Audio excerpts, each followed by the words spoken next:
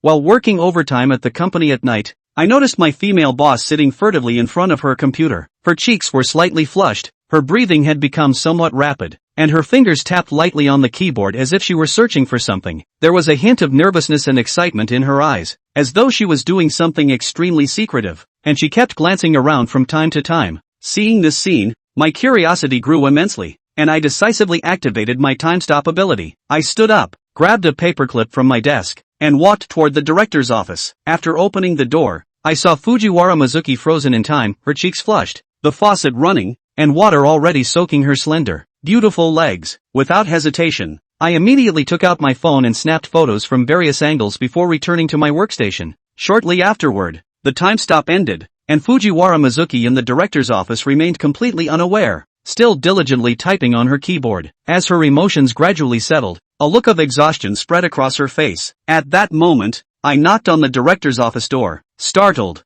Fujiwara Mizuki quickly sat up, shut down her computer, and tidied her desk. Only after confirming everything was in order did she open the office door. I stood outside her private office door, wearing a lewd smirk. When Fujiwara Mizuki saw my malicious expression, her heartbeat skipped a beat. She glared at me coldly, her eyes filled with anger and shame. "Muga, what are you doing?" Her voice was slightly hoarse at first but quickly shifted to her usual icy tone, as if trying to freeze me in place. I continued to smirk and looked her up and down, pretending to be innocent as I said, "Director Fujiwara, I just wanted to ask if you'd like to leave work together. It's getting late." Fujiwara Mitsuki's face instantly turned pale, clearly not believing my words. On the surface, she appeared calm, but inside, she was already in turmoil. She thought to herself, "Damn it, does he know something? Was he eavesdropping in my office? How long was he listening? And what did he hear?" Her eyes swept over the phone in my hand, and a flash of vigilance crossed her gaze as she coldly asked, "What are you doing with your phone?" I flashed the screen briefly, maintaining a faint smile as I replied,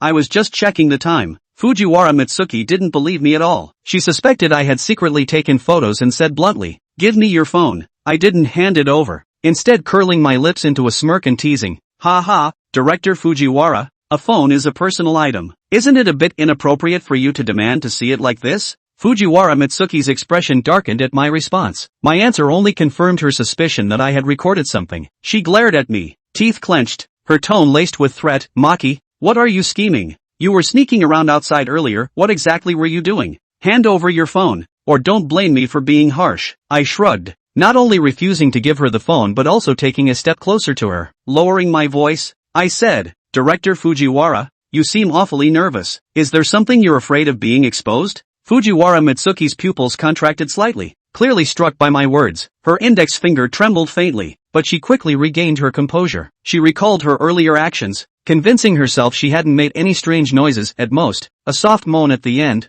and she had kept it very quiet. Besides, her office door had good soundproofing, so there was no way I could have heard anything from outside. Yet, an inexplicable panic gripped her, and she could only force herself to stay composed as she said, "Maki, stop spouting nonsense. This is my final warning, hand over your phone, or you'll regret it." I chuckled softly, a sly glint flashing in my eyes as I leisurely walked over to the office sofa and plopped down. Taking a cigarette from my pocket, I lit it and said unhurriedly, "Director Fujiwara, I saw everything you were doing in your office earlier and even took some lovely photos as proof." Fujiwara Mitsuki's beautiful face instantly drained of color, turning deathly pale. Her voice trembled as she stammered, "Why you? How could you possibly? You're lying. Who would do such things in the office?" Her eyes were filled with disbelief. I smiled faintly, took a deep drag of my cigarette, and deliberately delayed my response before casually pointing at the camera on the monitor. With a smug tone, I said, "Director Fujiwara, do you see that? Care to guess whether I managed to capture your photos?"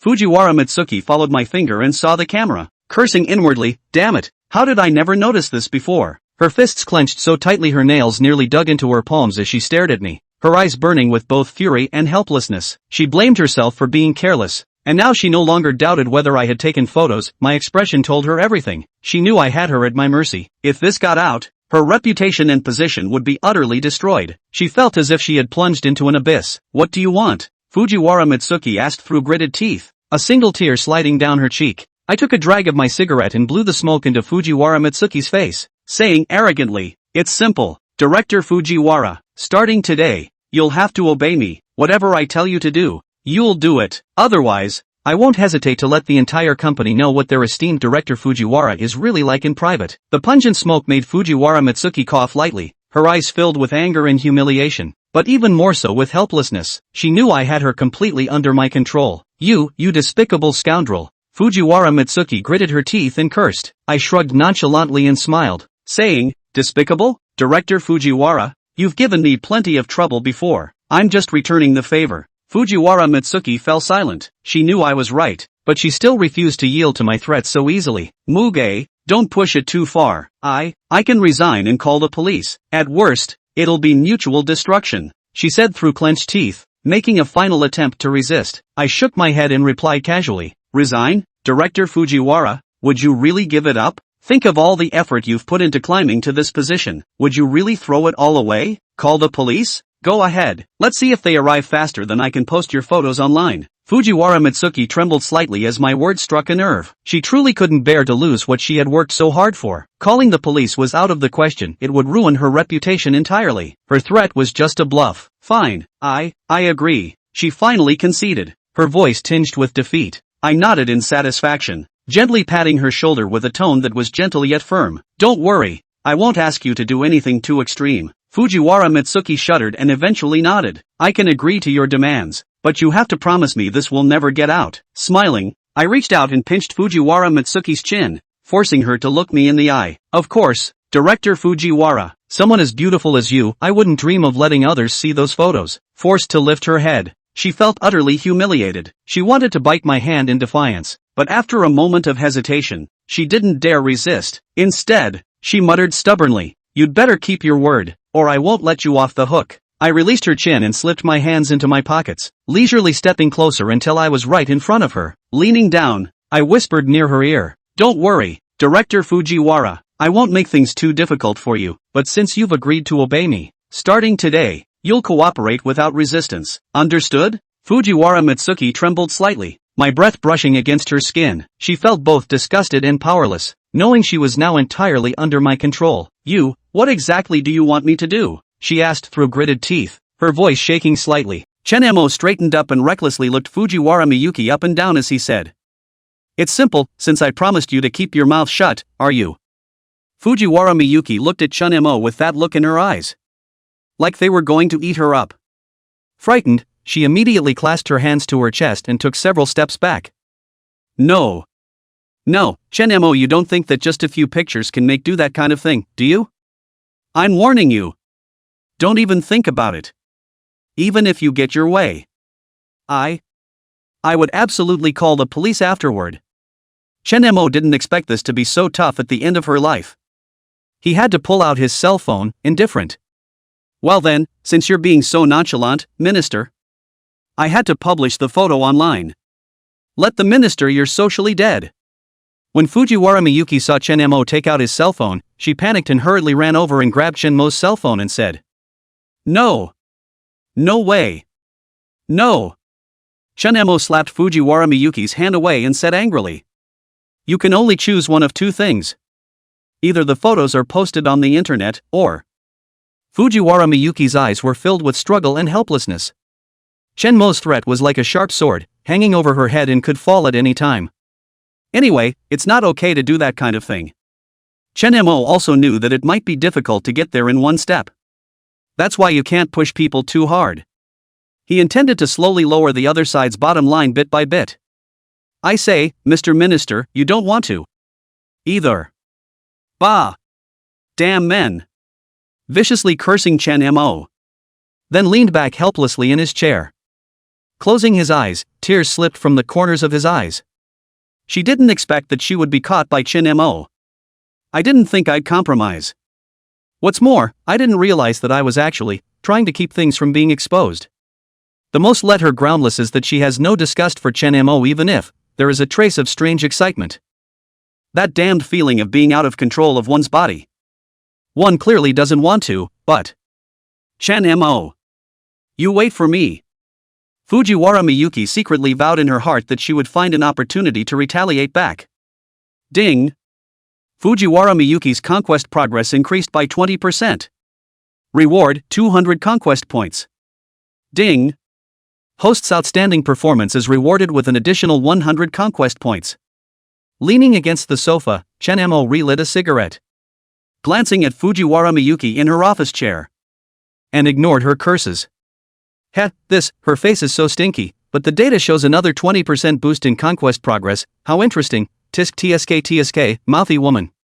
He didn't go up to Fujiwara Miyuki to comfort her. Instead, he smoked a cigarette to himself.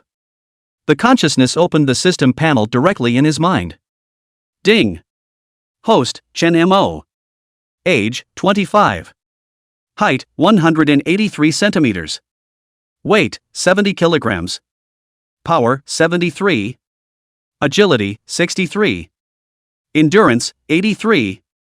Spirit, 83. Charm, 83. Skills, time pause, ion facts, information viewing. Conquest points, 800. Points raffle X2. Freedom attributes, 4. Currently conquering target. Fujiwara Miyuki conquest progress, 20%. Yoshina Morisawa conquest progress, 55%.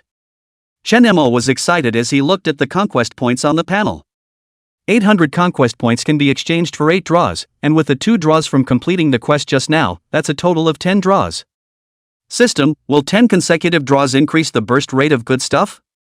However, the system did not reply to Chen-mo's question. But with Chen-mo's many years of experience in playing game draws, 10 straight draws definitely have a higher burst rate than single draws.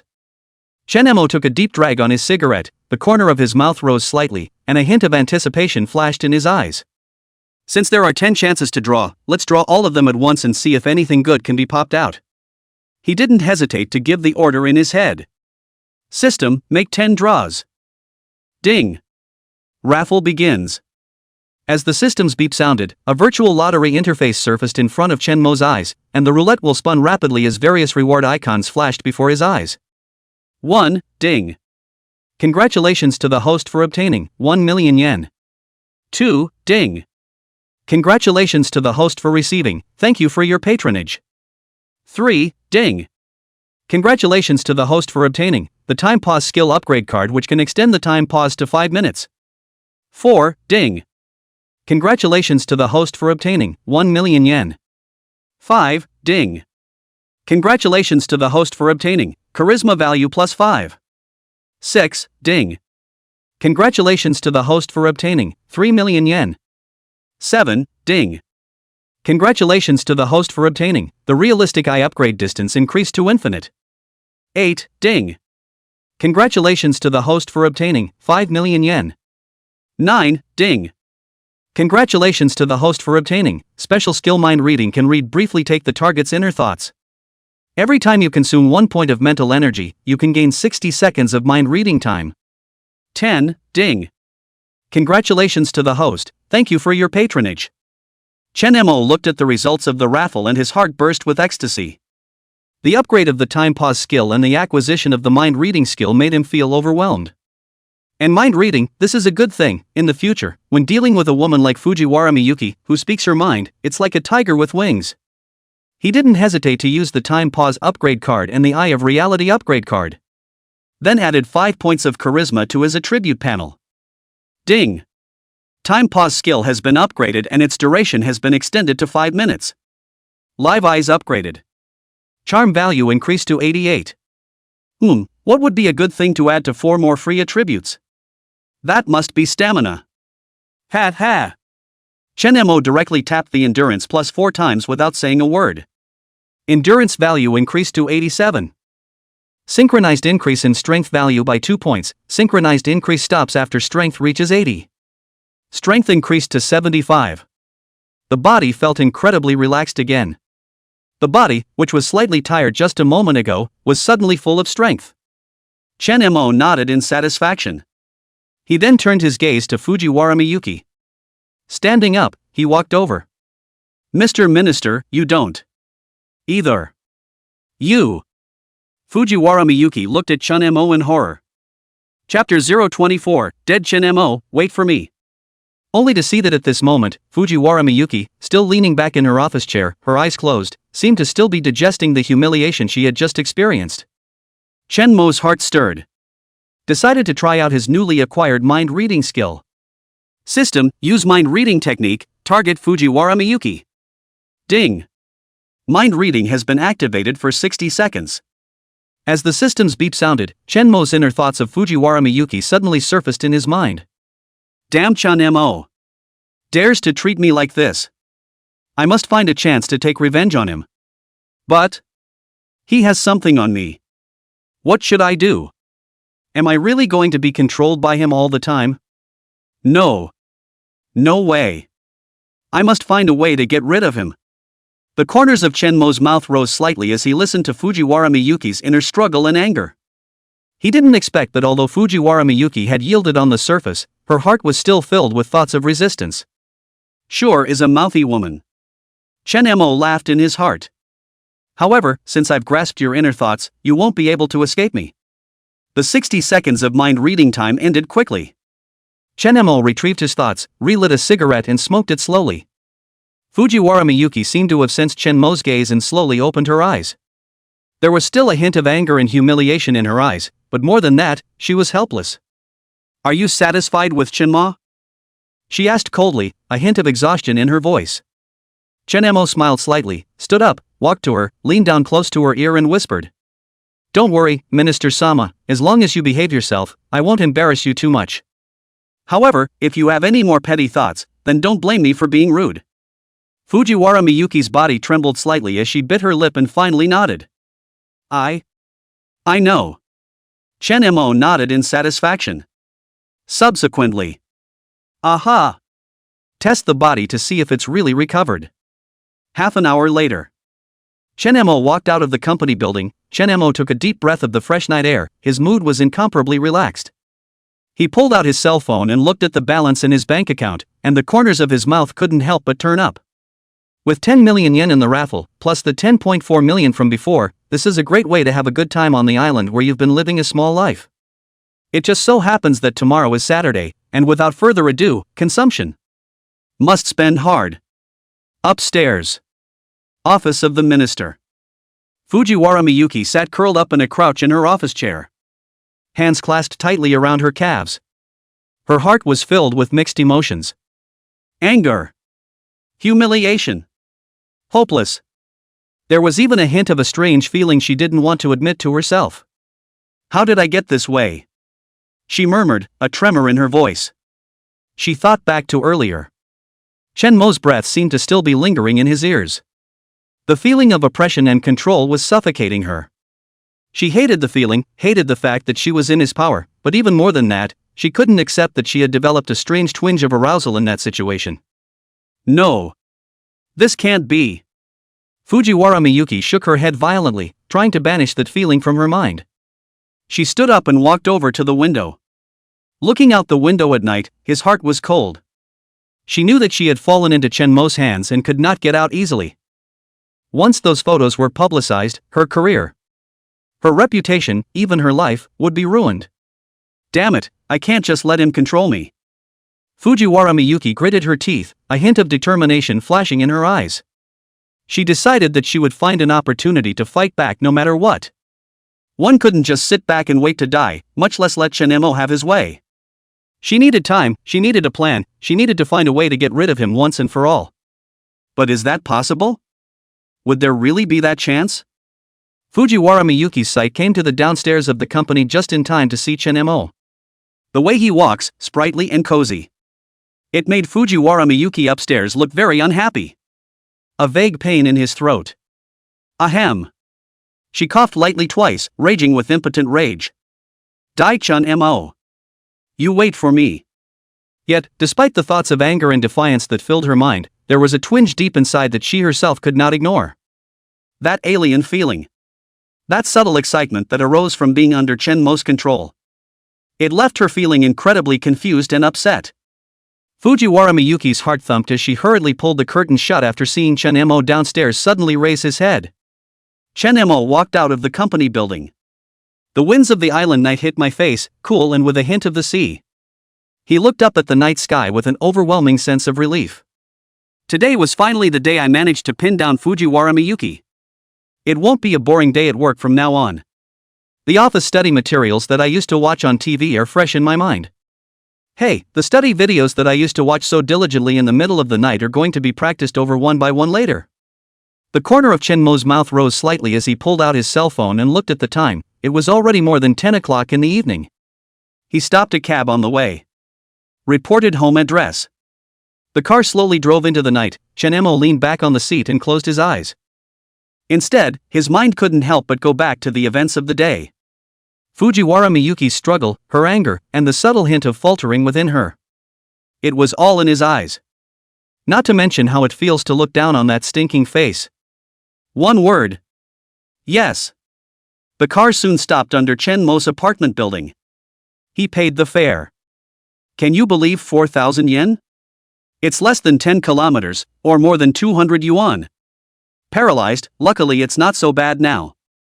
After getting out of the car, Chen Mo walked straight into the elevator. The elevator was empty and Chen Mo leaned against the wall. As soon as I got back to my apartment building, I couldn't help but think of that plump backside. I wonder what Mrs. Morisawa is doing now.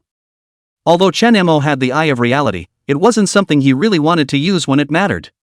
It always feels like snooping, while cool is still empty. I'm afraid life is a lot less fun when you're prying all the time. The elevator door opened and Chen Mo stepped out of the elevator. Pulled out the key and opened the door to the house. The room was dark and he casually turned on the lamp, the light illuminating the tidy living room.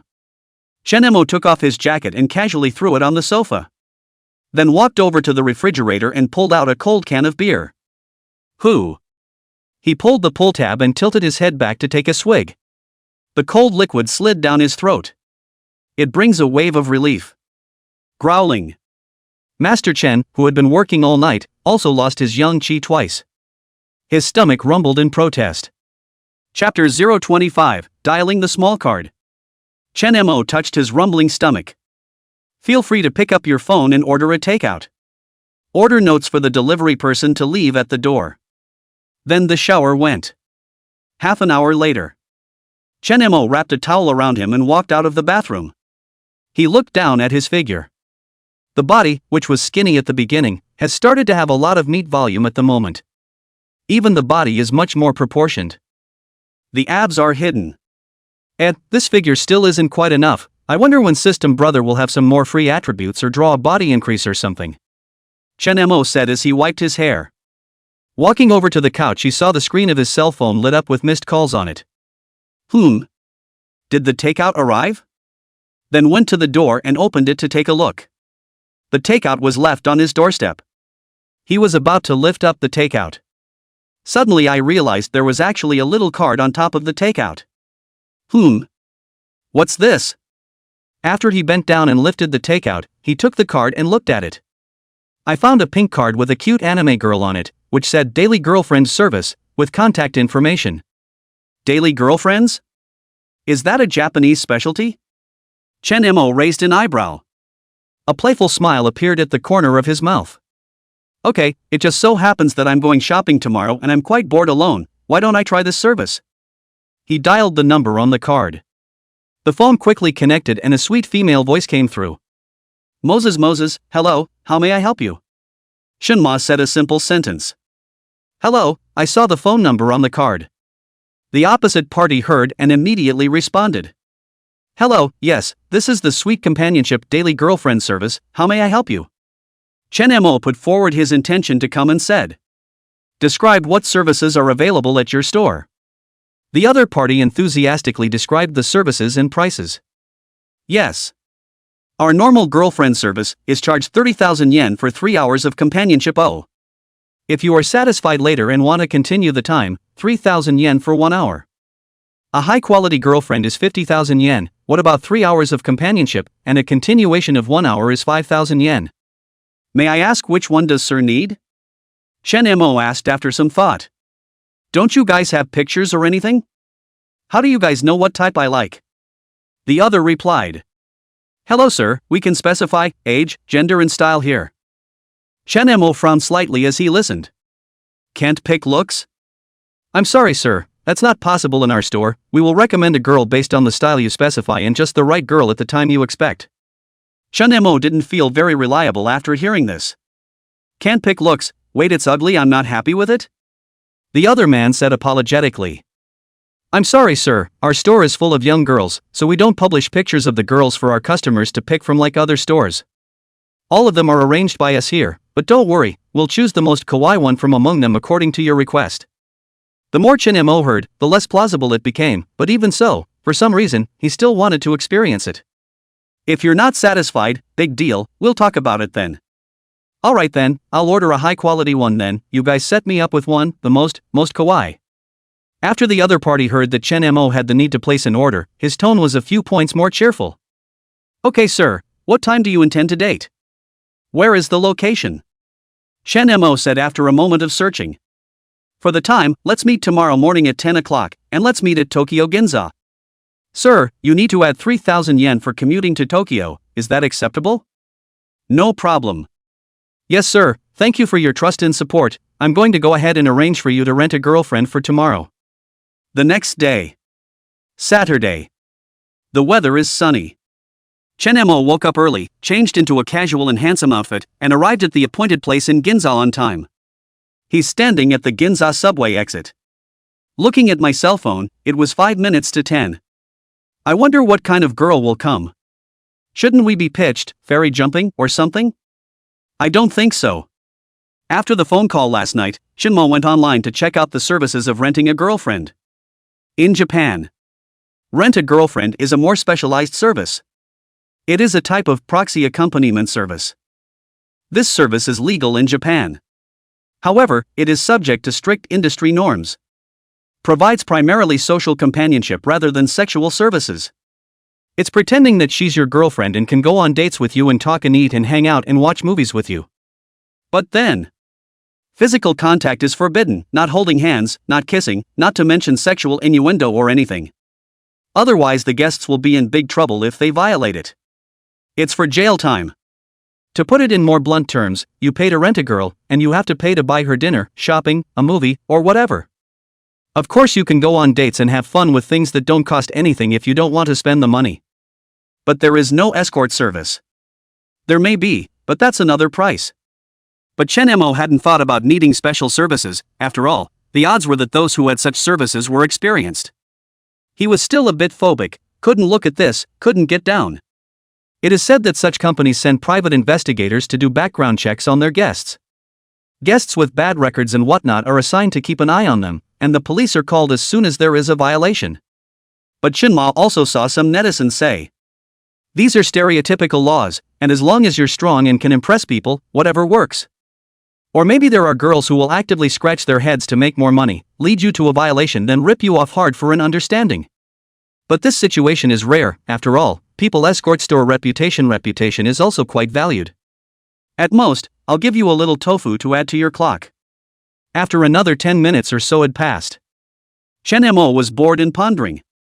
Suddenly a light footstep was heard behind him. Empty Yuki, wow, Ano please. Is Mr. Chin-mo? A soft, clear voice came.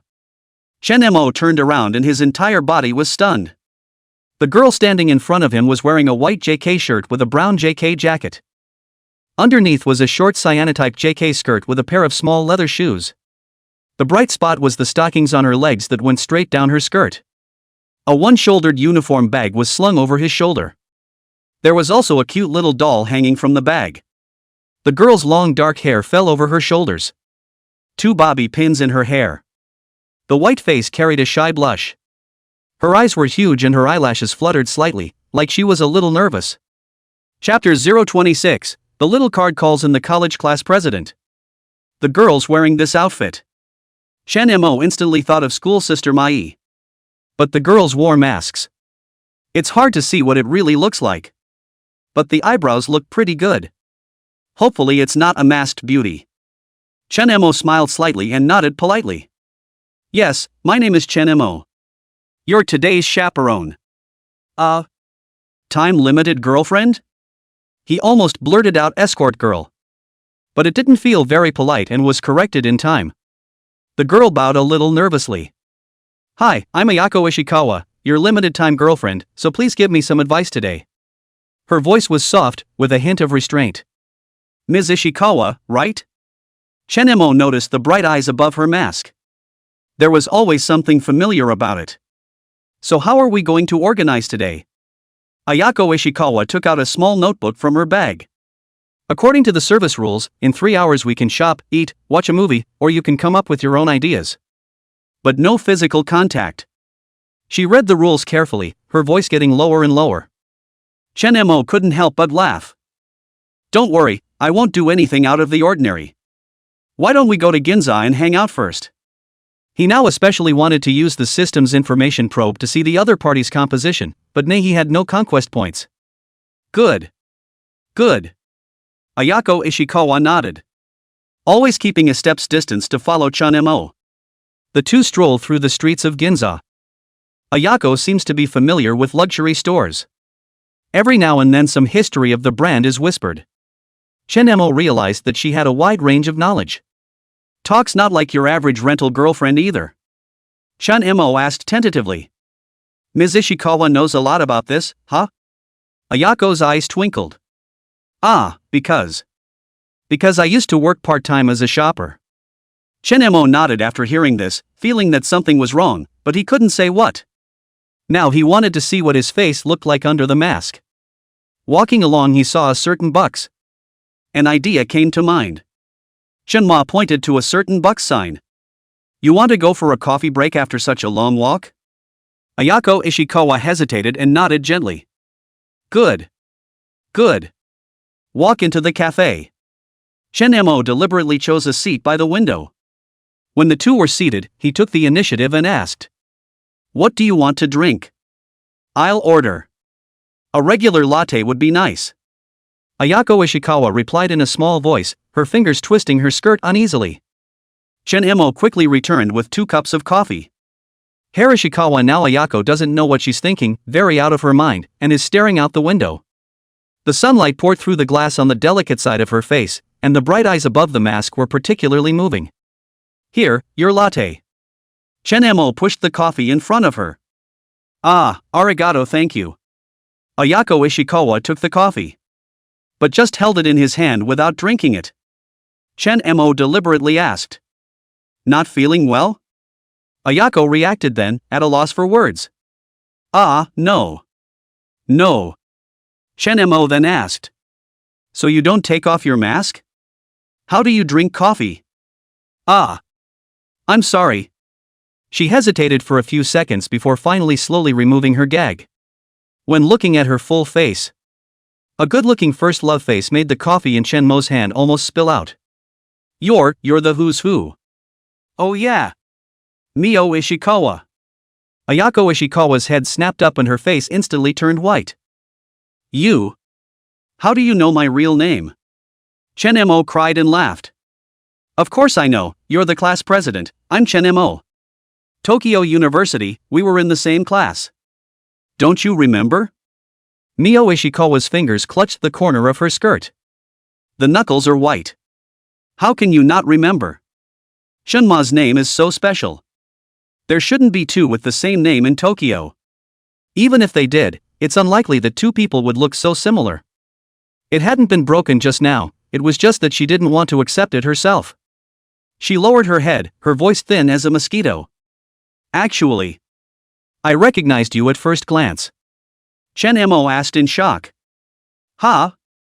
If you recognize it, then why did you? Ishikawa Mio's eyes reddened slightly and said. Because it's so embarrassing. Being seen by classmates doing such undignified work. And she secretly raised her eyes to look at Chenmo. You've changed so much, I was holding on to a glimmer of hope. Only then did Chenmo come to a realization. Indeed, since acquiring the system, his stature and temperament have changed radically. But not to the point of being unrecognizable. The reason for not recognizing it is actually embarrassment. Squad leader, you. Please don't call me squad leader. Mio suddenly interrupted him with excitement. Then realizing that he had lost his temper, he lowered his head again and. I'm sorry. I don't deserve to be any class president now, the title doesn't suit me anymore. The soft sound of music in the cafe seemed harsh at the moment. Chenmo looked at the once spirited honor student in front of him. Mio Ishikawa, who received a scholarship and had top grades. And now you're reduced to being a rent-a-girlfriend because you're forced to make a living? It doesn't seem to be down and out, after all, the income is quite high. Nothing more than less than decent. Even if it is a service that offers companionship in bed. Renting a girlfriend is no different for anyone else than it is for a customary woman. Shen-mo took a deep breath, trying to sound calm. Mio. Ishikawa-san, can you tell me what happened? Your family. Is there some kind of difficulty? Mio Ishikawa's fingers clutched her coffee cup tightly, her knuckles turning white. She kept her head down, her long lashes casting a shadow across her face. Because the family owes a lot of money, so... Her voice grew fainter and fainter, and finally almost inaudible. Mio Ishikawa didn't specify the detailed reasons. Because it didn't make much sense to her. After all, talking about it is nothing but more humiliating. Moreover, in her impression, Shen-mo was not in a very wealthy condition. When she used to go to school, as the class president, she knew quite a bit of basic information about her classmates. Shen-mo also worked a lot to earn money during school. Even now Shen-mo spends so much money to rent his girlfriend. She felt that it should be because Shen-mo's work was too depressing to consume. After all, it's pretty hard for young islanders to make money. Because she needs money, she knows better than anyone that money is hard to come by. Although Shen-mo was quite eager to persuade the whore to follow her conscience, he was quite cooperative and did not pursue the matter. Ishikawa Mio saw Shen-mo, he was silent. Thought the other guy looked down on him. Her voice had a catch in it. I know it's humiliating. But I have no choice, it's the best paying job I can get. At least it's better than a custom store. Chapter 027, Models of Economic Conquest. He looked at the once proud girl in front of him. I don't know what the reason is, but I'm quite impressed that I have to put down my dignity for my family now. Shen-mo shook his head and said. There's no shame in earning money, class president need not feel bad, and I think you're pretty amazing. Ishikawa Mio heard Shen-mo's comforting words. She raised her head and looked at Shen-mo with an unbelievable look on her face and said. Thank you, Mr. Chen, for your comfort. But what happened today, can you keep it a secret for me? Shen-mo nodded. I won't tell anyone about today. A trace of gratitude flashed in Mio Ishikawa's eyes. Thanks. I won't charge you for today's service, I'll explain it to the company. Ah, this. Shen-mo scratched his head. That's not necessary, didn't you say you needed money? It's pretty hard to make money, so I'll pay the money as it is, and you can just treat me as an ordinary guest. Mio Ishikawa bit her lip. No, although I do need money urgently, I used to do this before, everyone else would try to take advantage of me, only Chen Merjun was the first person to understand me and comfort me. It's not easy for you to make money, just think of it as a class reunion for us. Shen-mo cried and laughed a little. This girl, she's so stubborn at a time like this. It's okay, I'll pay what's due. After all, I wasn't trying to just chat today. It just so happens that I'm looking to buy some clothes, so you'll be in charge of helping me with advice? Ishikawa Mio didn't expect Shen-mo to be so adamant that she had to count the money for this single service for her. In fact, it was in her mind that she really intended to do it for free, so she hesitated and nodded. Okay. Good. The two left the cafe. Walk into the mall in Ginza. Ding. Kane Morisawa's conquest progress increased by 1%. Conquest progress, 56%. Reward, 10 conquest points. Hint, the first time the conquest progress reaches 60%, you can get a mysterious prize. Shen-mo, who had just walked into the mall, suddenly heard a system prompt. It's a bit of an unknown, huh? What's going on? How did Mrs. Morisawa add to the conquest progress on her own? Conquered herself? Curious, he directly used the upgraded version of his live-eye to find out what was going on. Immediately the brain had a 3D image of Mrs. Morisawa. No wonder, I said how did it boost the progress again, so I called out his name again. It so happened that Mrs. Morisawa sent 10 conquest points. He directly used information probe on Mio Ishikawa. Ding. 10 conquest points consumed, checking target character information. Name, Mio Ishikawa. Age, 23. Height, 158 centimeters. Weight, 46 kilograms, c. Charging times, 0. Overall rating, 94. Occupation, sweet companion store rental girlfriend. Character, tough and patient, delicate and sensitive, gold-digging but not casual. Background, Mio Ishikawa was born into an ordinary Osaka family. Her father was a company employee and her mother was a housewife. Growing up with excellent grades, she was always the pride of her parents. However, 2 years ago, his father incurred huge debts due to a failed investment, and then committed suicide under the pressure. As a result, his mother fell ill, and the high medical bills and debts left the family in a desperate situation. In order to repay her debts and pay for her mother's medical bills, Mio Ishikawa had to give up the opportunity to continue her education and work around the world. However, due to the amount of debt, a regular part-time job is simply not enough to fill the gap. In a desperate situation, she stumbled across a job advertisement for a girlfriend for hire, which offered good pay and no physical contact. Despite her inner resistance, she eventually chose the job in order to survive. Weaknesses: being saved by a man she sees, wanting lots and lots of money, not needing lots of love, but lots of money, and this month she's planning to go into action movies if she can't scrape up the money. Hobbies: photography, anime, secondary costs. Current favorability to host, 10 ordinary friend. Score 90 plus, eligible for conquest, bound or not. Confirmation cancellation. Shenmo's heart moved slightly after reading the information. So that's what caused her situation? No wonder it's so short of money. This script is so familiar to Chunmo. How the more you look at it, the more familiar it becomes. Gambling dad, sick mom, who will help him if I don't? What a classic flavor. But Chunmo didn't even think about it and directly confirmed the binding. Ding! Conquest binding successful. Initial conquest progress, 10%. Ding! The reward for conquest varies for different types of targets, and the current target has been detected to be related to the economy. Economic conquest mode unlocked. Economy mode: all purchases for Ishikawa Mio will be reimbursed by the system, and the probability of reimbursement can be doubled with a multiplier of 1.5. The economic model must not be intentionally swiped for cash, everything must be spent in a reasonable mutual way. At this moment, a voice in his ear interrupted Chunmo's state. Chen Majuan. To the side, Mio Ishikawa was talking to him. What type of clothes are you planning to buy? What's the budget requirement? I've worked here before and might be able to give you some help. Actually, Ishikawa Mio didn't mean to interrupt Chunmo. It was really Chunmo's eyes that kept looking at her. It took a long time to look at her, and she felt embarrassed to look at her.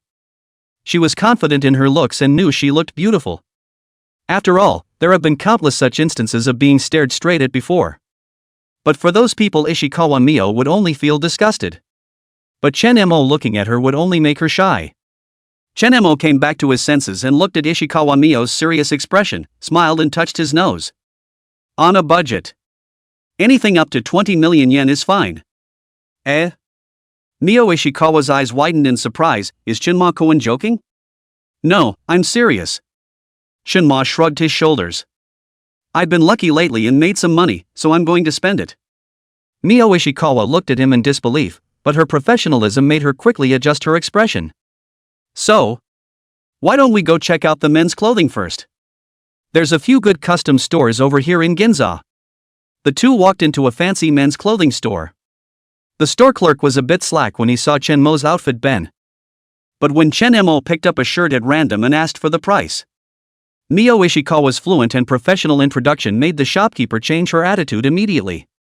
This one is an imported Italian fabric and the cut is perfect for the Asian figure. Mio Ishikawa's fingers gently stroked over the material of the garment. Eyes focused and professional. Chunmo looked at her serious side face. So professional? Suddenly couldn't help but ask curiously. You used to work here? Mio Ishikawa's fingers paused for a moment and nodded gently. I was a part-time shopper here during my sophomore year of college. Chunmo nodded thoughtfully and casually picked a few sets of clothes to go to the fitting room. When he changed into his first set of clothes and walked out, Mio Ishikawa's eyes clearly lit up. It suits you, it's handsome. She whispered, then hastened to add as if realizing she had lost her temper. I mean, the cut is very figure-flattering. Chunmo looked at himself in the mirror. He was indeed quite a bit more handsome than usual. He turned to the clerk. I'll take this set and try the others. An hour later, Chunmo had already bought 5 sets of clothes. The total price at the time of payment was over 5 million yen. Mio Ishikawa watched as he swiped his card without blinking. The doubts in his mind grew deeper and deeper. But she understands her position and identity very well. It didn't open its mouth to ask about Chen Mo's situation. Chapter 028, I'm not bad. Instead, he continued as a guide. Chen Merjun, do you plan to buy anything else besides clothes? Chen Ma pondered the idea.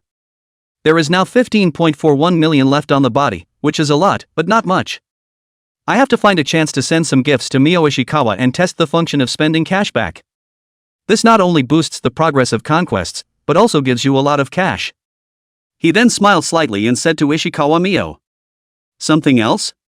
Yes, my briefcase is rather worn out and I'm planning to replace it with a higher-end bag. Do you have any suggestions? Mio Ishikawa nodded and advised professionally. High-end bags? The Hermes boutique in Ginza recently had new arrivals. Want to check it out? Yeah, let's go check it out then. The two arrived at the Hermes boutique. The little daylight area is world-class in all of its service. There's no bridge of TV shows looking down on it. They offer service with a smile even if you are dressed plainly. Not to mention the other luxury shopping bags the clerk saw Chen Mo carrying in his hand. Immediately greeted warmly. Welcome to Hermes, two distinguished guests, what would you like to see? Our latest arrivals of Birkin and Kelly are in stock. The clerk asked respectfully. They don't go out of their way to intentionally steer consumption if the guest hasn't asked for it. This will look cheap. And there are most wealthy guests who don't like that kind of sales presentation.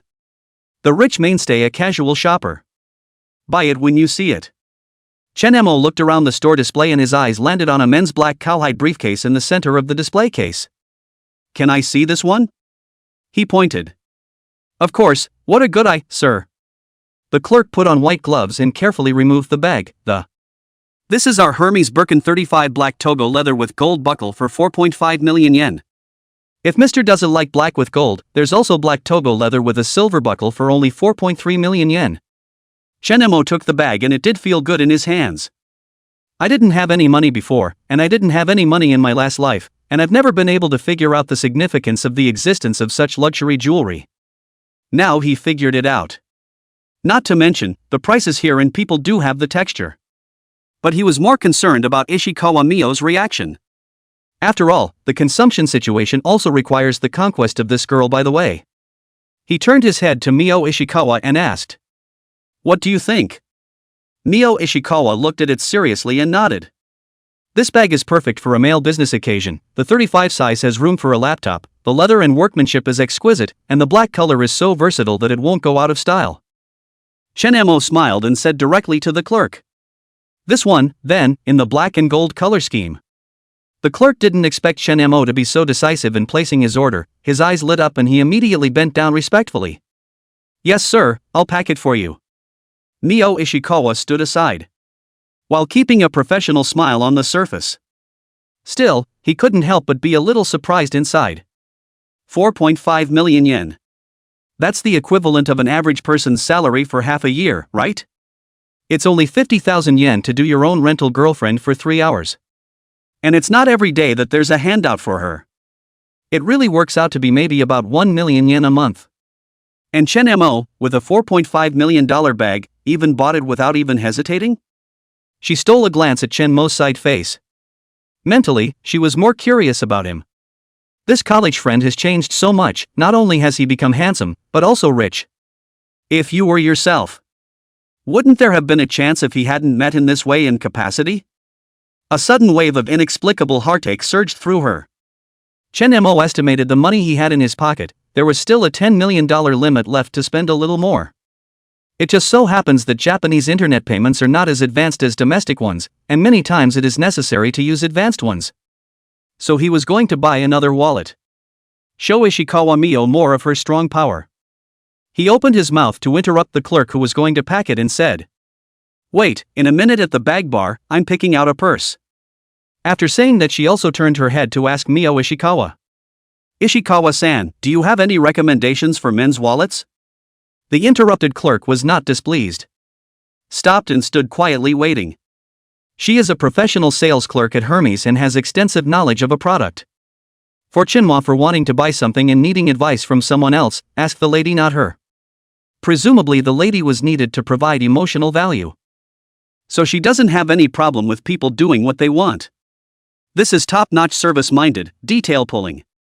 Mio Ishikawa, who was on the side, heard Chinmo's inquiry. There was a slight pause, followed by serious thought. For men's wallets, I think Hermes Bärenline is great, simple and elegant, and the leather is durable. She pointed to a short black purse on the counter. This one is just perfect for everyday use. Chenmo followed her finger to see that it was a black crocodile leather wallet, luxurious in a low-key way. He nodded to the clerk. This one then, please wrap it together. The clerk smiled and nodded.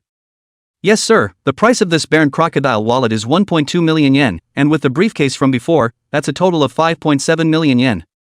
Chenmo calmly took out his bank card and handed it over. Mio Ishikawa stood to the side, mentally calculating this spending. 5 million yen for clothes, 5.7 million yen for 2 bags.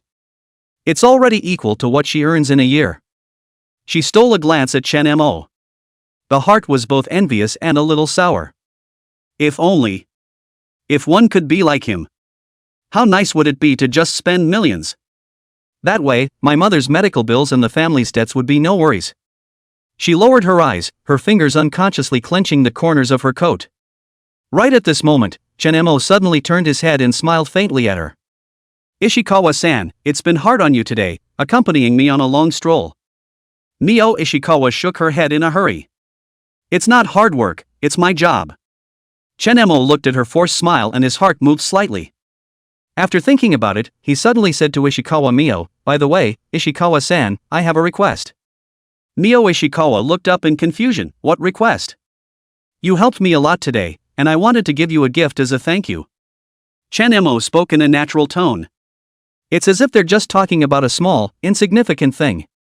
Ishikawa Mio instantly widened her eyes and waved her hand in a hurry. No. No need.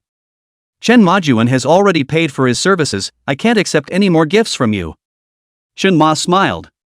Consider it as a token of appreciation between classmates, choose whatever you want, no need to be polite, I'm not poor. Chapter 029, Money Tree Mio Ishikawa. Mio Ishikawa bit her lip, struggling internally. She does need the money, but she has her principles. If you receive a gift from a guest, then what's the difference between yourself and those girls who sell their bodies? At least now she's just betraying time. There was no involvement with any of the guests, and even less physical contact. It's just not a decent enough thing to say. For the money, she had no other choice. The current employment environment for women on the island. Decent work doesn't pay off huge debts. Decency doesn't help the Augustin in the hospital either. Money, she needs money. It's really not necessary. She whispered. There was a hint of stubbornness in her voice, despite the fact that things had gotten difficult to the point where they were now. How can a girl not love beauty?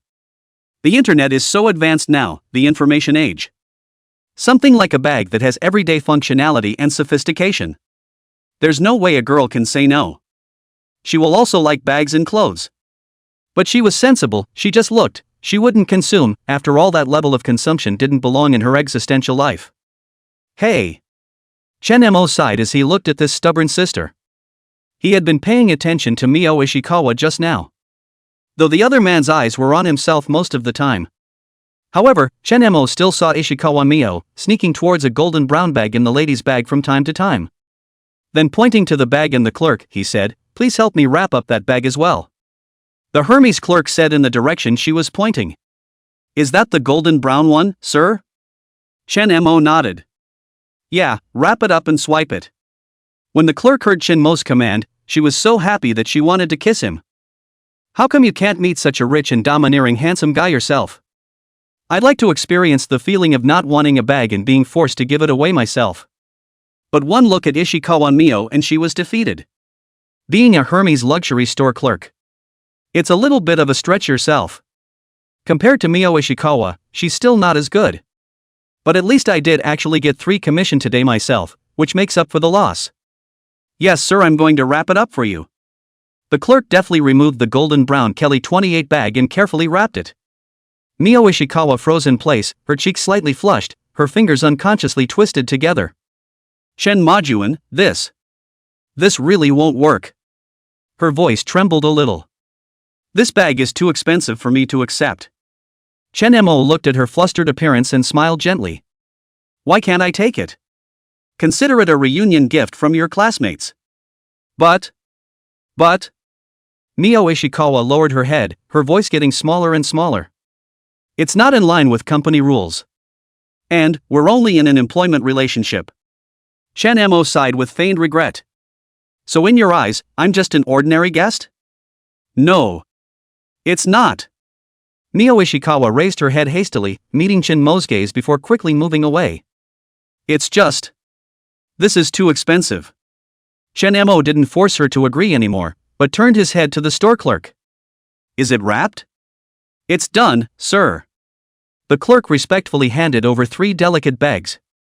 You purchased the Birkin black briefcase for 4.5 million yen, the Baron wallet for 1.2 million yen, and this gold brown Kelly 28 women's bag for 4 million yen, for a total purchase of 9.7 million yen. Chunma calmly swiped his card and signed.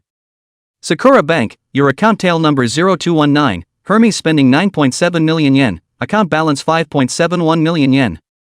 Ding! Monitoring that the host is spending money on Mio Ishikawa, economic mode on. Spending 4 million yen on shopping triggers 3 times the storm. Ding! Sakura Bank, your account number is 0219, you have deposited 12 million yen in Japanese yen, and your account balance is 17.71 million yen. I just spent 14.7 million yen, and then 12 million came in. Isn't that the equivalent of whoring for nothing? Find a way to spend a little more later and you'll make it right back. Looking at the text message on the cell phone, Shenmo's heart secretly happy. Incomparable Ishikawa Mio will be my exclusive money tree in the future. This is. Now he wanted to hug and kiss Ishikawa Mio. But the two aren't even close to that. So it's just something to think about. But Ishikawa Mio lacks money, he has money. At the right time and with the strength to match. It's so nice. It's so appropriate. The corners of Chen Mo's mouth rose slightly as he looked at his cell phone. Then he picked up that Kelly bag and handed it directly to Mio Ishikawa. Take it. Mio Ishikawa subconsciously took half a step back, her good-looking head shaking her head in denial. No, I really can't. Chen Mo slightly leaned over and whispered in her ear. If you don't take it, I'll just throw it in the trash. The tone was soft but full of unquestioning feeling. Ha! Mio Ishikawa stared at him with wide eyes in disbelief. Shinma shrugged. Anyway, the money's been spent, and it's no use to me if you don't take it. If you don't want it, I'll throw it away when I go out. Mio Ishikawa bit her lip, struggling internally. Why would Chen Majuan give himself such an expensive gift? Did he like himself? It can't be, can it? One doesn't know him very well. Communication during the school year was also pitifully low. But just now, when he was at the entrance of the mall, Chen Majuan seemed to have lost his nerve when he stared at him. Really like yourself. But after she thought about her job rental girlfriend, the moment was deflated again. He should just be looking at his looks and body, right? Do you give gifts so that you can repay them with your body? But Chen Majuan doesn't look like this kind of person? Can't think straight, brain is so messed up. This Kelly 28, even if you turn around and take it to the second-hand market, will sell for at least 3.5 million yen. The equivalent of more than 3 months of her income. If you sell it, you might be able to ease the financial pressure on your family. However, if she took it, her relationship with Chun Mo would become complicated. Just as she hesitated, Chen Mo had already shoved the bag into her hand. Well, that's it.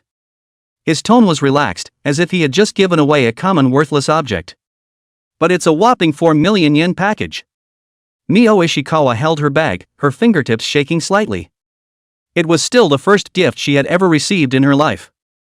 Although the opposite sex has given themselves away before. But they were all rejected by her.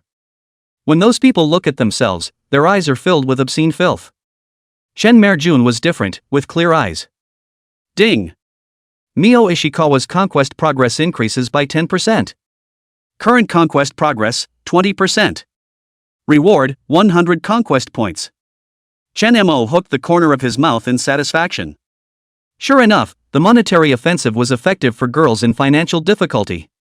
So he wasn't going to stop there. Chapter 030, touched Mio Ishikawa.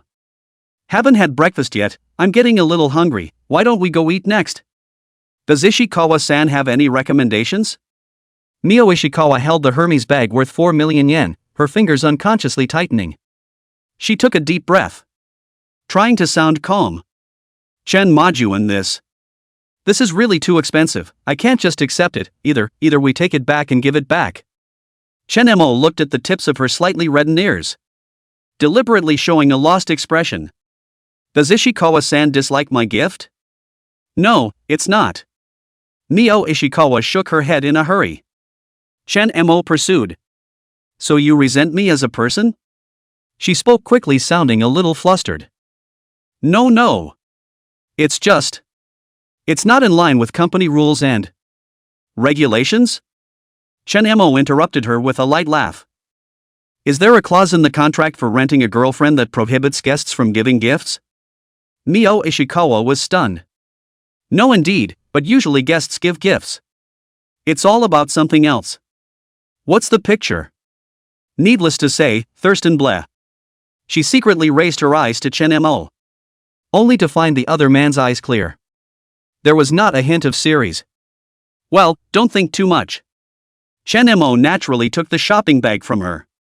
Carry it in your hand along with that Kelly bag.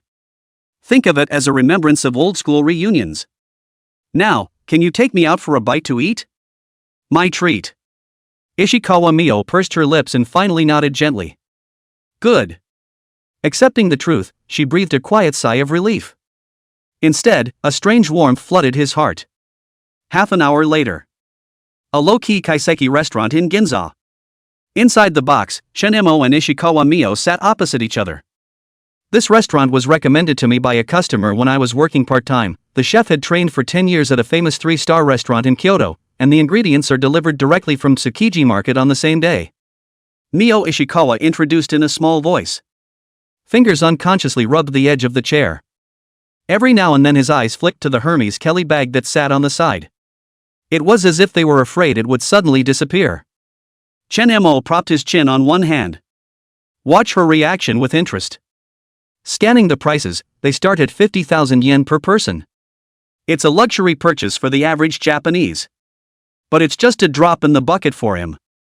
Then please order.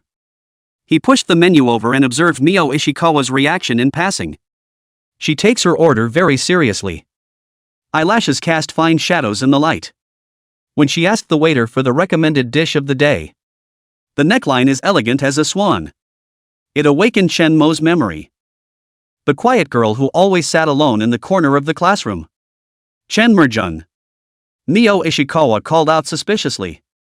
Are these dishes okay? Chen Mo returned to his senses and nodded with a smile. Perfect. Wait for the waiter to exit the box. The two of them were suddenly the only ones left in the small space. There was a slight awkwardness in the atmosphere, and Mio Ishikawa, as the rental girlfriend, was usually the best at dealing with such situations. But now she was inexplicably nervous from time to time for some reason. It's as if you're in a relationship, rather than making a deal in the form of a lease. She was silent for a moment before gathering the courage to speak.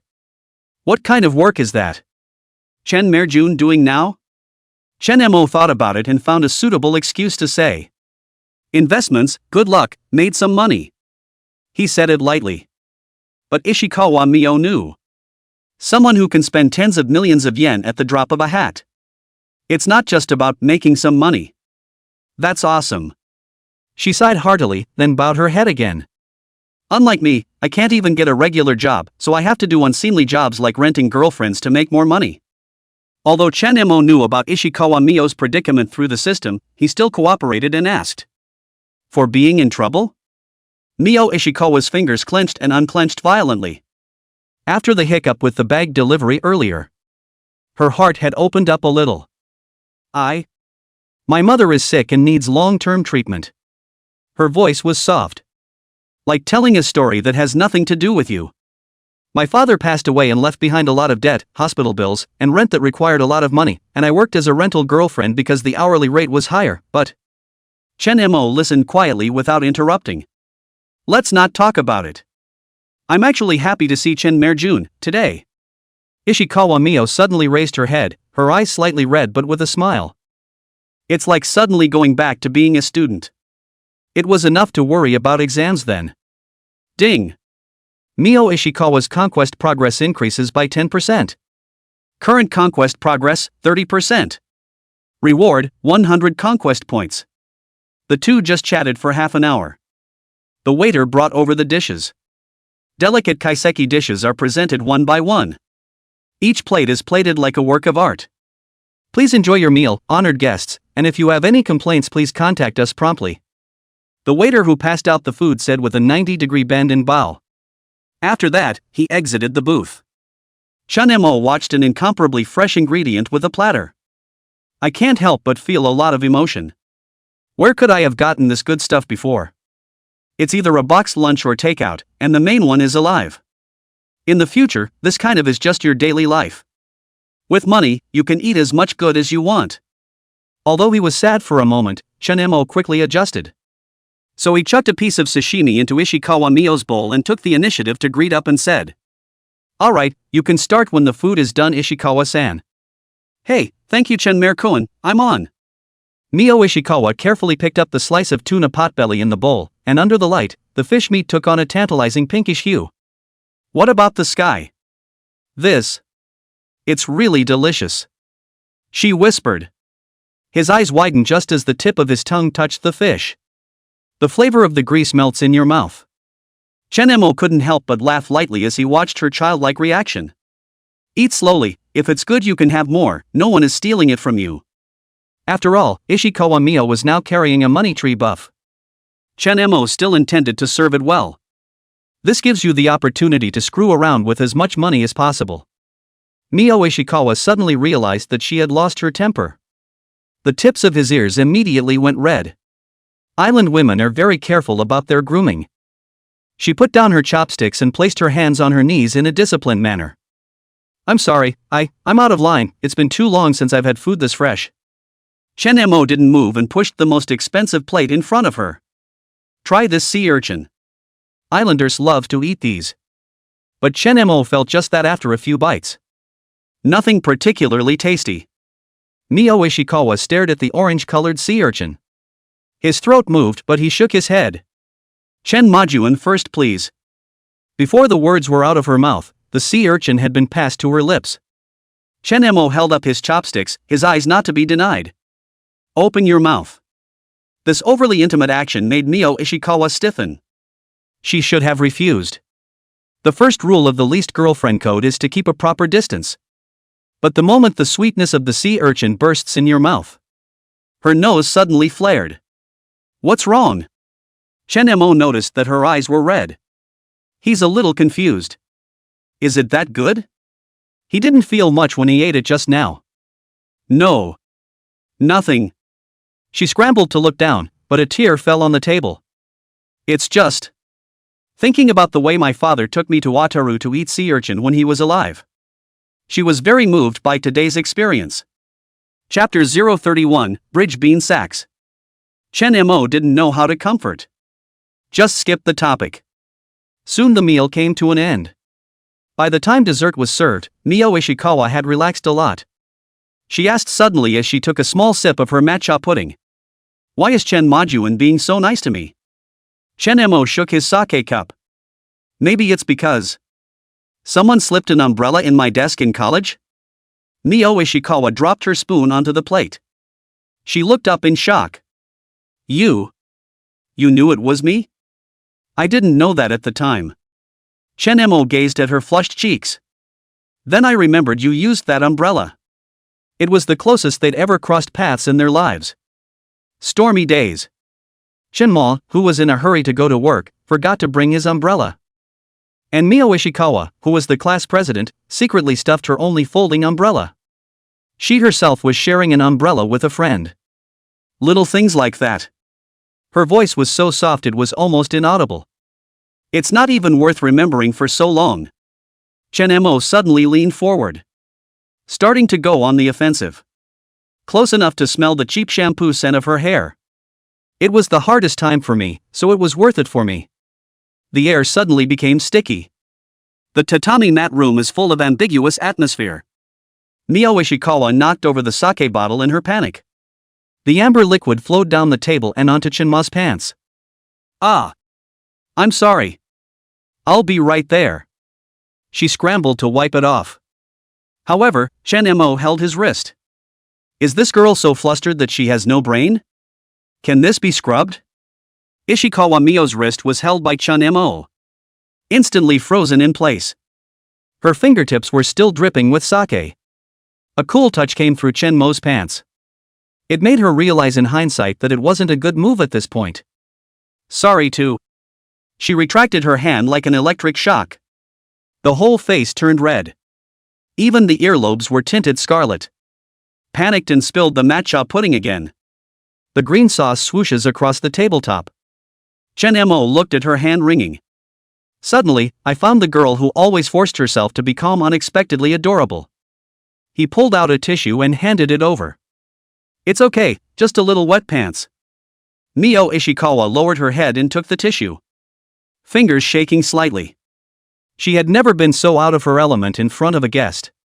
She felt the blood rush to her face all over her body.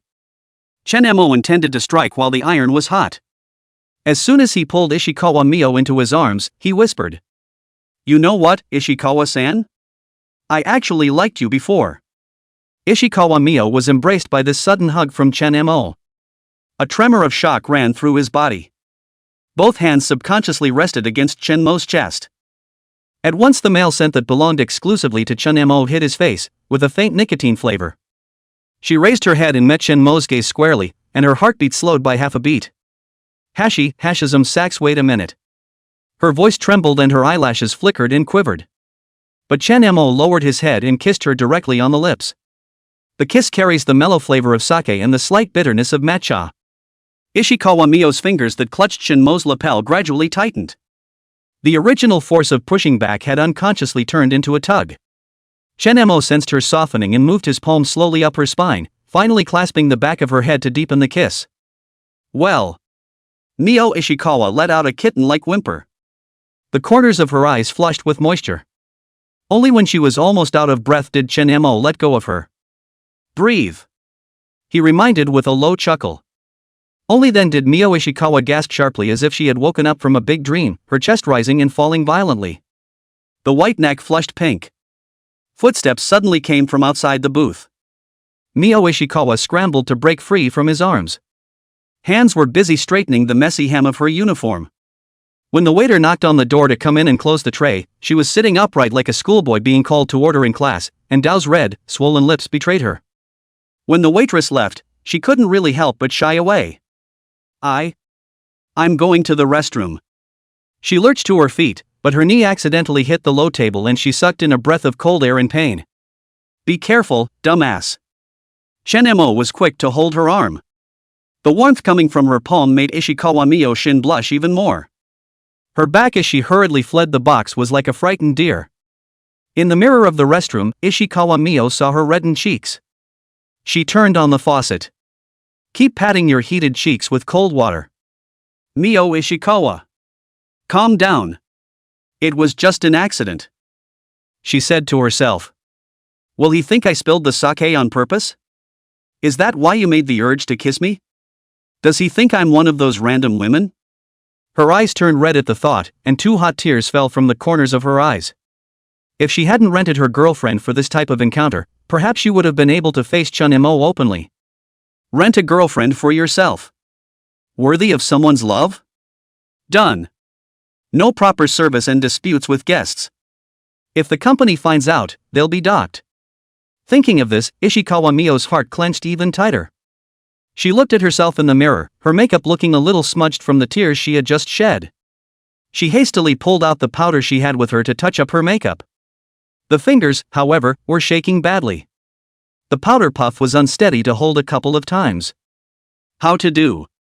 If you can make contact earlier, maybe you can really get along with Chen Majuan. Now you are not only a drag, carrying huge debts, and a sick mother, no one would accept yourself as a trouble, right? She bit her lower lip as tears welled up again. Just then, the phone vibrated. It's a message from the company. Ms. Ishikawa, there's an appointment for a guest at 3 p.m. today. If, please report to the office on time. The news hit her like a pot of cold water. In the past, in order to earn more money, she would go through small means when her customers gave up their extensions. This way you can get an extra order a day if you're lucky. After all, the order was placed for 50,000 yen in 3 hours. It's only 5,000 yen for a 1-hour delay. That's why she never delayed, and the company defaulted to giving him the initiative to schedule the next guest. After all, she's the signature girlfriend of the Sweet Companion store. After all, she was young, fair-skinned, and had a prim face. Yeah, she's just a rental girlfriend. How can you move on a guest? What's more, Chen Majuan may have been just a whim. Maybe it's nothing more than an interest in your own body. She took a deep breath and dried her eyes, trying to calm herself. Anyway, let's get today's work done first. Back at the box. Chunma is looking at his cell phone. When Mio Ishikawa left just now, he bought the order. The meal cost 300,000 yen. It directly triggered a 5-fold return of 1.5 million yen. It's the equivalent of whoring out a meal for nothing and earning 1.2 million yen. Chapter 032, just a change of place to chat. When Shen-mo saw her come in, he immediately put down his cell phone and gazed at her tenderly. Is everything okay? Mio Ishikawa lowered her head, not daring to meet his eyes. No, it's fine. Chen Majuan, She gathered her courage and looked up.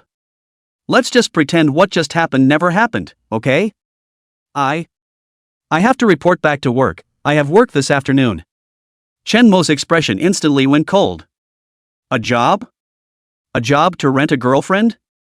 Ishikawa Mio nodded, her voice as thin as a mosquito. Well. Chen-mo suddenly stood up and walked over to her. Looking at her condescendingly, cancel it. Mio Ishikawa looked up in surprise. I say, cancel this afternoon. Chen-mo's tone was undeniable. The rest of the day is wrapped up for me. Mio Ishikawa waved her hand in panic. It won't work. Company rules state that you have to pay liquidated damages for a temporary cancellation, and it will affect my credibility score. Chen-mo asked with a cold face. How much for breach of contract? 500,000 yen. How much money is that? It's not as much as spending some random cashback on herself. Since she had the attribute of a money tree, Ishikawa Mio would be her own possession from now on. Chen-mo didn't say a word. Straight away, he took out his cell phone and operated it a few times. Ding! Monitoring that the host is giving consumption to Mio Ishikawa. Transfer spending of 5 million yen triggers 5 times the storm. Sakura Bank, your account number is 0219, you have deposited 25 million yen in Japanese yen, and the balance of your account is 38,910,000 yen. Soon, Ishikawa Mio's cell phone received a transfer notification. 5 million yen credited. This. She stared. I'll pay the liquidated damages and count the excess toward this afternoon's expenses. Chen-mo looked at her with firm eyes. Now, can it be cancelled? Mio Ishikawa's fingers clutched her cell phone tightly, struggling internally. Eventually, she sent the company a message cancelling the appointment. After sending the message, she looked like a deflated ball. Chen Majuan. This is too much, the breach of contract is only 500,000, leaving more than 4 million. Chen-mo opened his mouth and interrupted. Then count today and tomorrow and the day after that, and count until the money isn't there and then I'll keep on giving. The whole thing wilted. Chen Majuan, why are you doing this? Chen-mo gently lifted her chin. Make her look her straight in the eye. Because I like you, I have since college, and I don't want to see you go with another man, even if it's just for work. It's not like the words of confession cost anything. Chen-mo opened his mouth. But then. These words again hit the softest part of Ishikawa Mio's heart. Tears came to her eyes again. But. I'm just a rental girlfriend. I don't deserve. Hush. Chen-mo wiped away her tears with his thumb. Don't say things like that, you deserve the best. He took her hand. Come on, I'll take you somewhere. Leave the restaurant. Chen-mo brought Mio Ishikawa to the Bulgari Hotel Tokyo. Mio Ishikawa stood in front of the hotel. Nervous with sweaty palms. Chen Majuan, what are we doing here? Chen-mo could see her concern and laughed lightly. Don't worry, it's just a change of pace for a chat. There's a great observation deck on the top floor here. Chen Mo pulled Ishikawa Mio's hand into the hotel. Come to Bulgari after the welcome. The sweet voice of the Bulgari welcoming lady in overalls opened her mouth. Hello, may I help you? In such a high-end hotel like this, it's impossible for the welcoming lady to be poorly endowed. It's all carefully selected. Chen Mo looked at the rather attractive waitress in front of him and said, I made a reservation on my cell phone. Okay, what is your name, sir? Chun Ma. The welcome lady's pupils dilated slightly as she listened. Just now she received a message over the intercom. An honored guest booked a 400 square foot suite on the 44th floor of their top hotel today. That's 4 million yen a night for a room. It used to be rare for anyone to book a room that high-end. Even if there is one, it's an uncle type or a foreigner. This guest who booked the room today is so young and handsome, and mainly must be very rich. One look at her and she springs to life. Ah, so it's the esteemed Mr. Chen, welcome to the Bulgari Hotel. After she made a pleased gesture, please follow me. The welcoming lady walked ahead on her high heels, her hips wrapped in a black uniform skirt swaying from side to side with her pace. Ishikawa Mio followed behind Shin Mo with her head lowered. Fingers clutched the strap of her Hermes bag. The knuckles were white. Chen Majuan. She called in a small voice, with a note of uneasiness in her voice that. Are we really going to the hotel room? It's not just the uneasiness of facing a hotel that makes you nervous about the luxurious surroundings. The brand Bulgari is a luxury brand. Mio Ishikawa, who has experienced the economic crisis, has an instinctive inferiority complex towards high-consumption environments. Chen Mo turned around and smiled at her. Don't worry, it's just a quiet place to talk, the rest of the world is too noisy. The elevator doors slid open noiselessly. The welcoming lady pressed the button for the 44th floor. Ishikawa Mio stared at the constantly jumping floor numbers, her heart beating faster and faster. She stole a glance at the mirrored walls of the elevator. Her own cheeks were uncharacteristically red, and her hair was a little messy from the kiss she had just given. Another sneaky glance at Chun Mo next to him. It's so handsome. The face was subdued and confident. He reveals an aura. It was as if such places existed to serve him. With a ding, the elevator reached the 44th floor. The welcoming lady led them through the long corridor covered with Italian marble. It eventually stopped in front of a double-opening carved wooden door. Mr. Chen, this is your Bulgari suite. She brushed open the door to the room and stood respectfully. 400 square meters containing master bedroom, living room, dining room, study, and spa area. Windows with panoramic view of Tokyo Tower. Mio Ishikawa stood in the doorway, not daring to enter.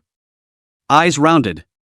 The soft touch of the Persian carpet underfoot came through the thin soles of the shoes, and a faint high-end aroma wafted through the air. This kind of place she had only seen in TV shows. Ishikawa-san, please come in. Chen Mo gently pushed her back.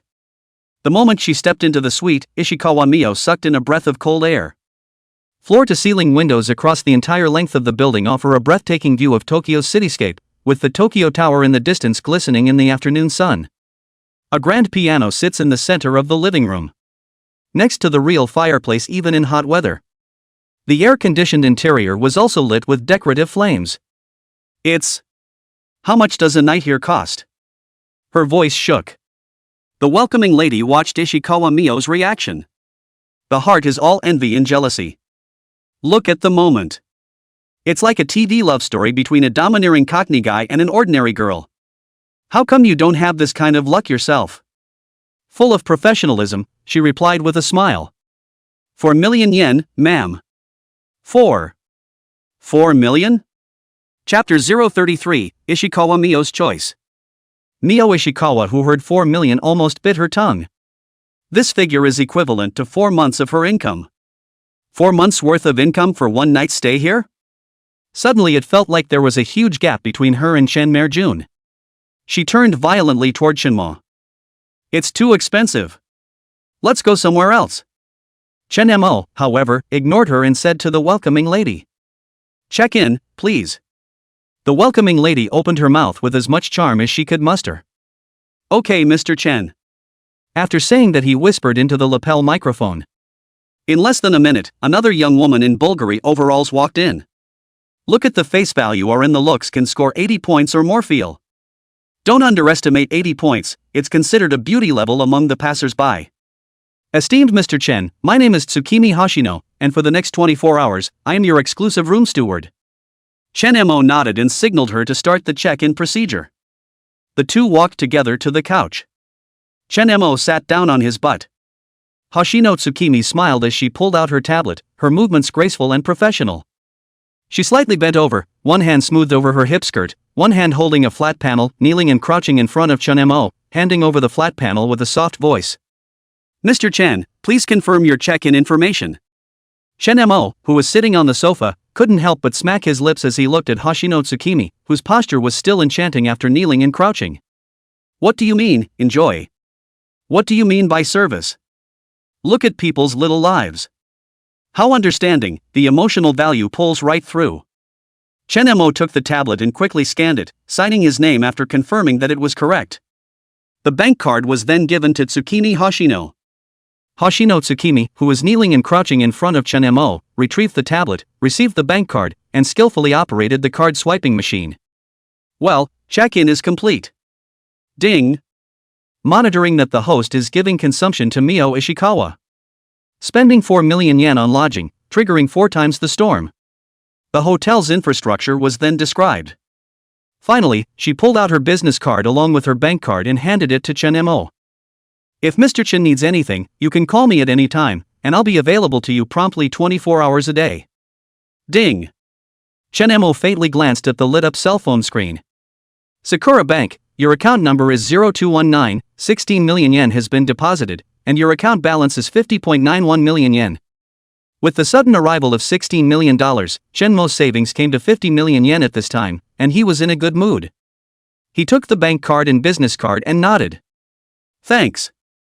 Hoshino Tsukimi looked at Ishikawa Mio again and smiled politely.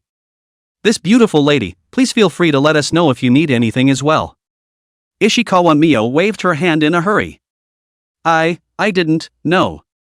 No thanks. Hoshino Tsukimi bowed again, then exited the suite with the welcome lady, closing the door gently behind her. The welcoming lady couldn't help but ask as the door closed. Sister Tsukimi, what is this young man's status? He actually booked the suite so easily, he's really powerful. Hoshino Tsukimi said after hearing the voice of the little girl on the side and popped the other girl's head with her hand. Kobayashi Jam, how could you forget the company rule against privately prying any information about guests? The welcoming lady called Kobayashi Jam covered her brain. Aya, it hurts, Tsukimi-san, people are just curious, after all, it's the first time they've seen this kind of young and handsome as well as powerful man, I really wish I could get to know him. Hoshino Tsukimi pretended to be angry. Work well is the most important thing, didn't you see the girl they brought with them? Are you as pretty as them? The welcome lady, Shaolin, put away her cheeky attitude and said in a serious manner. I know, I'll work hard, I'm just fantasizing, this kind of handsome guy, even if I don't have any money, I'm willing to do it for free, I'm not as pretty as other people, but you're not on par with her, Tsukimi-san. Aren't you moved? Hoshino Tsukimi wanted to give her opponent another brain crash when she heard that. Kobayashi hurriedly covered his head. With the departure of the welcoming lady and Hoshino Tsukimi, the room was instantly quiet. Ishikawa Mio stood still, somewhat at a loss for words. Shinmo walked over to the floor-to-ceiling windows overlooking the cityscape of Tokyo. It was also the first time he had seen this bustling Tokyo from this perspective. There was a very busy look down there with people coming and going in traffic. But he had a change of heart now, and his tone was casual. Nice view, come over and take a look? Ishikawa Mio hesitated. Eventually it was a careful walk. Standing beside Chen Mo, she looked down on the entire city through the glass. Everything seems so small in the skyscrapers. And Tokyo Tower is not far away. Glittering in the sunlight. So beautiful. She couldn't help but sigh softly. Chen Mo looked at her sideways, the corner of his mouth slightly raised. Was it good? Mio Ishikawa nodded. It's really beautiful, it's the first time I've seen Tokyo like this. She was lost in thought as she looked out the window. Before today. She's someone who's trying to get around for money and trying to stay alive. Life was weighing her down. The huge debt left behind by his father's suicide was heavy enough. Plus, my mother's body needed surgery to replace her organs. Either of these two situations can easily break down a family. Very unfortunate that both happened to her. And she needs so much money that she doesn't even think she can make that much money. Life is full of darkness. Starting last month, she had begun to fail to pay the interest on her debt. The other party has already said that if you can't pay it back, then you'll have to do action movies to cover the debt. $1 million at a time kind of thing. She didn't want to accept this, but there was nothing she could do about it. The men promised to lend her a sum of money, enough for her mother's operation. But she was also just a girl in her early 20s. There is also a love of life. Why? Why are you so unfortunate? Chen Mo was rich, but she never thought about who would help her and who could help her. There is no one who will help others unconditionally. Besides, one is a bottomless pit and needs more money than millions and millions of dollars can solve. Today, Chen Mo's appearance. It was as if a light had shone into her gray life. As it is. One is going to shoot that kind of stuff anyway. One will only be more undignified in the future. So why not make a great memory of your first time? At least he was happy when he stayed with Chen Merjun. Mio Ishikawa looked out the window out of her mind, her eyes burning slightly. Noticing her change in mood, Chen Mo pulled Ishikawa Mio into his arms as he asked softly. What's wrong? Nothing. Mio Ishikawa wiped the corners of her eyes in a panic. It just feels like, it's all like a dream. She lifted her face and looked at Chen Mo, her eyes said with deep emotion and a hint of determination. Chen Majuan, take me. Chen Mo froze for a moment. Then he realized what she meant. There was a flash of mixed emotions in his eyes. He gently stroked her long hair. Mio, don't force yourself. Mio Ishikawa shook her head, her eyes firm. Not reluctantly. This is my own choice. After saying that, she wrapped her arms around Chen Mo's neck and stood on her tiptoes to initiate a kiss. The kiss was more lingering than the one in the restaurant. Mio Ishikawa demanded in a raw manner. The kiss ended, and both of them had some unsteady breath. Chen Mo picked her up in a crossbody and gently placed her on the bed. Ishikawa Mio nervously closed her eyes, her eyelashes slightly trembling. Chen Mo leaned over and whispered in her ear. Don't be afraid, leave it to me. Chapter 034, Counterintuitive Rewards. Half an hour later. Ishikawa Mio was curled up in Chen Mo's arms, her face still had an unfading blush on it. Chen Mo stroked her hair with one stroke and suddenly opened his mouth. Mio, quit your job as a rental girlfriend. Ishikawa Mio, whose fingers were drawing circles on Chen Mo's chest, stiffened her body after hearing that. But I'll take care of your mother's medical bills and the family's debts. Chen Mo's tone was undeniable. Mio Ishikawa sat up violently. The covers slipped off to reveal a svelte figure. No way. That's too much. Chen Mo pulled her back into his arms. It's nothing to me, and he smiled badly and pinched Ishikawa Mio's face. You're mine now, and I don't want you to have any contact with another man, even for work. Mio Ishikawa buried her face in his chest and said sullenly. Chen Majuan. Why are you being so nice to me? Chen Mo was silent for a moment and said softly. Maybe it's because what I didn't get to say I liked in college, I finally have a chance to make up for now. That's a half-truth. However, it made Ishikawa Mio's heart flutter. She took the initiative to kiss Chen Mo's lips, raw but passionate. In the dead of night, Ishikawa Mio fell into a deep sleep from exhaustion. Chen Mo looked at her sleeping face, ruffling the broken hair on her forehead. Noticing that Ishikawa Mio's brow was still furrowed even after she fell asleep.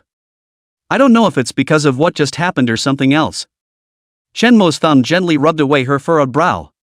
The sleeping Ishikawa Mio seemed to have a sense, the corners of her mouth rose slightly, and she also barred her mouth. After pacifying this money tree, Chen Mo opened the system interface. Ding! Progress of Mio Ishikawa's conquest, 60%. Mystery gift packages being distributed. Gaining the Aligardo thanks for the patronage recovery technique.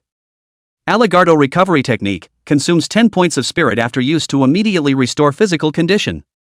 How to use, just say Aligardo. Ding, reinforcement 3. As he looked at the two rewards from the system, he couldn't help but have a strange smile on his face. Chen Mo didn't hesitate to put this 3 to use. He then looked to another reward. Arigato restoration. Consume 10 points of mental energy to immediately restore your physical state? Shinemo looked towards the sleeping Mio Ishikawa beside him. Her sleeping face was quiet and beautiful. But there was still a hint of fatigue on his brow.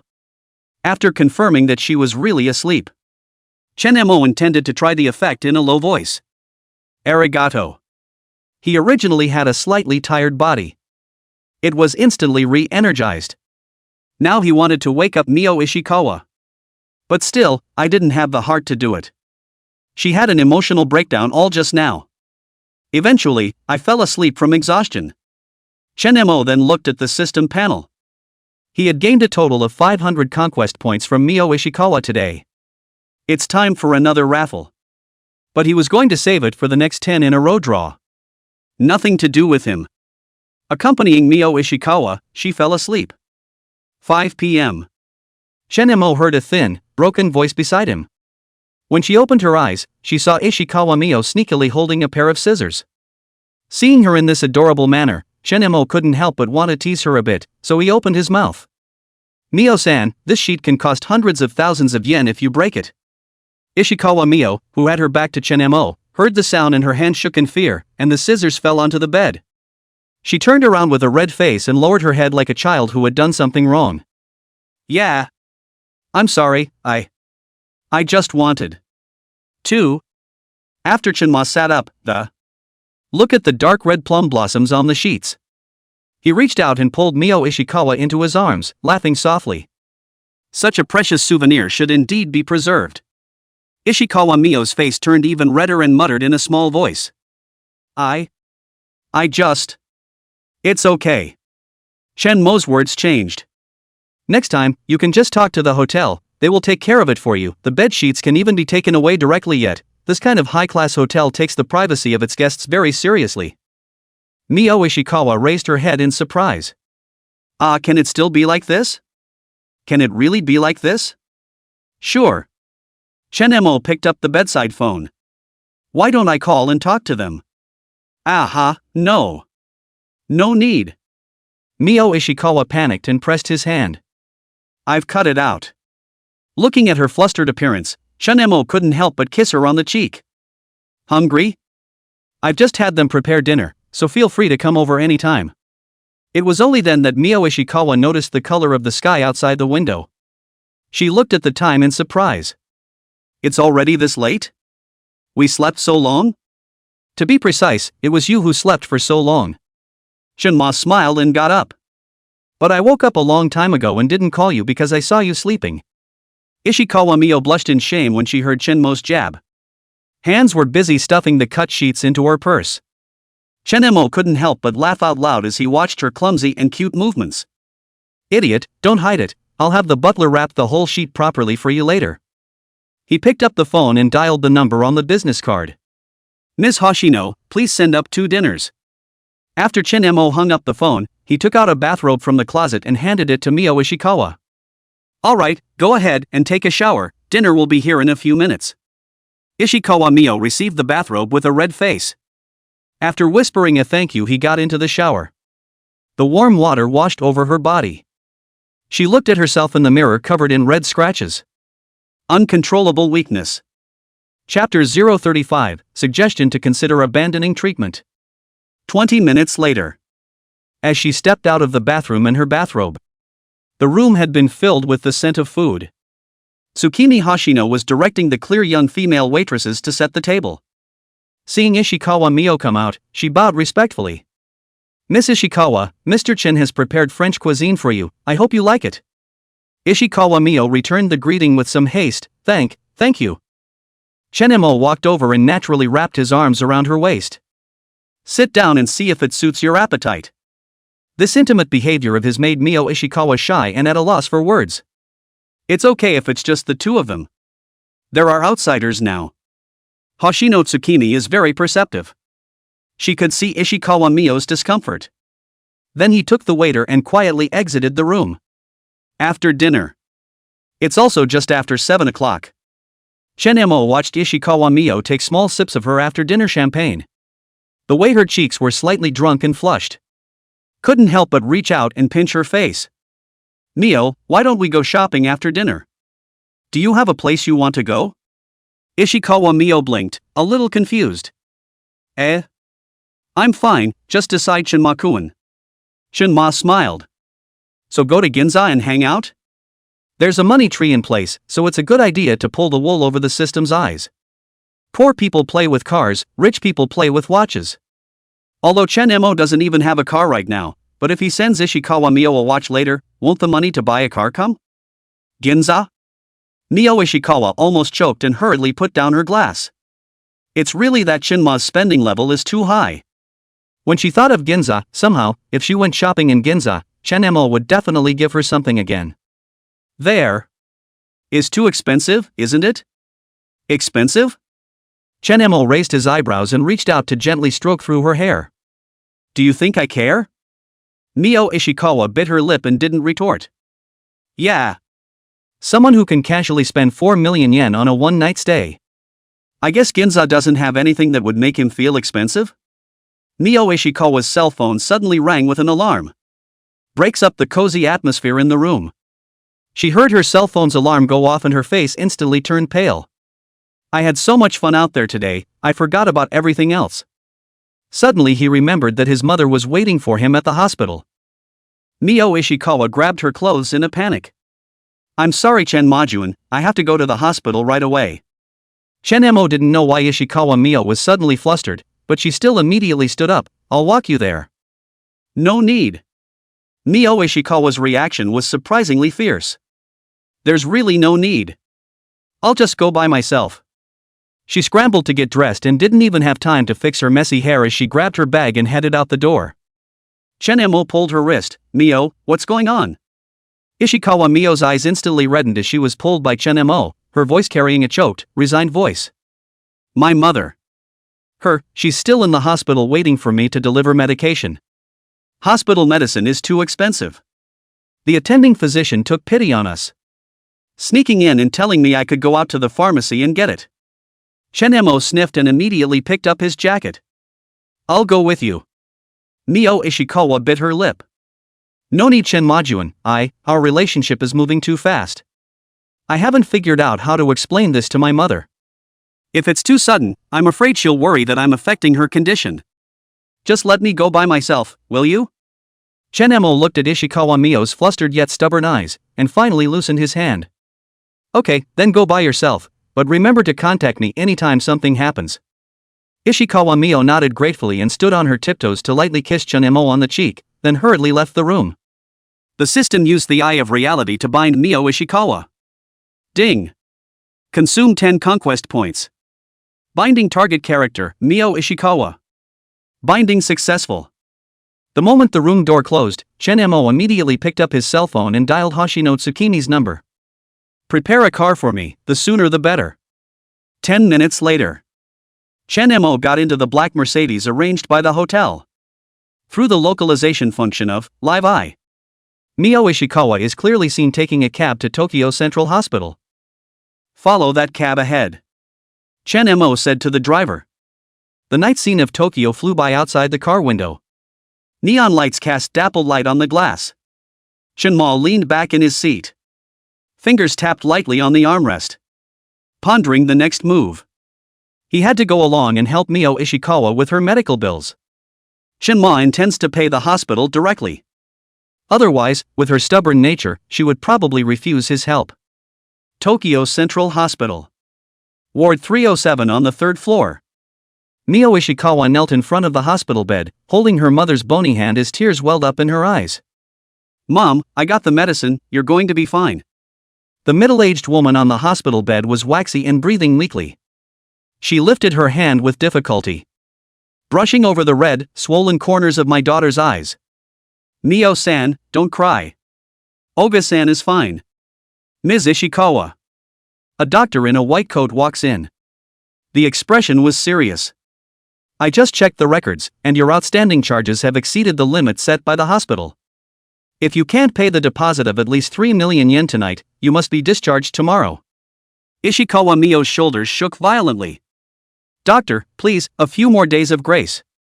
I'll get the money. The doctor sighed.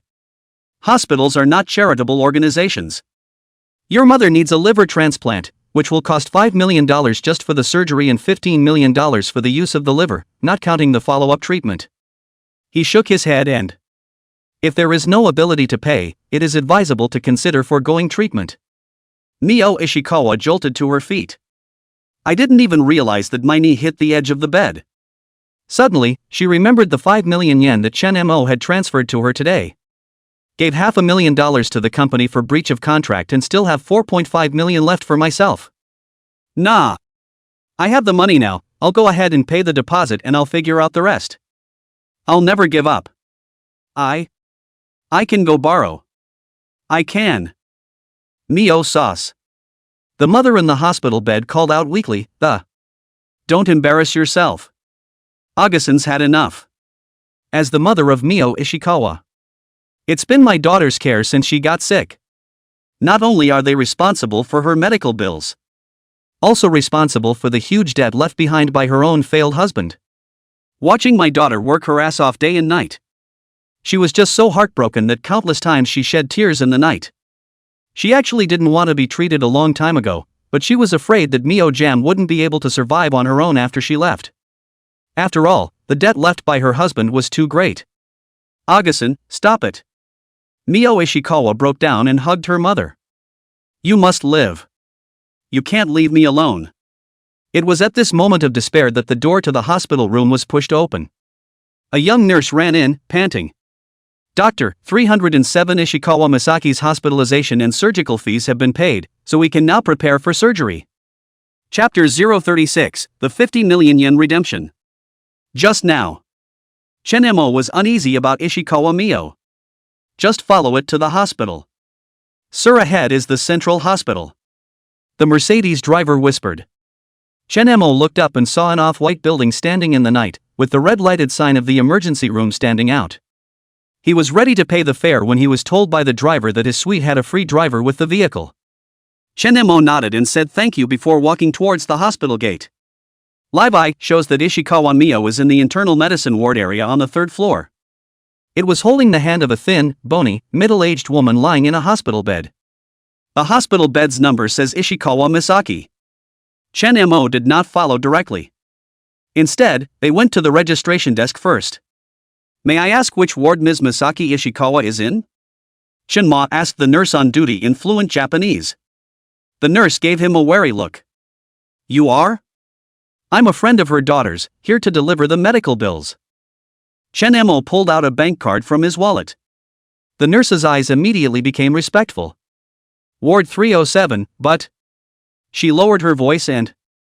Ms. Ishikawa is half a month behind on her medical bills, and if she doesn't pay today, she'll have to go through the discharge process tomorrow. Chen Mo's eyes flinched. How much is owed? Including surgery and hospitalization, the total is... The nurse quickly tapped the keyboard, 22 million yen. I paid in full. Chen Mo handed the bank card over. Also, I'll deposit an extra 28 million into it and please bother to arrange for the best doctors and medication. The nurse's mouth dropped open in surprise. Hands fidgeted as he took the bank card. Yes, sir. I'll take care of that for you. While waiting for payment, Chen Mo saw that Mio Ishikawa was kneeling in front of the hospital bed and crying bitterly through the live eye. He frowned at the nurse. Please hurry. I'm sorry. It'll be over in a minute. The nurse maneuvered quickly and...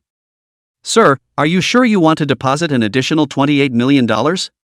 Aha! Chen Ma responded briefly. When the payment completion beep sounded, the nurse respectfully handed the receipt and bank card back to Chen Mo.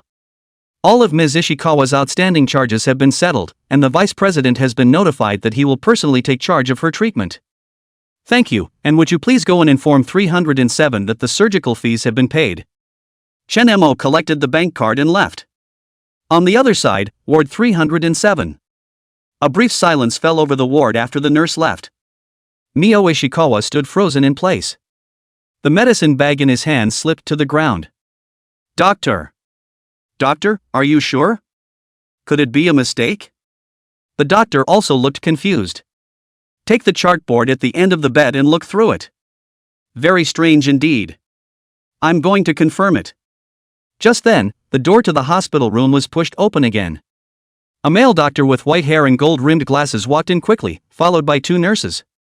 "Ms. Ishikawa, I'm Sato, the vice president of this hospital," he said affectionately to Misaki Ishikawa in the hospital bed. "Your surgery has been scheduled for the first one tomorrow morning, under my personal supervision." Mio Ishikawa looked at the scene in shock. "Dean Sato? But we obviously..." Dean Sato turned to her with a smile. "Ms. Ishikawa, your friend has paid the entire fee in advance. Not only does it include the liver transplant, but also the VIP care package for 3 months after the surgery. That's the beauty of money. Money makes the world go round." This vice president stepped in all on the money too. After all, big customers like Chen Mo were not rare. A direct deposit of 50 million yen in hand. Enough for him, the vice president, to step in, and the commission for the surgery could be arranged to be as high as possible, to spend all 50 million yen in their hospital as much as possible. "Friends?" Mio Ishikawa suddenly remembered something and turned around to rush out of the hospital room. She didn't see the figure until she ran to the hospital entrance. She returned to the hospital room lost. The hallway light stretched her shadow. She gently pushed open Ward 307. Found out her mother wasn't in there. She was anxious to find out when she asked the nurse. The mother has now been transferred to the VIP ward. Following the nurse's instructions, she went to the ward where her mother was. The room was bright and spacious inside, with only one individual hospital bed. "Mio sauce." Misaki Ishikawa called out weakly. "The gentleman who paid just now, he's Mio-san's boyfriend, right?" Mio Ishikawa shook her head and bit her lip. "No. Not really, just friends." Misaki Ishikawa looked at her daughter's evasive eyes and sighed softly. "Mio-san, Oga-san is just sick, but not stupid. I've been there, you're walking differently than usual, you've already decided, haven't you? Besides, someone who can spend that much money for you must really care about you." Mio Ishikawa didn't expect her mother to have discovered her secret, and feeling very ashamed, she lowered her head and twisted her fingers together. "Oga-san, Mio-sauce, silly child." Misaki Ishikawa braced herself with difficulty and held her daughter's hand. "Obasan just wants you to be happy, and if this person treats you well, mommy will be relieved." Ishikawa Mio's eyes instantly reddened as she jumped into her mother's arms and choked. "Oga-san, I'm sorry, I don't know how to face him, he's too good for me, so good that it scares me. And I don't feel like I deserve him." Misaki Ishikawa softly stroked her daughter's hair. "Silly child, it's good to have someone treat you well. Don't reject all the light just because of the shadow of your past, and you are also a very hardworking and awesome girl, so please be confident na." Mio Ishikawa gradually calmed down under the comfort of her mother. She wiped away her tears and whispered, "Oka-san, you rest first, I'm going to make a phone call." Walk out of the hospital room. Mio Ishikawa stood in front of the window in the hallway, looking out over Tokyo at night. She took a deep breath and dialed Chen Mo's number. "Mio?" Chen Mo's gentle voice came from the other end of the phone. "Chen Majuan." Ishikawa Mio's voice trembled a little. "Did you pay my medical bills?" There was silence on the other end of the line for a few seconds. It's me." Why? Mio Ishikawa gripped her cell phone tightly. "That's a lot of money, and I might not be able to pay it back for the rest of my life. I don't need you to give it back." Chen Mo's voice was firm and gentle. "Mio, I want to take care of you and I want to take care of your mother, it's not a handout, you're my first woman, maybe not the only one, but I'll always have a place for you." Mio Ishikawa's tears welled up again. But we've only been together for a day." Chen Mo said softly. "Sometimes one day is enough." "Well, you're exhausted today, aren't you, so you and Auntie both get some rest." Mio Ishikawa held her cell phone. Tears blurred his vision. She had never imagined that in her most desperate moments, someone would reach out so unreservedly and pull her out of the dark abyss. "Chen Majuan. Thank you." Her voice was choked with sobs and she could barely speak in complete sentences. Ding. Mio Ishikawa's conquest progress increased, 20%. Current conquest progress, 80%. Reward, 200 conquest points. Chen Mo's gentle laughter came from the other end of the phone. All right, don't cry, doesn't Auntie have an operation tomorrow? Now you should go back and rest." After hanging up the phone, Mio Ishikawa leaned against the wall of the corridor and slowly slid to sit on the floor. She hugged her knees tight and buried her face in the crook of her arm, crying silently. It was after her father died. For the first time, I felt so relieved. Chapter 037, Extreme Maple. Chunma after walking out of the hospital. The mood is so soothing. Just a moment ago, he himself paid 50 million for the medical expenses of Mio Ishikawa's mother. And the system didn't let him down. Triggered 4x blast return. At this time one's deposit balance came to 200 million yen. The point is that the system conquest points have been saved up to 1000 again. The system uses points to draw 10 in a row. Ding! Receive all attributes plus 3, 1 million yen, 1 million yen. Acquisition of top fighting skills, 1 million yen, 1 million yen. Acquisition of 18 short sword proficiencies, 1 million yen, 1 million yen. Gain strength plus 5. This time the 10 consecutive draw rewards are average. Very average indeed. Fighting skills are fine, for self-defense. What's the point of being good with a short sword? Who's going to dance with you nowadays in a legalized society? How dare you play? I'm afraid you'll have to eat peanuts. There are 6 other rewards. That's only 6 million yen? The last thing we need right now is money. It's also just the other 2 that enhance their physicality that can look good. Chen Mo walked for more than 10 minutes. It's time to go back. He stopped a cab and gave the address of the Bulgari Hotel. The cab stopped in front of the lavish Bulgari.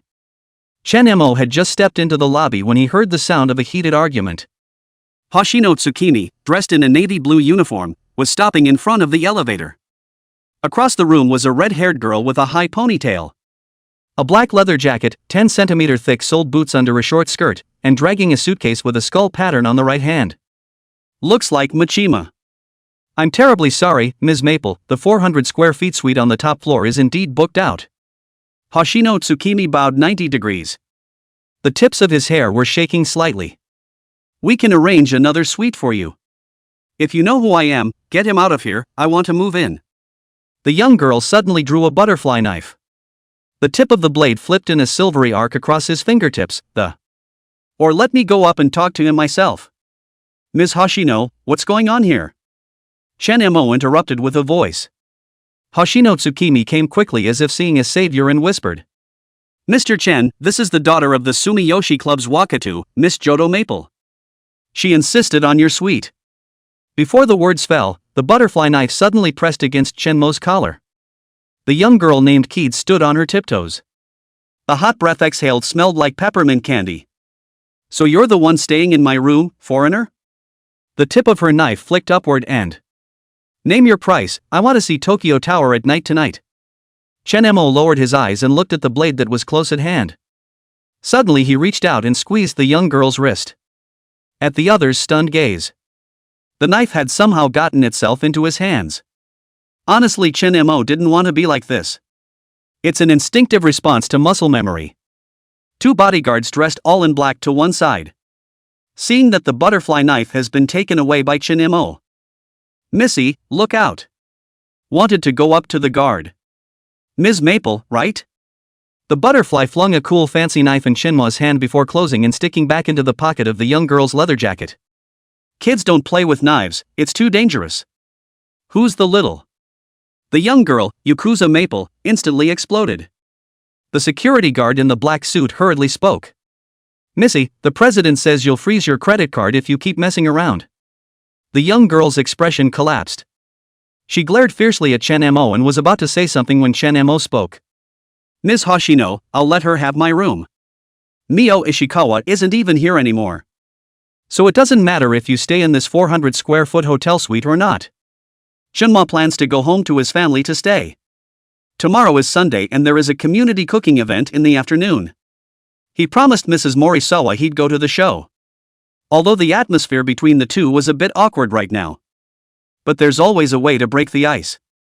Hearing Chenmo's words, Hoshino Tsukimi was very moved and said, Thank you very much for Mr. Chen's sentiments, I'm really sorry to trouble you, the next time you stay in our hotel to give you a discount offer, and your room charge our hotel return to your card as is. Chen Mo nodded and turned around, ready to leave. But Miss Maple tugged at her sleeve. Hey! Asshole! Who asked you to let go? The young girl glared at him in exasperation. This young lady doesn't care for a room that's been handed out to her. She suddenly came close to Chun Mo and lowered her voice. But that sword technique of yours just now was quite interesting. Do you want to come to my family's dojo to play? Chun Mo raised an eyebrow. This Missy's mind jumps around a bit fast. Missy!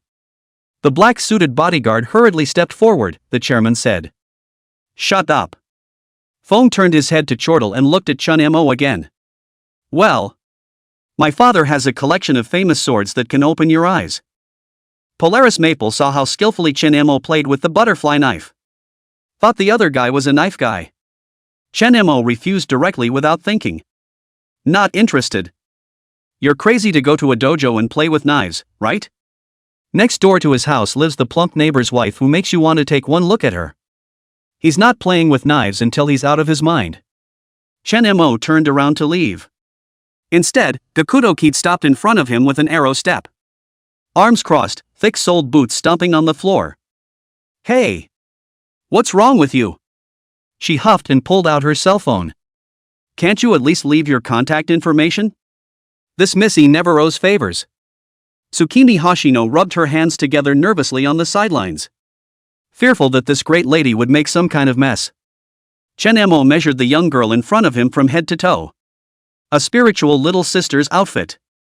Not to mention anything else, on the shortcoming of not distinguishing between positive and negative, Chun Mo had no interest in her.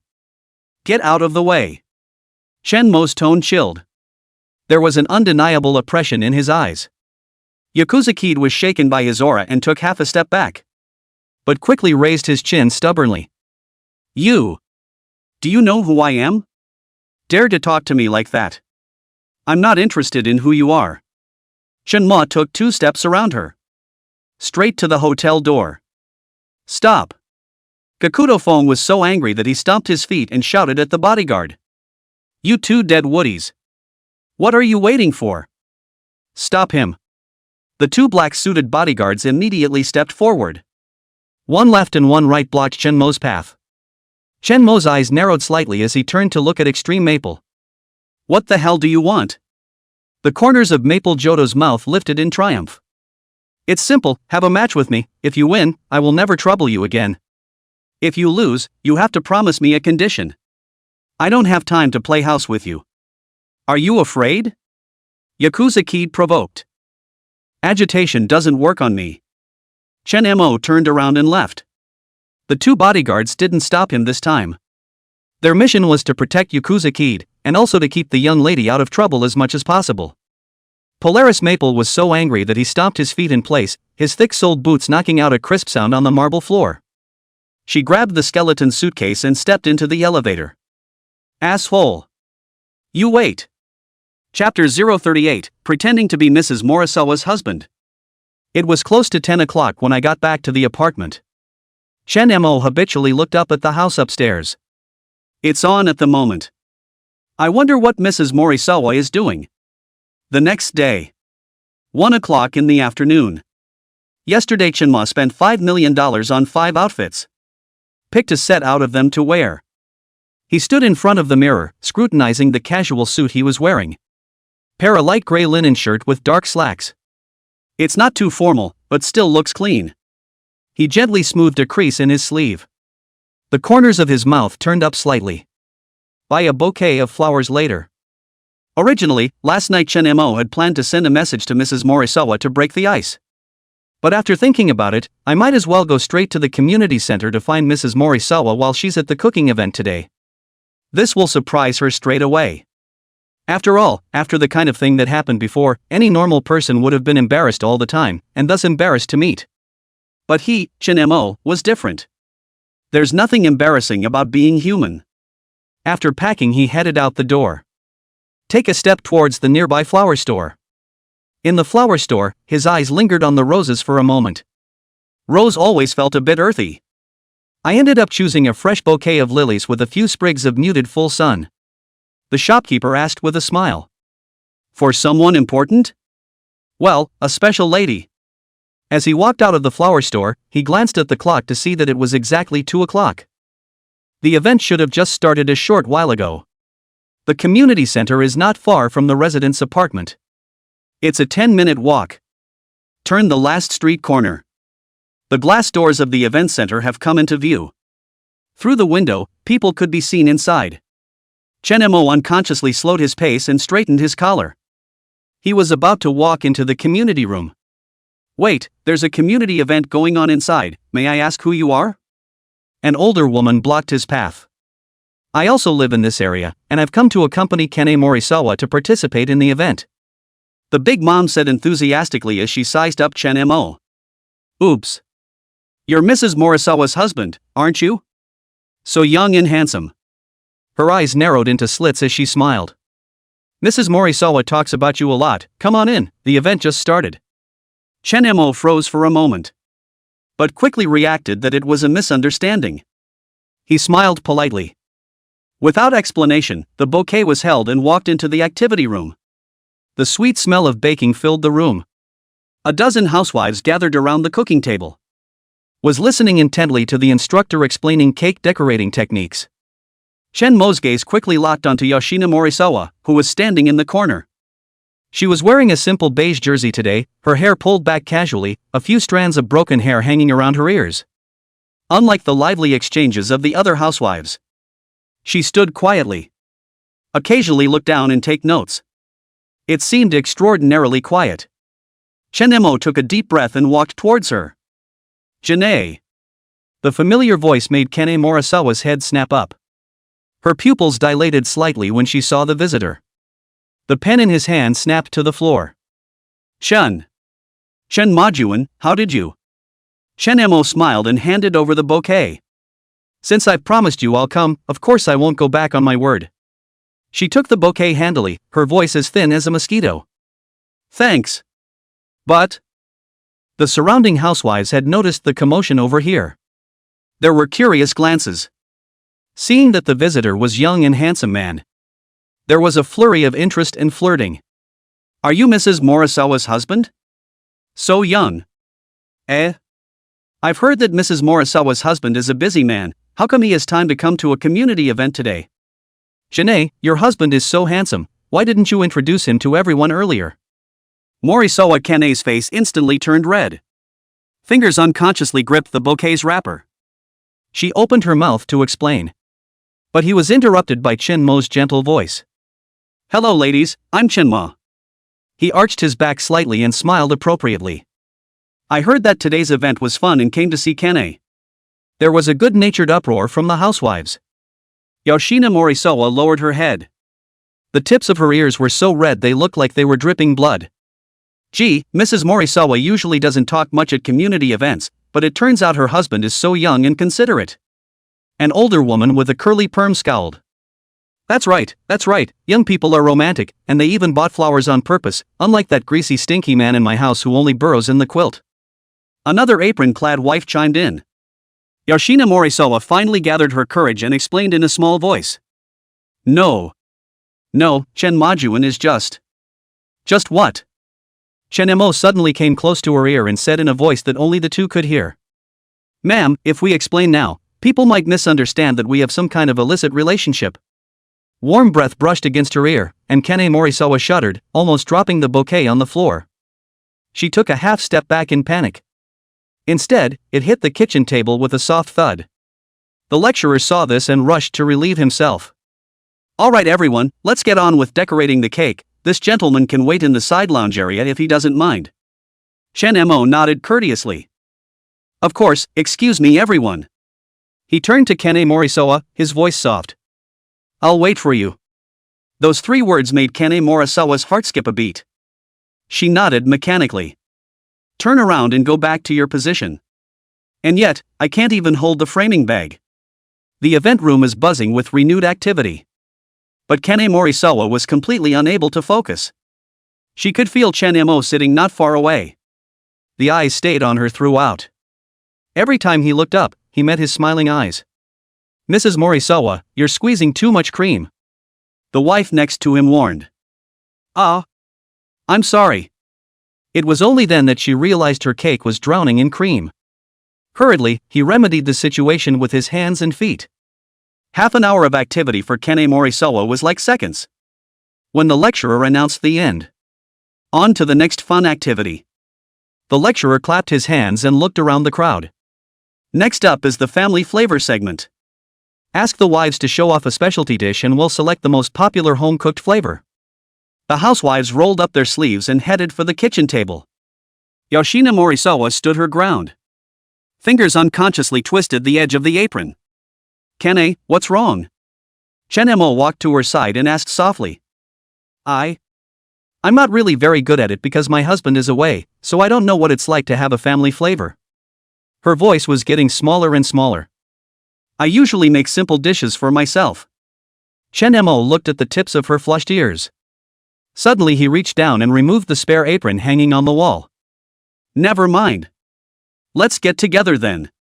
Chapter 039, Sleeping with You in My Head.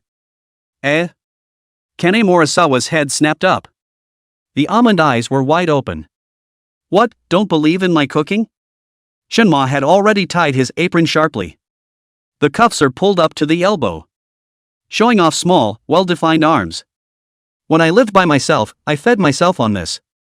There was another good-natured uproar from the surrounding wives. Yoshina Morisawa felt her cheeks burning, staring down at his toes. No. Not. Just. Then it's settled. Chenemo had naturally stood in front of the cooking table. Turning his head, he winked at her. Let me guess. Mrs. Morisawa's specialty is tamagoyaki? She looked up in surprise. How did you know? I saw a lot of eggshells in your house the other day. Chenemo looked at Mrs. Morisawa with a light smile and said, there was also a tamagoyaki on your family's table.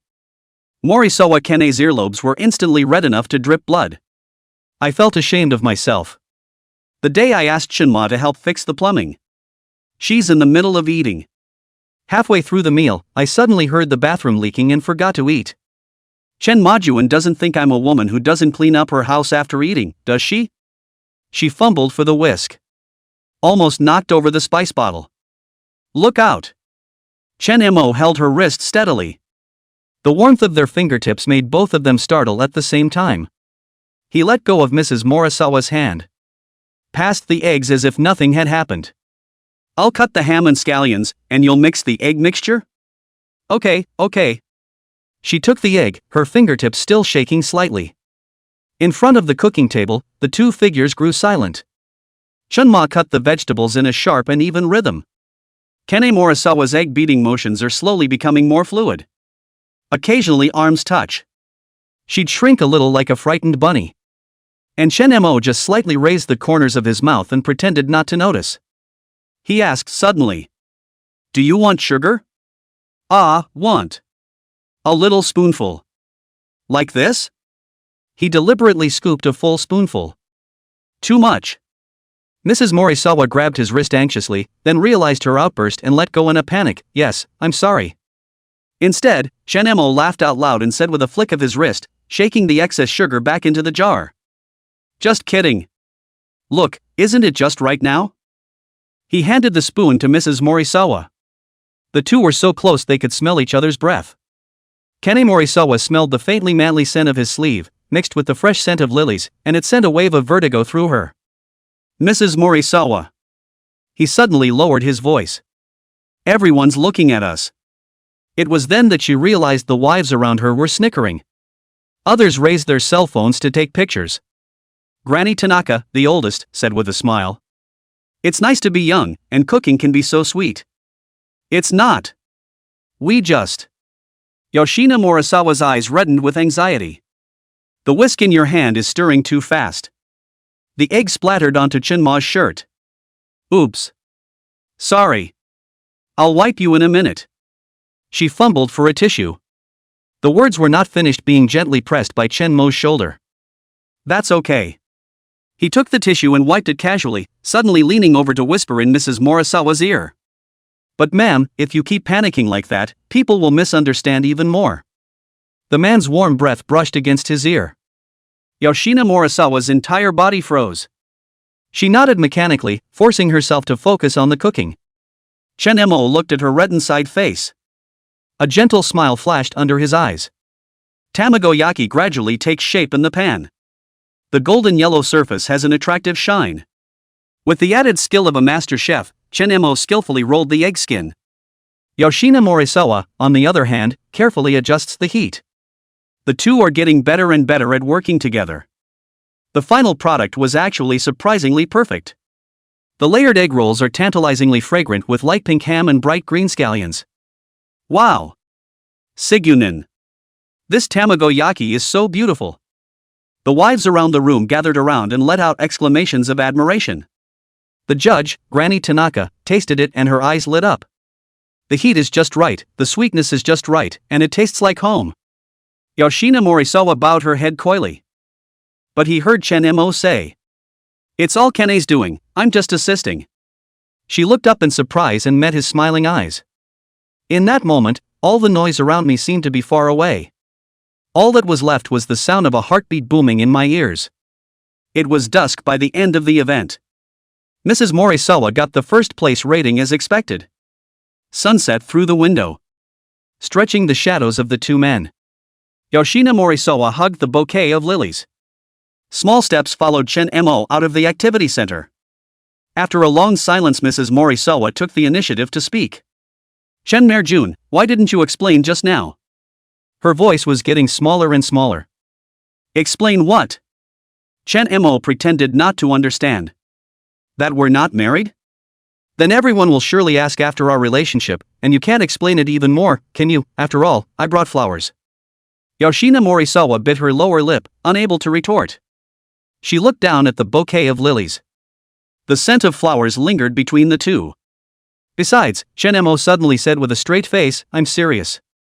"SH. What?" "When I say Mrs. Morisawa I like you," Chen Mo's eyes were incredibly serious, "I'm not kidding." The sudden confession made Kane Morisawa's heart beat violently. She felt the air thinning around her. Just then, the curly-haired older woman suddenly tapped her on the shoulder from behind. "Mrs. Morisawa, remember to bring your husband along to next week's flower arranging event." "Eh? I?" Mrs. Morisawa was startled by the sudden appearance of her neighbor. Chen Mo agreed cheerfully. "Yes, we'll be there." Smoothly taking Morisawa Kane's hand. "We are looking forward to next week's events." The older woman left satisfied, leaving a dumbfounded Kane Morisawa behind. Her mind went blank as she looked at the two men's interlocked hands. Chen Mo stopped and turned to look at her. "Mrs. Morisawa." "Yes." Morisawa Yoshina was already dizzy at this point, and her body instinctively responded to Chen Mo's words. "Actually." He reached up and brushed the flower that had somehow gotten on the ends of her hair.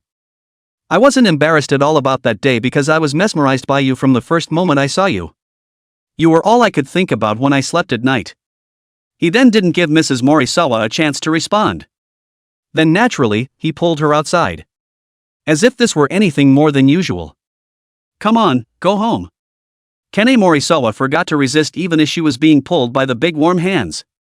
"Hearing that you go to bed at night thinking about her or something. This kind of confession is really against the law. Happy times are always short." The two returned to the apartment building. Arriving at her doorstep, Kane Morisawa felt a few pangs of dismay. Mrs. Morisawa's hand holding the key stopped just as she was about to insert it into the lock. She broke the silence and turned her head to look at Chen Mo, her voice so light that it was difficult for normal people to hear her. "That." Chapter 040, Mrs. Morisawa with an open heart. "I'm really thankful for you today, Chen Merjun." Chen Mo, who was preparing to go home, stopped in his tracks when he heard Mrs. Morisawa's voice and turned his head. "Why are you suddenly so polite?" "I'm happy to be able to help Mrs. Morisawa." The tips of Kane Morisawa's ears reddened again. She looked down at her toes. Chen Majuan always says such confusing things. Now all that's in my head is what she whispered in her ear during the game. "I like you." That must be a joke, right? It's just a facade to deal with the neighbors' teasing, right? She stammered and organized her words. "And, nothing, I just wanted to say. If it wasn't for Chen Majuan's help, I definitely wouldn't have been able to make that good tamagoyaki." Chen Mo suddenly turned around and walked back to Mrs. Morisawa. Morisawa Yoshina took a step back in a panic, but Chen-mo gently pulled her wrist. Mrs. Morisawa. His voice was low and gentle. You know what? You're so cute when you crack eggs. Eh? Kane Morisawa's eyes widened. Can't believe what I'm hearing. The way you force yourself to be calm when you're obviously nervous. Shenmo's thumb gently rubbed on the inside of her wrist. It caused a small shudder to run through Mrs. Morisawa. Especially when you stare intently at the pot of tamagoyaki, you unconsciously bite your lower lip, like a wife who's trying to cook for her husband. Yoshina Morisawa was very surprised. He's actually so observant? And wives who try to cook for their husbands and stuff. Chen Merjun said this as if he really thought of her as his wife. She felt the blood rush to her cheeks all over her body. Chen-mo slightly bent down, shortening the distance between the two. So, to celebrate our first place, would you like to go to my house for a drink? I happen to have a nice bottle of sake. Huh? That's not quite right, is it? Yoshina Morisawa subconsciously refused. Chen-mo didn't force the issue either. Just let go of her wrist. There was a flash of loss in his eyes. Also, it's my abruptness. Then some other time. No. No. Yoshina Morisawa suddenly raised her voice. And then was surprised by his own reaction. The voice weakened again. I mean, if it's just a drink. Isn't out of the question. She was too embarrassed to say the latter. Chen-mo's eyes lit up. Is it really okay? Kane Morisawa nodded gently. The heart was beating so fast it was almost bursting out of his chest. She knew she should have refused. The wife of a man, the eyes of a neighbor. The two of them are clearly just simple neighbors. But at the moment, she just wanted to follow her heart for once. Chun-ma's home. Kane Morisawa sat down on her knees in front of the couch in a formal manner. There was a sudden bit of regret in her mind. Not the first time though. It's not the first time I've sat on this couch either. But the atmosphere is different now than it was last time. Drinking and all, it's the easiest way to have an accident yet. But she was regretting it with a little more anticipation. Watching Chen-mo take out the wine set from the kitchen. A rather fancy-looking bottle of sake. Although Chen-mo's predecessor was not rich, he still liked to drink a little wine. There's quite a bit of inventory in the house. Chen-mo poured a cup for Mrs. Man as well and said. It's a special brew bought from Kyoto, said to use water from a 1,000-year-old well. Kane Morisawa took the glass with both hands. The fingertips accidentally touched Chen-mo's fingers. A tiny current seemed to spread from the point of contact. She hastily took a sip of wine to hide her panic. But his eyes widened slightly as he was surprised by the mellow aroma of the wine. How was it? Is it good? Chen-mo asked expectantly. Well. Kane Morisawa nodded and took another small sip. Nice and soft in the mouth, but with a long aftertaste. Chen-mo smiled and poured himself a cup as well. Mrs. Morisawa knows a lot about wine. Used to occasionally stay with my husband when he was. Drink a little bit. At the mention of her husband, Morisawa Kane's instantly felt out of place, and her voice lowered involuntarily. She screamed wildly inside. Aha! How could one bring up one's husband in this situation now? A sense of backbiting came over me. She didn't really have any particularly fond feelings for her husband. The two have been separated since their marriage. She wasn't sure what she was getting out of the relationship and what she was holding on to. Maybe it's just a sense of duty as a wife. Chen-mo sensed the change in her mood. Gently setting down his glass, he said in a warm voice. Mrs. Morisawa, if it's not convenient, we'll just get off at. No, it's not.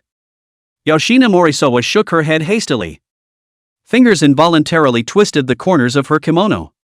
It's just. Something just came to mind. There was a momentary silence in the room. With the effects of the alcohol, Kane Morisawa felt her cheeks burning. She opened her small mouth and drank the sake from the cup in one gulp. Actually, she said, gathering her courage.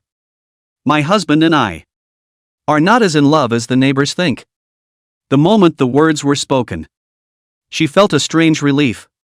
It was the first time in years that she had bared her soul to an outsider. Chen-mo did not respond immediately. Just quietly filling her glass. Show by your actions that you are listening. It was a family arrangement that we got married. He's away all the time, he doesn't see us maybe once a year. Yoshina Morisawa's voice grew softer. Sometimes I wonder what the point of a marriage like this is, said the last. Her voice had taken on a hint of choking. Chenmo gently held her hand. This time she didn't duck. Mrs. Morisawa, did you know? Chenmo's voice was gentle and firm. The first time I saw you, I was drawn to your smile. I was mesmerized by that mature charm of yours and such a warm smile. Mrs. Morisawa looked up, tears glistening in her eyes. But I'm married. Chenmo's raised his hand, his fingers gently stroked away her tear tracks, and his voice said gently. I know. But I just can't restrain my feelings for you. Facing another confession from Chenmo. Mrs. Morisawa's breathing became rapid. She felt her heart about to beat out of her chest.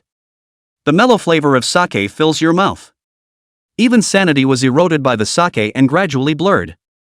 Chenmo's palm wrapped around Mrs. Morisawa's small hand and said, But today, seeing you alone and lonely in the community room, I just couldn't help myself. I wanted to give you love, I wanted to pamper you.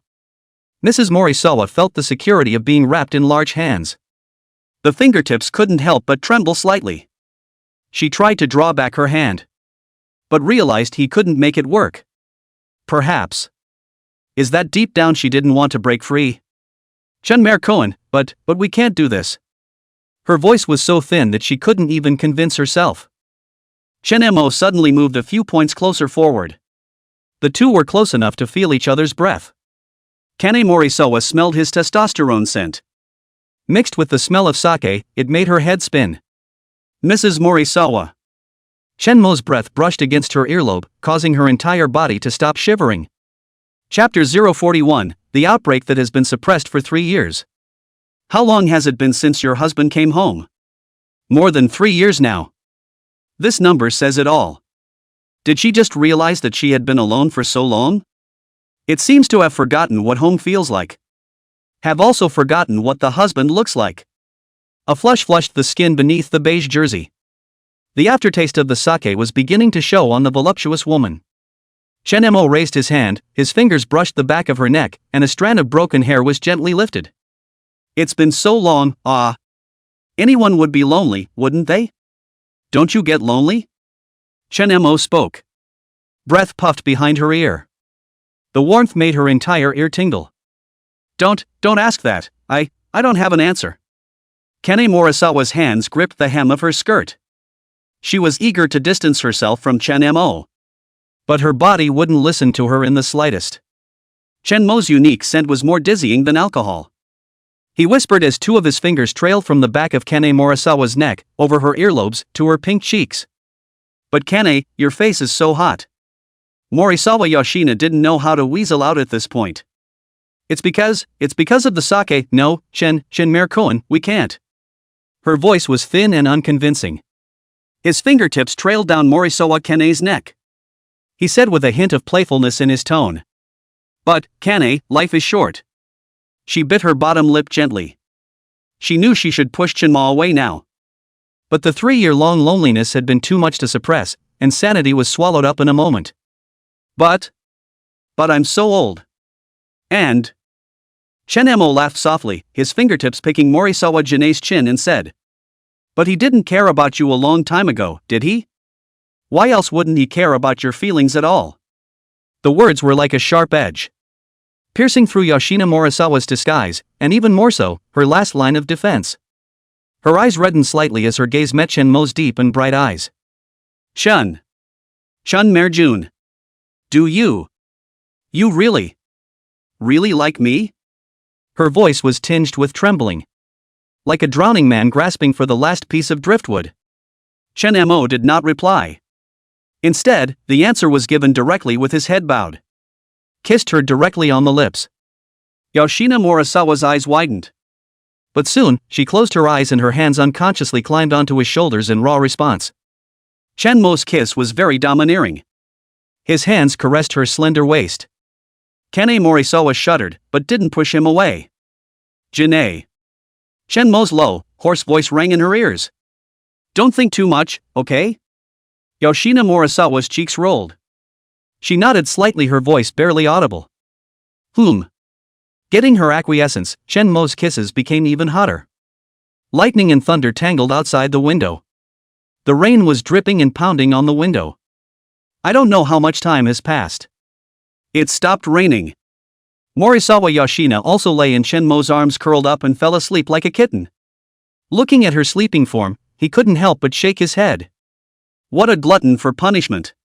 After confirming that the kitten in his arms was asleep, he lit a cigarette before opening the system panel.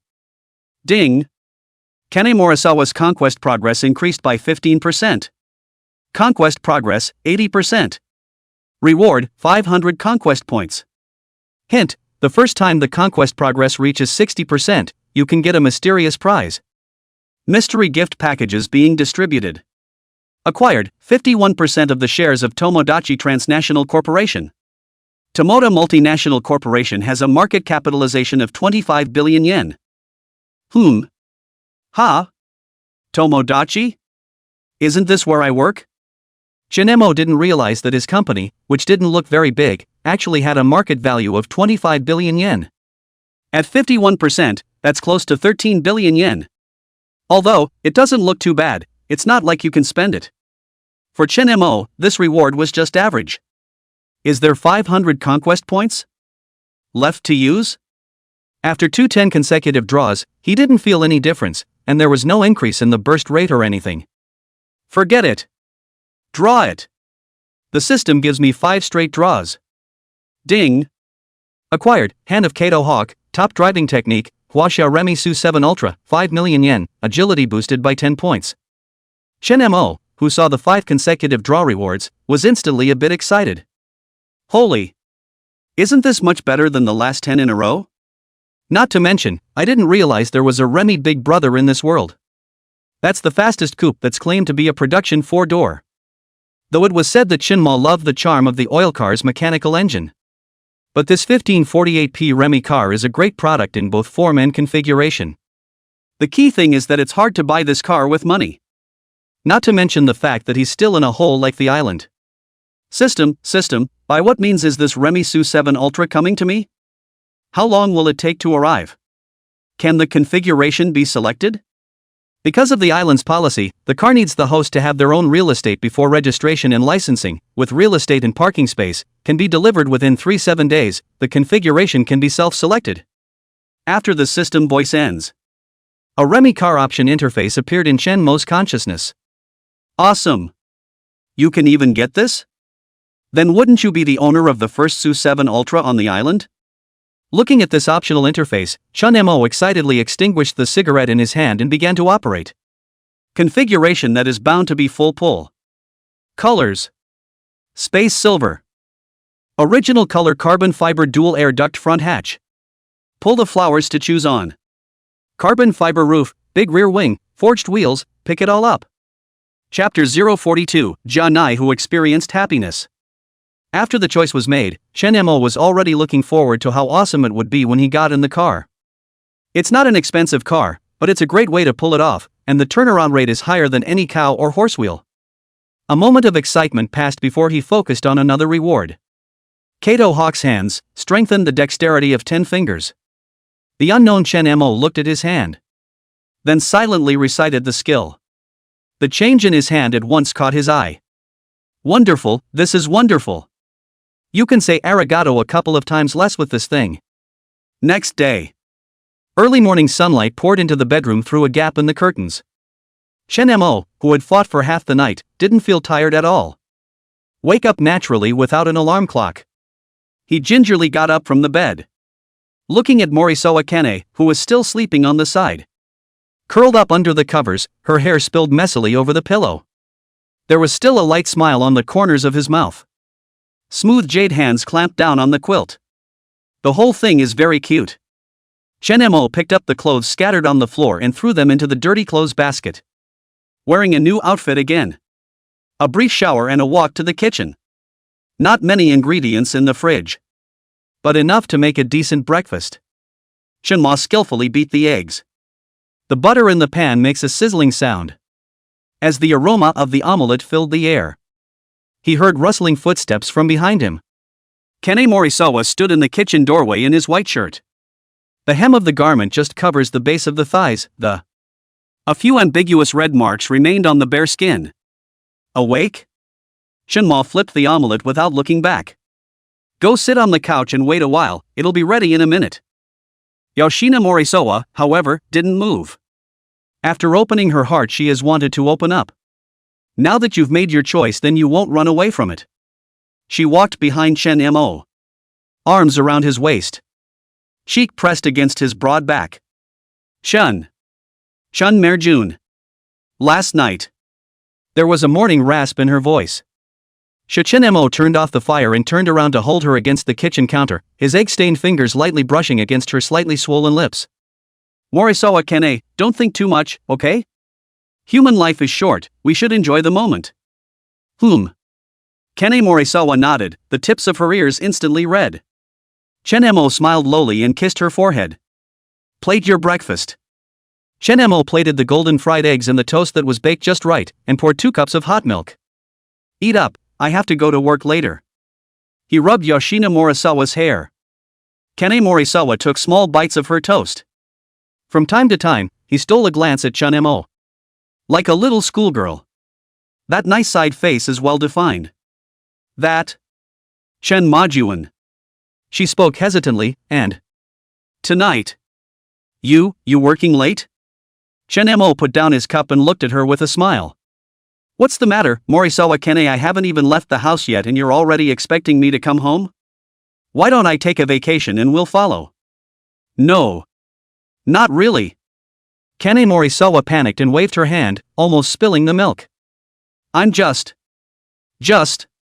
Chen Mo looked at Morisawa Jana's flustered appearance and deliberately moved closer to her, the tips of his noses almost touching. Just what? Yoshina Morisawa lowered her head with a red face.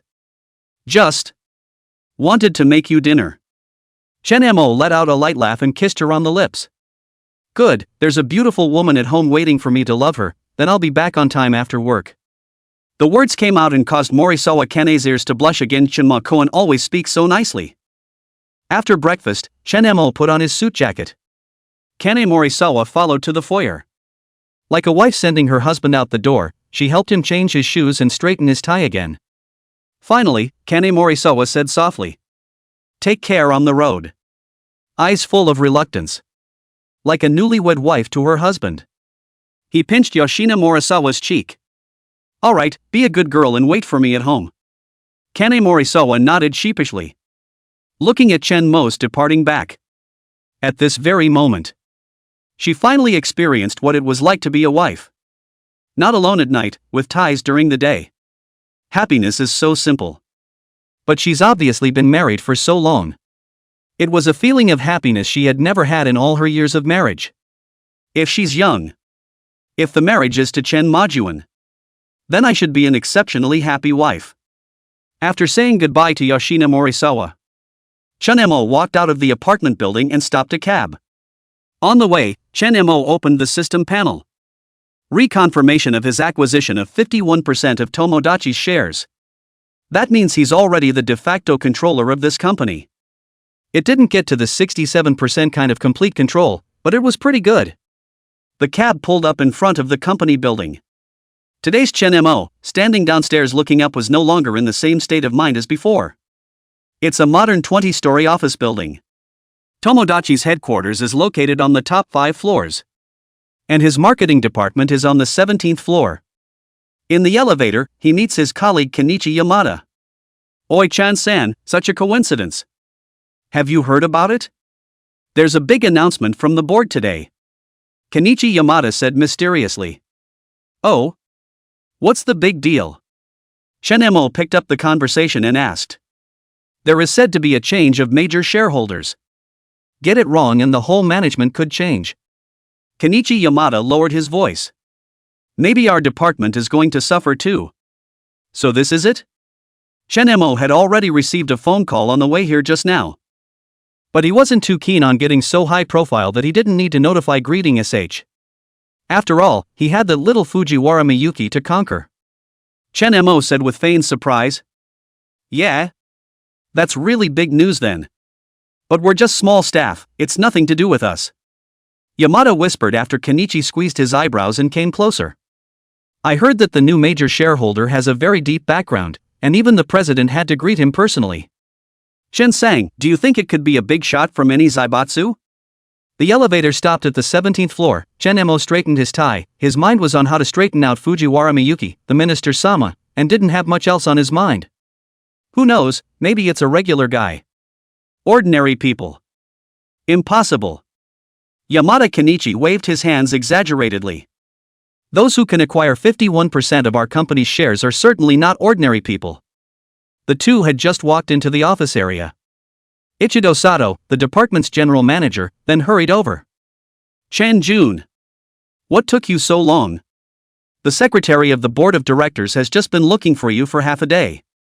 Yamada Kenichi's mouth dropped open in surprise. Shinsang, you wouldn't have made any mistakes, would you? Shen-mo ignored Yamada Kenichi's startled look and simply opened his mouth to ask in an incomparably calm manner. Excuse me? Sato wiped the sweat from his forehead.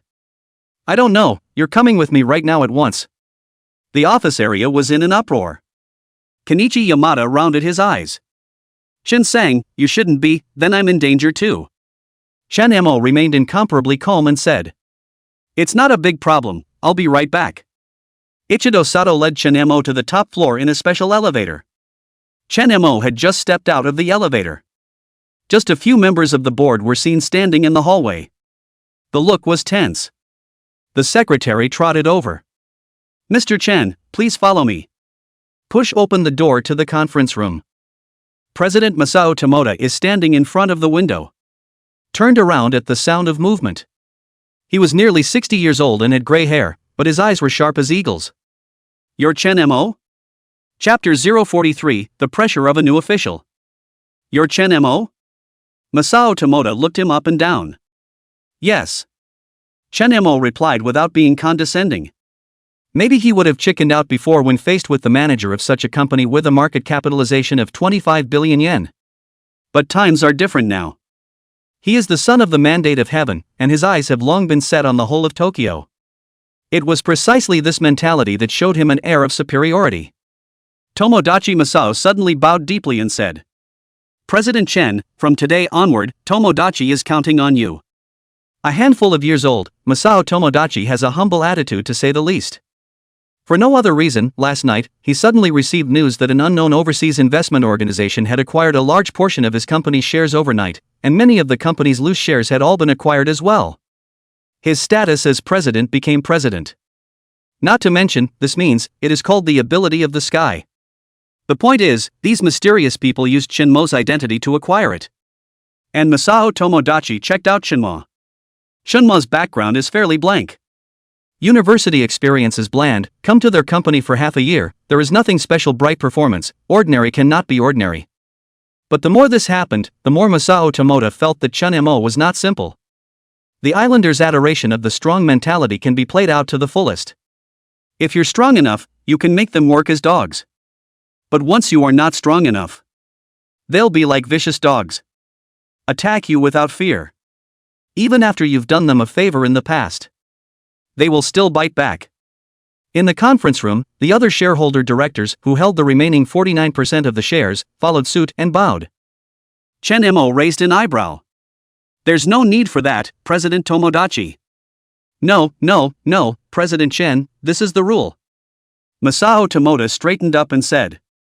You hold 51% of the shares, you are the top decision maker of the company, and the board of directors has prepared the handover documents, just waiting for you to go through and sign them.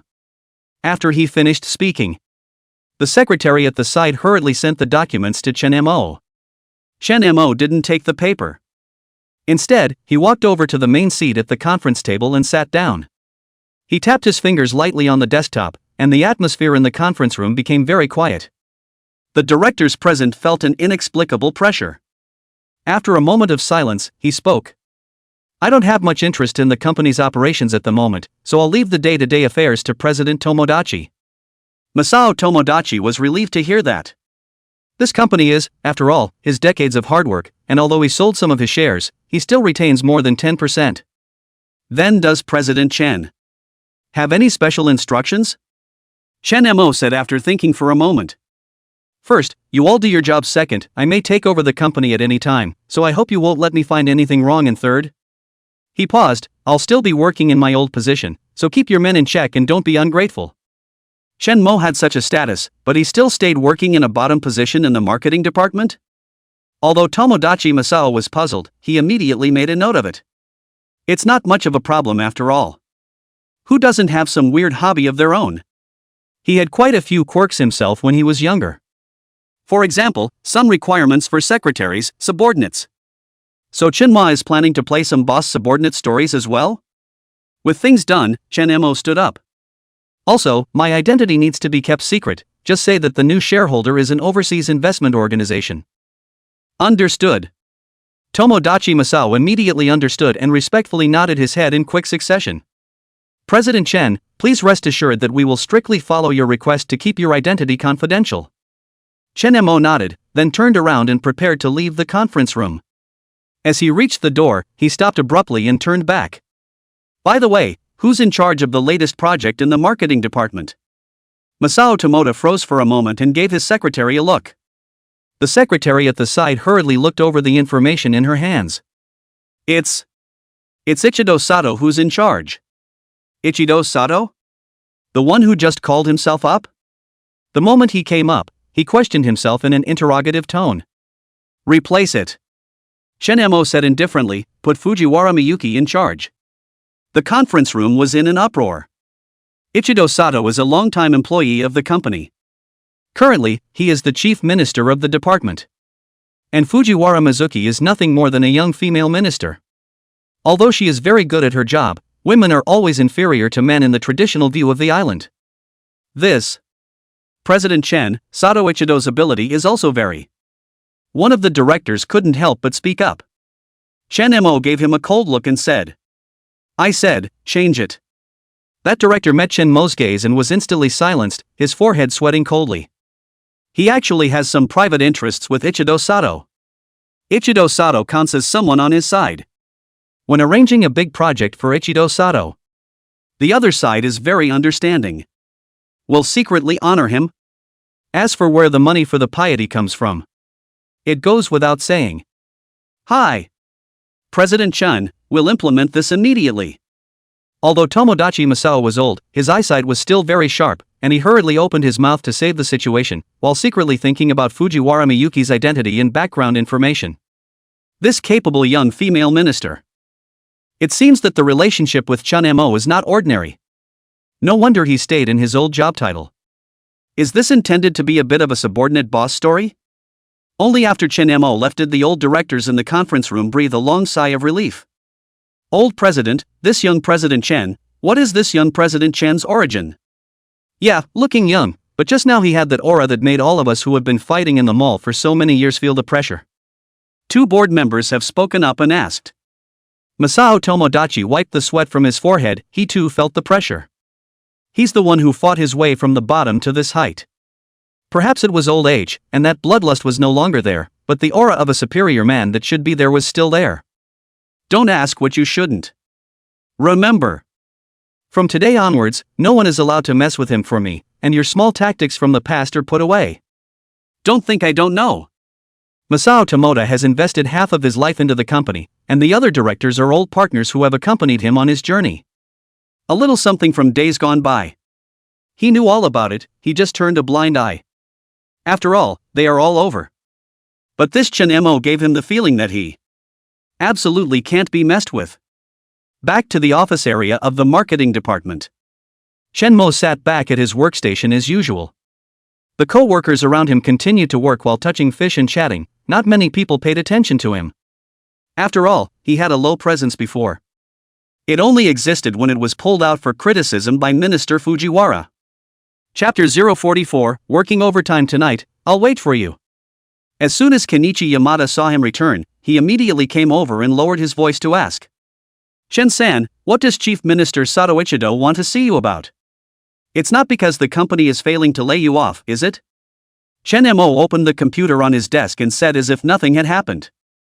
Nothing, just asking about something on the project reports, and as you know, I do a lot of the reports. If there was no special reason, he wasn't going to reveal his identity, or it wouldn't be good to stay at the bottom. After all, this was the closest place to Fujiwara Miyuki. It's not good to reach out to the other side if your identity is revealed. We can't chase them home, can we? Really? Kenichi Yamada looked at him, half-heartedly. But I just saw Chief Minister Sato's face get super ugly when he came back, and I heard him, as soon as he entered the office, start dropping things. It was at this point that the tumultuous atmosphere of the office quieted down. Day. Fujiwara Miyuki walked quickly on her high heels. The delicate face had mixed emotions. Chan Mo. You come to my office. Her voice was as cool as ever. But at this point it seemed to carry a raspy trill. Chan Mo didn't know what this wanted again. Had to get up and follow, leaving behind a dumbfounded Kenichi Yamada. Strange, too strange. First Chief Minister Sato was looking for it, now it's Minister Fujiwara's turn to look for it. Is Chen-san really not in trouble? Walk into the minister's office. Fujiwara Miyuki closed the door and also drew the curtains. Took a final deep breath. She turned around and looked at Chun Mo with a gaze full of complexity. Chun Ma. Who the hell are you? Just 10 minutes ago, she got a personnel notice out of the blue. A recent big multinational project. Himself was promoted to the general director of the project. In the past, such projects were not relevant to you. Ichido Sato took care of it all. But now it was actually bizarrely handed over to himself, and Chief Minister Fujiwara was bizarrely transferred to an ordinary program. What's even weirder is that the chairman's secretary personally emphasized to himself that this was the intention of the new shareholders and the new chairman, and told him to take it seriously. Smart as she was, she instantly associated it with Chen Mo being called to the board of directors this morning. Chen Ma sat leisurely on the sofa and pulls out a cigarette and lights it. Eyes were straight on Fujiwara Miyuki's exquisite figure under her professional outfit. As who? What? Hasn't Minister Fujiwara been scolding me and calling me a loser? Now you're starting to care about what I am? Feeling Chen Mo's extremely aggressive eyes, Fujiwara Miyuki couldn't help but remember that day. That kept her awake 2 nights over the weekend. A pang of shame welled up at the thought. She bit her lip. Whether it's your own handle or the other person's true identity. The kind of intense unease that prevents one from breathing. She, who had always been arrogant, had to lower her head in the face of Chun Mo at this time. Dawn, the board of directors said that the new shareholders named me to be in charge of this project, and that this matter has something to do with you, right? Something no one else thought of. It was actually quite normal that she could think of it. After all, this kind of project had always been none of her business. Chen Mo slowly stood up and walked towards Fujiwara Miyuki. She was startled for a moment until her back rested against the desk and she nearly sat down in person. What are you doing? Chen Mo propped one hand on the tabletop at her side. The other hand gently lifted her chin. You know what, Minister Sama? You're especially cute when you're angry. Chen Mo's breath as he spoke greeted her, instantly making her a little weak. I don't know if it's fear or... Yes, she's scared. Fear that Chen Mo would treat her like he did last time. If it's after hours, the company is empty. She gritted her teeth and acquiesced, but people were coming and going outside the office now. It's all ruined if they find out. Fujiwara Miyuki's cheeks burned, but she didn't dare push him away. Chun Ma. Here's the company. There's more outside. What happened to the company? Chen Mo laughed softly. The whole company is mine now. Fujiwara Miyuki's pupils narrowed when she heard that. Sure enough, it's you. But how?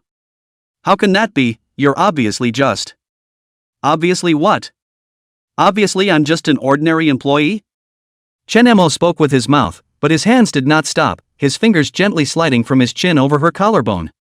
Lord Minister, am I still a loser now? The crispy sensation on her collarbone made Fujiwara Miyuki suddenly breathe a little sharply, and her chest rose and fell violently. She suddenly realized that she was the one who really had nothing to fall back on now. If it was before. Chen Ma is just a small staff. She could still think of a way to endure the humiliation and find a way to fight back. But now the huge gap between the two made her give up any resistance. Chen Mo's posture of absolute supremacy and control. It quietly awakened something inside her. She suddenly realized her past difficulties had already pissed Chen Mo off, and she didn't know what kind of fierce retaliation she would face in the future. I apologize for what happened before. If you're still not satisfied, I can leave my job voluntarily. Once a person feels they have no resistance, the pendulum automatically swings on. Separation? Did I agree to that? Fujiwara Miyuki, who felt incredibly humiliated, had tears sliding down her good-looking cheeks. Then what else do you want? Or else? I'm going to die. Okay? Chen Mo stopped his rude wandering and raised his hand, his thumb brushing away the tear tracks on Fujiwara Miyuki's face. She said as she leaned in close to her ear. I said. Now. The whole company is mine. You too, understand? The warm breath made Fujiwara Miyuki's body go weak, and if it wasn't for the support of the table, she might not have been able to stand. But Chen Mo's words directly shattered her defenses against men's physical aversion. Ding! Fujiwara Miyuki's favor increases by 20%. Reward, 200 conquest points. Fujiwara Miyuki conquest progress, 0%. Congratulations to the host for successfully removing his opponent's misogyny. Outstanding conquest results. 100 million yen rewarded. After molesting Fujiwara Miyuki and still getting 100 million yen, at this point, Chen Mo was pretty cool. Apologize with sincerity, you know? Work late tonight, I'll wait for you. When he finished, he let go and turned toward the door. It wasn't that he didn't want to do something now. Rather, it really can't be done. Just brought in full view. There's no telling how many ears are straining outside the office right now. Chen Mo, who had walked to the door, stopped and turned back. By the way, you look better in black stockings, remember to put them on. Then, it turned the doorknob and opened the door to leave. The moment the door reclosed, Fujiwara Miyuki's legs went weak and she fell into a chair. She is now very regretful, there is a chance to start over, she will never provoke Chen Mo this devil, again. Even scarier. She's actually kind of looking forward to tonight. Chapter 045, what? Scared? In the office area, Shinma had just returned to his seat when Kenichi Yamada couldn't wait to come up to him. Full of worry, he lowered his voice and asked.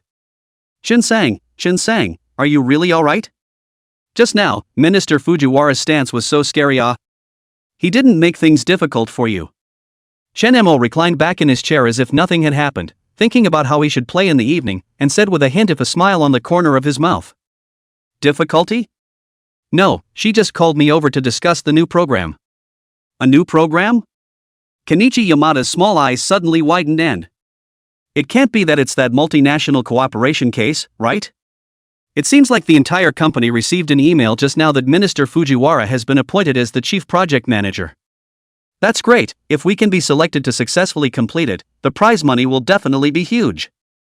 Chen Mo smiled without saying anything, his fingertips lightly tapping the desktop. Who knew that Yamada Kenichi suddenly lowered his voice and suddenly came closer? Shin-sang, do you think?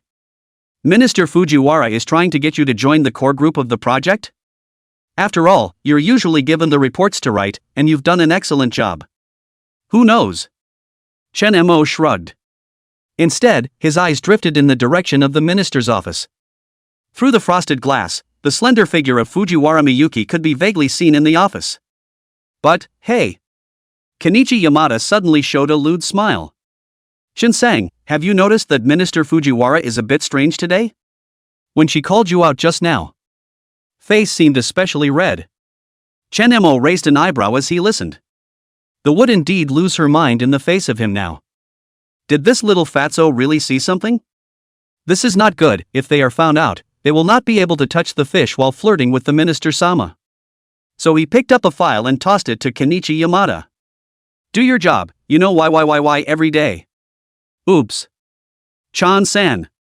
Kenichi Yamada whispered excitedly. Listen to me, I feel like Minister Fujiwara is looking at you really wrong, she can't be. You keep talking, and watch out for the anxiety you'll face tomorrow about finding a job. Kenichi Yamada shuddered in fear, and after making a motion to pull his mouth shut, his office chair with wheels slid back to his workstation. Just then, the door to the minister's office burst open. Fujiwara Miyuki came out of it on her high heels. The slender legs wrapped in black stockings were hidden under the professional wrap-around skirt. The marketing office area was quiet for a few more moments. She walked over to Chinma's workstation and put down the stack of papers. This information, tonight, I have to finish reading it even if I work overtime. Although the voice was calm and cool, if one listened carefully, the end of the voice carried a trace of undetectable trembling. This is pretty good at what she does. Not only did she give herself a reason to work late, but she also dutifully wore black silk. Chinma took the paper when he received it. Fingertips slid deliberately over the back of her hand. Fujiwara Miyuki retracted her hand like an electric shock. Ears instantly flushed. Yes, Mr. Minister. The corners of Chenmo's mouth rose in a meaningful smile. Fujiwara Miyuki didn't dare to stay a moment longer and turned around to leave quickly. Kenichi Yamada watched the scene dumbfounded. Couldn't help but ask with curiosity in his heart. Chen-sang, you and the minister shouldn't have any unspeakable. Chen-mo casually flipped through the documents and spoke without looking back. If you're so curious, why don't you stay and work late together tonight? No. Kenichi Yamada shook his head frantically. It occurred to me that my grandmother has a birthday tonight, so I won't be working late with you. Space of one day. Quietly passes by. It's time to get off work. One by one, the Cow Wars co-workers in the marketing office area are leaving. Kenichi Yamada finished packing up his workstation as well. He even patted Chenmo's shoulder on his way out, his eyes filled with awe. Chen-sang. Take care. When the last one leaves. The office area fell into a quiet atmosphere. Chinma got up and walked towards the minister's office. The door was unlocked. Pushing the door open, he saw Fujiwara Miyuki standing in front of the floor-to-ceiling window. The afterglow of the setting sun spilled down and her perfect profile was outlined. Upon hearing the door open, she turned around. Black stockings in the light of the setting sun, glowing with a tantalizing sheen. Did you really buy this company? Fujiwara Miyuki asked, biting her lip. Chen-mo didn't say anything, just smoothly unlocked the office door. One step toward her. What? Do you need me to show you the equity transfer agreement? Fujiwara Miyuki, who used to be high and mighty, pursed her lips tightly at this moment and shook her head. No. No need, I just don't understand what you're doing pretending to be a normal person at work since you have the money and this kind of power. To tease me like you are now? Chen-mo let out a light laugh. Long fingers brushed the edge of the desk. Leather shoes tapped out a lazy rhythm on the floor. Teasing? Chen-mo stopped 2 steps away from her. I'm obviously working very hard every day, like right now, I'm thinking about how to make the minister-sama think that I'm not a loser. Facing Chen-mo's approach, Fujiwara Miyuki's back rested against the cool floor-to-ceiling window glass, her eyelashes fluttering minutely. Chen-mo reached out and stroked her cheek, moved a few points closer and spoke in a low voice. What? Scared? No mercy for him. The smile at the moment frightened Fujiwara Miyuki. She averted her face, but couldn't hide her sharp intake of breath. Who's scared? I'm not scared. Chen-mo smiled without saying anything. Fingertips slid down her jaw to the side of her neck. Felt the wild beat of her pulse. Really? Then why is Minister Sama shaking and his heart beating so fast? Fujiwara Miyuki's small, nervous hands clenched the edges of her skirt. It was a line she had to keep no matter what. Then what the hell do you still want? Even if the company is yours now, I've only gone from being your superior to an employee, just based on this it's impossible. Employees? Chen-mo suddenly clasped Fujiwara Miyuki's wrist and pulled her closer.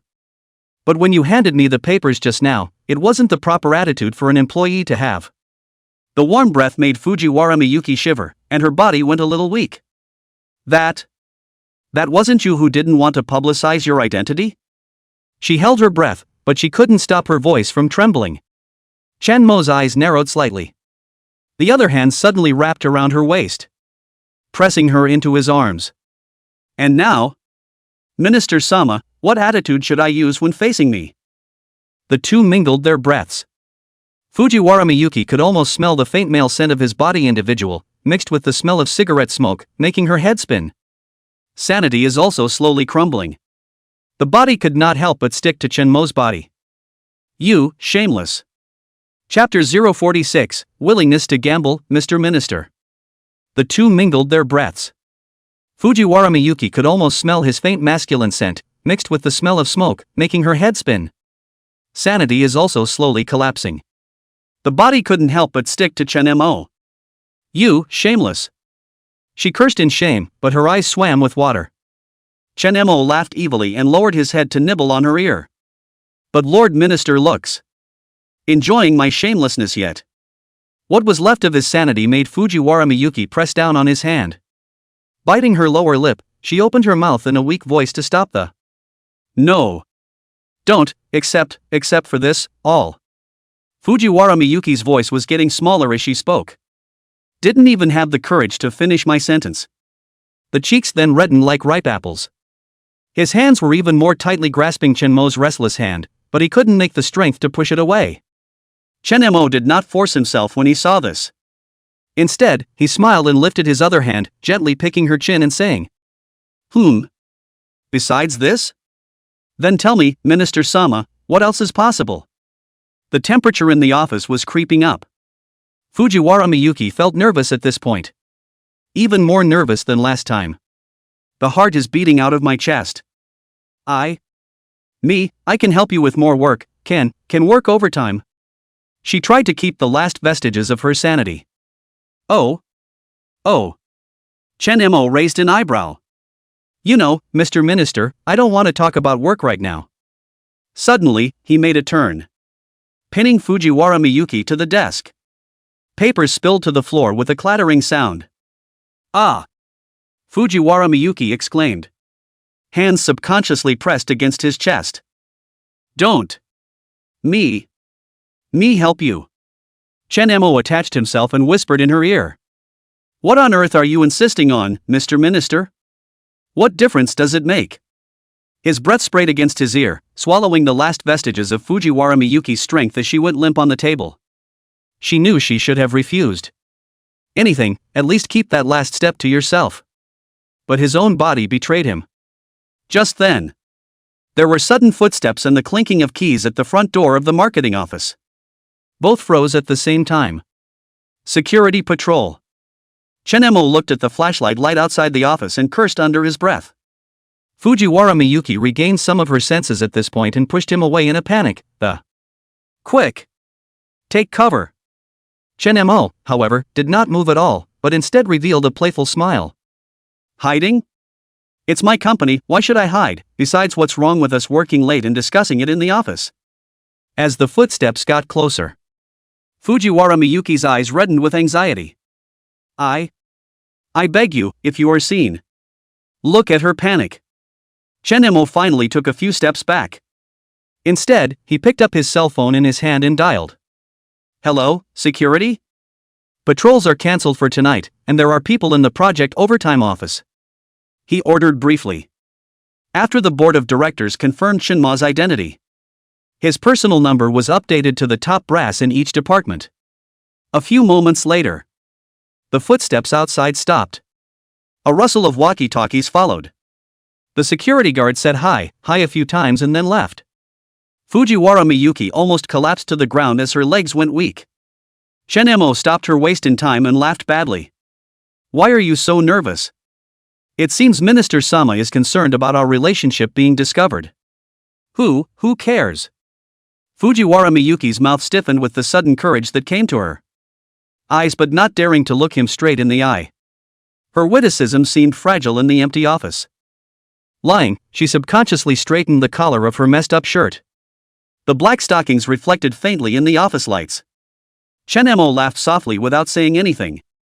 Minister Sama has so many little tricks when he lies. Who?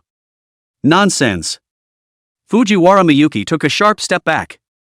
She really wanted to run away, but where could she go? Work is the biggest part of her life now. Besides, it's not really that hard to accept. At least, Chen Mo was just thinking about it. Fujiwara Miyuki took a deep breath and tried to calm herself down.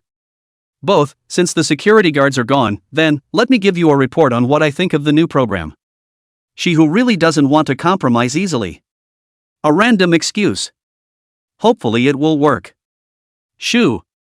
Chen Mo raised his index finger against her lips. Feel the momentary quivering of her delicate lips. I said I don't want to talk about work stuff right now. His gaze traveled down from Fujiwara Miyuki's eyes and... As I recall, the Minister-sama just said that anything but that can come. With these words, Fujiwara Miyuki's breath caught. My own self was literally compromised somehow just now. But the guard's sudden interruption brought her back to her senses. Now when I think of what I just looked like, it just feels particularly humiliating. She didn't dare to look directly at Shenmo's gaze and turned her face away. That is... Why don't we play a game? Shenmo took out a coin from his pocket. Here's the change from lunch. The fingers were strengthened and unusually flexible. The coin flipped quickly in his long, slender hand. Positive, just do whatever I tell you to do tonight. Reverse. He paused deliberately, then I'll let you go home. Childish. Fujiwara Miyuki frowned. But he couldn't help staring at the coin that flipped nimbly in the light. I don't know why.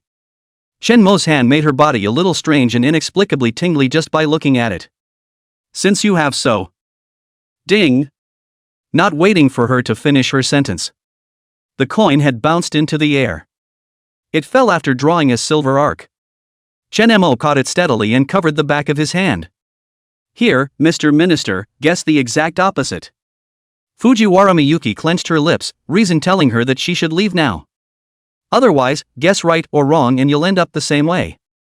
But her legs felt like they were rooted, preventing her from moving. She ghostly whispered. Reverse. Shenmo slowly removed his palm. The silver coins glowed coldly in the light. It's the front. I'm sorry, Minister-sama, it seems that fate seems to be on my side. He smiled low and put the coin back in his pocket. Take a step forward at the same time, trapping Fujiwara Miyuki between him and the desk. Willing to bet, Mr. Minister? She lowered her eyes, not daring to meet its gaze. For some reason, the feeling of anticipation in my heart grew stronger. Not here. For the last time, the new book on the shelves trouble point to urge more to add to the bookshelf. Wish you all 2025 to marry 10 wives to earn 10 million. Chapter 047, The Dimly Lit Utility Room. Oh? And where does the Minister-sama want to go? Shenmo replied casually.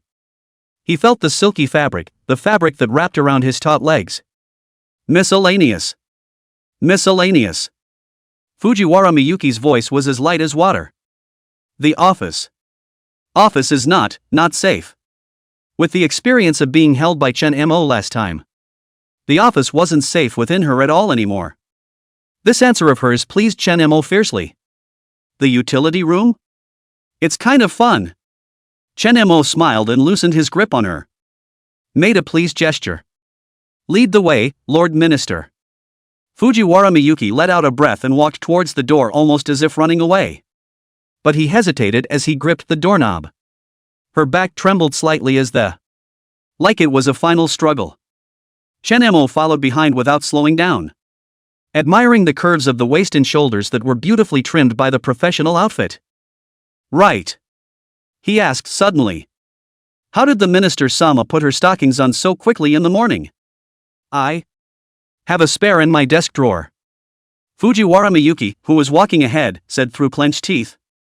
The very mention of it made her incredibly ashamed. In the morning Shenmo asked her to wear stockings. She's actually wearing it for the first time in her life. She really suspected she was crazy. The two walked down the 17th floor hallway. The utility room is at the far end of the hallway. Usually hardly anyone uses it.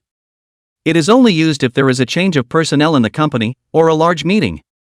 Fujiwara Miyuki trembled several times, her hand never managed to swipe the card to open the door.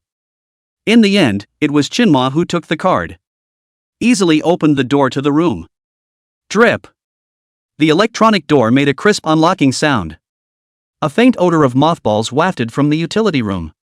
Shenmo stood in the doorway, smilingly watching Fujiwara Miyuki's legs wrapped in black silk tremble slightly.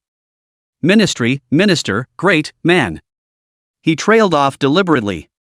Fingertips knocked gently against the doorframe. Get in there. Hesitating for a moment, Fujiwara Miyuki lifted her foot and walked in. The door to the utility room closed softly behind him and there was a click. Her heartbeat gradually accelerated as the door slammed shut. At once, the light in the utility room became dim. There was only a little light coming through the door. Fujiwara Miyuki could hear her own heart beating. It was crystal clear in the small, quiet space. Shenmo's footsteps came from the darkness. Fujiwara Miyuki subconsciously stepped back. The calf hit the shelf behind him with a bam. Watch out! Shenmo reached out from the darkness and held her waist. There was a caring gentleness in his voice. So nervous, Minister-sama? Who is nervous? Fujiwara Miyuki stiffened her mouth, but her tone was visibly shaky. If you're not nervous, why are you shaking? Shenmo laughed lightly. Fujiwara Miyuki gritted her teeth and didn't respond. Remember. You promised. She resisted in a weak tone. Even if Shenma doesn't keep his end of the bargain, maybe she won't resist violently either. Shenma didn't have to be that way. Sure. His voice gave Fujiwara Miyuki the impression that, with pleasurable danger. Because she wasn't sure if Shenmo would hold back. The utility room is not very spacious. The two are close together again. Shenmo's breath surged savagely into her nostrils again. You know what?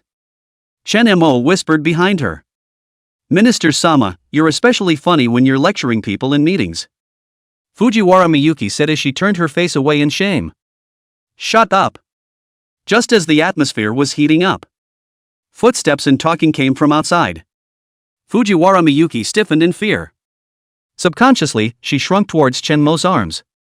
Shenmo listened sideways and, Don't be afraid, it's the cleaning, said with a sudden harsh smile. Minister-sama. You say. Don't you dare. Fujiwara Miyuki's eyes widened in shock. However, after seeing Shenmo's teasing expression, he realized that he had been tricked. She punched Shenmo's chest in annoyance. You. Shenmo grabbed her wrist that was about to retract. The voice suddenly became evil, tinged with danger. What's wrong with me? As the footsteps faded away, silence returned to the utility room. Fujiwara Miyuki could clearly hear her own rapid heartbeat, and Shenmo's steady heartbeat. Drip. Again. The sound of the utility room swiping opened the door. Shenmo took her in his arms as he held her in his arms, and the two of them hid behind the shelves together. Why do you think the company suddenly changed the person in charge of such a big project? A young girl's voice rang through the utility room. She seemed to have deliberately lowered her voice. But nay, the utility room was very silent. The voice that followed her out was a man's. How should I know? I'm just a class president. That kind of thing is decided by the board of directors. It's not for bottom feeders like us to explore. The young girl pouted. Geez, you're so boring. People just want to gossip. Who cares about them? Let's do our thing first, haha. The man prodded with an air of impatience. Then the utility room resounded with the thin sound of unbuckling belts. Don't forget, you promised me that you'd turn my intern club member around next month. The young girl's voice became sweet as she spoke. The man replied. Got it, promise you'll get you set up for sure. Chapter 048, Things Fall Apart in the Utility Room. Fujiwara Miyuki's body was tense as she leaned into Shenmo's arms. The atmosphere is not daring. She fiercely pressed Shenmo's hand and gave him a fierce glare with her eyes. Shoo. Shenmo came close to her ear and said. If Minister-sama makes a sound, we'll be discovered. Fujiwara Miyuki had to clench her lips in shame and anger. She never imagined that she would one day be reduced to such a state. The titular company minister. I can't believe I'm sneaking around the utility room like a high school couple that would be on the social news. Class president. The young girl's suddenly elevated voice, It scared Fujiwara Miyuki with a jolt. Shenmo took the opportunity to hug tighter. Don't. Fujiwara Miyuki protested in an airy tone that. But in return, Shenmo has become more aggressive. The movement on the other side of the shelves grew louder. She closed her eyes in shame, even as she tried to close her ears. Because the fire in his own body burns brighter and brighter. Looks like you're not the only one who knows about the utility room. Shenmo smiled lowly. Lord Minister, let's see if they go first or if we are discovered. Before the words left his mouth, the door to the utility room was suddenly opened. Blinding light shone in. Who's there? A stern female voice rang out. Fujiwara Miyuki's heart almost stopped. The man's voice was that of the head of personnel. There were panicked sounds of dressing and falling from the other side of the shelves. Chen-emo quickly protected Fujiwara Miyuki behind him, moving silently to the back corner of the door through the cover of the clutter. You guys? The Minister of Personnel's voice was filled with shock as he took a good look at the person inside. Chief Matsumoto. You're actually doing this in the utility room during business hours? Taking advantage of the confusion, Chen-emo pulled Fujiwara Miyuki and quietly slipped out. In the hallway, the two men looked at each other after the robbery. Both tacitly quickened their pace back to the marketing office. Upon returning to his office, Fujiwara Miyuki slumped in her chair. The blush that had appeared on her face after the trot had not yet faded. Chen-emo received a glass of water and brought it to Fujiwara Miyuki. Looks like the minister's first choice for a secret base didn't work out too well. Chen-emo continued meaningfully. Next time it's a different place. Miyuki Fujiwara, who survived the disaster.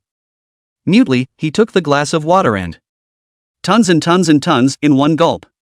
She knew she should have sternly rejected this transgression of the line of. But a hidden sense of anticipation kept welling up inside. She feigned hardness. Who wants to have a next time with you? There is no next time. She forced herself to be calm, but she didn't dare to look at Chen-emo in the slightest. When she thought of her humiliated appearance just now, she wanted to die. Chen-emo reached out and cupped her chin. It's not a good habit to lie, Mr. Minister, and your eyes now tell me that you were enjoying the game just now. There was a sudden knock on the office door. The secretary's voice rang through the door. Minister Fujiwara, the Minister of Personnel is looking for you, saying there's an emergency that requires a meeting. Okay, I'll be right there. Fujiwara Miyuki panicked and straightened her clothes.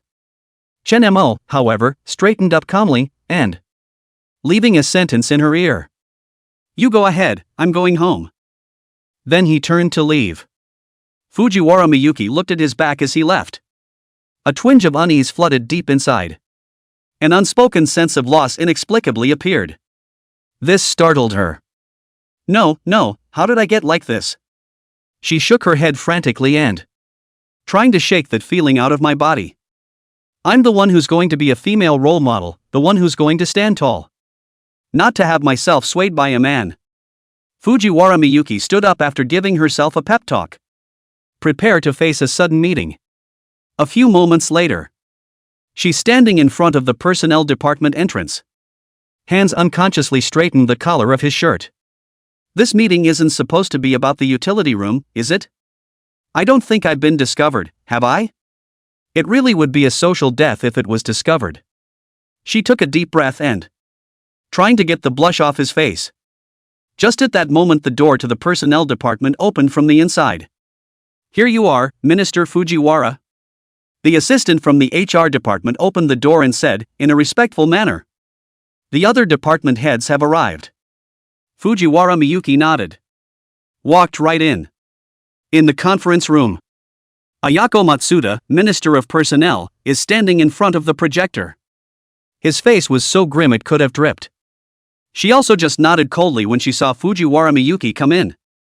Fujiwara Miyuki was a little nervous about meeting her gaze. Although there is little difference in their positions. But he had just been nearly caught in the utility room himself. She took a nervous sip of water as she walked to her seat and sat down. Everyone. We've been summoned today because of an extremely nasty incident at the company. Matsuda Ayako's voice was as cold as a knife. Someone is openly engaging in inappropriate behavior in the utility room during work hours. This kind of thing is very shameful. Fujiwara Miyuki tensed at that and her fingers clenched violently. She forced herself to keep her face calm but the heart felt like it was going to beat out of his chest. Difficult. Could it be discovered? No way. Chen-emo clearly slipped out with her. No one found out. I announce. Section Chief Sho Matsumoto of the Technical Department and Ms. Ito, a trainee in the same department, are now suspended for investigation. Hearing the results announced by Ayako Matsuda, Fujiwara Miyuki secretly breathed a sigh of relief. Then he was embarrassed by his reaction. The original her was a very principled person, never doing anything unrelated to work during working hours. But she's acting like a high school student who stole the forbidden fruit today. Nani?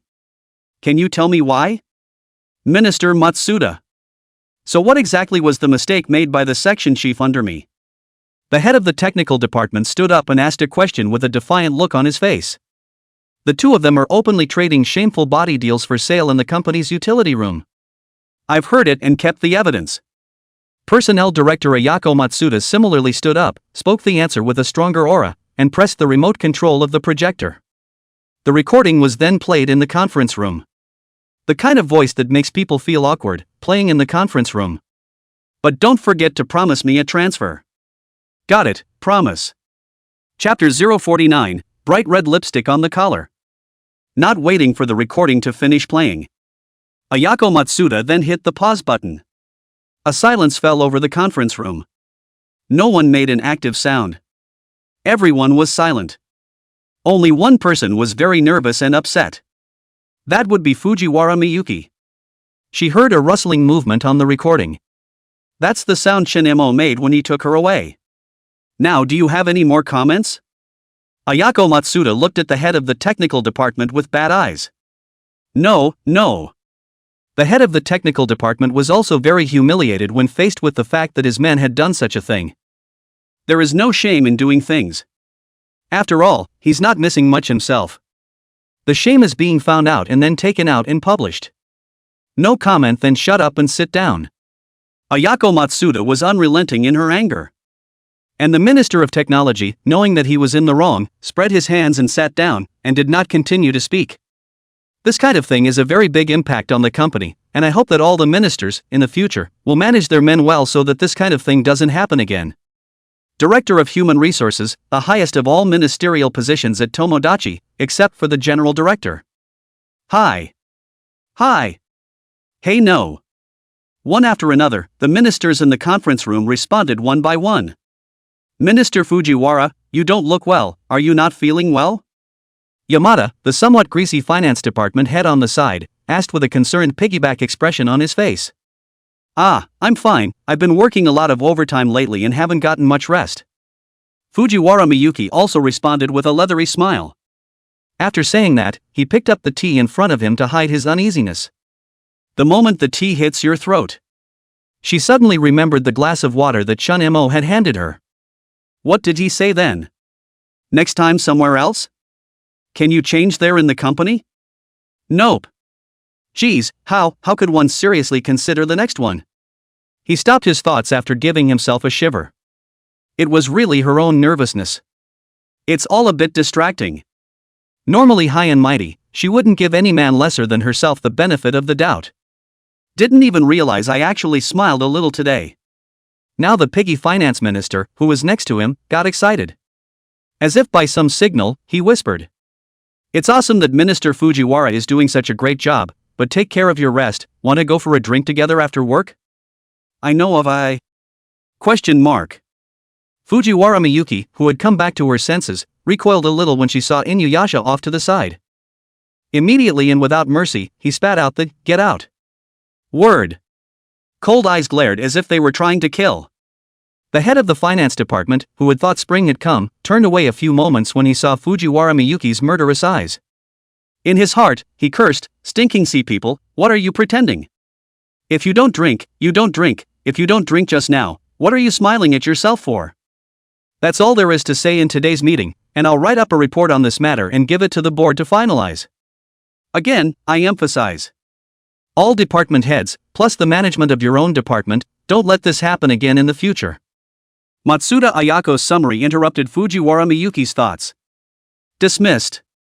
After walking out of the conference room, Fujiwara Miyuki took out her cell phone. Found a message on it from Chen-Mo. Minister Sama, did the meeting go well? We didn't get caught, did we? The text is followed by a mischievous emoticon. When she saw Chinmo's beaten face, she became very angry. Why should I have to go to a meeting in the company by myself with my heart in my mouth? And this smelly man can lift his pants and walk away in style. Obviously both people are going to suffer when this kind of thing is discovered. Furious, she now wanted to call over and scold Chen Mo severely. But when he thought of his situation and the other party's identity, he lost his temper. Fujiwara Miyuki gritted her teeth in anger. Fingers hovered over the phone screen for a long time. In the end, he simply replied with an aha. Shunma on the other side. Took a cab back to the apartment where I was staying. Looking up, the lights in Mrs. Morisawa's house were dimmed. Suddenly he remembered that he had promised her in the morning that he would come right back from work. Got distracted by something else and forgot about it. The genus is undeserved. Guilt-ridden, he used the eye of reality. A 3D model came to mind. At this point, the villainous version of Mrs. Morisawa is lying asleep on the couch. That couch was exactly the couch in Shinma's house. Seeing this image, he walked quickly home. It didn't take 2 clicks to get to his doorstep. Pulled out his key and opened the door to his house. After pushing his way into the foyer, he realized that there were no lights on in the house. Put the key in the back of the closet and shut the door behind him. Lifting his hand, he turned on the lights in the living room. Strong blinding light. It made the sleeping beauty on the couch wake up with a start. Mrs. Kane Morisawa winced softly and raised her hand to rub her eyes. With sleepy eyes, she saw Chen Mo's figure appear in the living room. It was a moment of joy. Chen Majuan, you're back. She braced herself from the couch. The straps of the silk nightgown slipped quietly, revealing rounded, fragrant shoulders. She pulled back the straps in a panic. The look was tinged with a bit of girlish shyness. Sleep-musk strands of hair hung down beside her flushed cheeks. I had wanted to wait for you to come back to discuss dinner. I don't know how I fell asleep. She looked down and tugged at the hem of her skirt that was running upwards from the sleep. Bare toes were curling nervously around the edge of the couch. Looking at the gentle and shy misses on the couch, Chen Mo, all of a sudden, had an inexplicably difficult time in his heart. Even in his previous life, he had never had this feeling of being thought of, cared for, and treated gently. What a blessing for yourself. To reap the benefits of such a virtuous Mrs. Morisawa. No matter what is said, one has to care for her with all one's heart as well. Even later in How Philandering, there is a place for this lady. Shenma hung his suit jacket on the foyer. Lifting his hand, he loosened his tie and walked over. Look at your messy living room tidied up and cleaned up, he said in a low, gentle tone. Sorry, something came up at the office. Walk over to the couch. He leaned in and kissed the faint scent of shampoo in Mrs. Morisawa's hair, mixed with the smell of coffee on the coffee table in front of the couch. Chen Mo gave her a kiss on the forehead. This Mrs. Real fit to a T. I can't believe I cleaned up the house. I'm sure you didn't catch up on your sleep during the day, did you? It was obvious that he had tossed her around for so long last night. Still up early in the morning like myself. His body is beyond normal. Mrs. Morisawa is just an ordinary weak woman. Sleepy as hell and drinking coffee just to wait for myself to get home. At that moment, Chen Mo didn't want to say anything, he just wanted to comfort her. Need a drink. Mrs. Morisawa looked up and tea. Hen suddenly silenced herself. The pupils shrunk slightly. Her raised fingertips hung in midair. It was right in front of Chenma's shirt collar. There was a bright red lip mark there. Chapter 050, Jealous Yoshina. The lip prints were blinding on the white shirt. Chen Mo followed her line of sight and looked down. The image of Fujiwara Miyuki buried in his neck in the utility room flashed through his mind. Feeling slightly guilty, Shenma. Subconsciously, he went to touch the collar. The movement caused the frozen Mrs. Morisawa to jerk up. I'll get dinner ready. She practically fell away and headed for the kitchen. A tear dripped unceremoniously onto the living room floor. The sound of slippers on the floor is like a string of ellipses in the atmosphere of the moment. The kitchen door was pulled open quickly with an ear-splitting clang. It was pulled on again instantly. Yoshina Morisawa pulled open the refrigerator door and cold air hit her. She pulled out the celery and meat, and the chill from the food made the tears, which she could have held back, spill out. Shenma looked at the blurred figure on the frosted glass of the kitchen. The heart is not in the right place. It was only Mrs. Morisawa, who was slicing the carrots on the counter with an unusually exaggerated movement. It made a duck duck duck duck duck duck duck duck duck duck duck duck duck duck duck duck. The atmosphere was quite awkward at this point. He unbuttoned his shirt and walked toward the bathroom. Said deliberately, raising his voice as he passed the kitchen. I'm going to take a shower. In the kitchen. Kane Morisawa's knife moved mechanically on the cutting board. The carrots were sliced and minced again. She felt her vision getting blurry. Warm liquid continued to spill out of her eyes, sliding across her cheeks and dripping onto the cooking table. Kane Morisawa wiped her tears with the back of her hand. What I'm doing? She questioned herself silently. It would have been impossible. Morisawa. Yashina. Chen Majuan is so well endowed. Isn't it only right to have your own pursuits? Though she was persuading herself in this way. But the heart still couldn't help but ache. Perhaps lost in thought, forgetting the refrigerator that had been closed and the cold air still coming out. Yoshina Morisawa couldn't feel the slightest bit of coolness. Her brain buzzed. The bright red lipstick on her collar was enlarging and distorting in front of her eyes, like a sharp blade poking into her heart. This morning, Chen Mergen's collar was clearly clean and tidy, or he had organized it himself. And now it's coming back with the imprint of a woman. Was it intentional? Or was it unintentional? Does it matter if it's intentional or not? Himself was probably just a transient emotional need for Chen Merjun. Duck. The blade in her hand deflected a few points. Cut on her left index finger. It took a few seconds for the pain to travel. Beads of blood gushed out. Leaves a striking red spot on the cutting board. Unscrew the faucet. Cold water rushed over the wound and the stinging sensation brought her back to her senses. Kane Morisawa pressed kitchen paper against the wound. Looking through the frosted glass in the direction of the bathroom. Shenmo's blurry figure was moving. I'm so stupid. You can cut your hand on a vegetable.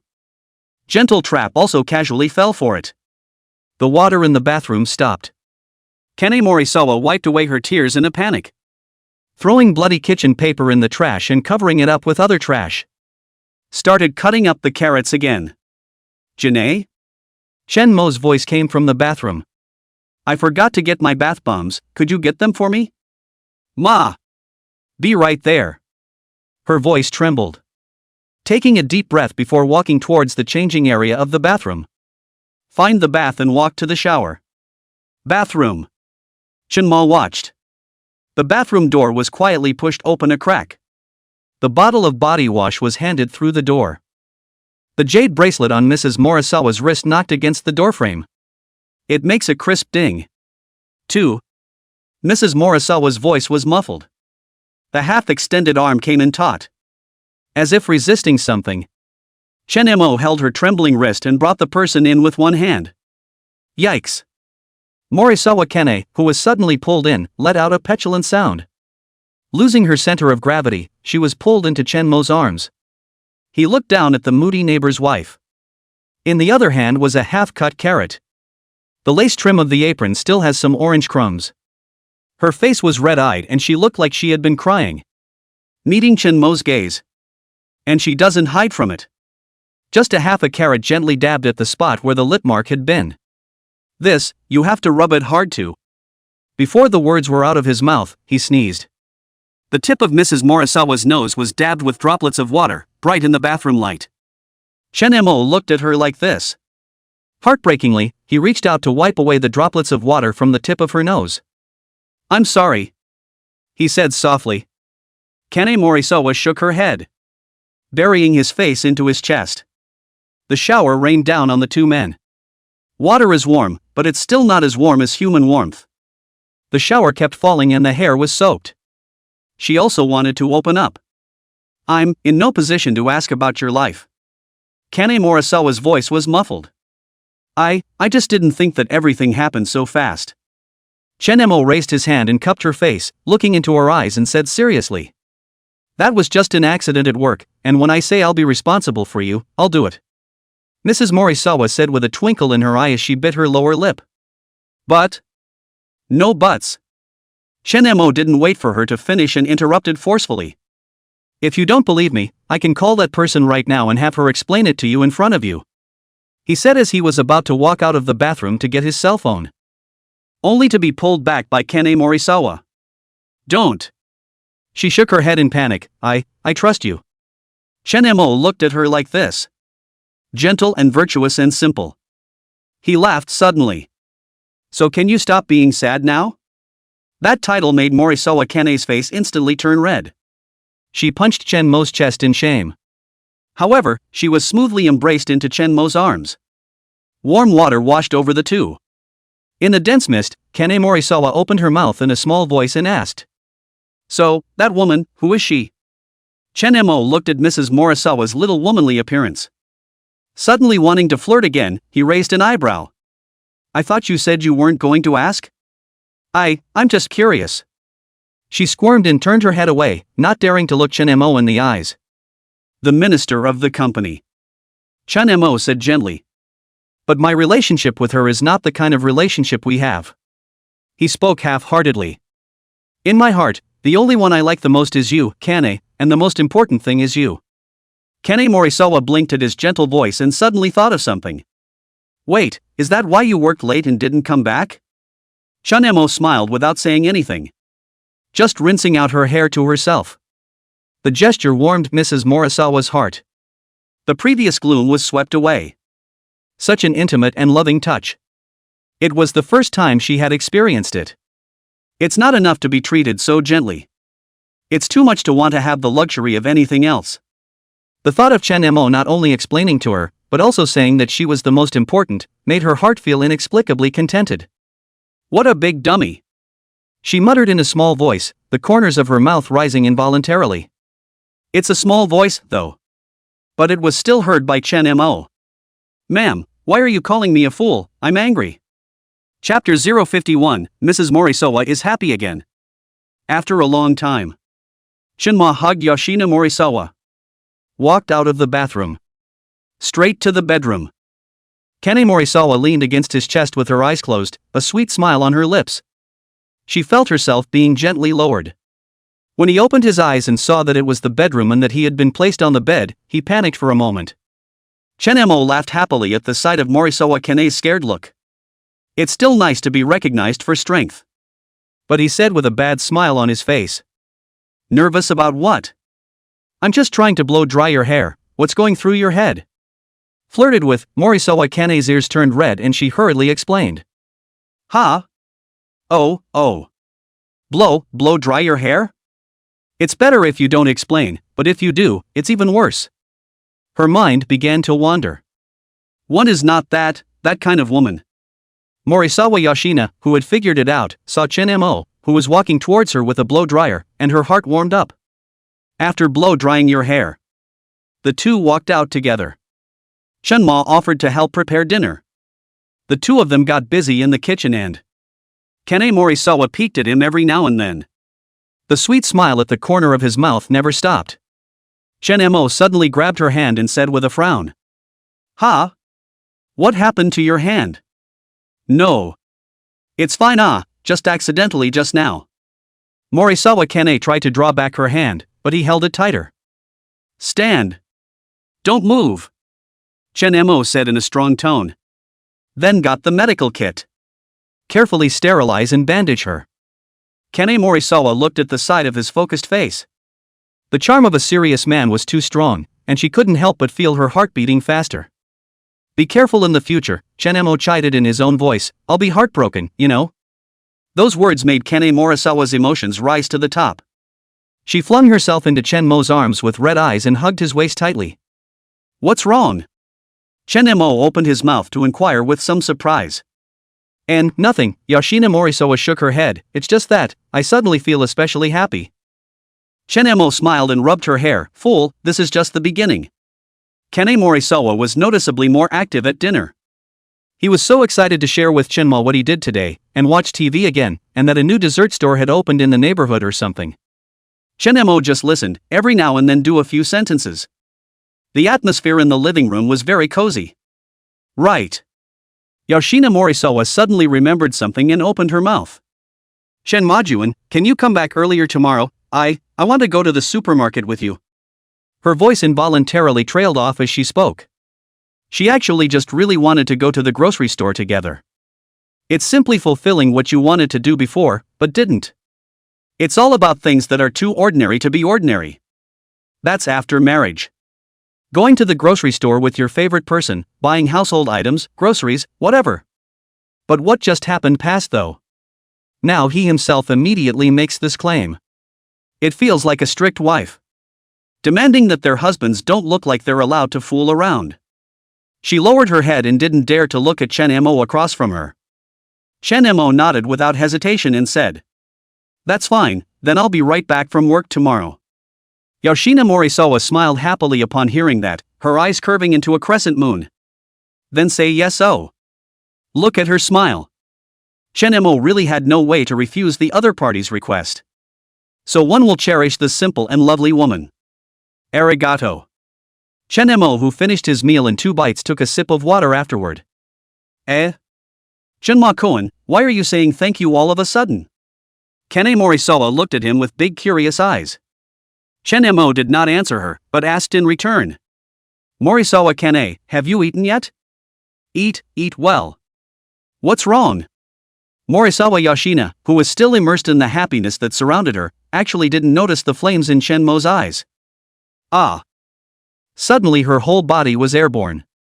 Without any preparation, she was picked up by Chen Mo.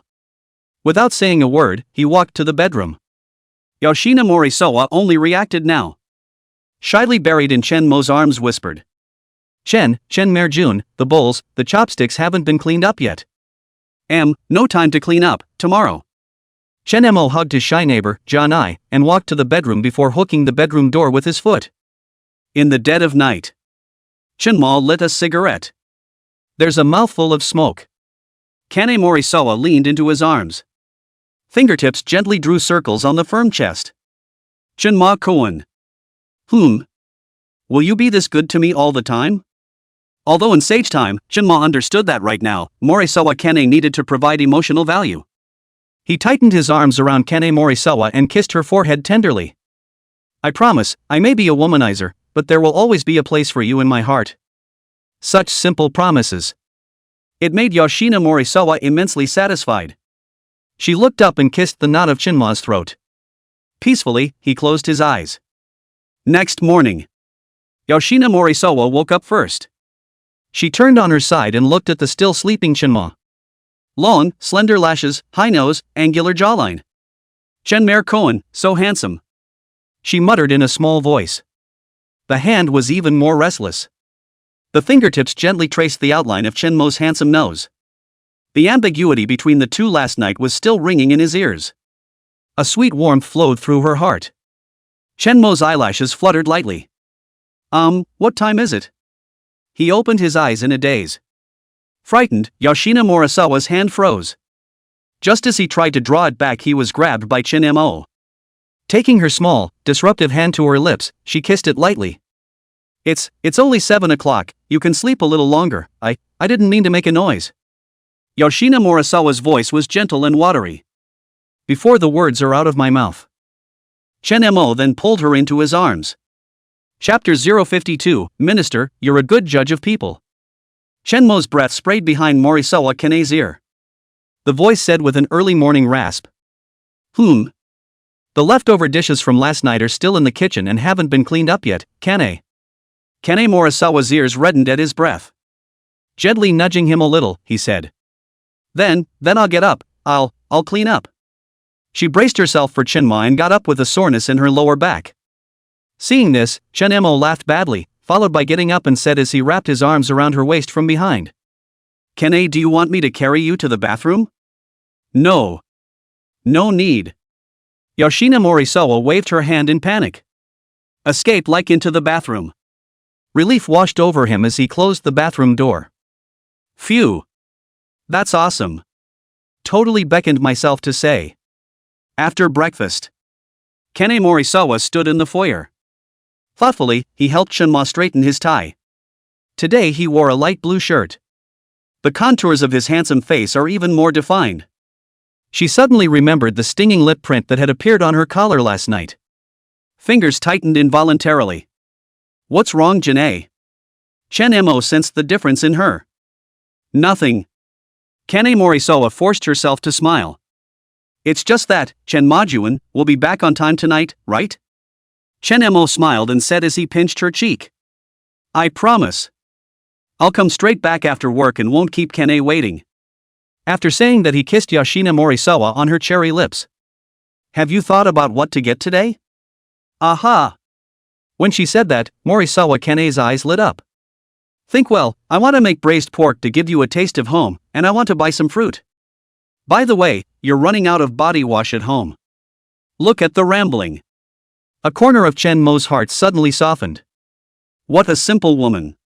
It's obvious that what you want is just ordinary everyday life. Alright, I'm off to work, wait for me. Chen Mo walked out the door and waved his hand towards her. Morisawa Yoshina sent Chen Mo's back away with a face full of anticipation before closing the door and returning to her home. Chen Mo took a cab. Came into the company. The marketing office area is as usual. The sound of keyboards, information, communication, and the ever-present smell of coffee. He walked to his workstation. Pulled back the stool and sat down. On the side, Yamada Kenichi saw Chen Mo coming. He could not help but move his stool and lean over, whispering obscenely. Chen-sang, have you heard? Heard what? Chen Mo didn't look back and opened the computer to himself. I've received a reliable source that something big happened at the company last night. Kenichi Yamada said mysteriously. Chen Mo laughed lightly with disdain. What reliable information? You're the only one who's reliable. The mocked Yamada Kenichi didn't get angry and still continued. Gee, I'm unreliable, but the news is reliable. The company's breaking news, don't you want to know? Not interested. Chen Mo's expression did not fluctuate. When Kenichi Yamada saw that he wasn't curious, his heart itched with a bad taste, as if he would suffocate himself if he didn't speak up. No, you need to know, I'm telling you, just last night, someone was doing that kind of thing in the company utility room. He even gestured with his hands as he spoke, circling with his left hand and pointing with his right, his fingers going back and forth in and out of the circle with a lewd look on his face. Chen Mo turned his head and saw him, is really lewd this dead fat house, also thanks to his heart is not bad. Otherwise Chen Mo wouldn't even take a ride with him. That's it? Big news? Was there to watch it live myself last night. Not only watch the live stream, but also yourself. So when he heard the news, he had no inner turmoil and even wanted to laugh a little. That's it? On the side, Kenichi Yamada had a strange sense of displeasure when he saw that his explosive news had failed to shake Chen Mo's emotions. Isn't this kind of thing explosive enough? I think this is all considered a big deal.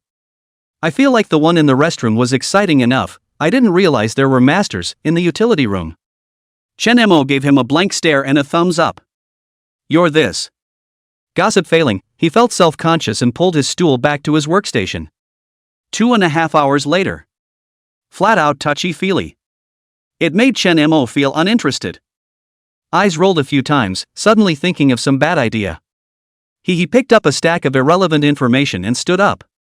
Kenichi Yamada, the perpetually nosy man at the neighboring workstation to him, asked curiously when he saw him get up. Chan-san, what are you planning to do? You in Chinese, in Japanese I'm going to check the information with Minister Fujiwara, do you want to join me? Chen Mo was truly convinced of this little fatty. When Kenichi Yamada heard that, he quickly shook his head like a rattle. Going to the ministers, huh? Go ahead then, I won't be joining you, good luck. Seeing his wimpy behavior, Chen Mo stopped paying attention. Just this no good look, and you still want to get food. The bag is impossible, only Taoist for the rest of your life. Chen Mo first went to the pantry and made a cup of coffee afterward. Took the coffee to Fujiwara Miyuki's office. Turning the doorknob opened the door. Why are you so rude? I emphasized coming into my office to knock. Door. Fujiwara Miyuki, who was originally burying her head in paperwork, was abruptly interrupted. Very angry. But upon looking up and seeing the visitor, his body shivered uncontrollably. The last words that were ready to start cursing were retracted. You. What are you doing in my office? Chen Mo didn't rush to reply. It was just a matter of closing the door, unlocking it, and closing the blinds in the process. Fujiwara Miyuki watched his silky smooth set of maneuvers. Sensing something bad, the two relaxed knees scrambled against each other and his hands shielded his chest. What are you doing? It's business hours and there are people outside. When Shenmo saw her reaction, the boredom of going to work disappeared without a trace. With his coffee in hand, he walked over. "I say, Minister Sama, I just made you a cup of coffee, why are you reacting so strongly?" Fujiwara Miyuki didn't believe it in the slightest and said as she looked at him with wary eyes. "Really here to deliver coffee? No bad intentions?" Shenmo bared his big teeth and said with an innocent smile. "What are you talking about, Minister Sama? I really came to deliver the coffee." After saying that, he even placed the coffee in front of Fujiwara Miyuki. Fujiwara Miyuki's eyes moved up and down, after seeing that Shenmo really didn't seem to have that kind of intention. That's when he picked up his coffee and took a sip. The distinctive bitter flavor of the coffee took the edge off the exhaustion she had just felt. "Say what's it to me?" Shenmo's innocent smile one second turned into the Dragon King's crooked smile the next. "Minister Sama's guess is really right, I do have bad intentions." Chapter 053, Strange Taste. The coffee in Fujiwara Miyuki's hand trembled violently. The dark brown liquid nearly spilled on those papers. She scrambled to put down her glass. In shock, the office chair slid back half a meter. "Damn Shenmo. This is during office hours, aren't you afraid of being found out? When the time comes, not only will I be finished, but you won't be either." At this point, Fujiwara Miyuki was somewhat regretting drinking his coffee. "If I'd known, I wouldn't have drank it, then I would have been a little tougher. Though one knows that the end is the same whether one drinks or not." The words were not yet spoken. Shenmo propped one hand on the desk and gently lifted her chin with the other. "You weren't so tough last night, Mr. Minister? Lift up your pants and deny it?" The muffled sounds of co-workers talking came from outside the blinds. The mechanical sounds of a printer in operation are even closer. Fujiwara Miyuki tensed up. I still have, there are documents in my hand, to be dealt with, you don't bother me." She grasped in vain for the last straw. Hopefully, it will awaken the last vestiges of sanity. Documents? How important can documents be? I'm the president of Tomodachi Trading now, I'm in charge of the company, understand? The file is really important, the data in it is not right, there is a big problem with Ichido Sato. Fujiwara Miyuki's voice had taken on a sobbing tone. Bear with me on last night. It's exciting at best. It was pure torture for her now. After all, being found out is really no different than being dead. Shenmo's movements suddenly stopped. Frowning slightly, he said in a somewhat disgruntled tone. Ichido Sato? It reminded him of yesterday morning. That chief minister's mouth offended him greatly. Half the company is his now. It's time to get on the bandwagon no matter what. Say? What's the problem? Having said that, the small movements in his hands were non-stop. Well, I found out that his purchase offer in Southeast Asia. Fujiwara Miyuki took the opportunity to escape from Chunma's arm. Hands were busy organizing his clothes. The purchase offer was 30% above market price. After saying that, she glared at Chunmo in a sly manner. Asshole. How could she talk in peace, like this? It's unbelievable. A total pervert, pornographer. There were sudden footsteps outside the door. Both froze at the same time. Until he heard Kenichi Yamada ask at the top of his voice. Ha? Didn't Chan-san get the minister? Shenmo went lightning fast to unlock the unlocked door. Another quick sit in the visitor's chair. Fujiwara Miyuki even haphazardly grabbed a fountain pen and pretended to grade papers. The two men were busy forcing their composure. Knock, knock, knock. When the knock came on the door, Fujiwara Miyuki said coolly after struggling to adjust her emotions. Enter. The person who pushed the door in was Hayakawa, a financial specialist in the finance department. She hadn't taken more than a few steps in when she froze in place. Chunma was sitting upright in the visitor's chair. Minister Fujiwara was also burying his head in his hands. May. But why is there a faint odor in the air? But then she remembered her business afterward. Walked straight to the desk. The supplementary budget for Southeast Asia. Finance Commissioner Hayakawa's lenses reflected the light.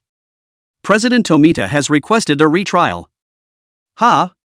The tip of the fountain pen in Fujiwara Miyuki's hand blotted ink circles on the paper. Forcing her composure, she looked up in surprise at the news. Finance Commissioner Hayakawa pushed up his glasses.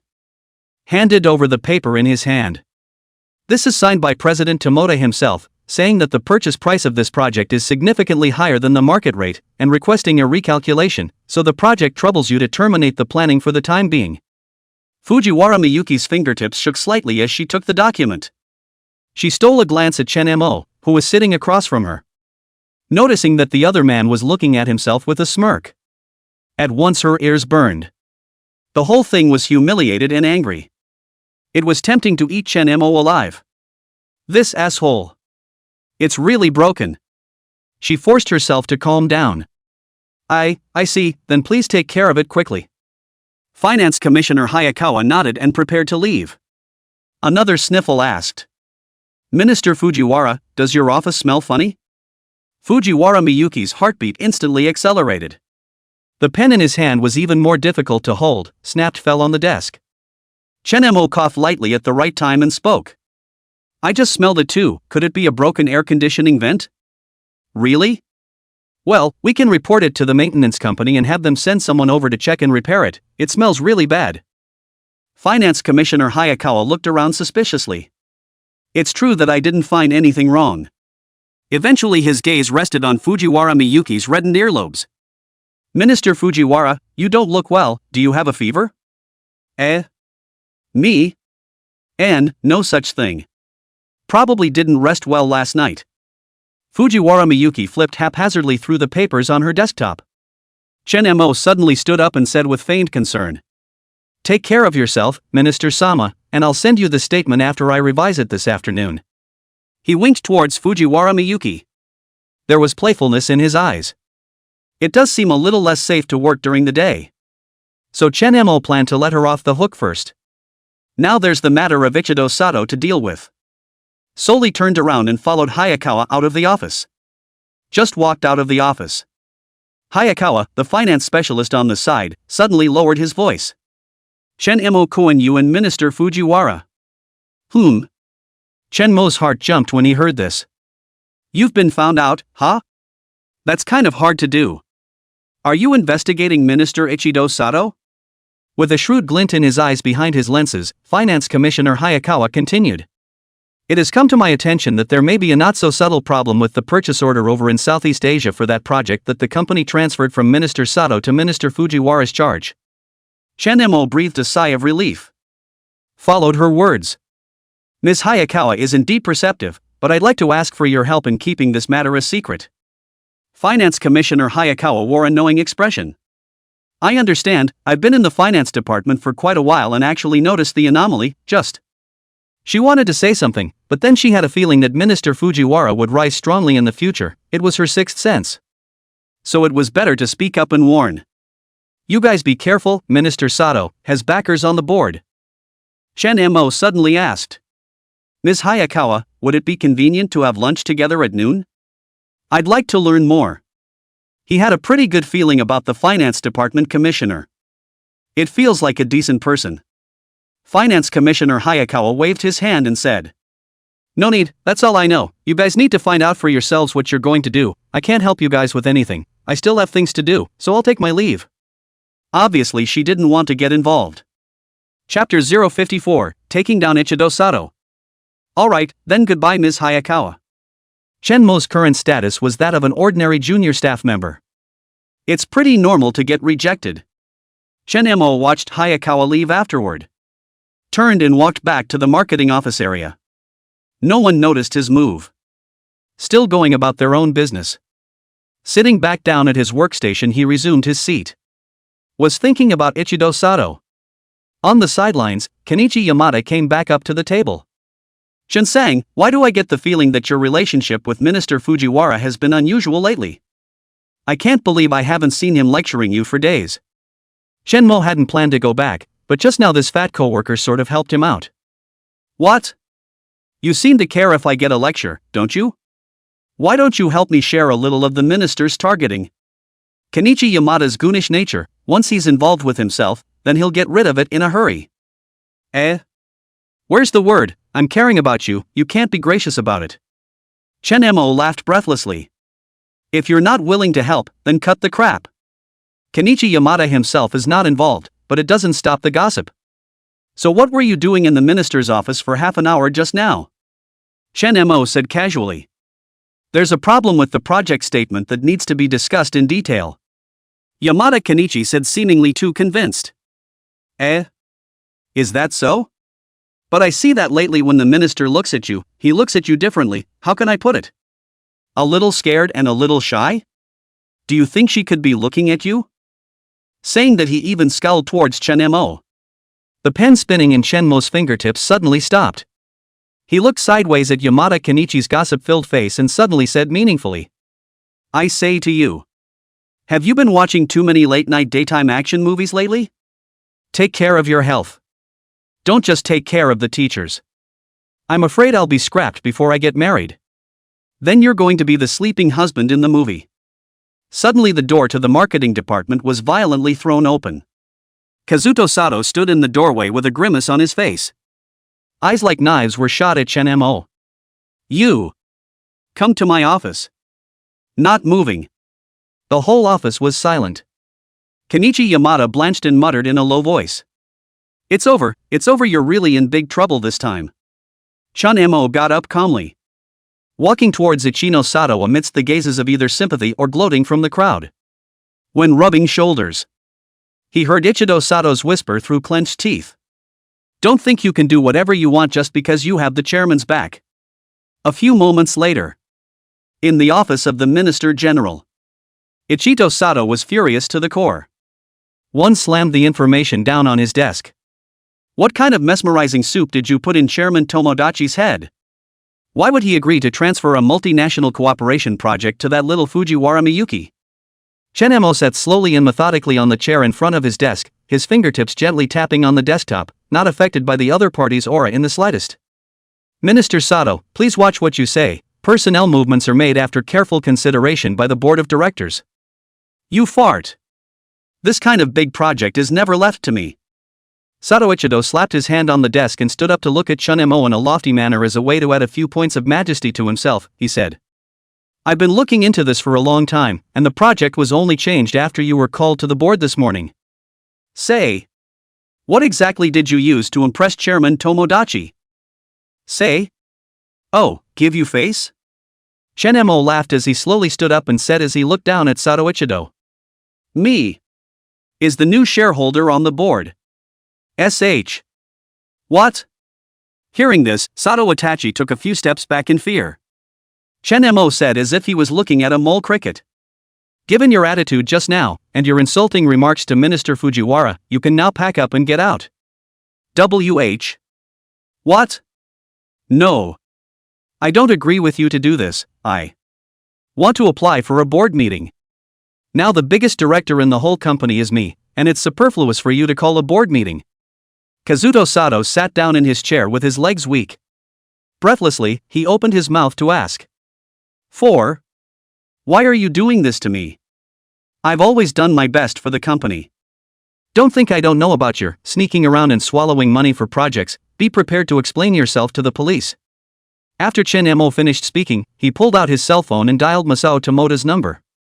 Hey, have someone from the security department come to Chief Minister Sato's office. I'm reporting him for embezzling project funds. Hey. Okay, Chairman Chen. Masao Tomoda on the other end of the phone side before immediately answering. He serves as the top leader of the company. Everything within the company is well known. He only turned a blind eye regarding Ichido Sato's embezzlement of project funds. Let's not talk about the fact that Ichido Sato was one of the first to follow him. There are several other shareholders involved. He's been cleaning up the mess since yesterday. He's still trying to fish for Sato. That's why he filed for a re-examination of the report. I had thought that Shinma didn't care much about the company and might have realized it rather late. It was only the next day that I found out. Sure enough, at this age you can make such a big deal out of it, you still can't underestimate it. The phone hangs up. The air in the office seemed to freeze. Sato Itachi's face turned from green to white.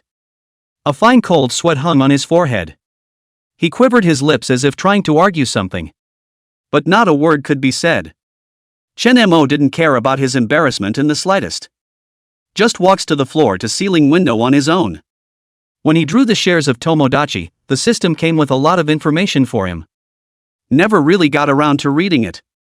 I just found that information, covering all the questions about the company in immense detail. Shenmue looked down at Tokyo out the window. Sunlight poured through the glass on the side of his face, the sharp jawline outlined beyond recognition. Chairman Chen. Shun. Sato Itoa finally found his voice, but the previous arrogance was long gone. This. Here, there must be some misunderstanding. I implore you to give me a chance to explain. Explain? What you need to do now is to think about how you're going to defend yourself in court. Shenmue did not look back, his voice was so calm that it made Sato Ichido feel chills all over his body. Sharp footsteps came from outside the door. The head of security pushed his way in with a few guards. Chen, President Chen. We're here. Shenmue nodded and said. Take him away, don't let him get away, I've called the police, they'll be here in a minute, and don't let him come into contact with anyone. Hi. Ichido Sato finally crumbles as he's racked up by two security guards left and right. He struggled and cried out. Shenmue. Who are you to do this to me? You are nothing but an outsider. Just a Chinese bug. Chapter 055, Fujiwara Miyuki who turned strange. Ichido Sato's insults echoed through the office. The guards looked at each other. But they didn't dare to do anything rash. Shenmue slowly turned around. The eyes said icily. What did you say? Say it again? His voice was not loud. But it left the whole office in silence. Sato Itachi was also shocked by the aura and was momentarily speechless. But quickly and boldly shouted. I'd say you're just a wawa from. Snap. A loud slap interrupted Sato's words. Shenmue's movements were so fast that it was almost impossible to see. The slap went down without mercy, but left a few moments of force to save the man from being killed. But then Sato's face swelled up and blood oozed from the corner of his mouth. Just kidding. How can this little punk insult the great China? That's a slap in the face to teach you respect. Shenmue shrugged it off. The tone was awfully calm. Take away. Now the security guards don't dare slack off. Rushing to set up the still-dazed Sato. And knowingly closed the door. The office area is even quieter again. None dared to speak. Shenmue straightened the slightly messy cuffs of his suit. Just about to leave. The cell phone in his pocket suddenly vibrated. Are you okay? I heard that Minister Sato is having trouble with you. The corners of Shenmue's mouth rose as he quickly replied. It's fine, it's been taken care of. But, Minister Sama, are you concerned about me? The message just went out. The office door was then pushed open. Fujiwara Miyuki stood in the doorway. Cheeks slightly flushed. There was also a document in his hand. I'm here to deliver the information. She said with no airs. The mind was even more caught up in self-deprecation. Days yet. What am I doing? What's it to me if this asshole lives or dies? Why would I worry about him getting a hard time from Sato? You're really being bullied, silly Fujiwara Miyuki. This asshole is the biggest shareholder of the company. Who can give him a hard time? It was a coincidence that she came just now. Just in time to see Shenmue fuming. Composure and calmness, and a sense of ease and control from the higher-ups. Especially when it comes to that slap. Very handsome. Feel the change. Really wanted to die. I don't understand why I'd become so strange. She lowered her head, not daring to meet Shenmue's eyes. Shenmue let out a light laugh. This little twat is now becoming afraid to get on her high horse. Even start to fear yourself yet? He walked over and closed the door behind him. Gently picking Fujiwara Miyuki's chin. Minister Sama, you're so cute when you lie. Fujiwara Miyuki took a panicked step back. But she was pulled into Shenmue's arms. Don't, this is Sato's office. Oh, it's yours now. Shenmue came close to her ear and whispered. The warmth made Fujiwara Miyuki go weak. What did you say? No more pretending, game over, from today I'm no longer a clerk, I'm the president of the company. And you? Shenmue's thumb gently rubbed her lips. Will take Sato's place as the new chief minister. How is this possible, he? What? Don't believe I have it in me? Shinma smiled badly. The hand had slipped restlessly to the waist. Wait, not just now, it's work time. Fujiwara Miyuki tries to break free. Instead, he was turned around by Chin-mo and pressed against the desk. Just in time, during working hours, to try out how soundproof this office is. No. Just then. Sharp footsteps came from outside the door. Knock, knock, knock. A knock sounded at the office. There's a knock on the door. Fujiwara Miyuki pushed Shinma away with force. Flustered, he straightened the buttons of his shirt. Chin-mo, who was interrupted from casting a spell, was a bit less than pleased. But it's not good enough to go on now. Open the door and see the man in the line security uniform. He asked in a very irritated tone. What is it? Standing outside the door was the Minister of Security. It's not a bad eye for a character to get into a ministerial position. Though he didn't know the identity of the man in front of him. But just from the fact that he was able to do away with the chief minister just now, it's a good indication of how big the head is. I'm sorry, but Shun. President. Since he didn't even intend to pretend anymore, Chin-mo didn't want to hide it. Hearing this answer, the security minister didn't even dare to question it. He said respectfully. President Chen. Sorry to disturb you, the police are here and need you. Chin-mo waved his hand impatiently. Tell them to come over to me. The Minister of Security wouldn't dare mess with this young man, even though the president's identity hadn't been confirmed. But the estimates are not far off. Immediately bowing 90 degrees respectfully, he said. I'm going to make arrangements. The office door recloses behind him. Fujiwara Miyuki, who had long ago straightened her clothes, had a blush on her cheeks that hadn't yet faded. Seeing the door slam shut instantly caused a bit of panic to set in again. She bit her lower lip. Are you really the chairman? What? You still doubt the truth? You don't seem like such a stupid woman yet, why don't you call Masao Tomodachi over to prove it to you? Chin-mo slowly and methodically tied the tie he had just ripped off. No, don't bother. Fujiwara Miyuki twiddled her fingers impatiently. I just didn't figure out why you'd want to pretend to be a clerk. Chin-mo suddenly closed in, trapping her between the desk and himself. What? The little clerk you used to reprimand every day is now your top boss and you know you're scared? He said and lifted his hand and cupped her chin in one hand. Fujiwara Miyuki turned her face away, the tips of her ears red with shame. Who's afraid? Knock knock. Without waiting for Chin-mo to speak, another knock sounded outside the door. It was followed by the voice of the Minister of Security. President Chen, the police brought it over. Chin-mo let go of Fujiwara Miyuki. Come in. 3 police officers pushed their way in. The police officer in charge showed his credentials and then his eyes traveled between the 2 men. Finally, he said to Chin-mo. Regarding the case of Ichido Sato's suspected job misappropriation, we've confirmed that it's true through the email you sent, sir, but we may need the cooperation of the 2 of you. Fujiwara Miyuki felt uneasy after hearing that. Subconsciously, he took half a step behind Chin-mo. Chin-mo wanted to laugh at that. What is this little afraid of? It's not like she's done anything wrong herself. Still not moving, though, he stepped in front of her and said. I'm Chin-mo, the current president of Tomodachi, so if you have any questions, you can ask me directly. The officer nodded as he listened. Flipping open the book he'd brought with him, he said. According to the whistleblower materials, Sato committed major fraud in the Southeast Asia procurement program. We looked into his personal emails. He suddenly lowered his voice and found out he seems to have a relationship with the board in addition to his fraudulent behavior. Enough. Chapter 056, Looking for me on the rooftop during the lunch break.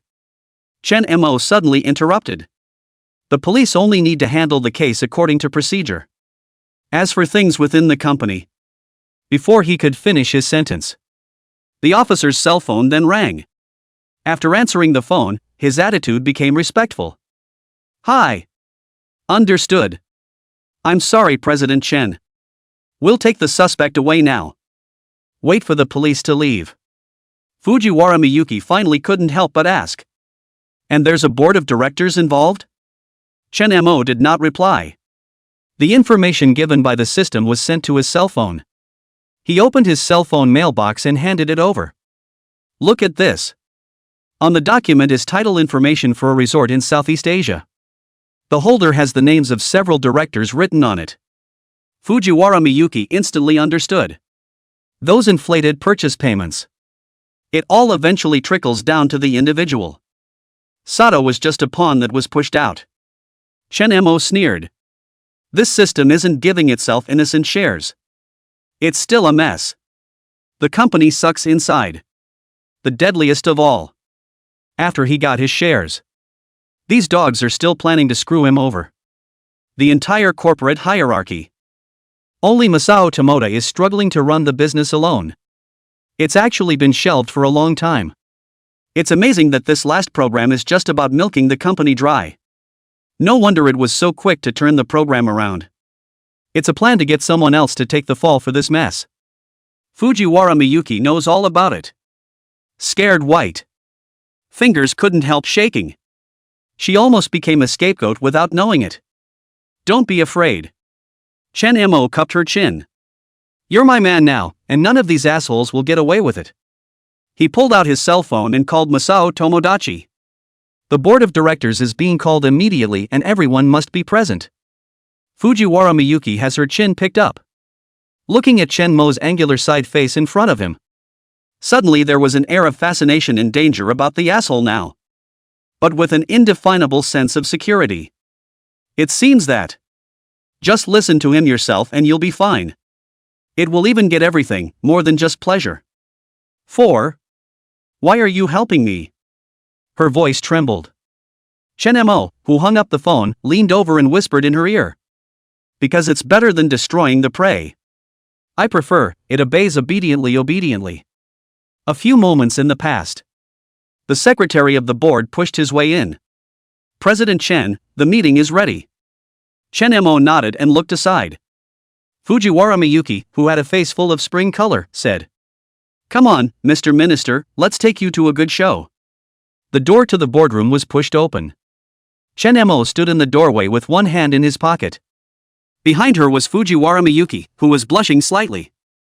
Several pairs of eyes looked over in unison. Surprise, confusion, disbelief. There's also the not-so-obvious hostility. It's been a long time, everyone, and I'm sure I'm not a stranger to you all, having only met yesterday. Shinma spoke in Japanese. It's not very loud. But it made the whole conference room instantly quiet. He walked slowly and methodically to the main seat and pulled out his chair. And gestured for Fujiwara Miyuki to sit on his right-hand side. Wait for him to take his seat. It was only then that Masao Tomodachi, who was at the side, opened his mouth to inquire. President Chen, may I ask if there's something to announce with the sudden convening of the meeting? Chen Mo's fingertips lightly clasped the desktop. Eyes swept over each of the directors present. The atmosphere was very depressing. The only thing in the conference room was the hum of the air conditioning vents. Only then did Chen Mo speak.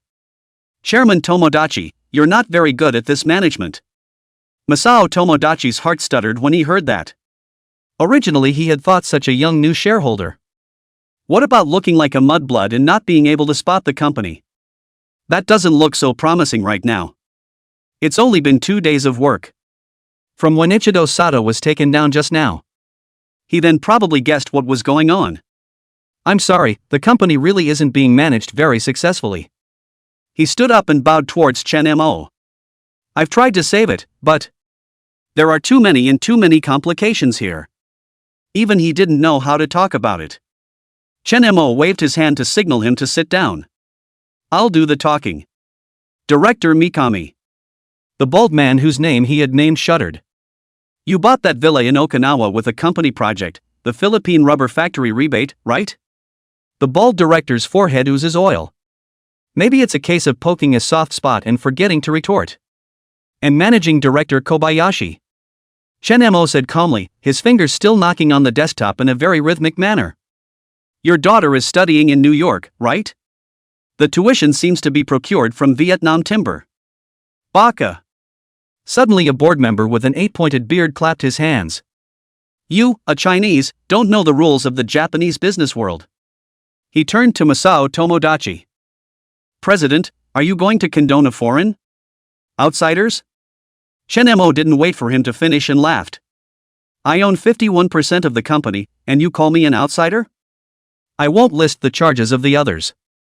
He remained nonchalant. Now you are given two choices, either leave voluntarily or... After Chen Mo finished speaking, 12 members of the board of directors of the company. 7 people actually pulled out their cell phones and dutifully wrote up their resignations. Masao Tomoda was the only one who scowled. Now I declare. In the future, Fujiwara Miyuki is the vice president of the company, the rest of you are adjourned, President Tomodachi stays behind. The air in the meeting seemed to freeze. The directors looked at each other in disbelief. Someone tried to open their mouth to retort. However, he was silenced under Chen Mo's icy cold eyes. Fujiwara Miyuki was even more shocked and unable to speak. Fingers clenched tightly around the corner of his coat, knuckles white. Vice President? This is no joke of a post. In Japan, it's often the older the position that goes up. She was able to climb to a ministerial position. It's already taking a heavenly effort. The combination of a perfect education, excellent mobility, and all that has led to a good climb to the current position. Normally, at her age it would be a classroom talk at best. But what? Now what? Just a word from Chinmo. She's the vice president? A position that I would never have thought of before. It was surprising to get it so casually in Shenmo's hands. This powerful controller, the means of power that obsessed her. Fujiwara Miyuki was deeply touched deep inside. Ding! Fujiwara Miyuki's favor increases by 50%. Reward, 500 conquest points. Chen, President Chen. She couldn't stop her voice from trembling. I'm afraid I'm not up to the task. Chen Mo turned his head sideways, the corner of his mouth curling into a playful smile. What? Is this a questioning of my decision, Minister Sama? His long, slender fingers tapped lightly on the tabletop. The tempo was slow. Yet it carries an undeniable intimidation. No. Don't dare. Fujiwara Miyuki shook her head in panic. Oh, is that so? Then if you don't want to be the vice president, do. You want to be my exclusive secretary? In the last few words, he deliberately lowered his voice so that only Fujiwara Miyuki could hear. It's okay, Minister Sama, I'll teach you how to be the vice society president. Meet me on the rooftop during the lunch break. The tips of Fujiwara Miyuki's ears instantly turned red. Shyly, she glared at Chen Mo. This asshole. Chapter 057, What's the right time? This asshole. In front of so many people, actually. Masao Tomoda coughed lightly, breaking the brief silence. Ms. Fujiwara has excellent abilities, and I'm sure she'll be able to handle the job of vice president. He looked at Chen Mo with complicated eyes. President Chen, then about the subsequent operation of the company. There are only 12 people on the board. Chen Mo rectified 7 people at the same time this time. Count on making a big change in the company. There's no rush on this one, Chairman Tomodachi. Chen Mo resumed his seat and eased his tone by a few points and said, You know better than me what's going on in the company right now. Masao Tomodachi laughed bitterly. Yes, I have been very remiss indeed over the years. No, you're doing fine. Chen Mo interrupted him. It's been pretty hard to keep the company running under these circumstances, besides you're not complicit, are you? Masao Tomodachi froze. He didn't expect Chen Mo to say that.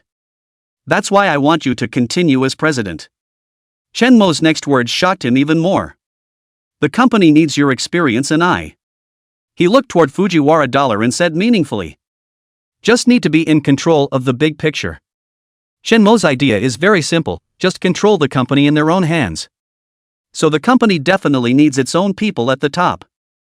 And this little pussy is the perfect candidate. Fujiwara Miyuki's heart raced as he looked at her and hurriedly lowered her head. This asshole, what's he up to again? What does it mean to emphasize the word control? She's really pissed off. Tomodachi Masao was silent for a moment before he finally nodded. I understand, I will fully cooperate with President Chen. Great. Chen Mo nodded in satisfaction. Suddenly the words changed and said.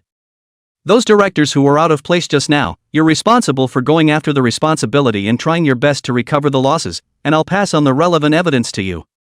Chen Mo said with sharp eyes. Don't spare a single one. Masao Tomodachi's heart fluttered. It was immediately clear what he meant. This President Chen seems to want to pursue this to the end. If there really is that kind of evidence. This young man is truly something. Hey, I'll set it up right away. He rose and bowed, then left the conference room at a brisk pace. The moment the door closed, Fujiwara Miyuki finally couldn't help but ask. What the hell do you want? Chen Mo asked with a raised eyebrow. What? Is the vice president not satisfied with this? That's not what I meant. Fujiwara Miyuki bit her lower lip. You know I don't have the credentials or the ability, so why? In Japanese companies, most employee positions are still tied to age. Who said you didn't? Chen Mo suddenly reached out and pulled her onto his lap. Ah. You. Let go of me. Fujiwara Miyuki panicked. Afraid someone will come in at any moment. Afraid of what? Chen Mo cupped her chin and forced her to look at herself. I'm the biggest in the whole company now, so what if someone comes in and sees it? Who dares to talk nonsense? His voice was low as his thumb gently rubbed her soft, tender lips. Or does that mean you don't like the position? Fujiwara Miyuki's heart was beating like thunder. He was softened by his gaze. I just don't get it. Don't get it? It's simple. Chen Mo moved closer to his ear, his warm breath spraying on the sensitive skin. I never let go of what I see. And you. His voice was low, but overbearingly so. Inside and out, it's all mine. Fujiwara Miyuki felt the warmth of Chen Mo's big hand and trembled, pushing him away in shame, saying, You don't go too far. Chen Mo laughed lightly and loosened his hand in a smooth manner. Okay, no kidding. This is a conference room with in-house surveillance. It's okay to flirt a little, but it's definitely not convenient to do the real thing. After all, he didn't have a penchant for letting people watch. He stood up and straightened his suit. Come on, Vice President Sama, time to go to your new office. Fujiwara Miyuki said as she glared at him with a red face. Are you serious? Sure. Shinma walked to the door and looked back at her and. Or would you prefer, Vice President Sama, that I carry you over there? No. No need. Fujiwara Miyuki hurriedly followed. The mind is a mess. This asshole. What on earth would it take to mess up her life for her to be happy? In the meantime, the company's underground parking lot. Inside a black sedan. The eight-bearded director who had left the meeting angrily a moment ago was grimly talking on the phone. Yes, the new major shareholder is Chinese and has already started to clean out our people. A grim laugh came from the other end of the line. Interesting, a Chinese, how dare he come to Japan to sow his wild oats? The eight-bearded director asked, lowering his voice. Elder, then how do we respond next? Proceed as planned, I'll send someone else to handle the rest. The person on the other end of the phone said coldly. I'll let him know that this is not a place where a Chinese man can do whatever he wants, even if he controls an entire company. Fujiwara Miyuki from the 19th floor. Twisting her fingers, she followed behind Chen Mo. At the end of the corridor was originally the office belonging to the vice president. The company's staff was quick. Now the door sign has been replaced with her name. Push the door open. The spaciousness brought her to her feet. Panoramic floor-to-ceiling windows overlooking the entire Tokyo Bay. The office not only has leather couches, but even a small break room and bathroom. This is too much. Fujiwara Miyuki muttered in a small voice. Chen Mo approached from behind her, his breath brushing the side of her ear. Like it? I made a point of having them replace the carpet with a new one. He said meaningfully, stamping his foot down on the dark gray cashmere carpet. It's much more comfortable than the utility room. Fujiwara Miyuki's ears burned instantly. A tidal wave of memories from last night in the utility room came flooding back. President Chen. There was a knock on the office door. Chen Mo let go of Fujiwara Miyuki. Enter. Hayakawa pushed the door open holding the papers and walked in. These are the financial purchase details you wanted me to organize. She left the papers on her desk and left. Chen Mo nodded and looked at Fujiwara Miyuki. Vice President, the purchase statement is yours to verify. Fujiwara Miyuki said as she looked at him with a shocked face. SH. What? You trust me that much? Chen Mo laughed softly. What? You think I'd be wrong about someone? His thumb began to molest Fujiwara Miyuki's lips again in an ambiguous tone. I was the one who accepted your ability to check the data. Last night. Fujiwara Miyuki immediately turned red. Thinking of myself again. Being pressed against a filing cabinet in the utility room to direct work. She slapped Chen Mo's hand away in a panic and said. Now. It's working time. Chapter 058, Don't clean the floor yet. Oh. Chen Mo suddenly encircled her waist from behind. So, what does the vice president think? What's the right time? Lunch break? Or off work? Fujiwara Miyuki struggled in shame. You stop that, this is an office. Chen Mo let out a bad smile and instead wrapped his arms tighter around her, his thin lips almost pressing against her earlobe. What's wrong with the office? Isn't the vice president's position meant to make it easier for me to direct my work whenever I want? Fujiwara Miyuki shuddered and pressed his hand in panic. No way. Someone will come in. The door is locked. Chen Mo's eyes narrowed dangerously. Now. Answer me. Lunch break or off duty? Pick one. Fujiwara Miyuki was so soft she could barely stand. Biting her lower lip and glaring at him. Your workplace harassment. Though she'd long since given up resisting. But I don't know why. One is unconsciously stiff upper lip every time. Wrong. Chen Mo suddenly leaned over and vaguely said. It's the boss accepting the work ethic of his employees. He saw that Fujiwara Miyuki didn't answer. Straight away, I was ready to get angry. Off duty, I choose off duty. Fujiwara Miyuki noticed the change in Chen Mo's eyes. If you don't make the choice yourself. Definitely no good. Maybe the two will fight again. I'm sorry, Mr. Vice President picked the wrong answer. Chen Mo sat on the couch. Lit up a cigarette and smoked it comfortably. He couldn't help but lose his smile. This little is really determined. In that case. You need to step it up yourself. Since you don't give a go home from work. There is a gentle and virtuous one in the family. After a cigarette. Chen Mo then walked towards the bathroom. He raised his hand and pressed down on the doorknob, intending to go inside and take a shower.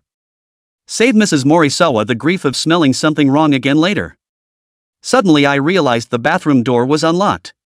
Inside, Fujiwara Miyuki was startled to hear the sound of the doorknob turning. You! What are you doing? I'm going in to take a shower. Chen Mo said flatly. He's been outputting too much force lately. Now in sage mode. Although there was a door between them, Fujiwara Miyuki inside was still frightened and said as she shielded her hands in front of her body and looked at the doorway vigilantly. No. No way. You wait until I'm done and you're washing. Vice President Sama, open the door obediently and don't make me say it twice, or you'll be screwed if I force my way in. Although Chen Mo's tone was calm, it had an undeniable power. You don't think this tie door is going to stop me, do you? I'm going to count to 3 and if it doesn't open I'll go in myself. 3. 2. Don't. I'll open. Fujiwara Miyuki protects her body with one hand. Not waiting for him to count to 1. Just dutifully opened the bathroom door. She didn't know why she had an inexplicable trust in Chen Mo's words. He said this door can't be stopped. Then it certainly can't be stopped. If you don't drive yourself, odds are something important will be lost. Chen Mo, who had removed his clothes and walked into the bathroom, was amused to see the mortified Fujiwara Miyuki.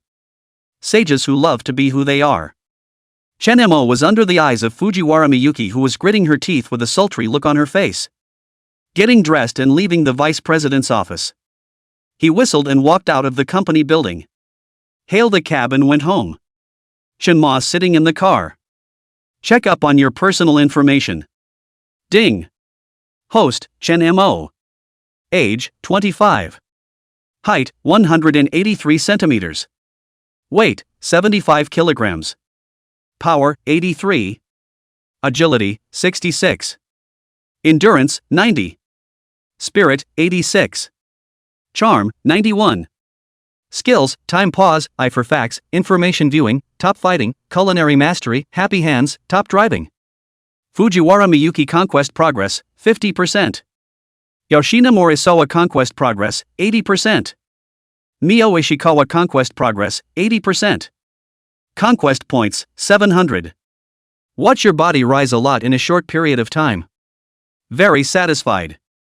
I now have a bank card balance of over 300 million yen on my own. It's time to give yourself an entire property. Otherwise the system rewarded Remisu 7 Ultra is still eating dust in storage. Take a cab every time yourself. Not to mention square or inconvenient. Mainly because I've never driven a good car myself. In my last life, I was half a beggar too. Apart from loving beautiful women, men are no less fond of cars. He is no exception.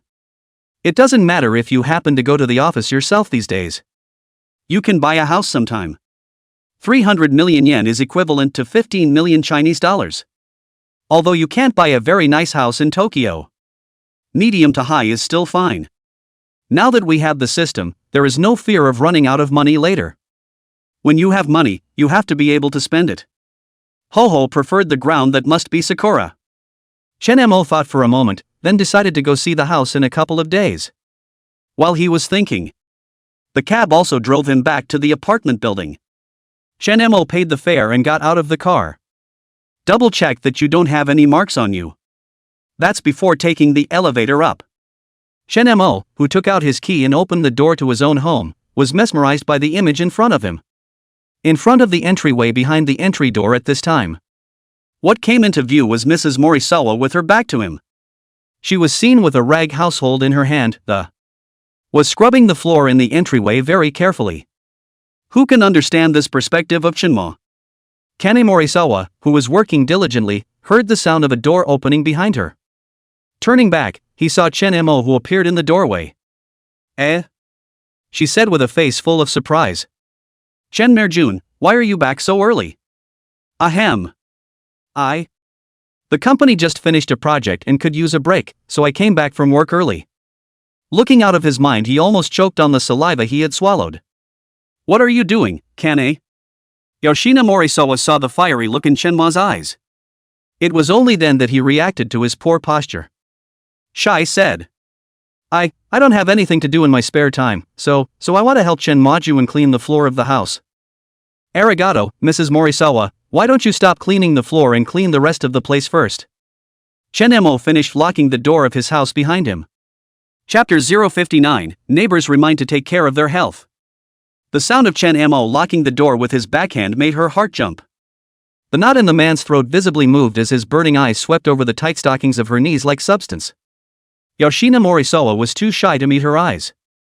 Is this the vigor of young men? Or is it that one's charm has not diminished? So happy to say no matter what. Frozen, she was oblivious to the fact that the rag was still dripping in her hand. E.g.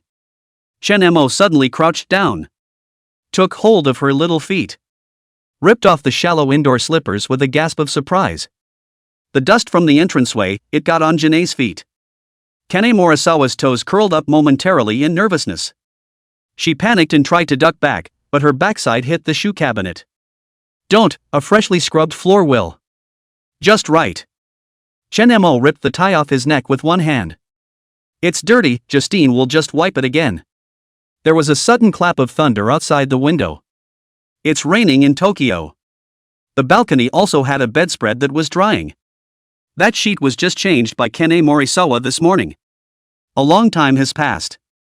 In the bathroom. Dense water vapor filled the air. Chen-mo gently placed Yoshina Morisawa on the edge of the bathtub. He picked up the shower and adjusted it to the right water temperature afterward.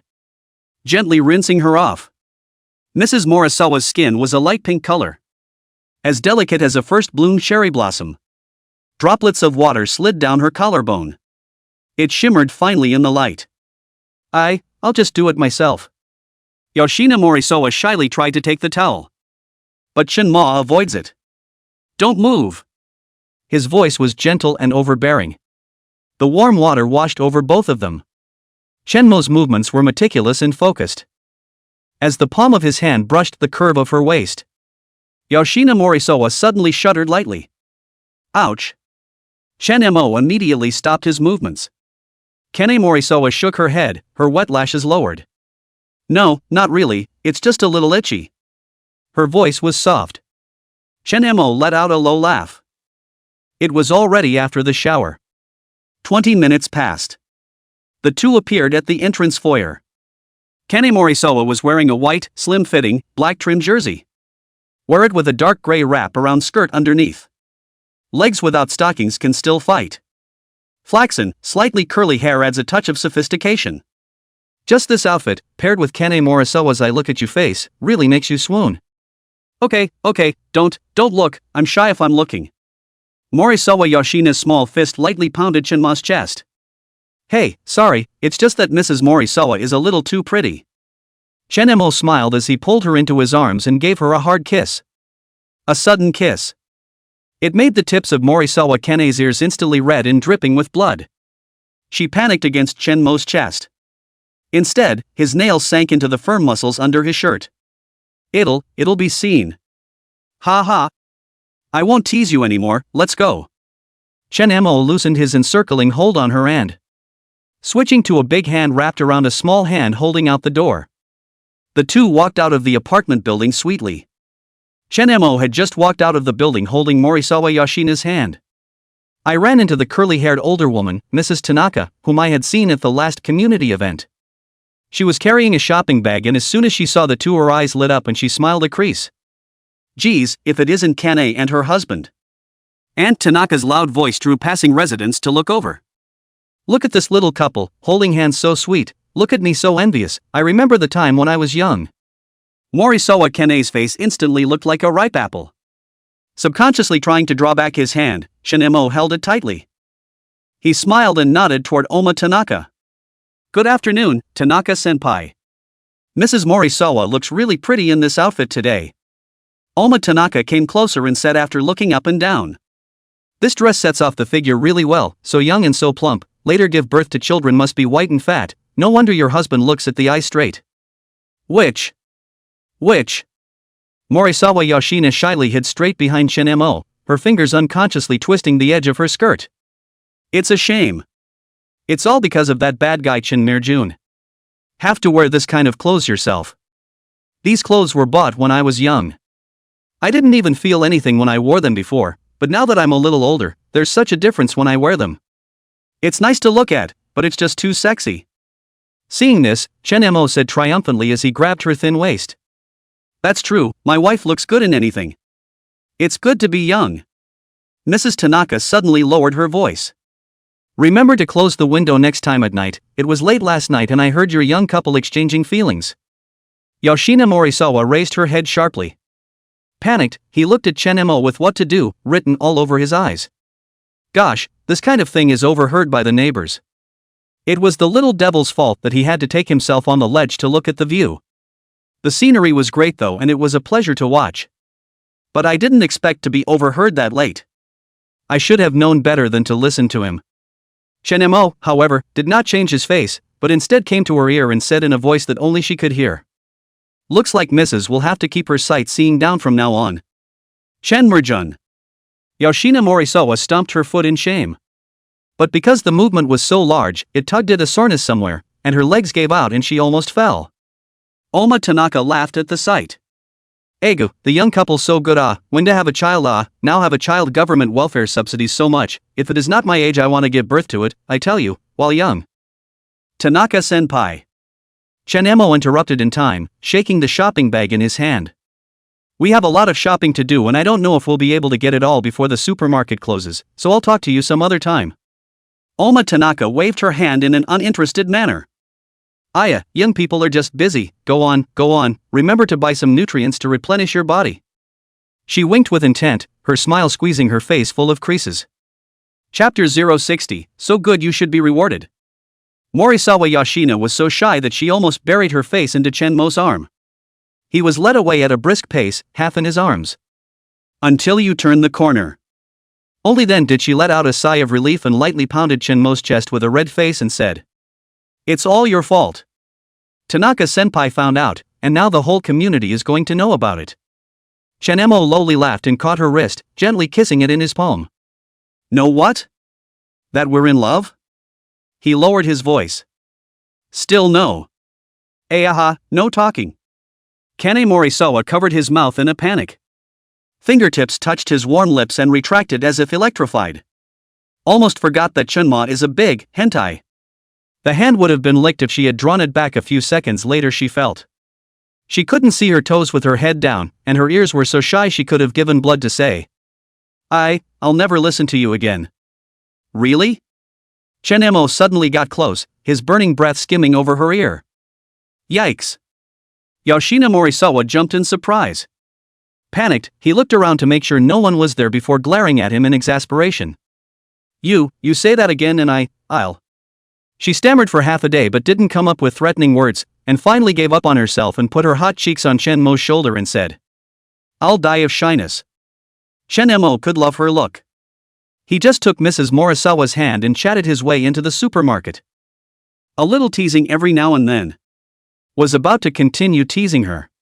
Suddenly glimpsed the glass window opposite the two men. His eyes darkened and his grip on Mrs. Morisawa's waist tightened as he said, "Ma'am, look over there." Kane Morisawa said as she looked away. Just see the window display of lingerie of all colors. A purple lace nightgown hung in the most prominent spot. Translucent tulle in the light of the ambiguous luster, looking at the horse fleas cannot. No. Can't. She immediately understood Shenmo's intentions. Panicked, he shook his head. That fabric. But it suits your figure, ma'am. Shenmo had already led her that way and said with an unrefusable smile in his voice. And I think Mrs. Morisawa must look especially beautiful in purple. Please stop. She was on the verge of tears in her anxiety. This isn't home, it's a supermarket. If someone heard her, she wouldn't know where to put her face.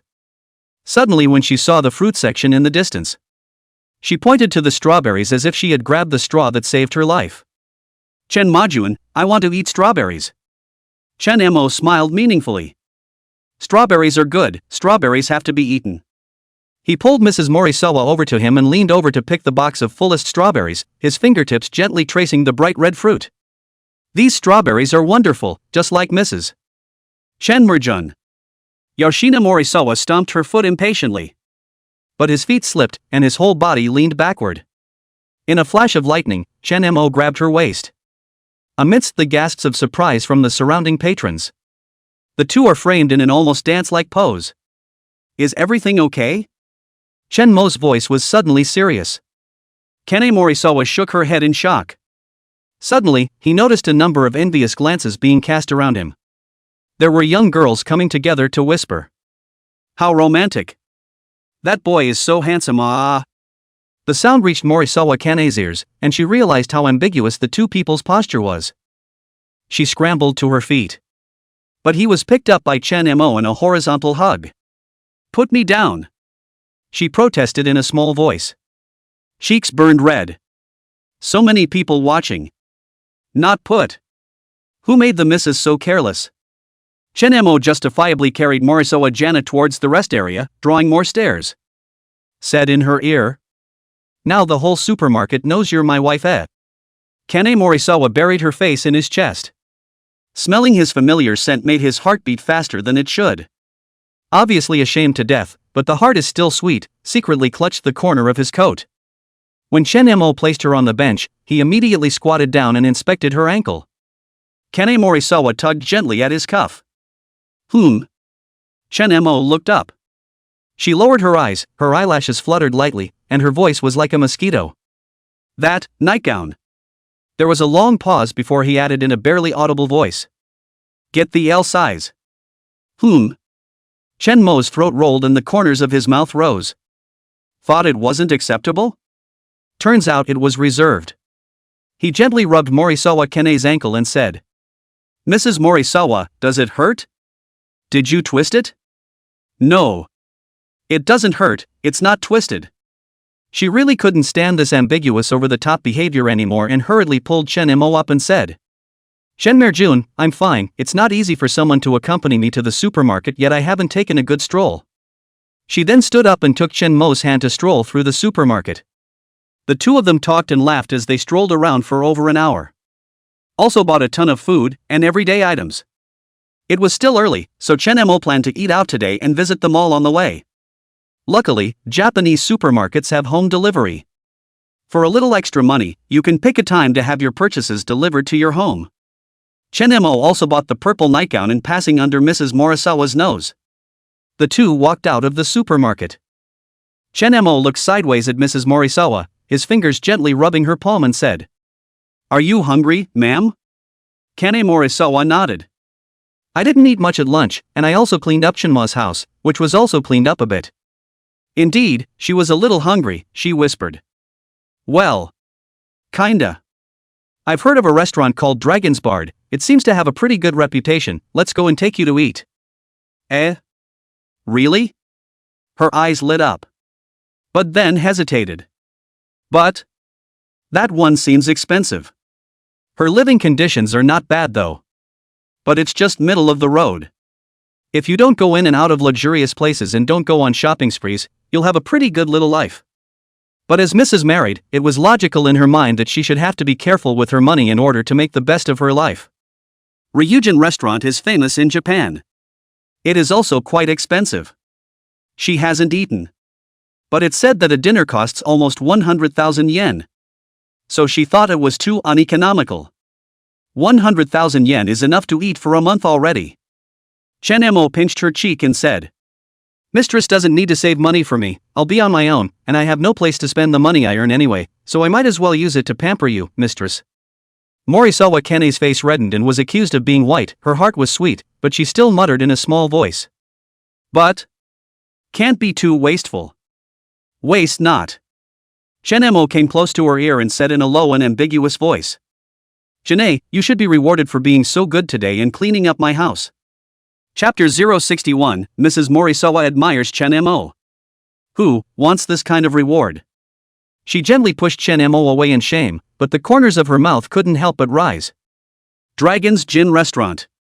Inside, the decor is elegant and romantic. The soft light reflected on the dark tablecloth. There was also a pianist in the corner playing comfortable piano tunes. The waiter from the restaurant came over and took the lead. "Hello, honored guest. Do you have an appointment?" "No." Chen Mo shook his head. Asked, "Can't you dine without a reservation?" The receiving attendant replied respectfully, "No sir, if you don't have a reservation then there's no separate dining space, you can only dine in the lobby then." Chen Mo looked to Morisawa Yoshina and inquired, "Janae, do you think it's okay?" Morisawa Yoshina didn't expect Chen Mo to ask for her opinion. Men have a higher status on the island and don't usually do that. Inside, it was sweet again. She froze for a moment and then said, "Ha? It's okay. No problem." Chen Mo said as he looked at the waiter. "Okay, 2 guests, please follow me." The waiter led them to a window seat with a bustling night view. Neon lights flashed and traffic flowed. "It's so beautiful here." As Kane Morisawa took her seat, her hands rested on her cheeks and her eyes lit up.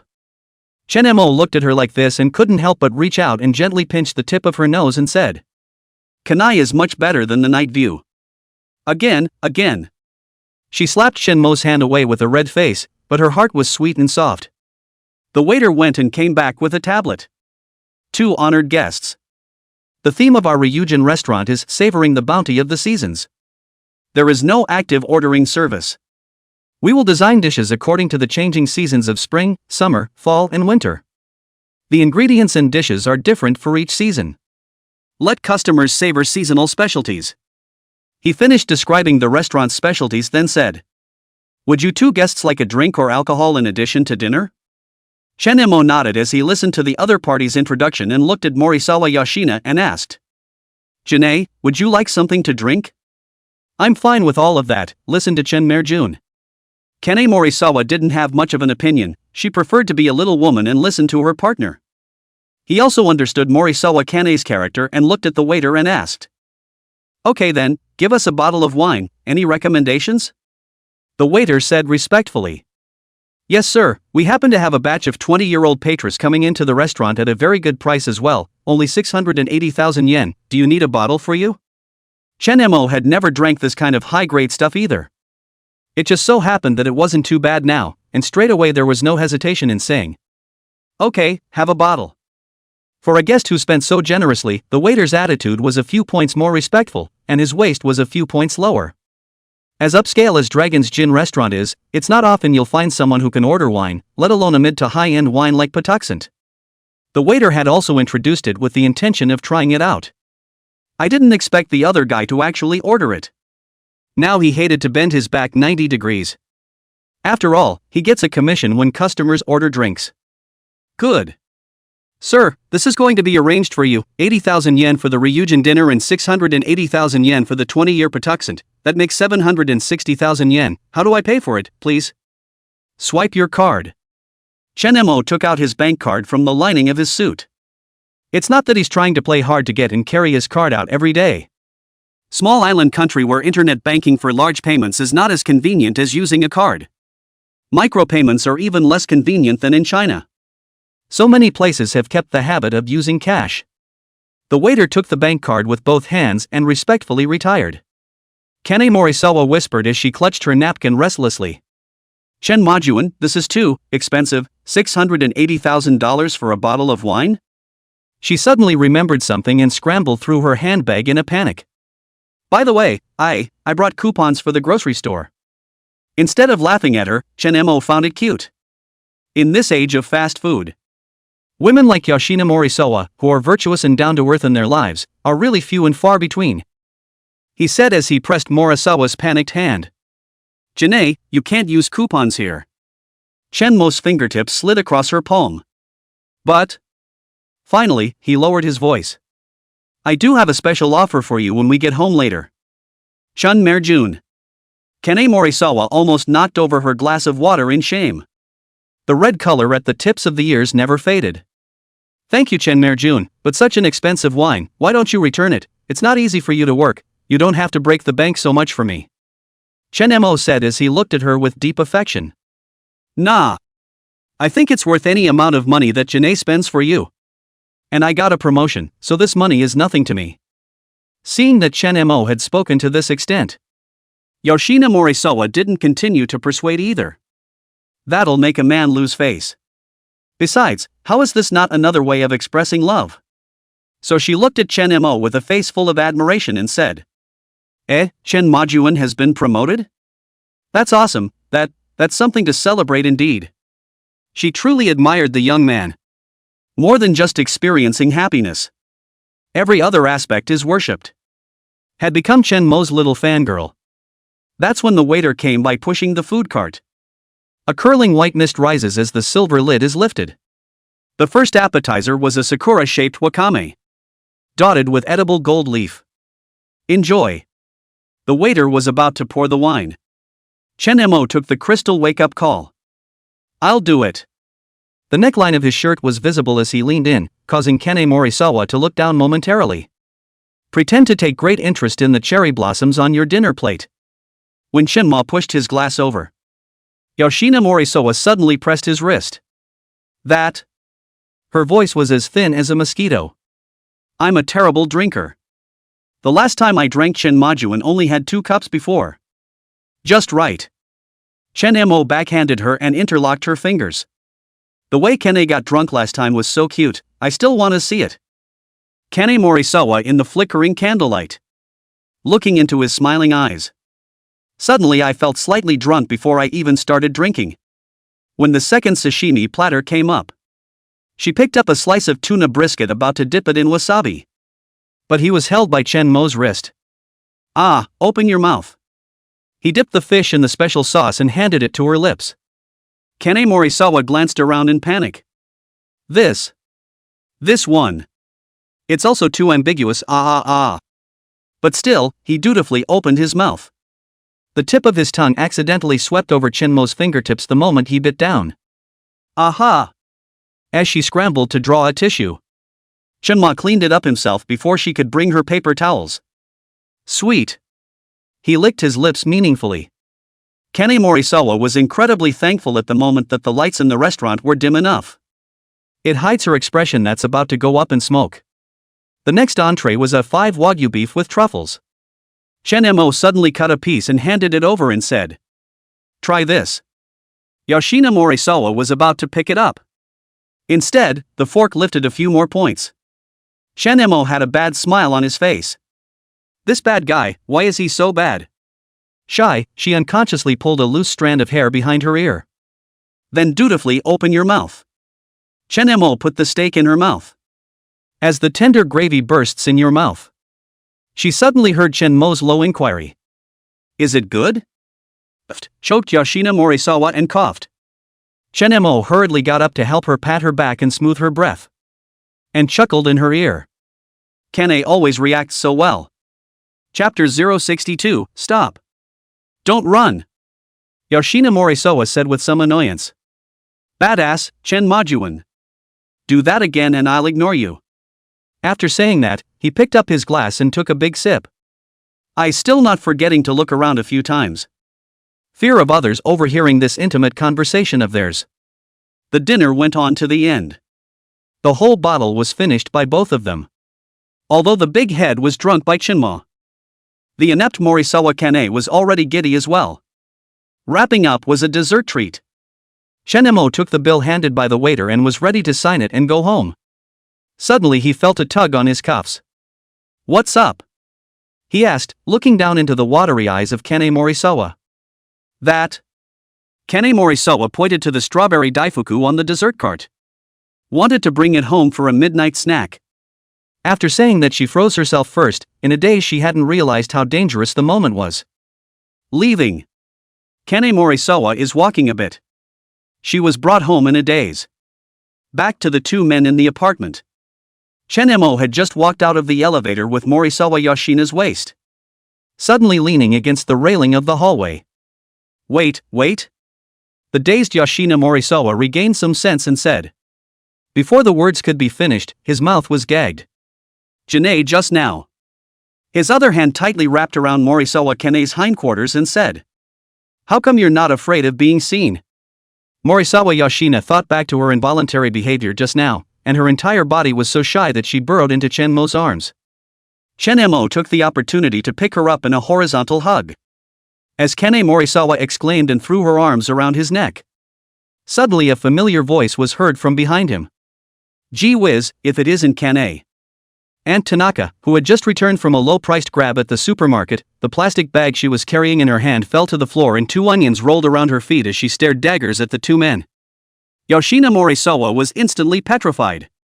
A mind full of only one thought. Move. Immediately. Now. Move out of the apartment, move out of Tokyo, move out of Sakura Land. Chen Majuan, put me down. Yoshina Morisawa's voice was almost a sob. She desperately slapped Chen Mo's shoulder, but he held her tighter. That meaningful look from Oma Tanaka made her want to find a crack and go inside. Gee, young people are just energized. Mrs. Tanaka bends down to pick up the fallen onions. The wrinkles on his face turned into a smile. In the afternoon also advised you to buy nutritional supplements to replenish your body. It seems that I'm a big mom who is redundant, you two young couples of this sweet relationship, where there is still a need to replenish the body. Young is good. Tanaka-senpai. Morisawa Yoshina's entire face was buried into Chen Mo's chest, her voice muffled. It's not what you think.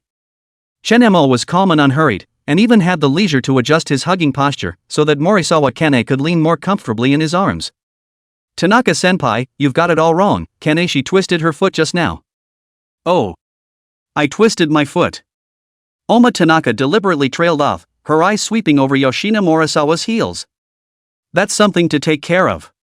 The older woman finished and walked quickly back to her home, not wanting to disturb the sweet young couple. But finally the door closed with a comment. Yoshina's love, take good care of Yoshina yo, I hope there will be a new life in the apartment in the coming year. Yoshina Morisawa felt like her face was red enough to fry an egg. She scolded Chen Mo with an annoyed whack.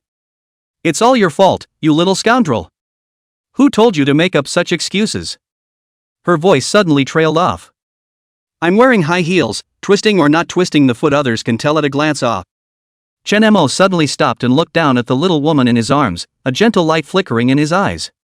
Janae, are you implying that I make up a more plausible excuse? Like? His lips were almost on Morisawa Kane's earlobe, and the hot breath he exhaled made her shiver. Like when you're too tired to walk? Aha! No talking. Kane Morisawa covered her ears and shrunk her entire body into a ball. I can't hear anything. Chen-mo laughed out loud. The vibration in his chest came through his pressed bodies. It made Morisawa Kane's heartbeat go haywire. Finally, we're at home. Chen-mo held her with one arm. The other hand pulls out the key to open the door. Drunken microbrews. After being scared away a few moments earlier after all. Kane Morisawa took advantage of his inattention. Suddenly he slipped from his arms. Barefoot and running for the house. Stop. Chen-mo was quick to grab her wrist. As soon as he pulled her into his arms. Trying to run? Kane Morisawa was circled between the door panel and his chest. Tilting her head back to look at his face close at hand. I didn't, I just wanted to take a shower. Her voice was getting smaller and smaller. Chen-mo's thumb traced her flushed cheeks and said. Together. No, no. Kane Morisawa shook her head in panic. And tomorrow? What else do you want tomorrow? Chen-mo deliberately pursued the question. Just loved to see her at her wit's end. Morisawa Kane bit her lower lip and suddenly stood on her tiptoes and gave him a quick kiss on the cheek. I have to make breakfast for Chen Merjun tomorrow. So get an early night tonight. After saying that, he drilled through Chen-mo's armpit. Flew away to the bathroom. The door closed with a bang, and there was the sound of the lock being reversed. Chen-mo stood frozen in place. He touched the face that still had the softness of his touch. Couldn't help but laugh out loud. He walked toward the bathroom door and knocked gently. Janae, you forgot to get a change of clothes. The door was silent for a few seconds. And then opened a little slit that. Only a white arm stretched out. Shinma, however, did not pass the clothes. Instead, he took the opportunity to hold her wrist. Ah! Kane Morisawa exclaimed. It was too late to retract. A little scream came from inside the door and... Then there was Morisawa Kane's mortified voice. Chen Majuan is too cunning. Same to each other. Chen-mo smiled and let go of his hand. Just now in the cafeteria. No talking. The bathroom slammed open a large crack. Morisawa Kane's red face showed. That was drunk. Chen-mo raised his eyebrows and said, 2 glasses of wine and you're drunk? Dang, sure. Yoshina Morisawa nodded with a straight face. Her eyes, however, betrayed her weakness. Chen-mo suddenly reached out and rubbed her hair and said. Okay, then we'll have juice next time. After saying that, he turned around and walked towards the living room, leaving Kane Morisawa frozen in the bathroom doorway. After a while. The sound of water coming from the bathroom. Shinma sat on the couch. Listened to the faint sound of water. Thinking about how slightly drunk Kane Morisawa looked at the restaurant today. Her cheeks were flushed, her eyes watery, and she was bolder than usual yet kept that shyness. It's really... His thoughts were interrupted by the sudden ringing of the doorbell. Chapter 063, Mio Ishikawa in distress. Chen-mo frowned as he walked towards the door. Saw through the cat's eye that it was the supermarket delivery guy. He opened the door. Signed off on today's purchase. Including the purple silk nightgown. Just as he was about to close the door. A familiar voice came from the hallway. Gee, if it isn't Kane's husband? Shinma turned his head. See Oma Tanaka standing at the elevator entrance with a shopping bag. Instead, his eyes were fixed straight on the bag in his hand. It has the logo of the lingerie store printed on it. Oh, this young man is just full of energy. Oma Tanaka said with intent. But take care of yourself too, I have ale here that I just bought, it's very tonic, would you like to? No, thank you Tanaka-senpai for your kindness. Shinma politely but firmly refused. Quickly closed the door. He just turned around. I saw Kane Morisawa standing in the hallway wrapped in a towel. The wet hair was still dripping. Yes, who is it? She asked in a small voice. Shen-mo shook the bag in his hand. Supermarket delivery, and... He deliberately trailed off. Tanaka-senpai. Morisawa Kane's eyes widened momentarily. She saw this? She pointed to the conspicuous bag. Shunma nodded. Not only did we see it, but we were recommended to eat eel for our health. Kane Morisawa let out a wail. Turning around, he was about to flee back to the bathroom. But he was pulled back by Chen-mo. Mistress. His voice suddenly became low. Since our neighbor is so concerned about us, shouldn't we let her down? Kane Morisawa looked at his face as he got closer. Heart beating like a drum. Just as their lips were about to touch, she suddenly remembered something and violently pushed him away. Wait. Where's the dessert strawberry daifuku? Chen-mo froze for a moment, then lost his smile. In the bag, but... He closed in again. Now I want to try the other desserts first. Yoshina Morisawa wanted to say something else, but he caught him on the mouth with a kiss. The bag of purple nightgowns fell to the floor. No one asked for it. Suddenly, the ringing of the marimba breaks the ambiguous atmosphere. Chen-mo frowned slightly. This point in time. Who would call themselves? He didn't want to pay any attention to it, but that ringtone stubbornly kept ringing. Morisawa Kane took the opportunity to break free from his arms, and after picking up the towel on the floor and rewrapping herself in it, she pushed him with a red face and said, Answer it, it's so late, maybe it's an emergency. Chen-mo sighed. Pulling out his cell phone, he glanced at the caller ID. Mio Ishikawa? What's the reason for calling so late? The point is that Mrs. Morisawa is right in front of her. It's a question of whether or not to pick it up. But that girl knows her stuff. Shouldn't be calling if there's nothing going on, right? What's wrong? Chen Majuan? Is it inconvenient? Shall I retreat for a bit? Morisawa Kane's eyes fell for a few moments, and she couldn't get the last few words out. Chen-mo saw it and opened his mouth with a heartache. No need.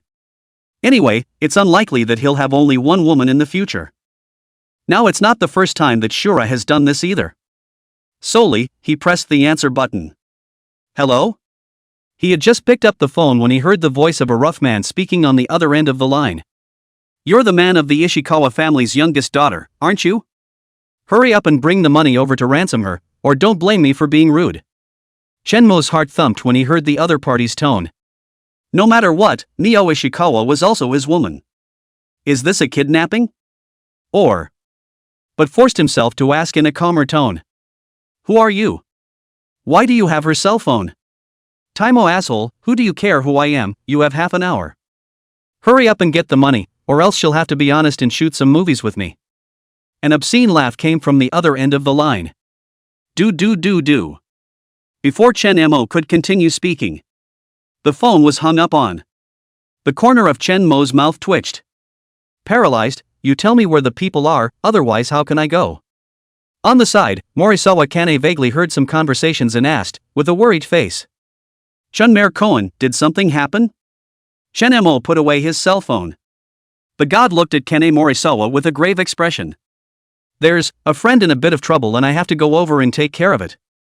He really didn't want to leave this freshly bathed, delicate human wife alone. But Mio Ishikawa is also her woman. It's a little more urgent over there. Yoshina Morisawa tightened the towel around her chest with some regret. Is it serious? Do we need to call the police? Not for a while. Chen-mo shook his head, raised his hand and gently stroked her cheek and said. You rest first, we'll be back when I'm done. But... Yoshina Morisawa wanted to say something. She's a very understanding woman. What's yours is yours, and you can't force it if it's not. Eventually, he nodded and said. Then be careful and stay safe. Chen-mo nodded and quickly changed into his jacket. Turn around suddenly before you leave. Pulling Kane Morisawa into her arms and kissing her deeply, she said. If I don't come back tonight, you get an early night. Yoshina Morisawa said with a red face as she pushed and shoved him away. What time is it still? Go and come back early. Good. After saying that, Chen-mo opened the door and left. Morisawa Kane looked at his departing back with a slight loss. She'd heard all about it on the phone just now. Chen Mergen's woman? Although she didn't want Chen Mo to go, it seemed like there was danger over there, so she couldn't be capricious yet. After walking out of the apartment, Chen Mo dialed Ishikawa Mio's number again. This time it was a female voice that answered, with a sobbing tone. Chun Merjun. Sorry to trouble you, you don't come, they are not good people. What nonsense. How can I not care about you? What's going on with them? Chen Mo asked in a deep voice. It's a loan shark that my father borrowed while he was alive. Mio Ishikawa sobbed. They found their way to my house. The rough male voice from earlier came back on the other end of the line. Bitch, what do you mean you told not to come when I gave you a cell phone to call and get money? After the man had finished. Splat. The sound was followed by Ishikawa Mio's cry of pain. Ah. The phone was hung right up again. Do. You for hitting my woman. Chen Mo's forehead veins rippled. His fists tightened and clenched. He forced himself to calm down. Now before I could ask for the address, the phone was hung up again. Suddenly remembered his system skills. The system used the eye of reality to bind Mio Ishikawa. Ding. Conquest points consumed 10. Binding of the live eye was successful. Bound to Mio Ishikawa. A few moments later, Ishikawa Mio's 3D reality then appeared in Chen Mo's mind. She was sitting on the edge of one of the beds. The palm of his face is clearly visible. Her sickly mother lying on the bed. The two embraced each other in tears. And this modest room over, there stood 7 or 8 fierce men. Chapter 064, Tokyo Street Racing. Address display. It's an old apartment in Taidoku, Tokyo. Figure out the place. Chen Mo rushed to the intersection of the street to take a taxi. Not a single cab in half a day. Not having a car is a real inconvenience. The situation is urgent. He rushed to take out his cell phone ready to call a network car on the cell phone software. Suddenly there was a roar of locomotives from far away. Chen Mo looked up. In the distance came 5 or 6 two-wheeled locomotives. This little cluster of cars stopped right in front of him at the intersection. The intersection was at a red light. The bikers were a bunch of young people. There's talking and laughing. The closest to Chun Mo was a wonderful young girl riding a red Yamaha R1.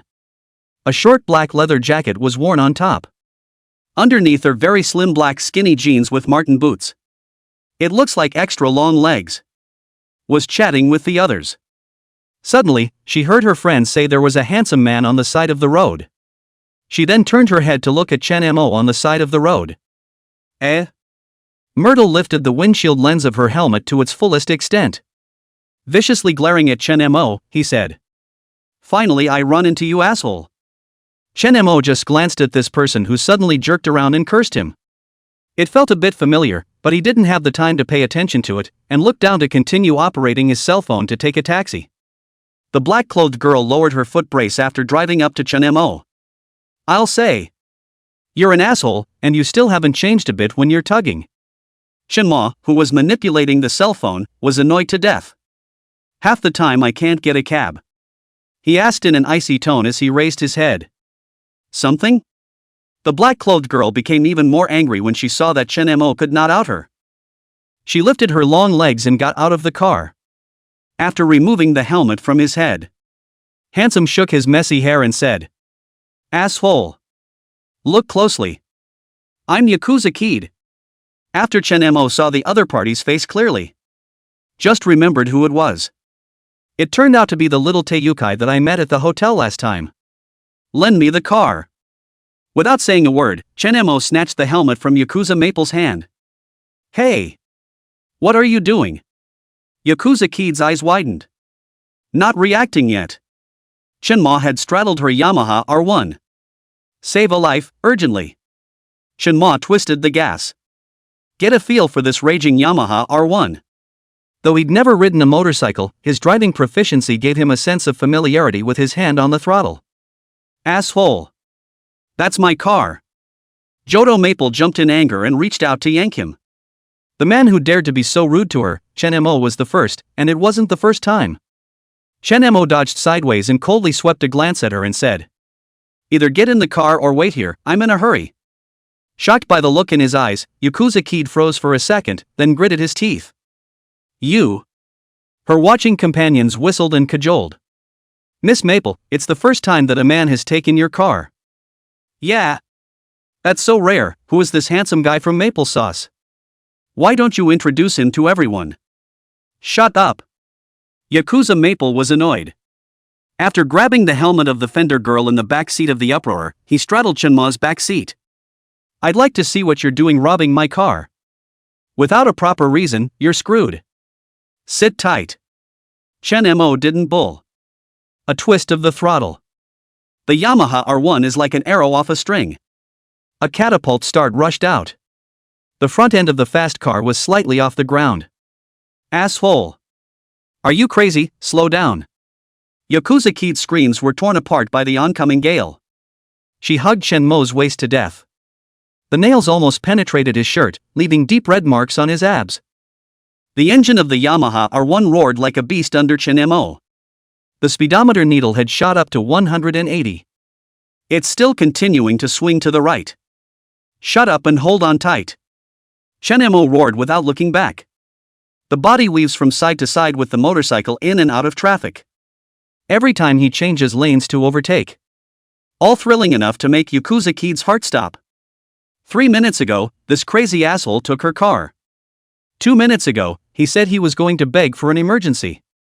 And now, Yakuza Maple felt like she was going to die on this her beloved locomotive at any moment. She saw the blinding red light signaling the intersection ahead. And as Shenmo didn't have any intention of slowing down, she cried out in despair. "Red light, red light." Shenmo turned a deaf ear. Instead, he increased the throttle. The Yamaha R1 rushes through the intersection at breakneck speeds. A truck grazed their taillights and whizzed by. Yakuza Kid even felt like he could smell the burnt smell of tires grinding against the ground. There was a lot of traffic in front of him, and Shenmo's speed was forced to decrease quite a bit, but he was still weaving in and out of traffic. "Are you crazy? You'll get us killed." She pounded Shenmo's back, and her voice had taken on a sobbing tone. "Any more noise and I'll throw you off." Shenmo responded coldly. At the same time, a sharp turn. The Yamaha R1 almost sticks to the ground. Jodo Kid felt his knees almost scrape the ground. She finally shut up. Not out of fear of being thrown out of the car. Rather, she suddenly realized a problem. This asshole is riding just too professionally. Every overtake. Every corner. All precise as if they were performing stunts. Yakuza Maple is considered a good biker himself. But she had never seen that anyone could drive a Yamaha R1 on the road to this extent. Are you a professional rider?" As the wind whistled, she pressed against Shenmo's ear and asked. Shenmo did not reply. All of his attention was focused on the image displayed by the live eye in his mind. Mio Ishikawa is dragged and tied to a chair by a man. The palm print on his cheek was red and swollen. A burly man with tattooed flower arms was looking at Mio Ishikawa lewdly with her cell phone. "Faster." Shenmo clenched his teeth as the motorcycle accelerated again. Then Jodo Kid felt a wave of vertigo. The scenery around them had blurred into a blur. She had no idea where this madman was taking her. "And I don't know why I didn't jump out of the car when it was slow. Maybe it's because of the urgency in his eyes when he mentioned saving lives. Maybe it was simply curiosity as to what this man, who had twice put her through the ringer, was." 15 minutes later. The motorcycle stopped with a sharp brake under a dilapidated apartment building in Taitung District. Yakuza Kid's legs went weak. Almost fell out of the car. "Thanks for the car." Shenmo dropped this and rushed upstairs. "Wait." Maple Polaris stumbles to keep up. "You asshole. I just played along with you for dear life, you could at least tell me what's going on." Shenmo stopped and turned his head to look at her. "The loan sharks kidnapped my woman, and now I'm going to bring her out." Satisfied? Yakuza Kid's eyes widened. "Just you? Do you know who's behind all the loan sharks in Tokyo?" "There. I don't care." Shenmo interrupted her, "Either help or shut up." Yakuza Kid opened his mouth. Eventually a butterfly knife was pulled from the inside pocket of his leather jacket. You know how to use a knife, take this with you, at least. Be careful. Chen Mo raised an eyebrow. Took the butterfly knife and stuffed it in his pocket. Turning, he rushed up the stairs. Jodo-Kid hesitated for a second, then followed. Chapter 065, Sumiyoshi Kai Nichikawa Okatetsu. End of the third floor hallway. Chen Mo kicked open the door to the room. The sight inside the house made his blood boil instantly. Mio Ishikawa was tied to a chair. Blood seeped from the corners of his mouth. The blouse was torn open. 3 tattooed men surrounded her. One of them is videoing with his cell phone. Chanmere-kun. Tears came to Ishikawa Mio's eyes. Baka. Who are you? The flower-armed man dropped his cell phone and copied a metal bat. Chen Mo didn't bull. An arrow stepped forward. The flower-armed man swung the bat, but Chen Mo easily dodged it, followed by a hand/fine across his wrist. The flower-armed man's eyes widened. Covering his wrist in pain, he fell to his knees. Asshole. The other two lunged at the same time. Chen Mo sidestepped and dodged, grabbing the wrist of one of them and twisting it. A crisp fracture sound accompanied by a miserable scream rang out. The third man's fist grazed Shinma's cheek, only to be met with a backhand to the temple. Passed out straight away. The whole thing took no more than 10 seconds. Yakuza-Kid stood in the doorway. The folding knife in his hand fell to the ground. She had never seen a fight like this before. No fancy moves. Every move goes straight for the jugular. Fast, accurate, and chillingly vicious. Mio, it's okay. Chen Mo untied Ishikawa Mio's rope, gently wiping the blood from the corner of her mouth. I'm sorry. I've caused you trouble. Ishikawa Mio jumped into Chen Mo's arms and sobbed. The doorway's Jodo Maple watched the scene. For some reason an inexplicable sourness welled up in his heart. This man who just moments ago looked like the Grim Reaper. The moment was incredibly gentle. They said my father borrowed 30 million yen. Ishikawa Mio shuddered. My mom asked to be discharged early to return the money you deposited at the hospital, and then scraped together enough to give it to them, and they said it wasn't enough, and there's still 20 million in interest. It's been resolved. Chen Mo patted her back. A loan shark? Interesting. He turned his head to the groaning, flower-armed man on the floor. Tell your boss that the debt is cancelled. And if you ever bother her again. With that, he stomped on the flower-armed man's wrist. Slightly harder. The bones made an unbearable sound. Aho, got it. Understood. The flower-armed man was sweating in pain. I promise I won't come back. Yakuza-Kid stepped forward. A leg kick lands for flower-armed man. You're from the Sumiyoshi Kai, aren't you? You're a disgrace to the organization, and who assigned you? Who appointed you? The flower-armed man's face changed drastically. This chick in front of him was actually in the same gang as them. She looked a little familiar to herself, but couldn't remember for a moment. He asked, trembling and tentative. You are? Maple Polaris thrust her hips and glared condescendingly at the flower-armed man. Yakuza Takaru is my father, who do you think I am? The flower-armed man instantly turned ashen. The feeling of trouble was immediate. I can't believe it's the daughter of the Wakatu big brother. Though his superiors may not be afraid of this chick. But it wasn't something a minion like him could mess with. With that, he scrambled and struggled up to his knees. Phone date, big miss. We didn't know it was you. Now you know? Yakuza-Kid sneered, suddenly grabbing the ashtray on the table and smashing it over his head. Even dare to touch my friends? Who gave you the guts? Blood ran down the flower-armed man's forehead. And he didn't dare rub it. It's Wakatu Kasuk's youngest son, Hinokawa Tetsusaka, who says that this business is rich. He's got a little bit of a temper when he's beaten over the head. Kid-sama, this is the woman that Hinagawa Tetsusaka ordered to hold. If you want trouble, you go to him. Hinagawa Tetsusaka? Yakuza-Kid narrowed his eyes. The asshole who eats and causes trouble? She turned to Chen Mo and explained. Granted, even though my father is from the Sumiyoshi Society, this has nothing to do with us, but I'll take care of it for you. Chen Mo heard the conversation between the two. From this, he learned that Yakuza Maple and these guys were in the same gang. But it doesn't seem to be a gang. Picking up the weak Mio Ishikawa looked at Jodo Maple. Thanks. Maple Polaris looked away and kicked the cell phone on the floor.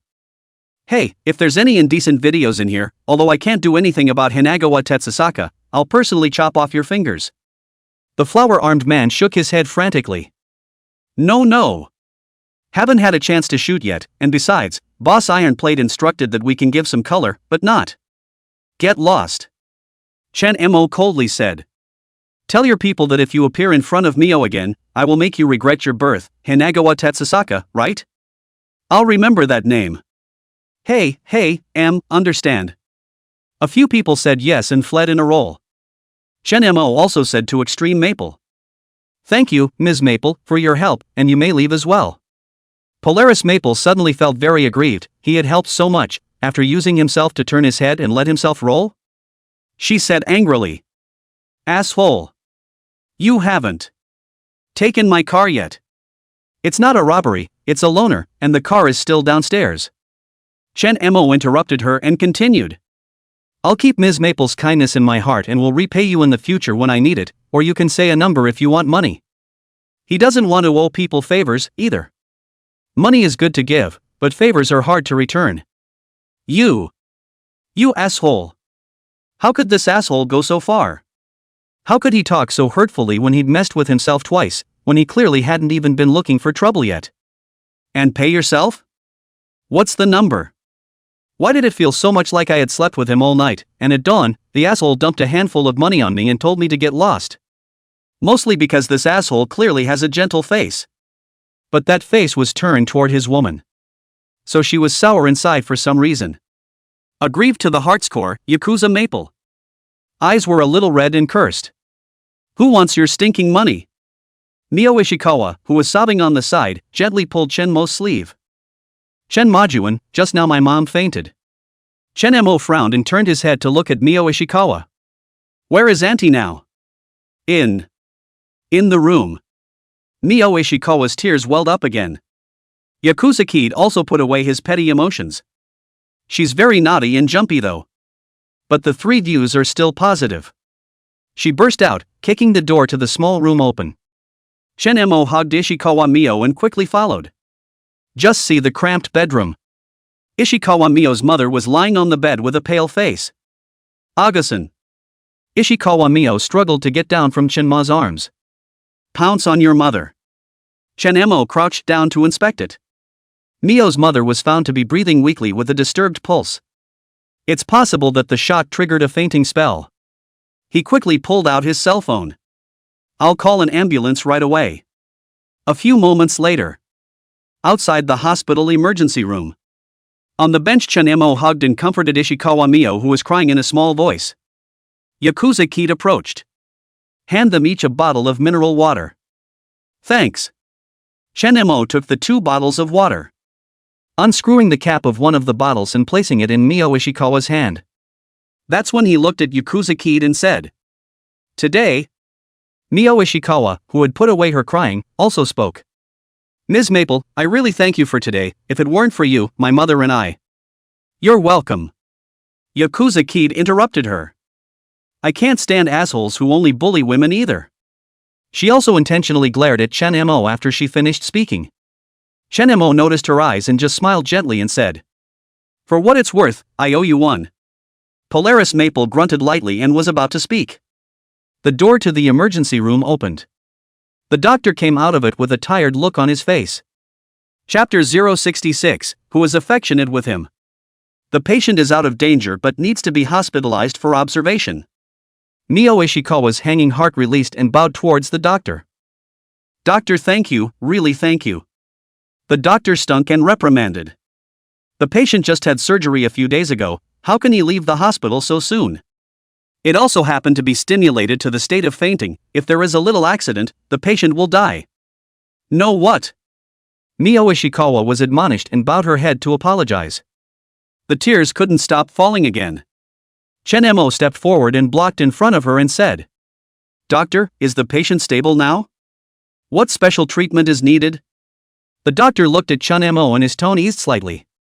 It's not life-threatening for now, but it needs to rest. What's wrong with your family? The patient just had a transplant, how can you put her through so much excitement? Chen Mo turned his head to look at Mio Ishikawa. What an idiot, didn't I say I would help you, why didn't you tell me? Took the liberty on your own?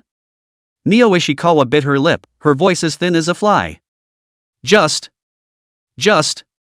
Augustin won't let me tell you. Nonsense. Chen Mo raised his voice in a rare manner. Scared, Ishikawa Mio's shoulders shrank. He took a deep breath, suppressed his anger, and addressed the doctor. Please arrange for the best possible ward and care, cost is not an issue. The doctor nodded. Go ahead and get hospitalized. Yakuza Maple stood aside, watching Chen Mo thunder through the various formalities. Eyes complex. This man who was so fierce just a moment ago. At the moment, he was arranging everything like a real householder. Hey, she couldn't help but say. Do you want me to help? The director of this hospital my father can talk to. Shenma filled out the form without looking up. No, it's already been arranged. Yakuza Maple skimmed his lips and muttered in a small voice. Dead set on saving face. Mio Ishikawa gently pulled Chen Mo's sleeve. Chen Majuan. That my father's debts, they. Chen Mo stopped his pen and rubbed her hair. Don't worry, leave it all to me. Yakuza Kid looked at the scene. The heart is inexplicably irritated. Mio. Chen Mo looked at Ishikawa Mio's eyes and asked. Can you tell me more about your father's loan sharking during his lifetime? Mio Ishikawa twisted her fingers, her voice trembling. I don't know, my father didn't talk to us, those guys came over with the contract after my father's death, and those guys said that my father's friend had borrowed $30 million from them, and that my father was the guarantor of the loan. Chen Mo frowned as his fingers gently tapped the desktop. A guarantor? That means the debt was not originally borrowed by your father? Yakuza Kid suddenly interjected. Wait, I've seen this routine before. She clasped her hands to her chest and gave a disdainful look that. The usual gangster trick, get a dead guy as a guarantor, dead men don't testify anyway. Mio Ishikawa's tears welled up again. But the contract has father's seal and signature on it. There are a lot of things that can be faked. Yakuza Kid bristled, suddenly turning to Chen Mo as if remembering something. Hey, do you want me to check it out for you? I'm familiar with this kind of case. Chen Mo gave her a deep look. What are the conditions? You. Jodo Maple was so angry that he stomped his foot. Who's going to make a deal with you? I just don't like them bullying people. Chen Mo looked at her meaningfully and said. Then Miss Fong is really a good person, actually willing to help an outsider against her own gang? Polaris Maple choked on Chen Mo's words. There was a flash of red and white on his face. She clenched her fists and gritted her teeth. Don't you look down on people. Although we, the Jodo family, are from the Sumiyoshi society, we're not in league with them. My father does legitimate business and never does this kind of underhanded behavior. She suddenly grabbed Chen Mo's collar. Standing on her tiptoes, she forced herself to look him in the eye. You think I'm doing it for you? I'm doing it for Mio-san. I can't stand to see such a cute girl being bullied by those bastards. Mio Ishikawa was taken aback by the sudden clash. She didn't understand why Jodo Kid would say such a thing, when it was obvious that they hadn't even talked to each other before today. So he rushed forward to dissuade him. Miss Fong, thank you, but Chen Majuan, he doesn't mean that. Chen Mo gently held the wrist of Yakuza Kid. Pull away without moving. He's just more wary. But according to his judgment. This girl has been acting out a bit, though. The heart was quite good, so he spoke up. I'm sorry, it was a slip of the tongue. Yakuza Kid grunted. Shake off his hand. Pulled out his cell phone and speed dialed a number. Hey, it's me. Checking on a recent $30 million secured loan handled by Nichikawa Tetsusaka, guaranteed by a man named Ishikawa. She turned her head to Mio. Kenjiro Ishikawa. Mio added in a small voice. Yes, Kenjiro Ishikawa. I want to see all the information in half an hour. Yakuza Kid hung up the phone, raising his chin in triumph. Just wait, we'll have results soon. Chen Mo looked at her thoughtfully. I didn't expect Ms. Fong to be so energetic. That's for sure. Maple Jodo proudly puffed out her chest. I am. She realized something, suddenly. Those assholes embarrassed Sumiyoshi Kai just now. Now her status as a mobster's daughter is really embarrassing. Glaring warily at Shinma. Don't you condescend to me. Mio Ishikawa broke into a smile as she watched the two of them fight. You guys are so affectionate. She knows exactly where she stands. Shenmo's willingness to help her was already the greatest gift. She wouldn't dare hope for anything else. If Chen Merjun doesn't let her roll, she would never leave Shenmo. She'll only like him for the rest of her life anyway. Even if you make yourself a lover. It's good to be small. She wouldn't even have any disgruntled comments. Ding! Mio Ishikawa's favor increases by 19%. Reward, 190 conquest points. Tip, congratulations to the host on the road to conquest and a big step forward, only 1% short of 100% conquest. Please continue to work hard. Conquest of 100% to the death can be awarded a super gift pack X1. Who is affectionate with him? Maple Jodo jumped up like a cat whose tail had been stepped on. Chen-mo did not bother with her, but gently rubbed Ishikawa Mio's hair. Don't be ridiculous. Go stay with Auntie, she should be waking up soon. Mio Ishikawa nodded her head obediently and walked towards the hospital room. The only two people left in the corridor at once were Chen-mo and Extreme Maple. After a few moments of silence, Yakuza Kid suddenly spoke. Hey, who the hell are you? Ordinary people don't have a body like yours. Yakuza Kid narrowed his eyes. Also, when you rode my bike, those moves. Professional riders may not even be able to do. Chen-mo leaned against the wall and said lazily. Gifted? Chapter 067, Mio Ishikawa's Debt Trap. Liar. Jodo Maple was so angry that he stumped and rolled his feet. You must have specialized training. It's almost like a secret agent. Shinma shrugged non-committally. Just as Yakuza Kid was about to continue pursuing the question, her cell phone rang. After answering the phone, her expression became serious. Check it out. There's a real problem with that loan. How? Kenjiro Ishikawa's signature was forged and his seal was stolen. The real borrower is one of Nichikawa Tetsusaka's minions, and they specialize in finding such dead people to act as guarantors, because some of them took out a lot of insurance when they were alive, so their families might have quite a bit of money, and they've already screwed over several families. A cold light flashed in Shenmo's eyes. Is the evidence conclusive?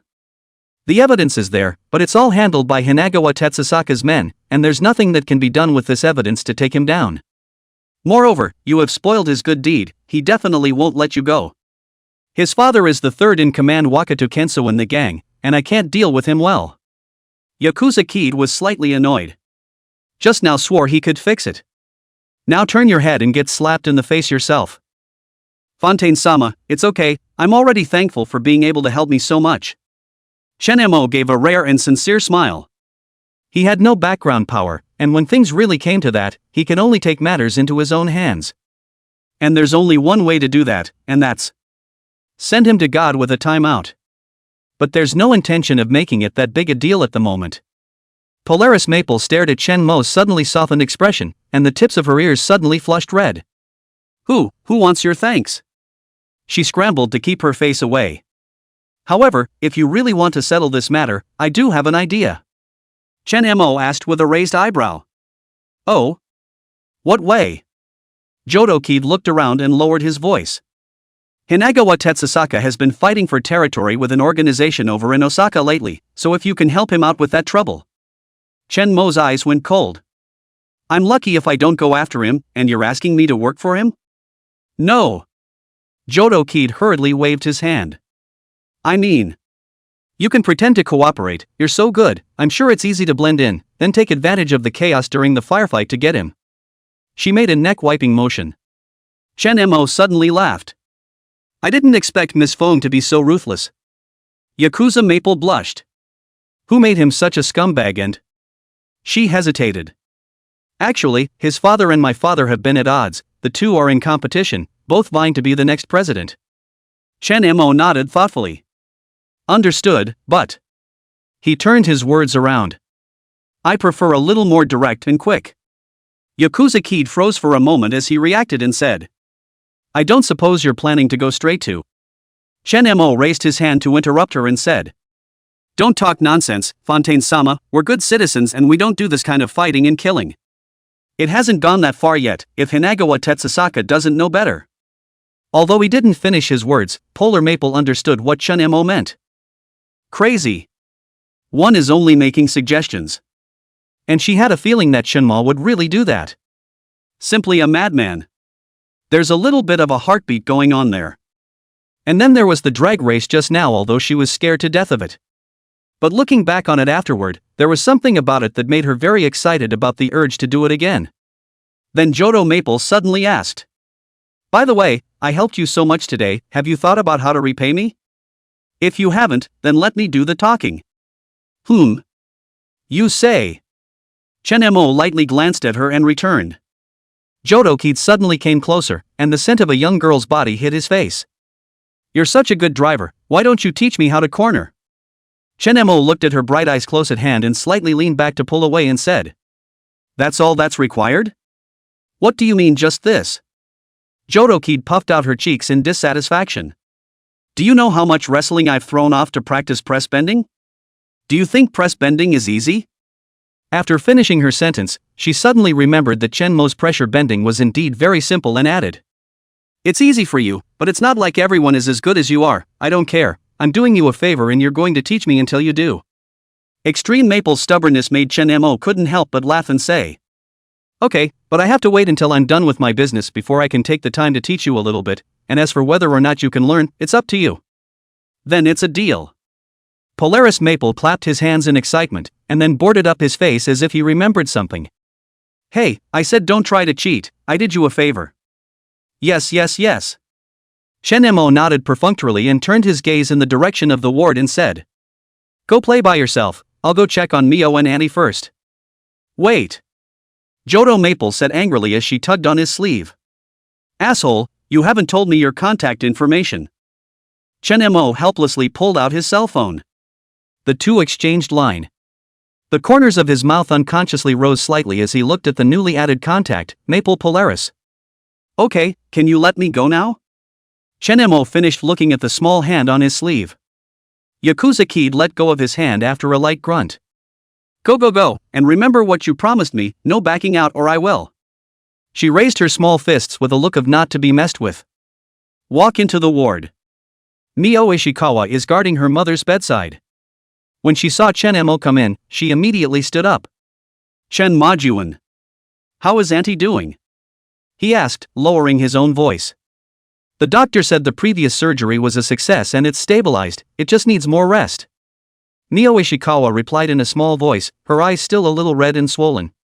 As soon as her words were out of her mouth, a faint cry came from the hospital bed. Mio sauce. Mrs. Ishikawa slowly opened her eyes. The pale face was weary, the eyes flustered. This calmed down a bit when he saw his daughter next to him. Mio-san, I'm glad you're okay, those bad guys didn't bully you, did they? The sickly Mrs. Ishikawa raised her hand. Aga-san. Mio Ishikawa hurriedly held her hand.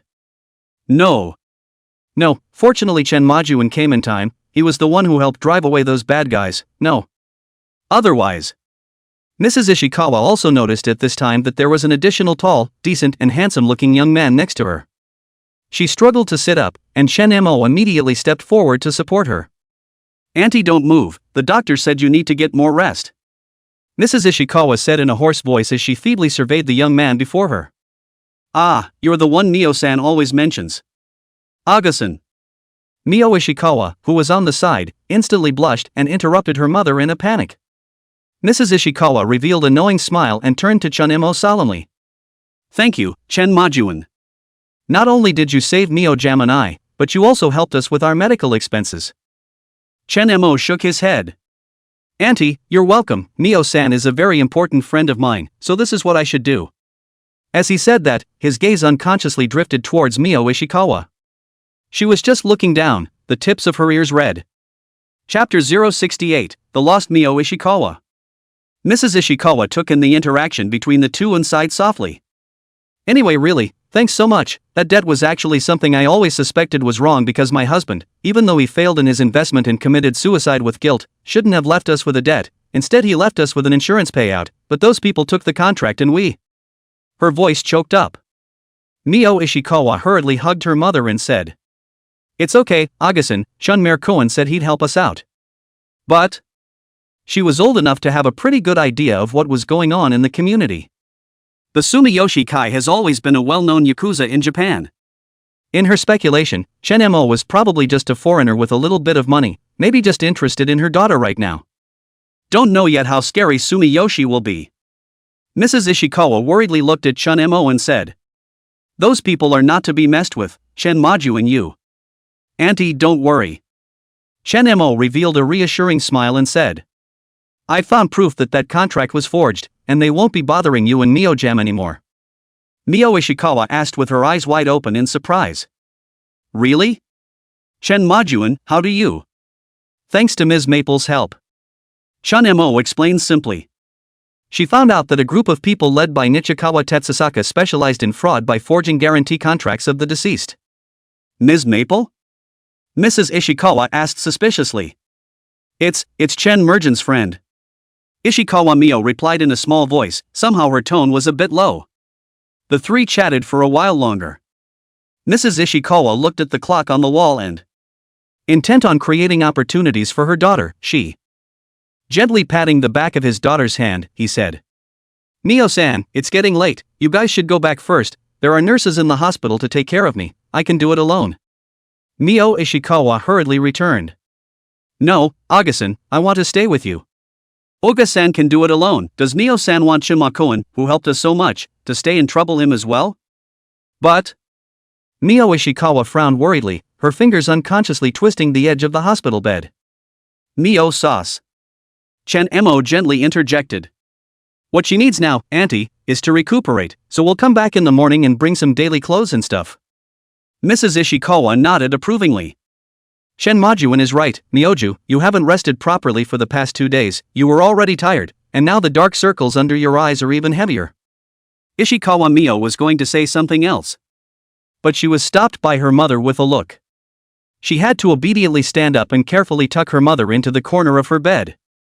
"Then Augustin get some rest, and if anything happens, be sure to ring the call bell right away." "Got it, go on." Mrs. Ishikawa smiled and watched the two leave. Step out of the hospital room. The light from the hallway stretched the shadows of the two men. Mio Ishikawa suddenly stopped. The voice was so soft it was almost inaudible. "Chen Majuan. I really thank you for today." Chen Mo turned around and realized that the young girl's eyes were red again. She kept her head down, her slender shoulders trembling slightly, like a frightened little animal. "Mio-jam." He was just about to comfort, but was interrupted by a rush of footsteps. "Hey! What's taking you guys so long?" Maple Polaris came striding down the end of the hallway. She waved the car keys in her hand. I swept back and forth between the two. "It's not like you forgot I was waiting, is it?" Mio Ishikawa panicked and wiped away the tears from the corners of her eyes. Half a step back. "Fong, Miss Fong."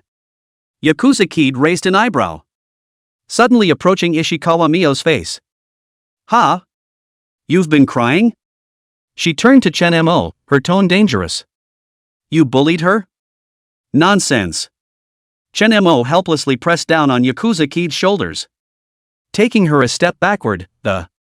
It was better to not let Mio Ishikawa play with this nervous person like Maple Jodo. "Mio-san is just worried about auntie." Yakuza Kid bristled. Suddenly an arm was wrapped around Mio Ishikawa's shoulders. Let's go, I'll treat you to a midnight snack tonight." Mio Ishikawa was overwhelmed by her sudden enthusiasm and looked at Chen Mo for help. Chen Mo was about to speak. Yakuza Kid was already dragging the young girl towards the elevator. "Don't look at him. I'm telling you, this guy is a bore." "Chen Ma?" Before the elevator doors close. Chen Mo's tense nerves finally relaxed a bit when he saw that Ishikawa Mio was amused by Yakuza Kid and broke into tears. He followed at a quick pace, only to be stopped at the corner by a doctor in a white coat. "Excuse me, is this Mr. Chen Ma?" The doctor lowered his voice, "Can I have a word?" Chen Mo sized up the other party warily. Confirming that his badge was indeed that of a physician at this hospital, he nodded. The doctor took him to an unoccupied nurse's station. Pull an X-ray from the folder.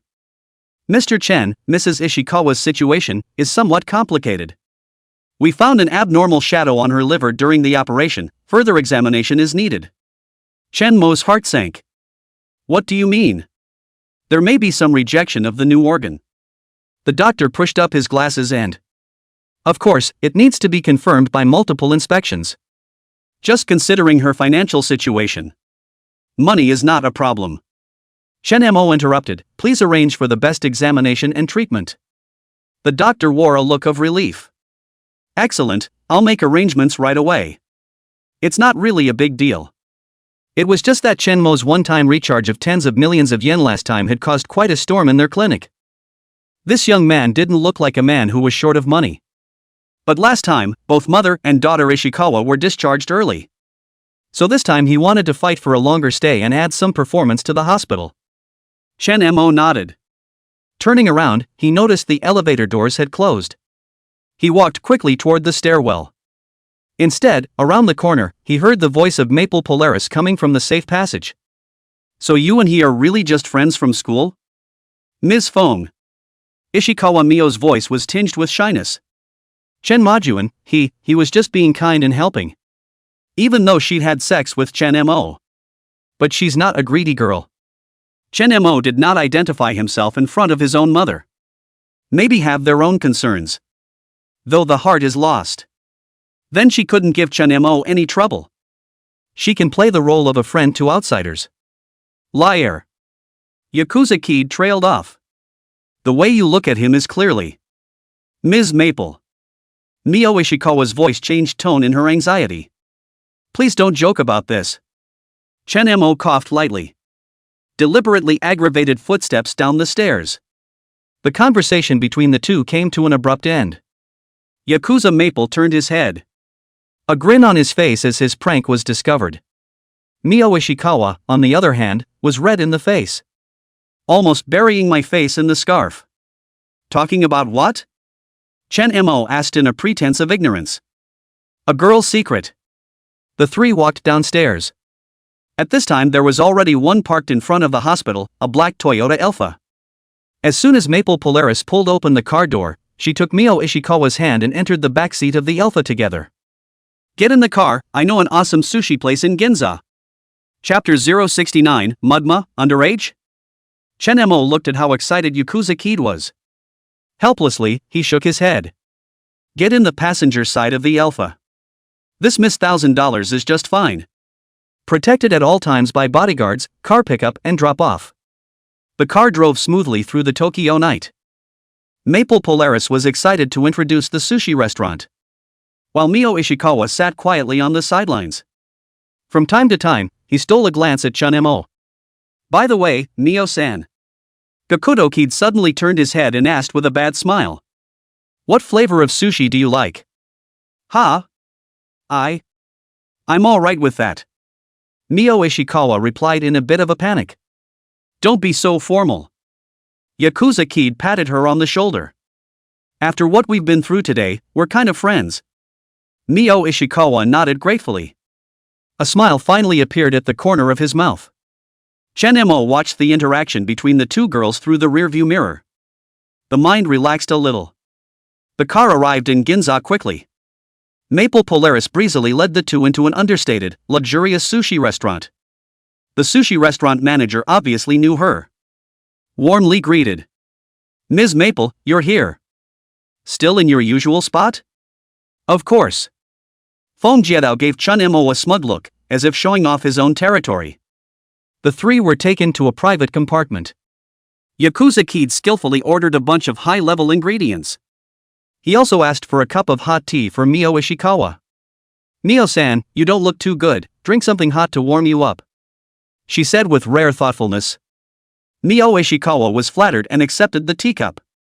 Thanks Ms. Maple. Just call me Kid. Jodo Kid waved his hand with a big grin. We'll be friends from now on anyway. Chen Mo raised an eyebrow. I didn't realize this Missy had such a side.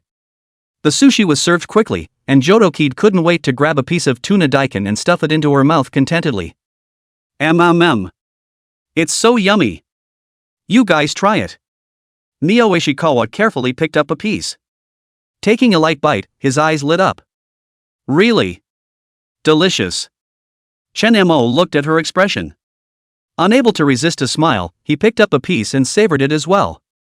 Between the seats, Maple Polaris gushed about her interesting stories of racing cars, occasionally causing Mio Ishikawa to cover her mouth and giggle lightly.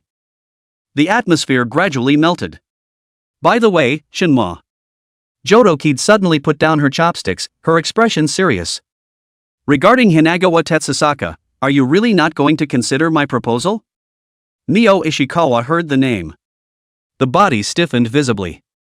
Chen Mo glanced at her and said indifferently, I'll take care of this, you don't have to worry. But Yakuza Kid wanted to say something else. But he was stopped by a look from Chen Mo. Mio Ishikawa lowered her head, her fingers clenching the corner of her coat. Isn't Chen Majuan a pain in the ass? Chen Mo was silent for a moment and reached out to gently pat her shoulder. Trust me, okay? Mio Ishikawa raised her head and met his firm gaze, finally nodding her head. Yakuza Maple watched the interaction between the two. Bristled, but didn't say anything more. After dinner was over, Jodo Maple insisted on taking the two home. Where does Mio-san live? I'll take you back first, she asked. At this moment the bodyguard on the side opened his mouth in a very destructive manner. Missy, it's almost 12 o'clock, the head of the family has ordered that if you don't come home after 12 o'clock. Yakuza Kid waved his hand impatiently. Nosy. Can't you see I'm taking my friend home? The bodyguard grimaced, but insisted. But the head of the family said, Shut up. Yakuza Kid glared at him. Turning her head, she gave an apologetic smile to Mio Ishikawa. Mio-san, I'm sorry, it looks like I can only send it here today. Ishikawa Mio waved her hand in a hurry. No, it's okay, Miss Maple is already grateful for treating us to such a delicious dinner. Chen Mo glanced at the time and faintly said, I'll take Mio-jam back, so you go home first. Yakuza Kid bristled. Obviously there was some reluctance. But in the end, it was a compromise. Well then. But. She suddenly came closer to Chen Mo and lowered her voice threateningly. Don't forget what you promised me. If you try to stand me up, I'll. Yakuza Kid made a vicious scissor pose to warn Chen Mo as he spoke. Got it. Chen Mo interrupted her, his tone helpless. Only then did Maple Polaris grunt in satisfaction and turned around to walk towards Alpha, not forgetting to wave her hand at Mio Ishikawa before leaving. Mio-san, let's eat together next time. Mio Ishikawa bowed slightly. Okay, Ms. Maple, take care on the road. Looking at the departing Alpha, Chen Mo thought of a problem. Apart from the fact that the dough was a bit undeveloped, Yakuza Maple was considered a little beauty in terms of her face, body and temperament. But the system actually didn't pop up a conquest prompt. System, use the information viewing function. Target, Yakuza Maple. Ding. 10 conquest points consumed, checking target character information. Name, Yakuza Kid. Age, 14 days short of 18. Height, 166 centimeters. Weight, 48 kilograms. Charging times, 0. Overall rating, 93. Status, student Yakuza's daughter. Personality, arrogant and domineering on the surface but simple and honest, like to pursue exciting things, heavy arrogance, the more you care about the people will be treated with a bad attitude, to the strong have instinctive worship, will be like a small animal to conquer their own dependence on people. Background, his father is Sumiyoshi Kai Wakamichi Ryuichi, and his mother is a movie actress. Due to the early death of his mother, he was overprotected by his father, and all his bodyguards were under strict orders to commit harakiri if the girl is violated, and he secretly formed the Maple Ghosts, but the members were actually elite bodyguards arranged by his father. Weaknesses, I have no resistance to skilled driving. I get weak at speeds over 200 km per hour or at extreme angles of cornering. When air is blown out of his right earlobe, his whole body stiffens. Suffers from a rare form of retrograde shyness, which makes her more aggressive when she gets excited. Hobbies, collecting piston rings from all types of motorcycles, hang them on my school bag for decoration, writing violent fantasy novels on anonymous forums. The protagonist is always a Yakuza lady X, a mysterious assassin, and eating super spicy food I'm too embarrassed to hide at home and eat it by myself because of the spicy tears I'm crying. Warning! Warning! Under 18, not eligible for conquest. Chen Mo looked at the densely packed system panel. Can't help but spit. Mud horse, so it's underage. Ha? What did you say, Chen Majuan? Ishikawa Mio looked at Chen Mo with curious eyes and asked. Nothing, remembered something bad. Chen Mo replied with a non-committal answer. It's getting late, Mio-san, let me take you home. Good. Mio Ishikawa obediently nodded her head. Forget it, that Thai home of yours, don't go back to it, live outside. Good. Ishikawa Mio's red face remained obediently nodding her head. Chapter 070, Hotel Floor Window Night View. It happens to be near Ginza at this time. The first time for both was at the Bulgari Hotel. Chen Mo remembered that he still had the contact information of the hotel housekeeper, Hoshino Tsukimi, so he took out his cell phone and dialed. He dialed Hoshino Tsukimi's number. A gentle and professional voice immediately came from the other end of the line. This is Hoshino Tsukimi, personal butler at the Bulgari Hotel, how may I help you? I'm Chinma and I need to book a suite now. There was a noticeable pause on the other end of the line for a second. The voice then became more respectful. Mr. Chen. It's a great honor to serve you again. Are you booking the 400 square meter suite from last time? Well, it's time to move in now. Understood. I will prepare you immediately and the room will be furnished according to your last preference. Do you need to arrange for a shuttle? Your current location is? No, we're just around the corner from Ginza, on foot. After hanging up the phone, Chen Mo opened his cell phone bank and wired 4 million yen for the room to Hoshino Tsukimi. Ding! Monitoring that the host is giving consumption to Mio Ishikawa. Spending 4 million yen on lodging, triggering a 5-fold storm. Sakura Bank, your account tail number 0219, 20 million yen transferred, account balance 320 million. Shinma had just transferred the room charge just out. A text message of arrival popped up right at the top of the phone screen. He turned to Mio Ishikawa. Staying at the Bulgari tonight. Ishikawa Mio's face instantly reddened to her ears. Fingers unconsciously twisted together. What's wrong? No. Nothing. She lowered her head, her voice as thin as a fly, and... Just... thinking about last time. Chen Mo let out a light laugh and naturally took her hand. Go. The two walked through the busy streets of Ginza. The bright neon lights cast splashes of light in Mio Ishikawa's clear eyes. She carefully held Chen Mo's hand back. Heart beating so fast it felt like it was going to pop out of his chest. Although there has been one experience. But still, inexplicably very nervous. When the two walked into the lobby of the Bulgari Hotel after the Hoshino Tsukimi was already waiting with a standardized smile. She was wearing a well-tailored uniform. Bowed deeply to both. Welcome back, Mr. Chen, Ms. Ishikawa. Ishikawa Mio returned the greeting with some haste. Chen Mo, on the other hand, asked directly. Is the room ready? Yes, everything is ready. This time we've especially upgraded your in-suite scenting system with Italian. Just lead the way. Chen Mo interrupted her gushing introduction. Yes, please follow me. The elevator goes straight up to the 44th floor. It's the same room as last time. When the door to the room opened, Mio Ishikawa couldn't help but hold her breath again. Still can't help but be shocked when you come here again. It's too luxurious. The entire suite was enveloped in soft lighting at this time. Outside the floor-to-ceiling windows is the sparkling night view of Tokyo Tower. And the bathroom was already stocked with a bubbling hot bubble bath. Tsukimi Hoshino respectfully handed over the room card. Your 4 million yen suite is ready. Please feel free to contact me for any needs, 24 hours a day. After the butler left, a subtle silence fell over the room. Mio Ishikawa stood in the doorway, nervous and almost afraid to move. Chen Mo walked to her and gently lifted her chin. What's wrong? Not feeling well? No, it's not. She shook her head in panic. The long hair swung gently with the movement. It's just... I've made Chen Majuan break the bank for me again. That's nothing to me, besides it's kinda worth it to me after all. Shinma smiled, loosened his tie, and walked towards the bathroom. You wash first or me? Ishikawa Mio's face turned even redder. I can wait for Chen Majuan first. Chen Mo raised an eyebrow. Together? Eh? She took a half step back in shock.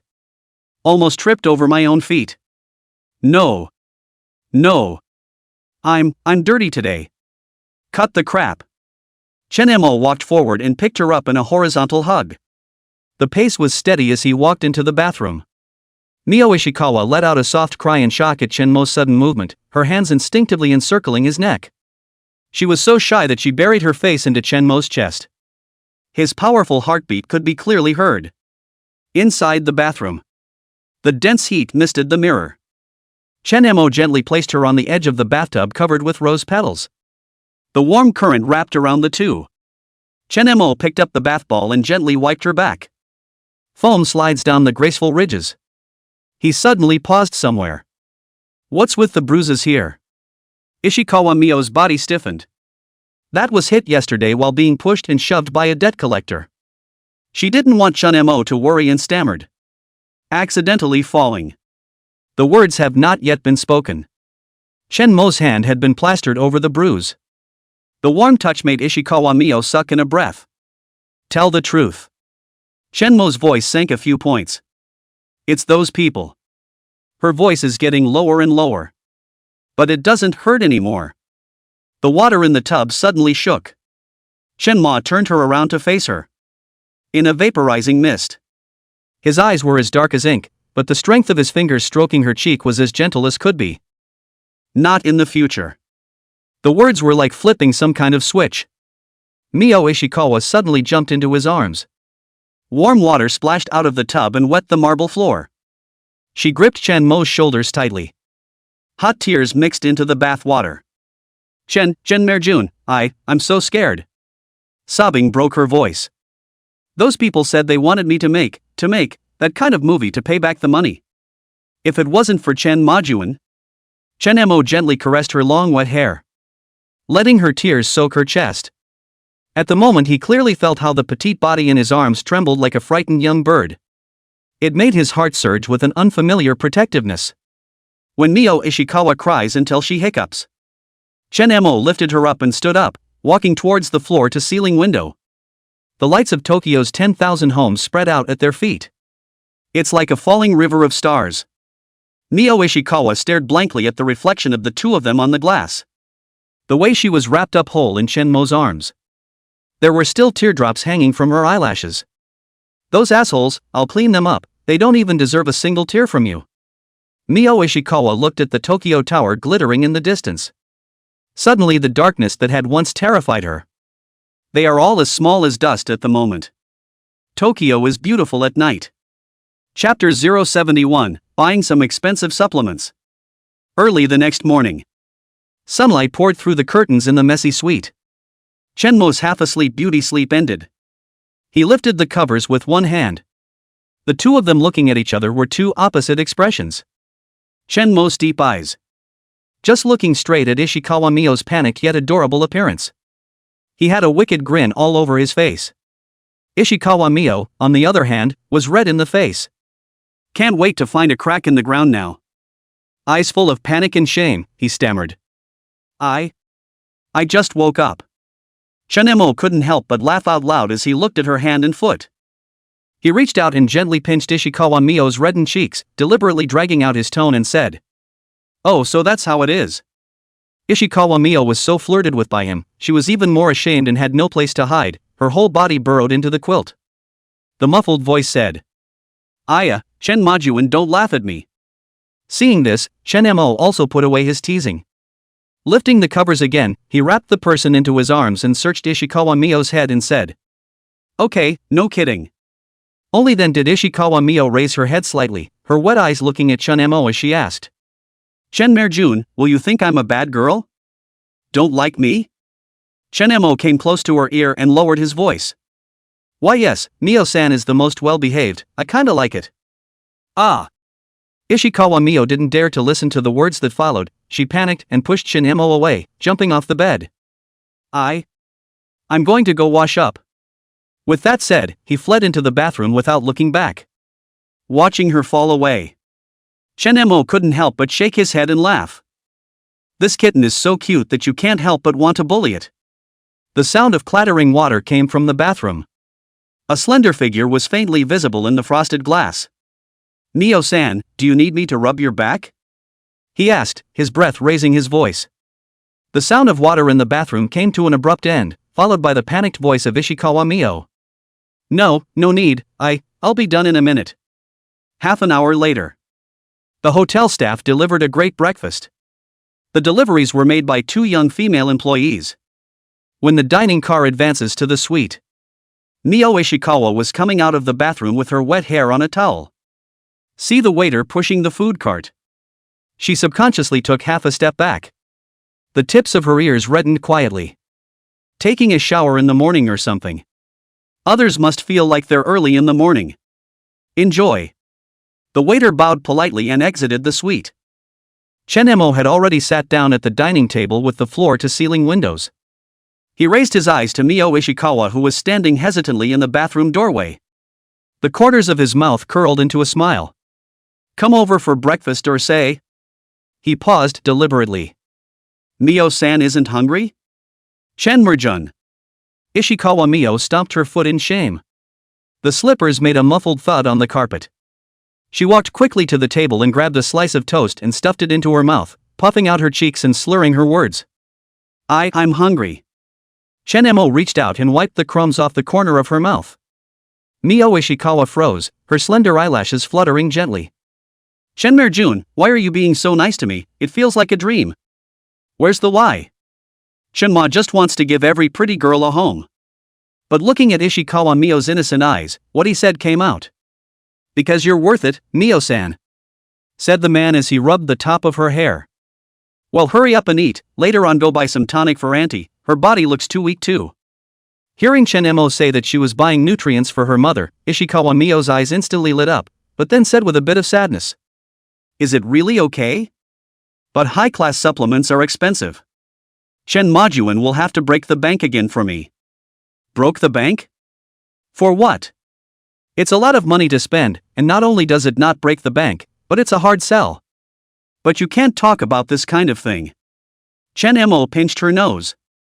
Idiot, you're still polite with me. An hour later. High-end supplement section at Ginza Mitsukoshi department store. Ishikawa Mio followed behind Shenmo step by step. Eyes flicked to the staggering array of numbers on the price tag. Premium sea cucumber from Hokkaido. Wild mountain ginseng specially supplied by Nagano Prefecture. Okinawa deep sea black abalone. The asking price for each of these is unbelievably high. A lot of it was worth what she used to make in a month. How about this? Shenmo picked up a box of beautifully packaged bird's nest. Looking towards Mio Ishikawa, she asked. I've heard that bird's nest is especially good for women. Ishikawa Mio came closer to look at the price and sucked in a breath of cold air. 50,000 yen? She stared at the price tag on the delicate glass bottle, her voice unconsciously rising a few notches. The slender fingers gently tugged Shenmo's sleeve and said. It's too expensive, let's change it. Shenmo looked at the cute girl in front of him who was fussing over 50,000 yen, and a wave of pity flooded his heart. He also remembered that Ishikawa Mio's profile showed that she was a gold-digging girl, but she wasn't. After learning about it, I realized that it was all by necessity. He reached out and rubbed Ishikawa Mio's soft hair and said. Auntie needs a supplement, this is nothing. But? No buts. Shenmo directly picked up 2 boxes and handed them to the respectfully waiting clerk. Wrap it up with some supplements suitable for post-op recovery. Ishikawa Mio looked at Shenmo's handsome side face. A warmth welled up in his chest. She had never been so cherished by an outsider. Much less did she think anyone would be willing to spend so much money for her mother. The eyes were a little hot. She bowed her head hastily. Pretend to study the merchandise on the counter. Shenmo looked at the clerk and asked. Do you deliver here? Only after saying that did Shenmo remember the issue of where Ishikawa Mio lived. Never mind, give me your store's number later, I'll buy it in a few days. So he's planning to buy a house this afternoon. Write Mio Ishikawa's name directly. Won't that be a big chunk of money in the bank when the time comes? It's cool to think about it. Chapter 072, Yuki Murakami, Money Tree Number 2. Next. Chen-mo was persuaded by Mio Ishikawa. Still buying a lot of multi-nutritional supplements. Any sea cucumber, abalone, or mountain ginseng should be wrapped up by the clerk. Just as the clerk was packing, a female voice came from behind the two. Mio sauce? Hearing this familiar voice, Ishikawa Mio's body stiffened. Slowly turn around. Standing a few meters away, it was the last person she wanted to meet in front of Chenma, Yuki Murakami. It's her friend from the daytime girlfriend company. The two are of similar age, but since Yuki Murakami joined the industry before her, she is considered her senior. Taught myself a lot of things. It's someone Mio Ishikawa is very thankful for. And one of the very few co-workers who knew about her family. Yuki senpai. Mio Ishikawa's voice was small, and her nervous fingers gripped the corner of her coat. Chen-mo also turned around. Only the source of the sound was visible. A short, sharp haircut of all colors with a soft face. Eyebrows are slim and natural, eyes are large and bright. The small nose and delicate lips give a youthful and sweet look. But the overall outfit is very contrasting to the face. Several silver earrings dangled from her ears. A black leather collar was also worn around the neck. The collar is decorated with a metal buckle. On top, she wore a white semi-sheer long-sleeved top. The material is lightweight and you can vaguely see the inner lining. The top is a plunging style that reveals a beautifully defined and slimmer waist and tummy. The bottoms were paired with a pair of black hip-hugging shorts. The shorts are adorned with numerous metal spikes. Extremely personalized. The shorter length of the shorts makes your legs look extra long. Knee-high stockings on her legs. Black leather leg loops on the thighs echo the style of the shorts. On his feet was a pair of short black marten boots. The very little fabric on her body showed off her proud figure. The whole thing looks very stylish with a touch of rebellious style. Illustration. Chen-mo saw that she was a little beauty. Unconsciously, he used the information scrying technique. Ding! 10 conquest points consumed, checking character information. Name, Yuki Murakami. Age, 24. Height, 164 centimeters. Weight, 46 kilograms, c. Charging times, 0. Overall rating, 95. Occupation, suite accompaniment store rental girlfriend lead singer of an underground band. Personality, hot on the outside, soft on the inside, extremely averse to physical contact with men at work, but will go into petulant mode when she meets the object of her affections. Her obsession with money stems from childhood trauma. See background. Background, his father was a bankrupt entrepreneur, and at the age of 12, the family fled the country due to debt problems and witnessed his mother selling her body to pay off the debt. Eventually both parents passed away. Discovered by a talent scout at the age of 15 working part-time, she almost became an idol and was blocked for refusing subterfuge. Currently the lead singer of the band Night Butterfly, most of the income from renting his girlfriend is utilized to support stray cats and dogs. Weaknesses, bisexual orientation, handsome guys plus money, pretty girls plus money too. Anyway, it's just money money money. Had a crush on Mio Ishikawa. Hobby, collecting skull-shaped jewelry, actually terrified of ghosts and monsters. Moneymaker, spender, handyman, never played poker, but super keen to play poker. Rating 95, eligible for conquest, bound or not. Confirmation cancellation. Looking at the information panel, he was shocked. This? Mio number 2? Another girl who likes money? What a classic flavor. Will there be a rebate as well? Curious, Shinma directly confirmed the binding. Ding! Conquest binding successful. Initial conquest progress, 0%. Ding, current target detected as economically relevant. Economic conquest mode unlocked. Economic mode, all purchases for Yuki Murakami will be reimbursed by the system, and the probability of reimbursement can be doubled with a multiplier of 1.5. The economic model must not be intentionally swiped for cash, everything must be spent in a reasonable mutual way. Familiar recipe, familiar flavor. Shaker 2 showed up. And at this point, Yuki Murakami clasped her hands over her chest. Cocking his head, he surveyed Chen-mo. A playful smile hung at the corners of his mouth. Mio-san, who is this? She deliberately trailed off. I swept back and forth between the two. Ishikawa Mio's character instantly turned red and stammered. This is Chen Merjun, it's me, my boyfriend? Yuki Murakami picked up the conversation with a raised eyebrow. A huffy glint flashed in his eyes. Chen-mo naturally reached out and wrapped his arm around Ishikawa Mio's waist and smiled. Hello, I'm Mio-jam's boyfriend, Chen-mo. Yuki Murakami opened her mouth as her eyes fell on the high-class tonic packaged by the shopkeeper. Though she corrected the words in time. But anyone could hear the unfinished sentence. Ishikawa Mio stomped her feet in a hurry and said, Yuki-senpai. It's not what you think. What did I think? I didn't say anything. Murakami Yuki smiled wickedly and moved closer to Ishikawa Mio, lowering her voice. Mio-jam hasn't gone to work at the company lately, and now she's here buying such an expensive tonic. TSK. Chen-mo couldn't hear what was said though. However, seeing Ishikawa Mio's embarrassed appearance, she opened her mouth at the right time and said in relief. Mio-san, won't you introduce your friend? Ah, this is Murakami Yuki-senpai, the one who took care of me at the company. She was loath to mention her old job. Every time I think about it, I make myself very humble. And Yuki Murakami graciously extended her hand. Hello, handsome. Seniors or something sounds like I'm too old. Actually, my age is about the same as Mio's. Mio is our company's pure bearer. I didn't expect to be taken down by you. You have to treat her well, or I'll make you look good. Chen-mo politely shook hands and said politely. Mio-san talks about you a lot, saying that she's grateful for your care. Really? Murakami Yuki looked at Ishikawa Mio in surprise. Then he said with a wry smile. So as a thank you, how about buying me dinner? Mio Ishikawa nervously looked at Chen-mo. Afraid he'll be upset. I didn't expect Chen-mo to nod briskly. Sure, but we've got some shopping to do before we go to lunch, so if you don't mind you can hang out together. Great. Murakami Yuki cheered and affectionately took Ishikawa Mio's other arm and said. Mio-san, you don't mind me being a light bulb, do you? Ishikawa Mio shook her head, but her heart was a little apprehensive. She stole a glance at Chen-mo. He was found to be looking as usual. That was only slightly reassuring. Then it's decided. Yuki Murakami said excitedly.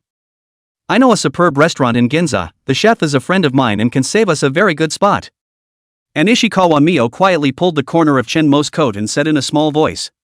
The store that Chen Majuan, Yuki-senpai said, was very expensive.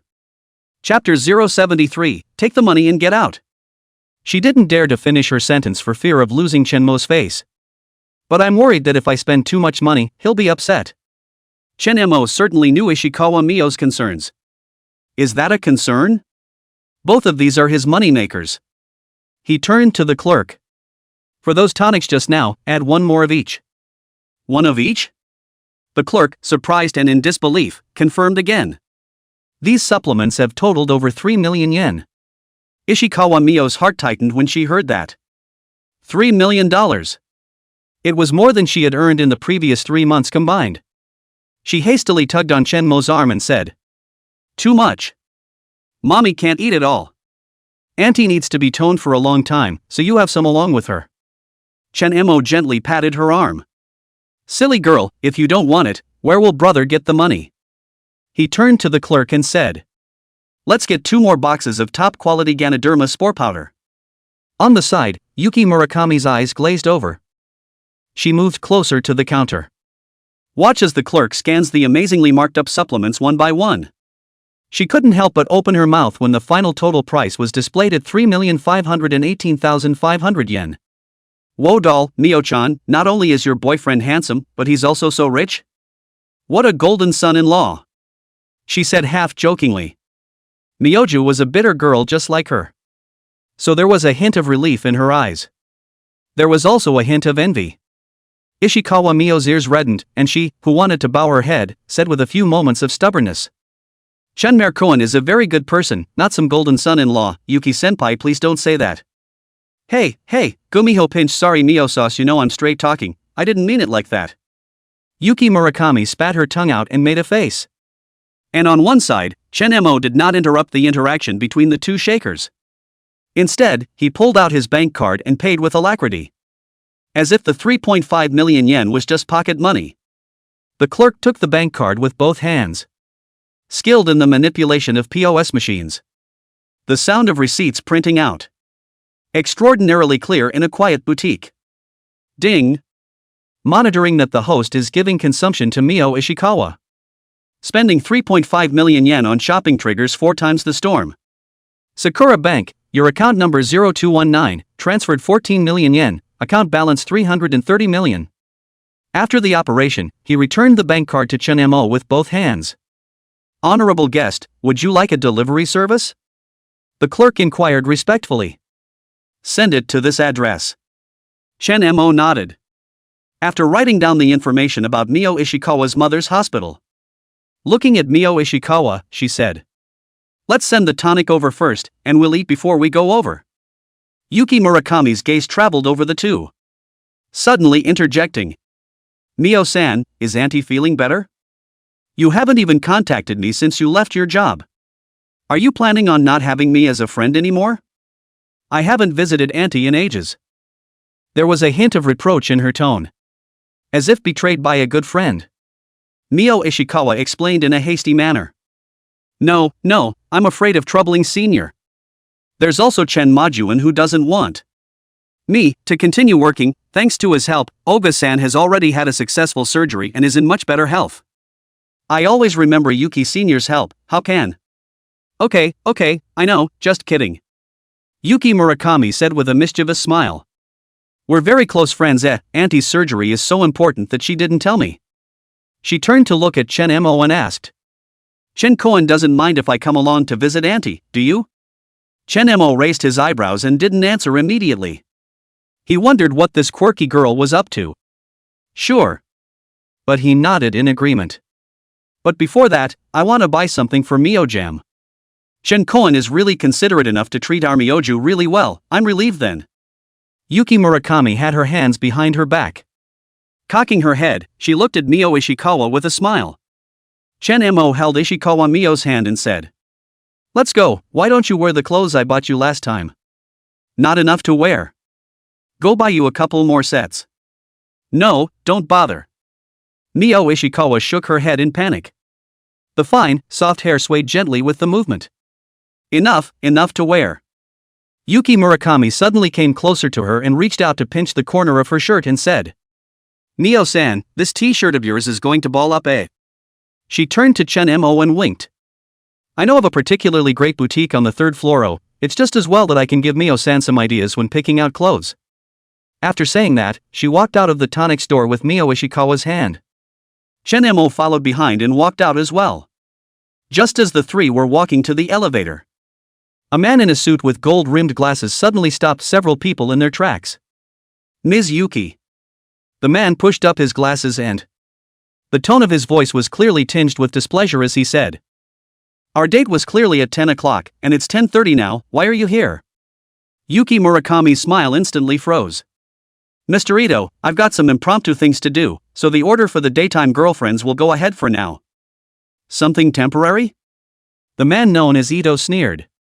His eyes swept over Chen Mo and Ishikawa Mio. When you say something is temporary, you mean you're shopping with this couple? So the issue of breach of contract doesn't matter? Sarcasm was evident in his tone. The line of sight lingered on Chen Mo for a moment. Looked dressed like a rich kid. The clothes he was wearing were not cheap. Turning to Mio Ishikawa again. A flicker of contempt flashed in his eyes as he watched her cheaply dressed. This young lady looks a bit familiar, oh. Come to think of it, isn't she also an employee of Sweet Companion rental shop? What, has she switched to fishing for rich kids now? Mio Ishikawa's face instantly became very pale. A hand holding Chen Mo unconsciously tightened a few points. Chen Mo sensed her trembling. The eyes suddenly went cold. Where's the dog barking here? He took a half step forward and shielded the two women. Watch your language. Ito, who had been called a dog, had veins popping furiously on his forehead. What?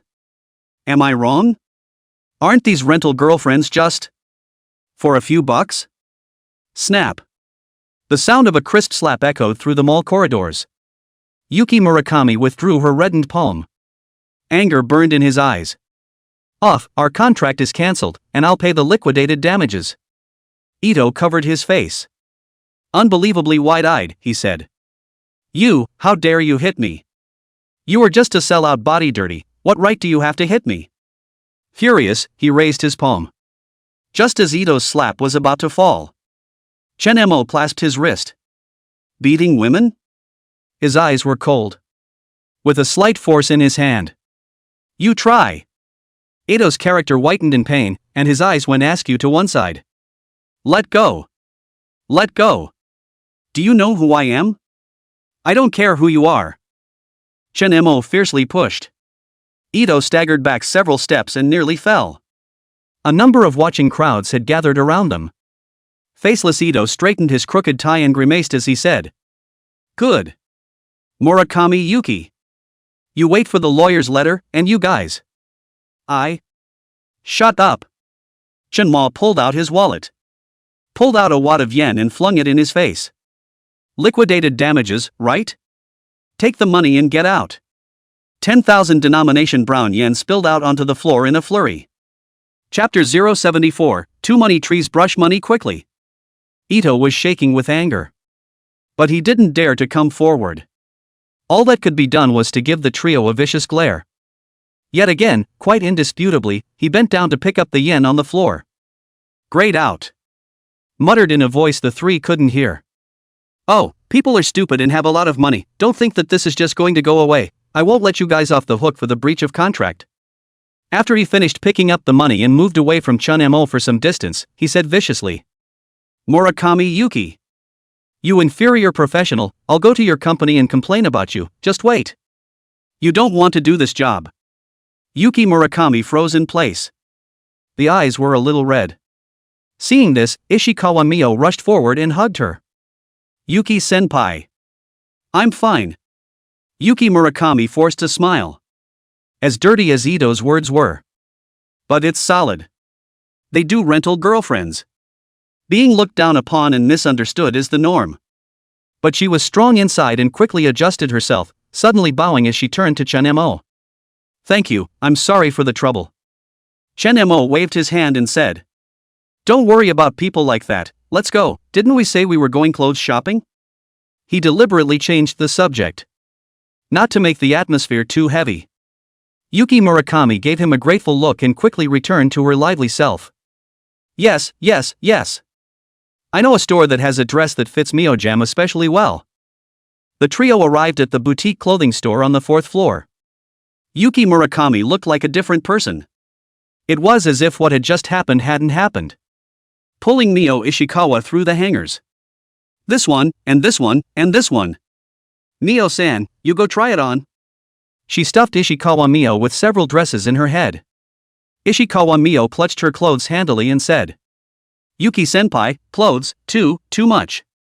Just go, your boyfriend is so rich, what are you worried about? Yuki Murakami gently pushed her into the fitting room and turned to Chinma with a wink. Chen Mo-kun wouldn't mind helping Mio-san buy a few more clothes, would you? Chen Mo shrugged. More than not minding, I can't wait to buy more. It's best to buy the more expensive ones. It's best to buy some for both. It's good that Mio-san is happy. Taking advantage of the gap between Ishikawa Mio's change of clothes. Murakami Yuki suddenly lowered her voice. Hey, just now, thank you. A show of hands.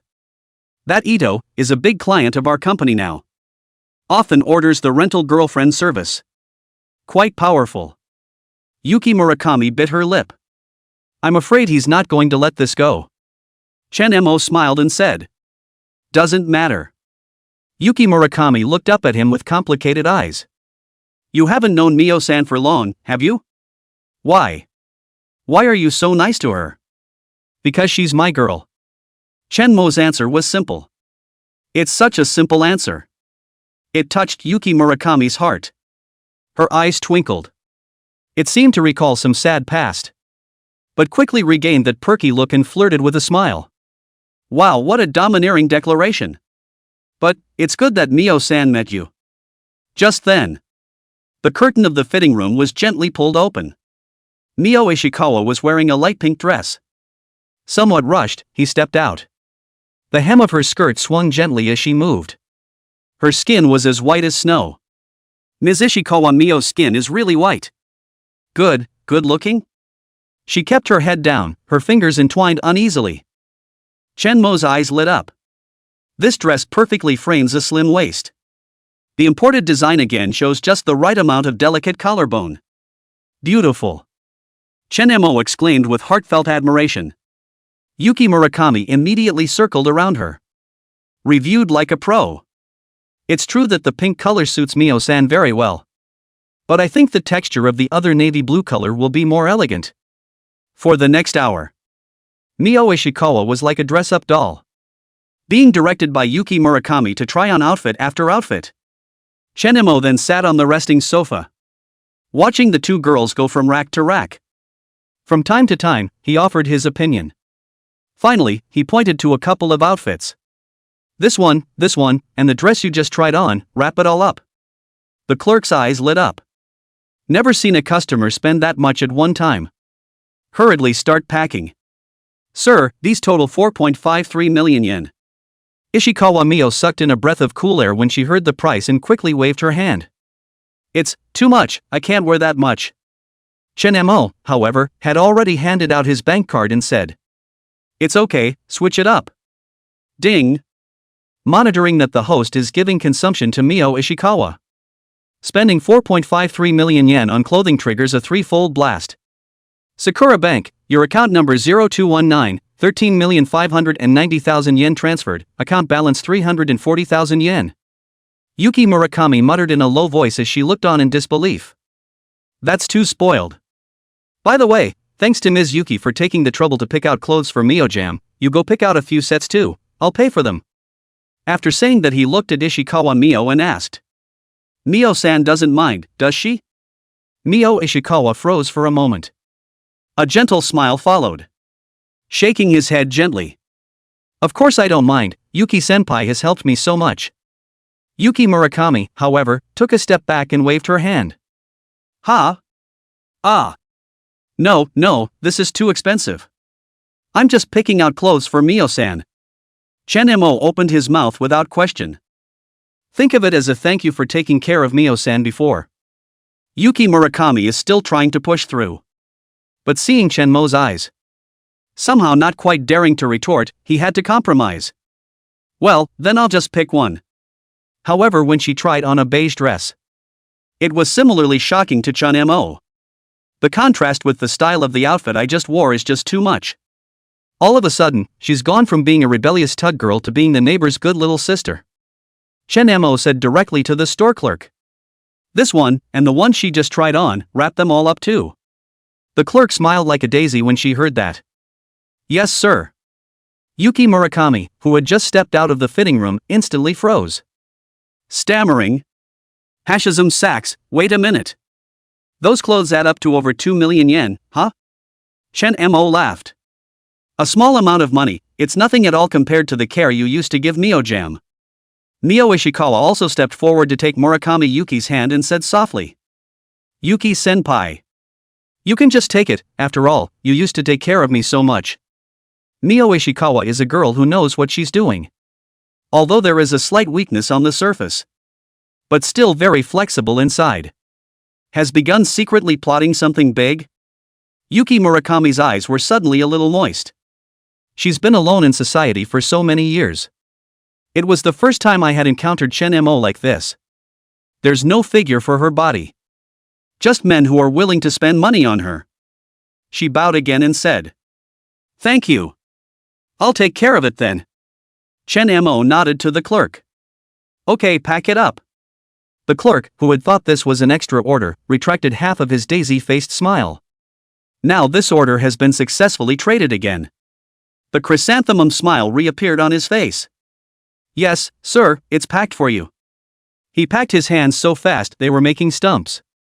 Finally taking the POS machine, he quickly maneuvered. It's as if a few seconds slower orders would run out. A silky little operation later. Re-put the bank card and the small ticket.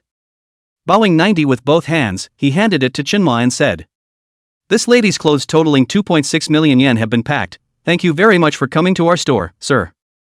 Ding! Monitoring the host is giving consumption to Yuki Murakami. Spend 2.6 million yen on clothing, trigger 5 times the storm. Sakura Bank, your account number 0219, 13 million yen transferred, account balance 350 million.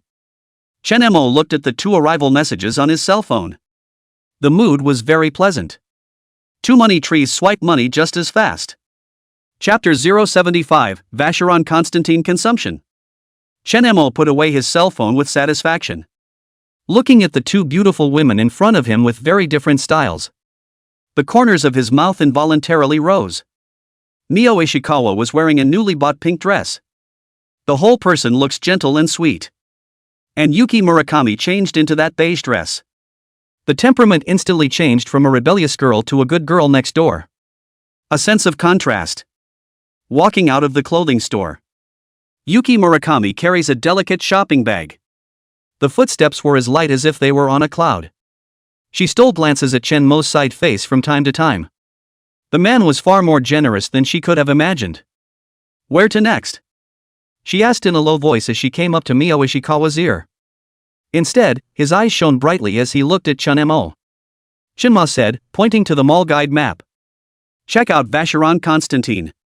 Vacheron Constantine? Yuki Murakami sucked in a breath of cold air. Isn't that a super expensive Swiss watch? Mio Ishikawa doesn't know anything about name tags though. But it was also clear from the reaction of the seniors that must have been expensive. She gently tugged on Chen Mo's cuff. "Chen Merjun, aren't we going to eat? Go back after you've watched the watch." Chen Mo squeezed her soft palm. "I want to buy a watch for fun." A few moments later. The elevator leads directly to the luxury section on the 5th floor. Vacheron Constantine's boutiques are decorated with the utmost luxury. The watches displayed in the window glinted coldly in the spotlights. Yuki Murakami gulped. Quietly pulling on Ishikawa Mio's wrist. "Mio. Any watch here is enough to buy a sports car." Mio Ishikawa looked at the introductory model in the window with a price tag of 8.9 million yen, and her fingertips unconsciously twisted the corner of her coat. "Don't be afraid, I'm here, it's just a few watches." Chen Mo pulled Ishikawa Mio's hand and walked in. "Welcome to Vacheron Constantine."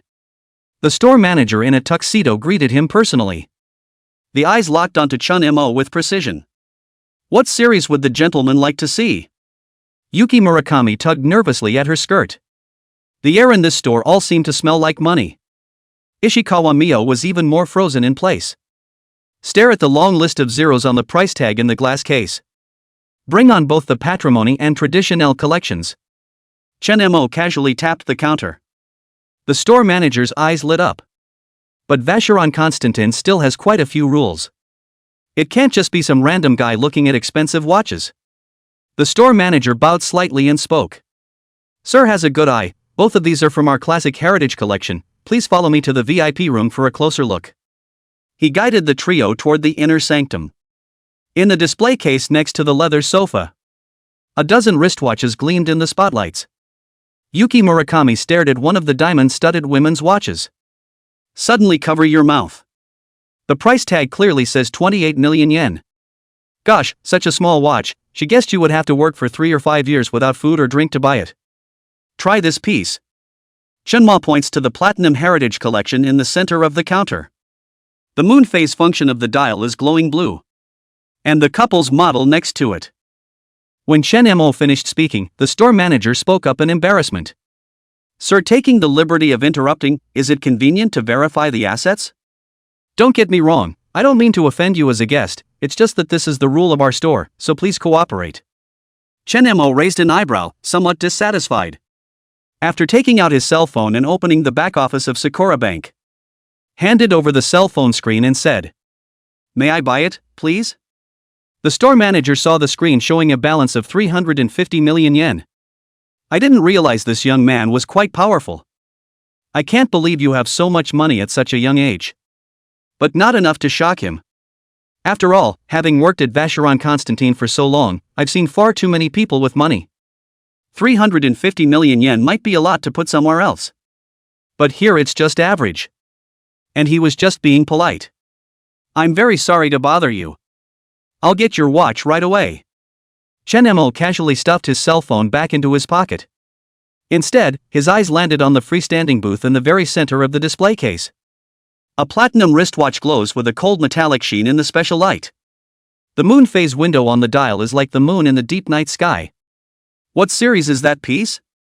Chen Mo asked, pointing. The store manager followed his line of sight. The excitement of professionals immediately appeared on his face. You have such an eye for detail. This is our Attic Artisan Collection Legendary Decoration Watch, limited to 8 pieces worldwide, in a 950 platinum case and powered by the new 2260 hand-wound movement. He said, already putting on his white gloves. Use a special key to open the bulletproof glass display case. Carefully removing the piece of wristwatch introduced it. The dial is enameled with Grand Fu enamel, and the moon phase display window is inlaid with real meteorite fragments. You see the Maltese cross on the crown. Chen Ma took the wristwatch. The heavy texture immediately came from his palm. He casually clasped the watch to his own wrist. The cool touch of platinum contrasts subtly with the temperature of the skin. Price? The store manager owed a slight debt of gratitude. 120 million yen, including tax. Since it's a limited edition, you need to reserve it 3 months in advance, but if you're sure about the purchase, we can make an exception and reserve it for you. Chen Ma turned his wrist. Admire how the dial changes in the light. What else can a rich man do? Buy a little watch, buy a couple of luxury cars and pretend to be something you're not. Been on a mission before. Brush up on your conquests or something. There's money to be spent before it's too late. Chen Mo looked at the watch on his wrist and became more and more satisfied. It's only a couple bucks, no need to keep it, it's just this piece. I want it now. The VIP room was suddenly so quiet that you could hear a pin drop. Mio Ishikawa covered her mouth. Eyes glazed over. 120 million yen. That's more than she used to make in 10 years of gross income working for rental girlfriends. She subconsciously grabbed Chen Mo's sleeve. But I was afraid of wrinkling the expensive fabric. Fingers shaking slightly. Yuki Murakami's reaction was more immediate. She sucked in a cold breath. The heels accidentally kicked the coffee table leg. There was a thud. She panicked and apologized. Cheeks reddened with embarrassment and shock. The store manager's professionalism allowed him to maintain a superficial composure at all times. You mean? We need to purchase this legendary decoration now? Is there a problem? Chen Mo raised an eyebrow. No, of course not. The store manager immediately bowed. I will prepare the relevant documents and warranty card for you. May I ask if you would like to swipe your card or? Chen Mo had already pulled out his mediocre bank card. Swipe the card. By the way, that couple's model I was talking about earlier, bring it in too. Yes, sir. The store manager quickly returned with another pair of watches. Followed by 2 sales clerks with dials. This is a couple's watch from our heirloom collection. The men's model is powered by the 4400 hand-wound caliber and the women's model by the 1410 self-winding caliber, both in 18K rose gold cases. Chen Mo picked up the women's watch.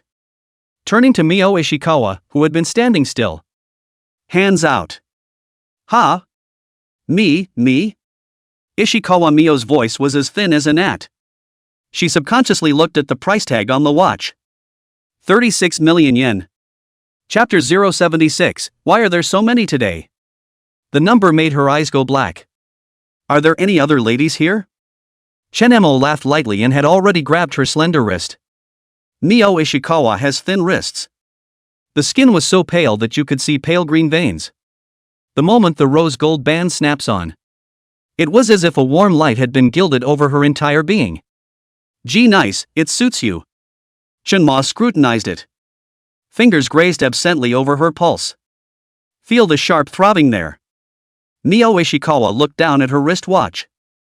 36 million this is. You can buy a one-family build outside of the city limits. A small apartment.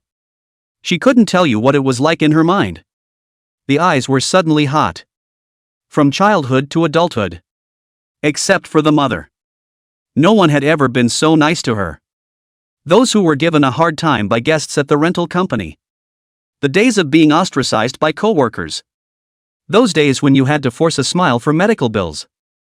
In this moment it suddenly became distant. Chanmere-kun. It's too valuable. I can't. Her voice choked. I can when I say I can. Chen-mo interrupted her and turned to the store manager. I'll take this pair too. Yuki Murakami sat on the sidelines.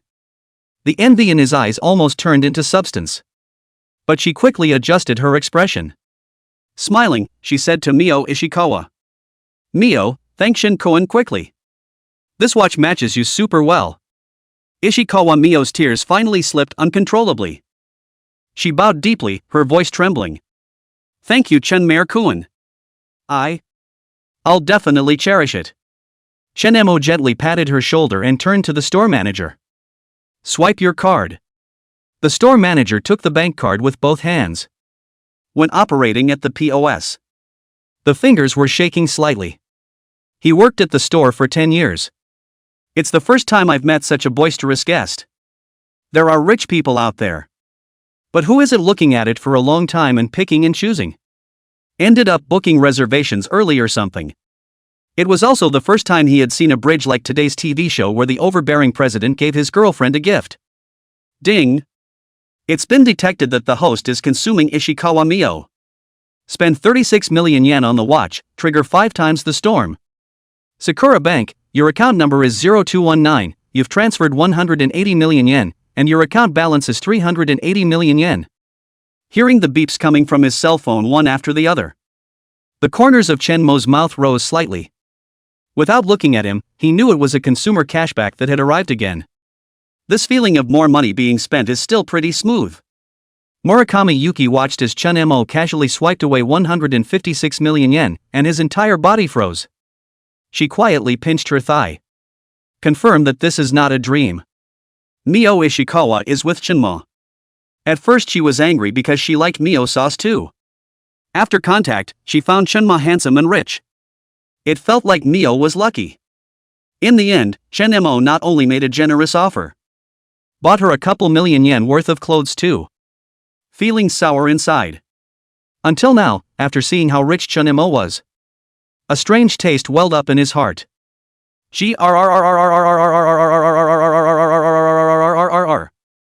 Ha! At that moment Murakami Yuki, who suddenly had her stomach growling, froze in embarrassment. The chatter in the VIP room suddenly quieted. Everyone casts a glance. It was the mature and sophisticated store manager who spoke up and instructed his underling clerk. Bring these guests some refreshments. Murakami Yuki was so ashamed that she couldn't wait to disappear into thin air right now, it was just too embarrassing, she panicked and waved her hand. No. No need for that.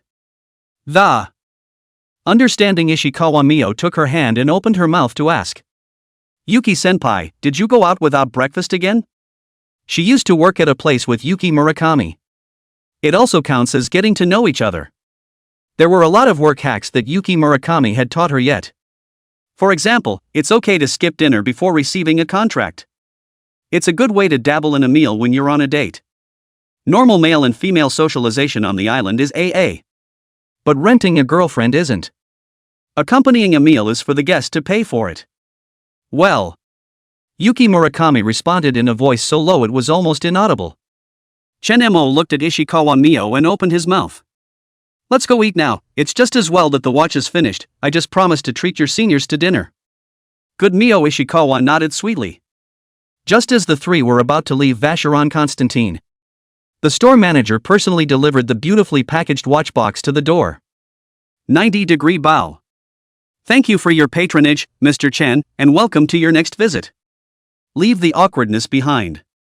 Yuki Murakami came alive again, looking at the shopping bags glistening in the sunlight.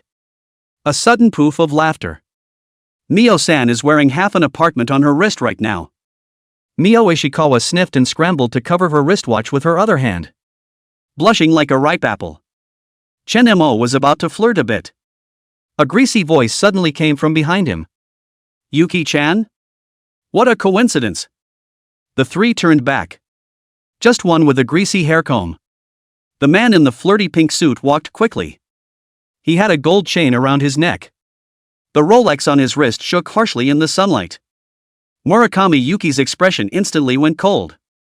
President Sato, please call me Ms. Murakami. Kenta Sato was not amused. Eyes raked greedily over Yuki's body. I heard you got a complaint from a customer? Do you want to work under me as a secretary? Guaranteed to earn more than you do now. He said, about to reach for Yuki's shoulder.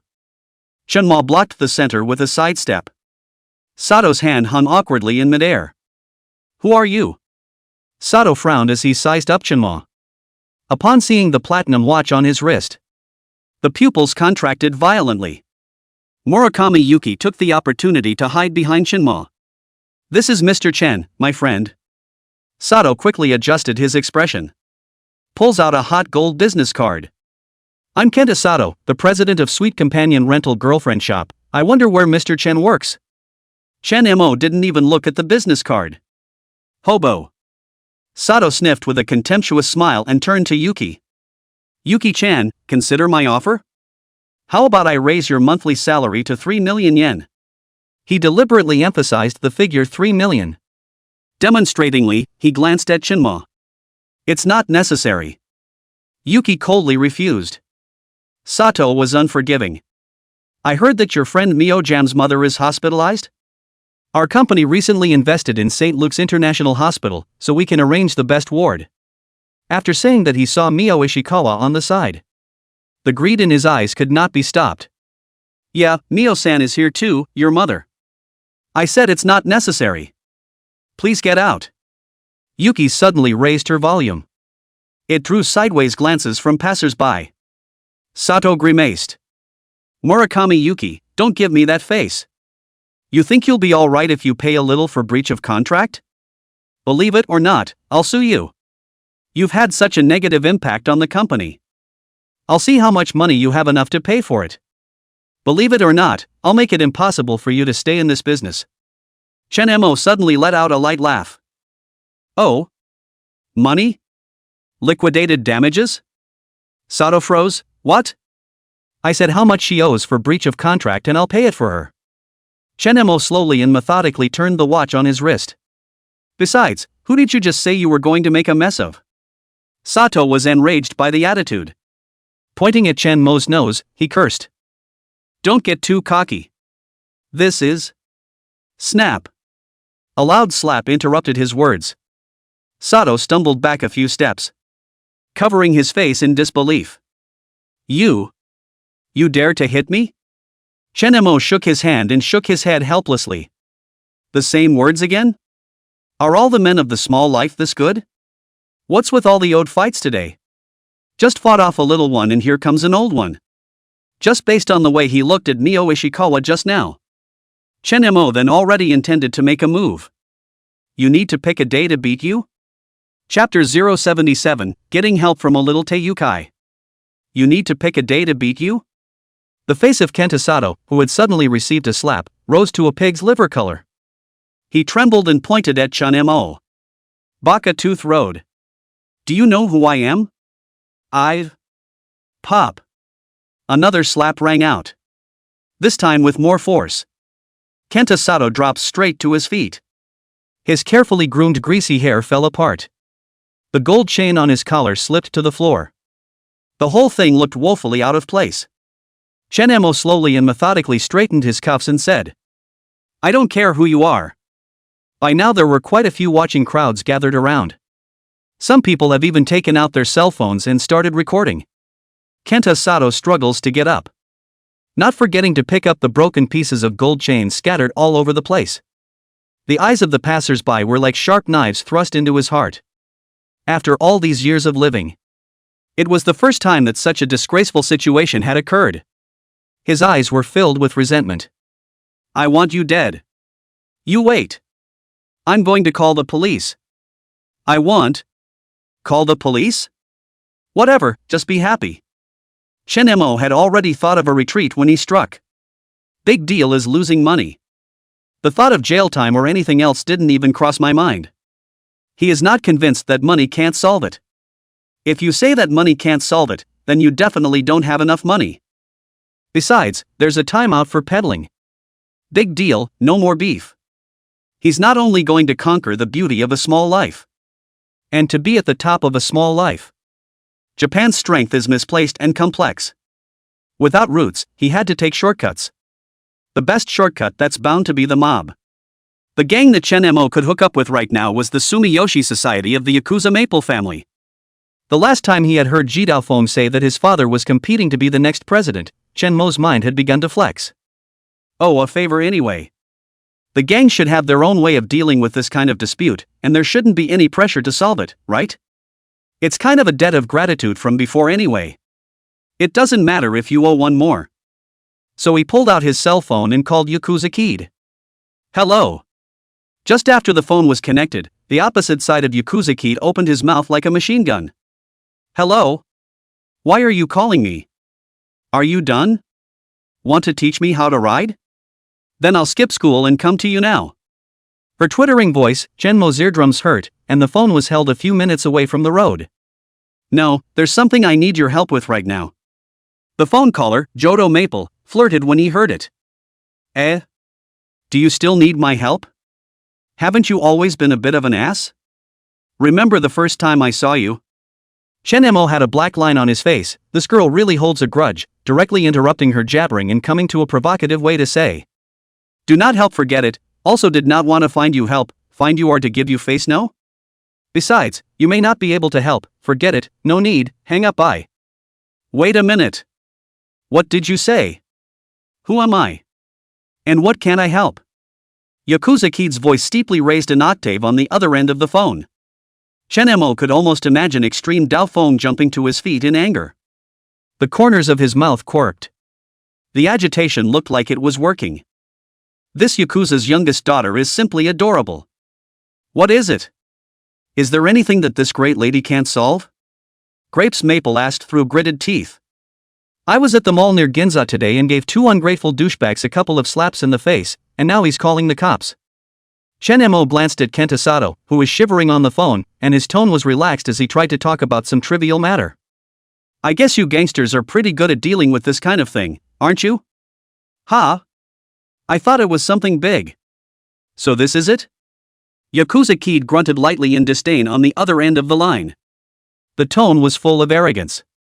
That's it, you're looking down on our Sumiyoshi Kai too much, aren't you? It's just a matter of beating up a person, and oftentimes our Sumiyoshi Society's name is more useful than the police.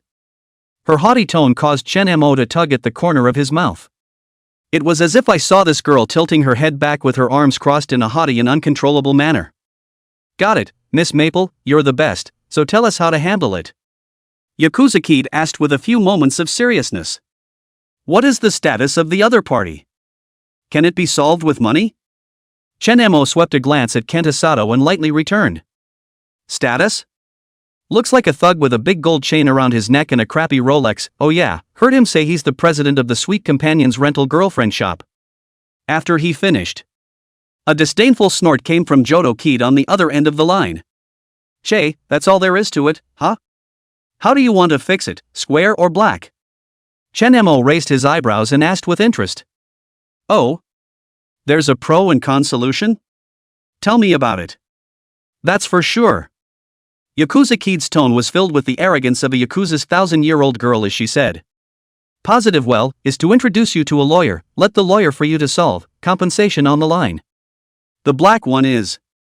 She deliberately trailed off with a few teasing words. I'll just call a couple of guys over there to shut him up, and if he calls the cops, I'll make it impossible to run his tie store. Chen Mo smiled at his words. Worthy of being Miss Maple, awesome. Then let's deal with it in a proper way, and I'll trouble you to introduce a lawyer. The phone caller on the other end of the line, Yakuza Kid, disgruntled tisk said. Coward, I can scare the out of him just by exposing my name as the daughter of the Sumiyoshi Kai, so why bother going through the legal process?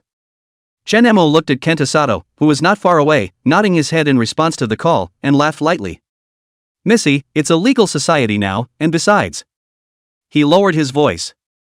I'm not one of you islanders. I don't want to leave any case files and have me repatriated or something later, so how am I supposed to stay in Tokyo and pick up girls? It's not really all about that. Before that there was a douchebag named Ito who was probably going to come after him as well. So it's good to know some awesome lawyers. Hentai. Pervert. Maple Polaris exploded on the other end of the phone. Don't you dare to scourge the girls of our country. But went on anyway. I'll have Sister Raimai contact you later, she's our club's gold medal attorney, oh, and she's also a big beautiful girl. I warn you, no bad ideas. Chen Mo nodded his thanks. Okay, thanks haha, Maple sighs. The phone caller, Yakuza Kid, hummed softly in an arrogant manner. Who wants your mouth to thank you? You owe me another favor, no refusing when I ask you for one. After hanging up, Chen Mo heard Kenta Sato's voice in the distance. Police department? I want to call the police. Someone slapped me twice in the Ginza Mitsukoshi department store. Right. Please send someone here immediately. Before he could finish his sentence, a few more broken pieces of gold chain spilled out. He rushed to retrieve it in a flurry of hands and feet. As if they were afraid that someone else would pick them up later. That funny look. It caused a few sneers to come from the crowd of spectators around them. There was even a JK girl blatantly holding up her cell phone that was live streaming. Everyone, look, the real-life version of the big sunny handsome guy violently beating up the greasy and lewd uncle. Chapter 078, Don't Break My Watch. Shin Mo, who had finished making the call, walked back to the two women. Mio Ishikawa and Yuki Murakami looked at him at the same time. The eyes were full of fear and anxiety and worry. Ishikawa Mio's slender hand gently clutched the corner of Chen Mo's coat. Unease was written all over her upturned little face, her eyes flushed slightly red with guilt, and she said, Chen Mer-kun, will there be trouble?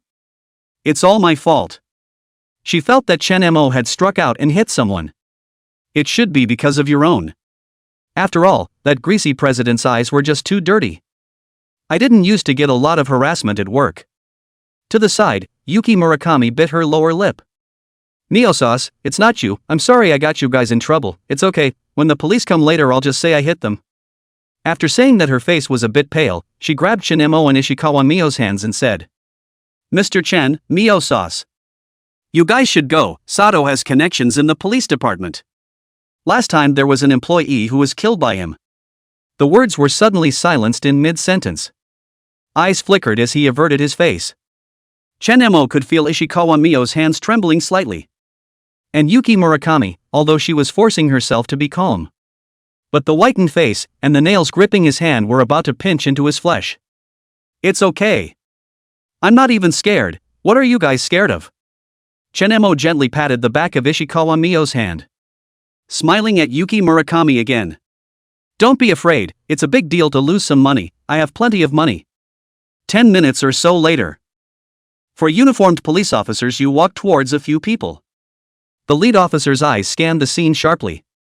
It finally settled on the two of them, Kenta Sato, whose cheeks were red and swollen, as well as Chen Mo, who had a bland look on his face. Who called the police?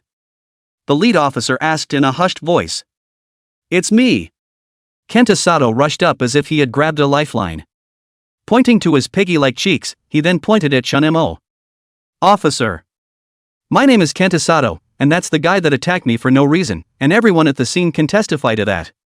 The officer frowned at Shinma. Sir, please show me your ID. Chen Mo calmly took out his Jeijun card from his wallet and said in fluent Japanese.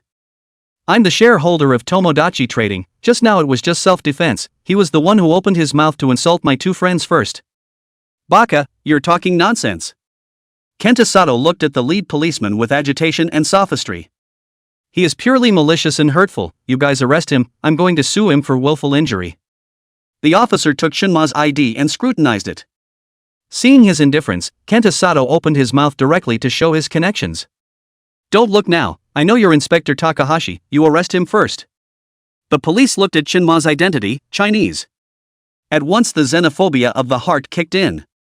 Asked, pretending to look around at the surrounding crowd. Any witnesses willing to cooperate with the investigation? There was a commotion in the crowd. No one answered. The gene for not caring about things in these little days is etched in my bones. A few people who were holding up cell phone videos to watch the action even took a few steps back. Only that live JK girl, looking at Chen Mo's handsome face, hesitantly raised her hand and said, That, I videotaped the whole thing and can prove that this uncle opened his mouth to curse first. Kenta Sato gave the JK girl a vicious glare when he saw someone badgering him. Frightened, she immediately retracted her neck. Mr. Chen, please cooperate and go back to the police station to make a statement. The lead officer ignored the JK girl who had just tried to testify. Signaled his colleagues to take Shinma and Kenta Sato away. After he finished, the other two police officers were about to come forward to handcuff Chen Mo with their handcuffs. Chen Mo suddenly spoke in a cold voice. Wait a minute. I'll agree to go back to the station with you guys to make a statement. How about the handcuffs are waived? Cut the crap, you're still justified in hitting people. One of the policemen said impatiently. After saying that, he intended to forcefully handcuff Chen Mo. Okay, very well. Let me remind you to be careful, don't break the watch I just bought on my wrist, it's worth 120 million yen. Chen Mo's words came out. The police then froze, not daring to handcuff it for a while. His annual salary is only 4 or 5 million yen. And Chen Mo wants 120 million yen for a watch? Not to mention whether it is true or not, just from Chen Mo's calm tone and calm attitude he wouldn't quite dare to bet on whether it is true or not. Embarrassed, he turned his head to look at the lead officer. The lead officer had also heard Chen Mo's bland but threatening warning.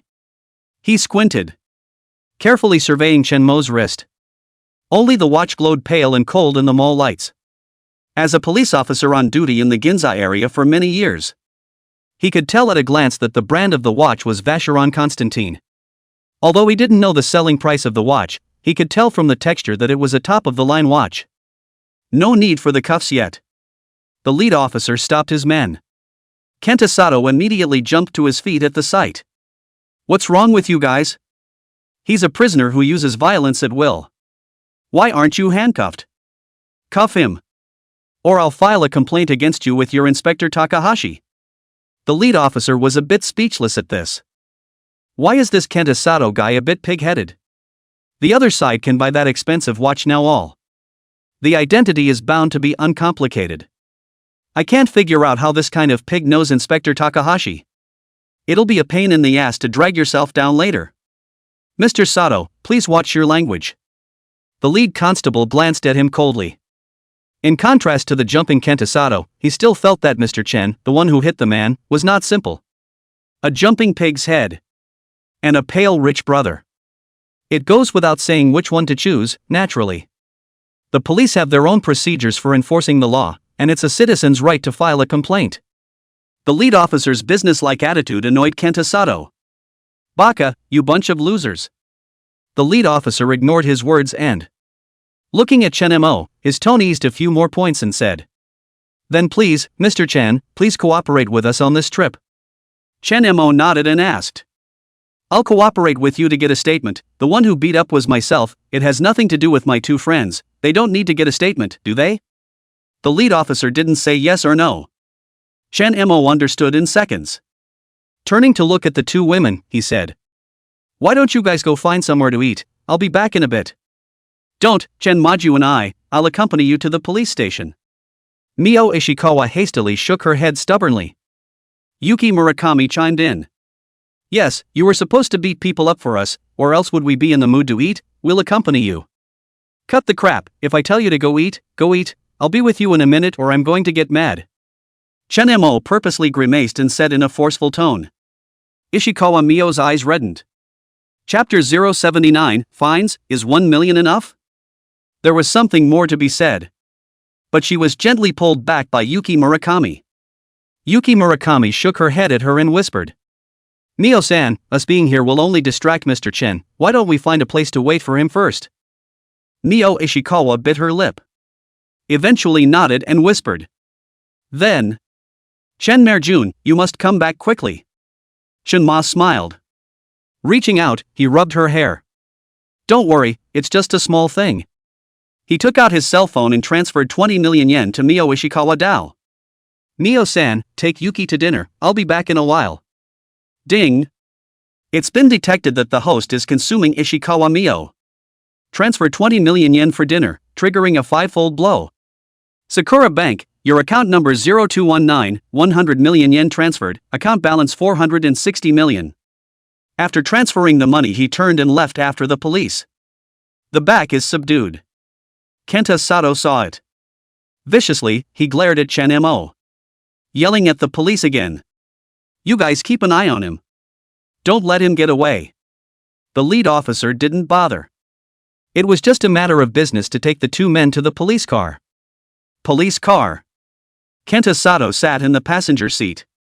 Just now he had inadvertently seen Shenmo's Insta card. The anger in his heart went up a notch. Every now and then, he turned around and glared at Shenmo, cursing in a low voice. Damn DD man, dares to spread wild in Tokyo, see the police department how I'll clean you up. Shenmo closed his eyes. Completely ignored his provocation. But his mutterings were noted. It's definitely not over when it's over. Soon the police car arrived at a nearby police station. Get out of the car. Kenta Sato immediately toes the line. As soon as he entered, he shouted at the policeman on duty. Call your Inspector General Takahashi out. I want to talk to him personally. The policeman on duty frowned. But still, he picked up the intercom and informed. It didn't take long. A slight build. The same middle-aged man with a greasy face walked out of the office. After seeing Mrs. Ken Sato, immediately a warm smile appeared. Gee, President Sato, what brings you here? Kenta Sato let out a cold snort and pointed at Shenmo. Inspector Takahashi, this demolition man assaulted me in public, look at my face. I'm going to sue him for willful injury and put him in jail. Inspector General Takahashi glanced at Shenmo. Seeing that he looks ordinary. Just a little bit better looking. Once I heard it was a foreigner, my heart was in the right place. Then he straightened his face and said. This gentleman, you are suspected of intentional injury, please cooperate with our investigation. The lead cop was just about to open his mouth to remind his Inspector General. Shenmo smiled faintly and grabbed the opportunity to speak. Inspector Takahashi, right? Are you sure you want to handle this so hastily? Inspector General Takahashi froze, then sneered. What, you still want to threaten the police? Shenmo shook his head. Just then the cell phone in his pocket rang. He took out his cell phone and hit the connect button. Hello. Yeah, it's me. Huh? Ms. Rini the lawyer? I'm no longer at the mall, so please meet me at the XX police station. Shenmo hung up the phone. A sneer appeared on Inspector General Takahashi's face. What? Still calling for a lawyer? In this part of Tokyo. It's useless to call a lawyer when you're a foreigner beating up on us islanders. The fat on his face. Shaking with a sneer. He waved his hand to signal his men. Take him to the detention room and deal with him when President Sato's report on the injuries comes back. The interrupted lead officer hesitated. Still, he came up to the Inspector General and whispered a reminder. Inspector General, Mr. Chen's identity seems to be unusual, how about? Inspector General Takahashi heard Shenmo answer the phone just now. Something about lawyer Wing Mei sounded familiar, but I couldn't remember for the life of me. But how dare a little inspector teach himself to do things? He said with a disgruntled look on his face. A demolition man in Tokyo cannot turn over the sky. I told you to put the man in the detention room, did not hear? The lead officer sighed helplessly. On one side is your own boss. On one side, there's Fu who can't be messed with. He could only respectfully make a please gesture to Shenmo. Shenmo looked indifferent. It's not hard for him to be a small-time employee. Walked behind him to the detention room. Before leaving, he turned back to eye the smug-eyed Kenta Sato and the Inspector General of the police department, and the corner of his mouth curled into a cold smile. I hope you'll still be laughing as much later as you are now. Shenmo wasn't the least bit panicked about the current situation. It's not that he's brainlessly confident. Rather, the Japanese Yakuza are really powerful. If a small Inspector General can't solve the problem, it's too much to underestimate the Sumiyoshi Kai, the second of Japan's three biggest gangs. Kenta Sato spat disdainfully. Pa, what's the point of pretending? A foreigner who dares to be arrogant in Tokyo, wait for prison. Inspector General Takahashi, who also had a pretty serious xenophobic streak, chimed in. Don't worry, President Sato, just keep a good eye on him, I'll make sure he gets a hard time. A few moments later, Shenmo was taken into a cramped detention room. Cold metal tables and chairs, harsh white lights. There are also signs printed on the walls that resemble the exhortations of the Wachovia land. The other wall, unlike the others, is a one-way visibility mirror. The overall everywhere is depressing. The one who brought Shinma in was a new young police officer. The inspector general has just ordered it. Don't go easy on this guy. So he bottomed out. Sit down. The young constable pushed him roughly. Chen Mo didn't move a muscle. Instead, they turned to look directly at each other. Officer, are you sure you want to treat a legally admitted foreign investor this way? The young cop was shocked by his aura. Actually, he unconsciously took 2 steps back. One by one, Shinma memorized the treats he received at the police station. Just waiting for an opportunity. None of these guys will be spared. Now he was very calm. The same is true before a storm. He walked slowly to the bench in the detention room. Pulls out a cigarette and lights it. Take a deep breath. The smoke slowly dispersed in the detention room. Seeing this, the young constable immediately rushed forward and snapped. Baka! Asshole! Smoking is prohibited in the police station. Put out your cigarettes immediately. Chen Mo unhurriedly spat out a smoke ring and looked at him with a smile. Oh? What happens when you smoke it? Smoke it and you'll be fined 100,000 yen. The young constable scowled. That's the rule. Chen Mo snorted. Pulls a wad of $10,000 bills from his wallet. Dumped it on the table. Here's 100, I'll pre-deposit 10 smoking fines. The bills were scattered across the metal tabletop. It made a crisp ringing sound.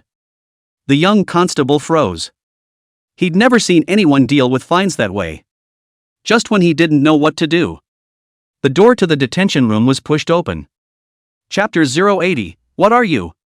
Inspector General Takahashi came in angrily, tearing his voice out in anger. Asshole! Who allowed you to smoke here? Chen Mo took another deep drag on his cigarette. Deliberately exhaling smoke in the direction of Takahashi said. What? Is a fine of 100 not enough? Then add another million. Chen Mo had been kind. You really think he's got no temper? Said. He pulled out another wad of bills and dumped them on the table. Inspector General Takahashi's face turned ironic. In all his years as a cop he had never been so humiliated. You think you're great because you have a few stinking dollars? I'll make you pay dearly for the beating. Chen Mo leaned back in his chair and leisurely crossed his legs as he returned. Yeah, just rich, how about that? Do you think I could get you to lose your job if I was willing to spend 100 million yen? 100 million is not enough, then 200 million, 300 million, I always believe that money is everything. You're threatening the officers. A cold sweat broke out on Inspector General Takahashi's forehead. He began to realize that something was very wrong. Perhaps the young man in front of him might actually be something more. Nothing else. Just this attitude of not taking him seriously. It gave him chills. Just then, the door to the detention room was opened again. Kenta Sato and another officer walked in. He held a document in his hand and swore. Inspector Takahashi, my injury report came back. Guess what the results are? Not only do I have facial contusions, I also have a slight concussion. Quickly convict him for me. Chen Mo swept his eyes at the two. What a woeful mess. Let's not talk about the fact that the injury report came out so quickly. This Kenta Sato didn't even go to the hospital. So it doesn't take much to figure out how the injury report came out, it's bound to be a forgery. The counterfeiting is all coming. You don't even need to produce your own evidence for what comes next. Just wait for the lawyer to arrive. Chen Mo suddenly laughed. People really do laugh when they are speechless. The hospital didn't even go to the hospital, so it seems that the police department can also issue an injury report, and it's not professional to fake it. Tisk, interesting. Baka. Poked and prodded, Kenta Sato was infuriated. Turning to Takahashi, he said. Takahashi-san, I'm going to file an additional lawsuit against him for defamation. Now that the hospital examination of the injuries has come out, there's enough evidence, so just convict him. Inspector General Takahashi is also writing a bit hard right now. President Sato, please refer to your position at work.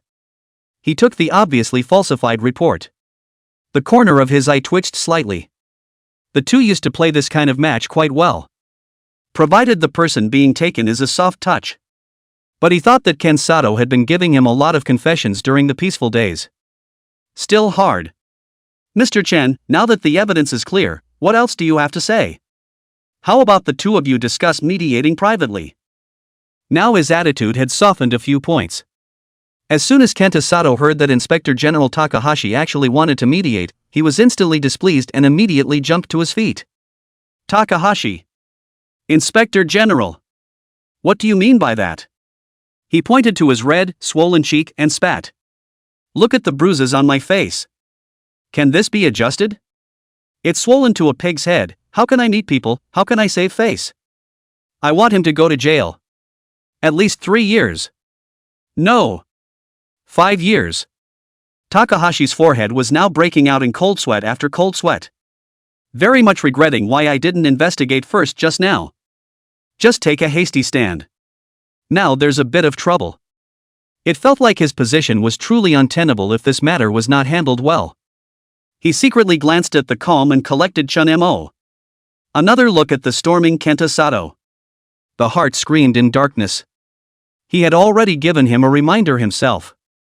Why are you still not relenting? Chun-mo leaned back in the metal chair in the detention room. The cigarette at his fingertips burned slowly. The corners of his mouth turned up slightly as he looked at the exasperated Kenta Sato and Inspector General Takahashi in front of him. Mediation is not something I would be willing to do even if he was, so what? You guys are determined to put me in jail?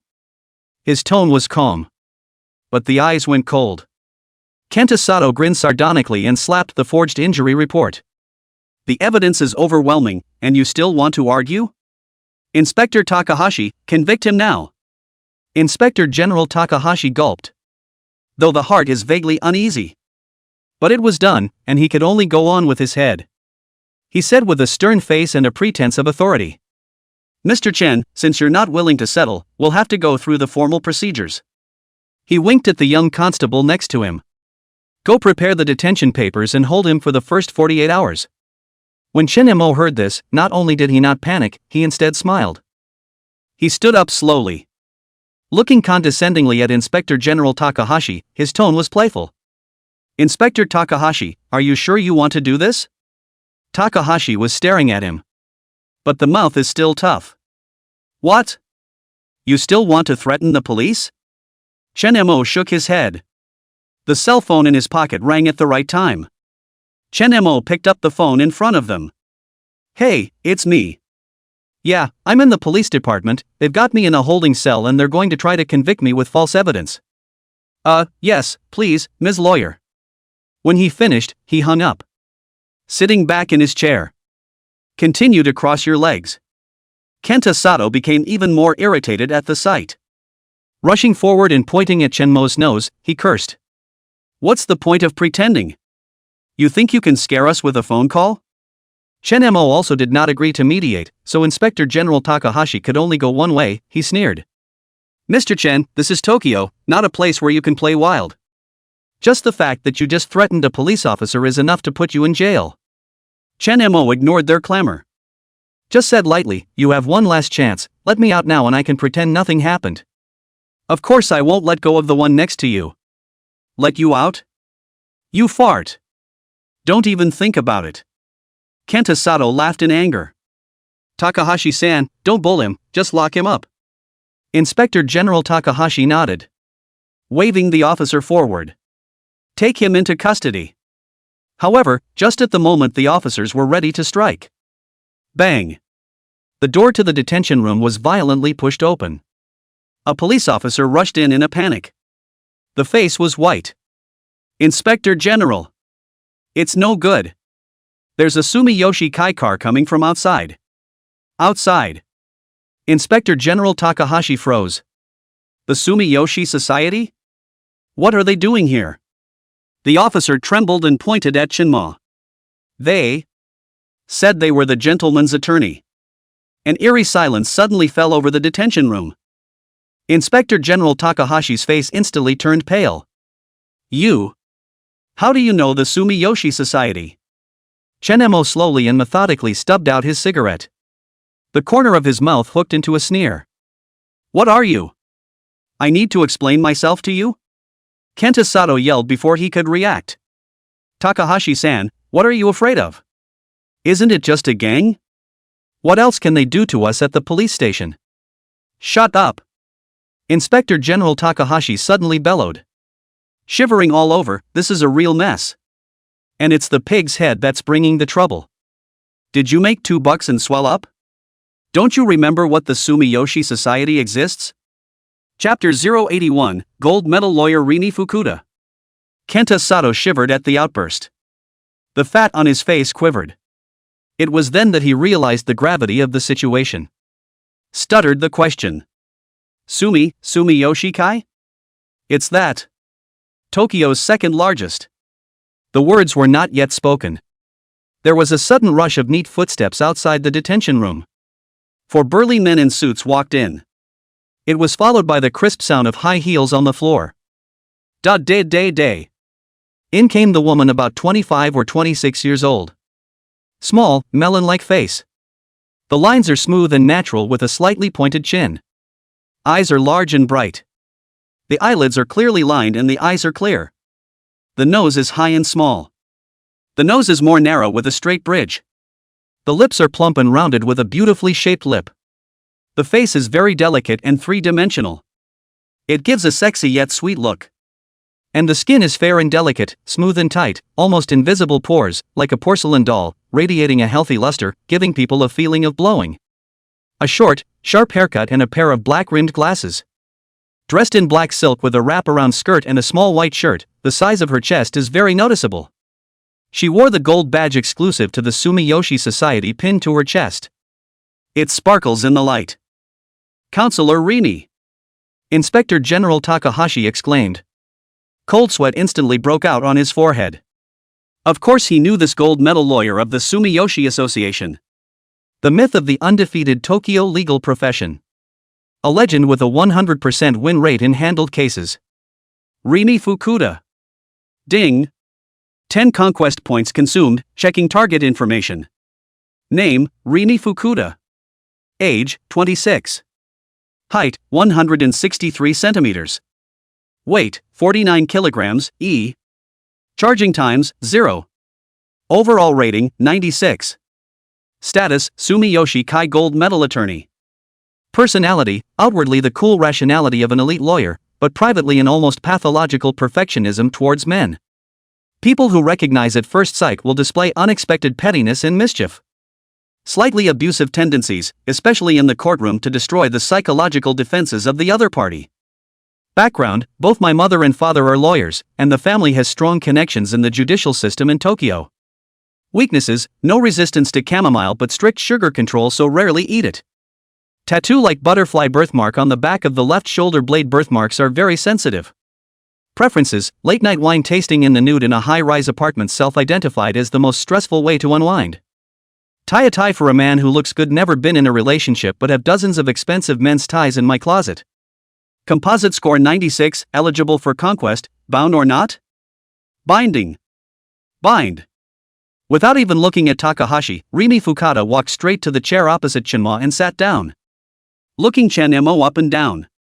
I've never heard Kid mention anything about the opposite sex, so it's funny that she asked for my help today, but the looks are decent. Rini Fukuda's red lips rose slightly. Hands propped up on his chin, his voice lazy and sexy. Mr. Chinwright, first time I meet you, I'm the head of the legal department of the Sumiyoshi Association, Rini Fukuda. And also Kid's personal attorney. She deliberately emphasized the word private. Black silk legs overlapping. The tips of the high heels intentionally or unintentionally brushed against Chenmo's pant leg. And aside, Inspector General Takahashi had turned as white as paper. The head of the legal department of the Sumiyoshi Association himself. This is beyond an ordinary case. He numbly pulled out a paper towel to wipe his sweat. And the back of the shirt had long been soaked. This medical report. She casually clipped the papers on her desk with 2 fingers. Suddenly laughing out loud. It's funny how someone at Tokyo X General Hospital actually dares to write a certificate indiscriminately. Talking and laughing suddenly went cold and slammed the paper on the table. For the offense of forgery of an official document, the sentencing standard is 3 years. What do you say, Inspector Takahashi? Baka. Kenta Sato, sensing that things are not going well, suddenly bursts into action. What are you? He reached out to retrieve the report. Bang! The burly man in the suit standing behind Rimi Fukuda instantly struck out. An over-the-shoulder slam sends Kenta Sato crashing hard to the floor. The bouncer grabbed the metal handcuffs from the detention room and locked them around his wrists with a click. Rimi Fukuda didn't even look at him and was slowly touching up her lipstick. Right. It was as if she suddenly remembered something. Pulls a flash drive out of his Gucci handbag.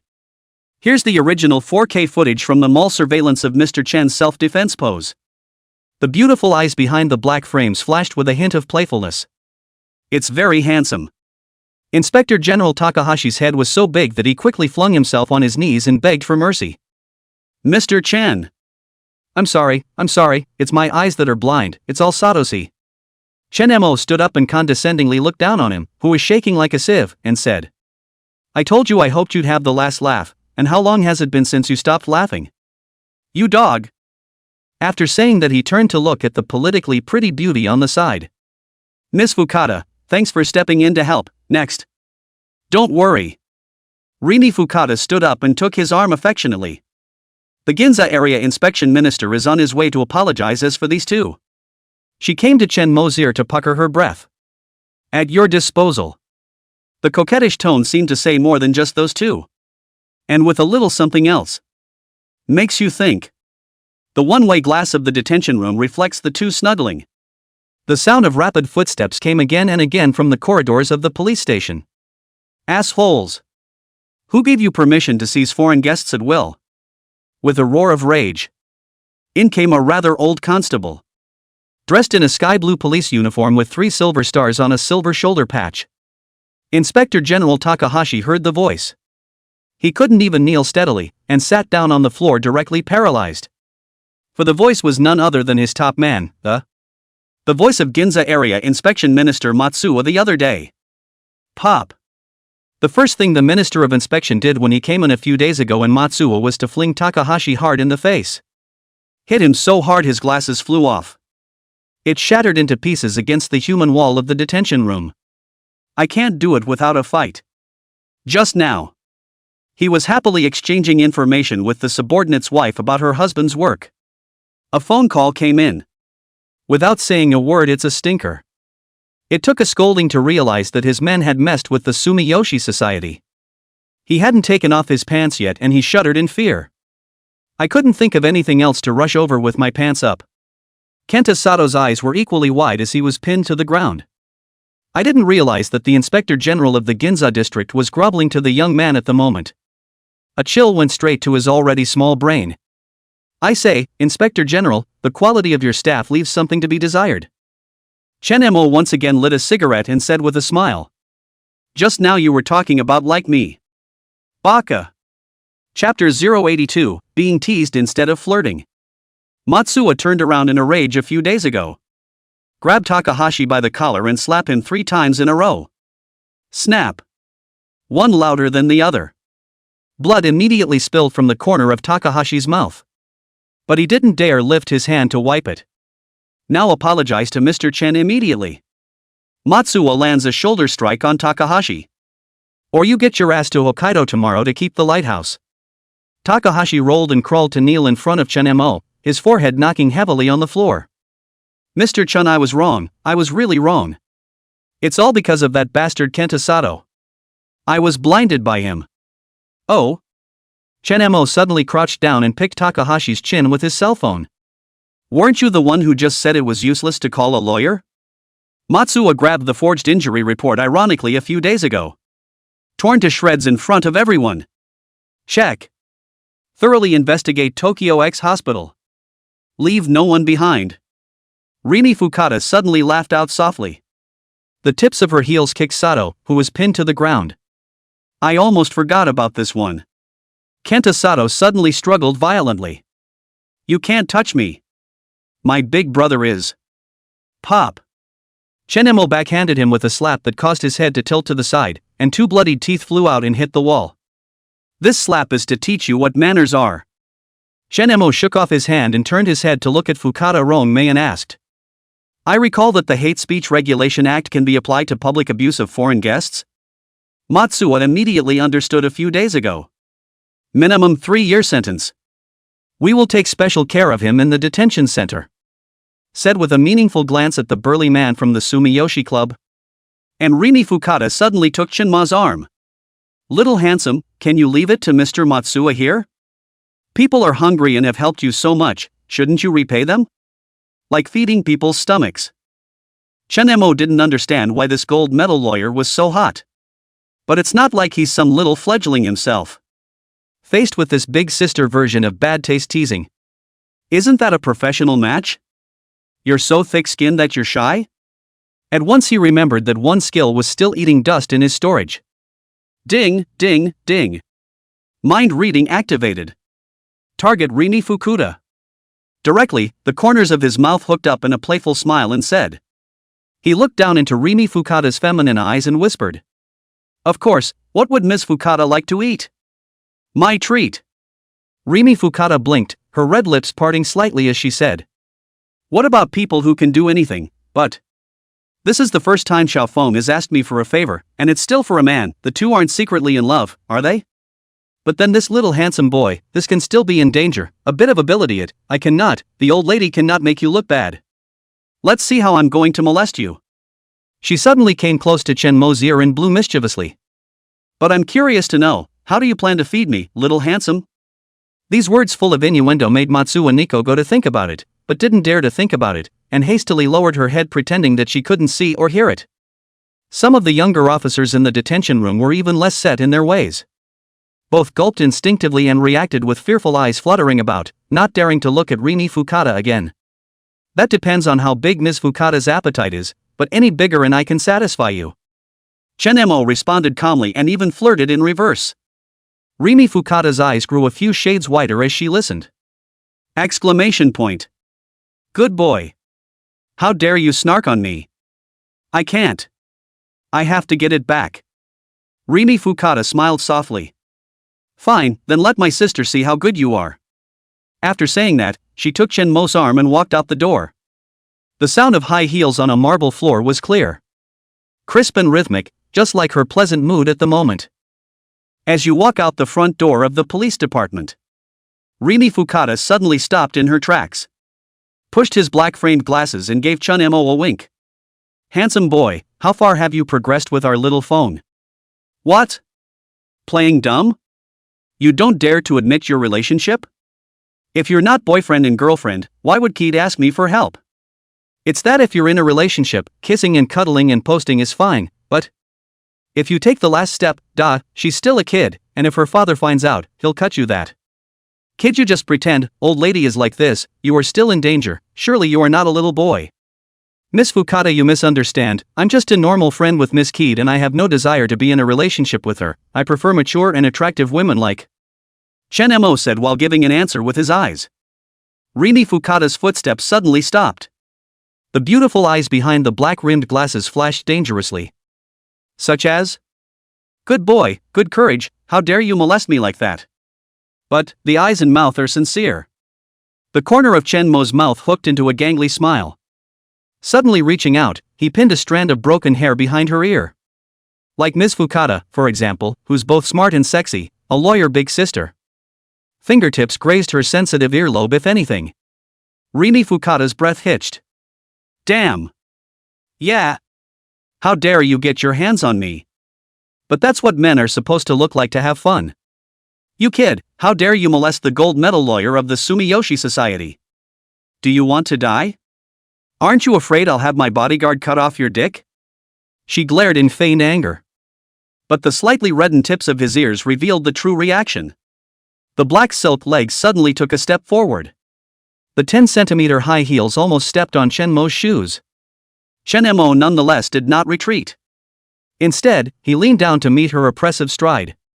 The cherry blossom tree in front of the police station was suddenly blown off a few petals by the wind. It happened to drift into the neckline of her open shirt, catching in the tantalizing recesses of her collarbone. Fear not, although Miss Fukada says that on her lips, she doesn't think so in her heart. He picked up the petal with 2 fingers, his fingertips grazing her carotid artery if he had to. So Miss Fukada is less of a threat than Sakura. Little bastard. Rini Fukada's pupils contracted slightly. The heels took an involuntary half-step back. How does he know what I'm thinking? Nope, this kid, kind of interesting. She quickly adjusted her expression. The red lips hooked up a dangerous arc, suddenly reaching out and tugging on Shenmo's tie, pulling him closer. Looks like you know a lot about women, huh? Shenmo bowed his head obediently. The tip of his nose almost touched the frames of her glasses, and he smiled lowly. Only women like Miss Fukada, who speak from the heart. Ha! Rini Fukada loosened his tie. Tapped him lightly on the chest. Okay, not to mention anything else, just your guts alone, sister thinks highly of you. Chapter 083, Lend me your boyfriend for 2 days. She had just finished speaking when her cell phone suddenly rang. Seeing that it was Maple Polaris who opened the phone. Eyes flashing, he pressed the connect button. After picking up the phone, the voice of Extreme Maple came from the other end of the phone. Auntie, is Chenmo alright? Of course it's fine, you still don't trust me? Rini Fukada glanced at Shenmo. Your little boyfriend is nice enough to molest me. SH. What a little boyfriend. The voice on the phone suddenly rose. We're just normal friends. Shenmo, who heard the conversation between the two, was shocked. Yakuza Kid actually called Rini Fukada's sister-in-law. No wonder he came up hot and molested himself. It's a test, isn't it? Shenmo suddenly approached the microphone and said. Big Miss Phone, thanks for your concern, I'm fine. Warm breath spilled into Rini Fukada's ear. Her hand shook and she almost dropped her cell phone. This kid is doing it on purpose. The Extreme Maple on the other end of the phone heard Shenmo's voice. The tone was panicked. Who cares about you? I'm just afraid you won't be able to work it out on your own and get locked up with no one to teach me how to crimp. Rini Fukada watched as the two men fought across the room. The beautiful eyes behind the glasses flashed with a hint of cunning. She suddenly held the phone up high and said in a sappy tone. Phone, can I borrow this little boyfriend of yours for a couple days? Auntie. Yakuza Kid's screams almost shattered the microphone. No nonsense, that dead asshole is not my boyfriend. Shenmo took the opportunity to come closer. Almost pressed against Rini Fukada's cheek, she said to the cell phone. Miss Phone.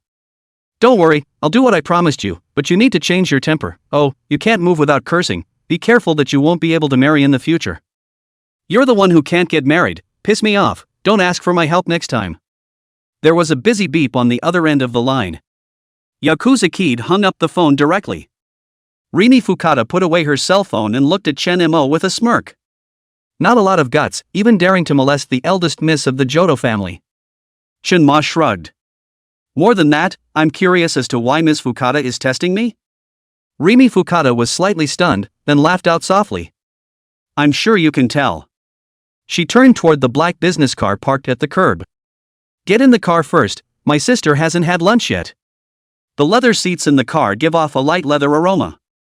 Rini Fukada takes off her suit jacket, revealing white arms. She pressed the bulkhead button. A black glass rises between the front and back seats. Now we can have a nice chat. She crossed her black silk legs and removed a bottle of red wine from the car refrigerator. Taste it, 1982 Lafite. Have a small sip before dinner. Shenmo took the glass of wine. Fingertips grazed her fingers without a second thought. So, this is the honk? Rini Fukada took a sip of her red wine. Red lips left ambiguous marks on the rim of the glass. I'm just curious as to what's so special about a man who can make that girl phone personally call for help. She suddenly leaned forward, her softness almost touching Shenmo's arm. Now that seems. It does seem a bit interesting. Shenmo didn't dodge and instead met her gaze. And Ms. Fukada's conclusion? Rini Fukada suddenly reached out and removed her glasses, those winking eyes looking straight at Shenmo. I'm warning you, if you dare to hurt little Phone. You'll cut me out of that one yourself? Shenmo smiled and answered. No. Rini Fukada gave a dangerous smile. I will make your life worse than death. The atmosphere in the car suddenly became saber-rattling. Just then, Shenmo's cell phone rang. It's a text message from Maple of Yakuza. Don't be fooled by my sister-in-law. She loves to tease people. And don't you dare think of her. Shenmo turned his cell phone screen to Rini Fukada. Looks like someone's jealous? Rimi Fukada glanced at it and suddenly fell back in her seat laughing. Ha ha ha. This girl is really. She wiped away tears of laughter. Never mind, I won't tease you. But, there seems to be 2 other little girls there in Ginza who are worried about you, your little girlfriend, right? How can you like such a philandering man, kid? People have girlfriends. Shen Mo nodded and didn't hide it. Yes, so please, Ms. Fukada, send me there. Rimi Fukada raised an eyebrow, a hint of something else flashing in her eyes as she said with a smirk. Yo, quite frank. Okay, my sister will be a good person to the end and send you to your little girlfriends. She pressed the call button. Informed the driver of the destination. Then leaned back in his seat and took another light sip of red wine. Little handsome kana, charm quite big, love expert blatantly talk about 2 even if, 2 small girlfriend relationships so good. Miss Fukada, you're mistaken again, only one is and the other isn't. Chen Mo let finish and his cell phone rang. It was a text message from Mio Ishikawa. Chen Merjun, are you okay? I'm worried about you. It's okay, things have been resolved, and now I'm coming over to you. The car started slowly, weaving through the busy streets of Tokyo. The atmosphere in the car became a bit subtle because of the conversation that had just taken place, and Shen Mo looked out the window at the ever-receding street scene. Thoughts drifted to the 2 girls instead. Rimi Fukuda, on the other hand, occasionally surveyed Shinma out of the corner of her eye. In his mind, he wondered about this guy who had a girlfriend and still managed to make Yakuza Kid care. It wasn't long before the car drove up to Ginza. Shen Mo was just about to get out of the car. Rimi Fukada, however, suddenly took his arm, her voice carrying a hint of flirtation. Little guy, remember what you said, don't mess with little Fong when you have a little girlfriend, if you dare to treat little Fong half bad, sister won't be able to spare you. Shinma turned back. Meeting her flirty and warning eyes, she smiled and nodded. Don't worry Miss Fukada, Fontaine-sama and I are really just ordinary friends, when I say I don't like it I mean I don't like it, compared to her I might like you Miss Fukada. You boy. Get out of the car. Chen Mo saw the 2 at a glance. As soon as Mio Ishikawa saw Chen Mo, she immediately flew over. Holding his arm, his face was filled with worry and delight. The voice said with a sobbing tone. Chen Majuan, it's really great that you're okay. Yuki Murakami had the same expression, but with a little more guilt. When he saw Chen Mo, he bowed and apologized. I'm sorry for getting you in trouble. It's my fault, if it wasn't for me, you'd. Chen Mo hugged Ishikawa Mio and didn't forget to comfort Murakami Yuki. It's okay, I see him without you. Ding! Yuki Murakami's conquest increased by 30%. Reward, 300 conquest points. Chapter 084, Identity of Rimi Kanda. By the way I told you guys to go eat earlier, have you eaten yet? Shen Mo looked at Ishikawa Mio in his arms and asked in a low voice. Only her eyes were averted. You didn't eat, did you? How dare you disobey me? He raised his hand and gave the white cheek in his arms a hard squeeze. Ishikawa Mio frowned slightly as she ate the pain, but did not open his mouth to cry out in pain. Seeing this silly and dumb reaction of hers, Chen Mo heartily rubbed her pinched red cheeks. Well, now that the problems are solved, it's time to go eat. Aha, Mio Ishikawa nodded her head obediently. Yuki Murakami, who was on the sidelines, was already starving. Eyes lit up at the sound of food. Shen Mo turned back and looked at Rimi Fukuda in the car and opened her mouth to ask. Miss Fukada, thank you for stepping up to the plate today, and whichever restaurant you want to eat at, it's on me. Rimi Fukuda's slender fingers gently tapped on the edge of the car window, her red lips hooked into a meaningful smile but. Will I be disturbing you with my inclusion? Her gaze swept over Ishikawa Mio and Murakami Yuki, and finally settled on Chen Mo's face, and deliberately blinked those seductive eyes. It's not intrusive. I may need more care from Miss Fukada in the future. Okay then. Rimi Fukada gracefully pushed open the car door, her long legs wrapped in black silk taking the lead. I do know of a good teppanyaki nearby, go Mingakyu, their Kobe beef is quite good. She stood up straight and straightened her blazer that always got massively askew. A 6'2" figure with 10cm heels. Aura. Come on, that restaurant isn't far from here. Rimi Fukada naturally took Chen Mo's other arm, not caring about Mio Ishikawa's suddenly ugly face. On the side, Murakami Yuki's eyes were even wider. In his mind, he also cursed a few times. The four just walked towards the restaurant in an eerie combination. Shinemo was being held by two women, one on the left and one on the right. Murakami Yuki, on the other hand, followed silently, peeking at Rimi Fukada's back from time to time. She was really anxious about how Mio didn't react at all. This woman looks so and I'm not afraid of my boyfriend getting hooked up. I guess I'll have to look for a reminder to do so. The sign of Woming Chonyo is not ostentatious, with an understated black facade and only a small gold bull's head logo. Push the door in. The distinctive aroma of teppanyaki hits you, mixed with the fatty aroma of quality beef and the richness of garlic. Ms. Fukada, welcome. A female foreman in a kimono immediately greeted her. Bowing respectfully, your usual place is ready. Thanks. Rimi Fukuda nodded slightly, then turned to Chunemo. I come to this restaurant often. The chef was brought in from Kobe and his skills are top-notch. They were led to a semi-enclosed compartment. In the center is a shiny iron plate. 4 high chairs were placed around it.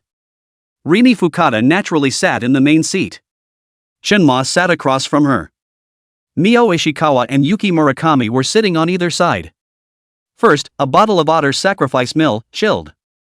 Rimi Fukada said to the waitress, then looked at Chunemo, would you mind having a drink? Of course I don't mind. Chunemo responded with a smile. At the same time, he noticed Ishikawa Mio twisting her fingers uneasily. He quietly took her hand under the table. Feel the slight wetness in her palm. The wine came up quickly. Rimi Fukada skillfully poured a glass for each of them, and the refreshing scent of the wine immediately filled the air. So? She raised her glass. The red lips left if any imprint on the rim of the glass. To today's interesting meeting, cheers?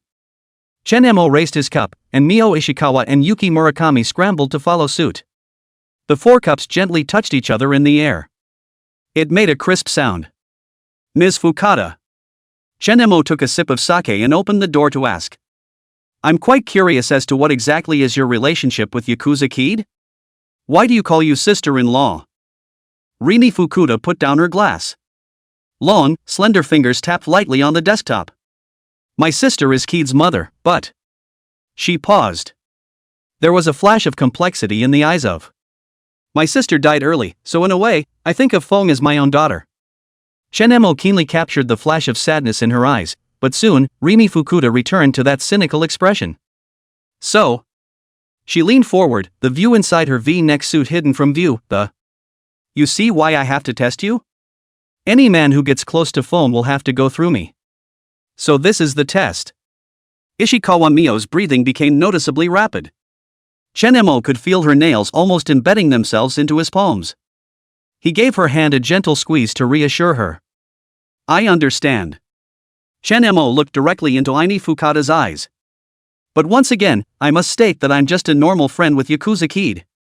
Yes? Rimi Fukada let out a soft laugh.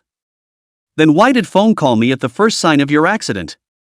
That girl has never been so nervous for any ordinary friend. Just then, the chef came in pushing his ingredient cart, interrupting the dangerous conversation. Various high-class ingredients were neatly arranged on the cart, the most conspicuous being a piece of Kobe beef with extremely beautiful marbling. Ms. Fukada, we have a 5-grade Kobe beef that just arrived today, would you like to try it? The chef asked respectfully. Sure. Rimi Fukada nodded, then looked at Shinma.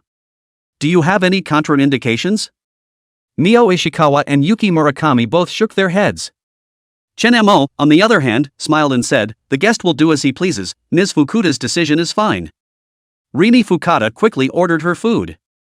The chef began to skillfully maneuver around the iron plate. The aroma of butter melting in the heat immediately fills the box and whets the appetite. Speaking of which, Rimi Fukada suddenly turned to Yuki Murakami. Gaze sharp as a knife, what happened today? The cause was you, right? She has a very strong aura. Murakami Yuki's body visibly trembled and her face instantly turned pale. I'm so sorry. Ms. Fukada. Chunemo immediately interjected. You can't blame Yuki for this, that Sato isn't a good person himself. Oh? Rimi Fukada raised an eyebrow. You're very protective of her. You're in a hurry before I even say anything. Her gaze swept back and forth between Shinma and Murakami Yuki. This. Ms. Yuki, and what's yours? The atmosphere instantly became tense. The sound of beef sizzling on the iron plate was particularly harsh at the moment. She's Mio-Jam's friend, so she's also my friend, Shinma replied calmly. Rimi Fukada suddenly burst out laughing. There was a touch of sarcasm in the laughter. Shenmare-jun, you're really something, a girlfriend. She pointed at Mio Ishikawa. A common friend. Another finger pointed at Yuki Murakami. And our Xiao Feng. You have so many normal friends, and they're all little beauties, is your girlfriend really not jealous? Normal people would be jealous, right? Chapter 085, Interesting, Jia Jia Jia.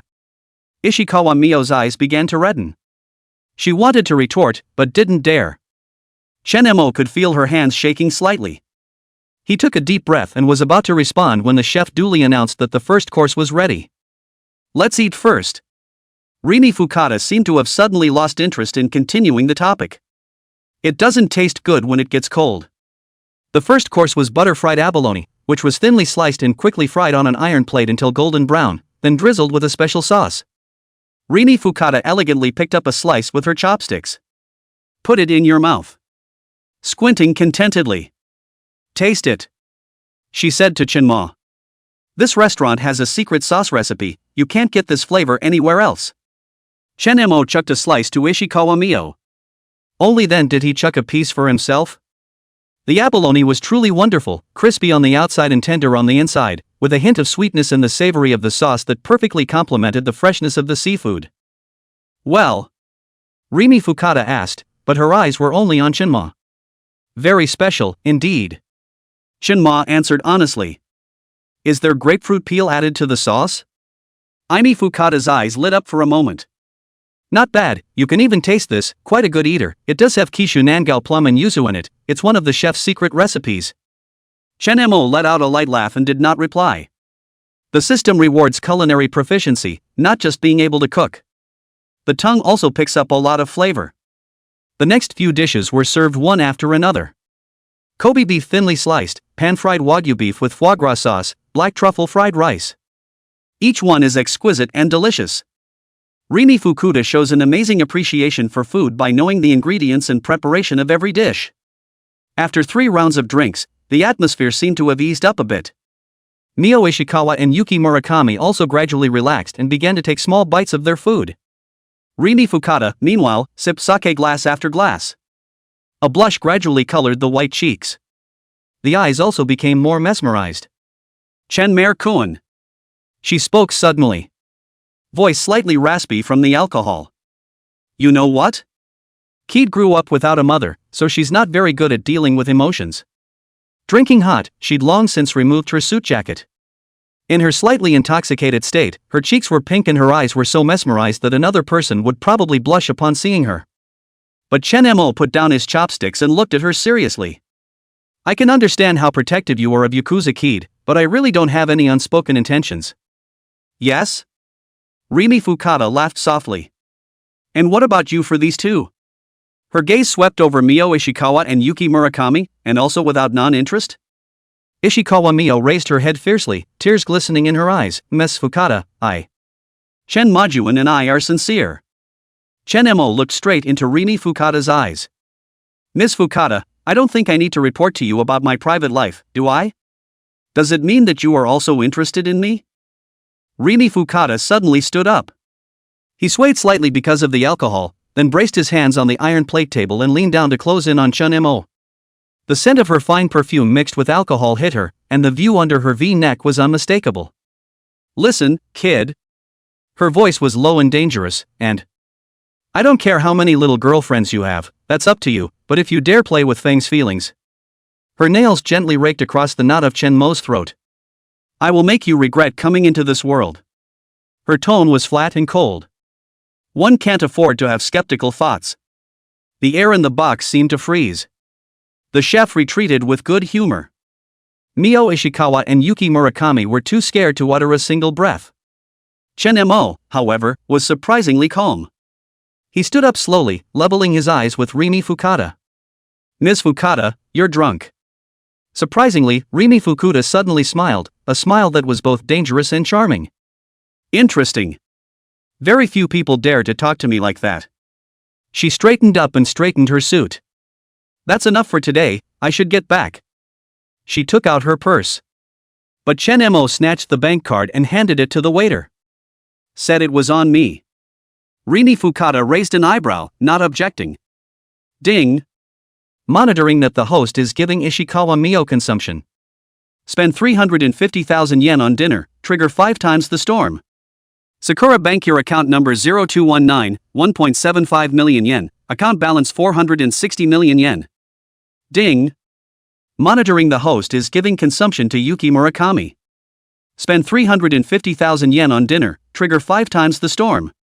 Sakura Bank your account number 0219, 1.75 million yen, account balance 470 million yen. After checkout. The four walked out of the restaurant. My car is over there. Rimi Fukuda pointed to the black sedan parked on the side of the road. Do you need a ride? No, thanks. Shinma politely declined.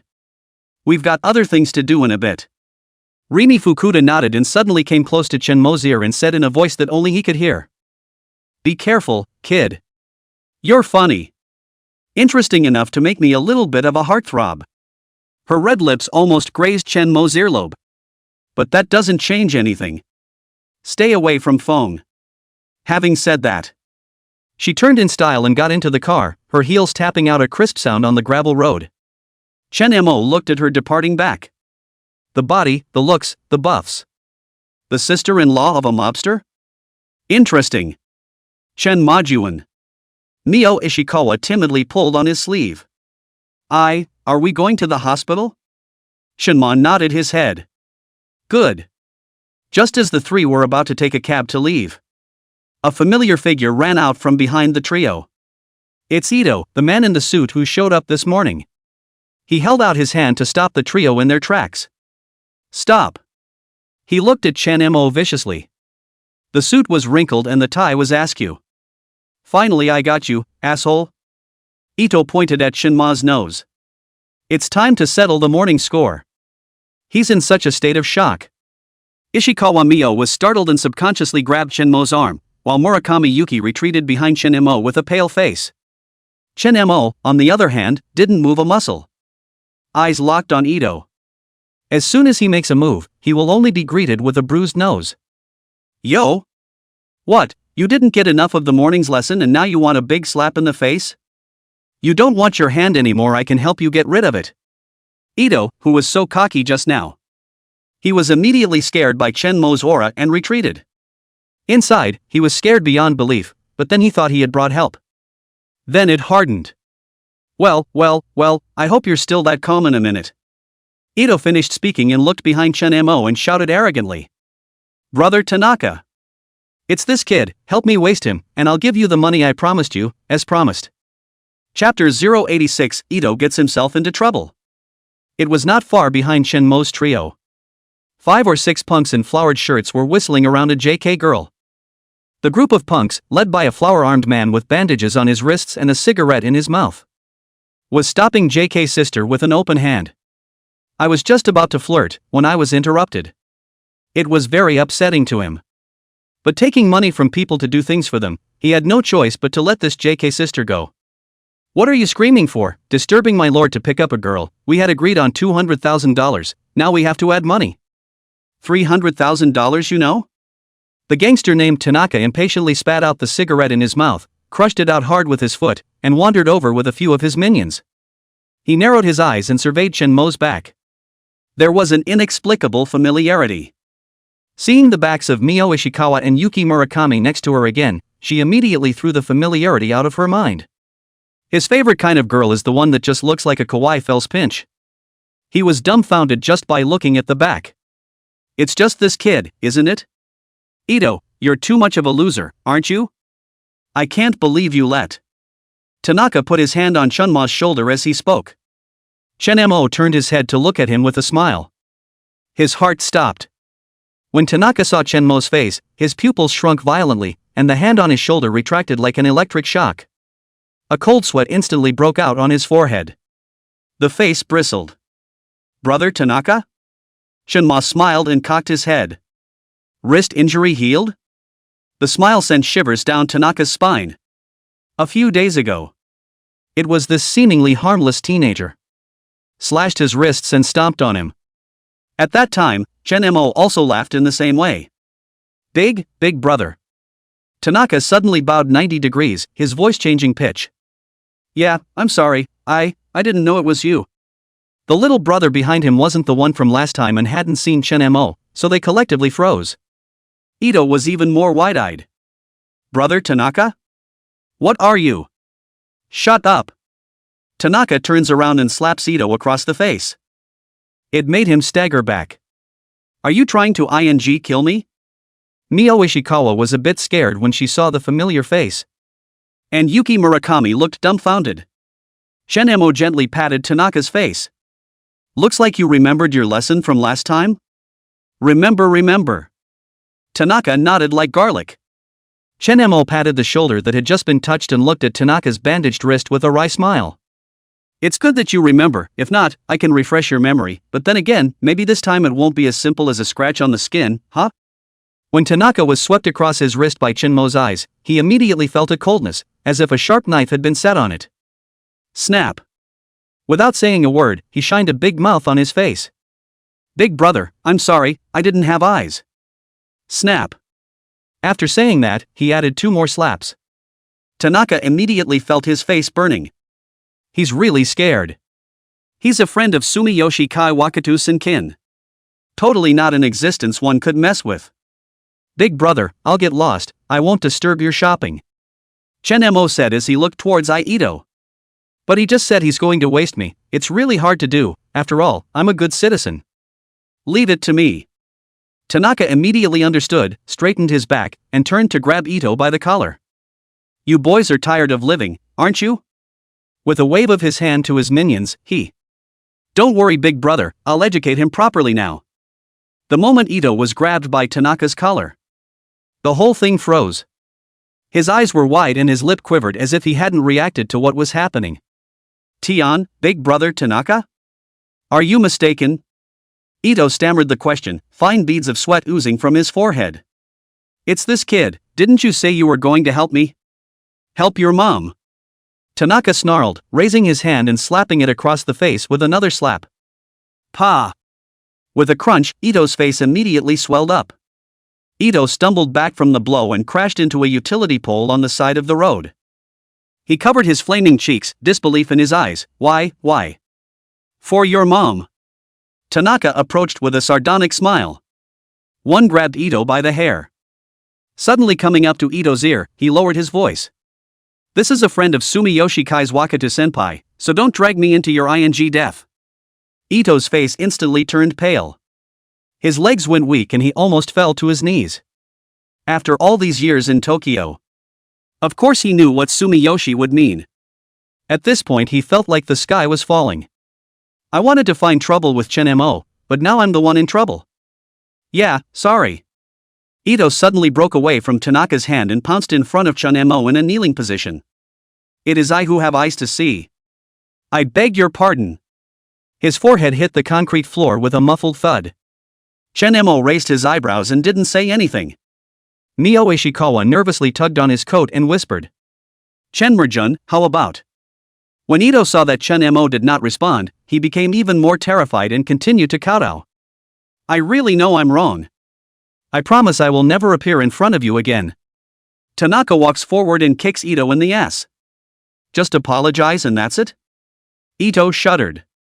Hands scrambled to pull his wallet from the inside pocket of his suit. I'm willing to pay compensation. All this money is for you. Only then did Chen-mo speak slowly. You think I'm short of money? No, not. Ito was sweating anxiously, suddenly remembering the way Chen-mo threw money in his face. He got up from the ground and started slapping himself frantically. I deserve to die. I'm an asshole. Good. The sound of slaps stung in the quiet street. Ito's face quickly swelled up like a pig's head. Blood was oozing from the corners of his mouth. Yuki Murakami looked away and whispered. Either, or forget it. Only then did Chen-mo speak, all right. Ito immediately stopped his movements and looked at Chun-mo hopefully. Remember today's lesson. Chun-mo didn't put this Ito in his eyes at all, so he said coldly. Next time I see you. There won't be a next time. I'll quit tomorrow and go back home. Ito bowed as if he had been pardoned. Tanaka fawned over him. Brother, do you think this is a satisfactory way to handle it? Chun-mo glanced at him. You're quite good at this. Tanaka rubbed his hands together and smiled. It should be. That. The last one. Chun-mo waved his hand. Take your people and get out. Hey. Tanaka nodded and turned to his minions, yelling at the. What are you waiting for? Hurry up. Before leaving, Tanaka didn't forget to kick Ito. Get lost. Ito rolled and ran away. Don't even dare pick up a wallet that falls on the floor. Looking at the backs of the group of people fleeing in a sorry state, Yuki Murakami let out a long breath. I didn't realize that the Sumiyoshi Society gangsters, who made people scared, were actually so humble in front of Chun-mo. The way she looked at Chun-mo had a little more admiration in her eyes. Ding! Yuki Murakami's conquests increased by 10%. Reward, 100 conquest points.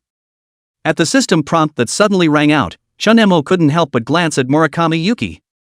This girl is so funny. That's all it takes to quack up the conquest progress? Ishikawa Mio, however, looked at Chun-mo worriedly. Chun-mo Jun, that's Sumiyoshi will. Chun-mo smiled and rubbed her hair. Don't think about it, let's go to the hospital. As the three turned to leave, no one noticed the window of a black sedan slowly rising around the corner. Rimi Fukada sat in the car. A playful smile curled her red lips. Interesting. Chapter 087, Your man is too exaggerated. The Tokyo afternoon sunlight poured through the glass window of the cab on the side of Chunmo's face. He looked down at Mio Ishikawa, who was leaning on his shoulder. The girl's long lashes cast tiny shadows on her face, her breathing even and calm. Yuki Murakami, who was sitting in the co-pilot's seat, peeked at them through the rearview mirror from time to time, a smile if anything hanging at the corners of her mouth. Mio-san, we're almost there. Chun-mo gently pinched Ishikawa Mio's palm. Mio Ishikawa's eyes snapped open, and a flash of panic flashed across her face.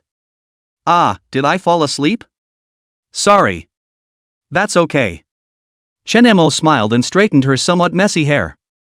You were so tired last night, next time I'll be gentle. Mio Ishikawa, who had just woken up, was attacked by memories again. Cheeks always get pink easily. Yuki Murakami, who was listening with her ears perked up on the passenger side. Her pupils were dilated, and she was still an untouched schoolgirl. But seconds got the point about being too tired last night. All of a sudden the two knees were against each other. The cab stopped in front of the hospital. The white complex looked solemn in the sunlight, and most of the patients and family members entering and exiting had worried looks on their faces. Wait. Chun-mo called out to the two men who were about to get off the bus. Let's go get some stuff first. He took the two girls to an upscale fruit store near the hospital and carefully selected a basket of imported fruits. Shen Majuan, this. It's too expensive. Didn't I already buy tonic in the morning? Fruits and stuff are just. Mio Ishikawa looked at the astonishing number on the price tag, twisting his fingers restlessly. What you buy in the morning is for the morning. It's not good to go empty-handed in the afternoon, and besides, it's not much money. Chun-mo naturally swiped his card to pay the bill. A system beep sounded in his head. Ding! Monitoring that the host is giving Ishikawa Mio consumption. Spend 180,000 yen on a visiting gift to trigger a 5-fold blast. Sakura Bank, your account number 0219, 900,000 yen, account balance 470 million yen. Murakami Yuki looked at Chunmo's unhesitating spending style. I've seen it before, but I'm shocked every time. Eyes rounded. A small voice muttered in Ishikawa Mio's ear. Your man is so. It's too much. Mio Ishikawa's face instantly reddened to the roots of her ears, but she didn't refute the name man. Take the elevator up to the 12th floor ward area. The smell of disinfectant water hits you. Elderly patients pushing 4 stands move slowly down the hallway, and the phone rings at the nurse's station. By the time the trio walked out of the hospital again, the setting sun had colored the Tokyo sky orange. The shadows of the three of them were stretched out, crisscrossing and overlapping on the steps of the hospital. Goo! An untimely thud came from Yuki Murakami's abdomen. She immediately covered her stomach, and all of a sudden she blushed like a ripe apple. Yeah, sorry. Chen-mo couldn't help but laugh out loud. Looks like our Yuki-chan is really hungry. Mio Ishikawa also covered her mouth and laughed lightly. Mio-san. Murakami Yuki stomped her foot in shame. Don't make fun of me. Well. Chen-mo looked at the two kawaii girls. Grabbed my phone and searched the neighborhood for highly rated food. Then said, "There's a nice family restaurant nearby, let's go there for dinner." The three walked along the boulevard outside the hospital. Sunset through the gaps in the leaves. It casts dappled light and shadows on the ground. Ishikawa Mio quietly approached Chen-mo, hesitated for a moment, and gently hooked his little finger. Chen-mo felt the warmth coming from his fingertips, turned his head to give her a slight smile, and backhandedly wrapped the entirety of her hand in his palm. Mio Ishikawa's cheeks immediately blushed lightly. But the corners of his mouth lifted in a sweet curve. Murakami Yuki, who was walking ahead, suddenly turned around. Is this the one? She pointed to a warmly decorated restaurant down the road. The sign says, Western Eatery. Exactly. Chen-mo nodded. I read on the internet that their hamburger meat and omelette rice are delicious. Pushing open the door to the dining room, the bell made a crisp ring. The interior of the store is a typical Japanese-style yashikuya style. Wooden tables and chairs polished to a shine. Vintage advertising paintings hang on the walls. It was dinner time and the store was nearly full, the aroma of butter and sauce filling the air. Welcome. 3.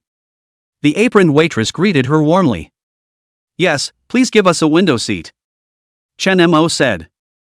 The waiter led them to a small round table in the corner. The windows are just right for a sunset cityscape. The light is also soft. Yuki Murakami couldn't wait to flip through the menu. Wow! It all looks so yummy. Ishikawa Mio, on the other hand, sat next to Chen-mo in a somewhat restrained manner, and she would always focus her attention on Chen-mo and ask in a small voice. Chen-majuan, what would you like to eat? Chen-mo looked at the menu. I'm going to try their signature hamburger meat combo, what about you guys? I want omelette rice. Yuki Murakami immediately raised her hand, with double cheese. Where's Mio-san? Chen-mo turned to Mio Ishikawa. I'll have the burger meat too. Mio Ishikawa said hesitantly.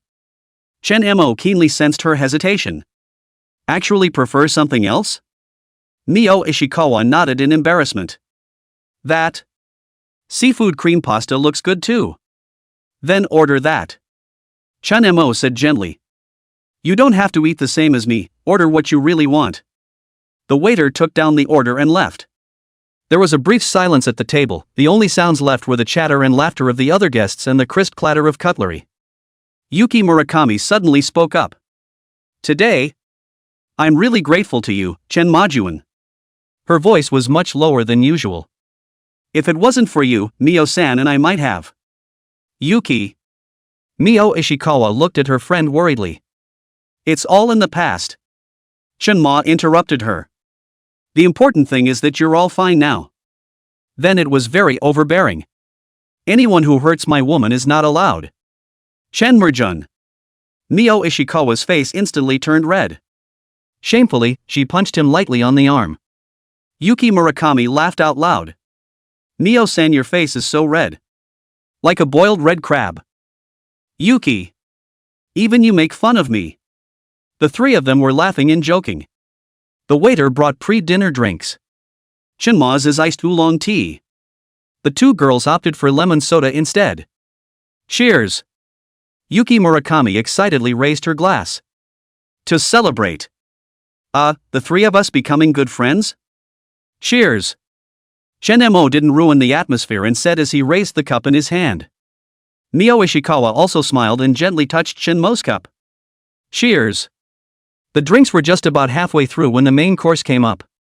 Chen-ma's burger meat is thick and juicy. Topped with a rich sauce. Yuki Murakami's omelette is golden and fluffy, with melted cheese slowly oozing out when you cut into it.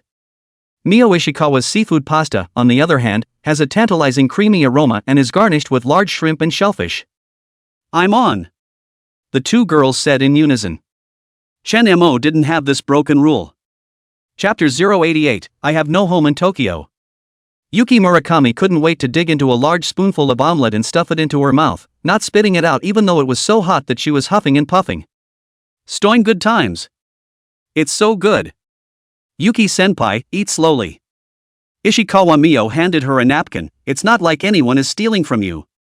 Chenmare sliced off a small piece of hamburger meat and, passing a fork to Ishikawa Mio's mouth, taste it? Mio Ishikawa froze for a moment, then opened her mouth sheepishly. The moment the gravy bursts in your mouth. Her eyes lit up. It's delicious. Right? Chenmo smiled. Want to exchange half? I want to taste yours too. Mio Ishikawa nodded and pushed her own plate towards the center. The two of them shared their food with just one bite of you and one bite of me, completely oblivious to Yuki Murakami's promising gaze from across the room. Ahem. Yuki Murakami deliberately cleared her throat loudly. Guys, there's a single person here, can you consider my feelings? Mio Ishikawa then realized how intimate their actions were and immediately lowered her head, the tips of her ears reddening. Chenmo just did it on purpose and said directly with a thick skin. You could get a boyfriend too. Humph. Yuki Murakami poked at her omelette with a huff. When I find a boyfriend who's even more handsome than Chenmare Jun, I'll show love in front of you guys every day. Then go for it, I'll see what happens. Chenmo said with a smile. But what's on your lips and what's in your heart can be different. Kawaii Downs pinches a girl he won't let go. Dinner continued in such a relaxed and pleasant atmosphere. When the dessert trio of creme brulee was served, it was completely dark outside the window. The lighting in the dining room seems warmer. It's been a really good day. Mio Ishikawa whispered. Fingers unconsciously rubbed the rim of the pudding cup. Even though so many things happened in the morning, it's fun to be with Chen Majuan. Chenmo held her hand. It'll get better from here, I promise. Yuki Murakami looked at the two men's clasped hands and suddenly said. Chen Majuan, you must treat Mioju well, oh. She is my most important friend, if you dare to bully her. Yuki. Mio Ishikawa hurriedly interrupted her, stop it. No need for you to say that. Chenmo looked genuinely at Murakami Yuki. For all my women, I treat them well. This solemn promise brought a momentary silence to the table. But something else seems to be implied in this solemn promise. Murakami Yuki stared at Chenmo for a few seconds, and suddenly got shy. Well, I'll trust you for now. She turned to Mio Ishikawa in a panic and said. Mio-san, you have a good eye. It didn't dare to look directly at Chenmo's gaze at all. The heart felt more like a big stone had fallen from a calm lake. What does he mean? Why are you looking at yourself like that? Could he be interested in himself? Scumbag. Mio Ishikawa was too shy to speak. Just holding Chenmo's hand back tightly. When checking out, Chenmo naturally pulled out his wallet. Yuki Murakami staggered as she looked at the numbers on the bill. This meal is so expensive. Let's find a cheaper restaurant next time. No. Chenmo swiped his card to pay the bill, and the system's beep sounded in his head. It's only a few dollars. Ding. Monitoring that the host is giving Ishikawa Mio consumption. Spending 28,500 yen on dinner triggers 5 times the storm. Sakura Bank, your account number 0219, transfer 142,500 yen, account balance. Ding. Monitoring that the host is giving Yuki Murakami consumption. Spending 28,500 yen on dinner triggers 5 times the storm. Sakura Bank, your account number 0219, transfer 142,500 yen, account balance. Walking out of the restaurant. The night breeze gently brushed the faces of the three. The streetlights have come on. The night has just begun in Tokyo. Where to next? Yuki Murakami stretched. It's early. Chenmo looked at his cell phone. Just now, Morisawa Yoshina had sent herself a worried inquiry. So it's going to be a trip home tonight. We're all tired today, so we won't play too late. Mio Ishikawa nodded. Suddenly curious, he asked, by the way, I still don't know where Chen Mergen's home is? Chenmo returned. Me? I don't have a home in Tokyo, I rent an apartment. Right, it just so happens that I'm planning to go house shopping tomorrow, why don't Mioju accompany me? Buy a house? Mio Ishikawa and Yuki Murakami exclaimed at the same time. It drew sideways glances from passers-by. The pudding bag in Murakami Yuki's hand almost fell to the ground. She caught it in a panic and looked at Chun Mo with round eyes. Chen Majuan is saying. To buy a house? In Tokyo? Ishikawa Mio's voice shook a little. The small hand unconsciously grasped Shenmo's sleeve. Shenmo nodded as if nothing had happened. Well, you can't keep renting, and you have money on hand anyway, so you want to buy a nicer house. Yuki Murakami sucked in a breath of cold air. Wait. The price of a house in Tokyo. The most common apartment costs 50-60 million yen, right? The better lots can cost hundreds of millions. It's no wonder the two men were shocked. After all, buying a home on the island is also a big deal. In island culture, owning your own home is a symbol of stability and success. Especially a house built by a family. Compared to condominiums, one family builds single-family homes, where occupants have a greater sense of privacy and live more comfortably without worrying about interference from neighbors. A favorite of the small life is the one-family built house. Those who have money are buying a home to build. Only those who can't afford it buy condos. Pretty much. Chun Mo said gently. Prices are fine between $300 million and $500 million, so I'm going to check out the house tomorrow. 500 million? Ishikawa Mio's legs went weak and she barely managed to stand. Chen Majuan is joking, right? Murakami Yuki was completely speechless. He just repeated the number 500 million mechanically, with a dull look in his eyes. Chen Mo was amused by the two girls' reactions. Reaching out, he rubbed Ishikawa Mio's hair. What, don't believe I can afford it? No, it's not. Ishikawa Mio shook her head in panic. I believe in Chen Majuan's strength, but this matter of buying a house, I'm shocked that you invited me. Murakami Yuki finally came back to her senses and stammered. Chen, what does Chen Mergen's family do? It can't be the young master of some big family, right? Me? Just an ordinary family. Chen Mo smiled mysteriously. I earned the money. Chen Mo lost his smile and pinched her little face. What are you thinking about? Do you want to go with me tomorrow to check out the house? Can I go? Ishikawa Mio's eyes lit up. Yuki Murakami suddenly interjected. She turned to Chen Mo, her eyes sparkling. I just lost my job, so I'm fine tomorrow. Can we go together? Immediately after saying that, he realized his presumption. Chapter 089, Your man spoils you too much, right? Red-faced, he added. Of course if it's inconvenient. No problem, come along. Chun Mo agreed cheerfully. The crowd is lively. Great. Yuki Murakami jumped up and down excitedly. And then some embarrassment ensued. Would it disturb your date? Ishikawa Mio's face instantly reddened to her ears. Yuki. Don't talk nonsense. Chen Mo looked at the two girls' very different reactions, and the corner of his mouth hooked into a playful smile. It's okay, just think of it as a gathering of friends. By the way, what kind of house do you guys like? I never thought about it. Mio Ishikawa whispered. As long as I can be with the person I like, the small apartment is also happy. Yuki Murakami, on the other hand, had her eyes glowing. Of course the bigger the better. Preferably a big one-family build with the ability to grow cherry blossom trees in the yard, and a big bathtub and check room. Chen Mo was amused by her appearance. Yuki-chan's suggestion is good, so let's look for it according to that standard. Really? Murakami Yuki's voice changed tone in excitement. And then some embarrassment ensued. After all, this house purchase has nothing to do with her.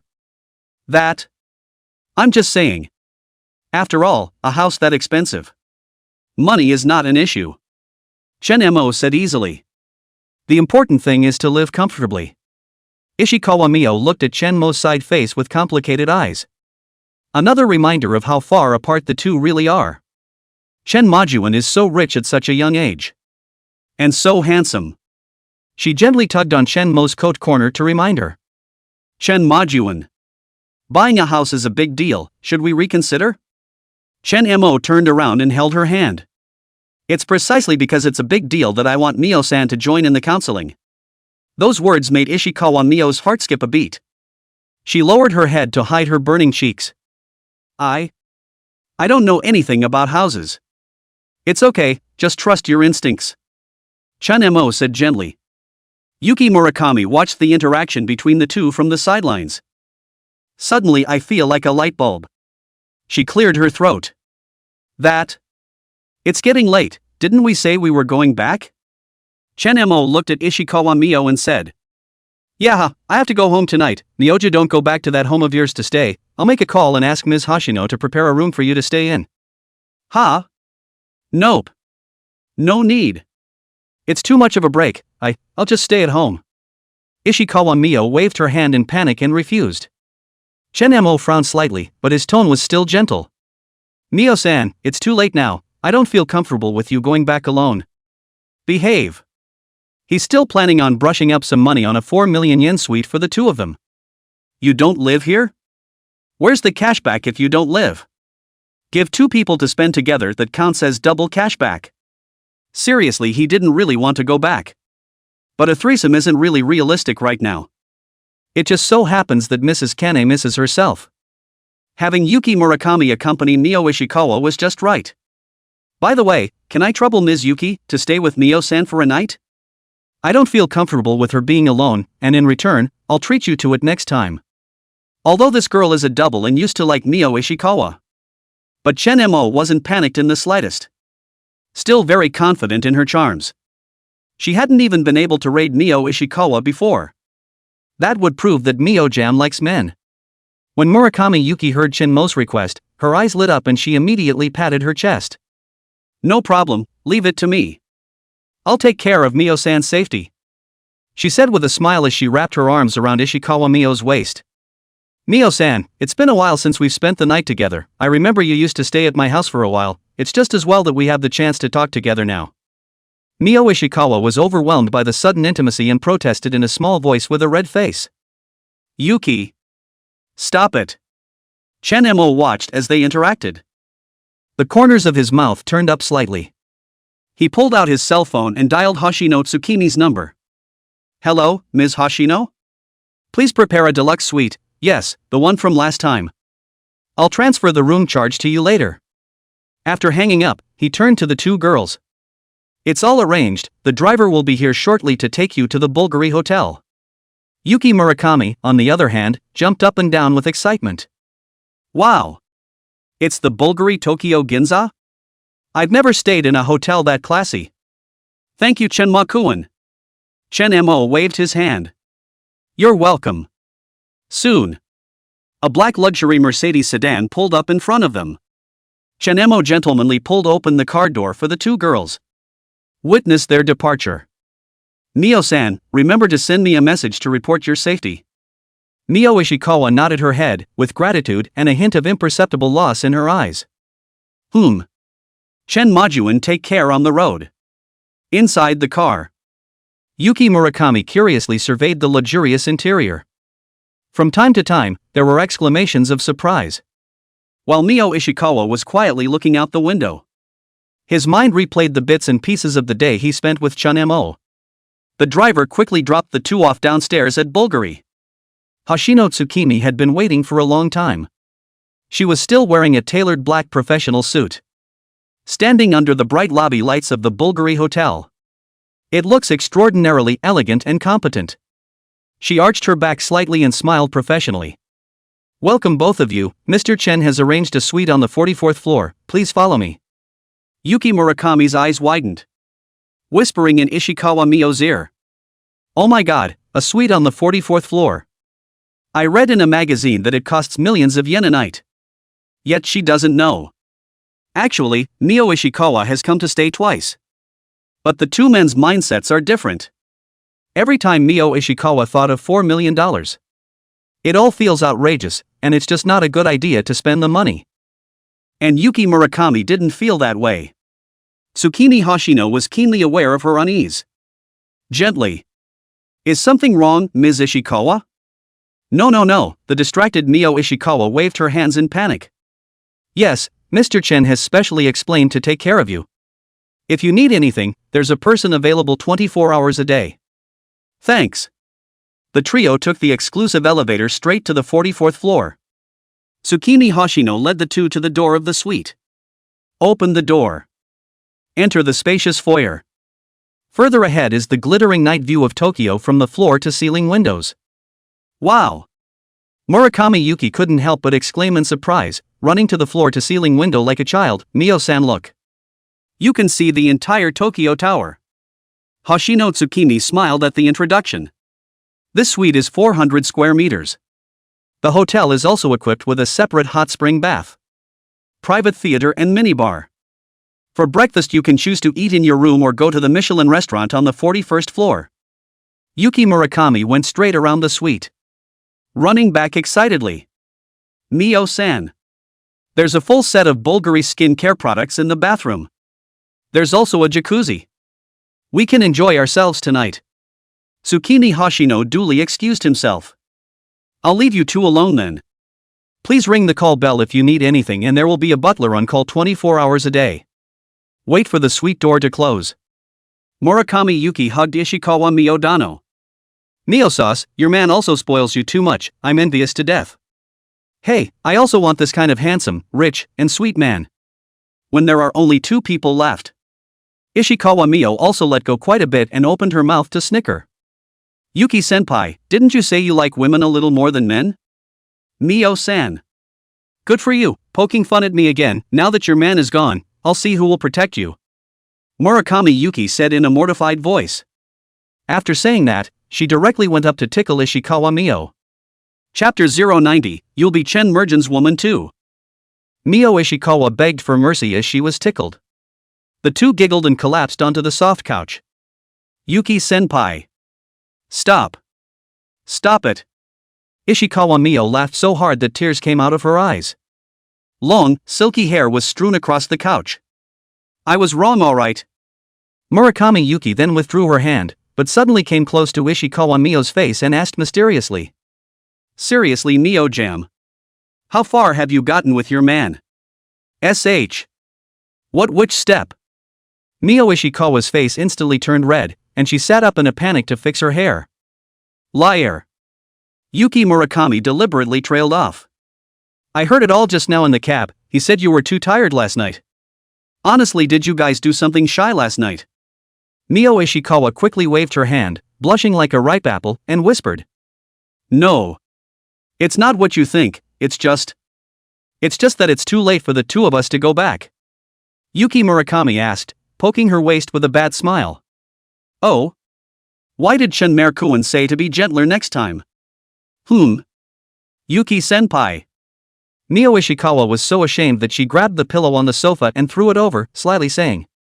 He just massaged my shoulders. Massage shoulders bladder ah.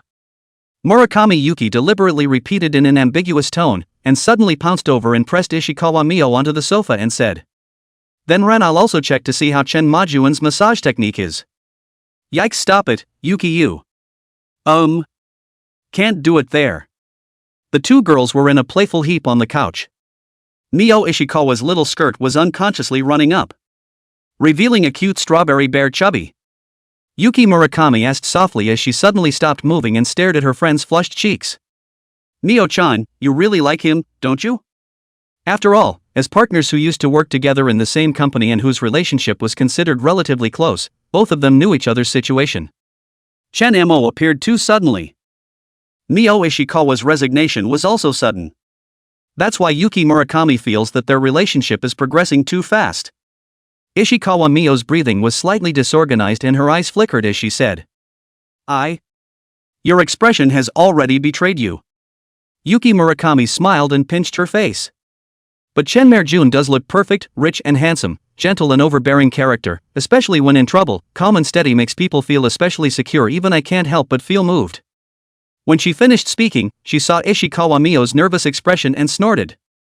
Just kidding, but I'm curious how you guys got started.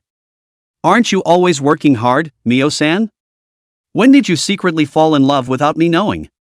Mio Ishikawa's eyes dimmed a few points at the mention of this. I and Chen Merjun were college classmates, but we didn't have much contact before, and it was only recently that we got back in touch. So how did you guys get back in touch recently? Murakami Yuki-man asked with a curious expression. Ishikawa Mio pursed her lips and opened her mouth to return. Yes, Chen Merjun placed a lease on his girlfriend at the company. Yuki Murakami, who heard the answer, rushed to apologize when she saw the sad expression of her friend Mio Ishikawa. Ha? Oh my god, this is also. Sorry Mio-san, I'm not. Mio Ishikawa shook her head and said. It's fine, Chen Majuan, he is a good person, he didn't look at our industry with bad thoughts, and he is also very good to me. My mother's matter, and my father's debt problem were all solved by Chen Majuan for me. I am so lucky to have met him. Watching her best friend's difficult situation being resolved in front of her, Yuki Murakami was sincerely happy for her. She hugged Ishikawa Mio and opened her mouth to comfort her. The past is in the past, Mio, don't be sad, now your good life is going to start, isn't it? She asked, suddenly lowering her voice. Enough about that, onto something else, have you kissed yet? Senpai. Mio Ishikawa didn't expect the topic to change that quickly. A new topic or a question that will make people shy away. So there is. Yuki Murakami's eyes lit up. Quickly. What's it like to kiss and is he good at it? Ishikawa Mio buried her hot face into the pillow, her voice muffled. I don't know. Liar. Really? When I kissed, my mind went blank. Where I can remember the details. Mio Ishikawa's voice is getting smaller and smaller. Yuki Murakami said as an ant-like smile appeared on her face. Hi, too sweet, right? So that was Mio-san's first kiss? Mio Ishikawa acknowledged with a slight nod. Oh my god. Murakami Yuki suddenly straightened up. You have to be careful, Mio-san. There must be a lot of girls surrounding an excellent man like Chen Merjun. Look, just today that lawyer or whatever she is, she looks like a flirt. She said with rare seriousness. Moreover, Chen Majuan. He looks like the kind of, very skillful old driver. Mio Ishikawa lowered her eyes, her fingers stirring her clothes unconsciously. I know. He and I aren't even in the same world. Stupid. Yuki Murakami suddenly flicked her forehead. I said you have to cherish the opportunity, you know, such a good man to hold on to. She jumped up and ran to the minibar. Take out 2 bottles of bubbly. Come on. Tonight we have a special training session. I'm going to teach you all my relationship skills. Yuki-senpai. Murakami Yuki had a sophisticated look on her face. Ishikawa Mio cried and laughed as she watched. She herself had never had a man who actually swore so much to impart experience to her. First, Murakami Yuki held up a finger and said. Men always like the feeling of if it's not there, you can't be too active and you can't be too passive. Mio Ishikawa on the side wouldn't listen at all, just affirming and concurring. Chen Merjun was so good to her, she wouldn't play any tricks on herself. Just like Chen Majuan properly. Even if another woman comes along later, then she'll be good enough not to fight for it. While Yuki Murakami was speaking in a colorful manner, Mio Ishikawa suddenly opened her mouth and interrupted. Why don't we have Senior G become Chen Merjun's woman as well? She shocked Yuki Murakami with that statement. Is that right? Window. The lights of Tokyo twinkle like stars. And at this moment Chun Mo returned to the apartment building in a cab. Ding. Monitoring that the host is giving Ishikawa Mio consumption. Spend 4 million yen on hotel accommodations, trigger 5 times the storm. Sakura Bank, your account number 0219, 20 million yen transferred, account balance 490 million. Ding. Monitoring the host is giving consumption to Yuki Murakami. Spend 4 million yen on hotel accommodations, trigger 5 times the storm. Sakura Bank, your account number 0219, 20 million yen transferred, account balance 510 million yen. Mio, we arrived at the hotel safely, and we've let Chen Majuan break the bank again, thank you. The corners of his mouth turned up and his long fingers tapped the screen of his cell phone to reply. Get an early night, see you tomorrow. Chapter 091, The wife has a brother who is a good gambler. Chen Mo paid the fare and got out of the car. He looked up at the window of his house. The window light was on. Mrs. Yoshina Morisawa is really still waiting for him. When the elevator rises smoothly, Chen Mo checked his body. Avoid what happened last time. Spending time with Mio Ishikawa today, and getting together with Yuki Murakami and Aimi Fukada was quite enjoyable though. But he was more looking forward at the moment to returning to the home that Mrs. Morisawa had kept immaculately clean. His cell phone vibrated again.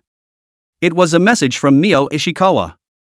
"Mio, have you arrived home safely, Shunma-kun?" Shunma replied briefly afterward. The elevator dinged and reached the floor where his house was located. The moment the door lock recognizes his fingerprint and opens automatically. A warm aroma comes to mind. The sensor light in the foyer softly illuminates. His slippers were neatly arranged on the carpet. There was a cup of steaming sober tea next to it. "Chen Merjun, you're back?" A soft female voice came from the direction of the living room. Kane Morisawa is wearing beige loungewear. Hair was pulled back loosely behind her head, a few strands hanging down the side of her pale neck. She walked quickly to take Shinma's jacket. Movements are skillful like they've been done 1,000 times. "Didn't you say you don't need to wait for me? The bags under your eyes are so heavy, did you not sleep well last night?" Shinmo noticed the faint greenish color under her eyes. Mrs. Kane smiled and shook her head. "No. Not really, I slept, I just got up earlier." Her gaze lingered on his face for a moment and then quickly dropped, changing the subject. "I've cooked yam porridge, would Chen Majuan like to have some?" Chen Mo heartily took her into his arms and whispered comfortingly. "Silly, next time I don't come back, you just go to bed by yourself, okay?" "No, no." Nestled in Shenmo's arms, Morisawa Jana felt very relieved as her sleepiness, which had disappeared for a day and a night, reappeared. Smelling the reassuring scent made her want to sleep. Morisawa Yoshina gently broke away from Shenmo's embrace and said, "Chen Merjun, I'll go serve you yam kanji after you drink." Shenmo looked at the usual gentle wife in front of him and nodded. In the kitchen, Shinma sat at the bar, looking at Mrs. Morisawa's busy back. She was slender, her apron straps tied in a perfect bow behind her back, swaying gently with her movements. The apartment was a constant 26 degrees, but she was wearing a long-sleeved housecoat, with a light-colored bruise peeking out of her wrist. "Chen Merjun, you went out so late last night, I'm sure it was something troublesome, are you alright?" Mrs. Morisawa carried the yam porridge in her hand and placed it in front of Chen Mo, her voice tinged with worry. Chen Mo took the bowl of kanji she handed him, her fingertips inadvertently touched, and Mrs. Morisawa retracted her hand as if she had been scalded. "Well, don't worry, I'm fine, it's just a friend who had a bit of trouble, but it's been resolved."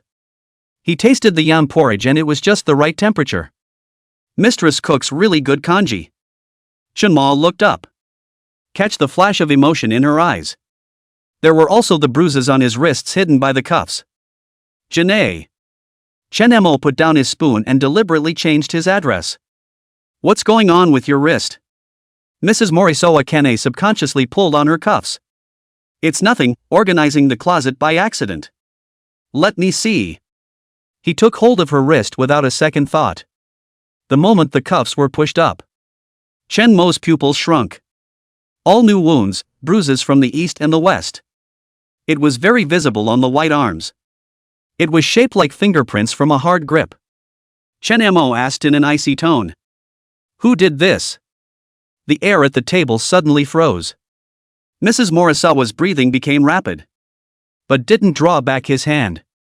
"It's my brother," she finally admitted in a low voice, "when he came for the money today." Shenmo's thumb gently brushed over the bruise, feeling the subtle trembling under her skin. "Why didn't you tell me?" His voice sank. "A brother? Mrs. Morisawa has a brother?"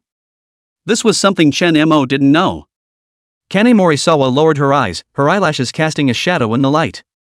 He wasn't like this before. Her voice was so soft it was almost inaudible. "He's changed a lot since his father died." Chen Mo frowned.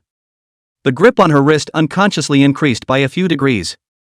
"He comes to you often for money?" Mrs. Morisawa nodded and shook her head sharply. "No, not often. Just occasionally." "Occasionally?" Chen Mo sneered. To be able to leave these bruises looks like being spoiled, but not at all like occasionally. She bit her lower lip, her eyes reddening slightly. I used to give him some money, lately I don't have much," he said. "He got into some debt from gambling and those people are scary, if I don't help him they will." "What's going to happen?" Shen Mo's voice went cold. Mrs. Morisawa didn't answer. But her shoulders shook gently. Obviously didn't want to continue the conversation. Chunemo took a deep breath, suppressed the anger in his heart, and slowed down his tone. Kane, you're mine, and I won't let anyone hurt you, not even your brother. She looked up, a flash of surprise and hesitation in her eyes. But... Chunmer-jun, this is my family matter, I don't want to cause you any trouble. Trouble? Chen-mo snorted. Reaching up, he gently stroked her cheek. You think I will be afraid of trouble? You're my woman, your affairs are my affairs, I won't find it troublesome, you won't let me share them for you, that's the trouble. Mrs. Morisawa stared at him in a daze, her eyes growing moist. Chen-mo sighed, pulled her into his arms and whispered. Take me to him tomorrow. No, no. Mrs. Morisawa suddenly panicked and pushed him off her chest. He's dangerous and he knows some bad people. Dangerous? Chen-mo smiled, but his eyes were horribly cold. All the more reason for me to meet. Mrs. Morisawa was about to say something else, but Chen-mo directly interrupted. Janae, do you trust me? She froze, then nodded softly. Then listen to me. Chen-mo's tone was undeniable. Tomorrow, take me to him. Mrs. Morisawa was silent for a moment, and finally answered in a low voice. Good. Only then did Chen-mo rub her hair in satisfaction, picking up the bowl of yam kanji again, scooping a spoonful and handing it to her mouth. Here, you have some too. Mrs. Morisawa blushed. Subconsciously, he shrank back. I'll do it myself. Open your mouth. Chen-mo raised his eyebrows, his tone carrying a meaning that could not be refused. Mrs. Morisawa hesitated. Eventually, he dutifully opened his mouth. Accepted Chen-mo's pitch. The porridge was just the right temperature and the yam was soft with a light rice flavor. Is it good? Chen-mo asked. Aha! She nodded softly, the tips of her ears slightly red. Chen-mo smiled. Keep feeding her spoonful after spoonful. Until the bowl of porridge reaches the bottom. Well, go get some rest. He set the bowl down and reached over to wipe a little porridge stain off the corner of her mouth. It's being dealt with tomorrow. Mrs. Morisawa nodded and was just about to get up when she was suddenly pulled into Chen-mo's arms. Chen-mer-kun? She looked up in some panic. Chen-mo looked down at her with deep eyes. Where are you going? Ha? Mrs. Morisawa's face instantly turned red. Stammering. I'll go to the bathroom and put hot water on Chen-mer-jun. Together. Chen-mo laughed lightly. I don't feel comfortable with you being alone. Mrs. Morisawa opened her mouth, but ultimately did not speak. Just nodded with a red face. Deep night. In the bedroom, Mrs. Morisawa had her back to Chen-mo, her body slightly curled up, breathing softly. Chen-mo turned sideways to look at her thin back, reached out and gently encircled her waist, bringing her toward his arms. Chen-mer-jun. She called in a whisper, a hint of nervousness in her voice. Sleep. He whispered in response, his chin resting against the top of her hair. With me. Mrs. Morisawa was silent for a moment. Finally relaxing slowly. There was a soft Chapter 092, Trash 10 consecutive draws. I don't know how much passed. Chen-mo felt the steady rhythm of Mrs. Morisawa's breathing in his arms. Think it's really asleep. It was only then that he gently drew back his hand. After carefully moving aside, he propped himself up and lay back against the head of the bed. He hadn't drawn a prize in a long time with all the trivia that had been going on lately. That's not good. The system is what he relies on the most. After reflecting on this, Chen-mo summoned the system panel. Ding. Host, Chen-mo. Age, 25. Height, 183 centimeters. Weight, 72 kilograms. Power, 82. Agility, 76. Endurance, 90. Spirit, 86. Charm, 91. Skills, time pause, live eye, information viewing, mind reading, top fighting, proficiency in 18 cold weapon knives, proficiency in culinary arts, hand of Kato Hawk, top driving. Currently bound to a conquest target. Yoshina Morisawa conquest progress, 80%. Fujiwara Miyuki conquest progress, 50%. Mio Ishikawa conquest progress, 99%. Yuki Murakami conquest progress, 30%. Aimi Fukada conquest progress, 0%. Conquest points, 1270. Shenmo looked at the points he had saved for some days. It's time to satisfy another 10 draw. He decided to try a 10 in a row draw at one point.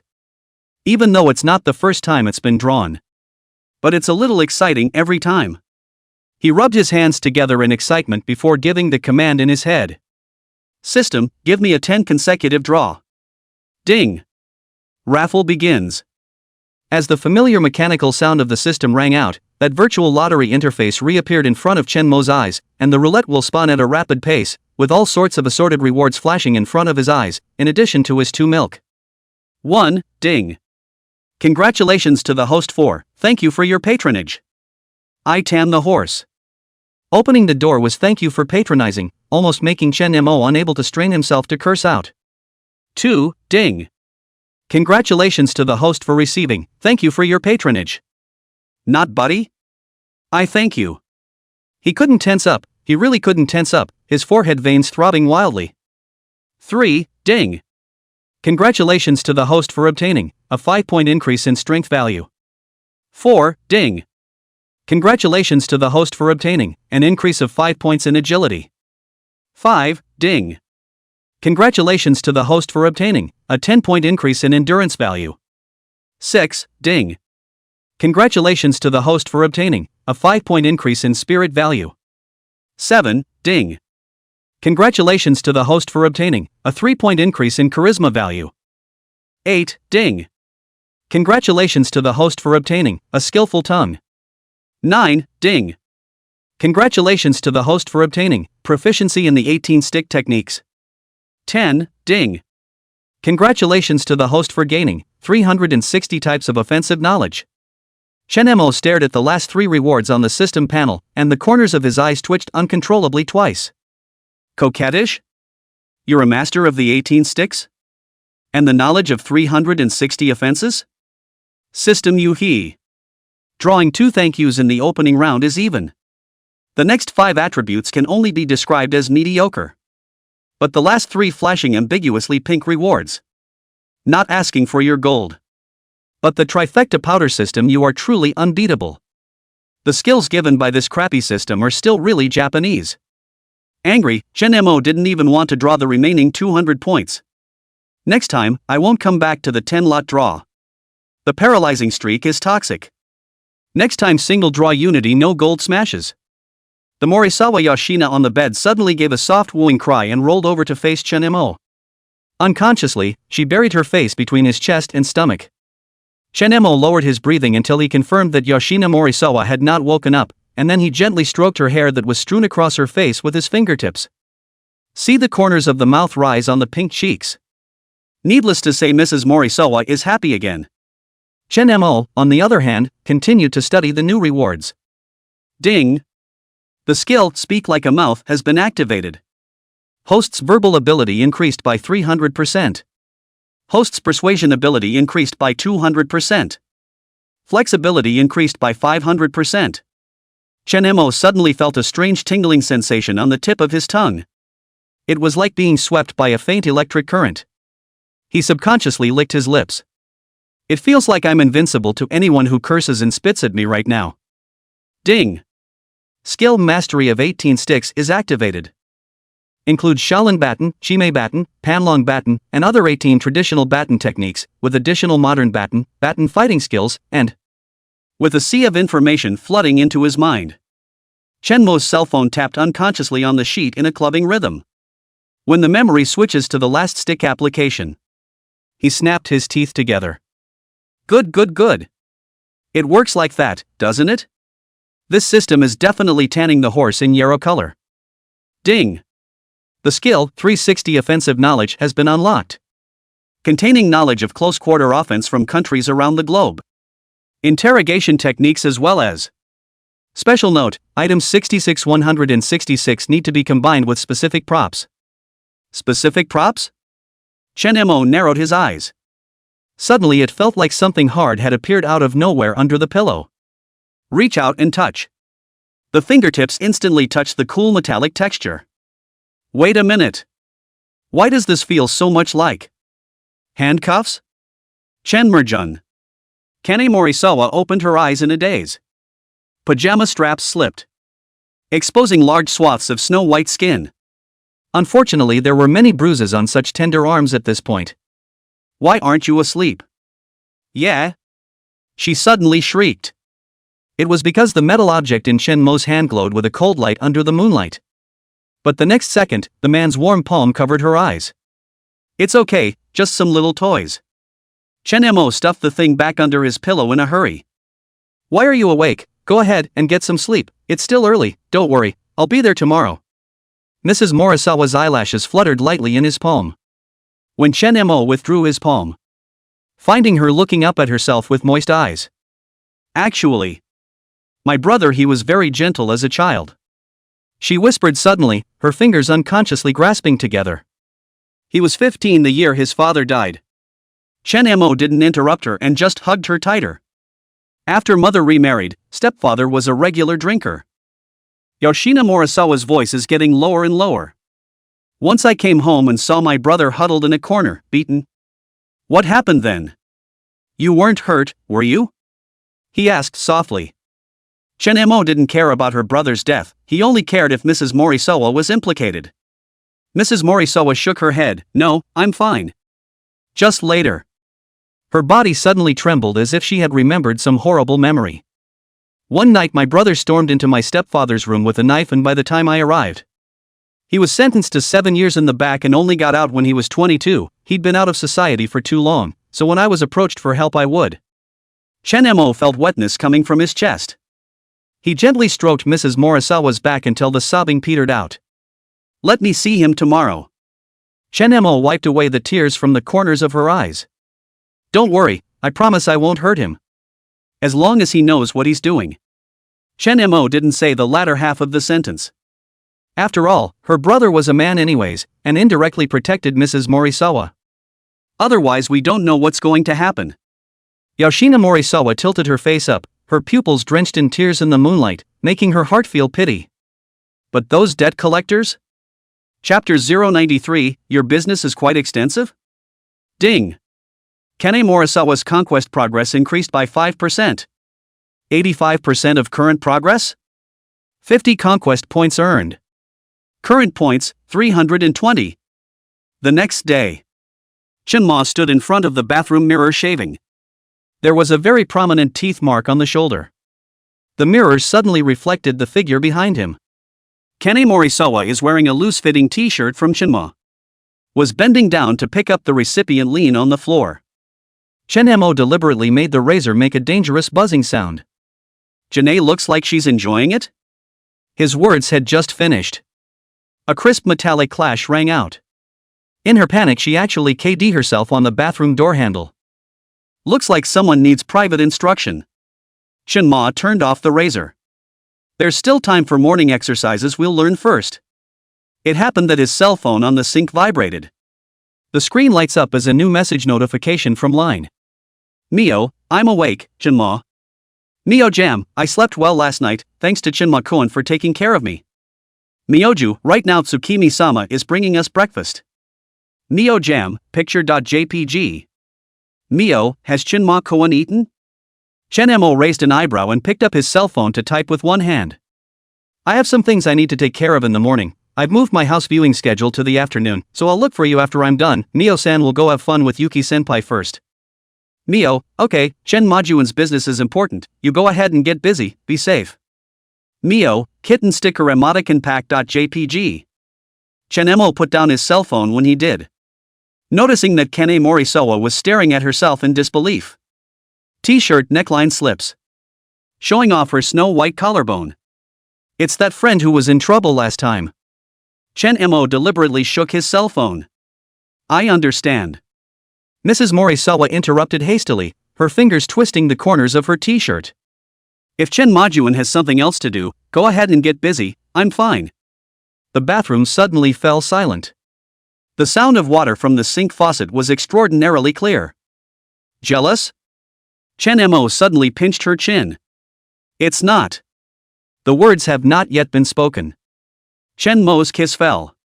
Mrs. Morisawa's eyes suddenly widened. For some reason she felt that Chen Mergen's kisses were now overwhelming her. 2 hours later. Mrs. Morisawa followed the address on her phone.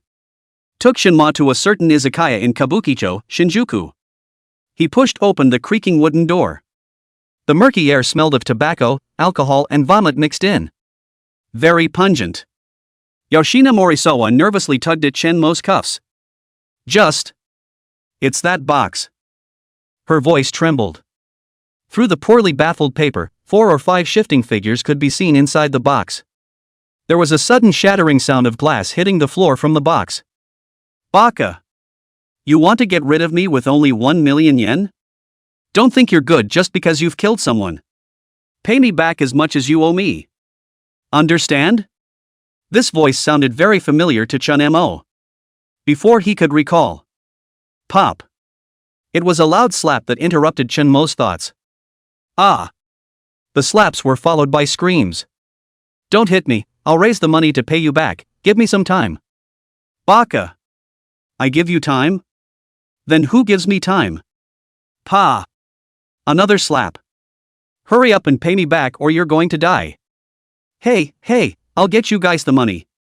The beaten man begged for mercy in a very humble tone. Suddenly he looked like he remembered something. Big brother, by the way, my one-san has money, we can ask her for it. Scram. What's it to me that your sister has money? It's you who owes money. Big brother, my sister is very pretty, why don't I introduce her to you and the debt will be cancelled, okay? Slap. Another slap. A write-off? You'd think so. The man who had been beaten into a pig's head sobbed uncontrollably. Ooh-hoo. You ask your sister out and I'll see if she's really as pretty as you say she is, and if she is I'll waive your interest.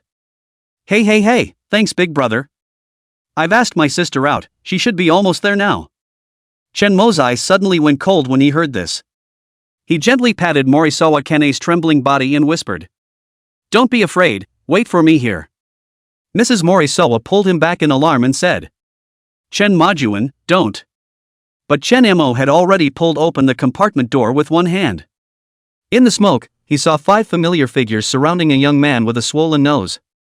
One of the tattooed men with his back to the door was holding the man by the collar.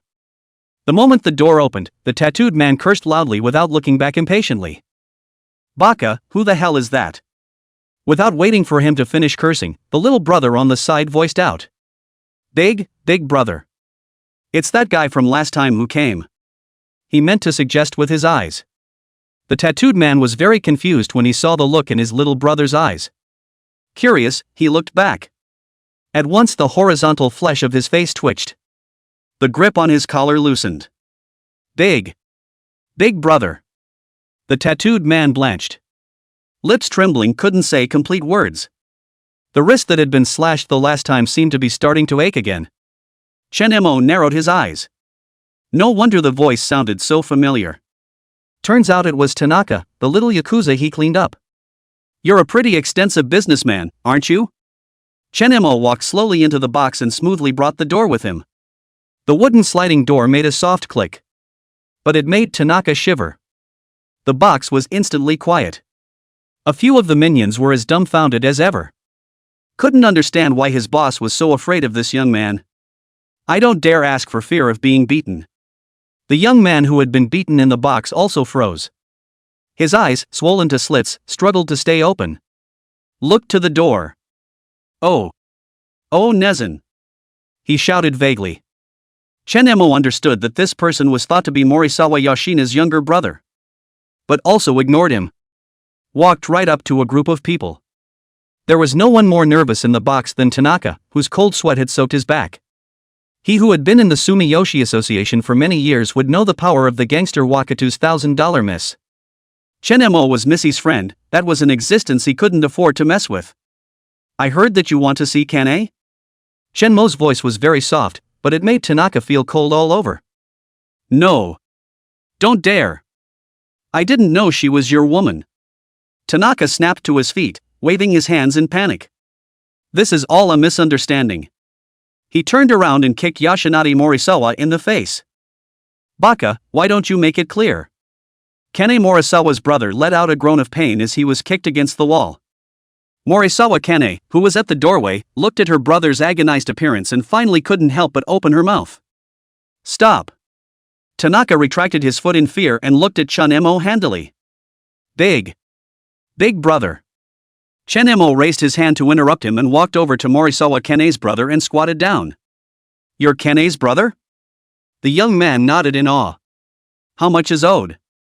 Chapter 094, Morisawa Yuta, Waste of Space. 5 million.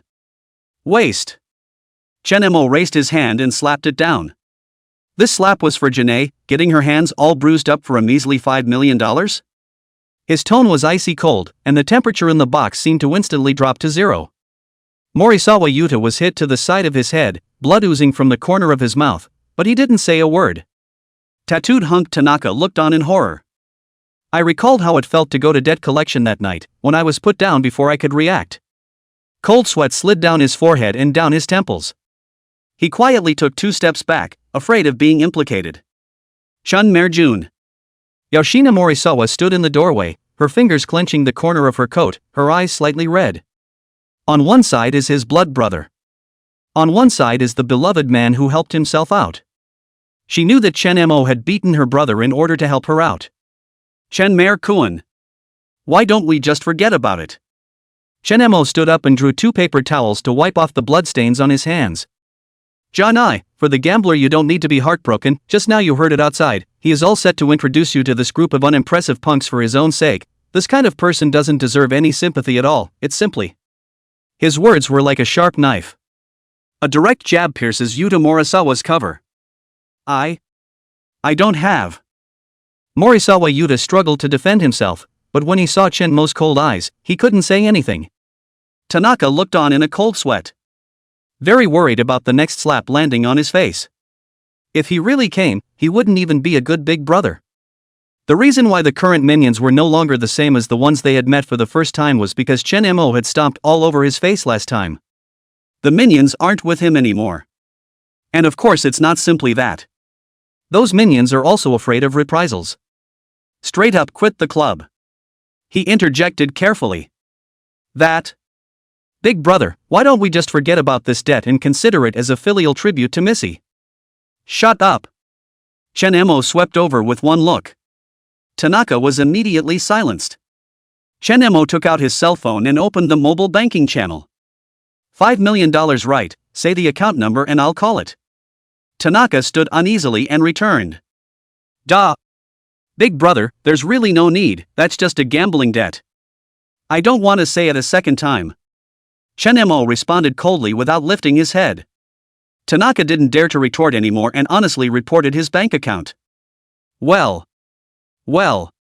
My account is. Ding, Sakura Bank to 5 million yen.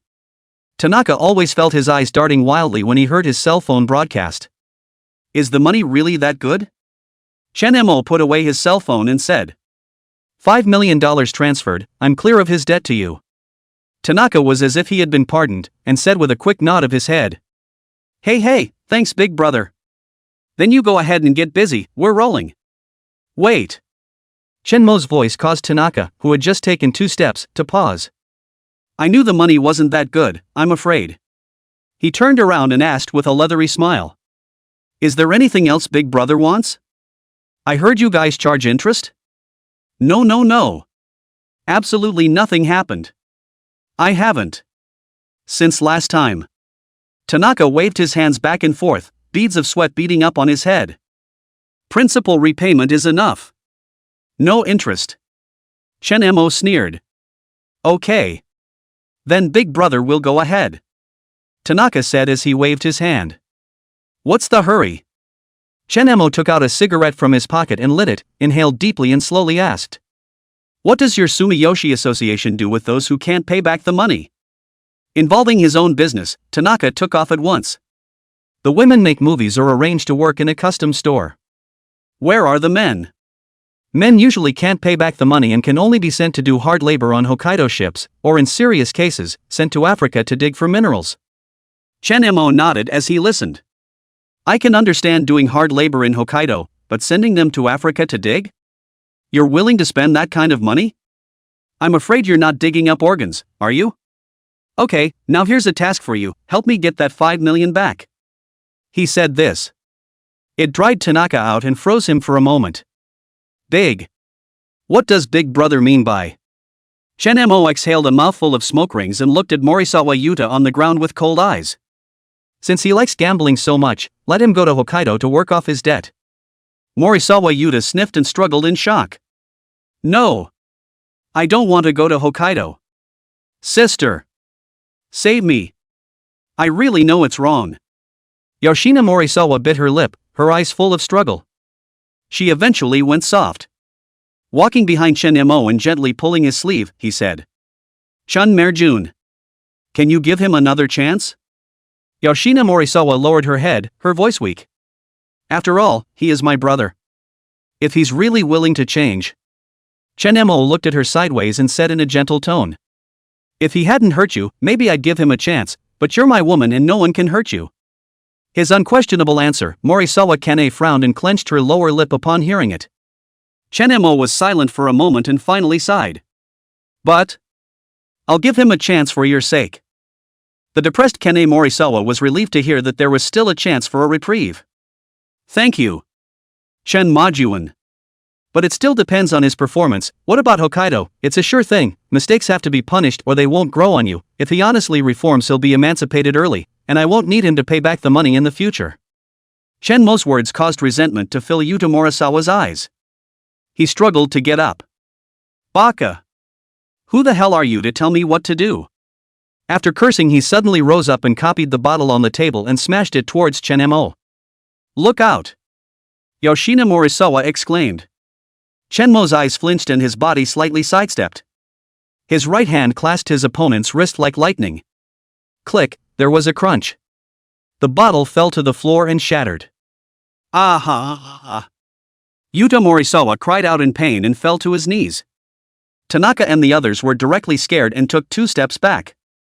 There was horror in his eyes. They couldn't even see Shen-mo's movements.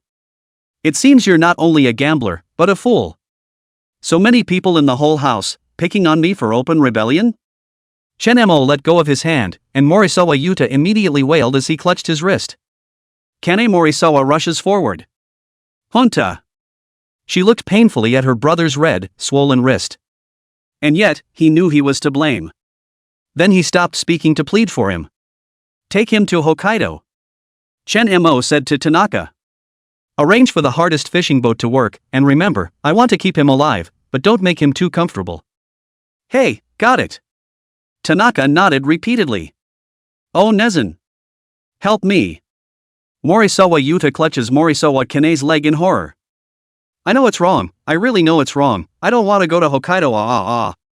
Chapter 095, sent to Hokkaido for hard labor. At the moment, Yoshina Morisawa was in tears.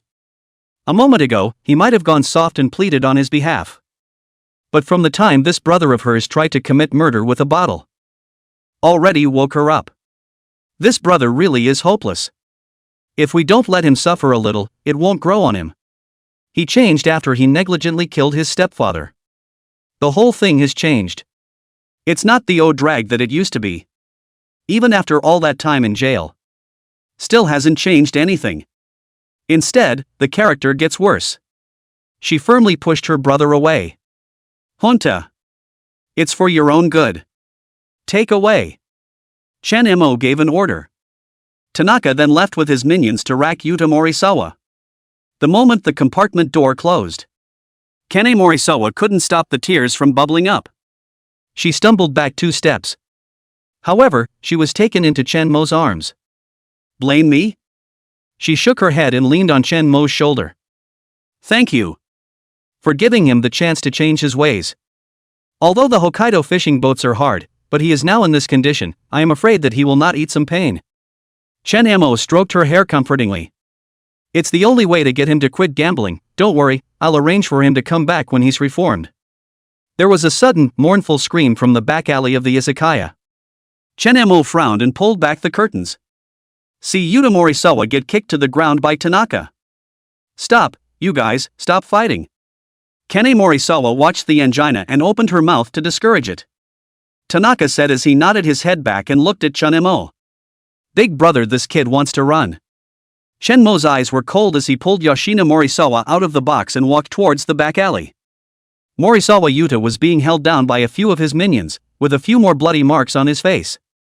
She was writhing frantically and cursing under her breath. You assholes! Let go of me! I won't let you go, I don't want to go to Hokkaido. Shenmo stepped forward and looked condescendingly at Morisawa Yuta, his voice without a trace of warmth. It seems you haven't recognized reality yet. He turned his head to Tanaka and keep an eye on him, if he gets away. Shenmo's words caused Tanaka to tremble and hurriedly assured him. Don't worry big brother, I will definitely keep an eye on people. Morisawa Yuta suddenly struggled to raise his head, his eyes filled with resentment. You asshole! Who the hell are you to mind my business? Oh Nezen! Are you just going to watch a bunch of outsiders bully me? Yoshina Morisawa bit her lip, with tears still welling up in her red, swollen eyes. Young Tae. Shunma-koen is doing this for your own good. Fart. Yuta Morisawa yelled hysterically. You're just so mesmerized by this man that you don't even care about your own brother. Shenmo's eyes went cold and he was about to speak when his cell phone suddenly vibrated. It was a message from Mio Ishikawa. Mio, Shunma-koen, Yuki-senpai and I are shopping in Ginza. Mio Jam, picture.jpg. He replied quickly. You guys hang out, I'll find you after I take care of things. When he looked up after returning the message, right into the complicated gaze of Yoshina Morisawa, Chunmo sighed lightly and said to Tanaka. Take him away now and send him to Hokkaido. The hustle and bustle of the alley behind the izakaya faded away. Chunmo took Morisawa Kene's shoulder and walked towards the intersection. Her body still couldn't stop shaking lightly. We'll go home first, he said softly, raising his hand to hail a cab. Inside the car, Kene Morisawa's eyes looked out the window of the car with a blank stare. There were still undried teardrops on her eyelashes. Chunmo held her cold little hand. Thumb gently rubbed the back of her hand. He didn't say anything either. Now Mrs. Morisawa probably needed to think for herself to make it less difficult. Back to the apartment. The moment the sensor light in the foyer comes on, Morisawa Kene suddenly felt like all her strength had been drained from her. The legs weakened and nearly fell. Chunmo picked her up with a quick eye and walked straight to the bedroom. The soft bed caught her trembling body. Chunma crouched down and leveled with her. Kana, cry out if you want to, it's okay, I'm here. The words seemed to open the floodgates. The arms into which Kene Morisawa swooped. Suppressed sobs turned into crashing howls. Chunmo hugged her tightly. Feel the violent rise and fall of her back. Drop kiss after kiss on the top of her hair. I don't know how much time has passed. The crying subsided. Mrs. Morisawa's breathing became long and weary. Chunmo gently flattened her. Just about to get up and go to the kitchen. Instead, the corner of his coat was clutched. Chunma-jun. Don't go. Mrs. Morisawa's voice was hoarse from crying. Lay with me for a while, will you? Chunmo nodded afterward. Lay down next to her. The two lay side by side in the darkness. He could clearly hear Mrs. Morisawa's gradually steadying heartbeat. When I was a kid, Honta would always leave me the last candy. She spoke suddenly, telling of the past. When my stepfather was drunk, he would get violent, and Isa would still shield me from him. Chunmo turned sideways and gently reached out to smooth Mrs. Morisawa's furrowed brow. Fool, it's not you who's wrong. He paused then said. When he figures it out in Hokkaido, I'll go with you to get him back, but for now, take care of yourself. Morisawa Yoshina turned around, and the tip of her nose was almost pressed against Chunmo's face. Chunma-jun. Why are you being so nice to me? Because you're worth it, because you're my woman. Chunmo lowered his head and kissed her. The kiss was gentler than any before. Finally he said softly. I'll guard you from now on, and I won't let you suffer anymore. Kene Morisawa's eyes reddened again, but this time a weak smile appeared. Chunmo took the opportunity to scoop her into his arms and said with his chin against the swirl of her hair. Go to sleep and wake up. Wait for her to breathe evenly. Chunmo carefully got up, walking gingerly into the kitchen. He tied on the apron he'd bought the last time he'd been to the grocery store with his wife. Remove the ingredients from the refrigerator. There just happened to be fresh cod in the fridge. There's shiso and plum wine in the kitchen. Just in time to make cod stew with shiso and plum wine. Chen Mo simply handled the ingredients afterward. Started a pan of oil and threw in the cod. The skillet makes a sizzling sound. After a few moments, the cod fades to an attractive golden brown color. As he skillfully poured plum wine into the pot, he recalled that the mastery of cooking that he got from the lottery was still considered to be a trivial thing. After all, what can't you eat when you're rich? But there are times when it really works. It didn't take long. The aroma of shiso mingled with the sweetness and sourness of plum wine filled the room. He cooked another bowl of miso soup. Cut some of Mrs. Morisawa's favorite strawberries and arranged them in the shape of a rabbit. Time to bring the food to the table. Seeing that Mrs. Morisawa was still asleep in the bedroom, she didn't call out to wake her up. Instead, it is covered with an insulated lid. After leaving a note on the dining room table. Gingerly out the door. Chapter 096, Mio Ishikawa, the cat-eared lady. Chen Mo walked out of his house. The phone vibrated again on the way down the elevator. He picked it up and looked at it. It was a selfie sent by Mio Ishikawa. In the photo, she's wearing an exaggerated cat-eared lady hairband. Very cute. The hair by his cheeks was blown up by the wind. Behind it is the iconic Ginza giant billboard. Mio-jam, Yuki-senpai bought me this hairband, and she said it looks good on me. Mio-sauce, does Chinma-koen think it looks good? Kitten pampering emoji.jpg. The corner of Chen Mo's mouth that saw the message curled up into a smile. Fingertips tapped rapidly on the screen. I'm done, I'm coming over to you now. Have you eaten yet, Mio the gluttony kitten? Mio, I haven't eaten yet, I was planning to go eat, but Yuki-senpai dragged me around for a long time. Chinma-koen is done with his work? Cute.jpg. What do you want to eat? Think ahead, now I'm off. Walk out of the apartment building. Chen Mo waved and stopped a cab. It's only open-minded ones like him who can afford to hokey pokey. Public transportation was pretty well developed in the small days. Few people take cabs. After all, the timing wouldn't be that much different. It is also very expensive and not affordable for the average family. Otherwise there wouldn't be so many movies that miss the last train. In front of Ginza Mitsukoshi department store. Mio Ishikawa was pointing her toes and looking around. The cat-eared hairband drunkenly swayed gently with his movements. When she saw Chen Mo getting down from the cab, her eyes instantly lit up and she trotted to meet him. Chanmere-kun. She ran up to Chen Mo and suddenly stopped, feeling that she was a bit too excited, so she straightened her skirt with a red face. That? Yuki-senpai went to the restroom. I snuck out to wait for you. Chen Mo reached out and ruffled the cat ears on top of her head. Mio-san, that's cute. The hairband suddenly emitted a meowing electronic sound. Mio Ishikawa covered her cat ears in shock. The neck of her embarrassed face flushed pink. That's when she realized that hairbands actually made noise.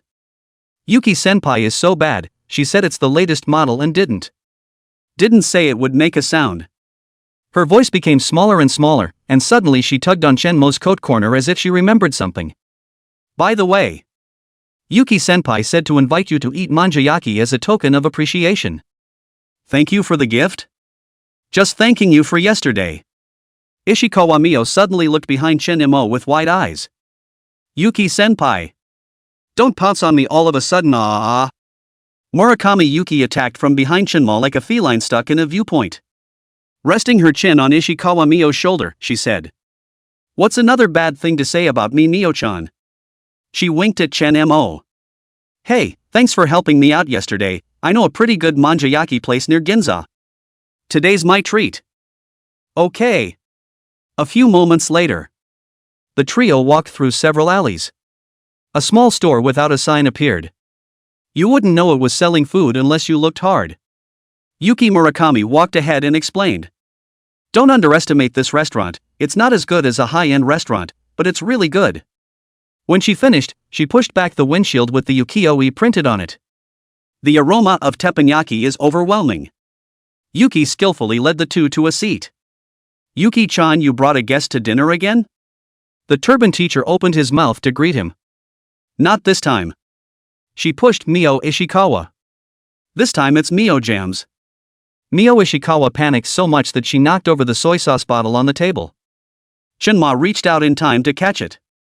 The sauce on her fingertips, but she subconsciously held it and licked it off with her tongue. All three froze at the same time. Reacting, Ishikawa Mio's earlobes were red and almost transparent. I'll get the wipes. She jumped up and rushed to the restroom. Murakami Yuki, who was on the side, suddenly approached Shin-mo and said, "Hey, I said you're not even a womanizer, can't you even disguise yourself?" She ran her fingertips across her collarbone to signal Chunma. "Here, there are still traces of it." Shin-mo raised an eyebrow. Tugged his shirt up a bit. Yuki Murakami, however, smiled and digressed. "Mio-san is also stupidly cute, how did she fall in love with a philandering man like you? Doesn't she realize that you have another woman?" The grilled meat on the iron plate made a zipping sound. Shin-mo did not reply. Just pouring his own drink and pushing it in front of her. "Oh? Yuki-senpai cares about me? Who cares about you?" Murakami Yuki suddenly exploded. "I'm worried about Mio-san. You wouldn't hide it better if you stole it, Mio-san would die of sadness if she knew." There were sudden footsteps in the direction of the restroom. Yuki Murakami regained his Genki look. "Mio-sauce, come quick, the roast is going to put the honey seasoning." Ishikawa Mio trotted back and sat next to Chun-mo. When the text on the iron plate is grilled pretty much.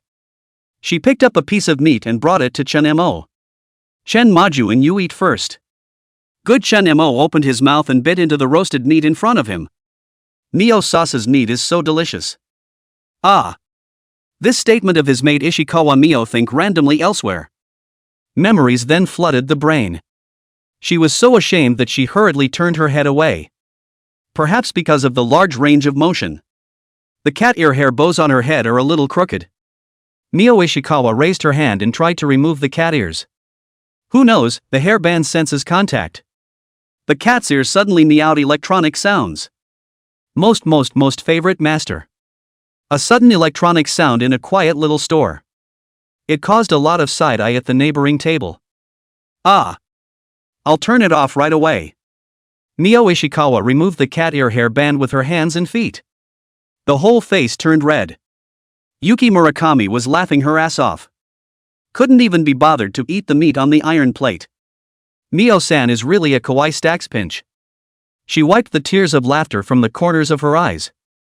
This hairband is a limited style that I specially picked out. The text burn is going to be mushy.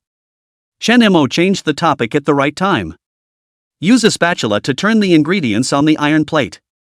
Mio Ishikawa secretly let out a sigh of relief when she saw the scattered gazes around her. Without realizing that his ears were flushed with a lovely pink color. The three finished their meal. Walked out of the little text burning store. The sun was just right on the street. Shin-mo naturally took Ishikawa Mio's small hand. "Come on, accompany me to see the house." "Aha!" Mio Ishikawa nodded cooperatively. On the side, Yuki Murakami was very excited. "Woohoo, I like looking at houses the most, although I don't have the money to buy, but I must buy a home of my own when I have money in the future." Now it's as a preview of the process of buying a house in advance. She excitedly took Ishikawa Mio's other hand. Chattering away at the cobbler's opinion on buying a house. Shin-mo shook his head and did not interrupt the two. Instead, he raised his hand and stopped a cab. After giving the address, the three got into the car. Shin-mo, who finally got on the car, noticed that Ishikawa Mio and Murakami Yuki were secretly checking something on their cell phones. "What are you doing? Looking at house plans?" "No, I'm looking at furniture with Yuki-senpai. When the time comes, I might be able to help Shinma-kun with suggestions." Shin-mo took a glance. See the cell phone screen displaying a Scandinavian-style double bed. Price 980,000 yen. I can't believe it's not Japanese tatami. He also noticed that Mio Ishikawa's favorites were full of couples items. Pairs of mugs, double sofas, couples pajamas and even couples underwear. Murakami Yuki also said very mischievously at this time. Mio-san even picked out couples' intimate clothes. She poked Ishikawa Mio's cheek with a bad smile. Looks like someone can't wait to be a wife. Mio Ishikawa locked the screen of her cell phone in a panic.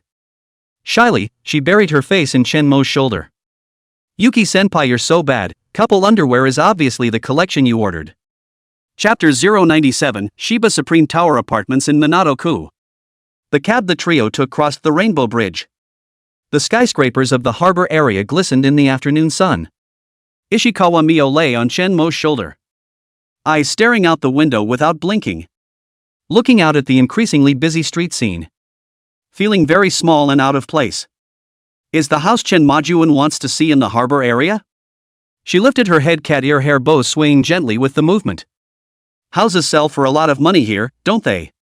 Yuki Murakami said with a small sigh as she similarly leaned over the car window and looked out at the street. Not only is it expensive, the area around Shiba Park in Minato Ward is a really rich area of Tokyo. Any house here, if you don't eat or drink and work for a few hundred years, you probably won't be able to afford it. Chunemo smiled without saying anything. At first he had wanted to buy a home built. After all, a household builds a strip of land. But when you turn your head, you can't buy a single family build in a very good location with your own savings right now. Might as well go up to the apartment then. When you are well off in the future, you can consider building an entire manor-style one-family house in Tokyo. So for the time being, he's planning to buy a large bungalow in Shiba, Minato-ku, Tokyo. He'd briefly looked at the high-rise apartments in this part of town on his cell phone earlier, and the view was pretty good. Shenemo took out his cell phone and swiped on the screen of the phone, pulling up the information of the property he was planning to go see and handing it to Mio Ishikawa to see. Mio Ishikawa received the cell phone and her eyes instantly widened. 38 floors? Her voice rose steeply. Supreme Tower Apartments. Yuki Murakami's jaw nearly dropped to her chest as she snatched the phone. My god, Shenemo, are you crazy? This tower is ridiculously expensive. For the price of a set of small homes, you can buy 10 one-family builds in the suburbs. Yuki-senpai.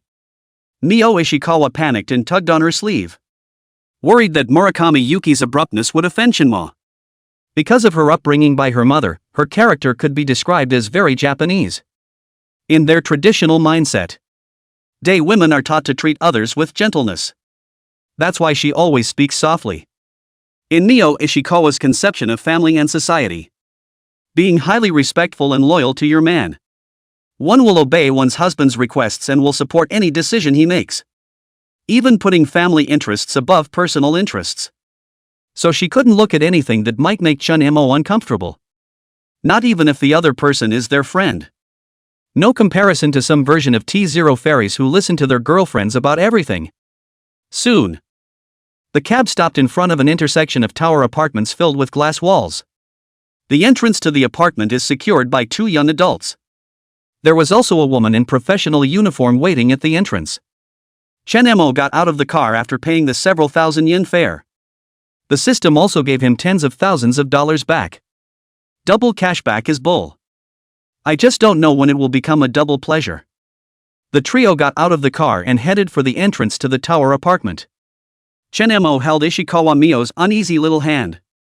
Yuki Murakami took her other arm, her mouth chattering. Wow, this place is really high class, even the surrounding streets are different from other places. I can't imagine what kind of people live here, how come they're all so rich? I'm really curious where they get all their money. Look Mio-san, there's a small flower garden in front of the apartment, it's so pretty. Mio Ishikawa was driven by Yuki Murakami's lively words. The tension gradually relaxed. Curious, he surveyed the towering glass-filled tower apartment. Chun Merjun? She asked in a small voice. Is the house you want to see here? Chunemo nodded and gently squeezed her palm. What? Don't like it here? Ah. Mio Ishikawa hurriedly shook her head. No, it's beautiful here, of course I like it, but the price of housing here will be very expensive, right? At this point, the professional woman waiting at the entrance greeted her quickly and bowed respectfully. Excuse me, is this Mr. Chunma? I'm Yuki Onodera, a sales consultant at Inosan Real Estate. It's me. Chunemo nodded slightly. Onodera Yuki maintained a professional smile as her gaze swept politely over Ishikawa Mio and Murakami Yuki. My girlfriend and her friend. Chunemo naturally introduced. Mio Ishikawa heard the word girlfriend. A blush instantly colored her cheeks. A wave of happiness washed over me. Yuki Murakami noticed her little mood and covered her mouth with a snicker and gently poked her with her arm. Onodera Yukine bowed towards the two women. I see, you two ladies are so elegant. Then please follow me, I will take you to this Supreme Tower apartment. Before doing so, allow me to present its basic information. Our tower condo was completed in November 2007. Co-designed by Shimizu Construction and Hirata Matsuda. The builder was also constructed by the outstanding construction company Clearwater Construction Company. It is very reliable. There are 43 steps in total, 39 above ground, 2 below ground and 1 in the tower house.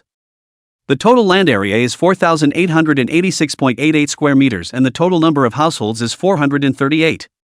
Our apartment is very conveniently located just an 8-minute walk from JR Yamanote Line, Keihan Tohoku Line, Tanamachi Station, and on the other side of the street, Toimita Line, Asakusa Line Mita Station, which is also just a 10-minute walk.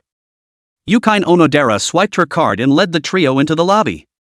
The decor inside made Mio Ishikawa and Yuki Murakami look up in unison. In the apartment lobby. Dark gray and black marble with a dark redwood admin bar. A texture of understated luxury. Several uniformed property owners were busy at the front desk. Stop what you're doing as soon as you see a guest come in. Neatly bow in greeting. Our apartments have a Tokyo head property team with a variety of personnel on call 24/7. Yukine Onodera introduces it as she walks. Free valet parking, pick-up and delivery of dry cleaning services, referrals to private chefs and a whole lot more are available. The building is also equipped with a gym, swimming pool, spa massage and other leisure and relaxation facilities. If you like to socialize, there are also communal sky gardens and terraces. A lot of people will go to the sky gardens on weekends to sunbathe and relax. With deeper into the apartment. The two women behave differently. Mio Ishikawa's gaze always followed Shenmo's side face. Fingers twisted nervously around the corner of his coat. Whenever Yukine Onodera introduces luxury facilities, she'd all take a quiet breath back. Will unconsciously keep his head down. Suddenly realizing that her shoes would leave shallow footprints on the marble, she moved quietly towards the carpeted area, at a loss for words. Yuki Murakami, on the other hand, looks like a scatterbrained Shiba Inu. The whole group looked around. TSK. The four soon arrived at the elevator room of the tower apartment. It's amazing that there's a double security door here. In front of the door stood two security guards, one on the left and one on the right. Onodera Yukine also introduced herself naturally. Our apartments are equipped with a 24-hour security system, the latest high-definition surveillance cameras, the latest access control system, and more to ensure the safety of our residents. The two guards at the door saw them coming. Similarly bow in polite greeting. Onodera swiped his card and led the three inside. What appeared was 5 double-opening premium elevators. Though it's a bit underwhelming to say that there are only 5 elevators for 438 units on 39 floors. But it's in the Tokyo Minato Ward Shiba inch of land. 5 elevators is pretty good. Yukine Onodera, who was walking ahead, led several people to an elevator that just happened to go downstairs. Pressing the door open, he stopped the elevator with his hand and made a please gesture. Come in, 3 guests. Thanks. Chapter 98, Taking a Bath While Watching the View. Thanks. The 2 women replied politely. Chen-mo, on the other hand, nodded in response. After Onodera entered the elevator last, he took his card again and swiped it on the elevator button, then the button for the 38th floor automatically lit up. Wow, this is outrageous. Not far from the entrance there are actually 3 places set up where you need to swipe your card. It feels so troublesome. The straight-talking Yuki Murakami opened her mouth to spit. Yes, the young lady has a point, it will be a little bit of trouble, but it will be a lot safer then. But this elevator is pretty stable. Murakami Yuki stomped her foot lightly in surprise. It's nothing like that apartment of mine, it's like a roller coaster every time I ride it. Mio Ishikawa, who was on the side, was amused by her. But then nervously grabbed Shenmo's arm. Some cold sweat broke out slightly on her forehead, she was mildly afraid of heights and claustrophobic. I was able to tolerate the elevator ride before, perhaps because I was overly nervous today. Chen-mo also felt her uneasiness and brought her towards him. Scared? There's a little. Mio Ishikawa admitted in a small voice. Close your eyes. Chen-mo said softly. Imagine us walking on clouds. Mio Ishikawa obediently closed her eyes. Her long eyelashes cast tiny shadows on her cheeks in the elevator light. Chenmo looked at her well-behaved appearance and couldn't help but lower his head and gently kiss her on the forehead.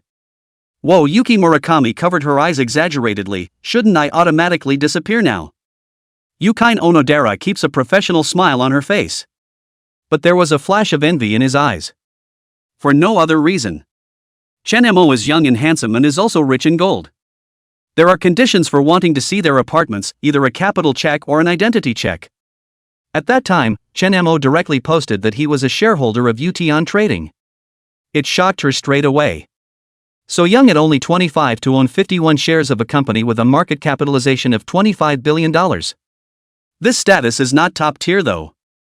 But it's still very bright. Ding! The elevator reached the 38th floor. Once the elevator doors opened, the overall atmosphere upstairs was quite a bit more upscale than the lobby. Still, the corridor after exiting the elevator is a bit of a hotel maze. Onodera Yukine led the trio to the far end from the elevator. This is the only house left on the 38th floor that's still for sale. The others already have owners, but this one don't look like it's a bit farther away, but it's the best orientation of the houses on this floor. When she finished, she opened the slightly lowered entry door. As soon as the door opened, Yuki Murakami couldn't help but sigh. Wow, this entryway is so fancy. There are several potted plants on the cabinet in the foyer. The cabinets are also all in a dark red color scheme. The only thing that remains constant is the day people, the small land, and the love of playing up the storage. The foyer is full of various cabinets of wood construction. A few people went deeper into the foyer. A screen separates the living room from the foyer. The screen is made of waxed yellow wood panels and white walls. Again, a potted plant was put in for garnish. Walking up to the screen, the hallway was bisected. Front left is the living room. To the right is the bedroom. Yukine Onodera led them to the left. At the end of the walk you see the living room inside the glass-walled wooden lattice door. She picked up the remote control on the side and pressed it. Motorized curtains around the living room slowly rose. As the light grew brighter, the breathtaking view of Tokyo Bay is unobtrusively displayed through the floor-to-ceiling window glass. Wow, it's beautiful. Mio Ishikawa couldn't help but walk towards the window, completely forgetting about her nervousness and her fear of heights. The small Shiba Inu like Yuki Murakami looked equally dumbfounded. This view is also too great. It must be great to see the night view from here at night time. Yukine Onodera duly introduced herself. The apartment is 230 square feet with a 4-bedroom, 1-bathroom, 3-bath layout. The master bedroom also has a walk-in closet and view bathroom, and the kitchen is imported from Germany. She saw that the attention of the two girls that Chenmo had brought with her was placed outside the floor-to-ceiling windows. Then he went up to accompany them. Ladies, the view from our apartment can be said to be very good. On the right you can see Tokyo Tower, Azabudai, Roppongi. On the left you can see Tokyo Bay, Odaiba Ferris Wheel, Rainbow Bridge. Yuki Murakami, a young Shiba Inu, had some trouble containing her excitement as she asked, pointing directly ahead. Miss Sales, this direction is the direction of MT Fuji, right? Onodera Yukine replied. Yes, this young lady is really great. She can even see this, but too bad, the visibility is rather low today, otherwise, it would be possible to see MT Fuji from here. If you two ladies don't think you can get enough of it here, you can watch it outside. She pushed open the glass door of the floor-to-ceiling living room window. Outside is a very long balcony connecting corridor. An excited Yuki Murakami followed behind her. Mio Ishikawa, on the other hand, didn't dare. A little afraid of heights, she looked back at Shinma. Chenmo also walked forward and grabbed her small hand and said, "Don't be afraid, I'm here. Do you want to go out and have a look?" Mio Ishikawa gently nodded her head, her eyes filled with longing. "Then I'll go out with you and watch," Chenmo said and took her hand to walk out the door of the living room. "Come outside the promenade balcony." With Chenmo around, Ishikawa Mio didn't seem to be that scared anymore. Wow, Chunmer-kun can see so many places from here, it's as if the whole of Tokyo is under your feet. Like it? Chenmo asked. Before Mio Ishikawa could answer, he whispered in her ear. "It seems quite nice to see the view from here at night. Mio-san, want to try it?" Of course, Ishikawa Mio knew the meaning of Chenmo's words. A blush crept up to the tips of her ears. "Just as long as it's Chen Majuan." What I can.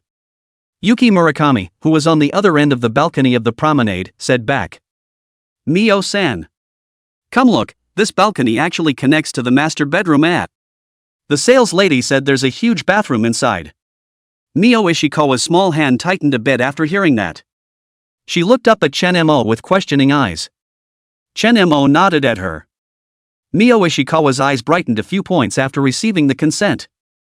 She let go of Chen Mo's hand, took a deep breath, and gathered her courage to lift her foot and walk towards Murakami Yuki. Yuki Murakami greeted her and took her hand, pulling her from the long hallway balcony into the master bedroom.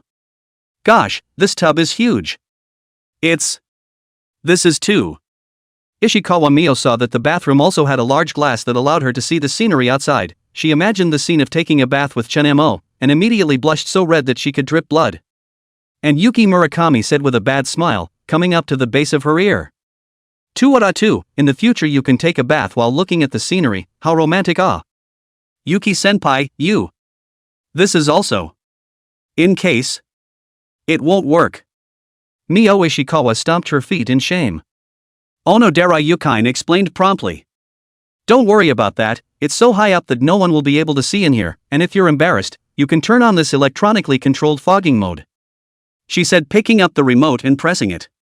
The glass instantly becomes blurry and opaque. Wow, this is so cool! Yuki Murakami marveled greatly. This glass has a layer of ultra-high-definition electronically controlled fogging film, transparent and opaque. It will switch is very convenient. Chapter 099, just this set, full price. Standing on the balcony promenade Shinma. Just going to follow. The cell phone in his pocket vibrated. When I opened it, it was a message from Mrs. Morisawa. Yoshina Morisawa, Chen Majuan, I'm awake. Yoshina Morisawa, thank you for cooking for me, it's nice to wake up to good food. Yoshina Morisawa, kitten rubbing.jpg. The corners of Chen Mo's mouth rose when he saw the message. Take your cell phone and reply quickly. Eat more if it tastes good. Are you in a better mood? Yoshina Morisawa, I'm better, I'm fine. Don't worry about me.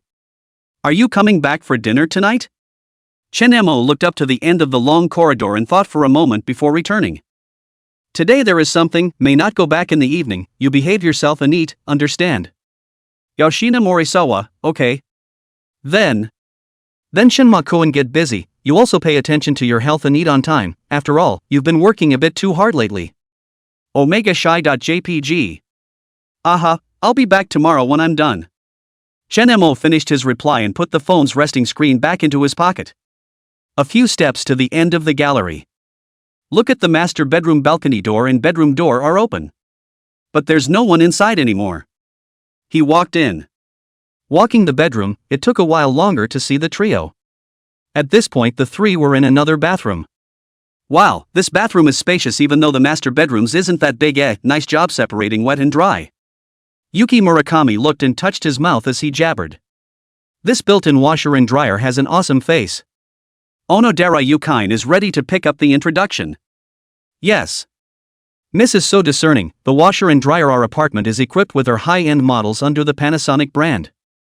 TSK, it's really satisfying to look everywhere. Yuki Murakami smacked his lips and teased.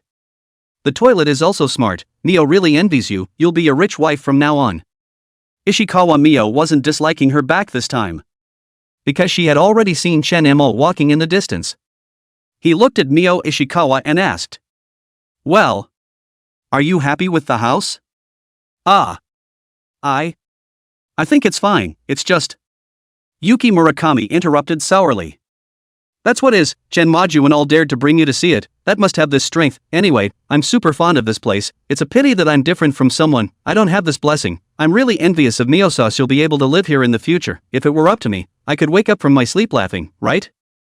Mio Ishikawa suddenly said with courage she didn't know where. If Yuki-senpai likes it, you can consider my previous suggestion that you also. When she said that, Yuki Murakami instantly froze. The ears were quietly pink. Hurrying to cover Ishikawa Mio's mouth, she said. Dead Mio-sauce, no. No nonsense. She gave Mio-sauce a hard glare in shame. Seeing this reaction of hers, Ishikawa Mio's eyes curved into a crescent moon and gently pushed aside the hand covering her, saying, Who let you bully me first, Yuki-senpai, but you really aren't going to. Damn girl, you still say that. Yuki Murakami, who had just breathed a sigh of relief, instantly blew up again. I won't tell if you don't bully me. What are you two gabbing and whispering about? Chen Mo, who had walked up to the front, curiously looked at the jostling duo and asked. No. Nothing, we were talking about the very smart toilet in this bathroom. Murakami Yuki, who was afraid of Ishikawa Mio's nonsense, hurriedly grabbed the answer. Chen Mo asked as he narrowed his eyes in thought. Oh? Is that so? Why did I just hear something suggested? Suggesting what? Recommendations. Suggest not playing with your cell phone on the toilet. Yuki Murakami babbled a bit. Why? Because legs go numb. After she answered the question and successfully changed the topic, she saw Mio Ishikawa covering her small mouth and snickering. Gnashing his teeth, he glared. Mio Ishikawa spat out her tongue in a mischievous and cute manner. After visiting the apartment, the four returned to the living room. Yuki Onodera took her tablet out of her briefcase. Be prepared to detail pricing and payment options. Because this is the most crucial step in buying a house. The economy hasn't been very good lately, and a lot of people are sobering up excessively. Especially the rich. That's why there are very few cases of one-off successful transactions for something like buying a house. It's all about going through price negotiation adjustment after price negotiation adjustment. The exasperating thing is that some people talk for a long time. At the end of the day, throws over a no buy. This is a situation Yuki Onodera has long been used to. While she was busy, Chun Mo looked at Ishikawa Mio and asked again. Does Mio-san like it here? Mio Ishikawa, who was asked the question, froze and answered with a nod.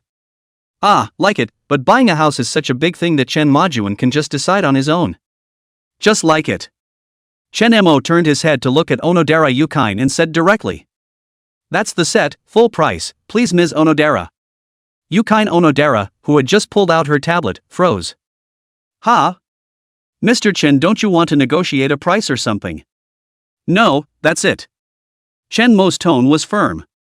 Negotiate? Bargain for what? Dude's waiting for the system to kick back.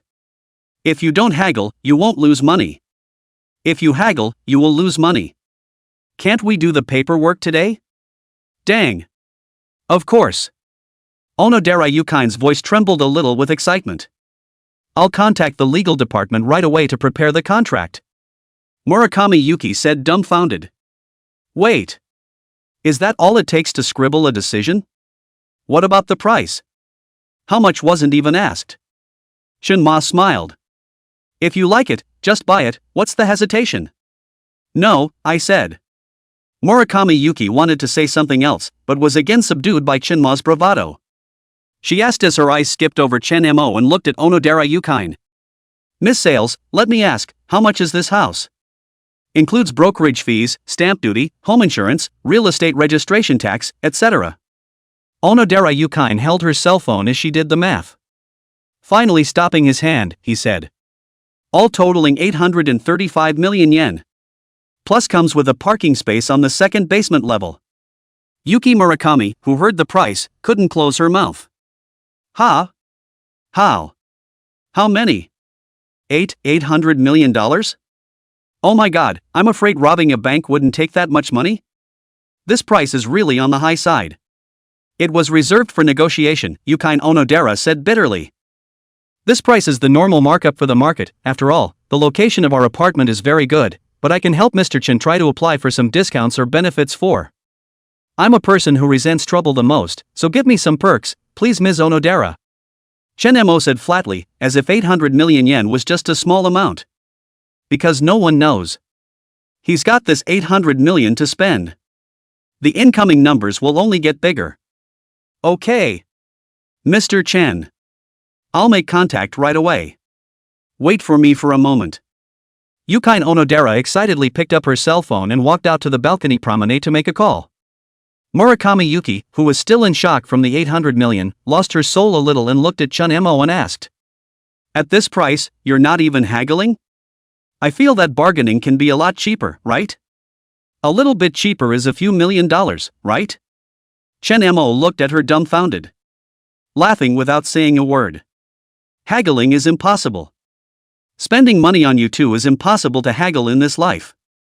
Today's generosity. Good for being able to eat sandwich cookies later. Chapter 100, A Human Condition with a Gold Medalist Lawyer. No, didn't Onodera-san say to apply for welfare? Chun Mo smiled calmly. Life is short, enjoy it in time. Why care so much? This Versailles speech. Yuki Murakami rolled her eyes. Sourly skittish. Hi. You have money, you are right, I am not that lucky, this kind of house in the past I do not have the qualification and courage to see it. At that moment, Onodera Yukine clutched her cell phone and walked back quickly with an undisguised look of joy on her face. Mr. Chen. The legal department sent over the contract right away, and I also helped you apply for a 5-year property fee waiver, as well as a 5 million yen worth of shopping vouchers for the Shiba 2 Chom store of the Manhwaetsupuchi supermarket. Please, Ms. Onodera. Chen Mo nodded in response. 10 minutes or so later. The doorbell rang. Onodera Yukine stood up the first time she heard it. Mr. Chen, it should be a colleague from the legal department, you sit down and I'll go out to take a look.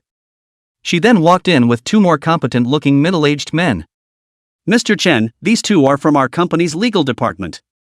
Chen Mo waved his hand and said. Ms. Onodera polite exempt, grab me the formalities still. Instead of making the 3 feel uncomfortable with his rather impolite behavior, it would make them a few more respectful. Because in their perception, often people with money have this attitude. The 3 of them came to the sofa coffee table where Chen Mo was sitting. Handily, he pulled out like several types of contract documents. The older middle-aged man respectfully took out a contract and handed it to Chen Mo. Mr. Chen, I'm Michisho Yamada, the head of the legal department of Inosan Real Estate. Thank you very much for choosing our company to purchase a property. This is the contract for the house purchase application. Please take a look at it. Several $100 million of large projects, Chen Mo did not be ambiguous. Took the contract and read it carefully. It's a good thing you're still a bit educated. It's still largely readable. But he's also a first-time buyer. Not sure what sets are in there. This kind of specialized stuff has to be left to the professionals to identify. It just so happens that last time I added the line of Yakuza Maple her sister-in-law. He claimed his cell phone and said. This contract, is it okay if I shoot it to my lawyer? Kazushige Yamada said with a pleased gesture. Respected Mr. Chen, there's no problem. You can shoot as you wish. We at Well 3 Real Estate are still very trustworthy in this aspect of our reputation. Aha! Chen Mo picked up his cell phone and clicked it, shooting the contract all in. Then opened the line. Find a very recognizable one. The contact who had a professional profile picture as his avatar directly clicked on the chat window. Sent it straight through. Not a moment too soon. This chat window then sent a message. Best lawyer Rimi Fukada? Barrister, help me to see if there is any problem with this contract. Best lawyer Rimi Fukuda, on what grounds? Best lawyer Rimi Fukada, I only helped you last time for Keed's sake. Best lawyer Rimi Fukuda, you're getting too far ahead of yourself, aren't you? Chen Mo thought for a moment before replying. Consider it a favor I owe you. Next time I'll treat you to dinner at a place of your choosing. Best lawyer Rimi Fukada, that's more like it, kid, you know your stuff, huh? Best lawyer Rimi Fukada, Inosan Realty has a good reputation, and I read the contract without any problems. Thank you, Mr. Big Beautiful Lawyer. Best lawyer Rimi Fukuda, you're a sweet-talking kid, but it's no use. Remember to owe me a meal, and see if I don't kill you hard. You're welcome. Please feel free to slaughter me. It would be an honor to be slaughtered by a great beauty like you, I would die of pleasure. Best lawyer Rimi Fukada? Roll. Rimi Fukada, who was on the opposite side of the cell phone, saw Chen Mo's statement that was full of flirtatious flavor. It was angry and humiliating. Some little hobby deep inside was unintentionally tweaked. There's such a thing as a favor to be owed. Sandwich cookies he'll eat. This sister-in-law full of bad taste he also. Multiple choice questions are for kids. He wants it all. Chen Mo smiled and extinguished his cell phone screen. There's nothing wrong with the contract, I can pay any time. But when can I move in? Kazushige Yamada said with a professional smile.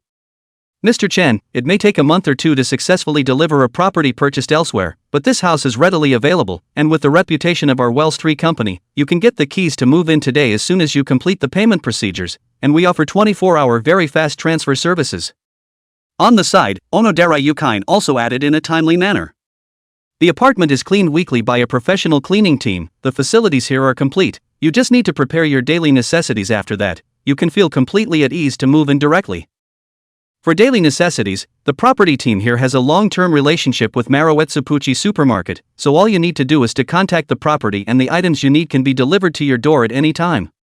The service of the property here. Chen Mo was still quite satisfied, he nodded and said. Well then, let's sign the contract now. He said as he picked up a fountain pen and put it in Mio Ishikawa's hand. Mio-san, you sign it.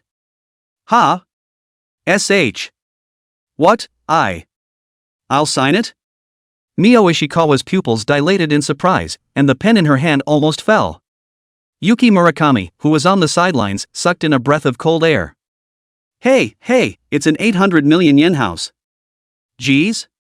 Chen Mo held Ishikawa Mio's trembling little hand and said. Yes, you sign it, it's my gift to you, so the house is in your name. No way. No way. This is too expensive. Mio Ishikawa shook her head in panic, her eyes instantly red. I can't accept. She put down the pen in her hand when she finished speaking. The two of them, Onodera Yuki and Inuzan Hoken, also showed very shocked expressions. In Tokyo.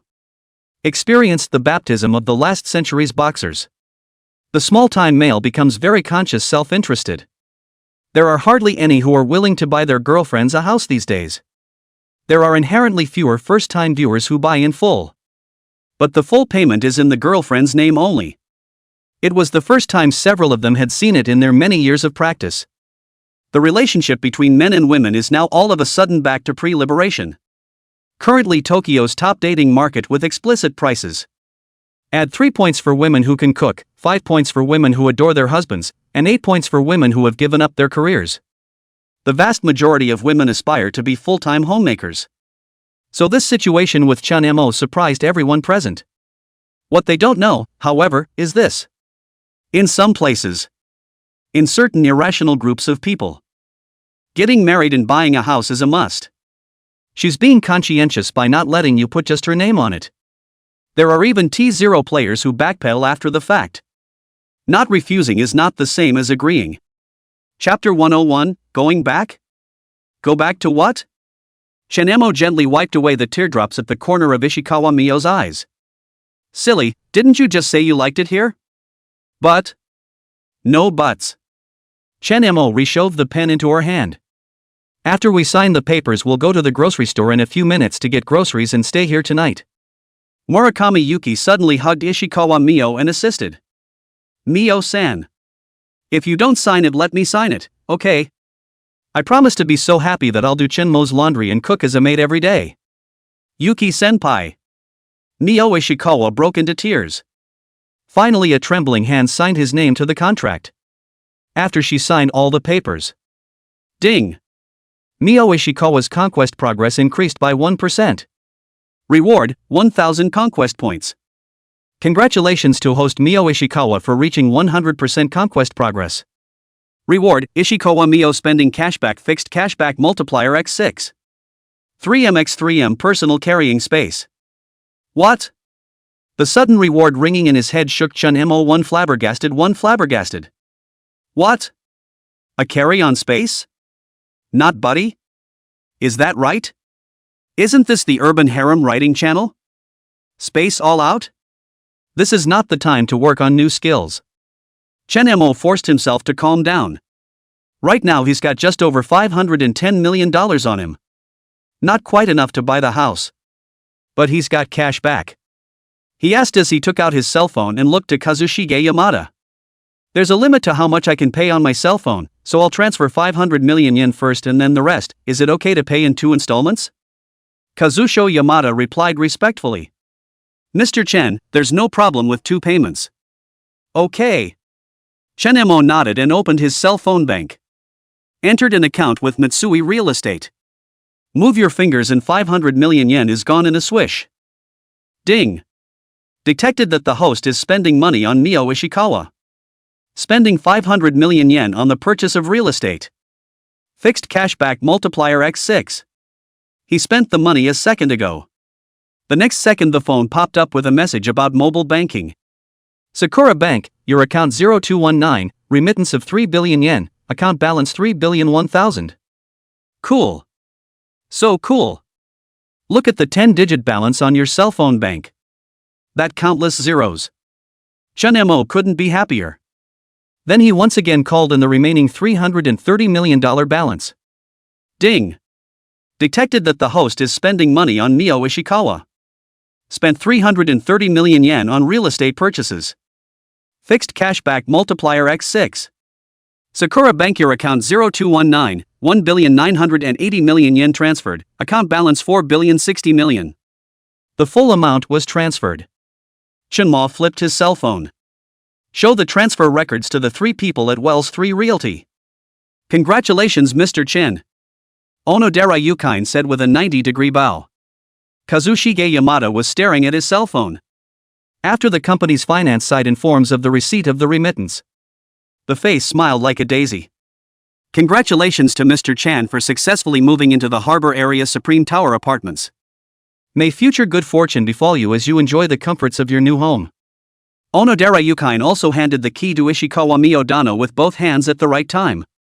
Congratulations, Ms. Ishikawa Mio, from now on, this apartment belongs to you. Her eyes were full of envy. Look at the key in your hand. Ishikawa Mio was somewhat slightly lost in thought. This happiness came so suddenly. Gave her tiny brain a dry spell. Returning to her senses, she suddenly jumped into Chenmo's arms. Tears instantly soaked his shirt. Chenma-jun. Thank you. Why are you so good to me? I'll be the best wife ever. Remember, it wasn't that long ago that she was a desperate little girl running around for her mother's medical bills and her father's debts. It's only been a short time. Shake her up. At this moment, she started to have her own home in Tokyo. She was a very loyal woman. Knowing full well that all of this was given by Chinma, Murakami Yuki fell enviously aside and pretended to wipe her tears. Oh, so touching, I want a boyfriend like that too. She is a living treasure and successfully breaks the moving atmosphere of Mio Ishikawa. Yuki-senpai. Ishikawa Mio raised her head from Chenmo's arms with a red face. There were still teardrops in the corners of his eyes. I thought you said you were going to be single for the rest of your life? Yuki Murakami made a face and said. That's because I can't catch a golden son-in-law like Chen Merjun. She suddenly approached Chen Mo and asked. Hey, Chen Majuan, do you have any more brothers? I don't ask for much, just one who is as handsome and rich as you. Chen Mo lost his smile. What? Yuki-chan wants a boyfriend too? He's an orphan to start with, where's his family from? And even if it did, it wouldn't be there. Fertilizer is not flowing to outsiders. There was no way he was going to give it away and shake too. But even though he didn't have a brother, he had a little brother, Jia. Not at all. When Murakami Yuki saw Chenmo's eyes that were out of place, and remembered Ishikawa Mio's suggestion, she immediately looked like a kitten whose tail had been stepped on. I'm not, I'm just asking for a friend. Mio Ishikawa covered her mouth and snickered. Yuki-senpai's friend is actually yourself, right? Mio sauce. Yuki Murakami said and pounced. Watching two little girls fight. Onodera Yukine handed over a stack of papers at the right time. Mr. Chen, this is the contract of home ownership and the relevant information of the property. The certificate of home ownership will take 3-5 days to be processed down. Also, she had just quietly asked the property to help deliver an elaborate gift set. Now take it out of the briefcase. This is a small token of appreciation for our company. Congratulations on the housewarming. Chen Mo took the gift box and opened it. Inside was a beautifully crafted silver flatware set. Thank you, with all due respect. Then we'll leave the three of you alone. The three of them, Kazucho Yamada, bowed and took their leave. Mr. Chen, you can contact Yukine Onodera at any time if you have any questions. She will be on call 24 hours a day as your exclusive advisor as well as room steward. After sending off the three men from Wells 3 Real Estate, Yuki Murakami immediately pounced on the oversized couch in the living room. Wow! This couch is too comfortable. She rolled around on it. Mio-san. Can I sleep here tonight? Eh? Ishikawa Mio looked at Chun Mo in surprise. Chen Mo shrugged. That's fine with me, you own the house now anyway. Ishikawa Mio's cheeks slightly reddened as she whispered. Then Yuki-senpai will stay in the guest room tonight. Murakami Yuki suddenly popped up from the couch and looked at the two with a bad smile. What? Afraid I'm going to interrupt the world of kissing and honeying between the two of you, huh? Yuki-senpai. Ishikawa Mio stomped her feet in shame. Okay, I'm kidding. She waved her hand, an imperceptible flash of loss in her eyes. I'll be back later, but... she said with a twinkle in her eye. As compensation, you two youngsters have to buy me a big dinner. Chen Mo looked at the time and said. That's fine, it's just about dinner time, what do you want to eat? Going back? To what? Who agreed? He didn't, anyway. Chapter 102, Why Don't I Just Be Your Girlfriend? I want a Joel Robuchon from Ginza. Yuki Murakami's eyes glowed. This Michelin 3-star. I've always wanted to go but just can't get a reservation. Yuki-senpai. Mio Ishikawa exclaimed and crossed her arms. It's 100,000 yen per person there. You know it's not good to make reservations, how can you give Chunmer-kun a hard time? TSK, Mio-sas, look at yourself. You haven't even married Chunmer-jun yet, and you're already defending your husband, what a virtuous wife. Yuki Murakami spits out her tongue and flirts. Chen Mo smiled and took out his cell phone and said. No problem, I'll see what I can arrange. It just so happens that Yuki Onodera just blew off how awesome the property is here. Now is the time to try it. Let's see if it's worth 5 million yen a year for the property. He found Yuki Onodera's number and called it. It didn't take long for the call to connect. Moses. Mr. Chen, is there something wrong with the house? Onodera Yuki on the opposite side of the cell phone received a call from Chen Mo. The mood was a little apprehensive. After all, she just got out on the front foot. Chenma then called her. She's been selling this house for a long time. This is now a good sell. From now on it's all about living off the commission and the hotel on the property. She didn't want anything to go wrong with the set. The house is fine, you just said you have a partnership with a restaurant in the neighborhood, so I'm calling to ask you to help me make a reservation for Joel Robuchon's restaurant in Ginza. Yuki Onodera on the other end of the line asked with a sigh of relief. A restaurant reservation? No problem, Joel Robuchon restaurant in Ginza, right? Going over there now, 3 guests dining? Yeah. Okay, just hold on a second, I'll call you and ask. Okay. Chen Mo hadn't even hung up the phone for 2 minutes. Onodera Yuki then called. Mr. Chen has already made an appointment for you, just go over and give your name. Okay, thanks. Chen Mo said politely. You're welcome, Mr. Chen, you can contact me at any time if you have any questions, my phone is on 24 hours a day for you. Aha! 1 phone call later. Chen Mo hung up his cell phone and walked back into the living room. Done and ready to go over any time. Yay! Yuki Murakami jumped up and down in excitement. Something occurred to her. Ishikawa Mio has been bullied with that suggestion today. Soul said in a broken-in manner. Why don't I just be your girlfriend too? Mio-san won't mind anyway. Right. Yuki-senpai. Mio Ishikawa froze, not realizing that Yuki Murakami really agreed to that suggestion. She instantly turned red. However, he secretly glanced at Chenmo's reaction. Chenmo pretended to think. That's a good offer. Mio Ishikawa didn't expect Chenmo to accept it so openly. Even though she had been so, earlier, no joke, it still made her sad for a moment now. Chenmo said as he wrapped his arm around Ishikawa Mio's waist. But it's necessary to ask Mio-san if she agrees first. His words wiped out Mio Ishikawa's drop of sadness. I. She stammered for words, her ears red enough to drip blood. Ha ha ha. Yuki Murakami laughed. Mio-san is too cute to let you bully me with your advice, huh? Don't worry, I was joking. The 3 of them laughed and laughed. Shenmo's cell phone suddenly rang. It was Tanaka who called. After he informed the two women, he went to the promenade balcony and pressed the connect button. Hey! Big brother! That Morisawa Yuta kid tried to run away again at the pier and we caught him back. Tanaka sounded a little helpless. This is now too much of a toss-up to be able to. Chen Mo frowned. Operate boldly, just don't die, and keep a close eye on him, don't let him get away. Hi! Tanaka, who had gotten permission, hung up. Seeing Chen Mo walking back, Murakami Yuki stopped fighting and opened her mouth. Shouldn't we be getting ready to go? 3 Michelin stars, It's a shame there's no clothes here for me, I'd really like to dress up. Yuki-senpai. You're already beautiful now. Mio Ishikawa looked at her helplessly. Yuki Murakami crossed her arms. That's different. Of course you have to dress up to go to a place like this. She suddenly thought of something and said with a twinkle in her eye. There just happens to be a store that sells clothes near the restaurant, how about we go buy a set of clothes and change before we go? Huh? You have to buy clothes for a meal? Ishikawa Mio was a bit hesitant, she wasn't someone who liked to spend money frivolously. Even though Chen Mo transferred a lot of money to her last time. But she hardly spent. Ouch. Yuki Murakami said as he hugged her.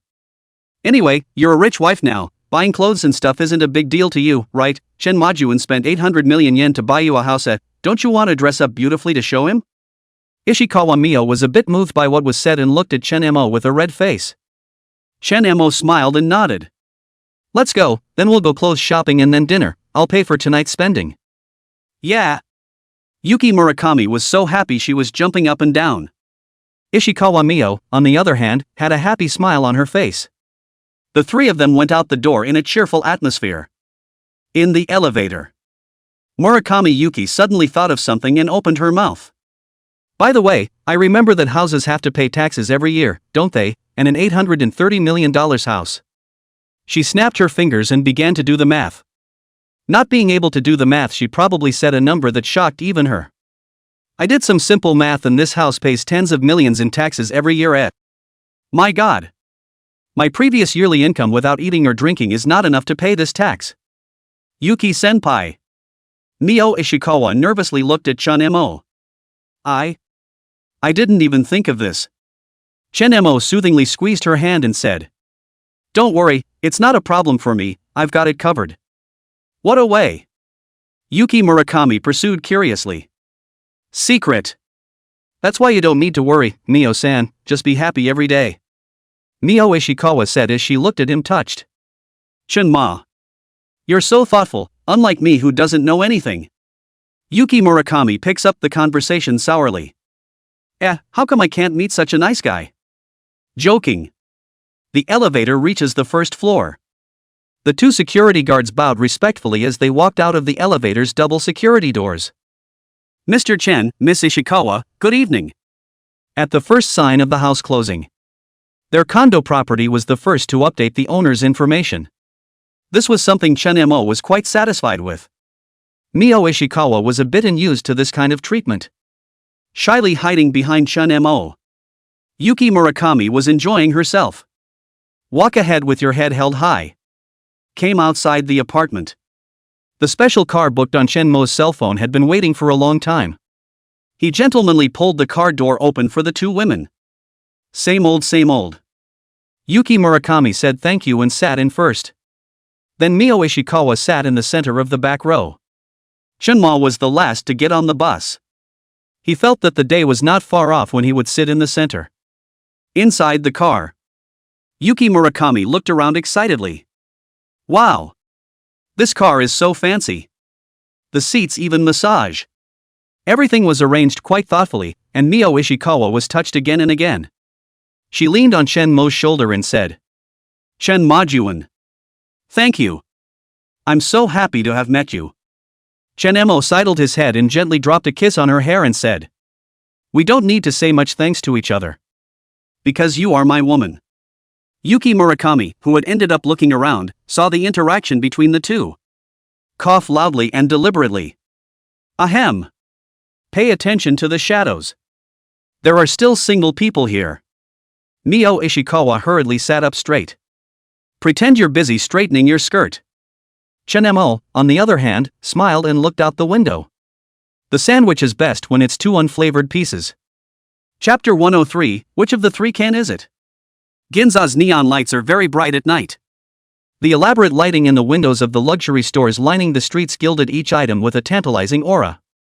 Chen-mo brought Mio Ishikawa and Yuki Murakami down from the special car. Shall we go to Chanel or Dior first? Murakami Yuki excitedly took Ishikawa Mio's arm. Eyes bright like a child who has found a treasure. Ishikawa Mio was a bit anxious holding Chen-mo's hand. Yuki-senpai. I've never been in one of these stores before. Chen-mo naturally wrapped his arms around Ishikawa Mio's slender waist. Feeling the slightest tremor in her. Tonight you're a princess and you can buy whatever you like. He hung his head and whispered, his warm breath brushing against Ishikawa Mio's sensitive earlobe. Yuki Murakami pretended to cover her eyes. Geez, I'm going to get a pinprick like that, you guys. Yuki-senpai. The trio laughed and joked as they walked into the Chanel flagship store. The interior of the store is extremely luxurious. The crystal chandelier illuminates the entire space as if it were daytime. Several well-dressed clerks stood in their respective places. A professional smile was uniformly on their faces. Welcome to Chanel. A beautifully made-up shopgirl greeted her. Eyes swept quickly over the three. At the sight of Ishikawa Mio's slightly cheap dress. Still smiling. There was no dog-eyed behavior. But when he swept over the Vacheron Constantin watch on Chen-mo's hand, there was a flash of respect in his eyes. Chen-mo keenly captured the details of the shopkeeper. It's not a brainless blow. Little Life is still doing a great job in this area of the service industry. Please help these two ladies pick out the right gowns, a full set. The Chanel clerk said with a respectful expression. Yes sir, it just so happens that we've just had a few new high-fashion gowns arrive at the store. She made a pleased gesture. Take the trio into the store and pick them out. For the next half hour. Mio Ishikawa and Yuki Murakami are like enchanted Cinderella. With the help of the store clerk, try on gown after gown of great value. Chen-mo, on the other hand, was sitting on the leather sofa in the VIP lounge area. Admiring two little beauties with their own different charms. Mio Ishikawa finally chose a pale pink sheath dress. The skirt is embroidered with delicate dark patterns. It sets off her innocence just right. When she came out of the fitting room, Chen-mo's breath stuttered slightly. This one suits you. He stood up. Walking up to Mio Ishikawa. Fingertips brushed her bare shoulders. Feel the slight shiver coming from under this delicate skin. Yuki Murakami, on the other hand, opted for a bold black light V gown. It showed off her proud figure to the fullest. She spun around, her skirt flying. How about, do I look like a black swan? Like hell. After Chen-mo gave a thumbs up, he turned to the clerk and said, I'll take both, and pick out matching shoes and clutches for them. Check out. Mio Ishikawa stole a glance at the bill. Almost exclaimed in shock. The two sets of lines add up to nearly 7 million yen. She uneasily pulled Chen-mo's sleeve and said, It's too expensive. These kind of clothes are not usually worn. It's not much money, so if you like it, buy it. Chen-mo just smiled and pinched her face. Payment was then made directly to the checkout. Ding! Detected that the host is spending money on Mio Ishikawa. Spending 3.6 million yen on shopping. Fixed cashback multiplier x6. Sakura Bank your account 0219, 21.6 million yen transferred, account balance 4,008,000. Ding! Detected that the host is spending money on Yuki Murakami. Spending 3.2 million yen on shopping triggers of 3x blitz. Sakura Bank your account 0219, 9.6 million yen transferred, account balance 4,009,000. After the trio left Chanel, they patronized the Carter again. Chen-mo had personally selected a diamond-studded platinum necklace for Mio Ishikawa. The pendant is a delicate cherry blossom. When Chen-mo put it on for her, a cool touch pressed against her collarbone. Mio Ishikawa saw herself in the mirror looking as gorgeous as she had never looked before. Eyes reddened slightly. The ugly duckling literally becomes a white swan at this moment. Don't cry. Chen-mo wrapped his arms around her from behind. The chin rested gently on the top of her head. It's going to get ugly. Yuki Murakami said sourly from the sidelines. I'm so jealous, I want a gift too. Chen-mo raised his eyebrows and smiled, are you sure? Murakami Yuki suddenly thought of that ridiculous suggestion from Ishikawa Mio. The face went red all of a sudden. Not daring to look at Chen-mo, he stammered. I'm kidding. Eventually the trio stood refreshed in front of the Joel Robukin restaurant. Already half an hour later than the appointment.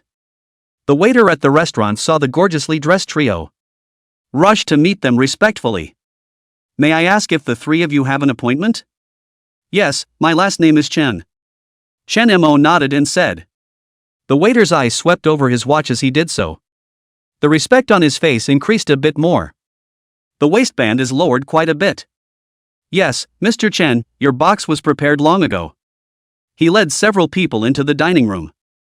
The interior of the restaurant is understated yet luxurious.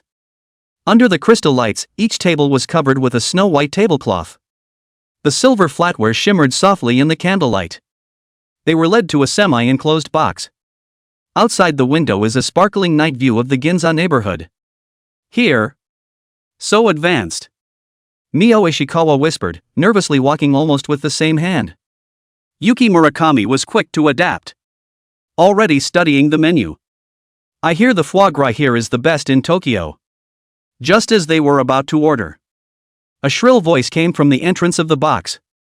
Yo, if it isn't Mio Ishikawa? All three looked up at the same time. A young man in Armani was seen standing there. There was a sneer on his face. He was followed by two equally well-dressed companions. Ishikawa Mio's face suddenly turned pale. San. Young Master Sanju. Chen-mo immediately noticed the stiffness in her body. The eyes instantly sharpened. He asked as he held Ishikawa Mio's cold hand. And this is? Sanju walked to the table uninvited. Condescendingly, he surveyed the trio. Me? I'm Ken Sanju, the heir of Sanju Cargo. Mio Ishikawa used to go to my house as a domestic organizer, but she was fired for stealing. He deliberately raised his volume. I didn't realize that you're in big money now? This outfit cost a lot of money, didn't it? At this point the other patrons of the restaurant began to whisper. There were curious glances. Ishikawa Mio's eyes reddened with anxiety. Trembling lips but no words. Yuki Murakami jolted to his feet. Nonsense. Mio-san wouldn't steal anything, it's obviously you. Ken Sanju swept a contemptuous glance at her and spoke directly to interrupt. Where's another woman trying to climb the ladder?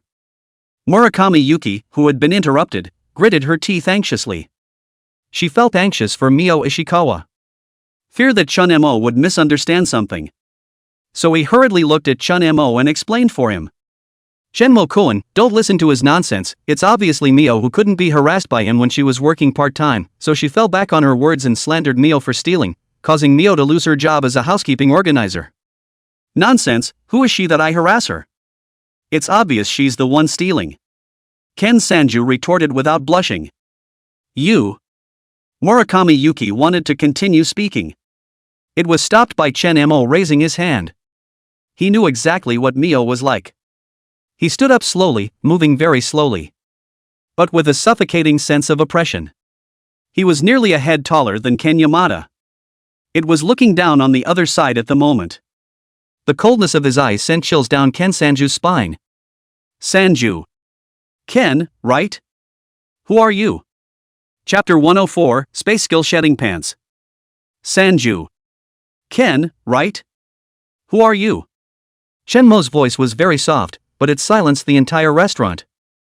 I'll give you 3 seconds to apologize and get out of my sight. Ken Sanju took half a step back from his aura. But quickly puffed up his chest again and said. Do you know who I am? In Tokyo. 3. Chen-mo started counting down. How dare you threaten me? My father knows the police department. 2. Ken Sanju's face began to turn blue. He turned to Ishikawa Mio and cursed. You get someone to come down here and scare me? 1. Chen-mo suddenly laughed. That smile gave Ken Sanju the creeps. Just this moment. Ken Sanju's pants suddenly fell down, revealing panties with cartoon prints. It was a shadow cast by his student days. Can't get rid of the childish fetish so far. The entire restaurant erupted in laughter. Ken Sanju fumbled to lift his pants up. The face turned from green to purple. You. What have you done to me? Chen Mo spread his hands with an innocent face and said, I'm not even moving, what can I do? It couldn't be that young Master Sanju has some kind of exposure fetish, could it? Is this the ability to carry around space? Chen Mo was secretly happy in his heart. As long as I'm within 3 meters, I'm free to charge any item except for lifeforms. He just stole the pants off the other guy's pants. Put it back again in a flash. It's just a different place to put it. So the pants slide down. No one noticed the pants that disappeared in a flash. Ken Sanju was mortified. Pointing at Mio Ishikawa, she yelled. Just wait little, I'll make it impossible for you to stay in Tokyo. With that he lumbered out of the restaurant. The restaurant manager suddenly appeared. Rushing forward to apologize to a few people. I'm very sorry. Mr. Chen, we have blacklisted Mr. Sanju. For disturbing your meal, later on our restaurant will give you our newest refreshments as compensation. Chen Mo waved his hand to show that he didn't care. Gently cupping Ishikawa Mio's face, he comforted her. Don't be afraid, I'm here, it's okay. The tears that Mio Ishikawa had been holding back were finally unable to stop flowing down. Chen Majuan, I'm sorry for causing you trouble again. I didn't steal anything, it was him who wanted to treat me. I didn't want to, and he then framed me. Yuki Murakami slapped the table angrily. Scum of the earth. At this moment, Shenmo's eyes became unfathomable. He gently wiped away Ishikawa Mio's tears and said, I believe you. Chen Mo had already sentenced Ken Sanju to death in his heart. It might have been cringing before. Now he's getting sicker and sicker. No longer afraid of anything. As long as the hands and feet are made clean. The gods came and couldn't find out about him. But the most important thing now is to calm the frightened little girl. Dinner began on a slightly heavy note. But the restaurant's food soon worked its charm. The mellowness of foie gras, the aroma of truffle, the tenderness of wagyu beef. An exquisite dish made Ishikawa Mio gradually relax. This dessert. Mio Ishikawa carefully dug a spoonful of chocolate lava cake. As the rich chocolate sauce oozes out, she couldn't help but let out a small gasp. Chen Mo laughed at her cute childish reaction. Like it?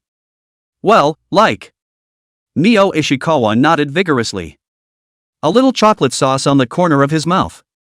Chen Mo reached out and gently wiped the sauce from the corner of her mouth with his thumb. Then naturally, he licked his fingers. This intimate gesture caused Ishikawa Mio's face to instantly redden to her ears. Yuki Murakami, who was enjoying her meal, choked on the scene.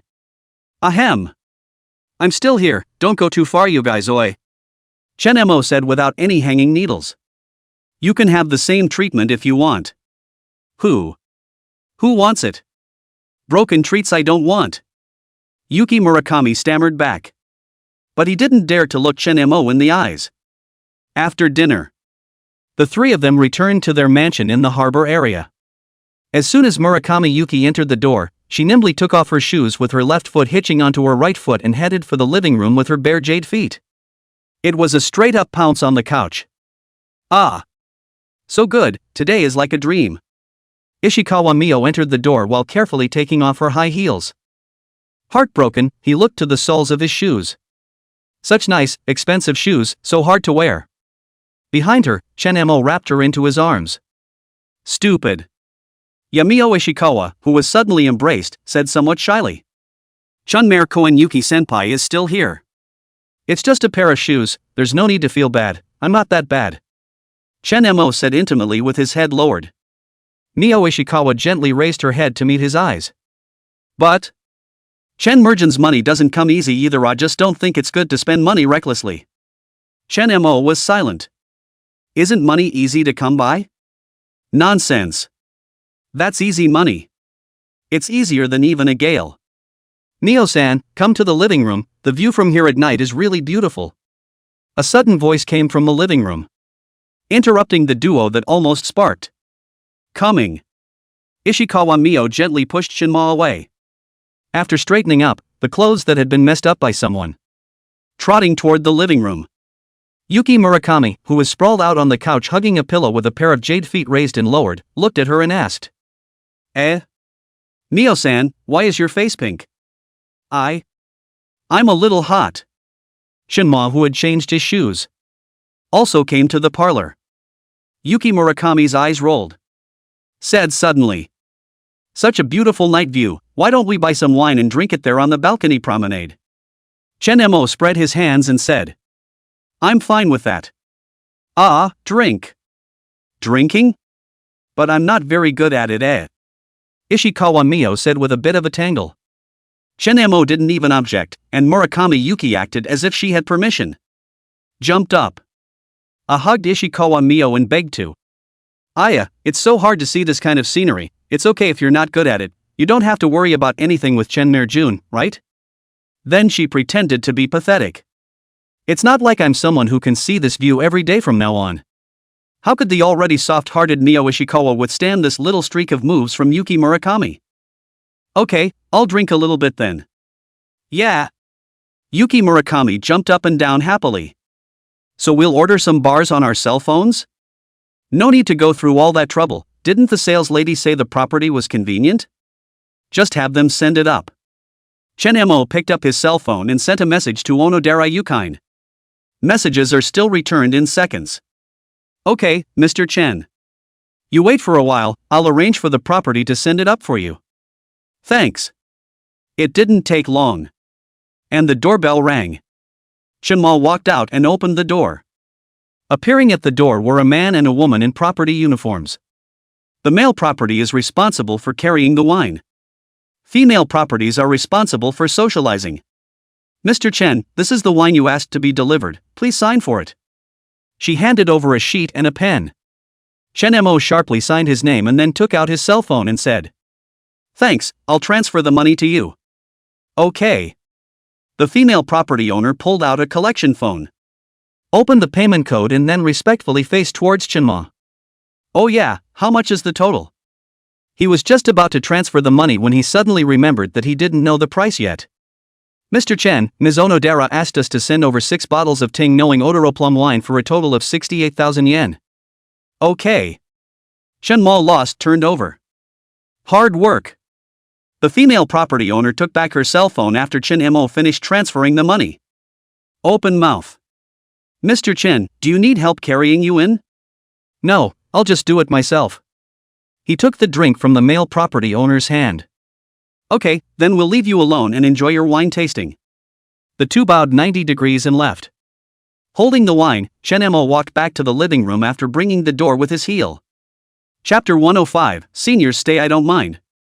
After he returned to the living room, Yuki Murakami saw the packaging of the sake in his hand. Happy to run over. Ting Knowing. My favorite plum wine. Desire to hold the wine. Chen Mo nimbly dodged and opened his mouth. Be careful falling, it's heavy. The reaction was not timely for Yuki Murakami. The wine wasn't hugged, it was hugged to Chinma. A big full bump knocked her off her feet. Reacting, he jumped away electrically. I just wanted to. Not trying to hug you. Heartily, she kept her head down. Not daring to look at Chen Mo. Instead, she stole a glance at Mio Ishikawa. Noticing that she wasn't angry, but was covering her mouth and snickering. Yes. Mio-san, don't you dare laugh at me. Watch the move. The little Shiba Inu character can switch moods at will. Mio Ishikawa, who was in a rage, flopped down on the couch. Used her best trick. Scratch like crazy. Both of them are wearing low-skirted gowns due to the fact that they are wearing low-skirted gowns. The jostling looks springy. Strawberry bear and pudding puppy scenery. Chen Mo watched with great interest. After the scuffle, they made their way to the small tea table on the veranda of the promenade. Yuki Murakami said as she held up her glass. Thank you to our young and handsome, multi-golden and generous Mr. Chen, thank you for standing up for me, thank you for the clothes you gave me, and finally thank you for buying me a drink. Lastly, I wish you and Mio-san a lifetime of love. Cheers. 3 cups clashed in the air. It made a crisp ringing sound. the fresh and crisp aroma of green plum blooms on the tongue. Subtle, fruity and cold, very smooth on the throat. One can't help but crave it. A few drinks later, Yuki Murakami, who was not able to win the wine, had a blush on her cheeks. Talking is starting to get bolder too. Nah, Shinma-koen, honestly, Mio-sasa's proposal, I'm heartened after considering it, I don't recommend being small-o. Yuki-senpai. Mio Ishikawa, whose small face was equally pink, exclaimed. But there was no objection to it. Because she also knows about Yuki Murakami. Both were ill-fated little girls. Since Chenmerjun is not something that any one person can have alone. Instead of letting it go to someone else, might as well share it with Yuki-senpai, who is also suffering from the same fate. At least the seniors are good people. The help that was given to her is still fresh in her mind. Chen Mo asked as he looked at Ishikawa, Mio and Murakami Yuki with interest. Oh? What's the proposal? What did you two discuss behind my back? The dazed Yuki Murakami suddenly sobered up a bit, realized what she had said, and waved her hand in panic. No. Nothing, I'm drunk. She snapped to her feet. It's late, I should go home. As soon as the words left her mouth, a strong sense of loss flooded her heart. Yuki-senpai, Hashizum Sachs. Mio Ishikawa stood up by supporting Chinmo's shoulder. It's too dangerous for you to go back alone this late in the day. How about? Why don't you stay here for the night? It's not convenient, is it? Yuki Murakami was euphemistic with her mouth though. But there was a flash of anticipation in his eyes. It's fine, there's 4 rooms here anyway.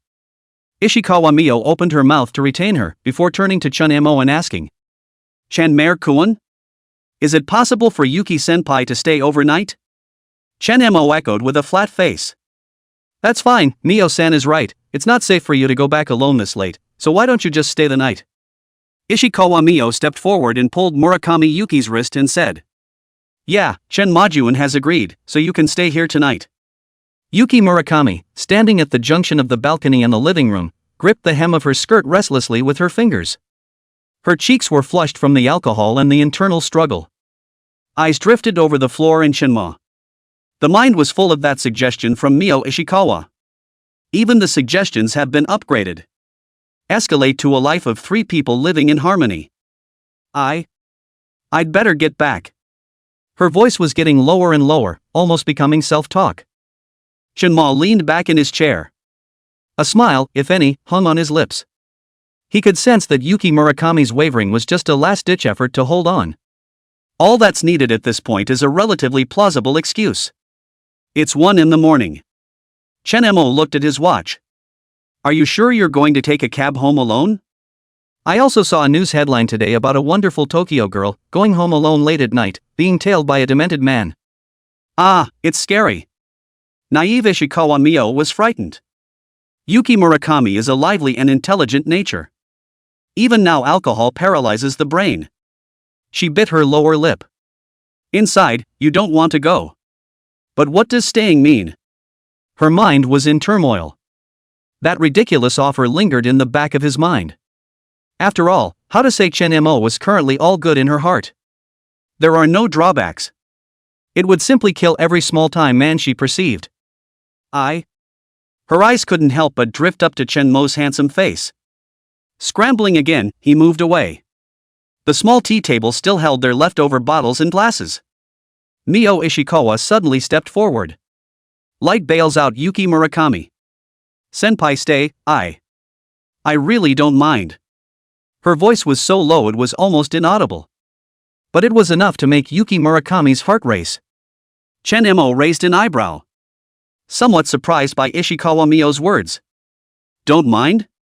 And what was the suggestion the two muttered earlier? Shouldn't it be? He suddenly figured it out. Mio-chan is such a good girl. Chen Mo had thought that it would take a bit of effort. I didn't realize the two were just so watered down themselves. Murakami Yuki's body visibly stiffened. Then slowly relax again. Mio sauce. You've had too much to drink. She tried to push Mio Ishikawa away. But the force was so weak as to be almost negligible. I'm not drunk.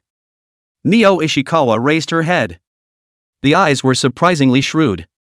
I know what I'm talking about, Senior has always been good to me, I'm willing to share, besides, I think Chin Majuan definitely likes you too, don't you like it here too?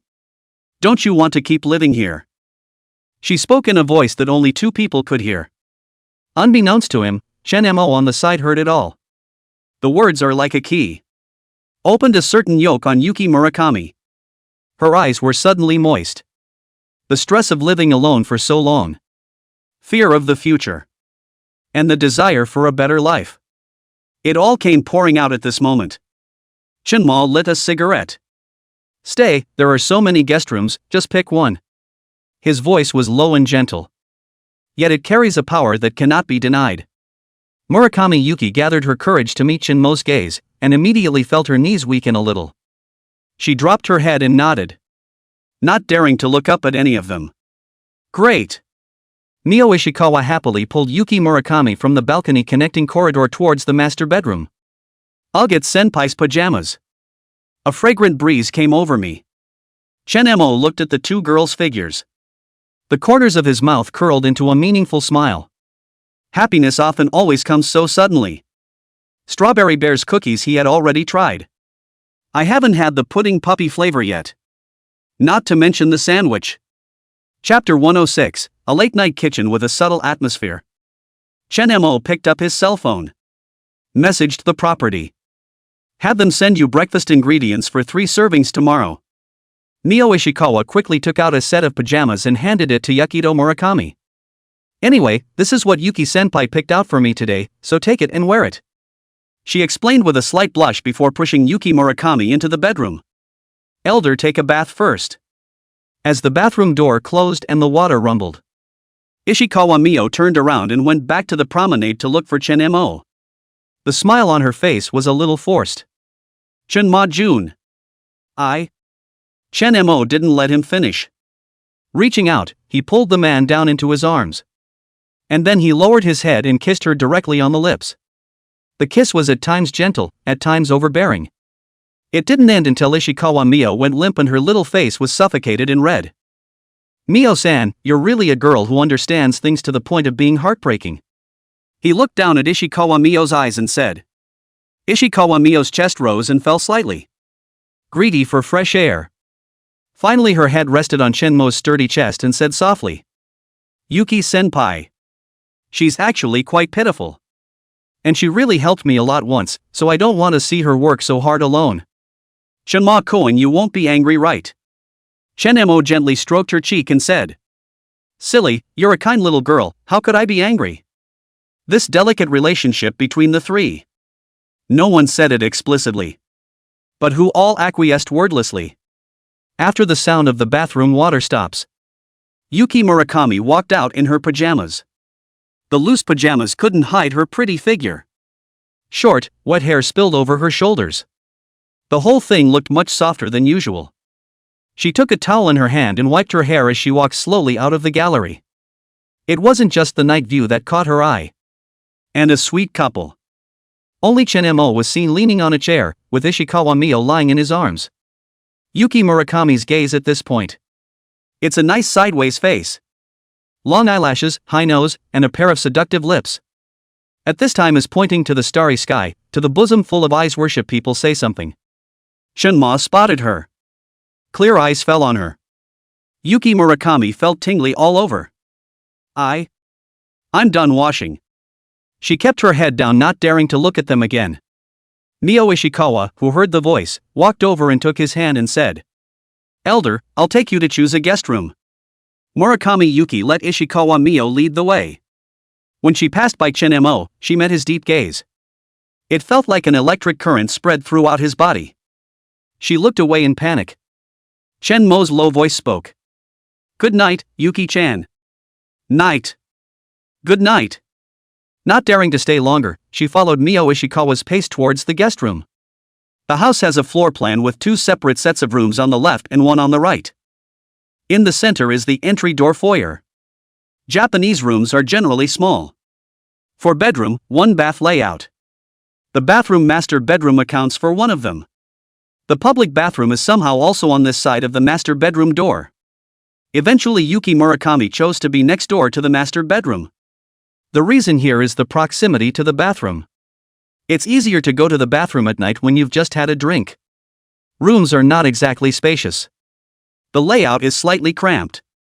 But the overall space for Japanese-style extreme storage is quite adequate. Mio Ishikawa took out the brand new bed sheet from the storage cabinet under the bed.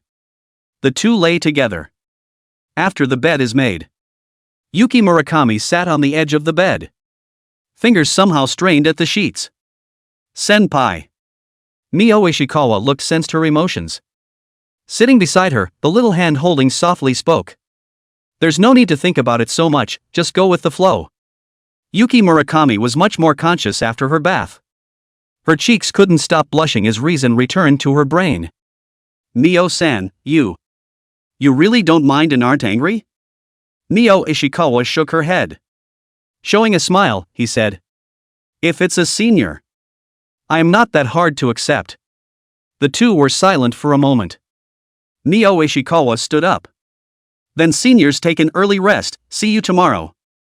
As the door to the room closed, Yuki Murakami collapsed on the bed, burying her red, smoldering little face into the pillow. She couldn't believe she had actually stayed. Even more unbelievable. Deep down inside you actually expect something to happen. She tossed and turned, unable to fall asleep. The mind was full of Chen Mo. The ease with which he paid. He was strong when he stood up for the two. He looked at himself with a gaze that seemed to penetrate everything. I don't know how much time has passed. Yuki Murakami decided to go to the kitchen to get a glass of water. She opened the door gingerly, only to find that there was still light in the kitchen. Dimly lit. Shinma was wrapped in a bath towel. Water was still beating on his naked upper body. Broad-shouldered and narrow-waisted he was. In the light, the muscular lines of the upper body are portrayed in an aesthetically pleasing way. Sturdy arms, full pecs underneath scrubby abs. It was hard for an untouched young girl to withstand such exciting images. At this moment, Chen Mo was holding a cup of water in his hand and drinking tons and tons of it. The way that knot in his throat moved, making the already thirsty Yuki Murakami. Unconsciously, he gulped. Chen Mo, who had just finished talking freely with Ishikawa Mio. Get out of the shower and hydrate. After quenching his thirst, he then heard movement. Turn your head. It met Yuki Murakami's line of sight. Can't sleep? He asked. The voice became husky and low from the conversation. Yuki Murakami froze in place. Dilemma, finally, she slowly walked into the kitchen. I'm thirsty. Come to the kitchen and pour a glass of water. Chen Mo nodded. Make room for her. Yuki Murakami nervously walked towards the water dispenser.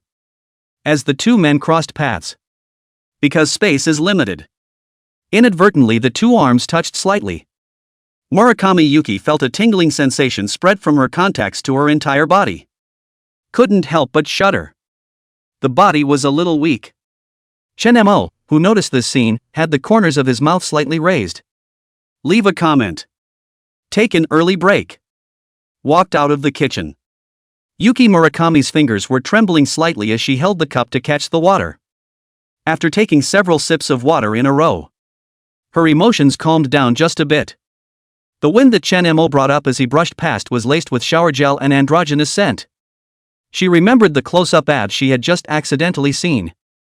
It's more visible than from a distance. A total of 6 abs, each as dimensional as chocolate. It exuded an extremely dangerous attraction in the shadow of the light. Touch. The sliding door of the kitchen door closed suddenly as the night wind blew it shut. It scared her so much that she almost knocked over her glass of water. She drank all the water in her glass in one gulp. Ice water slid down his throat. But it couldn't quench the odd dryness in his chest. Her pink face was reflected in the mirrored refrigerator door. It's a little more colorful than when you're drinking plum wine. Damn, Chen Mo actually wrapped in a bath towel and came out. Yuki Murakami unconsciously rubbed the rim of her cup. The scent of Chen Mo's stay still lingered here. The cotton pajamas rubbed against the hot skin. She suddenly realized she wasn't wearing a cloth rua. He was suddenly shy. Hurriedly protecting her hand on her chest. Mio now. Is Mio lying in his arms? The thought was like lemon drops on a wound. The sting was eerily sweet. She suddenly bumped into something hard on the kitchen table between her. Looking down, he realized it was the lighter that Shinma had left behind. The metal casing has a light watermark. I think it had just been held by some pair of bony hands. Distracted, she emerged from the kitchen.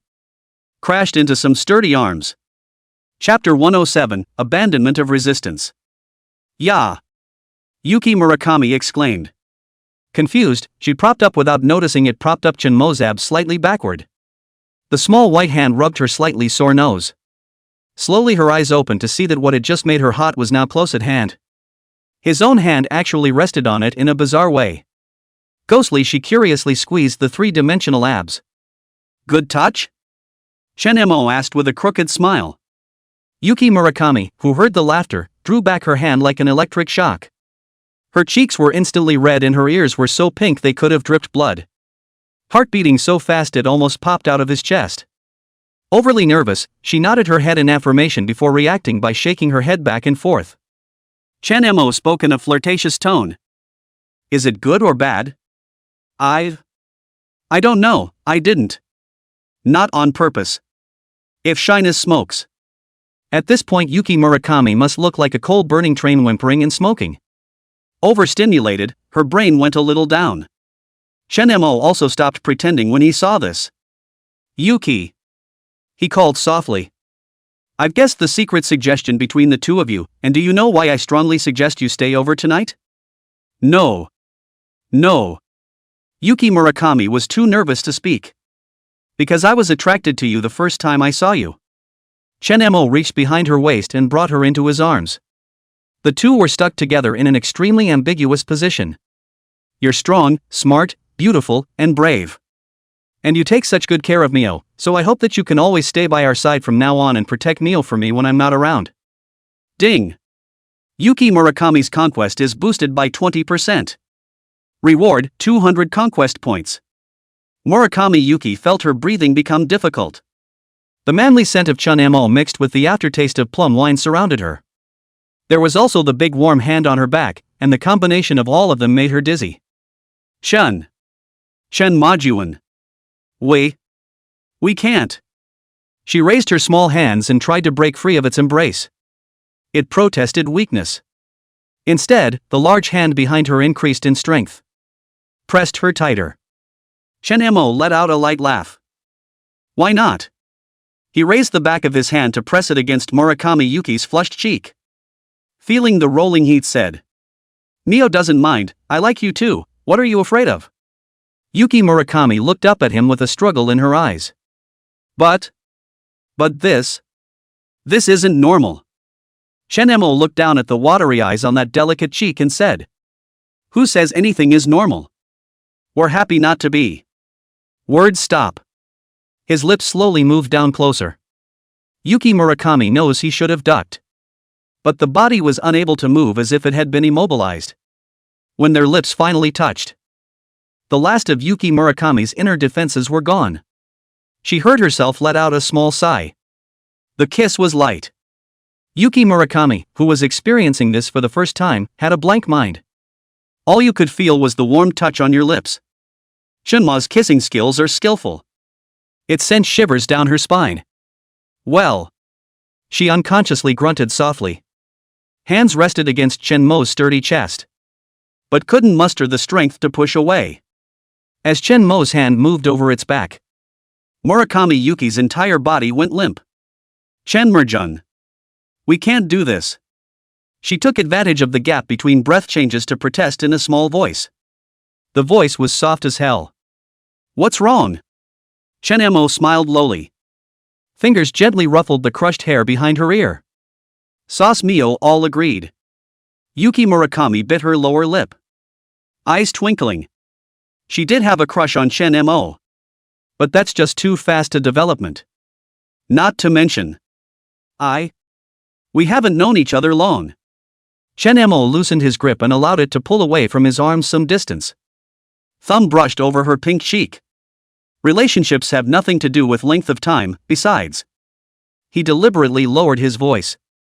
You weren't so hesitant when you just touched my abs. Ah.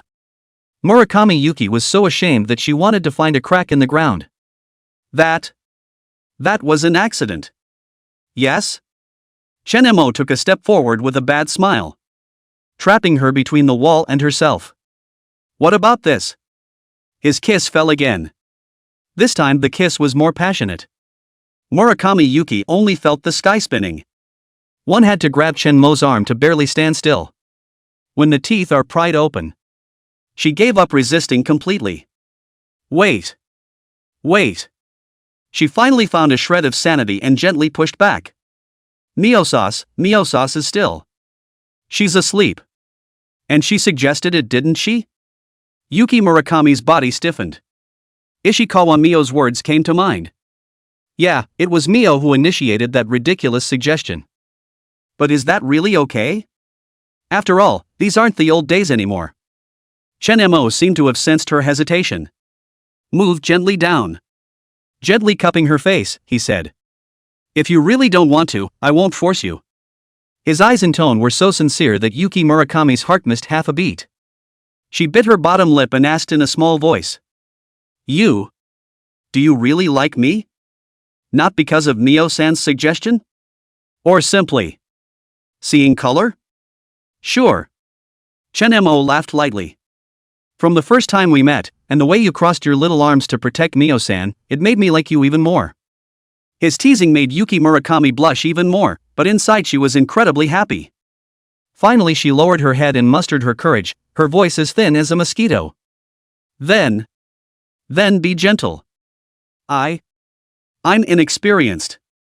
Shenmo's eyes darkened. Stopping to pick her up. Yuki Murakami exclaimed, subconsciously wrapping her arms around his neck. Shyly, she buried her face in the hollow of his shoulder. Just then, a slight door opening sounded. Mio Ishikawa stood at the end of the corridor, wearing cute pajamas and holding a box of pillows in her hands. Was staring blankly at the two. Her eyes went wide. But surprisingly, she didn't seem angry. I had a nightmare. I woke up and didn't see Chen Majuan. She whispered, her eyes darting between the two. Ah. Yuki Murakami, who had been caught in the act, squirmed and tried to get down. Shinemo felt the restlessness in his arms and gently put it down. Yuki Murakami, who had felt her feet on the ground again. So ashamed I wanted to leave the planet. With her head down she stood straight, her two small hands gripped tightly together.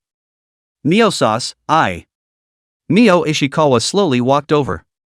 Unexpectedly, he reached out and took Yuki Murakami's hand.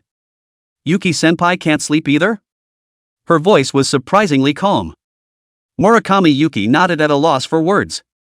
Mio Ishikawa looked at Shinemo and then at Yuki Murakami. A sudden smile. So? Why don't you sleep with me? Yuki Murakami's eyes widened. Couldn't believe what my ears were hearing. WH? What? Chapter 108, Who Cares? Shinemo raised his eyebrows, obviously not expecting Mio Ishikawa to say that either. Ishikawa Mio's face was as red as a ripe apple, but she still mustered up enough courage. The bed in the master bedroom is huge. Murakami Yuki felt like she was now standing on the edge of a cliff. One step forward would be the end of everything, but going backwards. She suddenly realized that she didn't want to go backwards. As Mio Ishikawa pulled her hand towards the master bedroom, she didn't resist. Shunma followed and turned off the kitchen light. The bed in the master bedroom was really big, it had no problem accommodating 5 people, and Mio Ishikawa was the first to climb onto the bed and lie in the center before looking at Yuki Murakami expectantly. Yuki Murakami stood at the edge of the bed, her fingers nervously twisting the corners of her pajama bottoms. Once she was in this bed there was no turning back. Eventually, Yuki Murakami took a deep breath and climbed onto the bed, lying on her left side. Mio Ishikawa immediately leaned in. Snuggled up to her like before. Darkness. Yuki Murakami expected to be too nervous to sleep, but surprisingly, she quickly drifted off to sleep. Early the next morning. Sunlight poured into the room through the floor-to-ceiling windows. Yuki Murakami was the first to get up, realizing that she was caught in the middle, and surprisingly, she had no idea when she had run from her position on the side of the bed. The memories of last night came flooding back, and she carefully got up and looked at the 2 men who were still asleep. Shenmo's arm was resting on Ishikawa Mio's waist, and the two of them looked so harmonious that she felt a wave of inexplicable emotions. Perhaps Mio Jam was interrupted in the middle of it, or perhaps she fell asleep too quickly, and there was no bonding enhancement happening last night. But how has that affection not quietly increased? Murakami Yuki dressed gently and left a note before quietly leaving the apartment. She needed time to think about everything that had happened last night and what she really wanted. She always used to think that she didn't need love, only money, but now that she was suddenly getting love, she was enjoying it immensely again. When Shinmo woke up and realized that Yuki Murakami had left, he picked up the note at the top of his bed, which had a simple line on it. I need some time to think, thanks for the hospitality. Yuki. Ishikawa Mio also woke up at that moment. She gently rubbed her eyes and showed a worried expression after seeing the note. Is Yuki-senpai angry? Shinma shook his head and put the note back on the bed. No, she just needs time to get used to it. He kissed Ishikawa Mio's forehead and said, don't worry, she'll be back. Ishikawa Mio rubbed her head like a kitten into Shenmo's arms. Whispering, she said, I hope so. Shinma looked out the window at the Tokyo sky. The corners of his mouth curled into a confident smile. He knew Yuki Murakami would be back. For he saw the longing in its eyes. Once that longing is ignited, it's hard to put it out. Shen Majuan. Mio Ishikawa propped herself up from the embrace and looked up at the handsome face that mesmerized her, uneasiness flickering in her eyes. I blame myself for making that suggestion. Shenmo cupped her face and tenderly said, no, Mio-san, you are the kindest girl I have ever seen. Words stop. He lowered his head and kissed it. And then suddenly rolled over and condescended. Don't think about it so much, just leave it to me, and you, just be good and wait. Mio Ishikawa, who was unable to move, saw the sparks flashing in Shenmo's eyes. There was a soft to go with it. An hour later. Waiting for Ishikawa Mio to walk into the bathroom, Shenmo walked to the center of the living room and closed his eyes. Feel that 3mx3m carry-on space in your head. This sudden ability excited him greatly. He concentrated. The remote control on the coffee table suddenly disappeared. With a thought, the remote control reappeared in his hand. Interesting. The corner of Shenmo's mouth hooked into a smile. It seems to be more than just storing items. Shunmer-kun. Ishikawa Mio's voice came from the master bedroom bathroom. Can you get me a towel? I forgot to bring it earlier. Shenmo heard this and walked to the dry and wet changing area of the master bedroom. The bathroom door was seen to open a crack and a small, squinting head poked out of it. With a thought, he deposited the towel from the shelf into the space and took it out in his hand again. He walked to the bathroom door and handed it over. Here. Mio Ishikawa's wet little hands took the towel. Thanks. Huh? She said suspiciously. I clearly saw the towel on the shelf just now. How come you brought it over after I wiped my eyes so fast? Shenmo smiled without saying anything.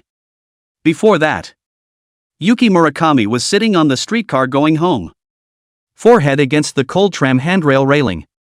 Everything from yesterday flashed through my mind like a movie. The kiss that made her weak all over. And an unexpected invitation from Mio Ishikawa.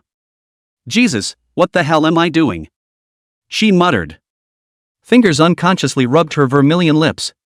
Reason told her she should stay away from this dysfunctional relationship. But the body remembers the wariness that every touch brings up. Dragging his numb body, she returned to her crowded rental apartment. What was once a fairly cozy little nest? It was as if there was a sense of suffocation now. After closing the door, the dim, opaque light made that feeling grow stronger. Yuki Murakami leaned her back against the door and slowly crouched down. Hands on your knees.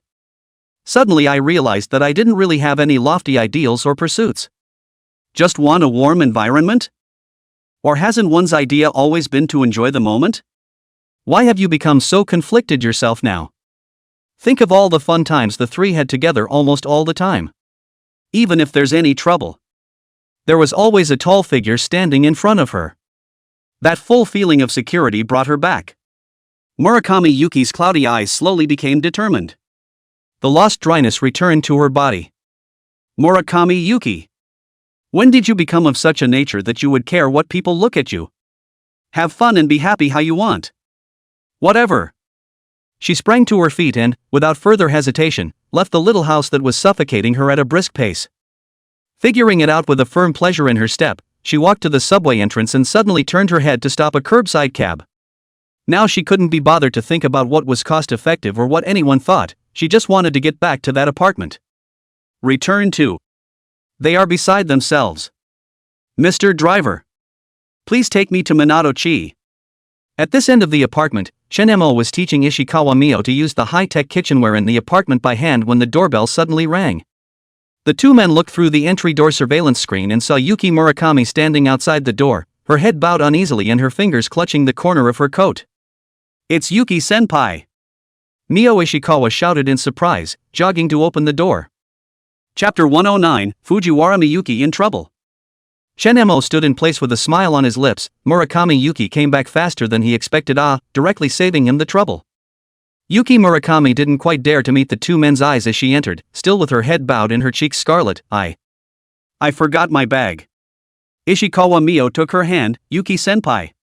You came just in time, we're making breakfast, why don't you join us? Murakami Yuki sneaked a glance at Shin-mo and realized that he was looking at him with a smile on his face, and her heart suddenly raced. Yeah. The three of them were busy in the kitchen together, the atmosphere was subtle and cozy. Shin-mo deliberately left space for them, and he was responsible for frying eggs on the side. He could feel Yuki Murakami's gaze from time to time, a gaze that held hesitation and the slightest hint of longing. After breakfast, Ishikawa Mio suddenly stood up. Right, the clothes in the washing machine haven't been dried yet.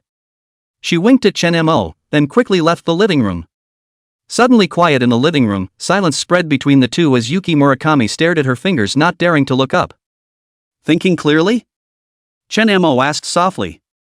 Yuki Murakami took a deep breath and finally gathered the courage to look him straight in the eye. I don't know if this is right or wrong, but I'm having the best time ever with you guys.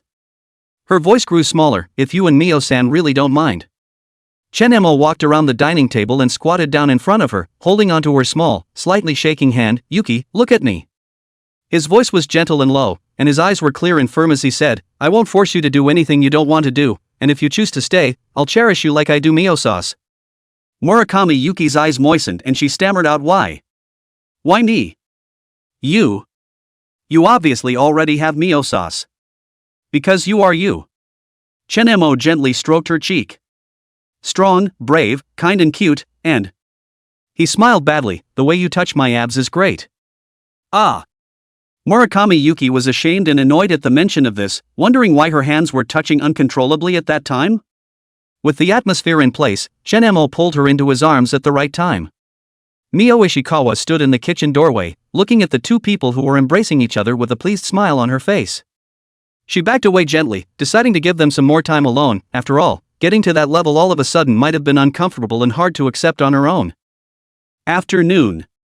Shinma takes a 5 million shopping coupon from MP Supermarket and takes Mio Ishikawa and Yuki Murakami shopping to get more items for the apartment.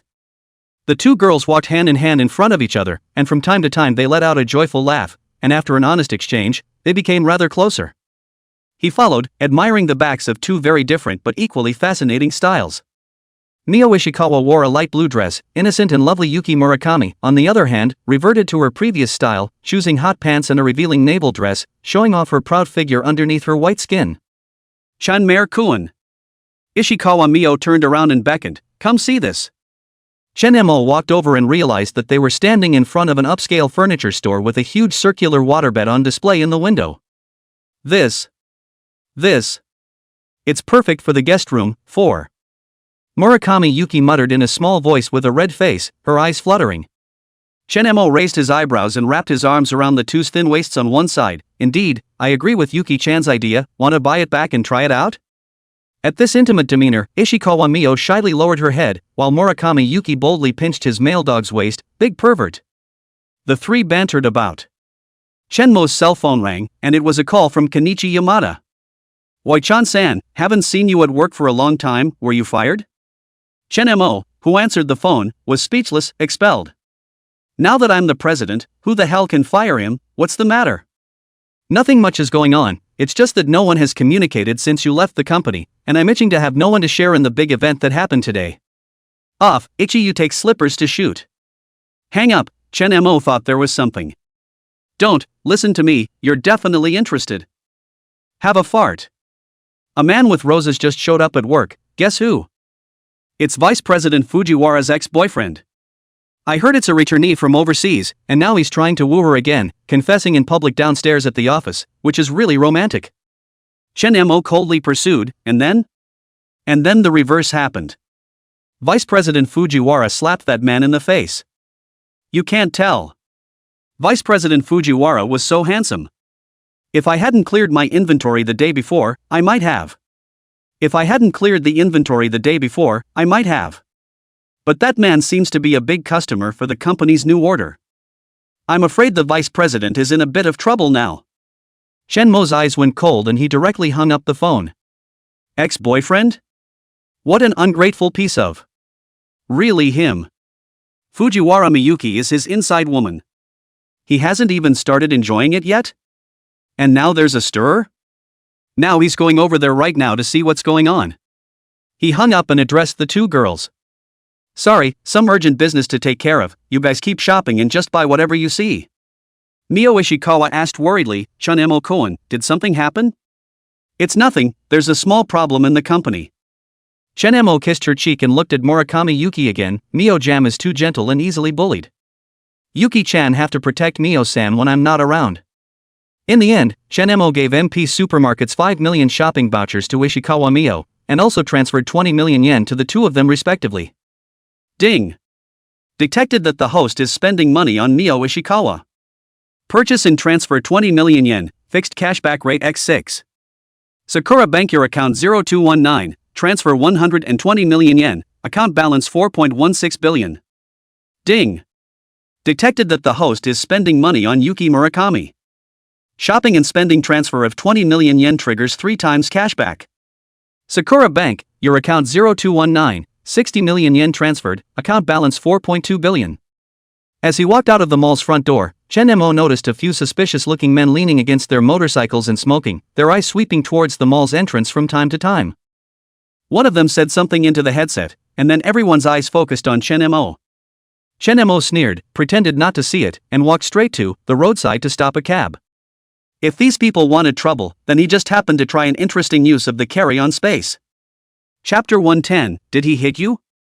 Sitting in the cab, Chen-mo began to take stock of his system information. The conquest points have now come to 1470. As a result, after the last less than satisfying 10 in a row, he wasn't really in 10 in a row anymore. This time he was going to try a single draw. Just as he was about to draw a prize, he suddenly realized that there was an additional special function on the draw screen. Open it. Synthesis points lucky draw. Level 1, 1000 points. Level 2, 500 points. Level 3, 300 points. Seeing this setting, the corner of Chen-mo's mouth twitched. Nima, a broken system is so complicated, why does it feel like there's a pit in it? It's like a points scam. There are some things that you wouldn't think about without, and once they come out you can't help but touch them, and that's the mood Chen-mo is in right now. Afraid of a hair, the big deal is in earning, the system gives me the whole 300 to try the water. Ding! Synthesized Level 3 raffle. Level 3 in the raffle. Reward, 18% of the shares of Tomodachi Trading. Please be patient while shares are being issued. This reward didn't fluctuate Chen-mo's emotions, 18% shares? It's not a bad deal. It wasn't too good, but it wasn't very bad either, at least now he could absolutely control Tomodachi Trading. There are currently 1170 points left. Chen-mo was in a tangle, not knowing whether to draw 500s twice or put up a fight for 1000s. Dry. Starve the timid, sustain the bold. The system gave me a points draw for Hot One. Ding! Synthesized Level 1 raffle. Level 1 in the raffle. Reward, Sumitomo 44 Office Building. Sumitomo 44 Office Building? Isn't this the building that houses Tomodachi Trading? How much is this thing worth? Curious, Chen-mo opened the search engine. Sumitomo 44 Office Building with an estimated value of 15 billion yen. Seeing the answer was a bit of an understatement for him. The shares given by 300 points just now were worth roughly 4.5 billion yen, and now 1000 points draws out 15 billion yen from the building. Why does it feel like they're all so close? So the point of this raffle isn't great then? Why don't you come to some skills that cannot eat beef? After all, time suspension, carry on space are coming, and then some Palm Thunder golden light spell or something can't. As the cab weaved through the traffic of Tokyo's only busy streets, Shinma tapped impatiently on the edge of the window, and the cell phone glanced at him through the rearview mirror, sensibly stepping deeper on the gas. Sir, the Sumitomo office building is just ahead. The driver who reached his destination turned around and said. Shinmo looked up and saw the familiar building through the car window, which was now his property. But now he had no time to think about this, his mind was full of the scene described by Kenichi Yamada on the phone, a man, roses, public confession. As Shinmo took out his cell phone and prepared to pay the fare, a message popped up on the screen. It was from Mio Ishikawa. Shinmo June, I bought a lot of things with Yuki Sr. Now I'm getting ready to go eat lunch. Don't forget to eat while you're dealing with your official business. Shinmo quickly replied, good yet. After sending the message, he paid off the fare and pushed open the car door. The building in which Tomodachi Trading is located is the same as in the past. Shinmo walked straight towards the elevator. With a ding, the elevator quickly reached the 19th floor. Just as he stepped out of the elevators, he saw two security guards standing at the end of the corridor, in front of the door of the high-level conference room, bowing nervously in greeting when they saw him. President Chen. He nodded in response and was just about to push the door in when he heard a man's aggressive voice from inside. Miyuki, don't be so desperate, we used to be so close, have you forgotten our school days in Kyoto? Shenmo's eyes went cold as he pushed open the door and walked in. In the conference room, Fujiwara Miyuki stood in front of the floor-to-ceiling window, her back to the doorway, the lines of her shoulders visible and tense. Across the conference table was a man in an expensive suit, around his early 30s, with a meticulously backed head erect, and a somewhat wilted bouquet of roses in front of the table he was sitting at. Both turned their heads at the same time when they heard the door open. Fujiwara Miyuki's eyes saw Shenmo's instant flash through a trace of surprise and delight, followed by embarrassment that was difficult to conceal. And the man frowned. Who are you? This is a private conversation, where's the security? How can you just let anyone in? Shinmo ignored him and locked his gaze on Fujiwara Miyuki's face. She was wearing light makeup today as usual, but a hint of a red mark was faintly visible on her left cheek. It should be slap marks, and her eyes were still slightly red, obviously having just gone through some emotional turmoil. Shinmo. Fujiwara Miyuki barely managed to maintain a professional smile, but a wave of aggravation surged through her. Why are you here? I heard that the company is in some trouble. Shinmo said calmly, and then turned to the man, are you the trouble? The man's face instantly became ugly. What are you? Dare to talk to me like that? I'm the president of Tokyo Malaysian Transnational Trade. I'm here to talk about cooperation with you, Tomodachi Trading. Shinmo sneered and walked over to the conference table by Fujiwara Miyuki and sat down, his posture very casual. Is that so? Then do you know who I am? The man on the other side said with great impatience, what does who you are have to do with me? Please leave the conference room immediately right now. I have a cooperation to discuss with your Fujiwara vice president. You are not qualified to appear here. Fujiwara Miyuki nervously glanced at Shinmo and whispered, He. Shinmo raised his hand to interrupt her, looked straight at the man across from him and said, cooperation from Ution Trading? Oh, I'm the largest controlling person of Ution Trading. Shinmo, you're saying that I'm not qualified to stay here? The opposite man's expression shifted from anger to shock and then quickly to calculation. I see. Hello Chairman Chen, just now I took some offense under my old feelings for Vice President Fujiwara, sorry. Old feelings? Shinmo raised an eyebrow at Fujiwara Miyuki. Her lips trembled slightly. He was my boyfriend back in college. Back then, he unilaterally ended our relationship in order to go to Malaysia for development and cheated me out of my money.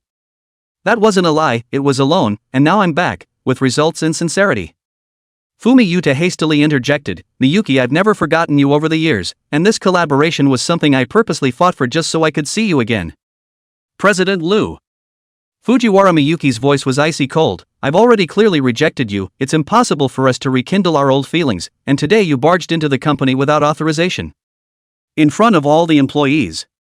That behavior already constitutes harassment. If you continue to be unforgiving, I will call the police. Fumi Yuta's face grimaced, Miyuki, don't be like this, you should know that this cross-country cooperation is worth more than 5 billion yen. If you reject my pursuit and cause the cooperation to be cancelled because of your personal reasons, what will the board of directors think of you? With this naked threat, a flash of panic flashed in Fujiwara Miyuki's eyes. She was indeed worried about this.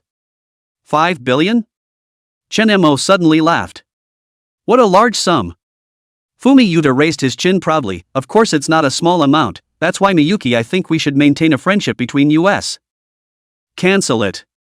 Chen Mo interrupted. What? Fumi Yuta froze. Chen Mo stood up, walked over to Fujiwara Miyuki, raised his hand and picked her chin up, looking at the red marks that hadn't faded yet and softly asked, did he hit you? Chapter 111, Saying Do It. Fujiwara Miyuki, who was forced to raise her head, bit her lower lip and gently shook her head with a hint of a stiff upper lip. No. It was me who slapped him. A trace of coldness flashed in Chen Mo's eyes, his fingers gently stroked over the remaining red marks on her cheeks. How can such a pretty little face have red marks? Does it hurt? This gentle question caused Fujiwara Miyuki's nose to turn sour. She didn't expect Chen Mo's first concern to be not whether the cooperation would fizzle out as a result, but whether she was in pain or not. She who had never been cared for so much was finally. Next time call security first thing, okay? The opposite party, when Yuta looked at the two of them in this manner, his face darkened and violently slammed the table. What do you mean by this? Chairman Chen, please show some respect. May you is? What is? Chen Mo turned around, his eyes as sharp as a blade. He walked slowly towards Wen, each step carrying a sense of oppression. I heard that you were just rejected for confessing your love in public downstairs at the company, so you hit a woman in anger? Fumi Yuta unconsciously took half a step back, then stood up his chest again. So what? This 5 billion yen order is enough to make the board of directors reconsider who is more suitable to be this vice president. Chen Mo did not say anything, walked up to him and snapped. A slap. Roll Nima, who is not suitable vice president, it is your turn to decide. My woman can't be bullied by anyone, this slap gives you a lesson, next time break your legs. Scram! The force of Chen Mo's slap was not too small, and a bright red palm print immediately appeared on Wen Yuta's face, and there was also a trace of blood flowing out from the corner of his mouth. Fumi Yuta lowered his head and raised his hand to wipe the bloodstains at the corner of his mouth, a hint of sinister flashed in his eyes, and his veins rippled on his forehead. After raising her head, the surface was smiling at the two. Oh, Miyuki, it turns out that you rejected me because you have a man. Since that's the case, then I won't bother you too. He turned and picked up the bouquet of roses on the table and suddenly dropped it hard on the floor, scattering the petals in all directions. However, Fumi Yuta smiled grimly. Chairman Chen, you'll regret your decision today. 5 billion yen order, together with the influence of the Malaysian consortium behind me, is enough to make it difficult for Tomodachi Trading to move an inch in the Southeast Asian market. Fujiwara Miyuki's face suddenly changed when she heard this, and she subconsciously grabbed Chen Mo's sleeve. Chen Mo, he is indeed very influential in the Southeast Asian business community. Chen Mo gently held her hand and squeezed it soothingly. Really? It doesn't matter, I don't care about a mere $5 billion. Alright, Chairman Chen, we'll see, I hope you can have the last laugh. After letting out his harsh words, Wen Yuta left with a gloomy face. The conference room door slammed back shut. In the future, tell me the first time you come across something like this, got it? Chen Mo said in a commanding tone. Fujiwara Miyuki half lowered her head, tears in her eyes, but it involves a 5 billion yen order. What do I care how much you order? Are you stupid, letting someone beat you up? Won't you call security? Fujiwara Miyuki returned to that previous state of nervousness, now that Chen Mo was fierce, but his words were all for her. She was nervous with a hint of pleasurable excitement. Her voice choked when she opened her mouth. President Chen. Thank you. Chen Mo sat down again on the high-class sofa chair in the conference room with a butt, reached into his pocket to take a cigarette and light it. He took a deep breath and then spit it out, patting his thighs. Come here. This time, Fujiwara Miyuki did not have the same kind of resistance that she had in the past, only her heartbeat accelerated and her cheeks blushed. She glanced sideways at the door of the conference room before summoning up the courage to walk over to Chen Mo and obediently sat down. She raised her head and looked at the face that she had always felt was broken. At this moment it looked like it made her very. Fujiwara Miyuki gently bit her lower lip and said, President Chen, in order to help me out, is it worth it to not have the $5 billion order? Will the board of directors have an opinion? Worried about the board of directors? Chen Mo laughed lightly. This company is now completely up to me, as I acquired another 18% of the shares, and now I personally hold 69% of the shares. Fujiwara Miyuki's pupils suddenly shrunk, her spring-colored watery eyes filled with incredulity. So, Chen Mo lowered his head and whispered in her ear, You're mine, only I can bully, understand? Warm breath brushed against her earlobe, and Fujiwara Miyuki's heartbeat missed half a beat. Thank you, Chairman Chen. What did I say I should be called when no one is around? Fujiwara Miyuki instantly recalled the name that would make one ashamed to the point of wanting to die, not only recalling the name, but also those not-so-good memories. Her black silk-wrapped knees were pressed tightly together, and at this point she couldn't tell you how nervous she was, her head was spinning a little. But she knew Chenmo's temperament, and she would definitely not have a good time if she was not honest. Goshijin. After saying that, she panicked and tried to get up, but Chenmo held her down. Where do you want to go? I want to go to the bathroom. Chenmo cupped her chin and said, just in time, your office also has a restroom. Ding. Fujiwara Miyuki's conquest level increased by 30%. Current level of conquest, 80%. Reward, 300 conquest points. 2.5 hours later. The sound of pattering water resounded in the lounge. In the vice president's office, black debris flew across the floor-to-ceiling window glass with the slightest hint of a fuzzy imprint that hadn't dissipated. Chenmo crossed his legs and smoked a cigarette in the main seat of his office. Just now, the tower had seen the change in the eyes of Wenyuta. Chenmo had a feeling that the other party would definitely not let it go. Just now, after he went online to find out about the other company, he realized that Malaysia was talking a good game, but the volume was only 10 billion yen. I really don't know where the pussy face came back to pursue Fujiwara Miyuki, although both of them have the same position, both companies are not on the same level. Immediately after he checked half a day, but also cannot find out what other things, suddenly feel how to do everything yourself, if there is a right-hand man that can be much easier. Preferably an assistant of no lesser strength. When he thought of this, the figure of a person appeared in Chenmo's mind. Golden lawyer Rimi Fukuda. Strength, looks, and size go hand in hand.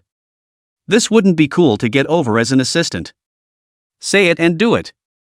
Chenmo stood up after extinguishing his cigarette. Arigato. Thanks for the patronage, one out and all warm and fuzzy.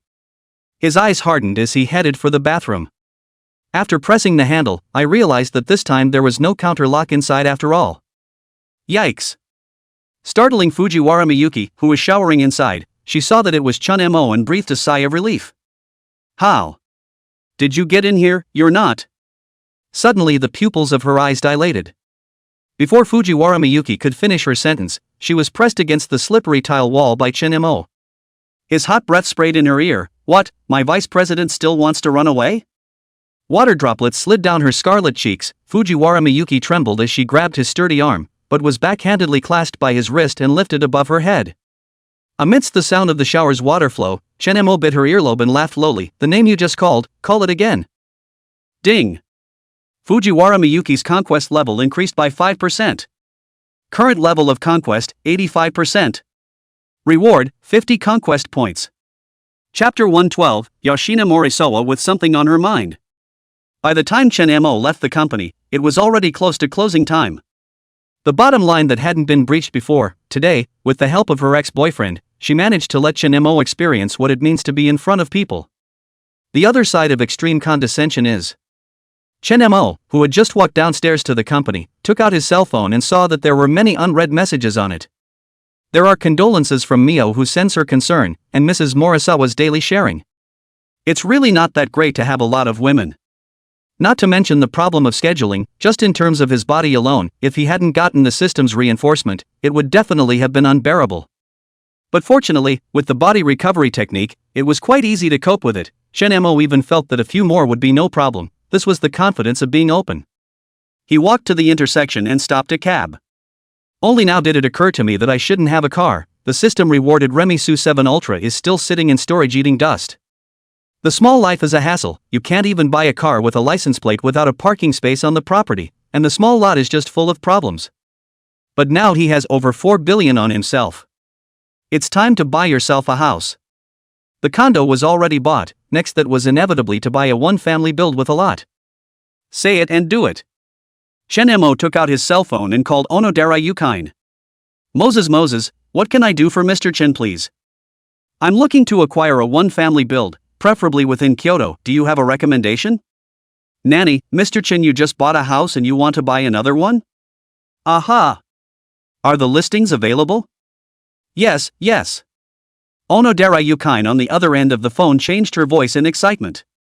In order to better recommend a house to you, may I take the liberty of asking Mr. Chen what your budget for purchasing a house is? Chen Mo said after thinking for a moment, anything up to 5 billion yen is fine. Good. Okay Mr. Chen, I'll find you a listing, there are plenty of houses to pick from with this budget. Onodera Shuein pulled out a small notebook and continued, does Mr. Chen have any requirements for the layout of the room? Requirements? As big as possible, with more parking spaces, I guess. Chen Mo considered that he must have more than one car, all rich, good car and so on is of course essential.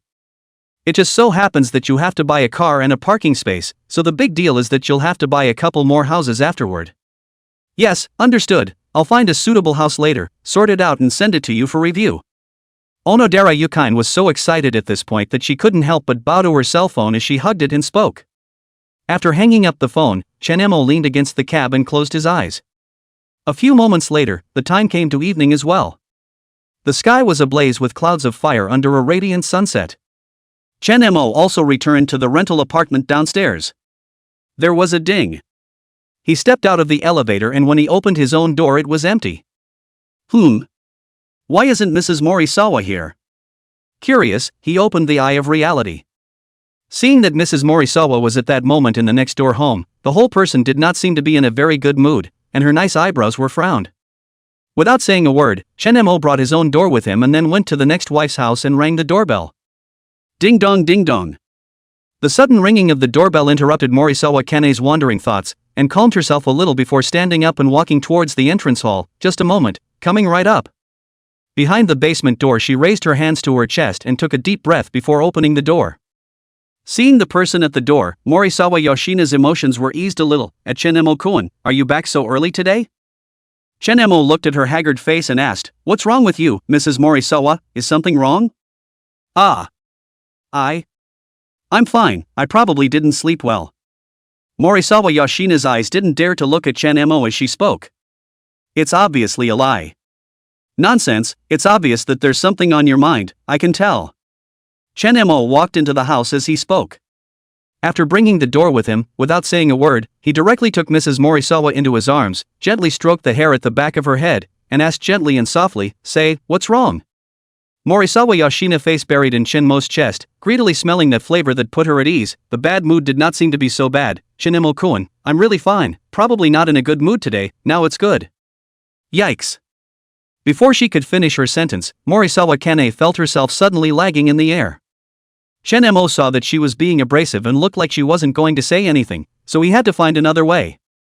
Without saying a word, he hugged the man and walked into the bedroom of Mrs. S. house. After dropping the man on the bed, he unbuttoned his shirt while looking down on him. Chen Majuan. It's not even dark yet. Morisawa Yoshina looked at Chen Mo's fierce look. There was no fear, only shyness.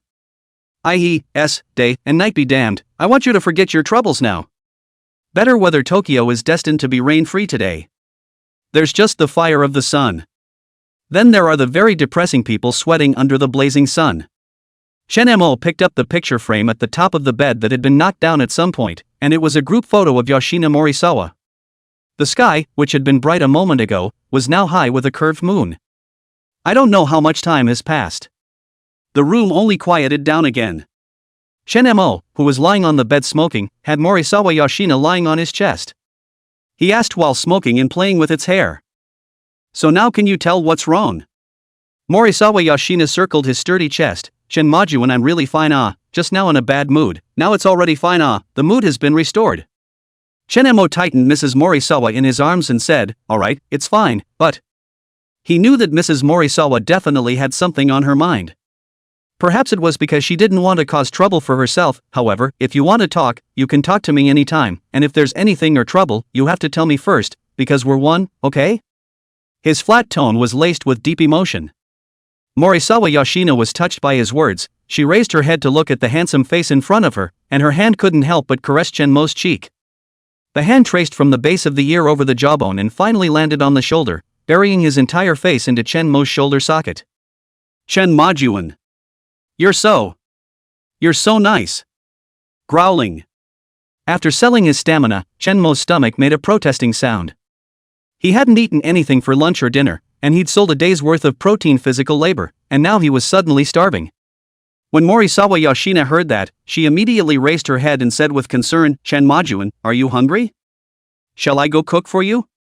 Chen-mo smiled and pinched her cheeks. Fine, but shall we join together? The two of them got dressed, and Morisawa Kane straightened her messy hair, pinned it to the back of her head with a shark clip, and walked to the kitchen with Chen-mo. Chapter 113, Something Happened to the Company. In the kitchen, Morisawa Janae took out the ingredients from the refrigerator and skillfully began to prepare dinner. Chen-mo stood at the side, helping to wash and cut the vegetables. The two of them cooperated well, as if they were a couple who had lived for many years. Chen-mo-kun's knife skills are really impressive. Morisawa Yoshina looked at Chen-mo's cut carrots and said with a smile. That's for sure, you don't even look at who I am. Chen-mo raised his chin proudly. Morisawa Kane was amused by his appearance and her mood completely relaxed. She hummed softly as she sautéed the vegetables, completely unable to see the melancholy look she had before. Chen-mo looked at her busy back and secretly decided in his heart that he must find out what kind of trouble she was in. Dinner was quickly prepared, a simple 3-course meal, but filled with the warmth of home. I'm on, the two said in unison, smiling at each other. Morisawa Yoshina chucked a piece of fish into Chen-mo's bowl. Chen-mo-kun, eat more, you've consumed a lot of stamina today. As she said it, her voice trailed off and her cheeks flushed. Chen-mo smiled badly and came closer to her. Yeah, so it needs to be properly replenished so that it can continue working at night. Chanmare-kun.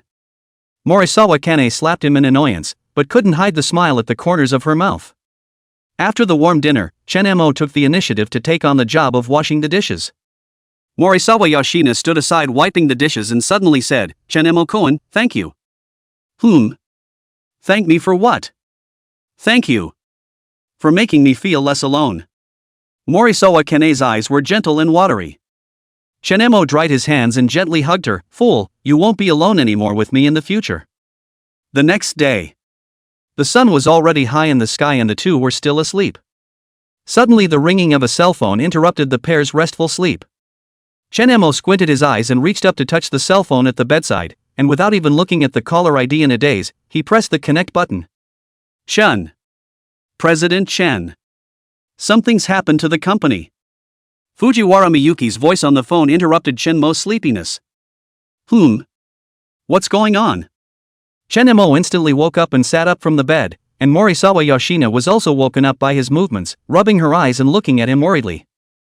It's that bastard Fumi Yuta. Fujiwara Miyuki's voice carried obvious anger and trembling. He used his influence in the Malaysian consortium to freeze all of our orders in Southeast Asia, and even more outrageously, he spread rumors in the local industry that there were problems with our company's integrity and finances.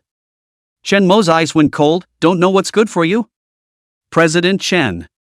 The other directors in the company are waiting for you in the conference room. She suddenly lowered her voice. It feels as if it's right for you. I don't care what they think, I'm in charge of the company now. Wait, I'll be right there. Chen-mo hung up the phone and quickly got dressed. Kane Morisawa also got up and thoughtfully brought him his jacket. Is something wrong? The company had a little trouble. Chen-mo kissed her on the forehead. I may not be able to accompany you today. It's okay, work is important. Morisawa Kane gently straightened his clothes. If you're still coming back in the evening, send me a message, I'll prepare dinner for you in advance. Chen-mo pinched her cheeks. Good. Half an hour later, Chen-mo strides into the oilfield business conference room, where half as many people are sitting than before. The atmosphere was heavy at this point. Fujiwara Miyuki stood by the projector, her face pale. After all, this had happened because of her, and now she was under a lot of stress and equally guilty. President Chen is finally here. A director said with a slightly conspiratorial tone, we were talking about how to deal with this crisis. I heard that because of certain people's impulsiveness, the company might have to lose tens of billions. Finished? Chen-mo walked straight to the main seat and sat down, his eyes coldly scanning the room. The board member was shocked by his eyes and was momentarily speechless. First of all, he tapped the table. I'll take care of the rumor about Fumi Yuta, and secondly, he opened his own hand and pulled up a document to project onto the large screen. This is the latest notice of change in shareholding. My personal shareholding has reached 69%, so... He looked around the crowd, his gaze finally landing on the director who had just opened his mouth. Yang, the company is now in my hands, who has an opinion? The conference room was silent. Fujiwara Miyuki looked at Chen-mo in shock, a strange luster flashing in her eyes. Very well. Chen-mo stood up, dismissed the meeting. Vice President Fujiwara stays. After the others left, Fujiwara Miyuki finally couldn't help but ask a question. Shin. Chairman Chen, why did you suddenly disband? I said I'd take care of it. Chen Mo walked up to her and reached out to lift her chin. Now, tell me the specifics of Yongtai Corporation. Fujiwara Miyuki blushed, but still reported professionally. Tokyo, Malaysia Corporation, mainly doing rubber and palm oil trade. The company's market capitalization is about 13 billion yen, but their company background in the local political and business circles have a lot of connections. Chen Mo nodded thoughtfully as he pulled out his cell phone and looked for a number, then called it directly. Moses, this is Gold Medal Lawyer. What can I do for you? When the call was answered, it was Rimi Fukuta's voice on the other side. It's me, Chen Ma. Do. Before Chen Mo could speak, the opposite party hung up directly. The corners of Chen Mo's mouth twitched in embarrassment, and he retyped again, and after connecting he said, Don't hang up. I've got business with you. Across the street, Rimi Fukuta is in a bit of a bad mood because lately she's been dreaming about Chen Mo. Said to have reacted that way just now.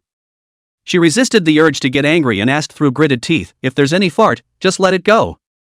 I said, big beautiful lawyer, who messed with you, so much fire. Chen Mo tried to communicate with a concerned voice. The opposite side was ungrateful. I'm hanging up without saying anything. It's like this. Chen Mo ignored this lawyer's sister-in-law's grumpiness and briefly recounted the company's problems. After all, he was a professional gold medal lawyer, and although Tomodachi also had a legal department, it could only be said to be useless, otherwise the problem wouldn't have been left until now for him to solve. This kind of question obviously didn't bother Rimi Fukuta either. She didn't even ask for details, but instead negotiated the benefits directly. Who am I to help you and what do I get out of it? I'll double and triple the lawyer's fee if you help me out. Just a little lawyer's fee and you want to get rid of me? I don't lack this amount of money. You are now in a lot of trouble. I'm not interested in helping without paying a little bit of price. Rimi Fukuta from the opposite side was in a much better mood after hearing about Chen Mo's company's predicament. So he intended to pinch Chen Mo on this. Chapter 114, Taking Care of Trouble. Chen Mo could understand the meaning of Rimi Fukuta's words and took over the conversation and asked, Oh? The price? Fine, what price you mention? Well. Rimi Fukuta on the other side of the phone bit her lip and thought before finally saying, I can help you this time, but you have to do me a favor too. No problem, what favor you say? Chen Mo didn't even think about it and agreed. Anyway, what kind of cheat did he have? The opposite side wouldn't let himself do anything that would harm the world, right? Even if they were to do it, they had the backing of the gangsters. Wouldn't it be better to let their own family members handle it? It's a secret for now, I'll tell you when I need you. Rimi Fukuta on the other side of the cell phone said with a very imperial smile. Chen Mo felt that it was by no means a difficult thing for Rimi Fukuta to ask for her help, and that she might just be playing a trick on herself, so she didn't take it to heart. Okay, that's up to you, so can you help me with my problem now? It's just a small problem, Tomodachi trading, right? You wait now and I'll be there. After Chen Mo hung up the phone, he looked at Fujiwara Miyuki and said, Alright, the problem has been solved. What? That fast? Fujiwara Miyuki looked at Chen Mo with some surprise. Well, I just asked a lawyer friend and she said it can be solved. Chen Mo, who was sitting in the main seat, nodded before patting his thigh again. After Fujiwara Miyuki saw Chen Mo's action, she immediately went a little weak in the knees. Her energy from yesterday hadn't slowed down yet, but she didn't dare to disobey Chen Mo, so she still obediently walked over. Looking at Chen Mo's confident appearance, Fujiwara Miyuki's heart accelerated uncontrollably. At this moment, she clearly understood that she was finished. Chen. President Chen, which one is your lawyer friend? He actually answered before he even understood the details? Is he that good? Rimi Fukuta, the lawyer of the Sumiyoshi Society. Shinma answered her question with a less than honest hand. Fukuta Rimi? Fujiwara Miyuki's eyes were filled with shock. She didn't think that Chen Mo actually had the connections of the second largest gang on the island. It's actually that gold medal lawyer. Isn't she hard to get an appointment with? Never seen her have helped any outsiders with their lawsuits. Chen Mo hooked up the corner of his mouth. As long as the sky doesn't collapse, that's not a problem. The force on his hand increased by a few points. Forgetting what I said again? What should you call me when no one is around? Fujiwara Miyuki clenched her teeth tightly, and only half a day later could she hold her words with difficulty. Go. Goshijin. He likes to play dirty, then don't blame me for not being polite, Chen Mo sneered. Right, you won't disagree if I clean him up, right? No. Won't. I've long. I lost my feelings for him a long time ago. Fujiwara Miyuki replied in a broken voice. That'll do. In the vice president's office. With a swish-swish sound, Chen-mo drew some toilet paper and wiped his hands slowly and methodically.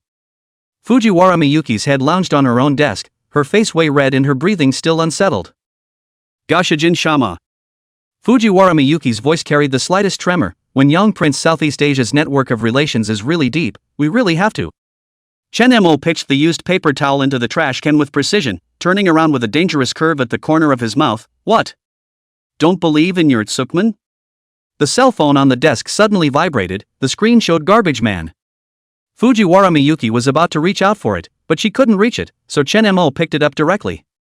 Fumi Yuta's voice came from the other end of the phone. Have you thought about it, Miyuki? Do I have to use strong arm tactics? Hee, what strong arm tactics? Chen-mo asked with an icy voice as he opened his mouth. Who are you? Where's Miyuki? Why do you have his cell phone? The voice on the other end of the line burst into anger. You just ate my slap and now you forget who I am? You really don't remember pain, Vice President 1. Chen-mo let out a snorting sneer. Chen. Chairman Chen, right? Fumi Yuta's voice went down grimly. I heard that you played the bully at the board meeting today? It's a pity. Business isn't something that can be divided by brute force. Don't think you're great just because you hold a lot of shares. Chen-mo directly interrupted. Save your brainless villain lines. I'm warning you not to harass me in the future, or else. Otherwise what? Bun Yuta laughed. You're a little white boy. I don't know how you got the shares of Tomodachi Trading, but I've checked you out. How dare you be so arrogant without any human connections? Do you know who decides whether the Malaysian rubber market can enter Tokyo or not? I just need to manipulate it at will, and your company will be in trouble. Ha ha ha ha ha. Chen played with the lighter in his hand and asked with a light smile, good point, I've got it all on tape for you. Anything else to say? Dead Shinma. Playing dirty tricks? You can't help me with just one recording. Just at that moment, the office door was pushed open, and Rimi Fukada, dressed in a black professional suit, walked in on her high heels. Yo, President Chen is busy? She took off her sunglasses, her red lips curved into a nice arc. I'm not disturbing you, am I? Chen-mo shook his head and said, you've come just in time, right now, when Yuta is calling me to show off his great achievements. Oh? Is that so interesting? The evidence I've gathered for business defamation is quite sound to say the least. She came over to Chen-mo's side and said into her cell phone, President Fumi, Sumiyoshi will send his regards. The sound of a flip suddenly came over the phone. Fujiwara Miyuki stared wide-eyed at this voluptuous woman who had suddenly appeared. Fukada Rimi had short shoulder-length hair, her slim-fit suit outlined the curves of her amazing figure, and a tear mole at the lower right corner added a bit of mysterious sexiness to her overpowering temperament. Looking at the other party almost sticking to Chen-mo, she felt a little uncomfortable in her heart for some reason. It seemed to be a sour feeling. Sumiyoshi would. How did you guys? Fumi Yuta's voice began to tremble. It's no wonder he's scared, because in the island, messing with a gangster is more trouble than messing with an official. Rimi Fukada directly took her cell phone and said, 3 things. First, immediately lift all restrictions on Tomodachi Trading. Second, publicly apologize. And third. She glanced at Chen-mo and suddenly smiled. Yao, compensate Chairman Chen for his mental damage in the amount of 1 billion yen. No way. A roar of rage came from the other end of the line. Rimi Fukada unhurriedly took out a stack of information from her briefcase, all the detailed evidence of when bribing officials. After she casually clicked on a few names, President Wen, I still have more detailed things here if you're interested, but then again these things might show up in the hands of the Anti-Corruption Commission tomorrow morning. Oh. There was dead silence on the other end of the line, and then the phone was hung up. A few minutes later, Fujiwara Miyuki's computer mailbox rang with beeps one after another, and she opened it to see that all the companies that had previously terminated their cooperation had sent letters of apology one by one. Done. Rimi Fukada snapped her fingers and suddenly grabbed Shinma's tie. Now it's time to fulfill your promise, little friend. Chapter 115, Pretending to be a Boyfriend. Rimi Fukada smelled of light perfume mixed with a sexy yet unrefusable aura. Wait. Fujiwara Miyuki braced her hands on her desk, her cheeks still wearing an unfading blush. Attorney Fukada, this is an office, please also. Rimi Fukada scanned her and let out a light laugh. Vice President Fujiwara, right? I have a deal to finalize with your family chairman, or is it? She suddenly approached Shinmo's ear, but her voice was deliberately amplified. Or do you want to watch from the sidelines? Fujiwara Miyuki suddenly speechless, fingers unconsciously twisted together. She just looked at the two posture too ambiguous, want to remind themselves still, did not expect. Chen-mo held Rimi Fukuda's wrist and slightly pulled the two of them apart. Lawyer Fukuda, let's talk somewhere else. He turned to Fujiwara Miyuki and said, the company has been taken care of, so clean up your mess and contact me anytime there's a situation. Being pulled out of the office by Chen-mo, Rimi Fukuda suddenly stopped and said, your little vice president still cares about you, scum. I didn't realize that not only do you have two little girlfriends, you actually have them in the company. Is this a game of boss and subordinate? Chen-mo raised his eyebrows. What? Do you want to meddle in your personal affairs, counselor? Or are you saying that you're jealous for Yakuza Maple? I've already said that I really don't have any special thoughts about her. Heh, you better have no idea. She snorted coldly. And you know that I'm just a womanizer, and I remember saying that I thought more of you than her. Rimi Fukuda spat out a disgusted off. Word. Chen-mo spread his hands. Yeah, you're not looking at me either. Rimi Fukuda tossed her short hair. I'm just curious as to how a Chinese person with no background actually took direct control of this company in such a short period of time.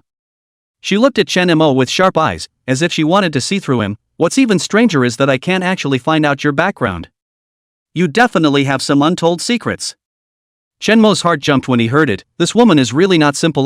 Not only has the strength, the mind is not bad. The point is that this sixth sense is also a bit powerful. His secret, that's amazing. It's a 100% risk of being sliced up and studied. But although he was shocked in his heart, he didn't move on the surface. Everyone has their own secrets, isn't Lawyer Fukuda too? Maybe a gold medal lawyer on the surface, but there must be a side that is not known. Chen-mo's eyes made Rimi Fukuda very uncomfortable, as if she was being seen through. She narrowed her eyes, and the atmosphere between the two of them suddenly became slightly tense with swords. Eventually the two of them locked eyes and Rimi Fukuda moved away first. Let's go fulfill the promise you made me, my car is downstairs.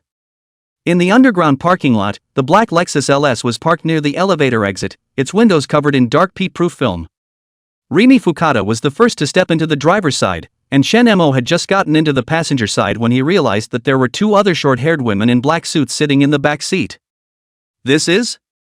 Chen-mo asked as he curiously looked at the cab. This is my personal bodyguard. Rimi Fukuda started the car. Do you think the Sumiyoshi Society's lawyers are that good? There could be trouble and danger at all times. The car drove into the middle of the busy streets of Tokyo. Chen-mo noticed that there were two other motorcycles behind him that had been following at a distance, the riders wearing full helmets unable to see their faces. Looking at this battle, Chen-mo shook his head. In the future, he could arrange some protection measures for his woman as well before he could do so. After all, he couldn't be by his side all the time. Not to mention, now that his journey to Tokyo has only just begun, he's already in minor trouble. Maybe later on the big show or something that's even more of a hassle. He looked at Rimi Fukuda, who was driving, and asked, so, Counselor Sama, what favor do you need from me? Rimi Fukuda's slender fingers gripping the steering wheel tightened slightly. It's my father's 60th birthday party on the weekend, and everyone in the family will be there. And then what? I want you to pretend to be my boyfriend. Rimi Fukuda's tone was flat, as if she was talking about something very small, but her tone carried the implication that no refusal was allowed. Chen-mo was shocked by this statement. What? It's just acting, don't get me wrong. Rimi Fukuda glanced at Chen-mo and said, why are you still not happy about letting you be my boyfriend for a bit? That's not true, I'm quite happy if it's a real job, huh? Chen-mo smiled and teased. Regarding Chen-mo's thick skin, Rimi Fukuda had gotten a bit used to it and nonchalantly scolded, get lost, it's just an act. Chen-mo put away his playful smile and asked curiously, but what I'm more concerned about is why you need me to pretend to be your boyfriend on your father's birthday? Is this your family urging for marriage? Rimi Fukuda opened her mouth to tell the reason. My father wanted me to marry the son of a counselor, but I scoffed at the idea of such a union, which is why I needed a shield. Chen-mo nodded after hearing this. In fact, he could probably guess, after all, some of the larger families would be whole marriage that way. This plot is just too classic. He nodded thoughtfully and asked, what, the congressman's son sucks? No, quite the opposite. Rimi Fukuda sneered, he's very good, so good that there's no way to pick fault with him, but if I marry him, it's highly likely that I'll be controlled, and our family isn't reduced to selling our daughters, and I'm attached to the Sumiyoshi Society, so they won't force me, but my father still keeps talking about it, and it annoys the hell out of me. Deal. Chen Mo suddenly said, but I have a condition. Say. I want detailed background information about Fumi Yuta. Chen Mo looked at the side of Rimi Fukuta's face. I'm a very calculating person, since he's messed with me, then I definitely won't easily forget about it. Rimi Fukuta hit the turn signal and turned into an alley, staring at Chen Mo for a moment. A hint of admiration flashed in her eyes. Any detailed background information on him? The corner of her mouth hooked up a cold smile. It's fine to tell you, his father is a pawn that the Sumiyoshi Association has planted in Southeast Asia, specializing in money laundering. However, his father has gone overboard with greed. Not only is he embezzling funds from the group, but he even plans to set up his own business, and the association is already going to take action against him. Chen Mo suddenly realized, feelings now do not even need their own hands. The other party is cool? So when Yuta is now a dead dog? Pretty much, but they probably fled abroad and are probably looking for backers now that they're back home. Rimi Fukuta stopped the car. Here we are. Chapter 116, Who the hell are you?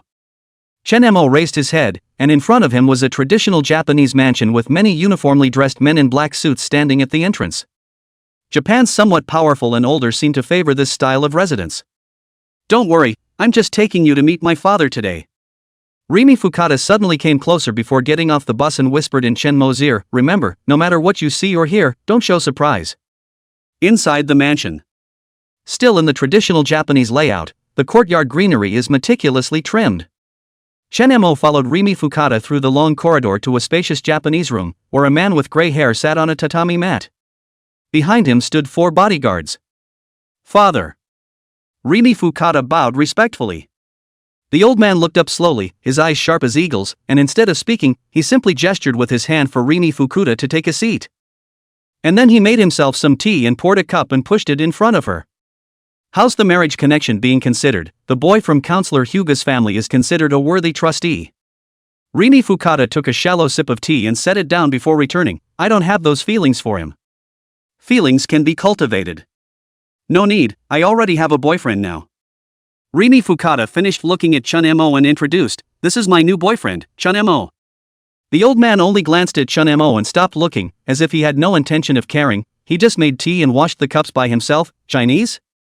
Being hung out to dry, even if it's not enough, but also treated with such cold eyes, Chen Mo is more or less a little bit upset. If not for the favor he owes to Rimi Fukuta, he will never serve and turn his head to leave. Yes, elder. He stood straight and spoke in an unassuming tone. Developing in Tokyo? Yes. The conversation between the two was very concise. There was even no follow-up on that. The old man just gave a look to the bodyguard on the side. The bodyguard immediately understood and opened his cell phone to operate it, and a few moments later handed it to the old man with both hands. The old man took it and read it. A thunderous acquisition of 69% of the shares of Oilfield Commerce in a short period of time, and a background that clean?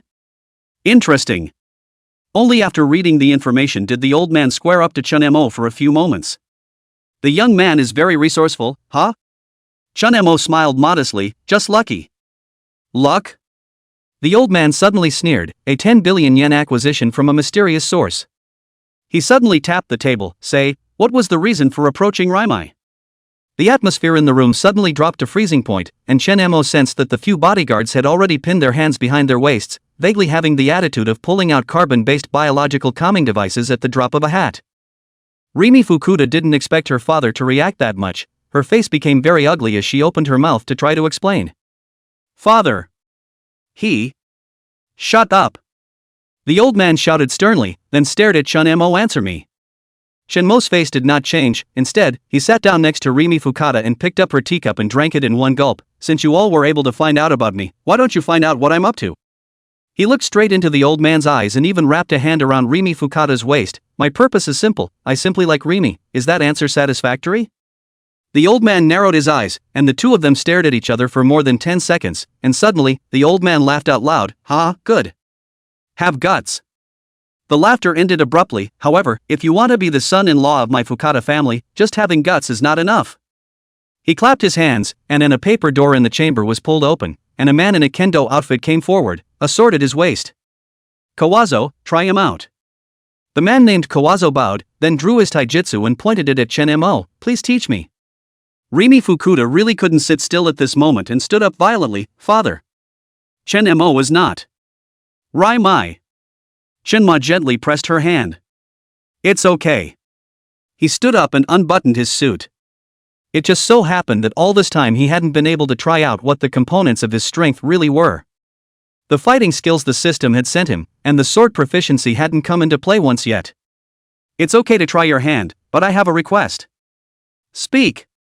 Seeing that Chen Mo was not in the least bit flustered and scared, old Shamata was instantly interested. If I win, I hope you'll support Rimi in continuing to do what she loves. A hint of surprise flashed in the old Shamata's eyes, then he nodded and shook his head again. Yes, but let's say you can win. He was not feeling at all that Chen Mo would be able to win against Kawazo, that was the strongest existence in cold weapon combat among all his bodyguards. Others don't know Kawazo's full name, he knows it himself. It was something he had hired out at great expense from some special and mysterious organization. Kawazo had already set up his stance long ago. He never took any of his opponents lightly, even if they were as strong as an ant, he would still treat them with his full strength. Kawazo frowned. You're not taking a weapon? Instead, Chen Mo just loosened his tie, slowly walked up and smiled. Not against you. Kawazo was furious. After coming out for so long, this was the first time he had been so belittled, raising his taijutsu to slash at Chen Mo with great speed. Chen Mo's eyes stared, and in his field of vision, Xuan Zhang's movements were clearly seen by him, like a lens that had been slowed down by a multiplier. He dodged the blade with a simple sidestep. Kawazo's reaction was equally fast. After a slash, the taijutsu borrowed the force to cross, with an air of wanting to cut Chen Mo in two. Chen Mo dodged the sharpness of the knife's horizontal slash by lowering his waist and supporting himself on the ground with one hand, and in the process kicked Kawazo in the back of his knife-wielding hand. To an outsider, he moves extremely fast. Kawazo's taijutsu flew into the distance with a clang. He looked at the back of his hand, which was red and tingling, with a look of disbelief. Fast. Too fast. Chen Mo's movements were so fast that he couldn't quite see them. At once, his battle spirit was aroused. Baka! He roared angrily and drew a short knife from his waist to stab at Chen Mo. With another simple sidestep to avoid the sharp edge, Chen Mo smoothly grabbed Kawazo's wrist that was holding the short sword, placed his shoulder against his chest, and with an over-the-shoulder slam, threw Kawazo flying out, smashing heavily against the tatami mat-style wall, and collapsing outside of the courtyard. Chen Mo looked at the person who flew out and shocked himself. Totally did not expect to be so agile, and even so, the force is not to be underestimated.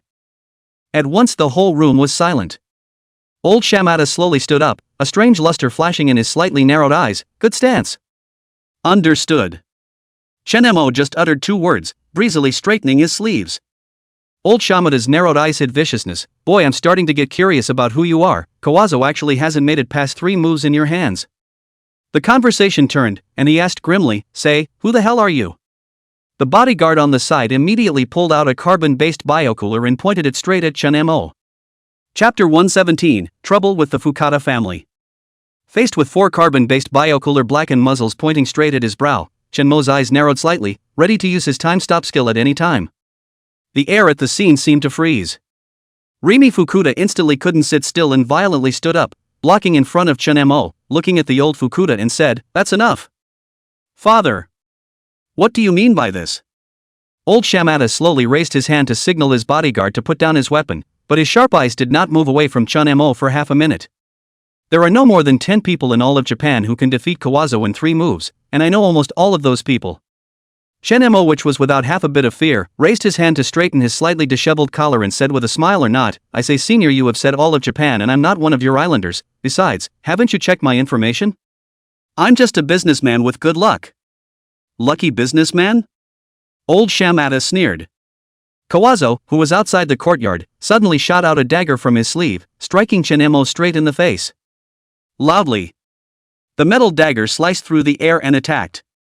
Chen Mo did not even look back, as if he had eyes behind him. He lifted 2 fingers and clamped the blade. His movements were so fast that he could almost only see the residual shadow.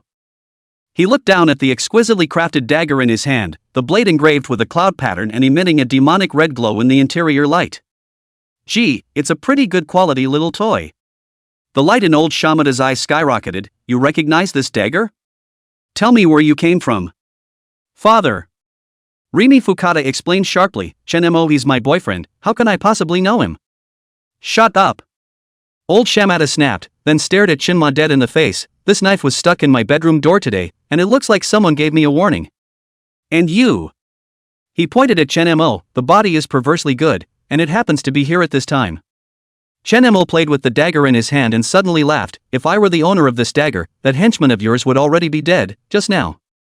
With a flick of his wrist, the dagger was nailed to the wooden floor 3 inches in front of the old shamata's feet. I'm not interested in killing an old man like you. If I really wanted to, you would already be a corpse. This is the last time I'll hold back. If there's a next time, I'm afraid the senior family is going to see red. After all, the other party was Rimi Fukuta's father. Chen Mo could not give him face, but Rimi Fukuta had helped him a few times. This woman he had no intention of letting go. It has been internalized. The bodyguards in the room suddenly blushed and their hands went to their backs again, and the old shamata suddenly laughed. Good guts. You're the first young man who dares to talk to me like that. He waved his hand, which the bodyguards withdrew. Rimi, take him to the side room and wait for me. Rimi Fukuta dragged Chen Mo away quickly, and as soon as she was out of the door she fiercely pinched Chen Mo's arm with one hand. Are you crazy? How dare you say something like that to my father? Chen Mo rubbed his arm and laughed. Your father has obviously been testing me. If I don't get tough, how can I be your man? Ding. Imi Fukuta's conquests increased by 30%. Reward, 300 conquest points. Inside the side room. Rimi Fukuta poured Chen Mo a cup of tea and looked at him with a complex expression. What kind of person are you? I didn't realize that my father's personal bodyguard wasn't even a match for you. What am I? That friend of yours. Chen Mo blinked and suddenly said with a straight face, you didn't say that being your boyfriend would actually involve the safety of your life. That's a whole other price. You have to repay me for that. Screw your smooth talk. Tell me, how do you want your sister to repay you? Rimi Fukuta lightly punched Chen Mo. Chen Mo pretended to think seriously. Buy me a meal? Rimi Fukuta thought that Chen Mo would use this to molest her, like making some unreasonable demands or something, but she didn't realize that it was just that simple of a request. That's it, huh? Stinky brother gave you a chance and you're not up to it. Mine is, to go to your house and eat your hand-cooked meal. Chen Mo responded with a bad smile. He was keeping track of this gold medal lawyer's special hobby. He. Fine, let's see if you dare to eat it then. Be careful, I'll poison you while cooking. Rimi Fukuta pretended to look vicious. Chen Mo had a harmless expression on his face. Do you want to give it up? I'm your boyfriend, aoi. Rimi Fukuta directly ignored his poor acting. How can you not give up? The boyfriend was just pretending to be someone else, so if he's dead, he's dead, so what's the big deal? The island is so big, how easy it is to find a man. What a ruthless woman. Aren't you afraid that you won't be able to get married? Chen Mo gave her a blank stare. Rimi Fukuta glared at her. If you can't get married, just don't get married. What's so good about a smelly man? Chen Mo suddenly looked positive. What is this situation with your father, so sensitive? Rimi Fukuta pursed her lips. My father recently took on a very big case, and the family of the other party was unhappy with the outcome of the first trial's verdict. She clutched her teacup tightly. That's why I received a death threat this morning. It's a stark warning, that's why it's so sensitive. Chen Mo nodded his head thoughtfully. That's when the cell phone vibrated, the two of them, a message from Fujiwara Miyuki. Fumi Yuta contacted me just now and said he's willing to pay 1 billion yen for the settlement, so I'll let you contact attorney Fukuta at the Sumiyoshi Association to say sorry. He was about to reply when Rimi Fukuta probed over. What's wrong?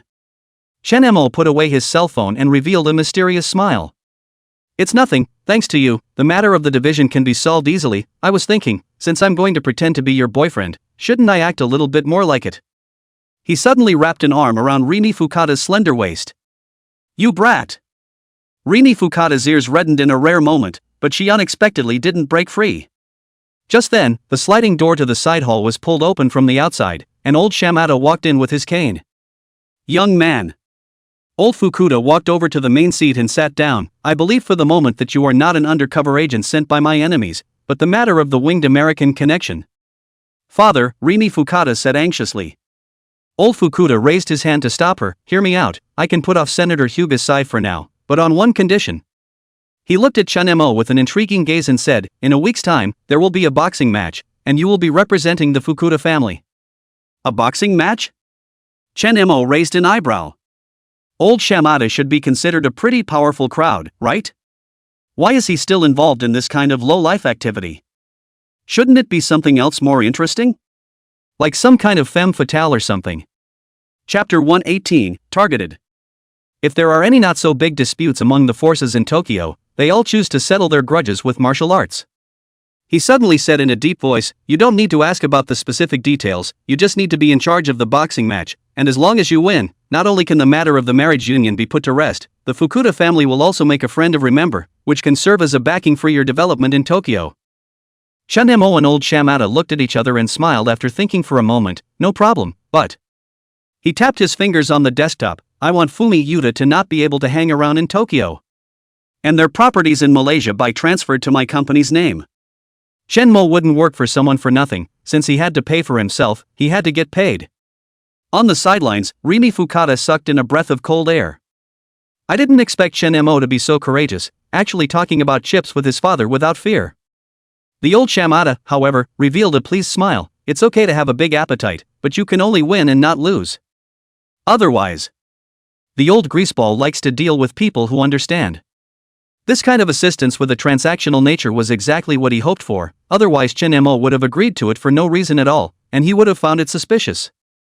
Instead, he felt that Chunemo didn't have much of a temper and could be taken at will. It was afternoon when I left Fukada's house.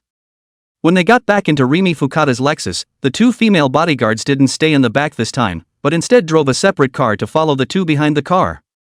Sitting in the passenger side of Chunemo, after pressing the window, lit a cigarette, took a deep breath before opening his mouth. "Barrister, in order to pretend that your boyfriend, I have not even had time to eat lunch, how not to show a little?"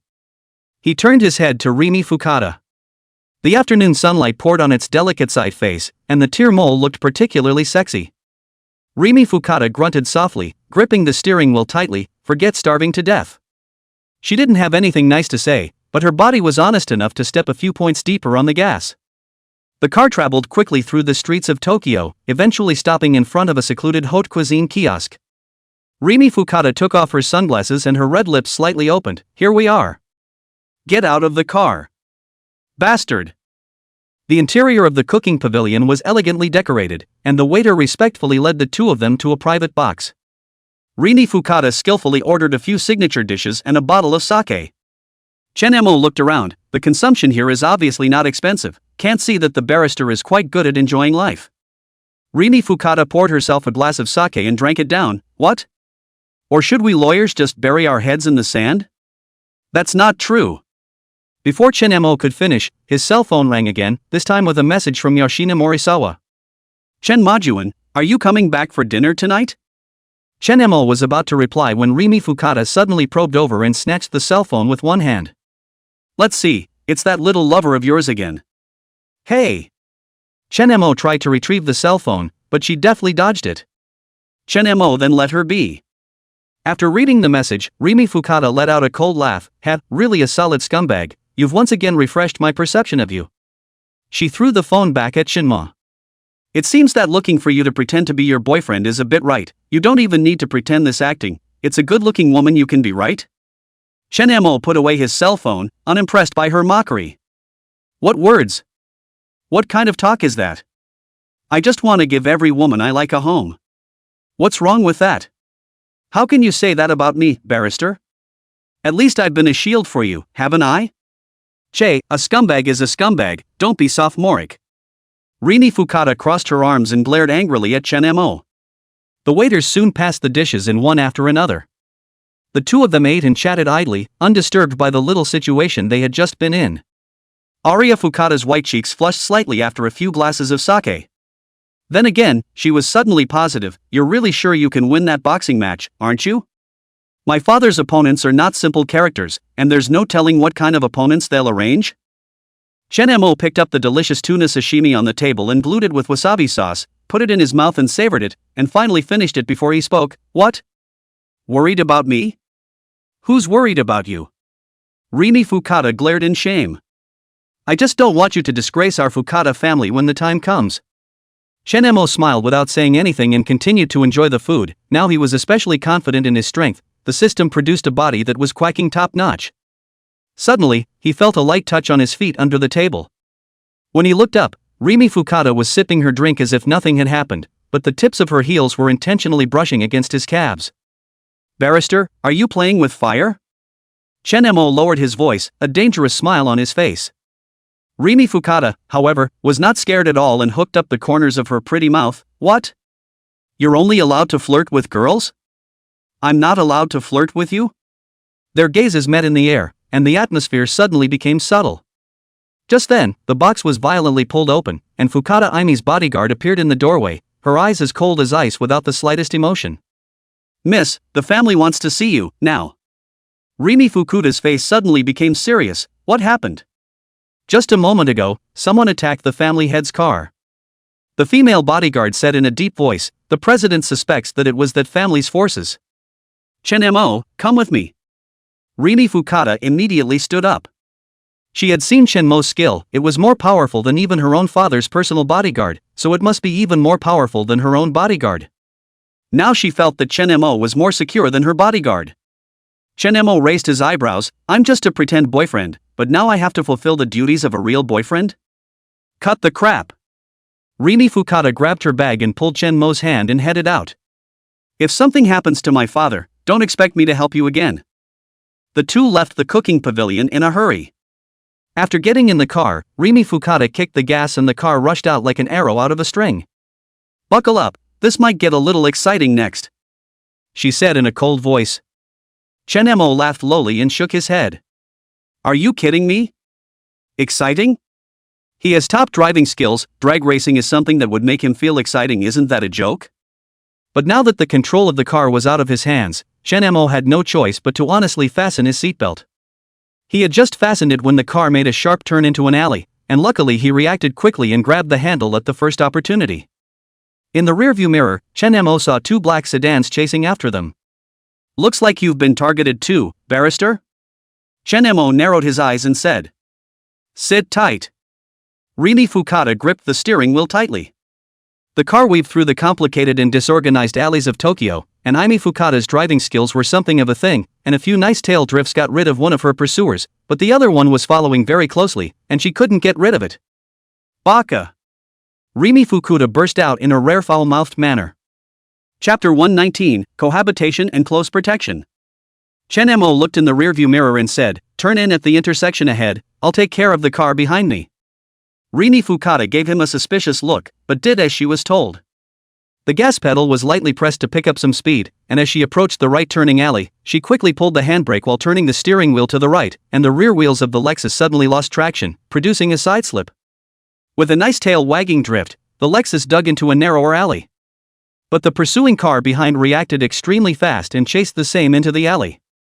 Just when the two cars were almost parallel, Chen-mo suddenly rolled down the window, picked up the glass bottle of aromatherapy in the car, and violently smashed it towards the other party's front windshield.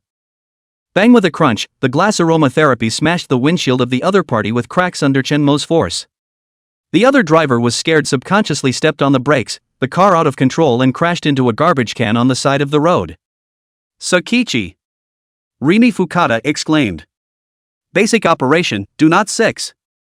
Chen-mo calmly rolled up the car window. Rimi Fukada glanced at the pretentious Chen-mo, and a strange luster flashed in her eyes. You're definitely not an ordinary person. I have developed a very curious interest in you. Of course I'm not an ordinary person, I'm your boyfriend. Chen-mo laughed, isn't that what you said yourself? Seeing that Chen-mo had no intention of saying anything, Rimi Fukada stopped asking and focused on driving. 20 minutes later. The Lexus pulled up in front of a private hospital. Rimi Fukada led Chen-mo into the hospital at a quick pace, and in the VIP ward on the top floor, the two met the old Fukada.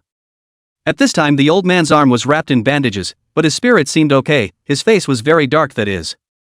Oh Dosen, dull duct tape? Are you alright, father? Rimi Fukuda rushed forward to check up. Old Shamada waved his hand and said, it's just a minor injury. He looked at Chen-mo, looks like you guys are also in trouble, right? Chen-mo nodded. On the way here, there were two cars chasing us, lost one and the other was taken care of by me. A gleam of light flashed in the old Shamada's eyes. Well done. He turned to his daughter, Rimi Fukada, and said, Rimi, from now on, let Chen-mo keep you under close protection 24 hours a day. Nah. What? Rimi Fukuda's eyes widened. Old Shamada said in a deep voice, the other side will definitely not rest until the case is over. Chen-mo rubbed his nose. These two didn't ask if they agreed? But this is a good opportunity, senior. This personal protection. Does it include the night? The old shamatha sneered. Kid, I don't object to your young people's lives, but be careful with the limits. I can turn a blind eye for Ryami's safety. Rimi Fukada didn't expect her father to say such a thing. Her cheeks instantly reddened and she hurriedly spoke. Oh Dosen, I don't need it. I have insurance. There's no negotiating this. I am assured of his skill, more reliable than those bodyguards of yours, the old shamatha snapped, unless you want to see your father sent away in vain. As she left the hospital, Rimi Fukuda remained silent. It wasn't until she got in the car that she exploded. Damn. This is great, not only do I have to pretend to be a couple with you, I actually have to live with you. Chen Mo fastened his seatbelt and laughed. What? Is it aggravating for you to live with me? Rimi Fukada glared at him fiercely and started the car. I'm warning you, you'd better be honest. Yes, sir. Chen Mo made a salute gesture. The car flew towards Rimi Fukuda's solitary apartment, and Chen Mo on the co-pilot couldn't stop the corners of his mouth from rising as he looked out the window at the rapidly receding scenery. It is simply heavenly. Soon the car was parked in the underground garage of the apartment, and the two of them went up the elevator one after the other. Inside the elevator, Rimi Fukada was the first to break the silence. I'll say it in front of my ugly words, although we're going to cohabitate, don't try to get any wrong ideas. I'll arrange for the room, you'll sleep in the guest room.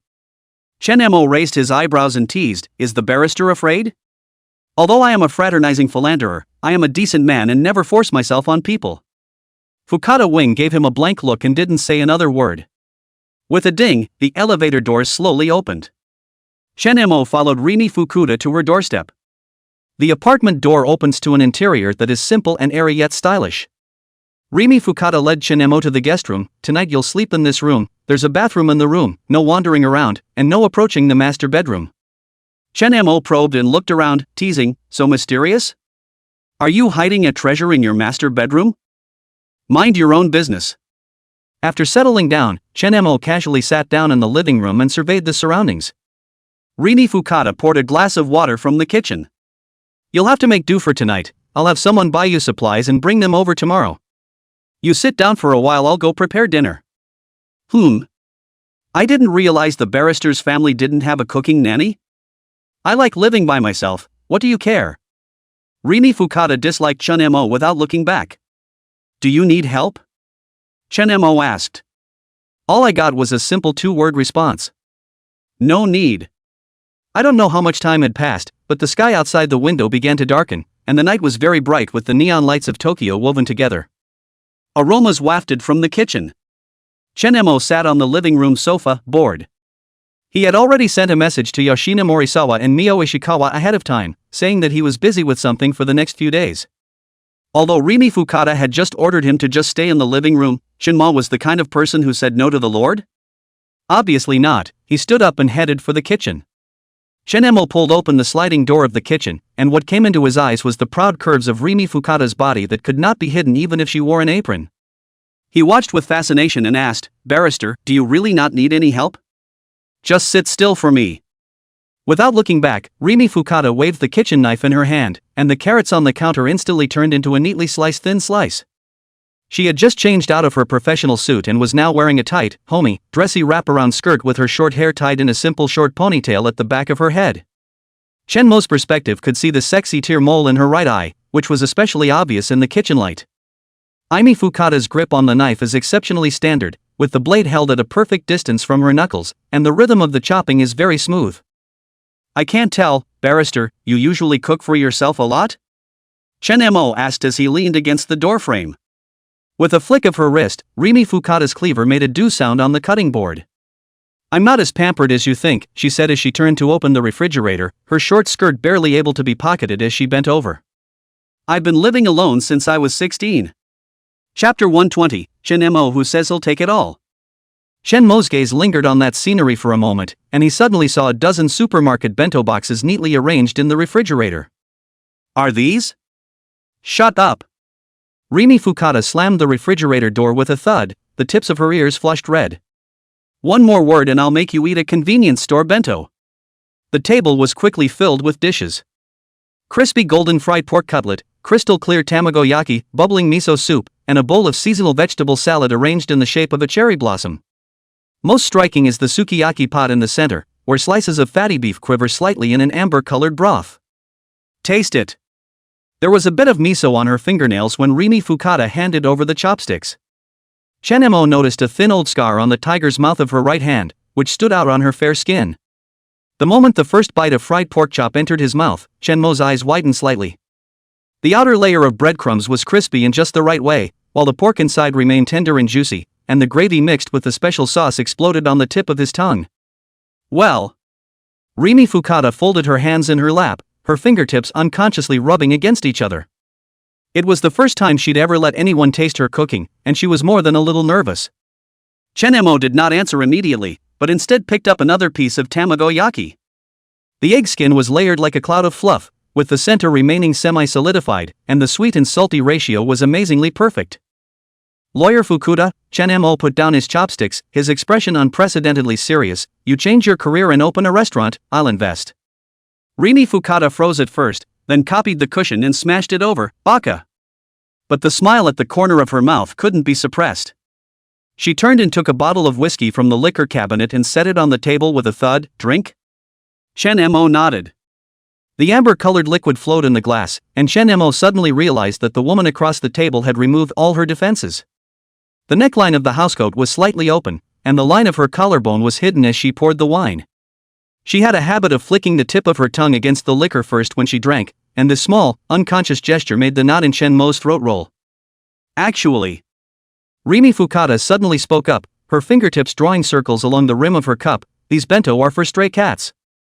She pointed to the refrigerator. There are 7 feral cats downstairs in the apartment, and 3 of them are pregnant. Shenmo's movement to raise his glass paused. He thought of the sharp-tongued gold medal lawyer in the courtroom during the day, who was at the moment preparing lunches for wildcats. The warmth of the whiskey spread from the pit of his stomach, and a certain emotion, hotter than alcohol, spread through his chest. What's to smile about? Rimi Fukada glared over. It's nothing, Shenmo refilled her wine, it's just that I suddenly felt that being your fake boyfriend seemed like a pretty good deal. Rimi Fukada grunted lightly, but quietly took off her slippers under the table, her bare instep accidentally touching Shenmo's calf. As their skin touched, Rimi Fukada quickly retracted her foot as if she had been electrocuted, her cheeks tinted with a blush as she snapped, Don't get any ideas, it was just an accidental touch. Shenmo, however, stared at her with a smile, deliberately stretching his leg forward, and the ambiguous atmosphere filled the table. After 3 rounds of drinking, Rimi Fukada's eyes gradually drifted away, her originally stern aura softened by drunkenness. She propped her head up and tilted it to look at Shenmo, muttering, You said. How did you, a Chinese, suddenly appear in my life? As he spoke, his body unconsciously leaned forward, and the spring light of the neckline was hidden. Shenmo's throat rolled and he reached out to pin her slipping hair behind her ear. It's probably fate that told me to protect you. His voice was low and gentle, and Rimi Fukada's body shivered slightly as his fingertips brushed between her ears. Suddenly, as if she had been poked at a sensitive spot, she sat up straight with a jerk. Don't give me that, who needs your protection? But the flushed ears betrayed her panic. Shenmo was not annoyed either, picking up his wine glass and taking a sip, his eyes inadvertently swept over the scar on her right-hand tiger's mouth. This scar. How did it come about? Rimi Fukada's face instantly changed, her eyes dimmed, and she was silent for a long time before she spoke. It was a long time ago, it's not worth mentioning. She looked down and toyed with her glass, her lashes casting a shadow under her eyes, her breath becoming oppressive around her.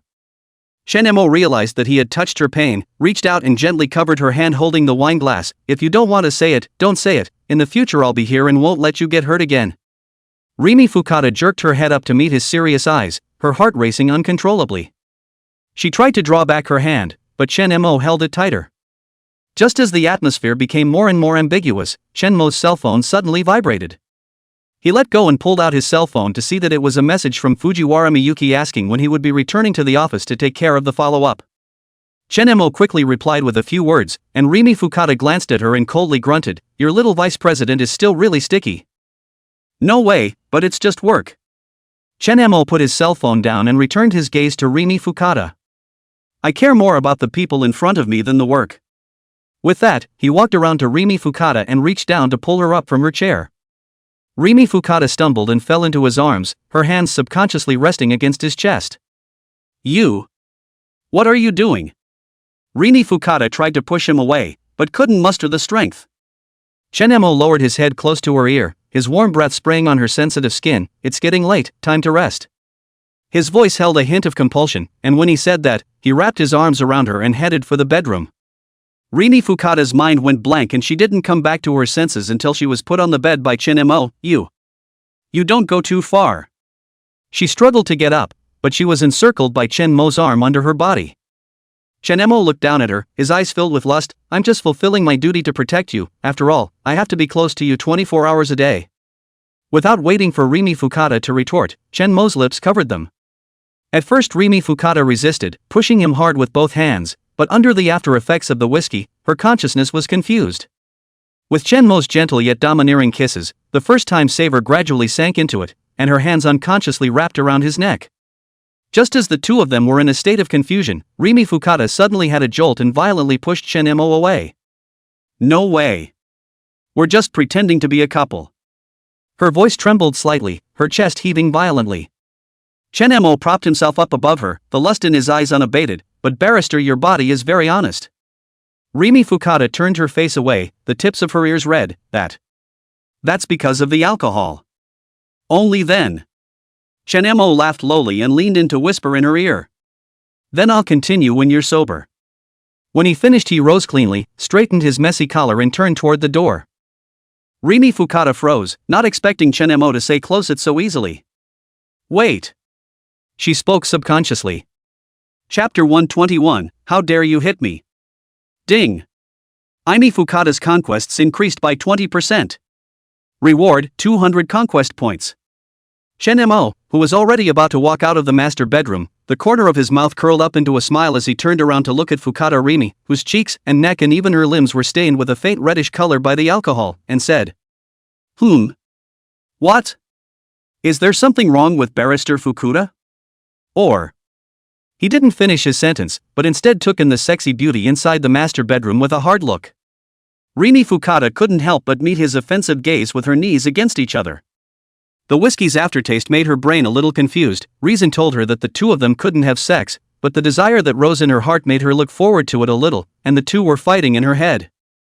And in the end, it was reason that won out over desire. She bit her lower lip, her eyes drawn, but her mouth was unforgiving. No. Nothing. Without waiting for him to speak, Rimi Fukada stood up and pushed Chenmo out of the door saying, Get out. Then she closed the door to the master bedroom with a bang. Then, with a bang, she closed the door to the master bedroom. Seeing her reaction like this, Chenmo laughed and shook his head. Worthy of being a barrister, the atmosphere has reached that level, and you can actually still hold it in. Chenmo understood that 50% of the conquest value was actually enough to have a relationship. But he didn't want to force it. After all, he liked to hold it for a long time, not a short-lived pleasure. The arousal that had been aroused was a bit of a turn-off, and he returned to the guest room and claimed a cool shower to keep the fire down. After his shower he wasn't feeling very sleepy. After all, he didn't usually go to bed that early. Without thinking too much he wrapped a towel around him and walked out of the guest room.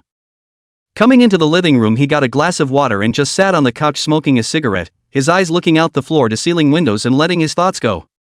It's been some days since he crossed over, and so far he's doing okay, not bad for spending money and having women around. But Chenmo was still a bit less than satisfied. Since he was sent here and his abilities are there, it is inevitable that he has to do great things and fight for his country. There are different ways to resist Japan in times of peace. Rimi Fukada in the master bedroom, on the other hand, was not so relaxed. Restraining something for 26 years may not be felt normally, but once something is ignited, it can no longer be suppressed. Lying down on the bed, her mind was filled with fragments of her time with Chenmo, and all those dreams she had previously had about Chenmo. Looking back, she realized that although she had very little contact time with Chenmo, if she thought about it carefully, Chenmo was full of advantages. When things are calm, take responsibility, even with his father are not coy feeling, talking is still not humble. Unlike all the men she had ever met, Chenmo was the most attractive one, with the disadvantage of being a scumbag philanderer. However, the most fatal thing was that Chenmo gave her that mysterious and impenetrable feeling, which was very attractive to her, and she would always restrain herself from wanting to explore. Tossing and turning she couldn't leave Chenmo behind no matter what, so she blamed it on the alcohol. Unable to calm down, she had to take a shower. In the bathroom. The warm water from the shower washed over her, and as she looked in the mirror at her body, which had always been so confident in the past, she was kind of starting to get skeptical at this point. Why did Chenmo walk so decisively just now? In her perception, Shenmo's kind of scum shouldn't just let himself go so easily, right? Could it be that you're getting older? Has the charm gone down? Rimi Fukada raised her hands to support her proud capital. There's no big change. Is it because I haven't gone to the beauty salon recently to take care of my skin and the state of my skin has deteriorated? She was a little annoyed when she couldn't figure it out. To not make a move on her would be to look down on her charms. Do it to her and she's not happy about it. After her bath, Rimi Fukada changed into light, close-fitting pajamas. Having had a shower plus a drink, she was feeling a little thirsty. Without thinking too much, she walked out of the master bedroom, her mind still unable to stop rambling, and walked over to the living room water fountain, picking up a glass of water to drink. After drinking it, he stood dumbfounded in front of the water fountain, wondering what he was thinking. It was oblivious to the fact that Shinmo was right there on the living room couch. But Chen Mo did find her. Seeing Rimi Fukada's lost look, the thought of teasing rose. He walked silently behind it. One hugged Rimi Fukada. Yeah! The suddenness of the situation startled the dazed Rimi Fukada. After turning around to see clearly that it was Chun Mo who appeared behind her, she immediately felt mortified. The instinctive reaction was to take a bite. The stabbing pain coming from his chest caused Chen Mo to suck in a breath of cool air. Barrister! Are you a dog? You bite without saying a word. After retaliating, Rimi Fukada was a little better emotionally from being scared and looked up with her eyes glaring viciously at Chen Mo and said, "You asked for this, who let you scare me?" Chen Mo, who knew he was at a disadvantage, was momentarily speechless. The thick-skinned one felt a little embarrassed. Then he changed the topic and said, "What's on your mind, counselor?" "So out of it." "None of your business, none of your business." Rimi Fukada gritted her teeth back. Seeing her unforgiving attitude, plus the fact that he had been bitten, Chen Mo, who had never suffered from a loss, reached out to her back waist and swept Fukada Rimi into his arms. "How do you talk? You're my girlfriend now, of course I'm in charge." Who's your girlfriend now?" Hearing that, Rimi Fukada blew up. "We're just pretending." Chen Mo didn't care about this and that. He lowered his head to the back of her ear and flirted softly, "Your father asked me to protect you, so it's not too much to collect some interest, right?" Since the two of them were close together, and the pajamas that Rimi Fukada was wearing were of that light style, the touch could be said to be very clear. There were no lights on in the kitchen living room. At this time she realized that Chen Mo did not wear a shirt, firm and robust body and the paste on their own body, the alcohol strength has not yet passed, the man's breath came back to the face. Rimi Fukada was a little giddy at once. I wanted to push Chen Mo away, but my strength had long gone somewhere. It was better not to resist, the weak resistance was like an added flirtation. "Let go. Let go of me." Rimi Fukada spoke with a voice that sounded like a pout. How could Chen Mo stop there? He had already let her off once just now, and now that he had been bitten himself, he had to earn it back no matter what he said. "Don't move." It was a slap in the back. There was a loud, clear pop that was very noticeable in the quiet kitchen. Rimi Fukada's pupils dilated and she froze. As the only daughter of the Fukada family and the gold medal lawyer of the Sumiyoshi Society, she had never been so mistreated. The deadliest part was that she wasn't even angry. Some are just. A hot sensation was born in her tunic, bringing her back to her senses. You. How dare you hit me? Chapter 122, Getting Knocked Up. How dare you hit me? Rimi Fukada's chest heaved in anger, and the look in her eyes when she looked at Chen Mo was like she wanted to stare him to death. Chen Mo was not afraid in the slightest. He had just figured out why he was being coy when he had the ability to not eat beef. Without saying a word, he cupped Rimi Fukada's chin and lowered his head for a kiss. Rimi Fukada was still angry. How could she let Chen Mo fool around, and immediately struggled. Put. Open. Me. Pop. There was another bang. Barrister, be honest if you don't want to suffer. Chen Mo said vaguely. Once again mistreated, Rimi Fukada felt a bit aggrieved at once. Silken teardrops rose from the corners of his eyes. Obviously, he was the one who suffered. Why could Chen Mo be so rightful and strong? Rimi Fukada now wanted to bite off Chen Mo's tongue, but she didn't dare to, fearing that she would be beaten again, so she could only obediently freeze and stand in place. Ding! Aini Fukada's conquest is increased by 10%. Reward, 100 conquest points. Progress of Rimi Fukada's conquest, 60%. I don't know how much time has passed. It was only then that Chen Mo let go of Rimi Fukada, who was about to choke, and has raised his hand, his thumb tracing over his moist lips. Fukada Rimi, who was breathing heavily, greedily breathed in the air after being released by Chen Mo, and took advantage of one of his inattentions to slip out of Chen Mo's embrace. Dai Chen Mo, wait for your death, how dare you do this to me? After saying that, he fled as if he was running for his life towards the master bedroom. Fleeing at light speed to her bedroom, she was just about to close the door to her room when she was propped up by a large strong hand that couldn't close the door in any way.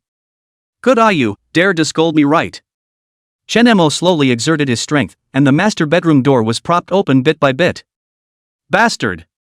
How could Rini Fukada be a match for Chen Mo in terms of strength? See the master bedroom door propped mercilessly open. She then flung herself on her hands and ran to the bed, grabbing the covers and covering herself tightly. Don't come any closer. Rimi Fukada's tone was a bit scared yet with a hint of anticipation. I'm warning you, if you try anything, I'll chop off your that. At this point in time, Chen Mo had no intention of caring about other things, and did not listen to Fukada Aimi's threats in the slightest. Just unlocked the master bedroom door by hand. Ta-da! Ta-da! Da! Chen Mo's steady and powerful walking sound was very obvious in the master bedroom. The corner of his mouth hooked up in a very dangerous smile and said, Barrister, don't hide, aren't we boyfriend and girlfriend? Doing something that a boyfriend and girlfriend should do is not too much. Rimi Fukada looked at Chen Mo in fear. Who? Nonsense, we're just pretending. Every time Chen Mo took a step forward, she retreated 1 point, until her back was against the bed, and she could not retreat, her hands tightly gripped the quilt. In the end, Chen Mo had walked over to the bedside, and she unloaded her stiff upper lip attitude into a plea for mercy. Chen Mo, you don't be impulsive, now. If you go out now, I can pretend that nothing happened. I refuse. Chen Mo looked at her with teasing eyes. Without a moment's delay, he ripped the covers off and tossed them aside. Knees on the edge of the bed, he crawled over. Ding! Aini Fukada's conquest is increased by 1%. Aini Fukada's conquest is increased by 1%, x9. Reward, 100 conquest points. The next day. The sunlight from the window spilled into the wretched room. The harsh light caused Rimi Fukada to involuntarily roll over, her head rubbing subconsciously as she leaned in after smelling a scent that put her at ease. Ready to renew her beauty sleep, she reacted instantly, opening her eyes. As soon as he opened his eyes, he saw a firm chest close at hand. Memories of last night came to mind. She looked down and her pajamas had long since gone to nowhere. Quietly wrapped up the small quilt to support the sore body, the more she thought about it, the more angry she was. Her jade foot nonchalantly greeted Chen Mo's face. Sleeping Chen Mo felt a fragrant thing sticking to his face, raised his hand to remove it, and as soon as he got on it, he came to his senses. He slowly opened his eyes. Barrister, not honest again, right? After saying this, he grabbed the jade foot and pulled it downwards, rolled over and looked at her from above, and said, What? Want to suffer again? Rimi Fukada was too scared to speak. No. No again, I didn't mean to, just now. Chen Mo didn't give a damn and pulled the quilt over the two of them. As the old saying goes, one day at a time. The benefits of morning exercise for the body are very good. The sound of pattering water rang out in the master bedroom bathroom. Chen Mo put on his clothes and headed for the kitchen. He who had used I don't know how many arigatos in one night was already hungry in front of him. Opened the refrigerator and grabbed the ingredients to skillfully make breakfast. Half an hour later. After he brought all the food to the table, he shouted towards the master bedroom, Barrister, out for refreshment. Rimi Fukada, who had finished her bath, sat dumbfounded in front of her dresser and gritted her teeth when she heard the voice that made her angry and hateful, but her body was indisputably weak. Dedshinma is simply a beast. Now she was uncomfortable everywhere. Barrister, what are you doing? Didn't you hear me? Still want me to go to invite you? Can't, is it want me to carry you over, say it earlier? Chen Mo saw that Fukada Rongmei didn't come out for half a day, walked to the door of the master bedroom and said, I heard you. What if you dare to give me a hug? Let's see if I bite you. Rini Fukuda showed her teeth and said viciously, When Shen-mo saw her like this, he remembered himself who was covered in teeth marks. This little is definitely a dog and bites when she says so. A few moments later, the two sat down at the table. Rimi Fukada couldn't help but gulp when she saw the sumptuous breakfast on the table. Not only was Chun-mo hungry, she was even hungrier. After all, it wasn't like her physical fitness and stamina was as good as Chen-mo's. "Did you do all this?" she asked with a suspicious glance at Chun-mo. Chen-mo raised his eyebrows and asked rhetorically, "What else then? Is there anyone else here?" "Cut the crap and eat quickly, I'm starving." He didn't hesitate when he finished speaking and wolfed down his food. Rimi Fukada was not expecting Chen-mo to be so eager. Like a starving man, he ate without even saying the salutation before starting the meal. Seeing how Chun-mo was eating so favorably, she couldn't help herself. "I'm on." After that, he ate. Although her eating wasn't as ugly as Chen-mo's, it wasn't much better.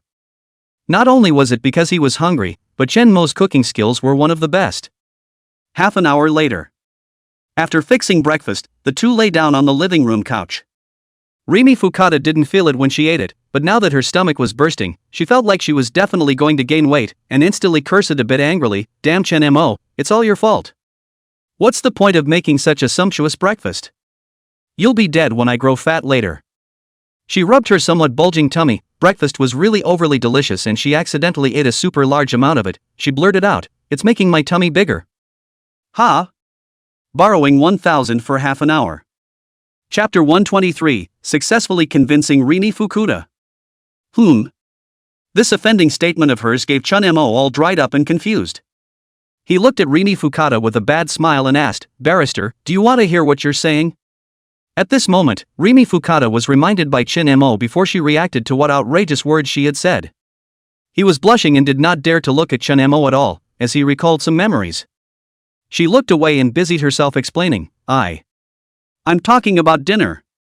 What are you messing around with, you ing pervert?" Chen-mo laughed, "I didn't say anything, what am I messing with my mind? It's clearly you who are messing with your own thoughts, right?" His words poked at Rimi Fukada's true thoughts, and she was a bit vain. "Dead pervert greaseball, I can't say anything about you." How could she lose as a gold medal lawyer with her mouth, except that the evidence was overwhelming? Chen-mo finished a cigarette after the meal and lay on the sofa in boredom, clasping his hands behind his head and looking at the ceiling in a daze.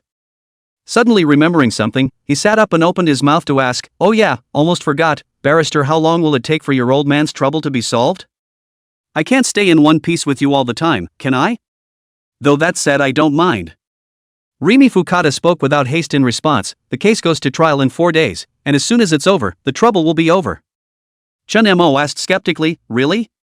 With the case closed, won't the others be furious and thus take even more outrageous revenge? Asshole, don't underestimate our Fukada family. Once the case is successfully concluded, my father will utilize the relevant contacts, then things won't be our concern after that." Rimi Fukada said confidently. "Alright, 4 days would be fine, not too long." Chen-mo pondered and lay down again. "So we've been staying home for the last 4 days? Rimi Fukada said as she lay comfortably on the other end of the couch, "You could have gone out." She lazily rolled over, the straps of her silk pajamas slipping off, revealing her snow-white shoulders. "But I have to warn you, the other side will most likely send out assassins, so if you want to experience a life and death chase you should just go." Chen-mo raised his eyebrows and propped himself up, his gaze falling on Fukada Rimi's languid posture with a smile. "Or not, life and death chase? Not interested, but always bored at home. How does the barrister plan to pass the time with me?"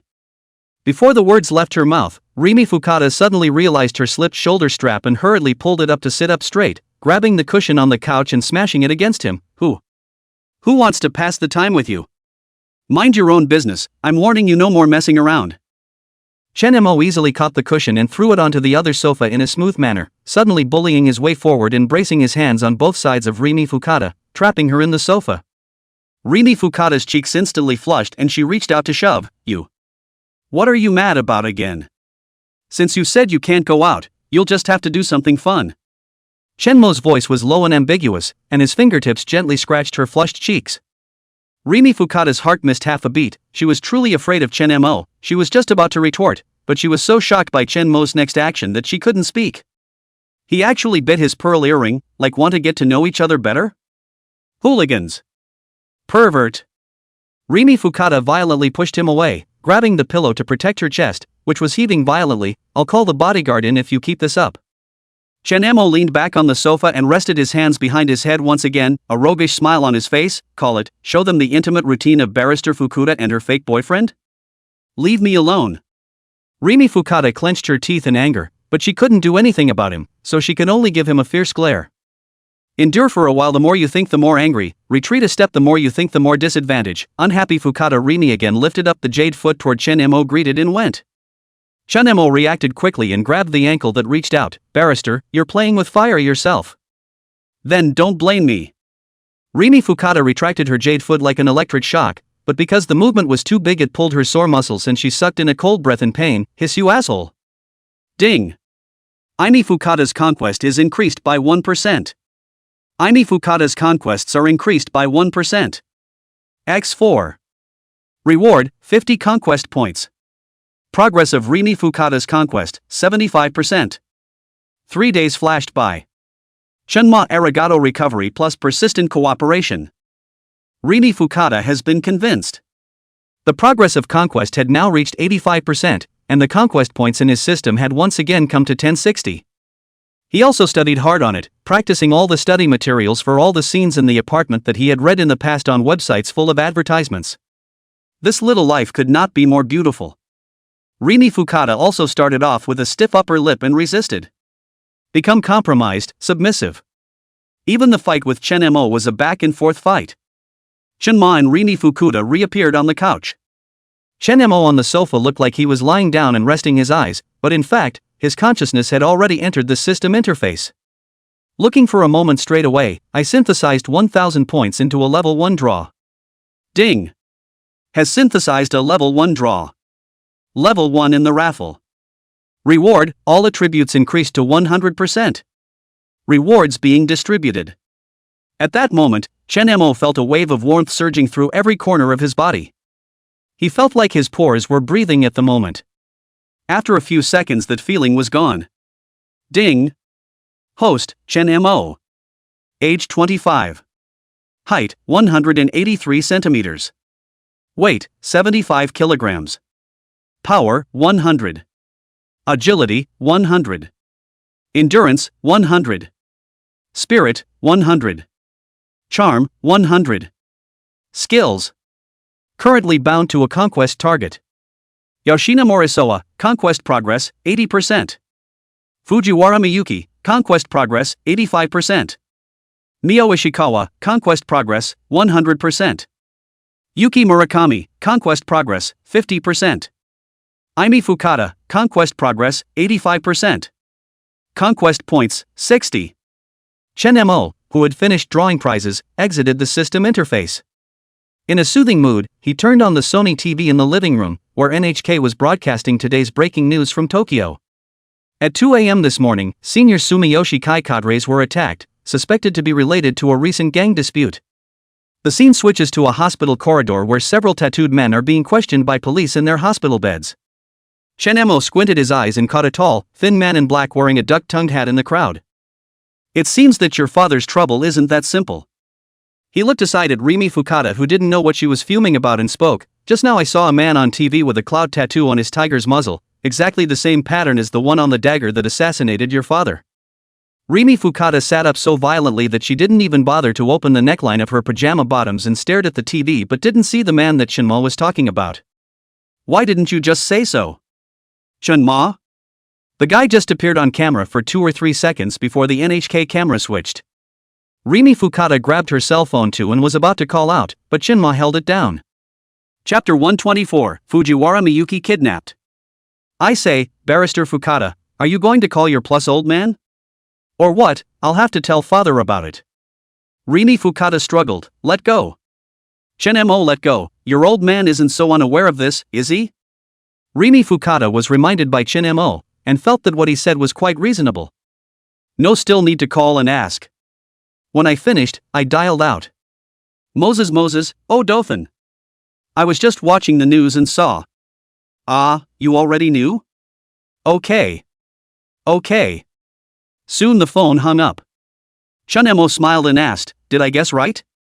It's not so bad that you don't know about this point, right?" Instead of ignoring Shenmo, Rini Fukada stood up. Barrister, where are you going? Shenmo's gaze followed Rini Fukuda. Whatever. You have to follow me even if I go to the bathroom? Rini Fukada rolled her eyes. Okay.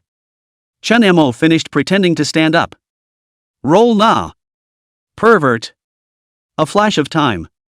The stars were bright outside the window. The two were sipping a little wine at the balcony of their large flat apartment.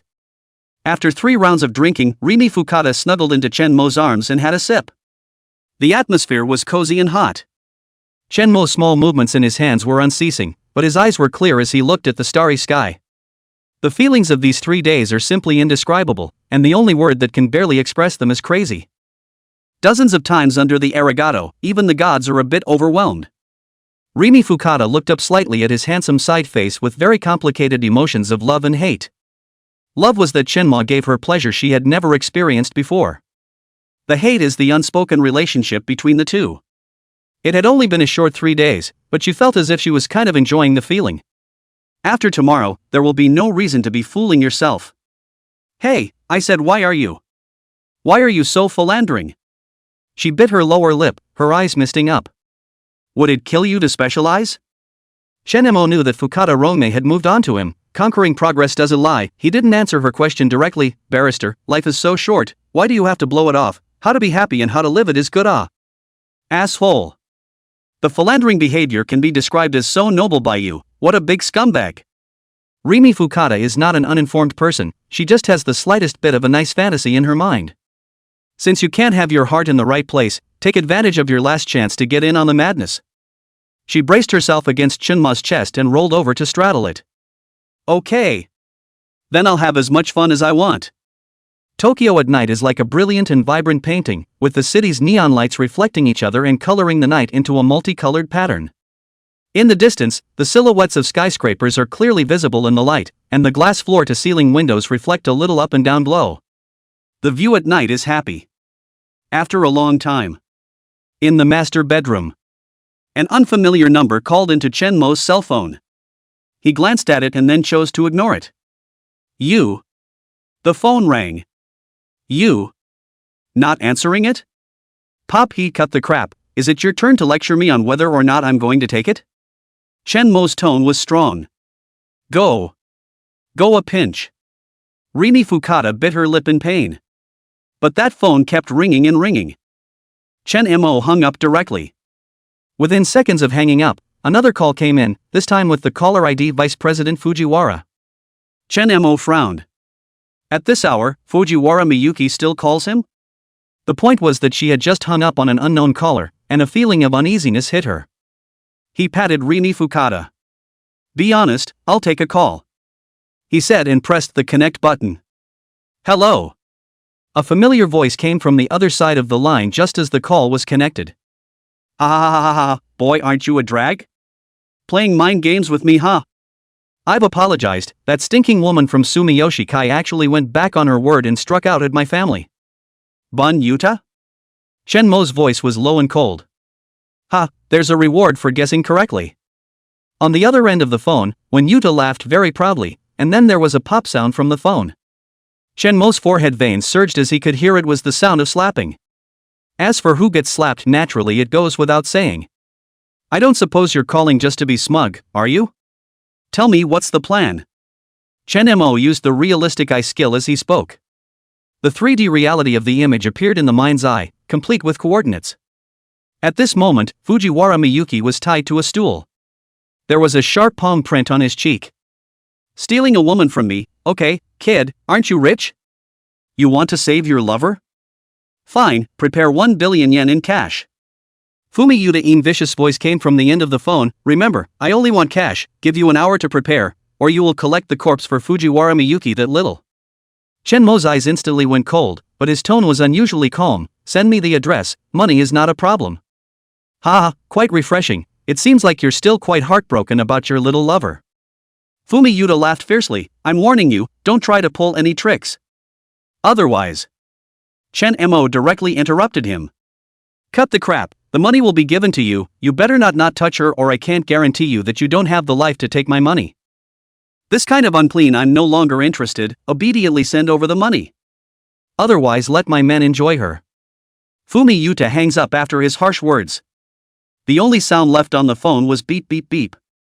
After hanging up the phone, Chen-mo immediately got up and started putting on his clothes. Sensing that something was wrong, Rimi Fukada hurriedly asked, "What's wrong? What happened?" Chen-mo said while quickly dressing, "Fujiwara Miyuki has been kidnapped by Fumi Yuta, I'm going to rescue her." Rimi Fukada immediately bounced up from the bed at that. "Wait. This is obviously a trap, surely Sumiyoshi will start sanctioning his family, I'll send backup immediately. There's no time." Chen-mo fastened the last button, his eyes blazing like knives. "I have to be there within an hour, or I fear something irreparable will happen." Rimi Fukada bit her lip and suddenly said as if she had made up her mind, "I'll go with you." Chen-mo turned his head to look at her and said, "Are you sure? This is no joke." Rimi Fukada had already put her clothes back on and took out a black carbon-based biocommer from her nightstand drawer. "I can be a gold medal lawyer at the Sumiyoshi Society, so I must be capable of something. Then you underestimate me, asshole." Chen-mo looked at the woman in front of him, who had suddenly become valiant, and the corner of his mouth rose slightly. "Good." Then together, the two quickly went downstairs. Shinma sat directly into the driver's side of Rimi Fukada's Lexus. "The address is in the abandoned warehouse district of Tokyo Bay Marina, I'll drive." Chapter 125, Rescue. Rimi Fukada was just about to say something when the car had rushed off like an arrow out of a string, and she let out a gasp of surprise as she hastily fastened her seatbelt. Shinma's driving skills were horrendous, weaving through the streets of Tokyo late at night at amazing speeds.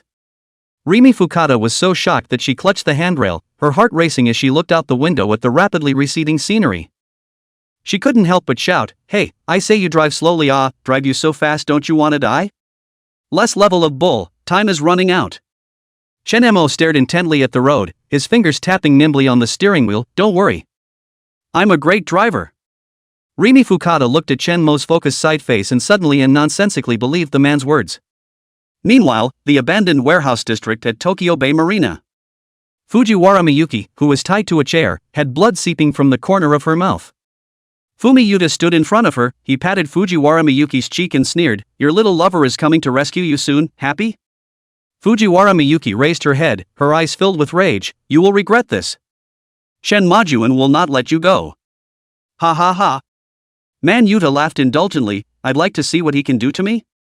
There are 20 bodyguards here who spent a lot of money on this place, just waiting for him to come over and die." Fujiwara Miyuki's eyes instantly flashed with a trace of worry, but soon became inexplicably determined. "You'll get your comeuppance, the police won't let you go." "Shut up."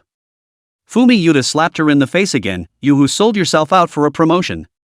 When I get the money, I'll let those bodyguards enjoy you in front of him." Fujiwara Miyuki was shaking with anger. It all started after work today. Her daily choice was to work late at the office and catch the last subway before going home. Just after leaving the subway station, I got caught in a sack and was kidnapped behind to this hole. Fumi Yuta beat and scolded her, but fortunately she didn't dirty herself with her hands, otherwise she would have wanted to die.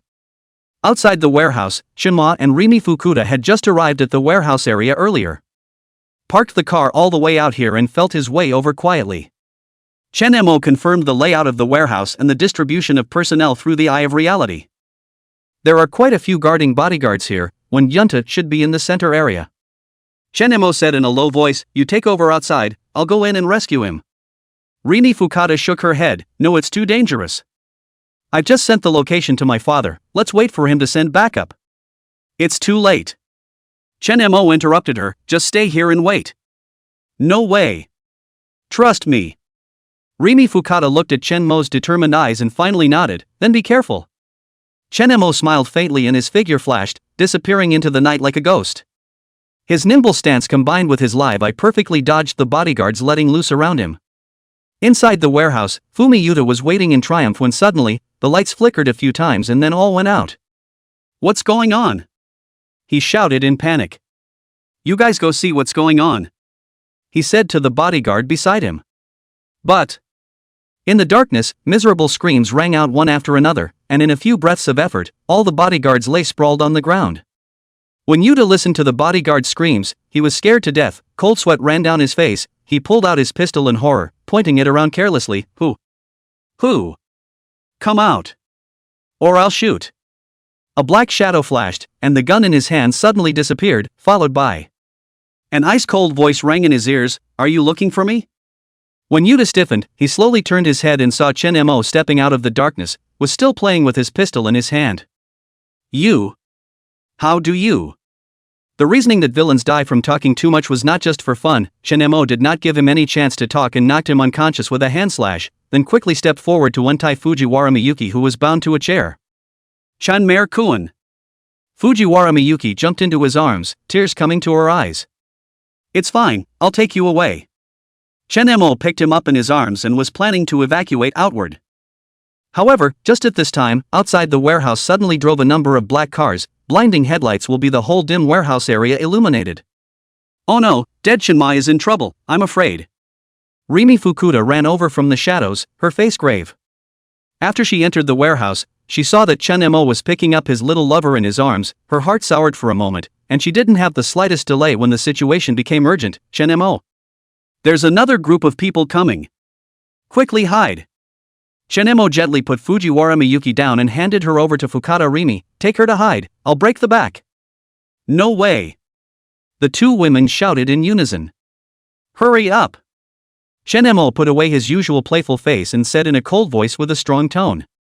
Both women were shocked by the suddenly fierce Chen Mo and didn't dare to speak in. Rimi Fukuda supported the weak Fujiwara Miyuki and bit her lip. Then you be careful." After that, he hid in the depths of this warehouse. It's not that he didn't want to run, but there was only one entrance and exit to this warehouse area, and Chen Mo had no way to leave with the two women. Unless the timeout is used. Chen Mo did not intend to use up the time pause easily until he had to. Now that his body had been upgraded to the peak of humanity, and there was a carry-on space to go along with it, he didn't panic even if the other party activated their carbon-based biocommerce. Not to mention the two pistols stored in his space. He walked over to the chair where he had just tied up Fujiwara Miyuki and sat down, pulling out a cigarette and lighting it. Only the sound of a car's engine was heard ahead, and several black sedans stopped at the entrance of this warehouse. The car had its high beams on and blinding light shot in. "Can't see what's in front of you." Buzz. The sound of the car's flameout rang out, and only after the blinding headlights dimmed did Chen Mo see the situation in front of him. Only to see a group of people dressed in uniform black clothing have got down from the car, seems to have noticed that something is wrong in the warehouse area, quickly surrounded the center of the group of cars Mercedes-Benz main car. And then a young man got out of the car. When he got out of the car he said in an impatient voice, "What the hell?" The nearest henchman to the side explained, "Back, Tetsusaka too, it seems to be a bad situation, I don't know what's going on." The second one named Tetsusaka rushed to hide surrounded by a few of his men. "Baka. Is the news exposed? Protect me." Nothing happened after a few moments of caution. It was then that they noticed Chen Mo in the end of the warehouse district. A dozen or so bodyguards stood in front of Tetsusaka 2 with human shields, and several of his core henchmen had pulled out carbon-based biocommerce, their blackened muzzles pointing at Shinma. Freeze. Chapter 126, Dilemmas. Go back half an hour. The young man named Tetsusaka 2 is happily at home with a couple of his girlfriends who are happily filming a martial arts drama movie masterpiece. His older brother made a phone call to him and said he had arranged a major assignment for him.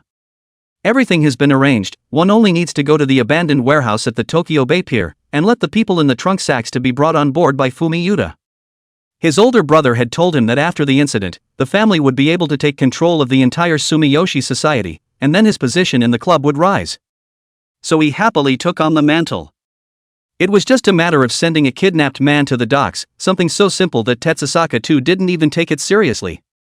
He just wants to get it over with and get back to his directing career. Yet now accidents happen. Freeze.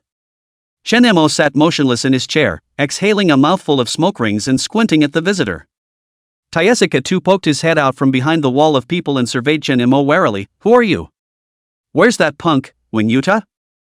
Chen Mo kicked the unconscious Yuta on the ground with his toes. "Here it is, sleeping quite soundly."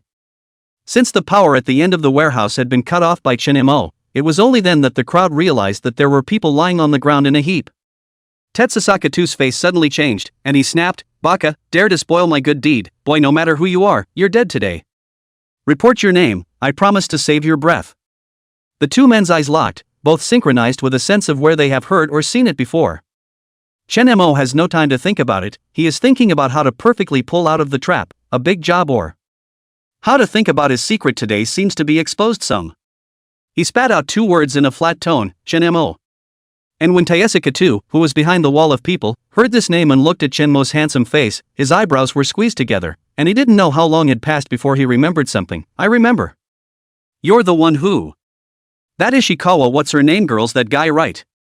The brat who caused me to earn $50 million less and lose several directorial works painfully. Once he said this, Chen-mo also remembered the identity of the other party. No wonder Taizaka too sounded so familiar. It turned out to be Hinokawa Taizaka, who had previously pitted Miyosas to carry a huge debt. It's so wrong. Now this is where things get interesting.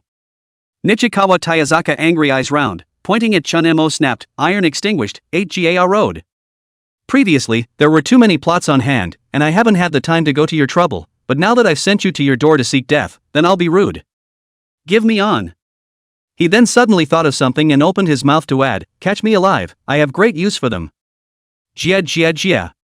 Hinagawa Tetsusaka smiled a very perverted smile. As a real-life martial arts action director and protagonist, he has always been dissatisfied with those online productions because they are all staged and lack the most authentic feeling. That's why his biggest day-to-day hobby is shooting a wide variety of real emotional work. Just now he thought of the incompetent XX. Inspiration for the title, just as the right person now appeared. Though he shot similar ones before. But the hostess wasn't too happy with any of her choices for him. Now that I remembered that Ishikawa girl and Chen-mo's face value were both very suitable to be the protagonist, and together with himself, the biggest protagonist, the work that was made would definitely be a fire. When the men surrounding Hinagawa Tetsusaka heard the order, all but the most central ones surrounded towards Chen-mo. The situation in the warehouse is strewn all over the place. Nichikawa Tetsusaka's men did not dare to be careless. The leader of the man shouted go. After that, more than a dozen people made their move at the same time.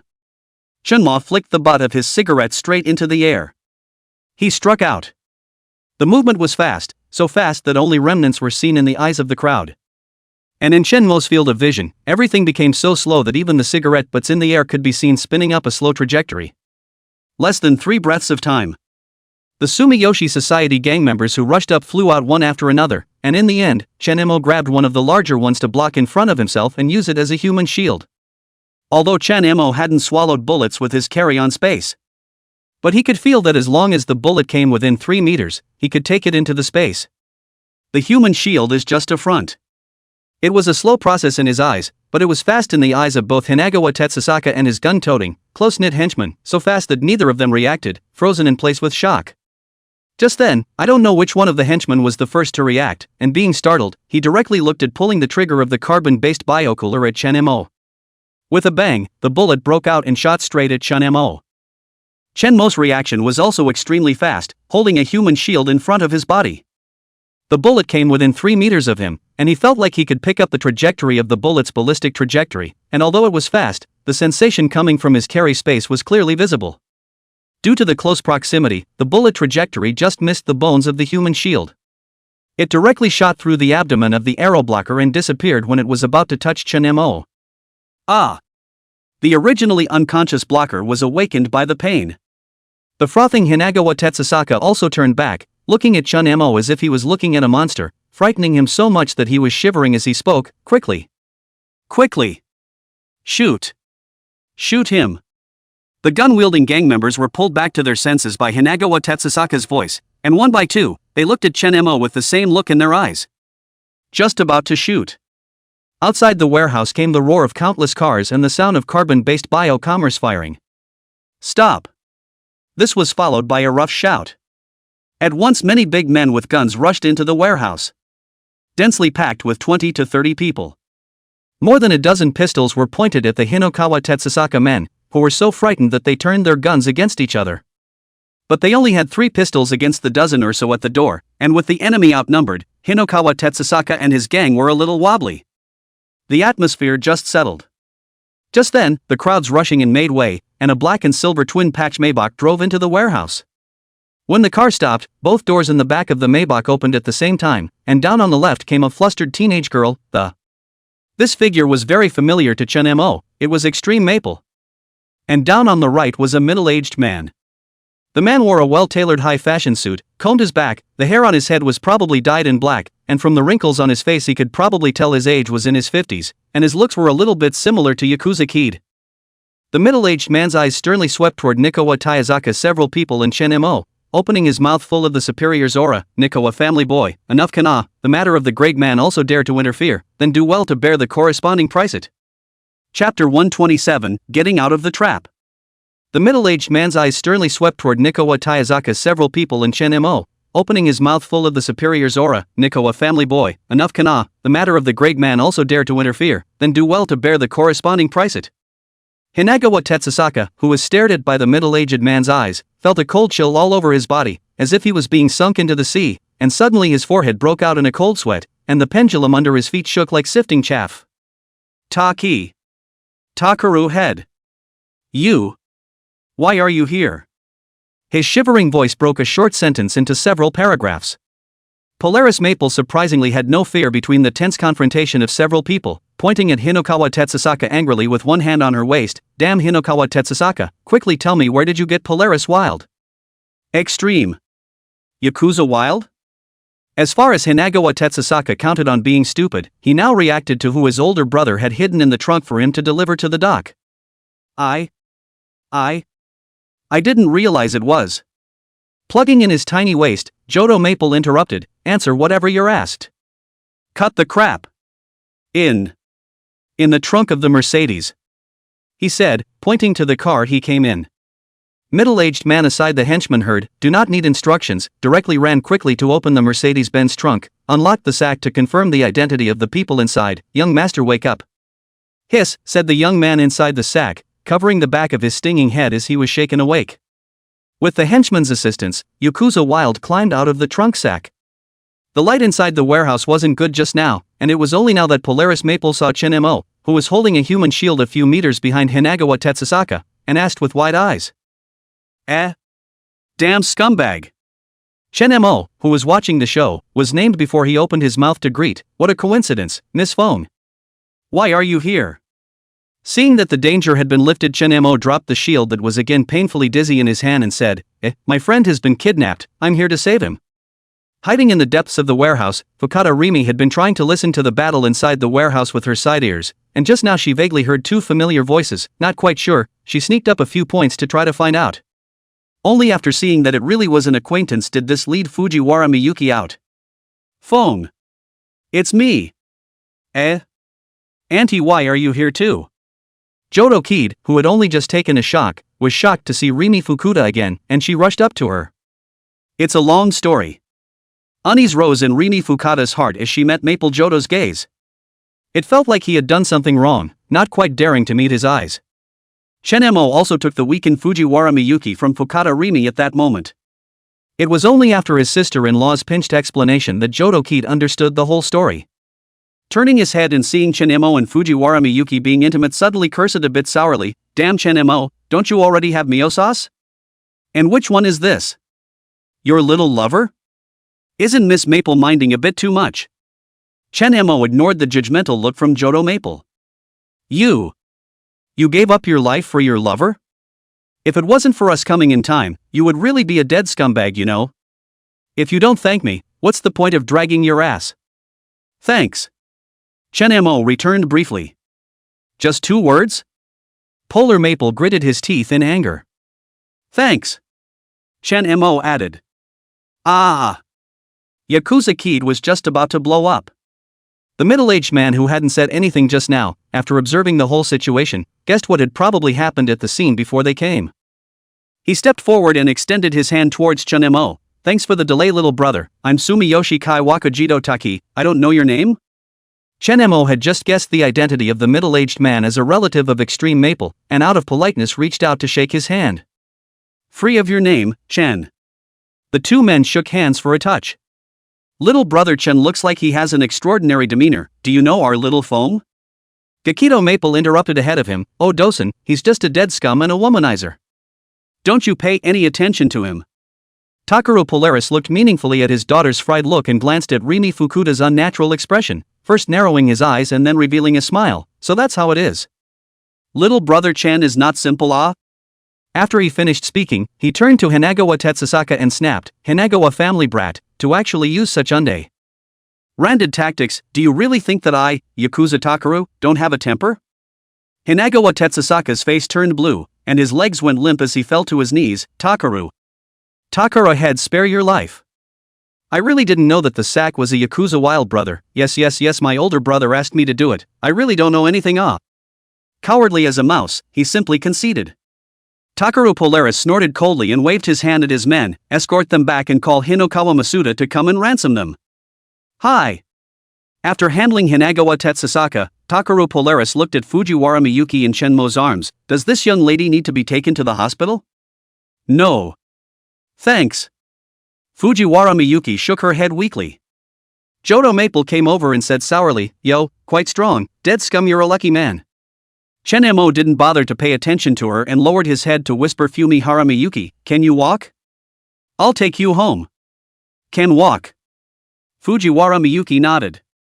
To Rimi Fukuda, he asked, "Barrister, now that elder Yakuza Takaru is here, your safety should be fine, right?"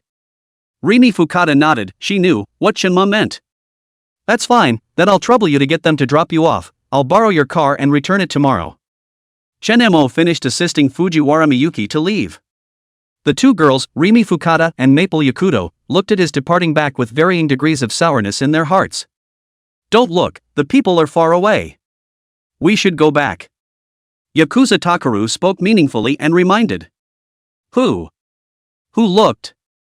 Yakuza Kid was a sensitive kitten, blowing up at the slightest touch. Rini Fukuda, on the other hand, was too weak to speak. After they all got on the bus, it started to rain in Tokyo. Rainy night, Viaduct, Maybach. In the car sat the three members of the Yakuza family and Rini Fukuda. Driving the car was Yukino, who had a bag for a head, with Yakido Kid on the passenger side, and Rimi Fukuda and Yakido Takaru in the back. Polar Road Taki Richa's spouse's sister, "Isn't your old man of the Fukuda family going to tomorrow at such a critical time? Why did you come out to the pier at night?" Looking out the window at the rainy night, Rimi Fukuda glared at the question and pulled her gaze back to the car. "My father told him to protect me. His friend was kidnapped, so I came with him." "Really? Little brother Chen must be very good with his hands? How come I didn't know your father knew such a young Chinese?" Yakuza Takaru said with a smile. No. It's me." Chapter 128, Legs a little soft for some reason. I met him from Little Fong here, before Little Fong asked me to help him out of trouble, and then he asked me a few times afterward. Not knowing how to explain, Rimi Fukuda directly changed the topic to Maple Jodo. "Oh? Little Fong? Since when did you know such a young Chinese?" Takaru Polaris smiled and asked the co-pilot, Maple Polaris. How could he not know that Extreme Maple was the apple of his eye? Almost every move is being watched at all times. The acquaintance of both Chun Mo and Extreme Maple was all under his control, only he didn't care about it at first. His idea of education is that he doesn't over-regulate except for things that concern personal safety. It's up to you. Polaris Maple crossed her arms. She was still angry. Right now she wanted to bite Chun Mo to death. That tugging face pissed her off too much. Odosen, the main driver, Yukino, spoke up at the right time. "This time the Hanagawa family kidnapped me because they were ready to make a move to compete for the presidency. I'm afraid they'll continue to give us trouble later on." Polaris Takaru also put away his smile. "Just stay honest lately, I'll take care of the rest. This time they made a move happens to be an opportunity for us." There was a glare in his deep eyes. And the other side. Shenmo helped Fujiwara Miyuki into the passenger side of the Lexus. After asking where she lived, she headed for the address. "Tell me what's going on today." Shenmo, who was gripping the steering wheel, felt that things were not that simple. Fujiwara Miyuki didn't dare to hide anything and told the story of how she was kidnapped. Shenmo listened and fell into deep thought. Could it be that I'm overthinking it? In fact, just now he was all set to just do away with Fumiyuta, but thought that would be a bit too cheap. Last time, Rini Fukuda said that Sumiyoshi would take a shot at his family. Since someone else has stepped in, you don't need to get your hands dirty yourself. This kind of situation where you dare to embezzle from within the club is not expected to end well. Shenmo said in a tough tone, "Go back after work, don't let me see you working overtime again. This time luckily I arrived in time, next time you won't be so lucky." Fujiwara Miyuki lowered her head, her fingers clenching the corner of her coat tightly, her voice carrying a hint of choking. "Right? I'm sorry, Chen. Chairman Chen, I'm the one who caused you trouble, I won't next time. Shenmo glanced at her sideways, seeing that her cheeks were red and swollen, and the fear still lingered in her eyes. His heart softened, reaching out and gently rubbing her hair. Don't blame yourself, I'm just caring about you, things have passed, go back tonight and rest well, don't go to work tomorrow, I'll give you a vacation. But. Fujiwara Miyuki hesitated. I've only been vice president for a short while, and the company has been going through a lot of things lately, so Is the company or life important? The marks on your face will take several days to go away, Chen Mo interrupted her, his tone not to be questioned. Be obedient and rest for a few days. Fujiwara Miyuki pursed her lips, the feeling of being cared for was sweet, and finally nodded, okay. I'll listen to you.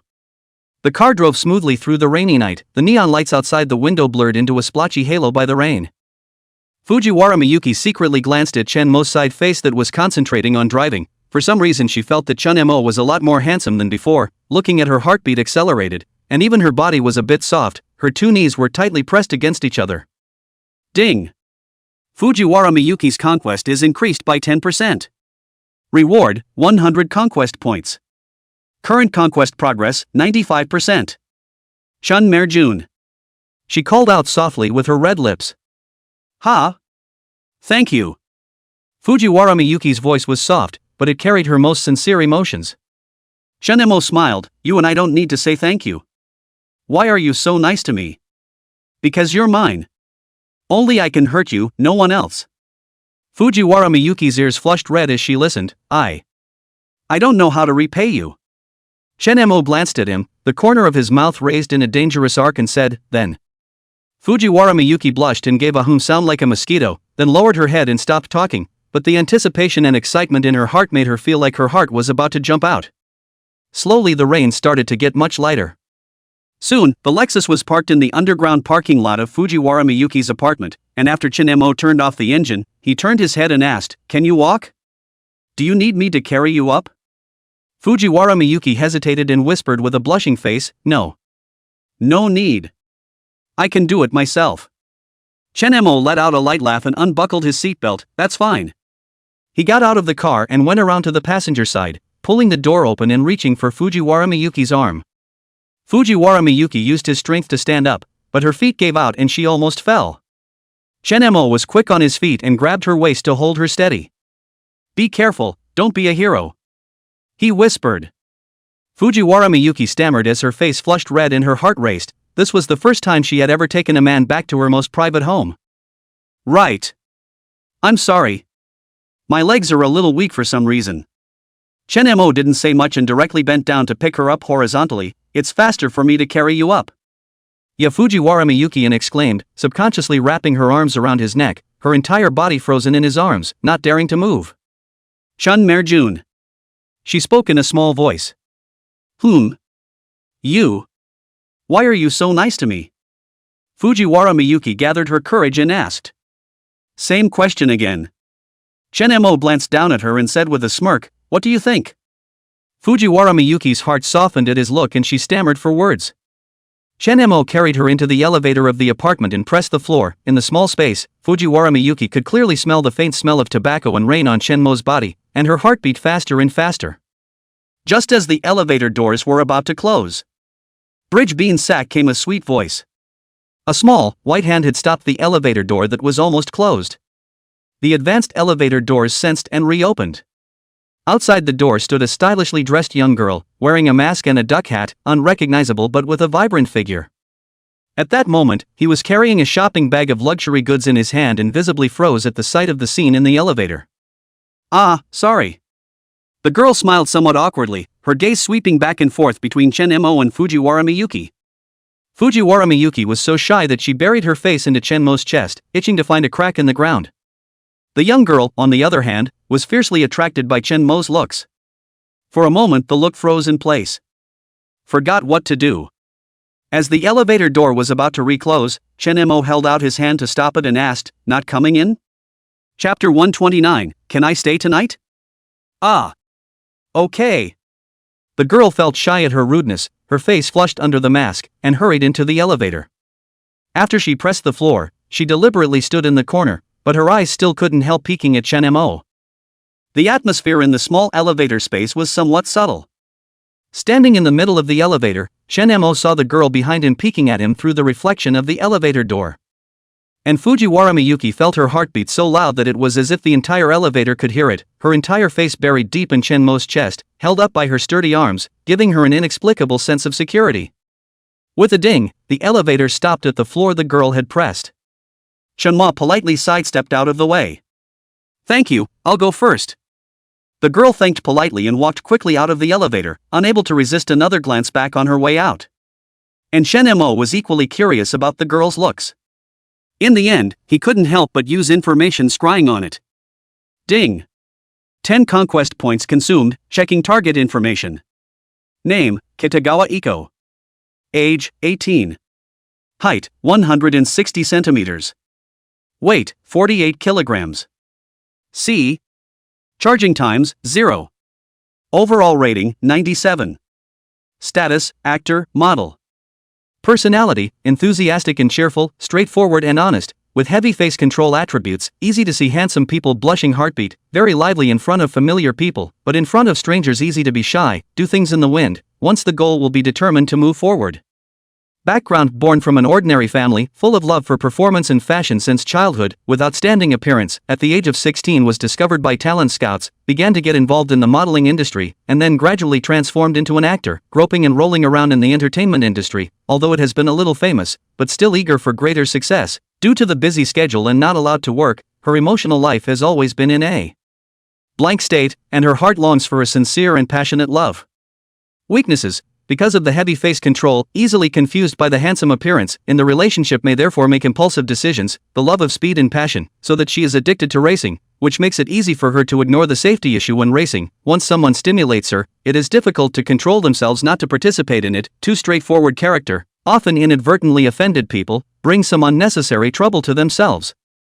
Currently offended a bigwig in the movie and TV industry, refused its subterfuge, and has not received any scripts for a long time. Preferences: crazy obsessed with handsome heterosexuals, especially Hong Kong star Leon Lai in the 90s, his photos and posters are plastered all over the room. Comprehensive score meets the conditions for conquest, is it bound? Binding. Ding. Kitagawa Iko's conquest favor increases by 1%. Kitagawa Iko's conquest favor increases by 1%. Kitagawa Iko's conquest favorably increased by 1%. Kitagawa Iko, conquest progress 30%. Reward, 300 conquest points. The elevator doors closed again, and Fujiwara Miyuki breathed a sigh of relief, muttering in a small voice, "So embarrassing." Shen-mo laughed lightly. "What's so embarrassing about it? You were injured, isn't it normal for me to carry you back?" "But..." Fujiwara Miyuki was about to say something. "But what?" "Nothing." She shook her head and buried her face in Shen-mo's arms again. The scent of his body had a fatal attraction to Fujiwara Miyuki. Soon the elevator reached Fujiwara Miyuki's floor. Shen-mo carried her to the door. Fujiwara Miyuki took out the key from her bag, but her hand was shaking a bit because of nervousness, and she couldn't succeed in inserting it into the lock hole after several tries. This scene reminded Shen-mo of his experience in the utility room, when it was the same situation. "I'll do it." Shen-mo took the key and inserted it into the lock hole with a precise hand, easily opening the door. There is no other way but to cook your hands. Keys and lock holes that can only be described as Shen-mo's strong point. Walking into the apartment, Shen-mo looked around.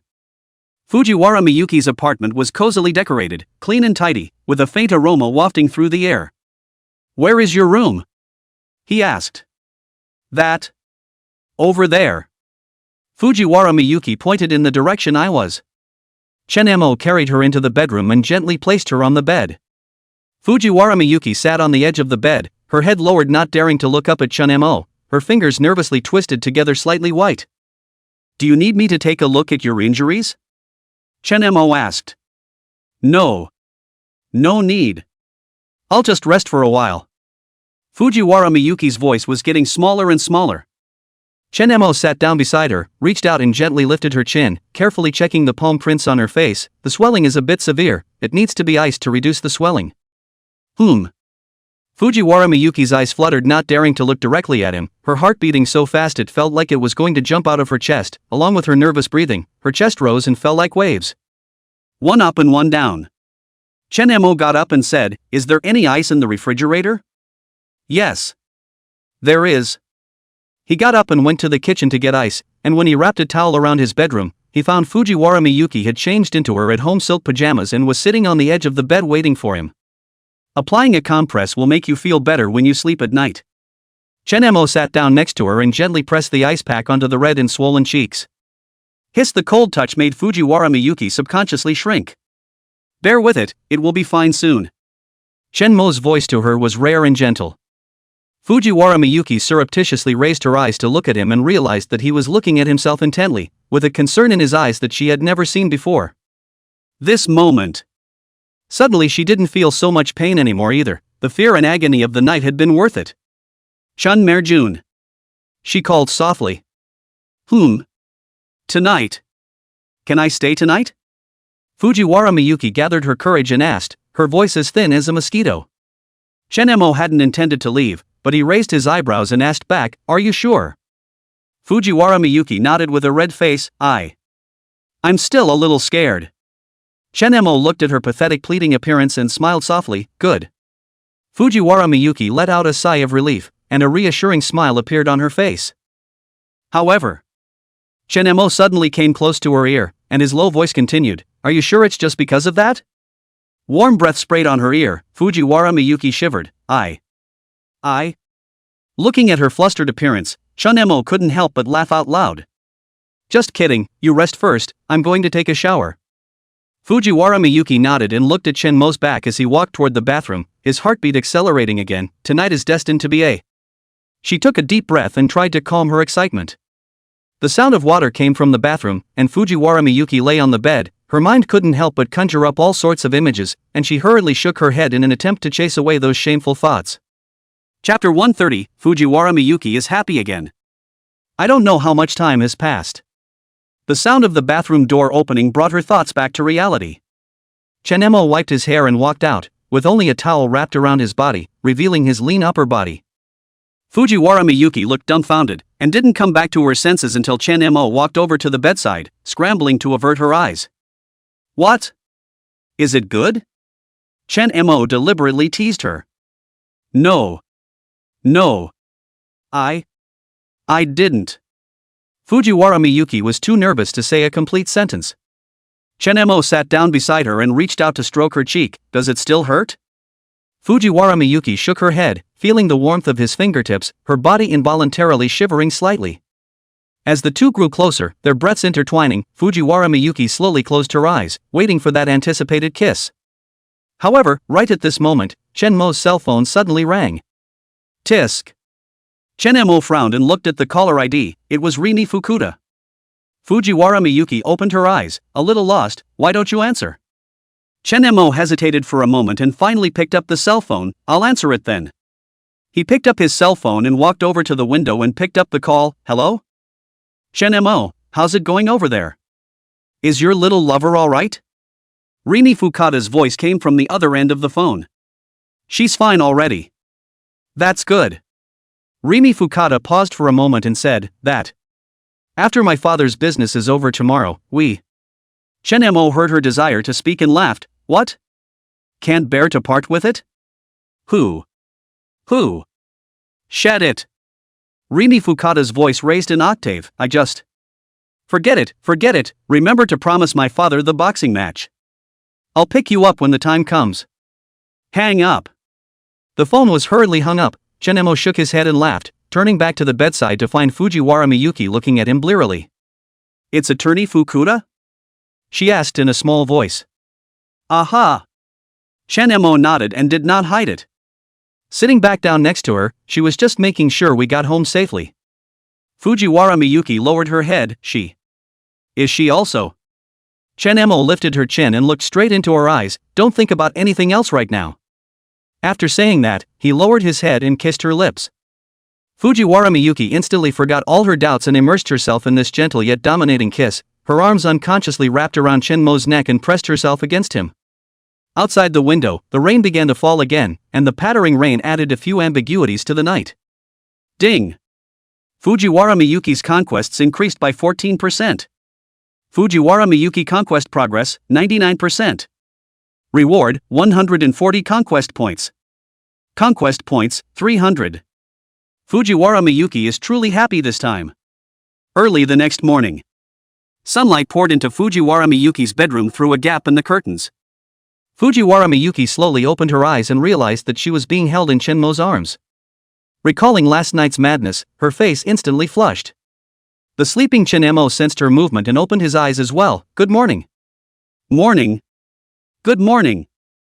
Fujiwara Miyuki shyly shrunk into his arms. Chenmo looked at the puppy like Fujiwara Miyuki and laughed lightly, lowered his head and kissed her on the forehead and said, "Does your face still hurt?" Fujiwara Miyuki shook her head, the redness on her face having cleared up quite a bit. "Take a good rest today, don't go to the office," Chenmo said. But. No buts. Chenmo interrupted her, "This is the order of the Lord President." Fujiwara Miyuki snorted, Hi. Chairman Sama. Chenmo got up and dressed, and Fujiwara Miyuki followed suit, ready to cook breakfast for him. Chenmo stopped her and said, "You don't need to be busy, just sleep a little longer." "But I want to make you breakfast," Fujiwara Miyuki insisted. After being corrected by Chenmo, she is now two people alone is not the same face before, has become 100% obedient. Looking at her stubborn appearance, Chenmo helplessly smiled, "Alright, then I'll accompany you."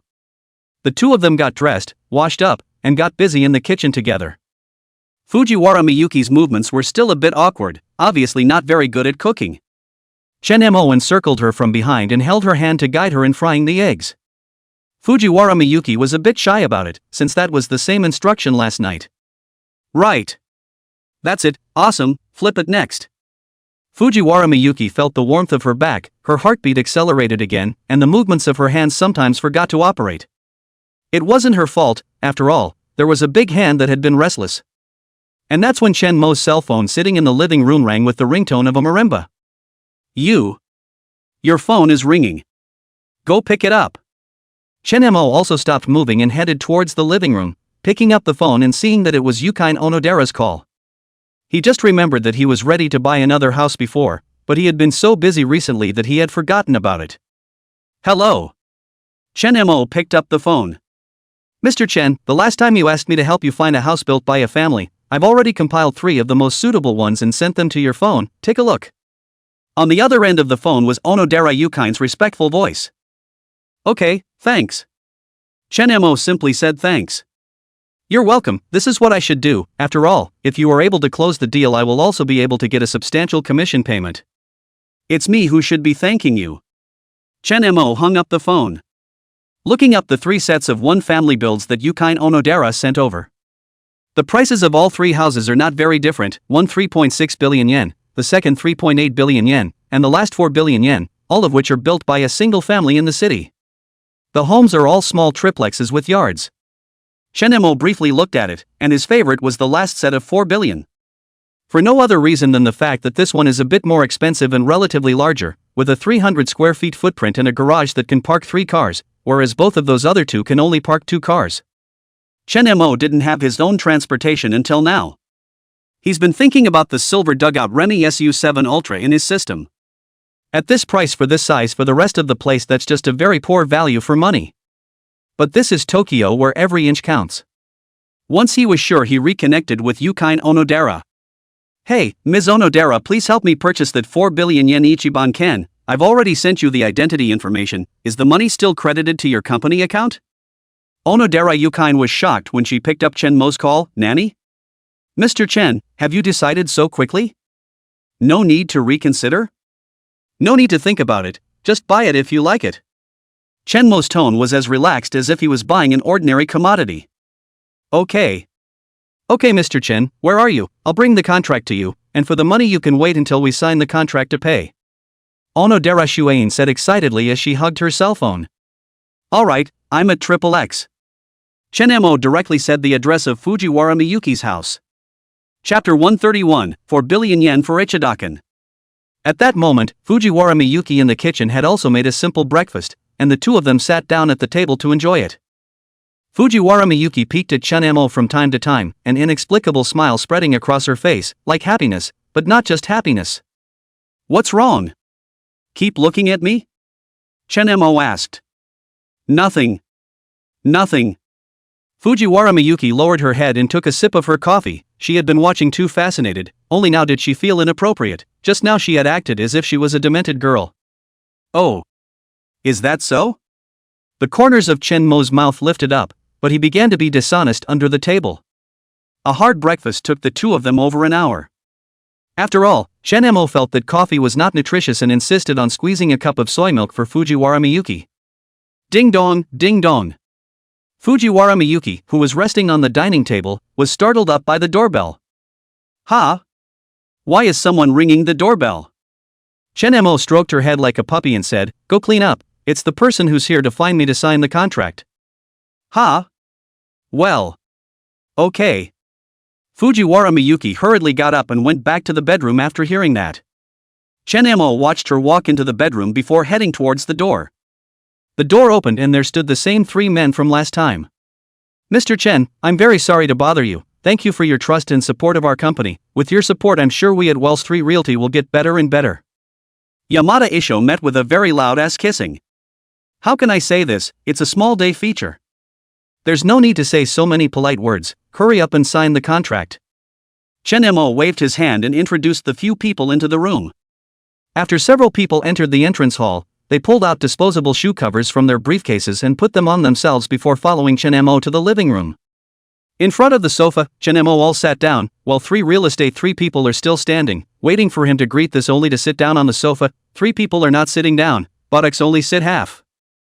Last time, a few people might not have been so outrageously respectful to Chen Mo. But now with another strike from him, he had directly made several people 100% respectful to Chen Mo. At this age and with this kind of strength, it was the first time they had seen it.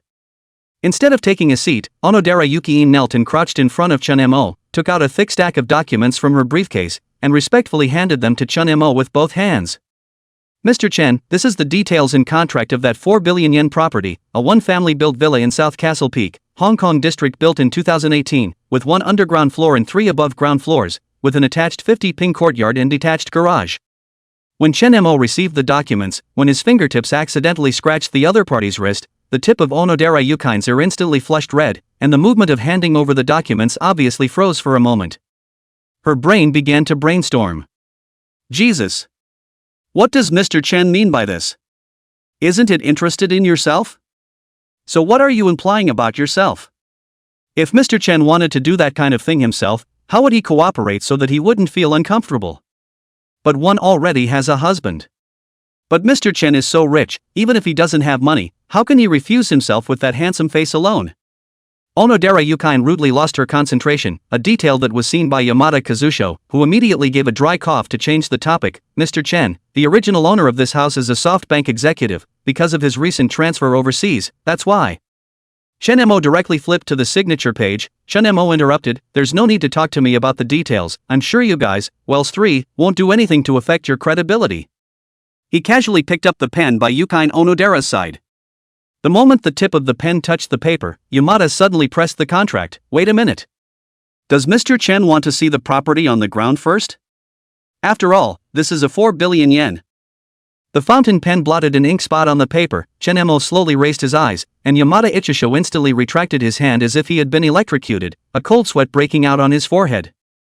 The air in the entire living room seemed to freeze. It wasn't until the sound of Fujiwara Miyuki opening the door to the master bedroom that the atmosphere was interrupted. After she stepped out of the living room, she knowingly went to the kitchen and brought tea to a few people. "Please have some tea, everyone." Onodera Yuki noticed Fujiwara Miyuki's awkward posture as she walked, and glanced at the red mark at her collarbone, and suddenly lowered her head as if she understood something. This Mr. Chen has so many women, one more beautiful than the other. Was he overthinking just now, or was he really interested in himself? Mr. Chen is so handsome and looks like he has a good body, so he is willing to give it for nothing. Fujiwara Miyuki sat down next to Chen Mo, glanced at the documents on the table, and asked, "Go. Chen Mo-kun, are you planning to buy a house?" She almost blurted out the intimate name, her face instantly flushed, but luckily she changed it in time or she would have been embarrassed. "Yeah, I haven't had a place to call my own in Tokyo for so long, so I'm planning to buy a house." Chen Mo nodded and didn't hide it. Fujiwara Miyuki thought about it and said, in that case, I've wanted to take out a loan to buy a house before, so I know quite a bit about houses, so I can take a look at it for you, and maybe I can give you some good advice. Yeah? Then look at it, there's a reward if your suggestion helps me. Chen Mo said with a smile. A whole sentence was fine until the word reward appeared, and Fujiwara Miyuki's ears were red enough to drip blood. She picked up the information and read it quickly. He was shocked and blurted out, oh my god, you're going to buy a house built in Minami Aoyama in the harbor area, for billion yen. So expensive. When she finished speaking, she remembered that Chen Mo was able to easily purchase so many shares of Tomodachi Trading at that time. His strength must be needless to say, 4 billion yen must not be a lot for Chen Mo by the look of it, right? Chen Mo had refreshed her perception of it again. It's okay, mostly just like it. Chen Mo said casually, as if 4 billion yen was really nothing. But he actually only has a little over 4 billion yen on him. Chen Mo signed his name nimbly with a dragonfly and pushed the contract back. Well, the call is still in the same account as before, right? Yes, Mr. Chen. Kazushige Yamada nodded respectfully. Chen Mo also paid very nimbly, maneuvered his cell phone, opened Sakura Bank, and transferred the money in 2 clicks. After buying the house, Shunma had only 60 million yen left on him. One day back to liberation. Looking at the balance of his cell phone bank, having no money made Chen Mo feel a little bad. But didn't dwell on it too much, big deal, just go over to those 2 money trees and swipe some sometime. After receiving an arrival notification from the company side on his cell phone, Kazusho Yamada stood up and bowed with those 2 men in tow. Thank you Mr. Chen for your trust in our company, we will handle the procedures of the house for you as soon as possible and then send it to you at the first time. Chen Mo nodded in response. Kazusho Yamada bowed and didn't sit down again but prepared to leave. Since the contract has been signed, we won't bother you too much. By the way, do I need to show you the new house? After Chen Mo thought for a moment, he didn't have anything important to do today anyway, so he couldn't torture a whole Fujiwara Miyuki. So he decided to go and take a look at the new house. He said as he stood up. Okay. Then I'll trouble you guys. Chapter 132, National First Love Kitagawa Iko. Ding. Congratulations to the host for owning his own real estate. Remy SU7 Ultra in distribution. Ding, the car has been sent to the host's nearest parking lot. At that moment Chen Mo felt a card key similar to a bank card appear out of thin air in his pocket. The big toy he's been longing for is now in his hands. Chen Mo said to Fujiwara Miyuki, rest well at home, I'll go look at the house. Well. You go and get busy, you things are more important. Even though Fujiwara Miyuki had some reluctance in her heart, she didn't open her mouth to stay very knowledgeable. The 4 of them walked out of Fujiwara Miyuki's house one after the other. Yukine Onodera offered to stop the elevator for a few people. Yamada Yisho even didn't dare to go in first, but made a gesture of invitation and said, Mr. Chen, please. Chen Mo didn't care about too many details and went straight into the elevator. Only then did the 3 people from Wells 3 Real Estate step into the elevator one after another. The elevator doors closed with a ding and descended. But just after descending a few floors, the elevator opened again. Appearing in the elevator doorway was a girl in denim hot pants with a tight white tank top. That's right, it was the girl Chen Mo had seen yesterday, Kitagawa Inoko. Today she is still wearing a mask and a duck hat. Looking at the 4 people already standing in the elevator, Kitagawa Inuyasha opened her mouth and apologized, sorry for interrupting your elevator ride, I'll take the next one. Even though there were only 4 people in the elevator, people with small lives always have a great sense of proportion. When the elevator sensed that no one was about to come in and was about to close the door again, Chen Mo reached out and stopped the elevator with a sunny smile on his face. Aren't you coming in? Kitagawa Inuyasha met Chen Mo's line of sight, and her good-looking cheeks under the mask flushed again. Well, thank you. Excuse me. You're welcome. Chen Mo, who was originally standing in the center of the elevator, took 2 steps sideways, making a side-by-side position for Kitagawa Iko. Inuyasha and the others moved even further to the edge of the elevator. Ding, the elevator doors closed again before descending. Kitagawa Iko came in and stood side by side with Shinma. The elevator was a little awkwardly quiet. Shinma was staring straight ahead with a straight face, but it was Kitagawa Inuyasha's eyes that were moving around, stealing glances at Shinma with his afterglow every now and then. Since there was a height difference of more than 20 centimeters between the 2 of them, she still had to slightly sidestep her head even though stealing a glance at Shinma was with her afterglow. Shinma took it all in. Eventually opening her mouth, she looked sideways and straight at Kitagawa Inuyasha and asked, "This lady, is there something on my face?" Caught peeping, Kitagawa Inuyasha's embarrassed toes dug into his shoes for 3 rooms. Nope. No.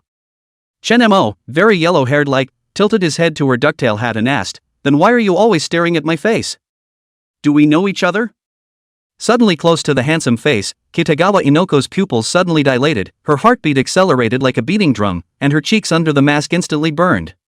She took a half step back in panic, her back almost pressed against the elevator wall, and stammered, "Yeah, I'm sorry. I just thought you looked a little familiar." The elevator suddenly resounded with Onodera Yuki's exclamation, You? Are you the star of School Love, Ms. Kitagawa?" Seeing that someone recognized her, Kitagawa Inuyasha jerked her head up like a frightened deer, and the brim of her duck-tongued hat accidentally bumped into Chenmo's chin. Chenmo obediently caught the duckweed that was about to fall for a moment. The system beep sounded in his head. Tinkles. Kita Kaweko Conquest boosted by 20%. Reward, 200 conquest points. 50% of current conquest progress?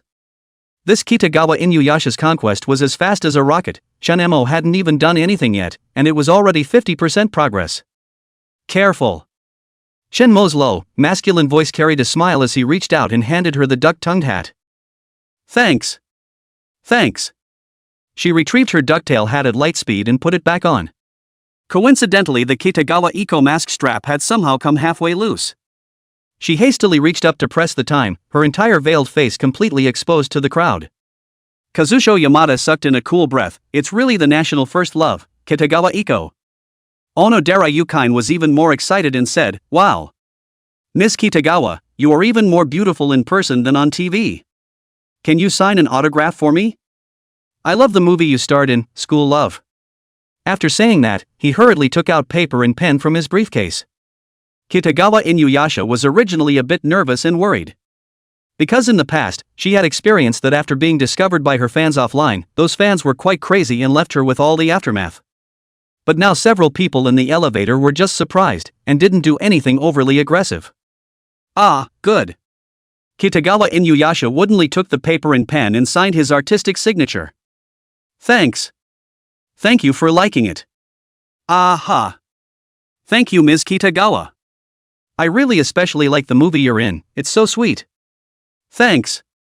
Kitagawa Inuyasha thanked her with some social horror.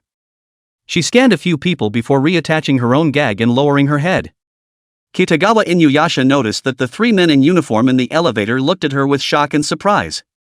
Only Chenma's eyes stood out. What exactly was the difference? Kitagawa Iko couldn't tell. Obscene? Doesn't seem to be. Appreciated? Again, totally more than that. Molestation? Looks sunny. The elevator reached the -2-floor parking lot just at that moment, and Kitagawa Inuyasha panicked and headed out. The atmosphere in the elevator was so awkward she felt like ants were crawling all over her body. She was just about to walk out of the elevator when Chenmo clasped her wrist. He bent down to pick up the handbag Kitagawa Iko had left in the elevator. The warmth on Chenmo's palm caused Kitagawa Inuyasha to tremble like an electric shock. You forgot your stuff. Chenmo handed over the handbag printed with the word medicine and glanced at the anti-inflammatory ointment packed inside and asked, "Injured?" No, it's for my manager. Kitagawa Inuyasha grabbed the bag and was about to run when she suddenly turned around and turned back to bow 90 degrees, "Thank you very much." When she looked up, she met Chenmo's smiling eyes again, and immediately even her neck flushed pink, and she hurriedly turned around to leave. In the parking lot, Kazucho Yamada drove the company's business car, while Yuki Onodera drove a separate car. Yamada Ichishou was very perceptive and did not want to go along to show Chenmo the house, but emphasized and let Onodera Yuki serve Chenmo well before slipping away. "Mr. Chen. Let me take you to see the house." Onodera Yukio said with a bit of shyness for some reason. She pointed at the black sedan in the distance and said, "Go. Let's go, my car is over there." Chenmo didn't even look at it, and took out the Remy SU7 Ultra Black card key from his pocket with a little bit of premium. Wait. Chapter 133, Sour Kitagawa Iko. Wait. I'll drive. When he finished, his eyes scanned the underground parking lot. It was only at last that I saw the silver Remy SU7 Ultra in the far corner. Although the car was in the corner, it was very bright throughout the parking lot. It's not that there aren't luxury cars in this parking lot. There were Mercedes and BMWs, Ferraris and Porsches and whatnot. Don't underestimate this apartment of Fujiwara Miyuki. Even though she usually commutes to work by tram, the house she lives in is not bad. Even though it's rented, those who can live here are the upper middle class people in Tokyo. Why else would even the national first love idol live here? Although the car is not expensive, Chen Mo still has a little bit of excitement. He took 3 steps toward the Remy SU7 Ultra. Onodera Yukine also did not drive in the first district but followed behind Shinma. When Chen Mo walked to the car, he saw the familiar figure again. Kitagawa Izumi had planned to bolt in a hurry. But then she noticed a super cool looking car parked next to hers. Loving to race cars, she knows quite a bit about them. Remy is a brand that she has paid attention to, and she even wanted to buy one, but unfortunately, she couldn't. Don't say she can't buy it. HWA's own people are hard to buy for. There's a line for all of them. I didn't realize that someone in Tokyo could actually buy this car. Her attention was instantly caught, stopping to take a closer look at the silver SU7 Ultra. Even just a large amount wasn't enough, they all got on and touched it. Ms. Kitagawa, what are you doing? Chen Mo's voice suddenly came from behind her, and Kitagawa Inuyasha was so startled that she almost jumped up. She turned around violently and found Chen Mo standing less than half a meter behind her, those deep eyes looking at her with a smile. Ah. Right. I'm sorry. Kitagawa Inuyasha scrambled back a few steps until her back was against her car. I just thought this car was a bit special. So? Chen Mo shook the card key in his hand. Does Miss Kitagawa like this car a lot? Kitagawa Inuyasha's eyes instantly lit up as he looked at the key in his hand. This is your car? Aha! Shinma nodded, and affixed the card key to the unlock. 2 beeps sounded and the SU7 Ultra's lights immediately flashed twice. Oh my god! Kitagawa Iko covered her mouth in excitement. Is this the fastest 4-door supercar from China? Chen Mo raised his eyebrows and said, looks like Ms. Kitagawa knows a lot about cars? When it comes to cars, Inoko Kitagawa's eyes light up. I like good-looking cars and racing on the track, so I know a lot about cars. It's said that the Remy SU7 Ultra's 0-100 acceleration is only 1.98 seconds, which is faster than a several hundred million yen Bugatti. And, suddenly realizing that she seemed a little too excited, she hastened to collect herself, but she couldn't stop her eyes from darting to the car.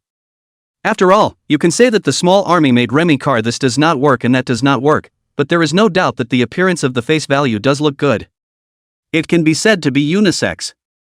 Chen Mo looked at her like this and found it interesting. Isn't this a chance to draw closer? Want to take it for a test drive? Can I really take a test drive? Kitagawa Inuyasha couldn't believe her ears. Sure. Chen Mo pulled open the main driver's door, but on one condition. What conditions? Kitagawa Inuyasha looked at him warily. Chen Mo laughed lightly. Tell me your contact information. Kitagawa Inuyasha's face instantly reddened. Originally she liked Chen Mo's face value. She didn't even have the idea of rejecting it. She just lowered her head and whispered, okay. Okay. My name is Chen Mo. My name is Kitagawa Inuyasha. After the two exchanged contact information, Chen Mo spoke, get in the car. Kitagawa Inuyasha excitedly sat in the driver's seat, while Chen Mo circled around and walked over to the passenger side.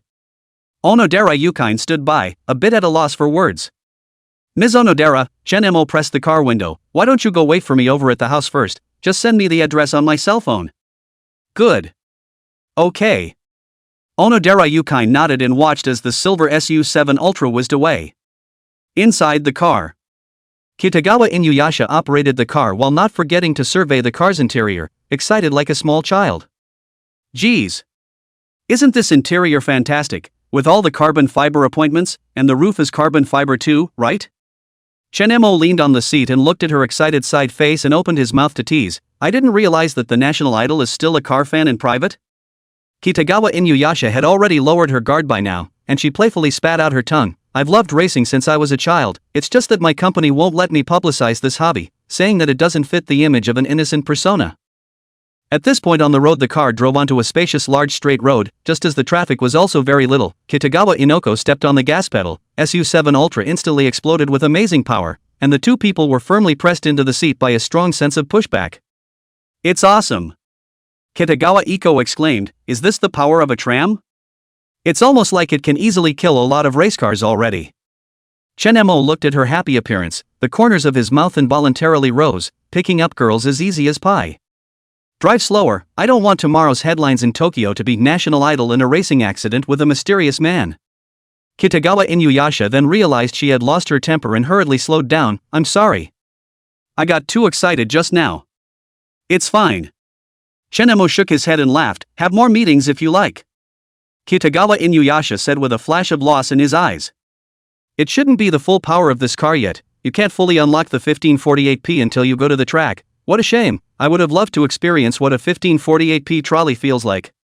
Chenemo detected in detail the emotions that flashed in her eyes. After he got the top driving skills, he hadn't really experienced speed and passion yet, except for the last time when he saved Ishikawa Mio. "It would be a lie to say I don't want to." "That's okay, I've had thoughts of taking it to the track as well, so I'll just call on Ms. Kitagawa to join me then." "Really?" Kitagawa Inuyasha's heartbeat accelerated as she excitedly pursued the question. After the speed of the car dropped, Chenemo rested against the car window, propping up his chin, and looked sideways at Kitagawa Inuyasha. "Of course, we're already considered friends, aren't we?" Kitagawa Inuyasha peeked at him while driving the car. "Thank you." "You're welcome." Shinma looked toward the intersection ahead. "Turn right and go check out my new house." "A new house?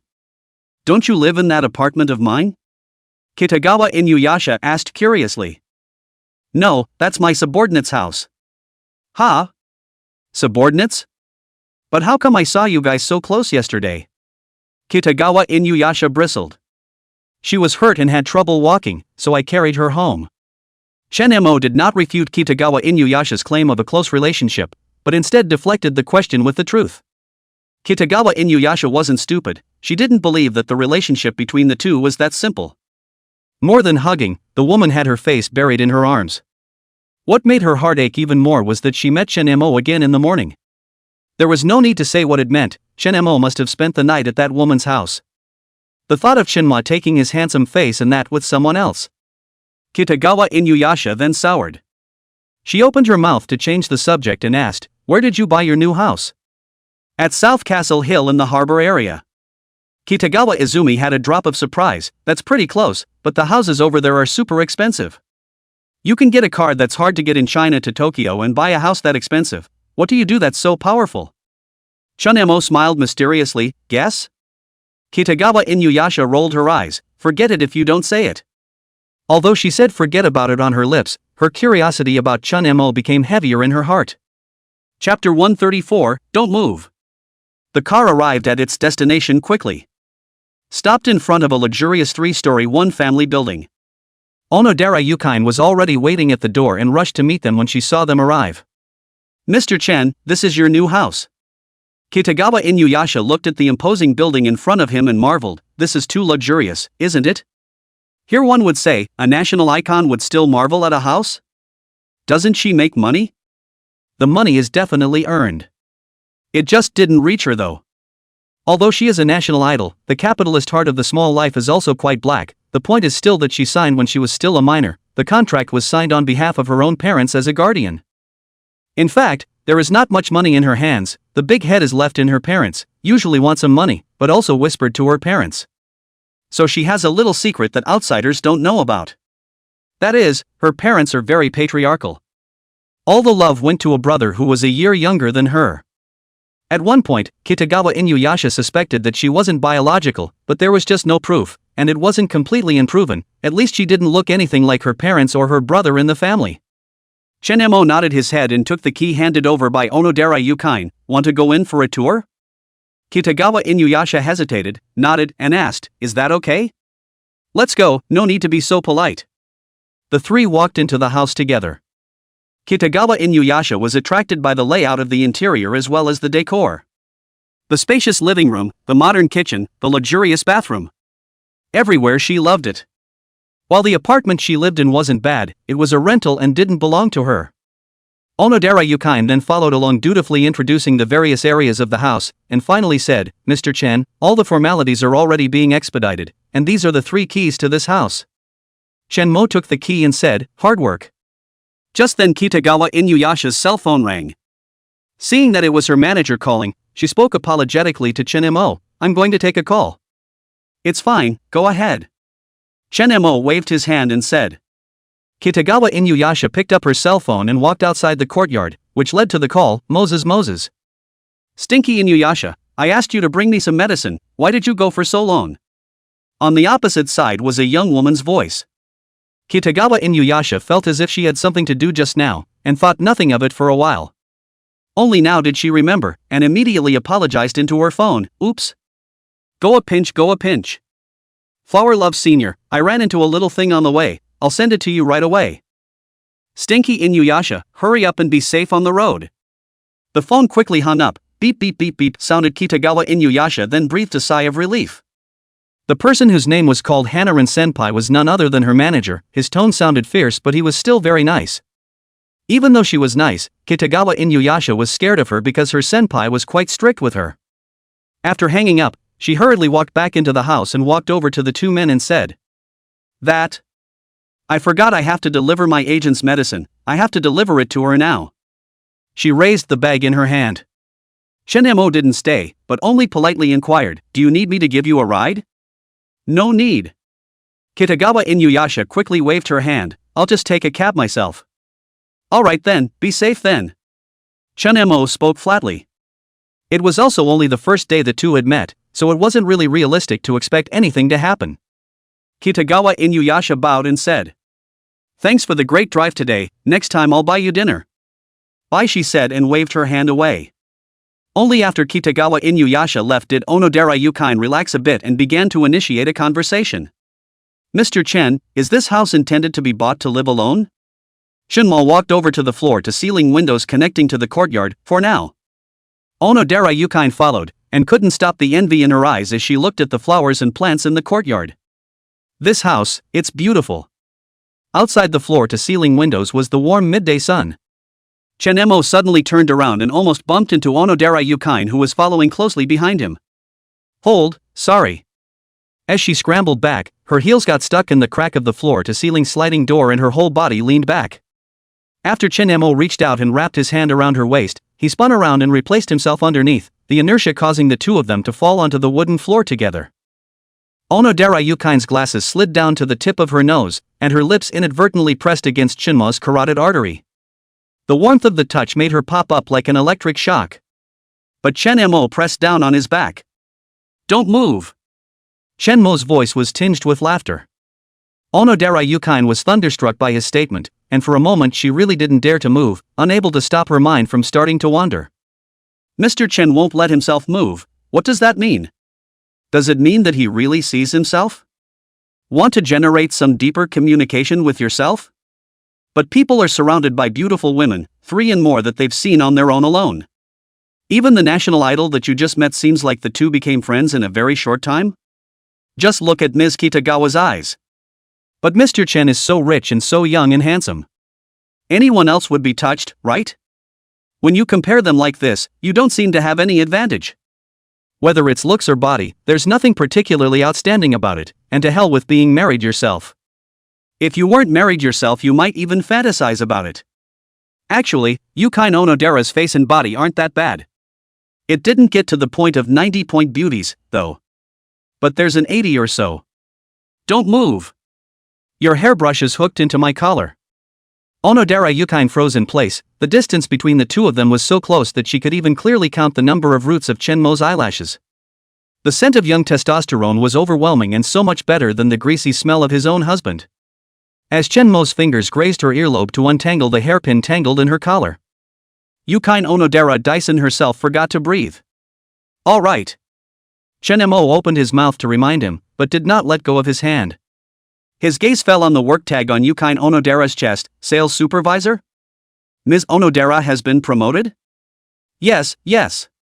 She propped herself up and fumbled to straighten her glasses, her professional suit now wrinkled. A married woman's heart was actually racing like a pregnant girl's, and her ears burned as she realized this. Chapter 135, Speaking the Truth After Drinking. Shenmo helped Onodera Yukio to get up and then pulled away some distance. Distancing is not puritanical, but rather a staple of not initiating or rejecting. He lifted his wrist and glanced at the time on it. It was already time for what should have been lunch. Ms. Sales, you've been helping me with my house search, so as a gesture, let me buy you dinner.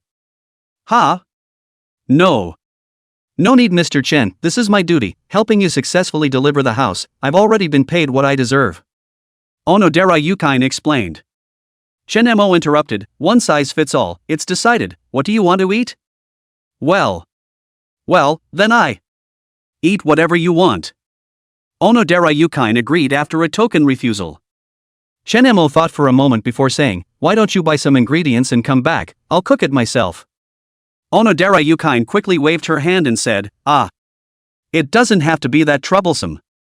It's fine to just pick any restaurant, and it's too much of a bother to have you personally cook or something. Chen Mo said flatly, don't bother. Anyway, this house needs to add some household items, so it's just as well to get them together. There happens to be a high-end supermarket not far away nearby. The two spent over an hour acquiring many household items. When Chen Mo made a move, he bought the highest-end things. All kinds of luxury bed 4-piece set, bath products, pajamas and whatnot. He is only choose expensive to buy. This includes eating the same ingredients. He even bought Yukine Onodera a multi-million-dollar skincare set as a gift. Under the other party's 10,000 excuses, Chen Mo ended with the sentence that if he did not receive it, he was looking down on him. 60 million yen spent 40 million at once. His spending refreshes the Yukio Onodera view again. Soon the two of them returned to Chen Mo's new home in a family building. It took another hour or so for a hearty meal to be brought to the table. Chen Mo opened a bottle of Patuxent red wine that cost more than 1 million yen and said, Ms. Onodera, would you be so kind as to have a drink with me? Consider it a celebration of my move to a new home.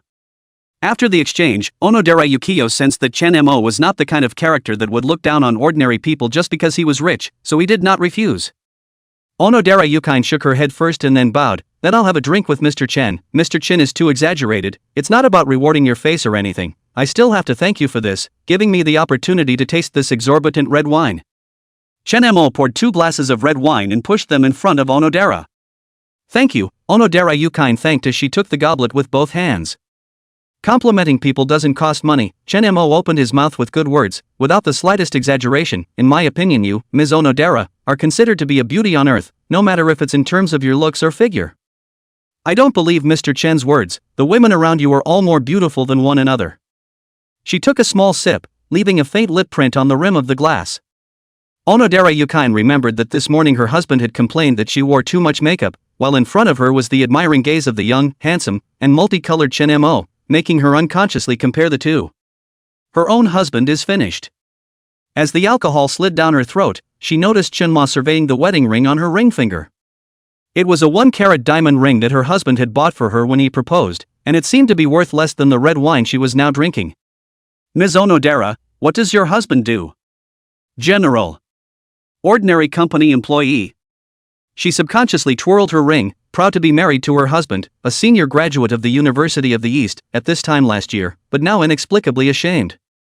It's not because Chen Ma is richer than her husband. Rather, the couple's relationship, after just 1 short year, is already vastly different from what it was before the marriage. How much her husband used to love her, and now the two of them are not that in love with each other long ago.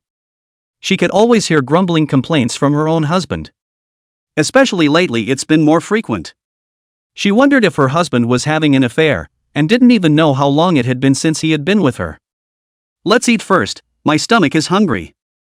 Chen Mo did not continue the topic, but very intimately gave Onodera Yukine a piece of expensive tuna belly. Try my handiwork. Thank you. Yukine Onodera was a little uncomfortable with this pinching of his food, her cheeks flushed slightly. She folded her arms and said, I'm on. Taking small bites of the tuna given by Chen Ma. After savoring it carefully, he directly gave a thumbs up and praised, wow, delicious. It's no exaggeration to say that it's even better than what I ate at the restaurant outside. I didn't think that someone in your condition, Mr. Chen, would actually cook. What do you mean by emotional value? It's all about emotional value. The women of the small life are in this area, and you have to say that people are really doing it right. Not to mention that Chen Mo had the skill of being a proficient cook. As far as this kind of expensive high-end ingredients were concerned, as long as they weren't poor cooks, they wouldn't be difficult to make. However, looking at Onodera Yukio, who was full of adoration, Shin-mo was also shallowly cooled down a bit. Ms. Onodera is quite the talker. Your husband is truly blessed to have married you. At the mention of her husband, Onodera Yukine's eyes involuntarily dimmed a bit, but she quickly adjusted back. Which is not true, you are the one who was lucky to be married to Mr. Chen, young and handsome and rich. If it were me, I'm afraid I'd wake up laughing in my sleep. Shenmo's eyes were still very much online, capturing the emotions in her eyes just now. He picked up a piece of meat and ate a few bites, then pretended to ask without thinking. Ms. Onodera, is your relationship with your husband besides any problem? It feels like when you mention your husband, your face is always gloomy without happiness. The chopsticks in Onodera Yukine's hands gave a slight lurch, then she squeezed out a forced smile and said, no. No matter, our relationship is very good. Her voice grew fainter and fainter, and finally almost inaudible. Shen-mo picked up the wine glass and gently shook it. The red wine left tantalizing traces on the wall of the glass. You know what? There's an old saying in China, called spitting out the truth after drinking. I used to kinda believe in this old saying, but now I'm starting to be a bit skeptical. Yukine Onodera bowed her head, her fingertips unconsciously rubbing the edge of her goblet. With the alcohol, she felt her defenses crumbling a little. Eventually there was an outburst of courage that hadn't been there before. Actually, my husband She looked up suddenly, her eyes reddening a little, and he's always coming home late these days, says he's socializing or something, but he smells like a woman's perfume. Halfway through her sentence, she shook her head violently again. I'm sorry, I shouldn't have told you that. Chapter 136, Call from Onodera's Husband. Shen-mo put down his wine glass and gently held her trembling hand. It's okay, it'll feel better if you say it. This simple touch felt like it flipped a certain switch, and Onodera Yukine's tears finally slipped down without control as if they were unconscionable. Last week was our first wedding anniversary and I waited for him all night. As a result, he came back at 3 a.m., saying he was working overtime for a company function. Her voice drawled, but he has lipstick marks on his shirt collar. Shen-mo sighed. Nemo, why is this plot a bit familiar? He drew a tissue and handed it to her and said, have you, then, asked him? I asked. Onodera Yukine laughed bitterly. He said it was a prank by a coworker. But. Her voice choked up even more. He hasn't for 3 months. Hasn't touched me. The moment these words were spoken, Onodera Yukine was shocked by her own boldness and panicked as she tried to draw back the hand held by Shen-mo. However, Shen-mo pushed slightly harder and did not let her break free. I mean, dude, what are you learning about philandering? Have that strength? You learn. Himself, that's an open man. Philandering is a strength. Not to mention, at least the physical strength aspect is top-notch. 1 is not enough to eat, 2 is a breeze, and 3 can be circled without defeat. Ms. Onodera. Shen-mo looked straight into her eyes. In my opinion, you are a woman who deserves better treatment. These words completely shattered Onodera Yukio's defenses, and she suddenly jumped into Shen-mo's arms and let out a loud cry. Shen-mo gently patted her back, letting her tears wet her shirt. When Onodera Yukine had cried enough, she realized what she had done and scrambled to back away from Shen-mo's arms. Yeah. I'm sorry. She fumbled to straighten her clothes and hair. I lost my temper. Shen-mo smiled gently. It's okay, it's not good for your body to hold it in. Venting it out instead will make you feel better. Onodera lowered his head, not daring to look Shen-mo in the eyes, afraid that he would make some incomprehensible decision. Mr. Chen, thank you for listening to me. I should go, she said as she was about to get up, but stumbled a bit from the alcohol and was a bit unsteady. Shen-mo held her up in time. You've had a lot to drink, you can't drive now. Well, then I'll call a cab. Why don't we rest in the guest room first? Shen-mo suggested. Wait until you've sobered up. Onodera Yukine hesitated for a moment, but finally nodded. Shen-mo helped her to the guest room on the second floor and thoughtfully poured a cup of warm water for her and placed it on the bedside. Get some rest and call me if you need anything, he said, and was about to leave. Looking at the man in front of her was so thoughtful and handsome, there was nothing left to salvage, was there, when her husband had already treated her that way. In that case, why not follow your heart? Mr. Chen. Onodera Yukine suddenly called out to him. Shen-mo turned around. What's wrong? Onodera Yukine bit her lip, as if making a final decision. Can you stay with me for a while? Just for a moment. Her voice was getting lower and lower, but her face was getting redder and redder. The room fell silent for a moment. Onodera Yukine stared at her ring finger while Chunma patiently waited for something. Finally, she gathered the courage to look up and said, Mr. Chen. What do you think of me? Chunemo smiled slightly. You're beautiful and gentle, a good woman. So? What if? Her voice trembled a little nervously. If I hadn't gotten married.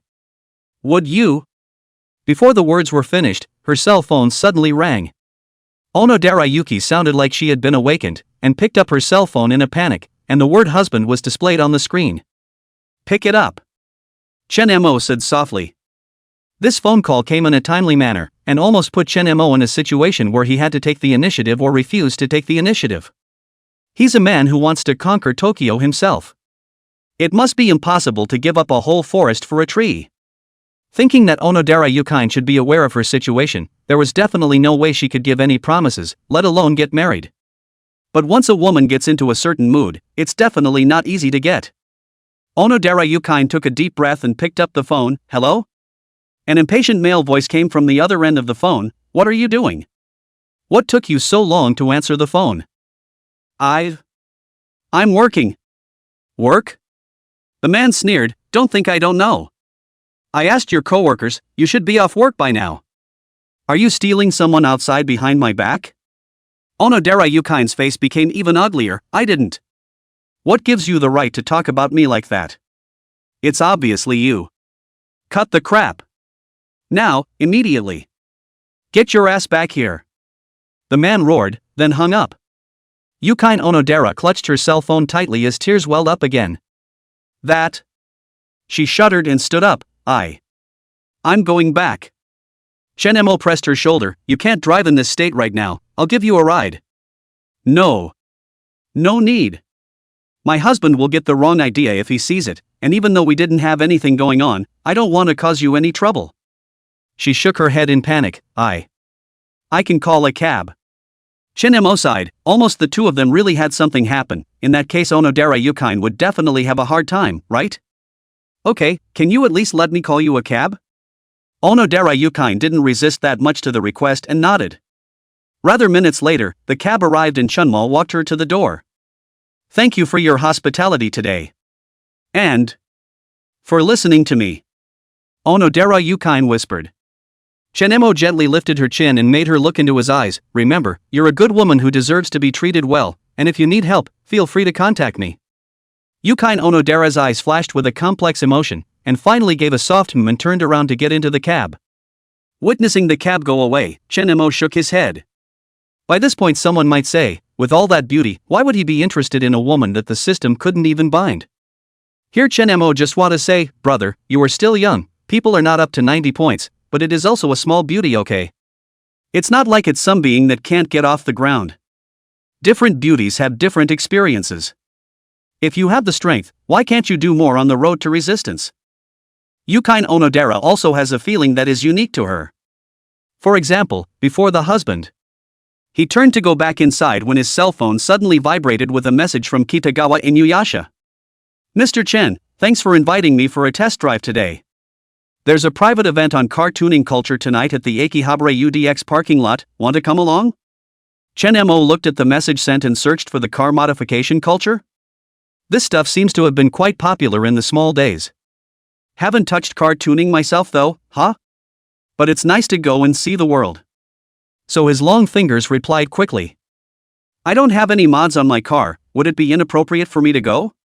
Kitagawa Inuyasha quickly replied to the message. There's no inappropriateness, your car is pretty hot online on the island, and now it's the first one on the island, so there's going to be a lot of interest in it. You'll be the brightest presence there. That's fine. What time do I get there?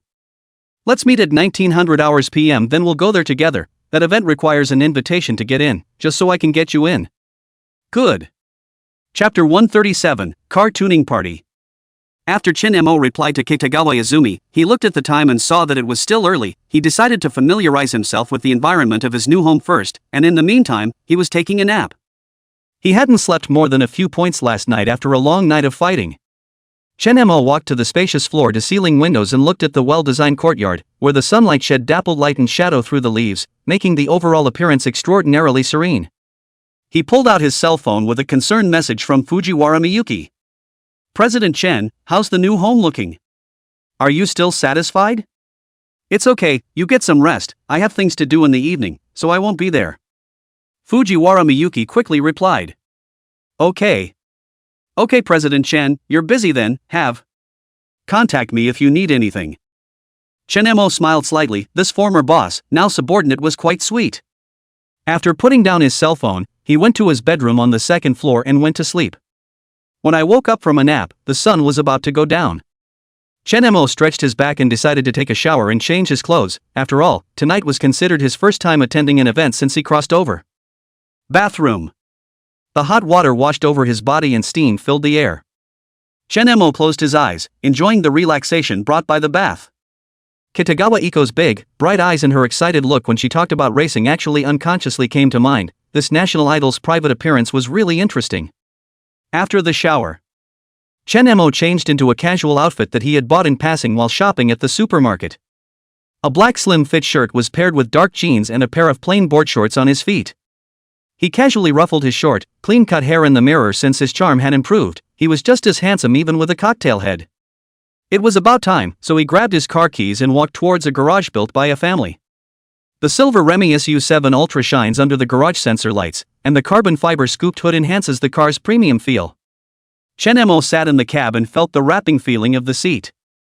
With a price tag of 500,000 to 600,000 Chinese dollars against such horrific figures, the car is already considered a success. He started the car, and instead of the roar of a mechanical engine, there was just the simulated sound of the speakers. After the car drove out of the garage door automatically closed. Chen Mo opened the lack of navigation and entered the location agreed with Kitagawa Iko, a coffee shop near Akihabara, a distance of 10 or so kilometers. Neon lights begin to flicker on the streets of Tokyo in the evening, pedestrians are in a hurry, and traffic is heavy.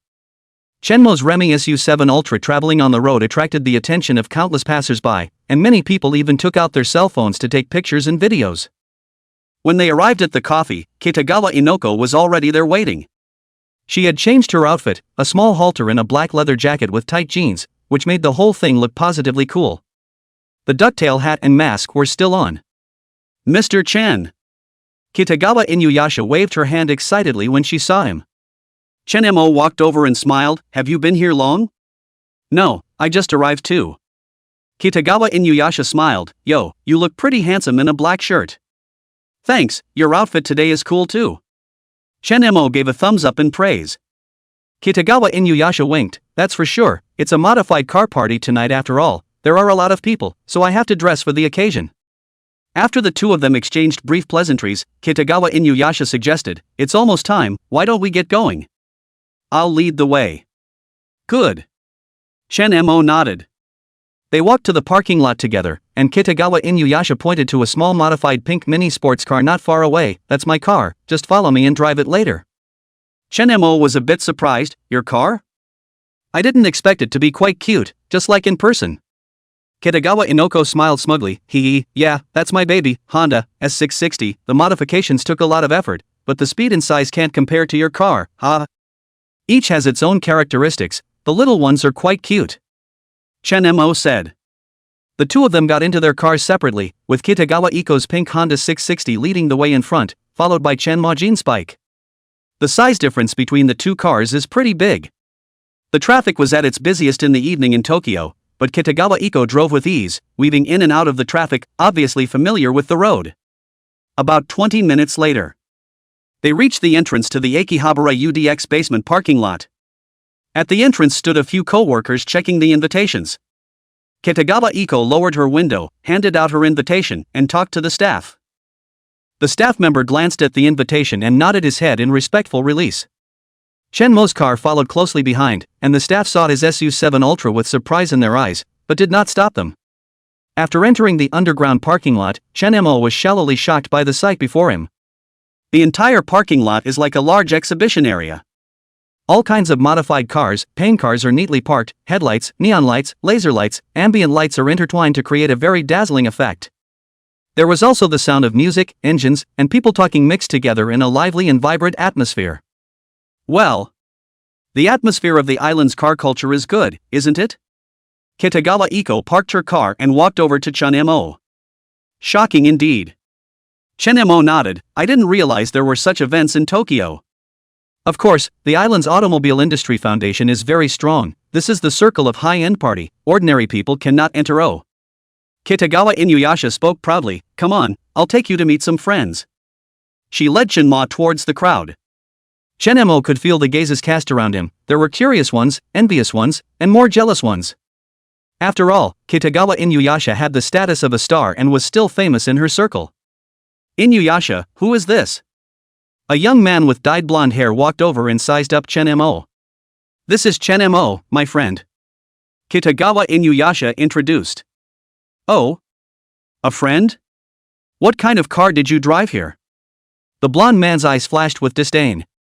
That SU-7 Ultra is his. Kitagawa Inuyasha pointed at Chunmo's car and said. Nani? Wow, it's really fake. I just thought it was an SU-7 conversion. The blonde man's eyes widened as he asked, so can I go check it out? Yes. Chunmo said graciously. He did catch the disdain in the other party's eyes just now, but since Kitagawa Inuyasha said he was her friend, Chunmo didn't take it seriously. So a group of people gathered in front of Chunmo's car and talked about it. There were pictures taken and questions asked. Kitagawa Iko took charge of the answers with a proud smile on her face as if the car was hers. Chapter 138, The Battle of Haruna Mountain. At that moment a girl in sexy halter top heated pants walked over, her boobs trembling with her pace, and she said with a teasing hint in her eyes. Wow, sir, your car isn't modified, but it's so beautiful, can I take it for a test drive? Kitagawa Inuyasha immediately blocked in front of Chunmo and blurted out in a somewhat cold tone, no. I'm the only one who can drive his car. The girl skimmed her mouth, ignored her, and directly gave Chunmo a wink. It's okay if you can't test drive, people want to sit in your co-pilot so badly, and they're willing to have something pleasant happen with you. No way. Kitagawa Inuyasha immediately refused. The girl didn't care about Kitagawa Inuyasha's obstruction at all, but looked at Chunmo with expectant eyes. Chunmo felt that if he just asked for a yes, he would be able to experience how the car's vibrations were created tonight. Although the girl was choppy, her looks were really average, not to mention comparing her to Kitagawa Inuyasha, even comparing her to Onodera Yukine was still a bit worse. He threw his hands up and said, sorry, but the co-pilot has a candidate. The raging girl who hadn't achieved her goal skimmed her lips and left resentfully. Chunmo couldn't help but smile as he watched Kitagawa Inuyasha protect her food. You! What are you laughing at? Kitagawa Inuyasha glared at him. Nothing, remembered something happy, he whispered before he came closer when no one was looking, you look so cute. Kitagawa Inuyasha's face swished red as she took 2 steps back and muttered. Who? Who is cute? I just don't like people touching my car, so don't want just anyone touching your car either. Fine, thank you for protecting my car. Chunmo said along with her words. Kitagawa Inuyasha hummed softly and turned away, the corners of his mouth quietly rising. At that moment, an ear-splitting engine roar came from far and near. A white GTR or 35 with extremely exaggerated modifications roared into the parking lot, and the tires rubbed against the ground with a sharp sound, attracting many people's sideways glances. The car pulled up next to Chunmo's SU-7 Ultra in a tail-swinging drift, the door opened, and a young man dressed in fancy clothes stepped down. He wore a pair of sunglasses, and his gaze swept around contemptuously, finally settling on Kitagawa Ikoko. Yo, isn't this our national first love, Ms. Kitagawa? The man said in a conspiratorial manner, why, also come to the car modification party, do you understand what you're playing? Kitagawa Izumi's face instantly turned ugly as she whispered to Chunmo. He's a famous street racer in Tokyo, his family has some background and he's usually very arrogant, let's ignore him. Chunmo nodded, not wanting to take the initiative to cause trouble, but not afraid of it either, but he felt that this person in front of him looked somewhat familiar. However, the young man saw Chunmo. Obviously frozen for a moment, he pulled his own sunglasses down to make sure he hadn't made a mistake, then he suddenly took 2 steps back and cursed out, iron extinguisher, baka, it's actually you kid. Chunmo also saw who the other party was. Nichikawa Tazaka. Wasn't this kid taken back by the Yakuza? And this was fished out? It seems that the fight between the gangs is not that simple. Polaris Maple's brother was threatened with his life, and actually people were released? Shen-mo didn't care much about the deal between them either. Opposite to him, Nikowa Tasaka took off his sunglasses, his eyes stared at Shen-mo sinisterly and sneered. What a narrow path, I didn't expect to run into you here. Kitagawa Inuyasha sensed that the atmosphere was not right and asked in a low voice, Shen-mo, do you know him? Shen-mo shrugged his shoulders and said lightly, sort of, there was a little friction before. He didn't go into detail, but rather brought it up in a simple sentence. Nichikawa Tetsusaka snorted, pointing at Shen-mo's car and mocked, how come you came to a tuning party with a Chinese tram, do you have any tuning no? As soon as his words fell, a few of the surrounding people who played better with Hinagawa Tetsusaka followed suit and laughed in agreement. That's right, what's the point of calling it a car without a mechanical engine? Junk trolley, 2 laps and it's dead, right? Who says it isn't, the trolley that's something only disabled people drive, right? Kitagawa Inuyasha couldn't hear it anymore and stepped forward to retort. Don't you go too far, Shenmo's car is a Remy SU7 Ultra, official 0-100 acceleration 1.98 seconds, much faster than your broken GTR. Hinagawa Tetsusaka's face sank, he hated it when people compared trams to oil cars in terms of straight-line start and acceleration. After all, the instant acceleration burst of the motor is truly terrifying. But he still showed a disdainful smile, oh, what's the use of accelerating fast in a straight line? It's only fast in corners. Who doesn't know how to refuel in a straight line? Little cutie. All of them. Although Nichikawa Tetsusaka looked down on trams, Shenmo's SU7 Ultra was really a bit of a showstopper, not because of its appearance or price, but its rarity. There is no one who owns one in Tokyo at the moment. He stepped forward and looked at Chun-mo provocatively, dare you go for a run with me to Gunma Prefecture's Haruna Mountain? Mte Haruna, also known as Mte Akira, is the one from D. The one that goes down the drain and over the bend. The surrounding area was in an uproar, is a famous drag racing mecca in Tokyo, there are many curves, extremely test the driver's skills, the average person's modified car crowd do not dare to easily challenge. After all, most people just like modding, not drag racing. Kitagawa Inuyasha nervously pulled Shenmo's sleeve and whispered persuasively. Don't promise him, he's a regular visitor to Haruna Mountain, he knows the roads extremely well, and his GTR must have been modified, maybe it's a great cornering performer. Shen-mo patted her hand, signaling her to rest assured, and then looked at Hinagawa Tetsusaka, the corner of his mouth slightly raised as he said. Okay, but the stakes need to be higher or it won't be fun. Nichikawa Tayazaka froze, he hadn't even set a trap yet, and Shen-mo took the initiative to open his mouth? That would save him the trouble, yes, what are you going to bet on? After Shenmo's observation, although the other party had a mouthful of bad trams, his eyes never stopped, stealing glances at his SU7 Ultra from time to time, so he lightly laughed and said, then let's take both sides of the car as a bet. Hinagawa Tetsusaka's eyes lit up, wasn't this exactly what he wanted? So he narrowed his eyes and spoke confidently, good, just what I want, then you better not cheat when the time comes, or else. Shen-mo said calmly, these words are equally for you. Hinagawa Tetsusaka grunted coldly, then I'll see you tonight at 11 o'clock at Gunma Prefecture's Mount Haruna. After saying this, he turned around and left, not forgetting to glance at Shenmo's car in a mocking manner before leaving. In his eyes, the car was already his own. After waiting for the people to leave, Kitagawa Inuyasha said anxiously. I say you are too impulsive. He is a famous drag racing party, the car must be specially modified and tuned for curves and drag racing, although your car accelerates fast, but... Shen-mo smiled and interrupted her, what? No confidence in me? Kitagawa Inuyasha bit her lip, no. It's not that I don't have confidence in you.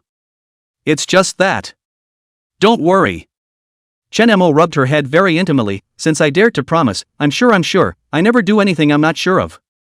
Kitagawa Inuyasha was stunned, looking at Shenmo's confident eyes, he inexplicably felt a little more at ease, but still said worriedly. Then. I'll accompany you then. Shen-mo nodded, good. At this time opened the basement and drove in a Toyota Supra Bullwinkle. The window rolled down as it drove past the two men. The first thing that appeared was the phrase, Inuyasha. And then there's the raised voice line that. Philandering scum. Chapter 139, Playing Others Don't Play Wells. Kitagawa Inuyasha looked at the girl in the Ox Demon King's passenger side, and her eyes instantly lit up, little foam, you're here? Shen-mo turned his head and also saw the face of the other party clearly, it was none other than Extreme Maple. Jodokid pushed open the passenger door and stepped down, his eyes full of curiosity and shock, pulling Kitagawa Inuyasha's hand and protecting it in front of his body, he said. Inuyasha, how did you get to play with this him? Kitagawa Inuyasha's large eyes were filled with doubt as she asked, Did you say Chen Majuan? We just met. Polaris Maple whispered to Kitagawa Inuyasha, he's just a big philandering scumbag, you don't hang out with him, you'll learn the hard way, don't you know? Shenmo watched as the two of them gabbled and whispered bad things about themselves, yet this whispering didn't avoid him at all, as if they were purposely letting him hear it. He had a small understanding of Yakuza Kid's character. A mouthful, but not a bad heart. Shenmo took the initiative to greet him. Oh, what a coincidence, Miss Kid. Coincidence your ass. Yakuza Maple opened his mouth to dislike him. She said as she inserted her small waist and blocked Kitagawa Inuyasha. I'm warning you, Inuyasha is an exceptionally innocent girl, don't you dare hit on her, if you want to play, you play someone else. Shenma? What kind of words is this, Miss Phone, you also care if we make friends? Jodokid said unreasonably, anyway, I don't care, Inuyasha is my best friend, you're not allowed to bring her down.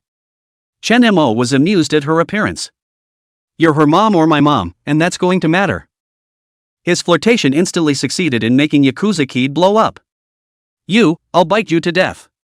After saying that, he attacked towards Shenmo with his hands and feet. However, Shenmo stopped all her attacks with one hand on her head. Let her flail toward the air. Just now, the words of the Jodo Maple made the Kitagawa Inuyasha on the side of the room's face redden with innocence and playfulness. At this time, looking at the two people who were fighting, he opened his mouth at the right time to regulate the atmosphere and said, All right.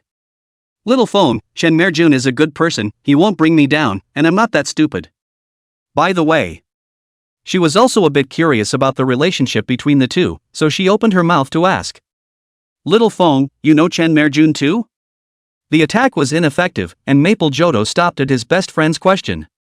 Tidying up his hair that was messed up by Shenmo, he also did not forget to show his teeth and glared at Shenmo before he finally returned.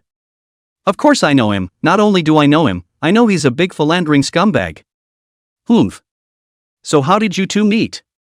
Polaris Maple was similarly curious about Kitagawa Inuyasha and Shenmo's relationship. We are. Kitagawa Inuyasha didn't hide it from Yakuza Kid, but simply said how she met Shenmo. It was only at the end that she remembered Shenmo's conflict with Hinagawa Tetsusaka. Right. Little Phone, just now, Hinagawa Tetsusaka came by and made a bet with Chen Merjun, tonight they're going to race at Haruna Mountain. You quickly persuade Chen Merjun, Hinagawa Tetsusaka is a notorious drag racer in the circle, I'm afraid Chen Merjun will be in danger.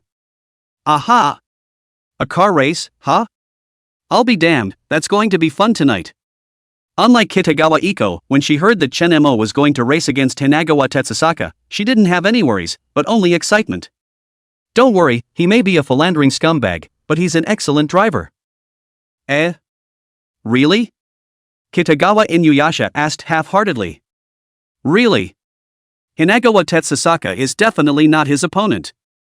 Polaris Maple said this, also huffing and puffing toot, inserting her small hands and looking at Shenmo as she asked.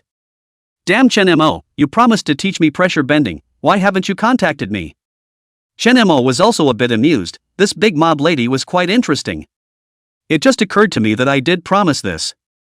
It's just that there's been a lot going on lately and I've forgotten about it.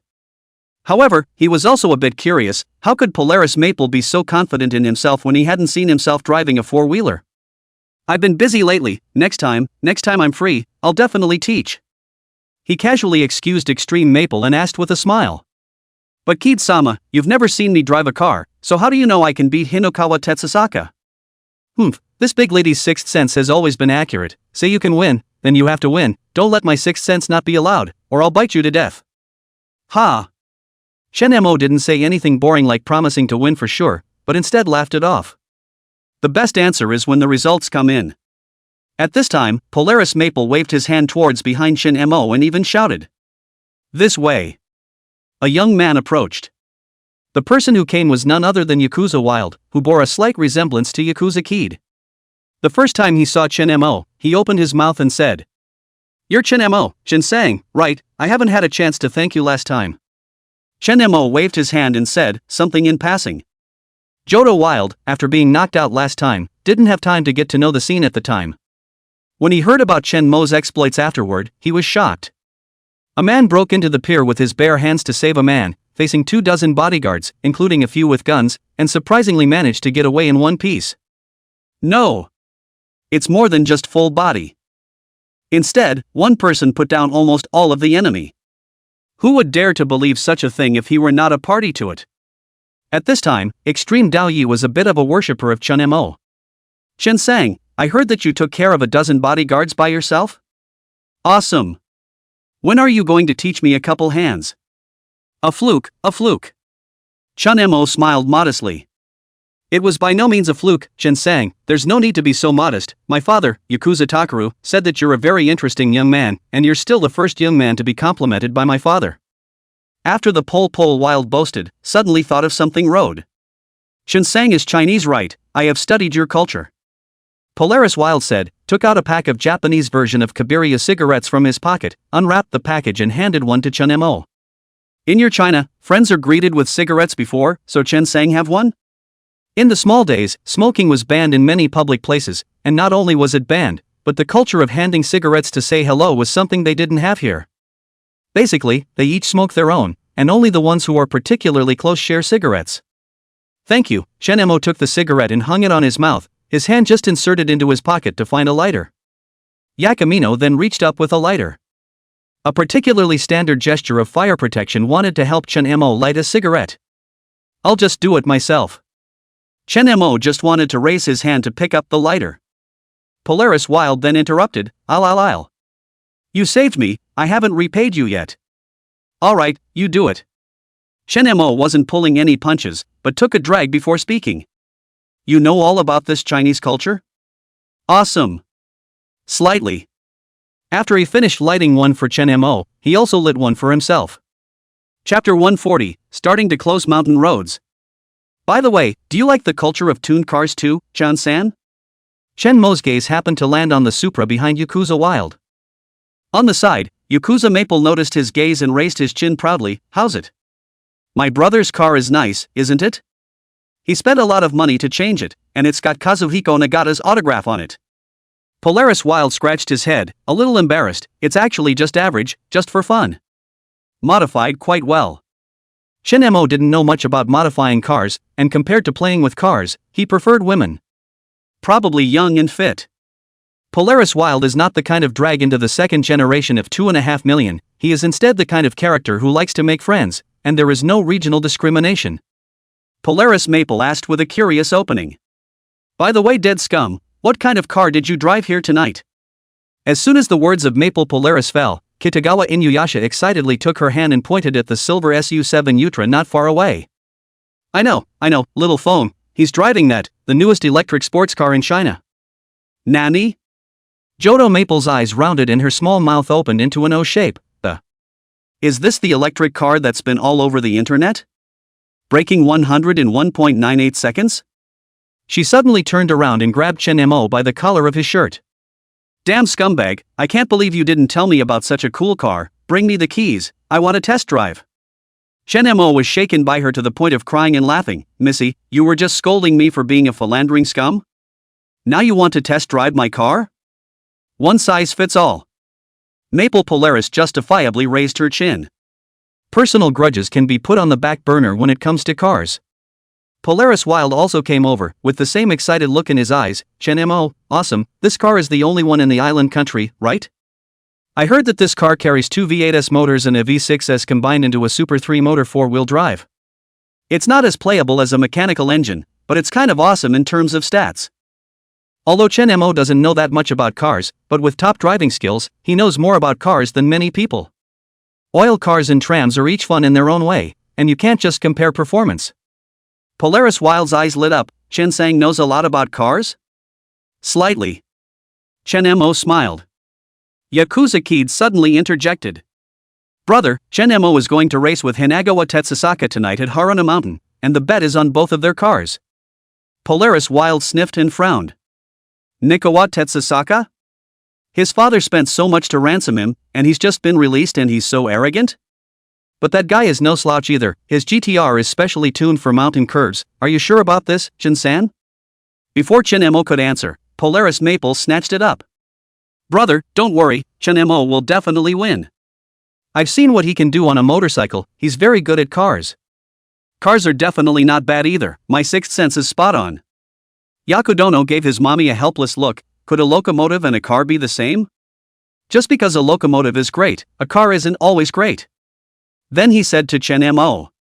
Chen-san, be careful, Hinagawa Tetsusaka is very sinister, if you need help, just ask. Thanks, shouldn't be necessary. Chen-mo's tone was very bland. In front of the top-level driving skills, amateur players like Nikawa Tayasaka were simply battle scum. He doesn't even think he'd lose against a professional race car driver. Kitagawa Ikuko on the side is still a little worried. Chen-majuan, why don't?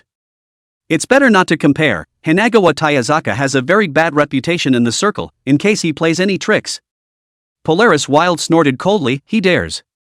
Chen-sang, don't worry, as long as he dares to play tricks, I will definitely help you. Chen-mo patted Kitagawa Iko's shoulder and comforted, don't worry, I'll be fine. Kitagawa Inuyasha looked at his confident eyes and eventually nodded without opening his mouth to persuade him. Chen-mo looked at the time on his watch. It's getting late, shall we get going? A few people nodded. Polaris Wild spoke up at this point, by the way Chan-san, you're a tram. Akihabara to Mte Haruna is a bit far, you can't very well drive there, can you?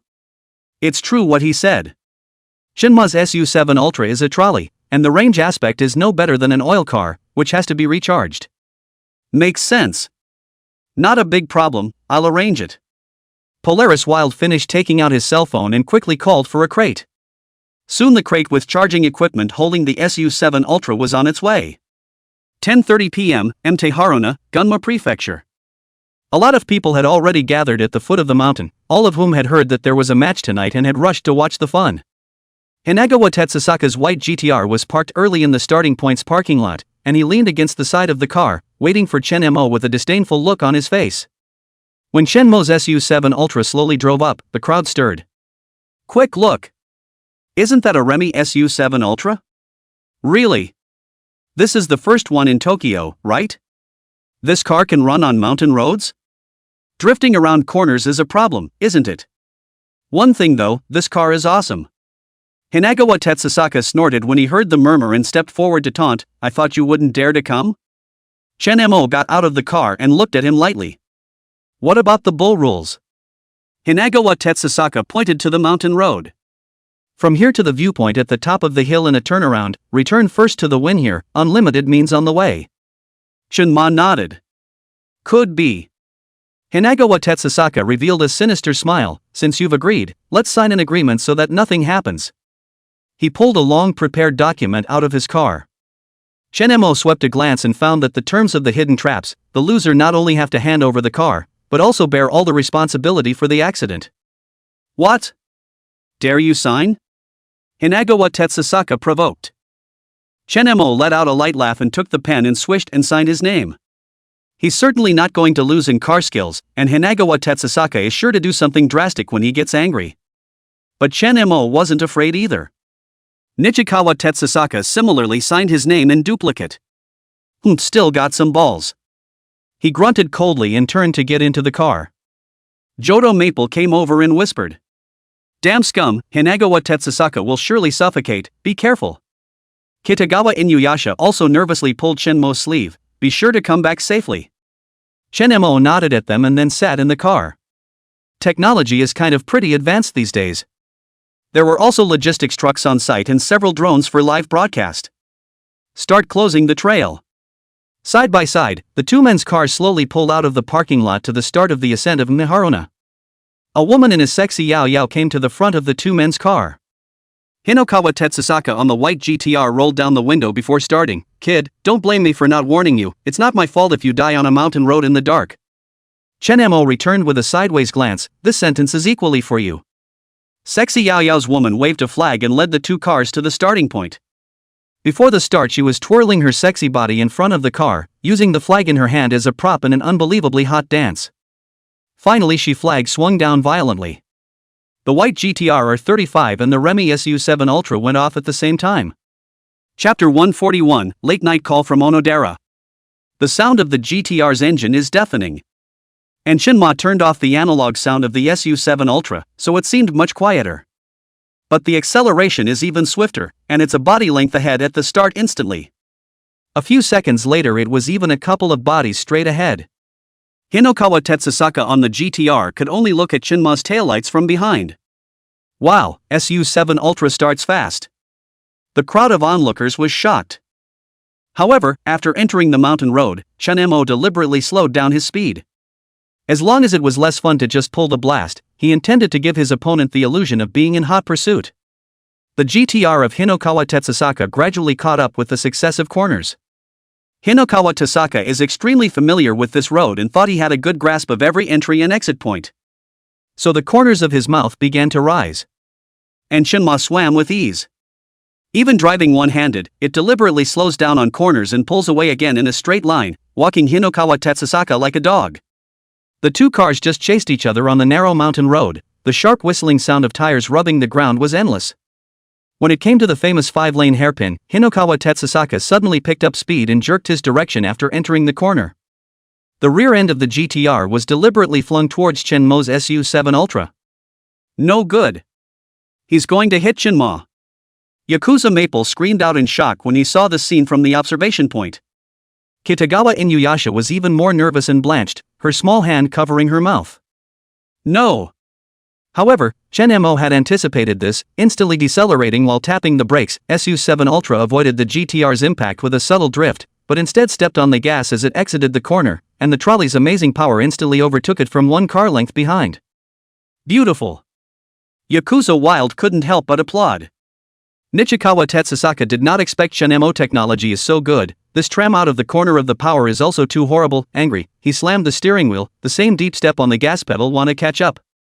For the rest of the way up and down the mountain, Shinmo was walking his dog and generally toying with Hinokawa Tetsusaka. It gave him the illusion of being just a little bit closer. On the last curve of the descent, Shinmo deliberately lowered his speed a lot, keeping Hinokawa Tetsusaka's GTR close. At this time, Nichikawa Tetsusaka also reacted. This way he was teased, furious, angry. He has already put the corner drifting and so on behind. Right now, he just wanted to knock Shinmo off his feet.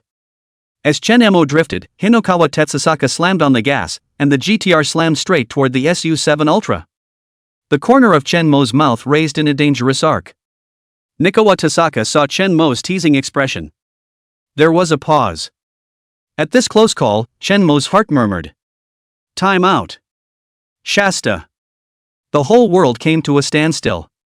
The two cars were also framed.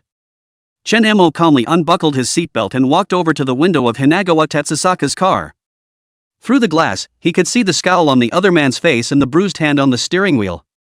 "Since you want my life," Shinmo sneered, "then let you eat your own."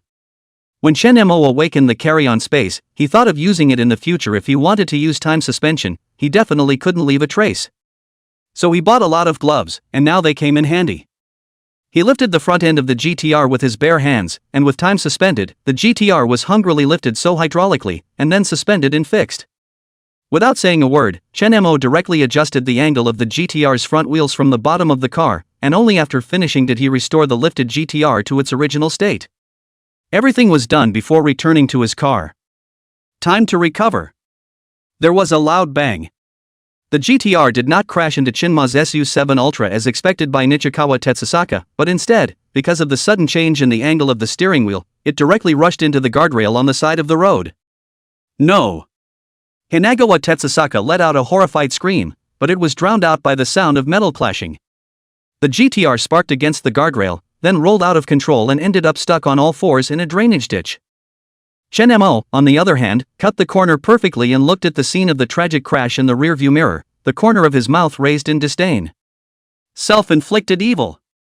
When Shinma finished the race and returned to the starting parking lot, Hinokawa Tetsusaka was pulled into an ambulance. Maple Polaris jumped up and down waving his hands in excitement.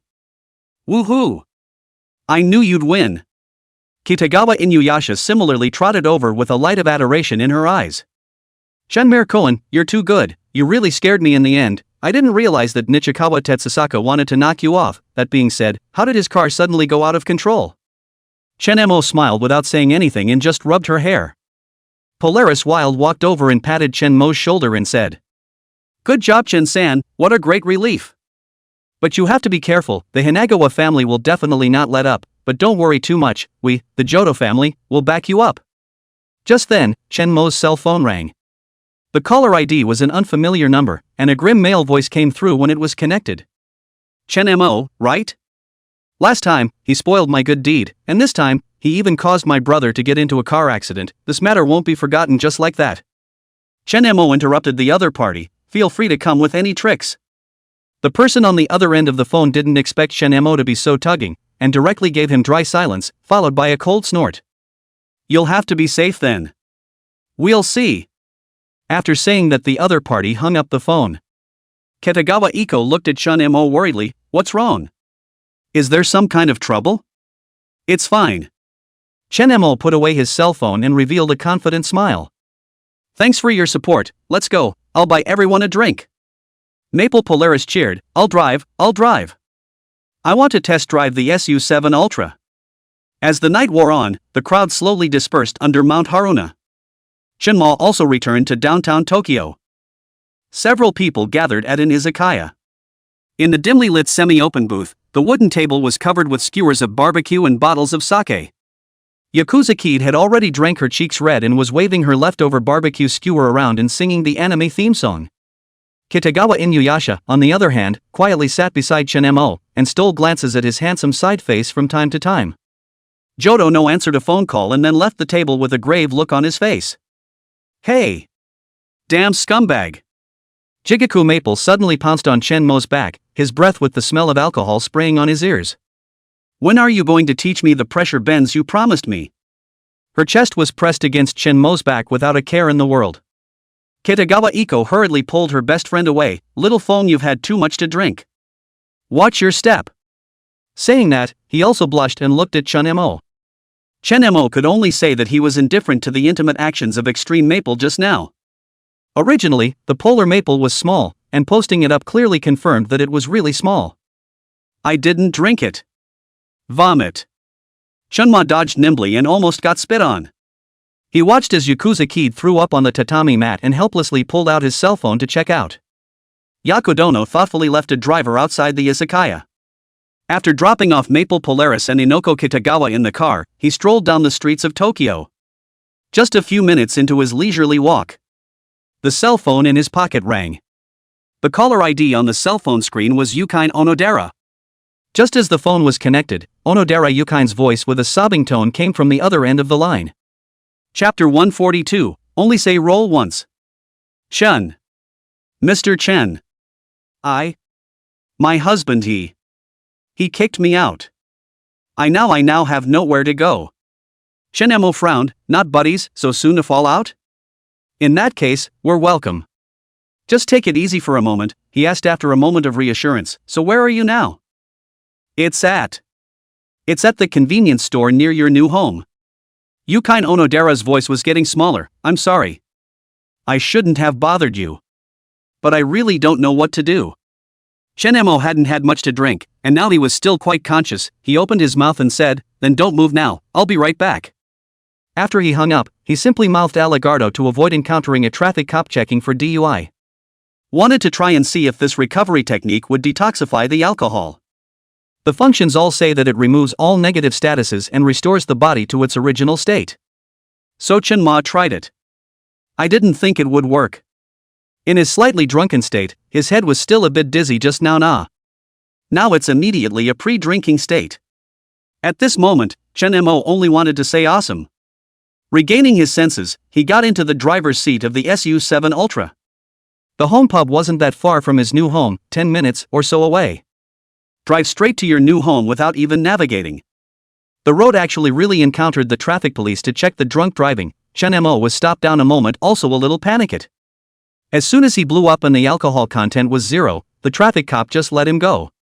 Outside a Lawson 24-hour convenience store, seats are set up to give customers an area to eat and rest. At this moment, Onodera Yukine was sitting here, wearing the same professional outfit she was wearing today. She was seen with a disheveled face and slightly reddened eyes, cupping her hands around an easy open can of beer and taking sips. Behind her, a group of delinquents walked into the supermarket in a group. After a few people had joint ventured to purchase a pack of cheap cigarettes, they noisily split up in front of the convenience store. Give me one first. I want one, I want two. Baka, iron extinguisher. Don't grab it. I'll split it. A few of the men smoked their cigarettes with a pin-up look on their faces, not to mention their spirits. Hey, there's a pretty girl over there, eh? Where are the Russian beauties? Come on, let's go over and strike up a conversation. Go go go. The leading yellow hair, with a big grin, walked up to Onodera Yukine, whistled, and opened his mouth in a teasing tone. Oi pretty girl, get acquainted. A few of the delinquent boys who had been together had then concurred. How does a beautiful woman drink alone? Do you want us to accompany you? Pretty girl is quite good looking, exchange contact information. Onodera Yukine raised her head at the sound and looked at the group of delinquents in front of her with drunken eyes, subconsciously stepping back in. No. No need. She whispered, with obvious resistance in her voice. Don't be so cold.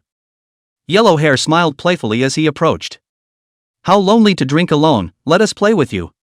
He said as he was about to reach for Onodera Yukine's shoulder. Please. Please don't. Onodera Yukine stood up in a panic, the beer can clinking over and falling to the floor with a crisp clatter. Hey, don't be so faceless. Another teenager with dyed red hair stepped in front of her. How lonely you are alone, we have good intentions.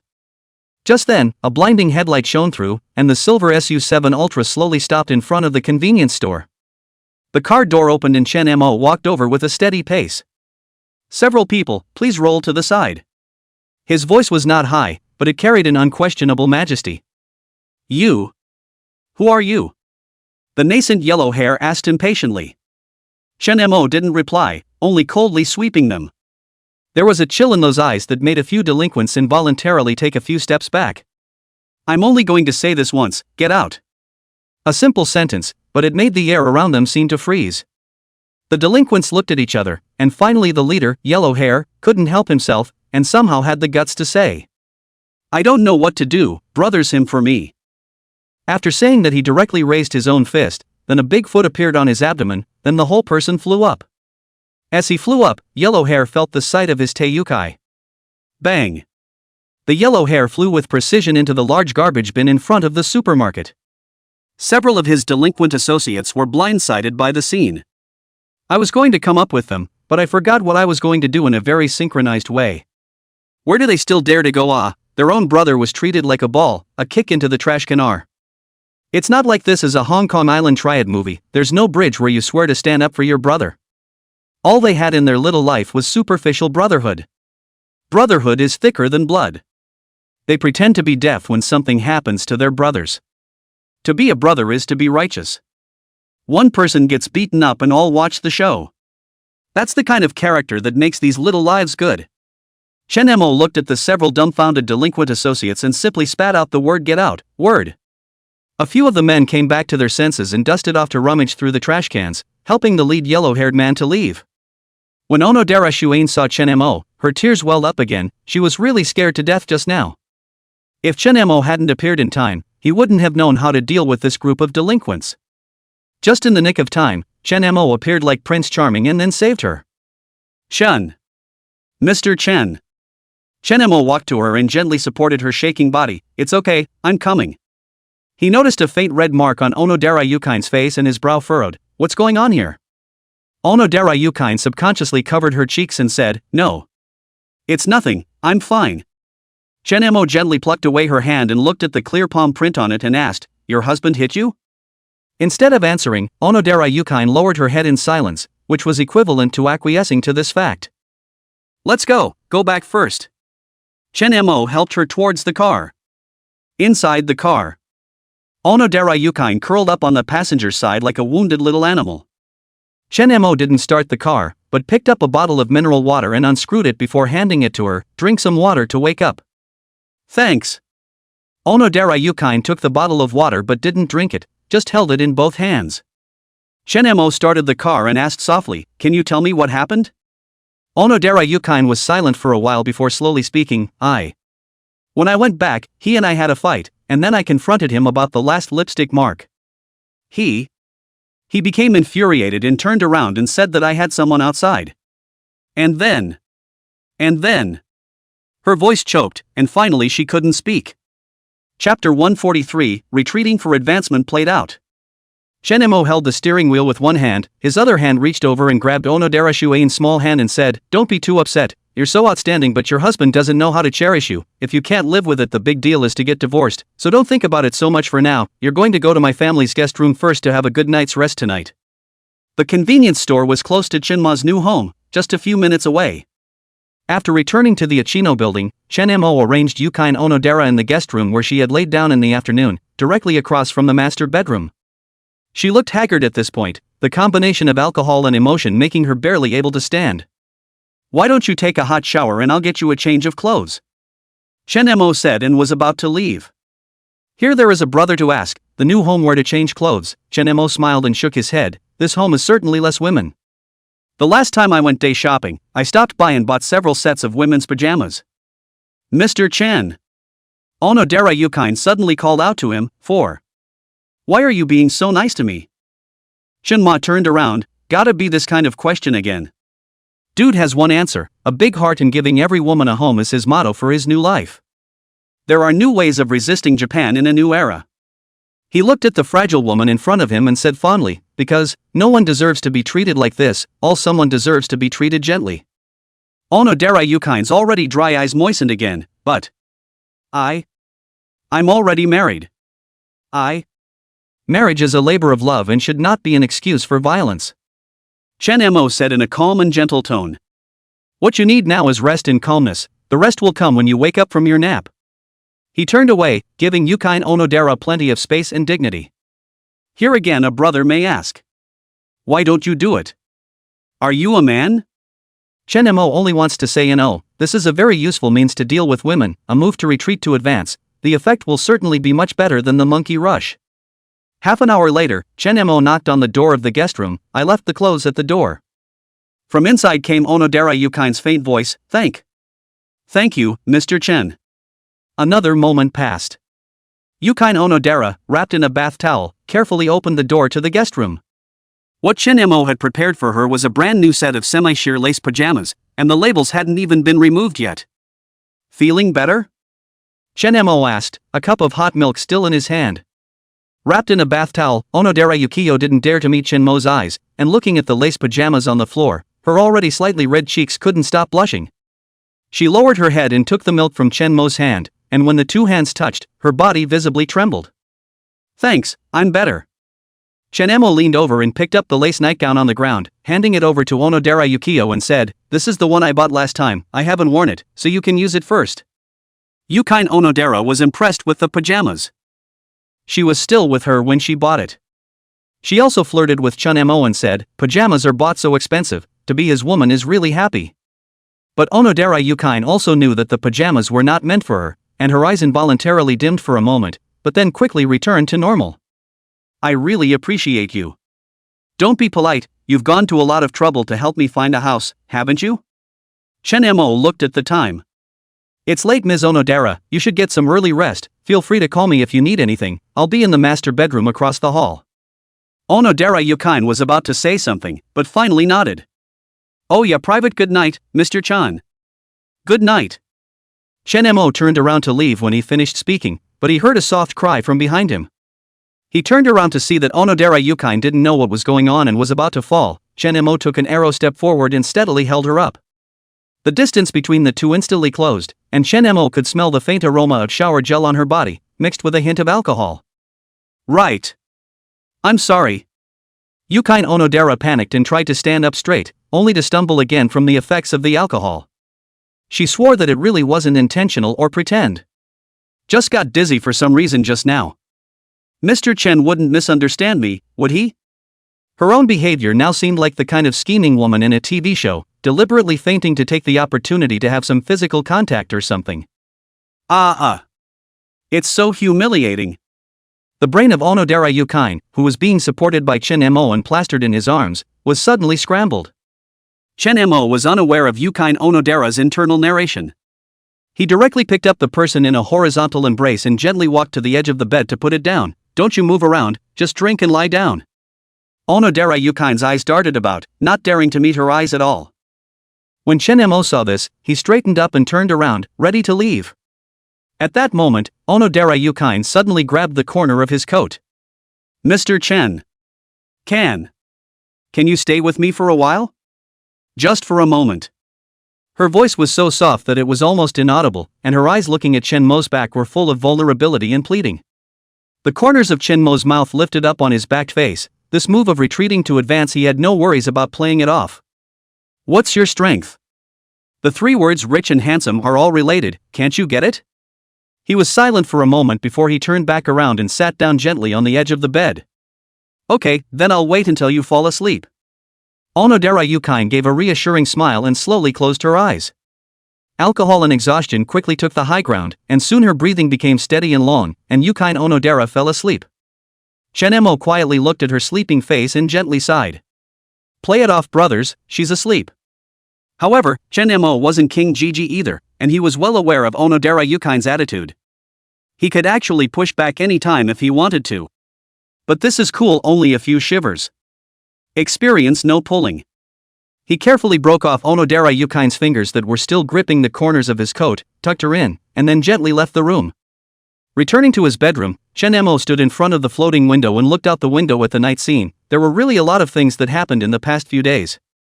First the kidnapping of Fujiwara Miyuki, then meeting National First Love Kitagawa Iko, then racing on Haruna Mountain, and now help for Onodera Yukine's broken marriage. There really wasn't a moment's pause. At that moment the cell phone suddenly vibrated with a message from Kitagawa Inuyasha. Chen Mo, I'm really happy today. Thank you for letting me watch a great trail race. Little phone has been sent back safely, and I'm home. Chen Mo smiled slightly and replied. You're welcome, I had a great time today too, next time we have a chance to hang out. After sending the message, Chen Mo lay down. He was going to rest. Just as Chen Mo was about to fall asleep, he vaguely heard suppressed sobbing coming from next door. Yukine Onodera seems to have woken up and is crying alone at the moment? Chen Mo hesitated for a moment, but in the end, he didn't get up. Words of comfort, long ago. This kind of thing still needs to be faced by people themselves. There are some bumps in the road that can only be crossed by themselves. An outsider can't give much help. He closed his eyes, letting exhaustion take away the last vestiges of conscious frontal awareness. Go to bed yourself and let her figure it out next door. That's what Shinma decided. But at this time rang the guest room door opening sound, very light, but Chen Mo heard it. Immediately afterward the master bedroom was opened. Chapter 144, Onodera's Emotional Dispute. The sensor light in the hallway was faintly lit, spilling into the master bedroom through the half-open door. Onodera Yukine stood in the door. Light was a wonderful thing. Through the light the figure under the lace nightgown was hidden. She was slightly nervous at this point, her right hand looped over her proud breasts on her left arm. She couldn't quite see Chen Mo's face in the darkness, her red lips slightly opened, and she opened her mouth in a very light tone. Chen. Mr. Chen, are you asleep? Originally Chen Mo was ready to fall asleep, but now he was a bit unable to sleep. As a 25-year-old bloodied and fit male, it would be reasonable to stand in awe. Not to mention the exceptionally talented Chen Mo. He asked as he propped himself up, half lying on the bed, looking at the wonderful figure in the light. Not yet, Ms. Onodera, what can I do for you at this late hour? I had a nightmare, and I'm a bit uncomfortable with the unfamiliar environment. Onodera Yukine's voice got smaller and smaller as she spoke. Finally summoning up the courage to go on and say. Can I sleep in your room? Are you sure? Chen Mo didn't directly refuse but asked back. Onodera Yukine's face quietly reddened under the dim atmosphere, and she hurriedly explained, Mr. Chen, don't get me wrong, I'm talking about being able to sleep on the floor next to me? I'll just make a floor bed. No. Not sleep. With things having come to this point, Chen Mo also stopped inking and said directly. Come here. Soon it was dawn. Sleeping like a kitten, Onodera had a happy smile on her face. Early in the morning in the master bedroom, ring ring ring dot. The quiet was interrupted by a cell phone ringing. A slight frown creased Onodera's serene cheeks. Her hands fumbled haphazardly on the bed, searching for the cell phone that had made the noise. It was eventually found under the pillow. She picked up her cell phone and pressed the power button out of habit. The loud cell phone ringing was quiet for a moment. But it didn't take more than a few seconds for it to ring again. Why won't the alarm clock turn off? Onodera Yukine's dazed eyes opened a small slit. Seeing the cell phone screen light up not with an alarm clock, but with caller ID, the half-asleep state woke up in a flash. Because the caller ID was the same person who had swept her off her feet yesterday. What's wrong? Chen-mo was also woken up, and he looked to be in a much better state than Onodera Yukine. No. Nothing, it's his phone. Onodera Yukine's cheeks, which had been serene just a moment ago, now became aggravated and angry. Why don't you pick it up? Chen-mo opened his mouth and asked. Huh? Onodera Yukine was a bit confused, and all of a sudden her brain was a bit unable to react. Catch? Pick it up. Oh. Good. A little nervously, she pressed the connect button. You're good, you don't come home all night? Where the hell have you been? The cell phone had just connected and a grumpy male voice came from the other end. Onodera Yukine, who was still a bit nervous and scared, her temper came up and she directly disliked her. It's up to you. Didn't you tell me to roll? Baka. You've got hardened wings? You don't even come home anymore. Are you looking for a wild man behind my back? Get your ass back here. The ever-tempered Yukine Onodera couldn't hold back any longer. Miyagi, don't get mad at me, I won't serve you anymore, I want to divorce you. With this decisive statement of hers, the man on the other side of the cell phone was suddenly baffled, and for a while there was no sound. I don't know how much time passed before this came back to me in a huff. Baka. How dare you? Oh, I disagree. Onodera Yukine was a little aggravated with anger. Miyagi. You rotten man, you cheated on me first, who are you to disagree? Don't think you don't know, you sold 2 expensive residences this month, right? The commission should be quite a lot, the money in your hand has made you bold enough to divorce me. Miyagi, you rotten bastard.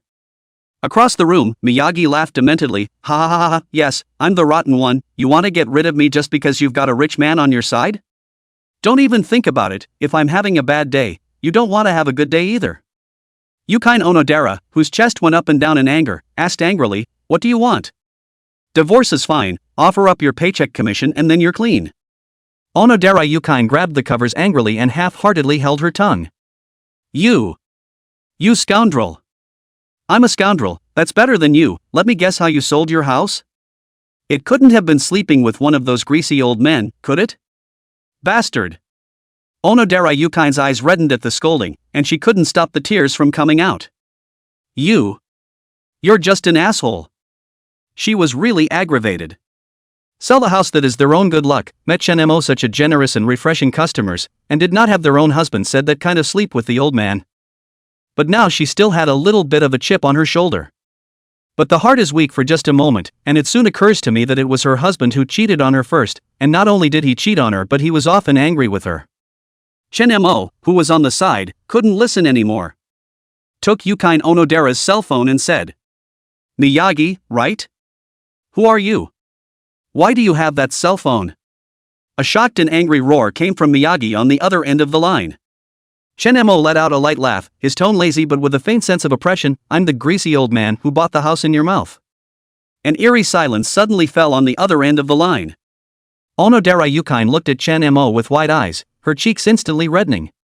Baka. Miyagi finally responded, his voice shaking with anger. You pair of dogs, I knew it. Know what? Chen-mo directly interrupted. Do you know how much of a failure you are? He said while his fingers gently wiped away the tear tracks on Onodera Yukine's face. Listen, Gong Chang. Shenmo's voice suddenly went cold. The divorce agreement will be delivered to you in a while, you'd better sign him obediently. Miyagi's sharp intake of breath came from the other end of the line. You threatened me?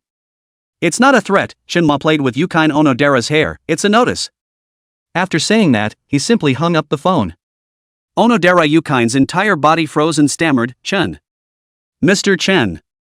Would this be? Worried about him getting back at you? Or retaliate against me? Chen-mo pinched his cheeks. Don't worry, he wouldn't dare, I have ways to make him obediently sign the divorce agreement. He said, picking up his cell phone and dialing a number. Hello, Yakuza Wild? This is Chen-mo. There's something I'd like to ask you for. Chapter 145, Tokyo Bay is very deep. After Chen-mo briefly explained the situation, Polaris Wild agreed readily on the other end of the phone. Shin-san, don't worry, this kind of small matter we, the Sumiyoshi Society, are the best at dealing with. I'll send someone to properly talk to that Mr. Miyagi later. After hanging up the phone, Chen-mo looked at the still somewhat apprehensive Onodera Yuki and said, my friend's power is very powerful in Tokyo, so I guarantee that your husband won't dare to mess around. Onodera Yuki bit her lower lip and hesitated, but... would this be too much trouble for you, Mr. Chen? More than that. Chen-mo suddenly came closer to her, the corner of his mouth hooked up a bad smile. Shouldn't you explain, last night? Ah. Yuki Onodera instantly reddened from her neck to the back of her ears, and waved her hand in a panic. I'm scared because of nightmares. And then obviously. Looking at her at a loss for words, Chen-mo laughed out loud and gave her a hug to comfort her. Okay, no kidding, now that you've decided to get a divorce, don't be upset about people like that. Onodera Yuki leaned against Chen-mo's sturdy chest, listening to his powerful heartbeat, and suddenly felt an unprecedented sense of security. Tokyo Shinjuku-ku, office of a Chukio trading company. Miyagi hung up in annoyance and slammed the phone down hard on his desk. Around a few colleagues cast a surprised look, and quickly turned away. The sales department team leader is very bad-tempered, especially after the recent and the year-old woman on the minister to get very close. Grumpier and grumpier. There is even no one in the company. What are you looking at? Is all the work done? Miyagi snarled, tugging his tie loose, veins popping out on his forehead. That actually stayed out at night, and even more abominably, there was actually a man's voice on the phone. The voice sounds young, but it's definitely a greasy old man. Miyagi sneered, grabbed the mug on the table and filled it with a large mouthful of coffee. What's the point of pretending? You must have slept in some old man's bed. There is no other reason, because Miyagi, in order to want to be promoted as soon as possible, that is really accompany the company's old woman minister to sleep many times. Every time I think about holding that face and kissing it, I panicked, but I couldn't help but kiss it because I was so short of money. Sitting back down at his workstation, he was contemplating how to teach his wife a lesson when he went back at night, when the receptionist at the company's front desk suddenly ran over in a panic. Miyagi, team leader Miyagi. There are a few bad-looking gentlemen outside looking for you. Who is it? Can't you see I'm busy? Miyagi looked up impatiently, but the words stuck in his throat. Only to see that 3 men in black uniform attire had stood in front of his desk at some point. At the head of the group was a burly scar-faced man with a shaved flat head who was looking at him with a cold face. Miyagi, right? The scar-faced man spoke, his voice low and husky. Cold sweat instantly broke out behind Miyagi's back. This was actually all too familiar, and he looked up to see the insignia on the man's chest, a Yoshiko design. It was the Sumiyoshi Kai gangsters. Yes, it's me.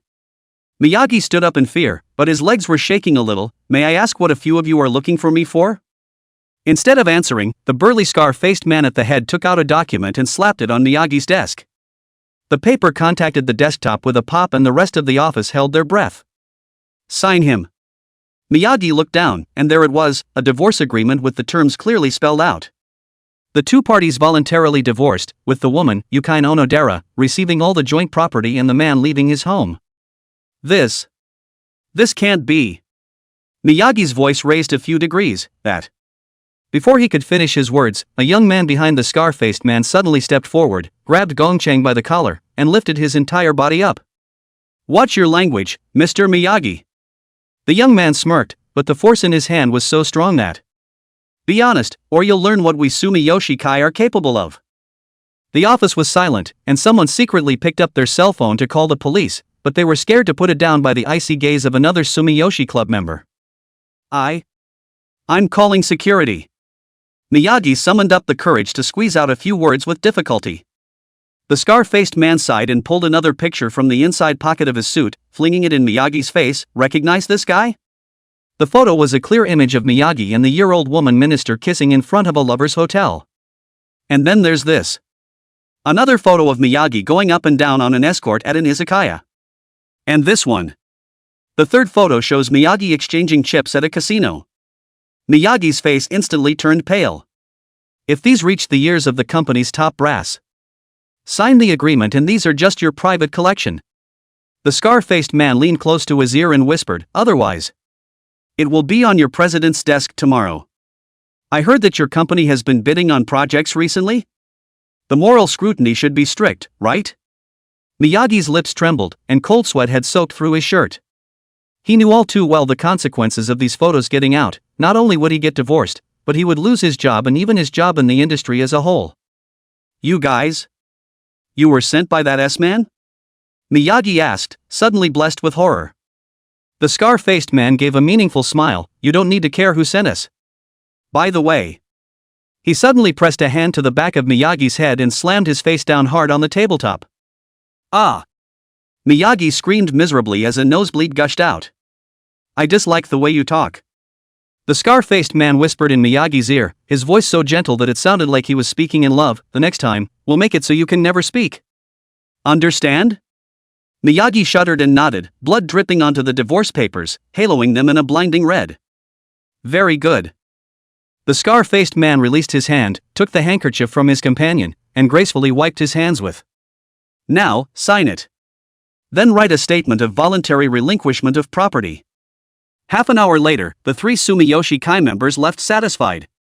Colleagues in the office dared not breathe a word, while Miyagi sat paralyzed in his chair with a signed and fingerprinted agreement in front of him, as well as a statement in crooked handwriting. His suit was wrinkled, his face bloodstained, and his eyes as empty as a walking corpse.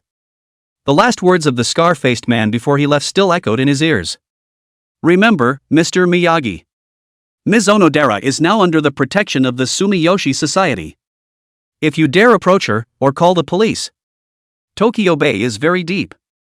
On the other side of the room, Chen Mo was comforting the lost love of Onodera Yukine. And the cell phone rang.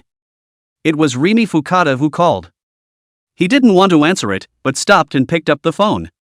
Hey, what's the barrister calling me for? Miss me? Off nah, who? Who would miss you? I'm calling to remind you that the fight you promised my father is tonight. I'll pick you up at 5 p.m.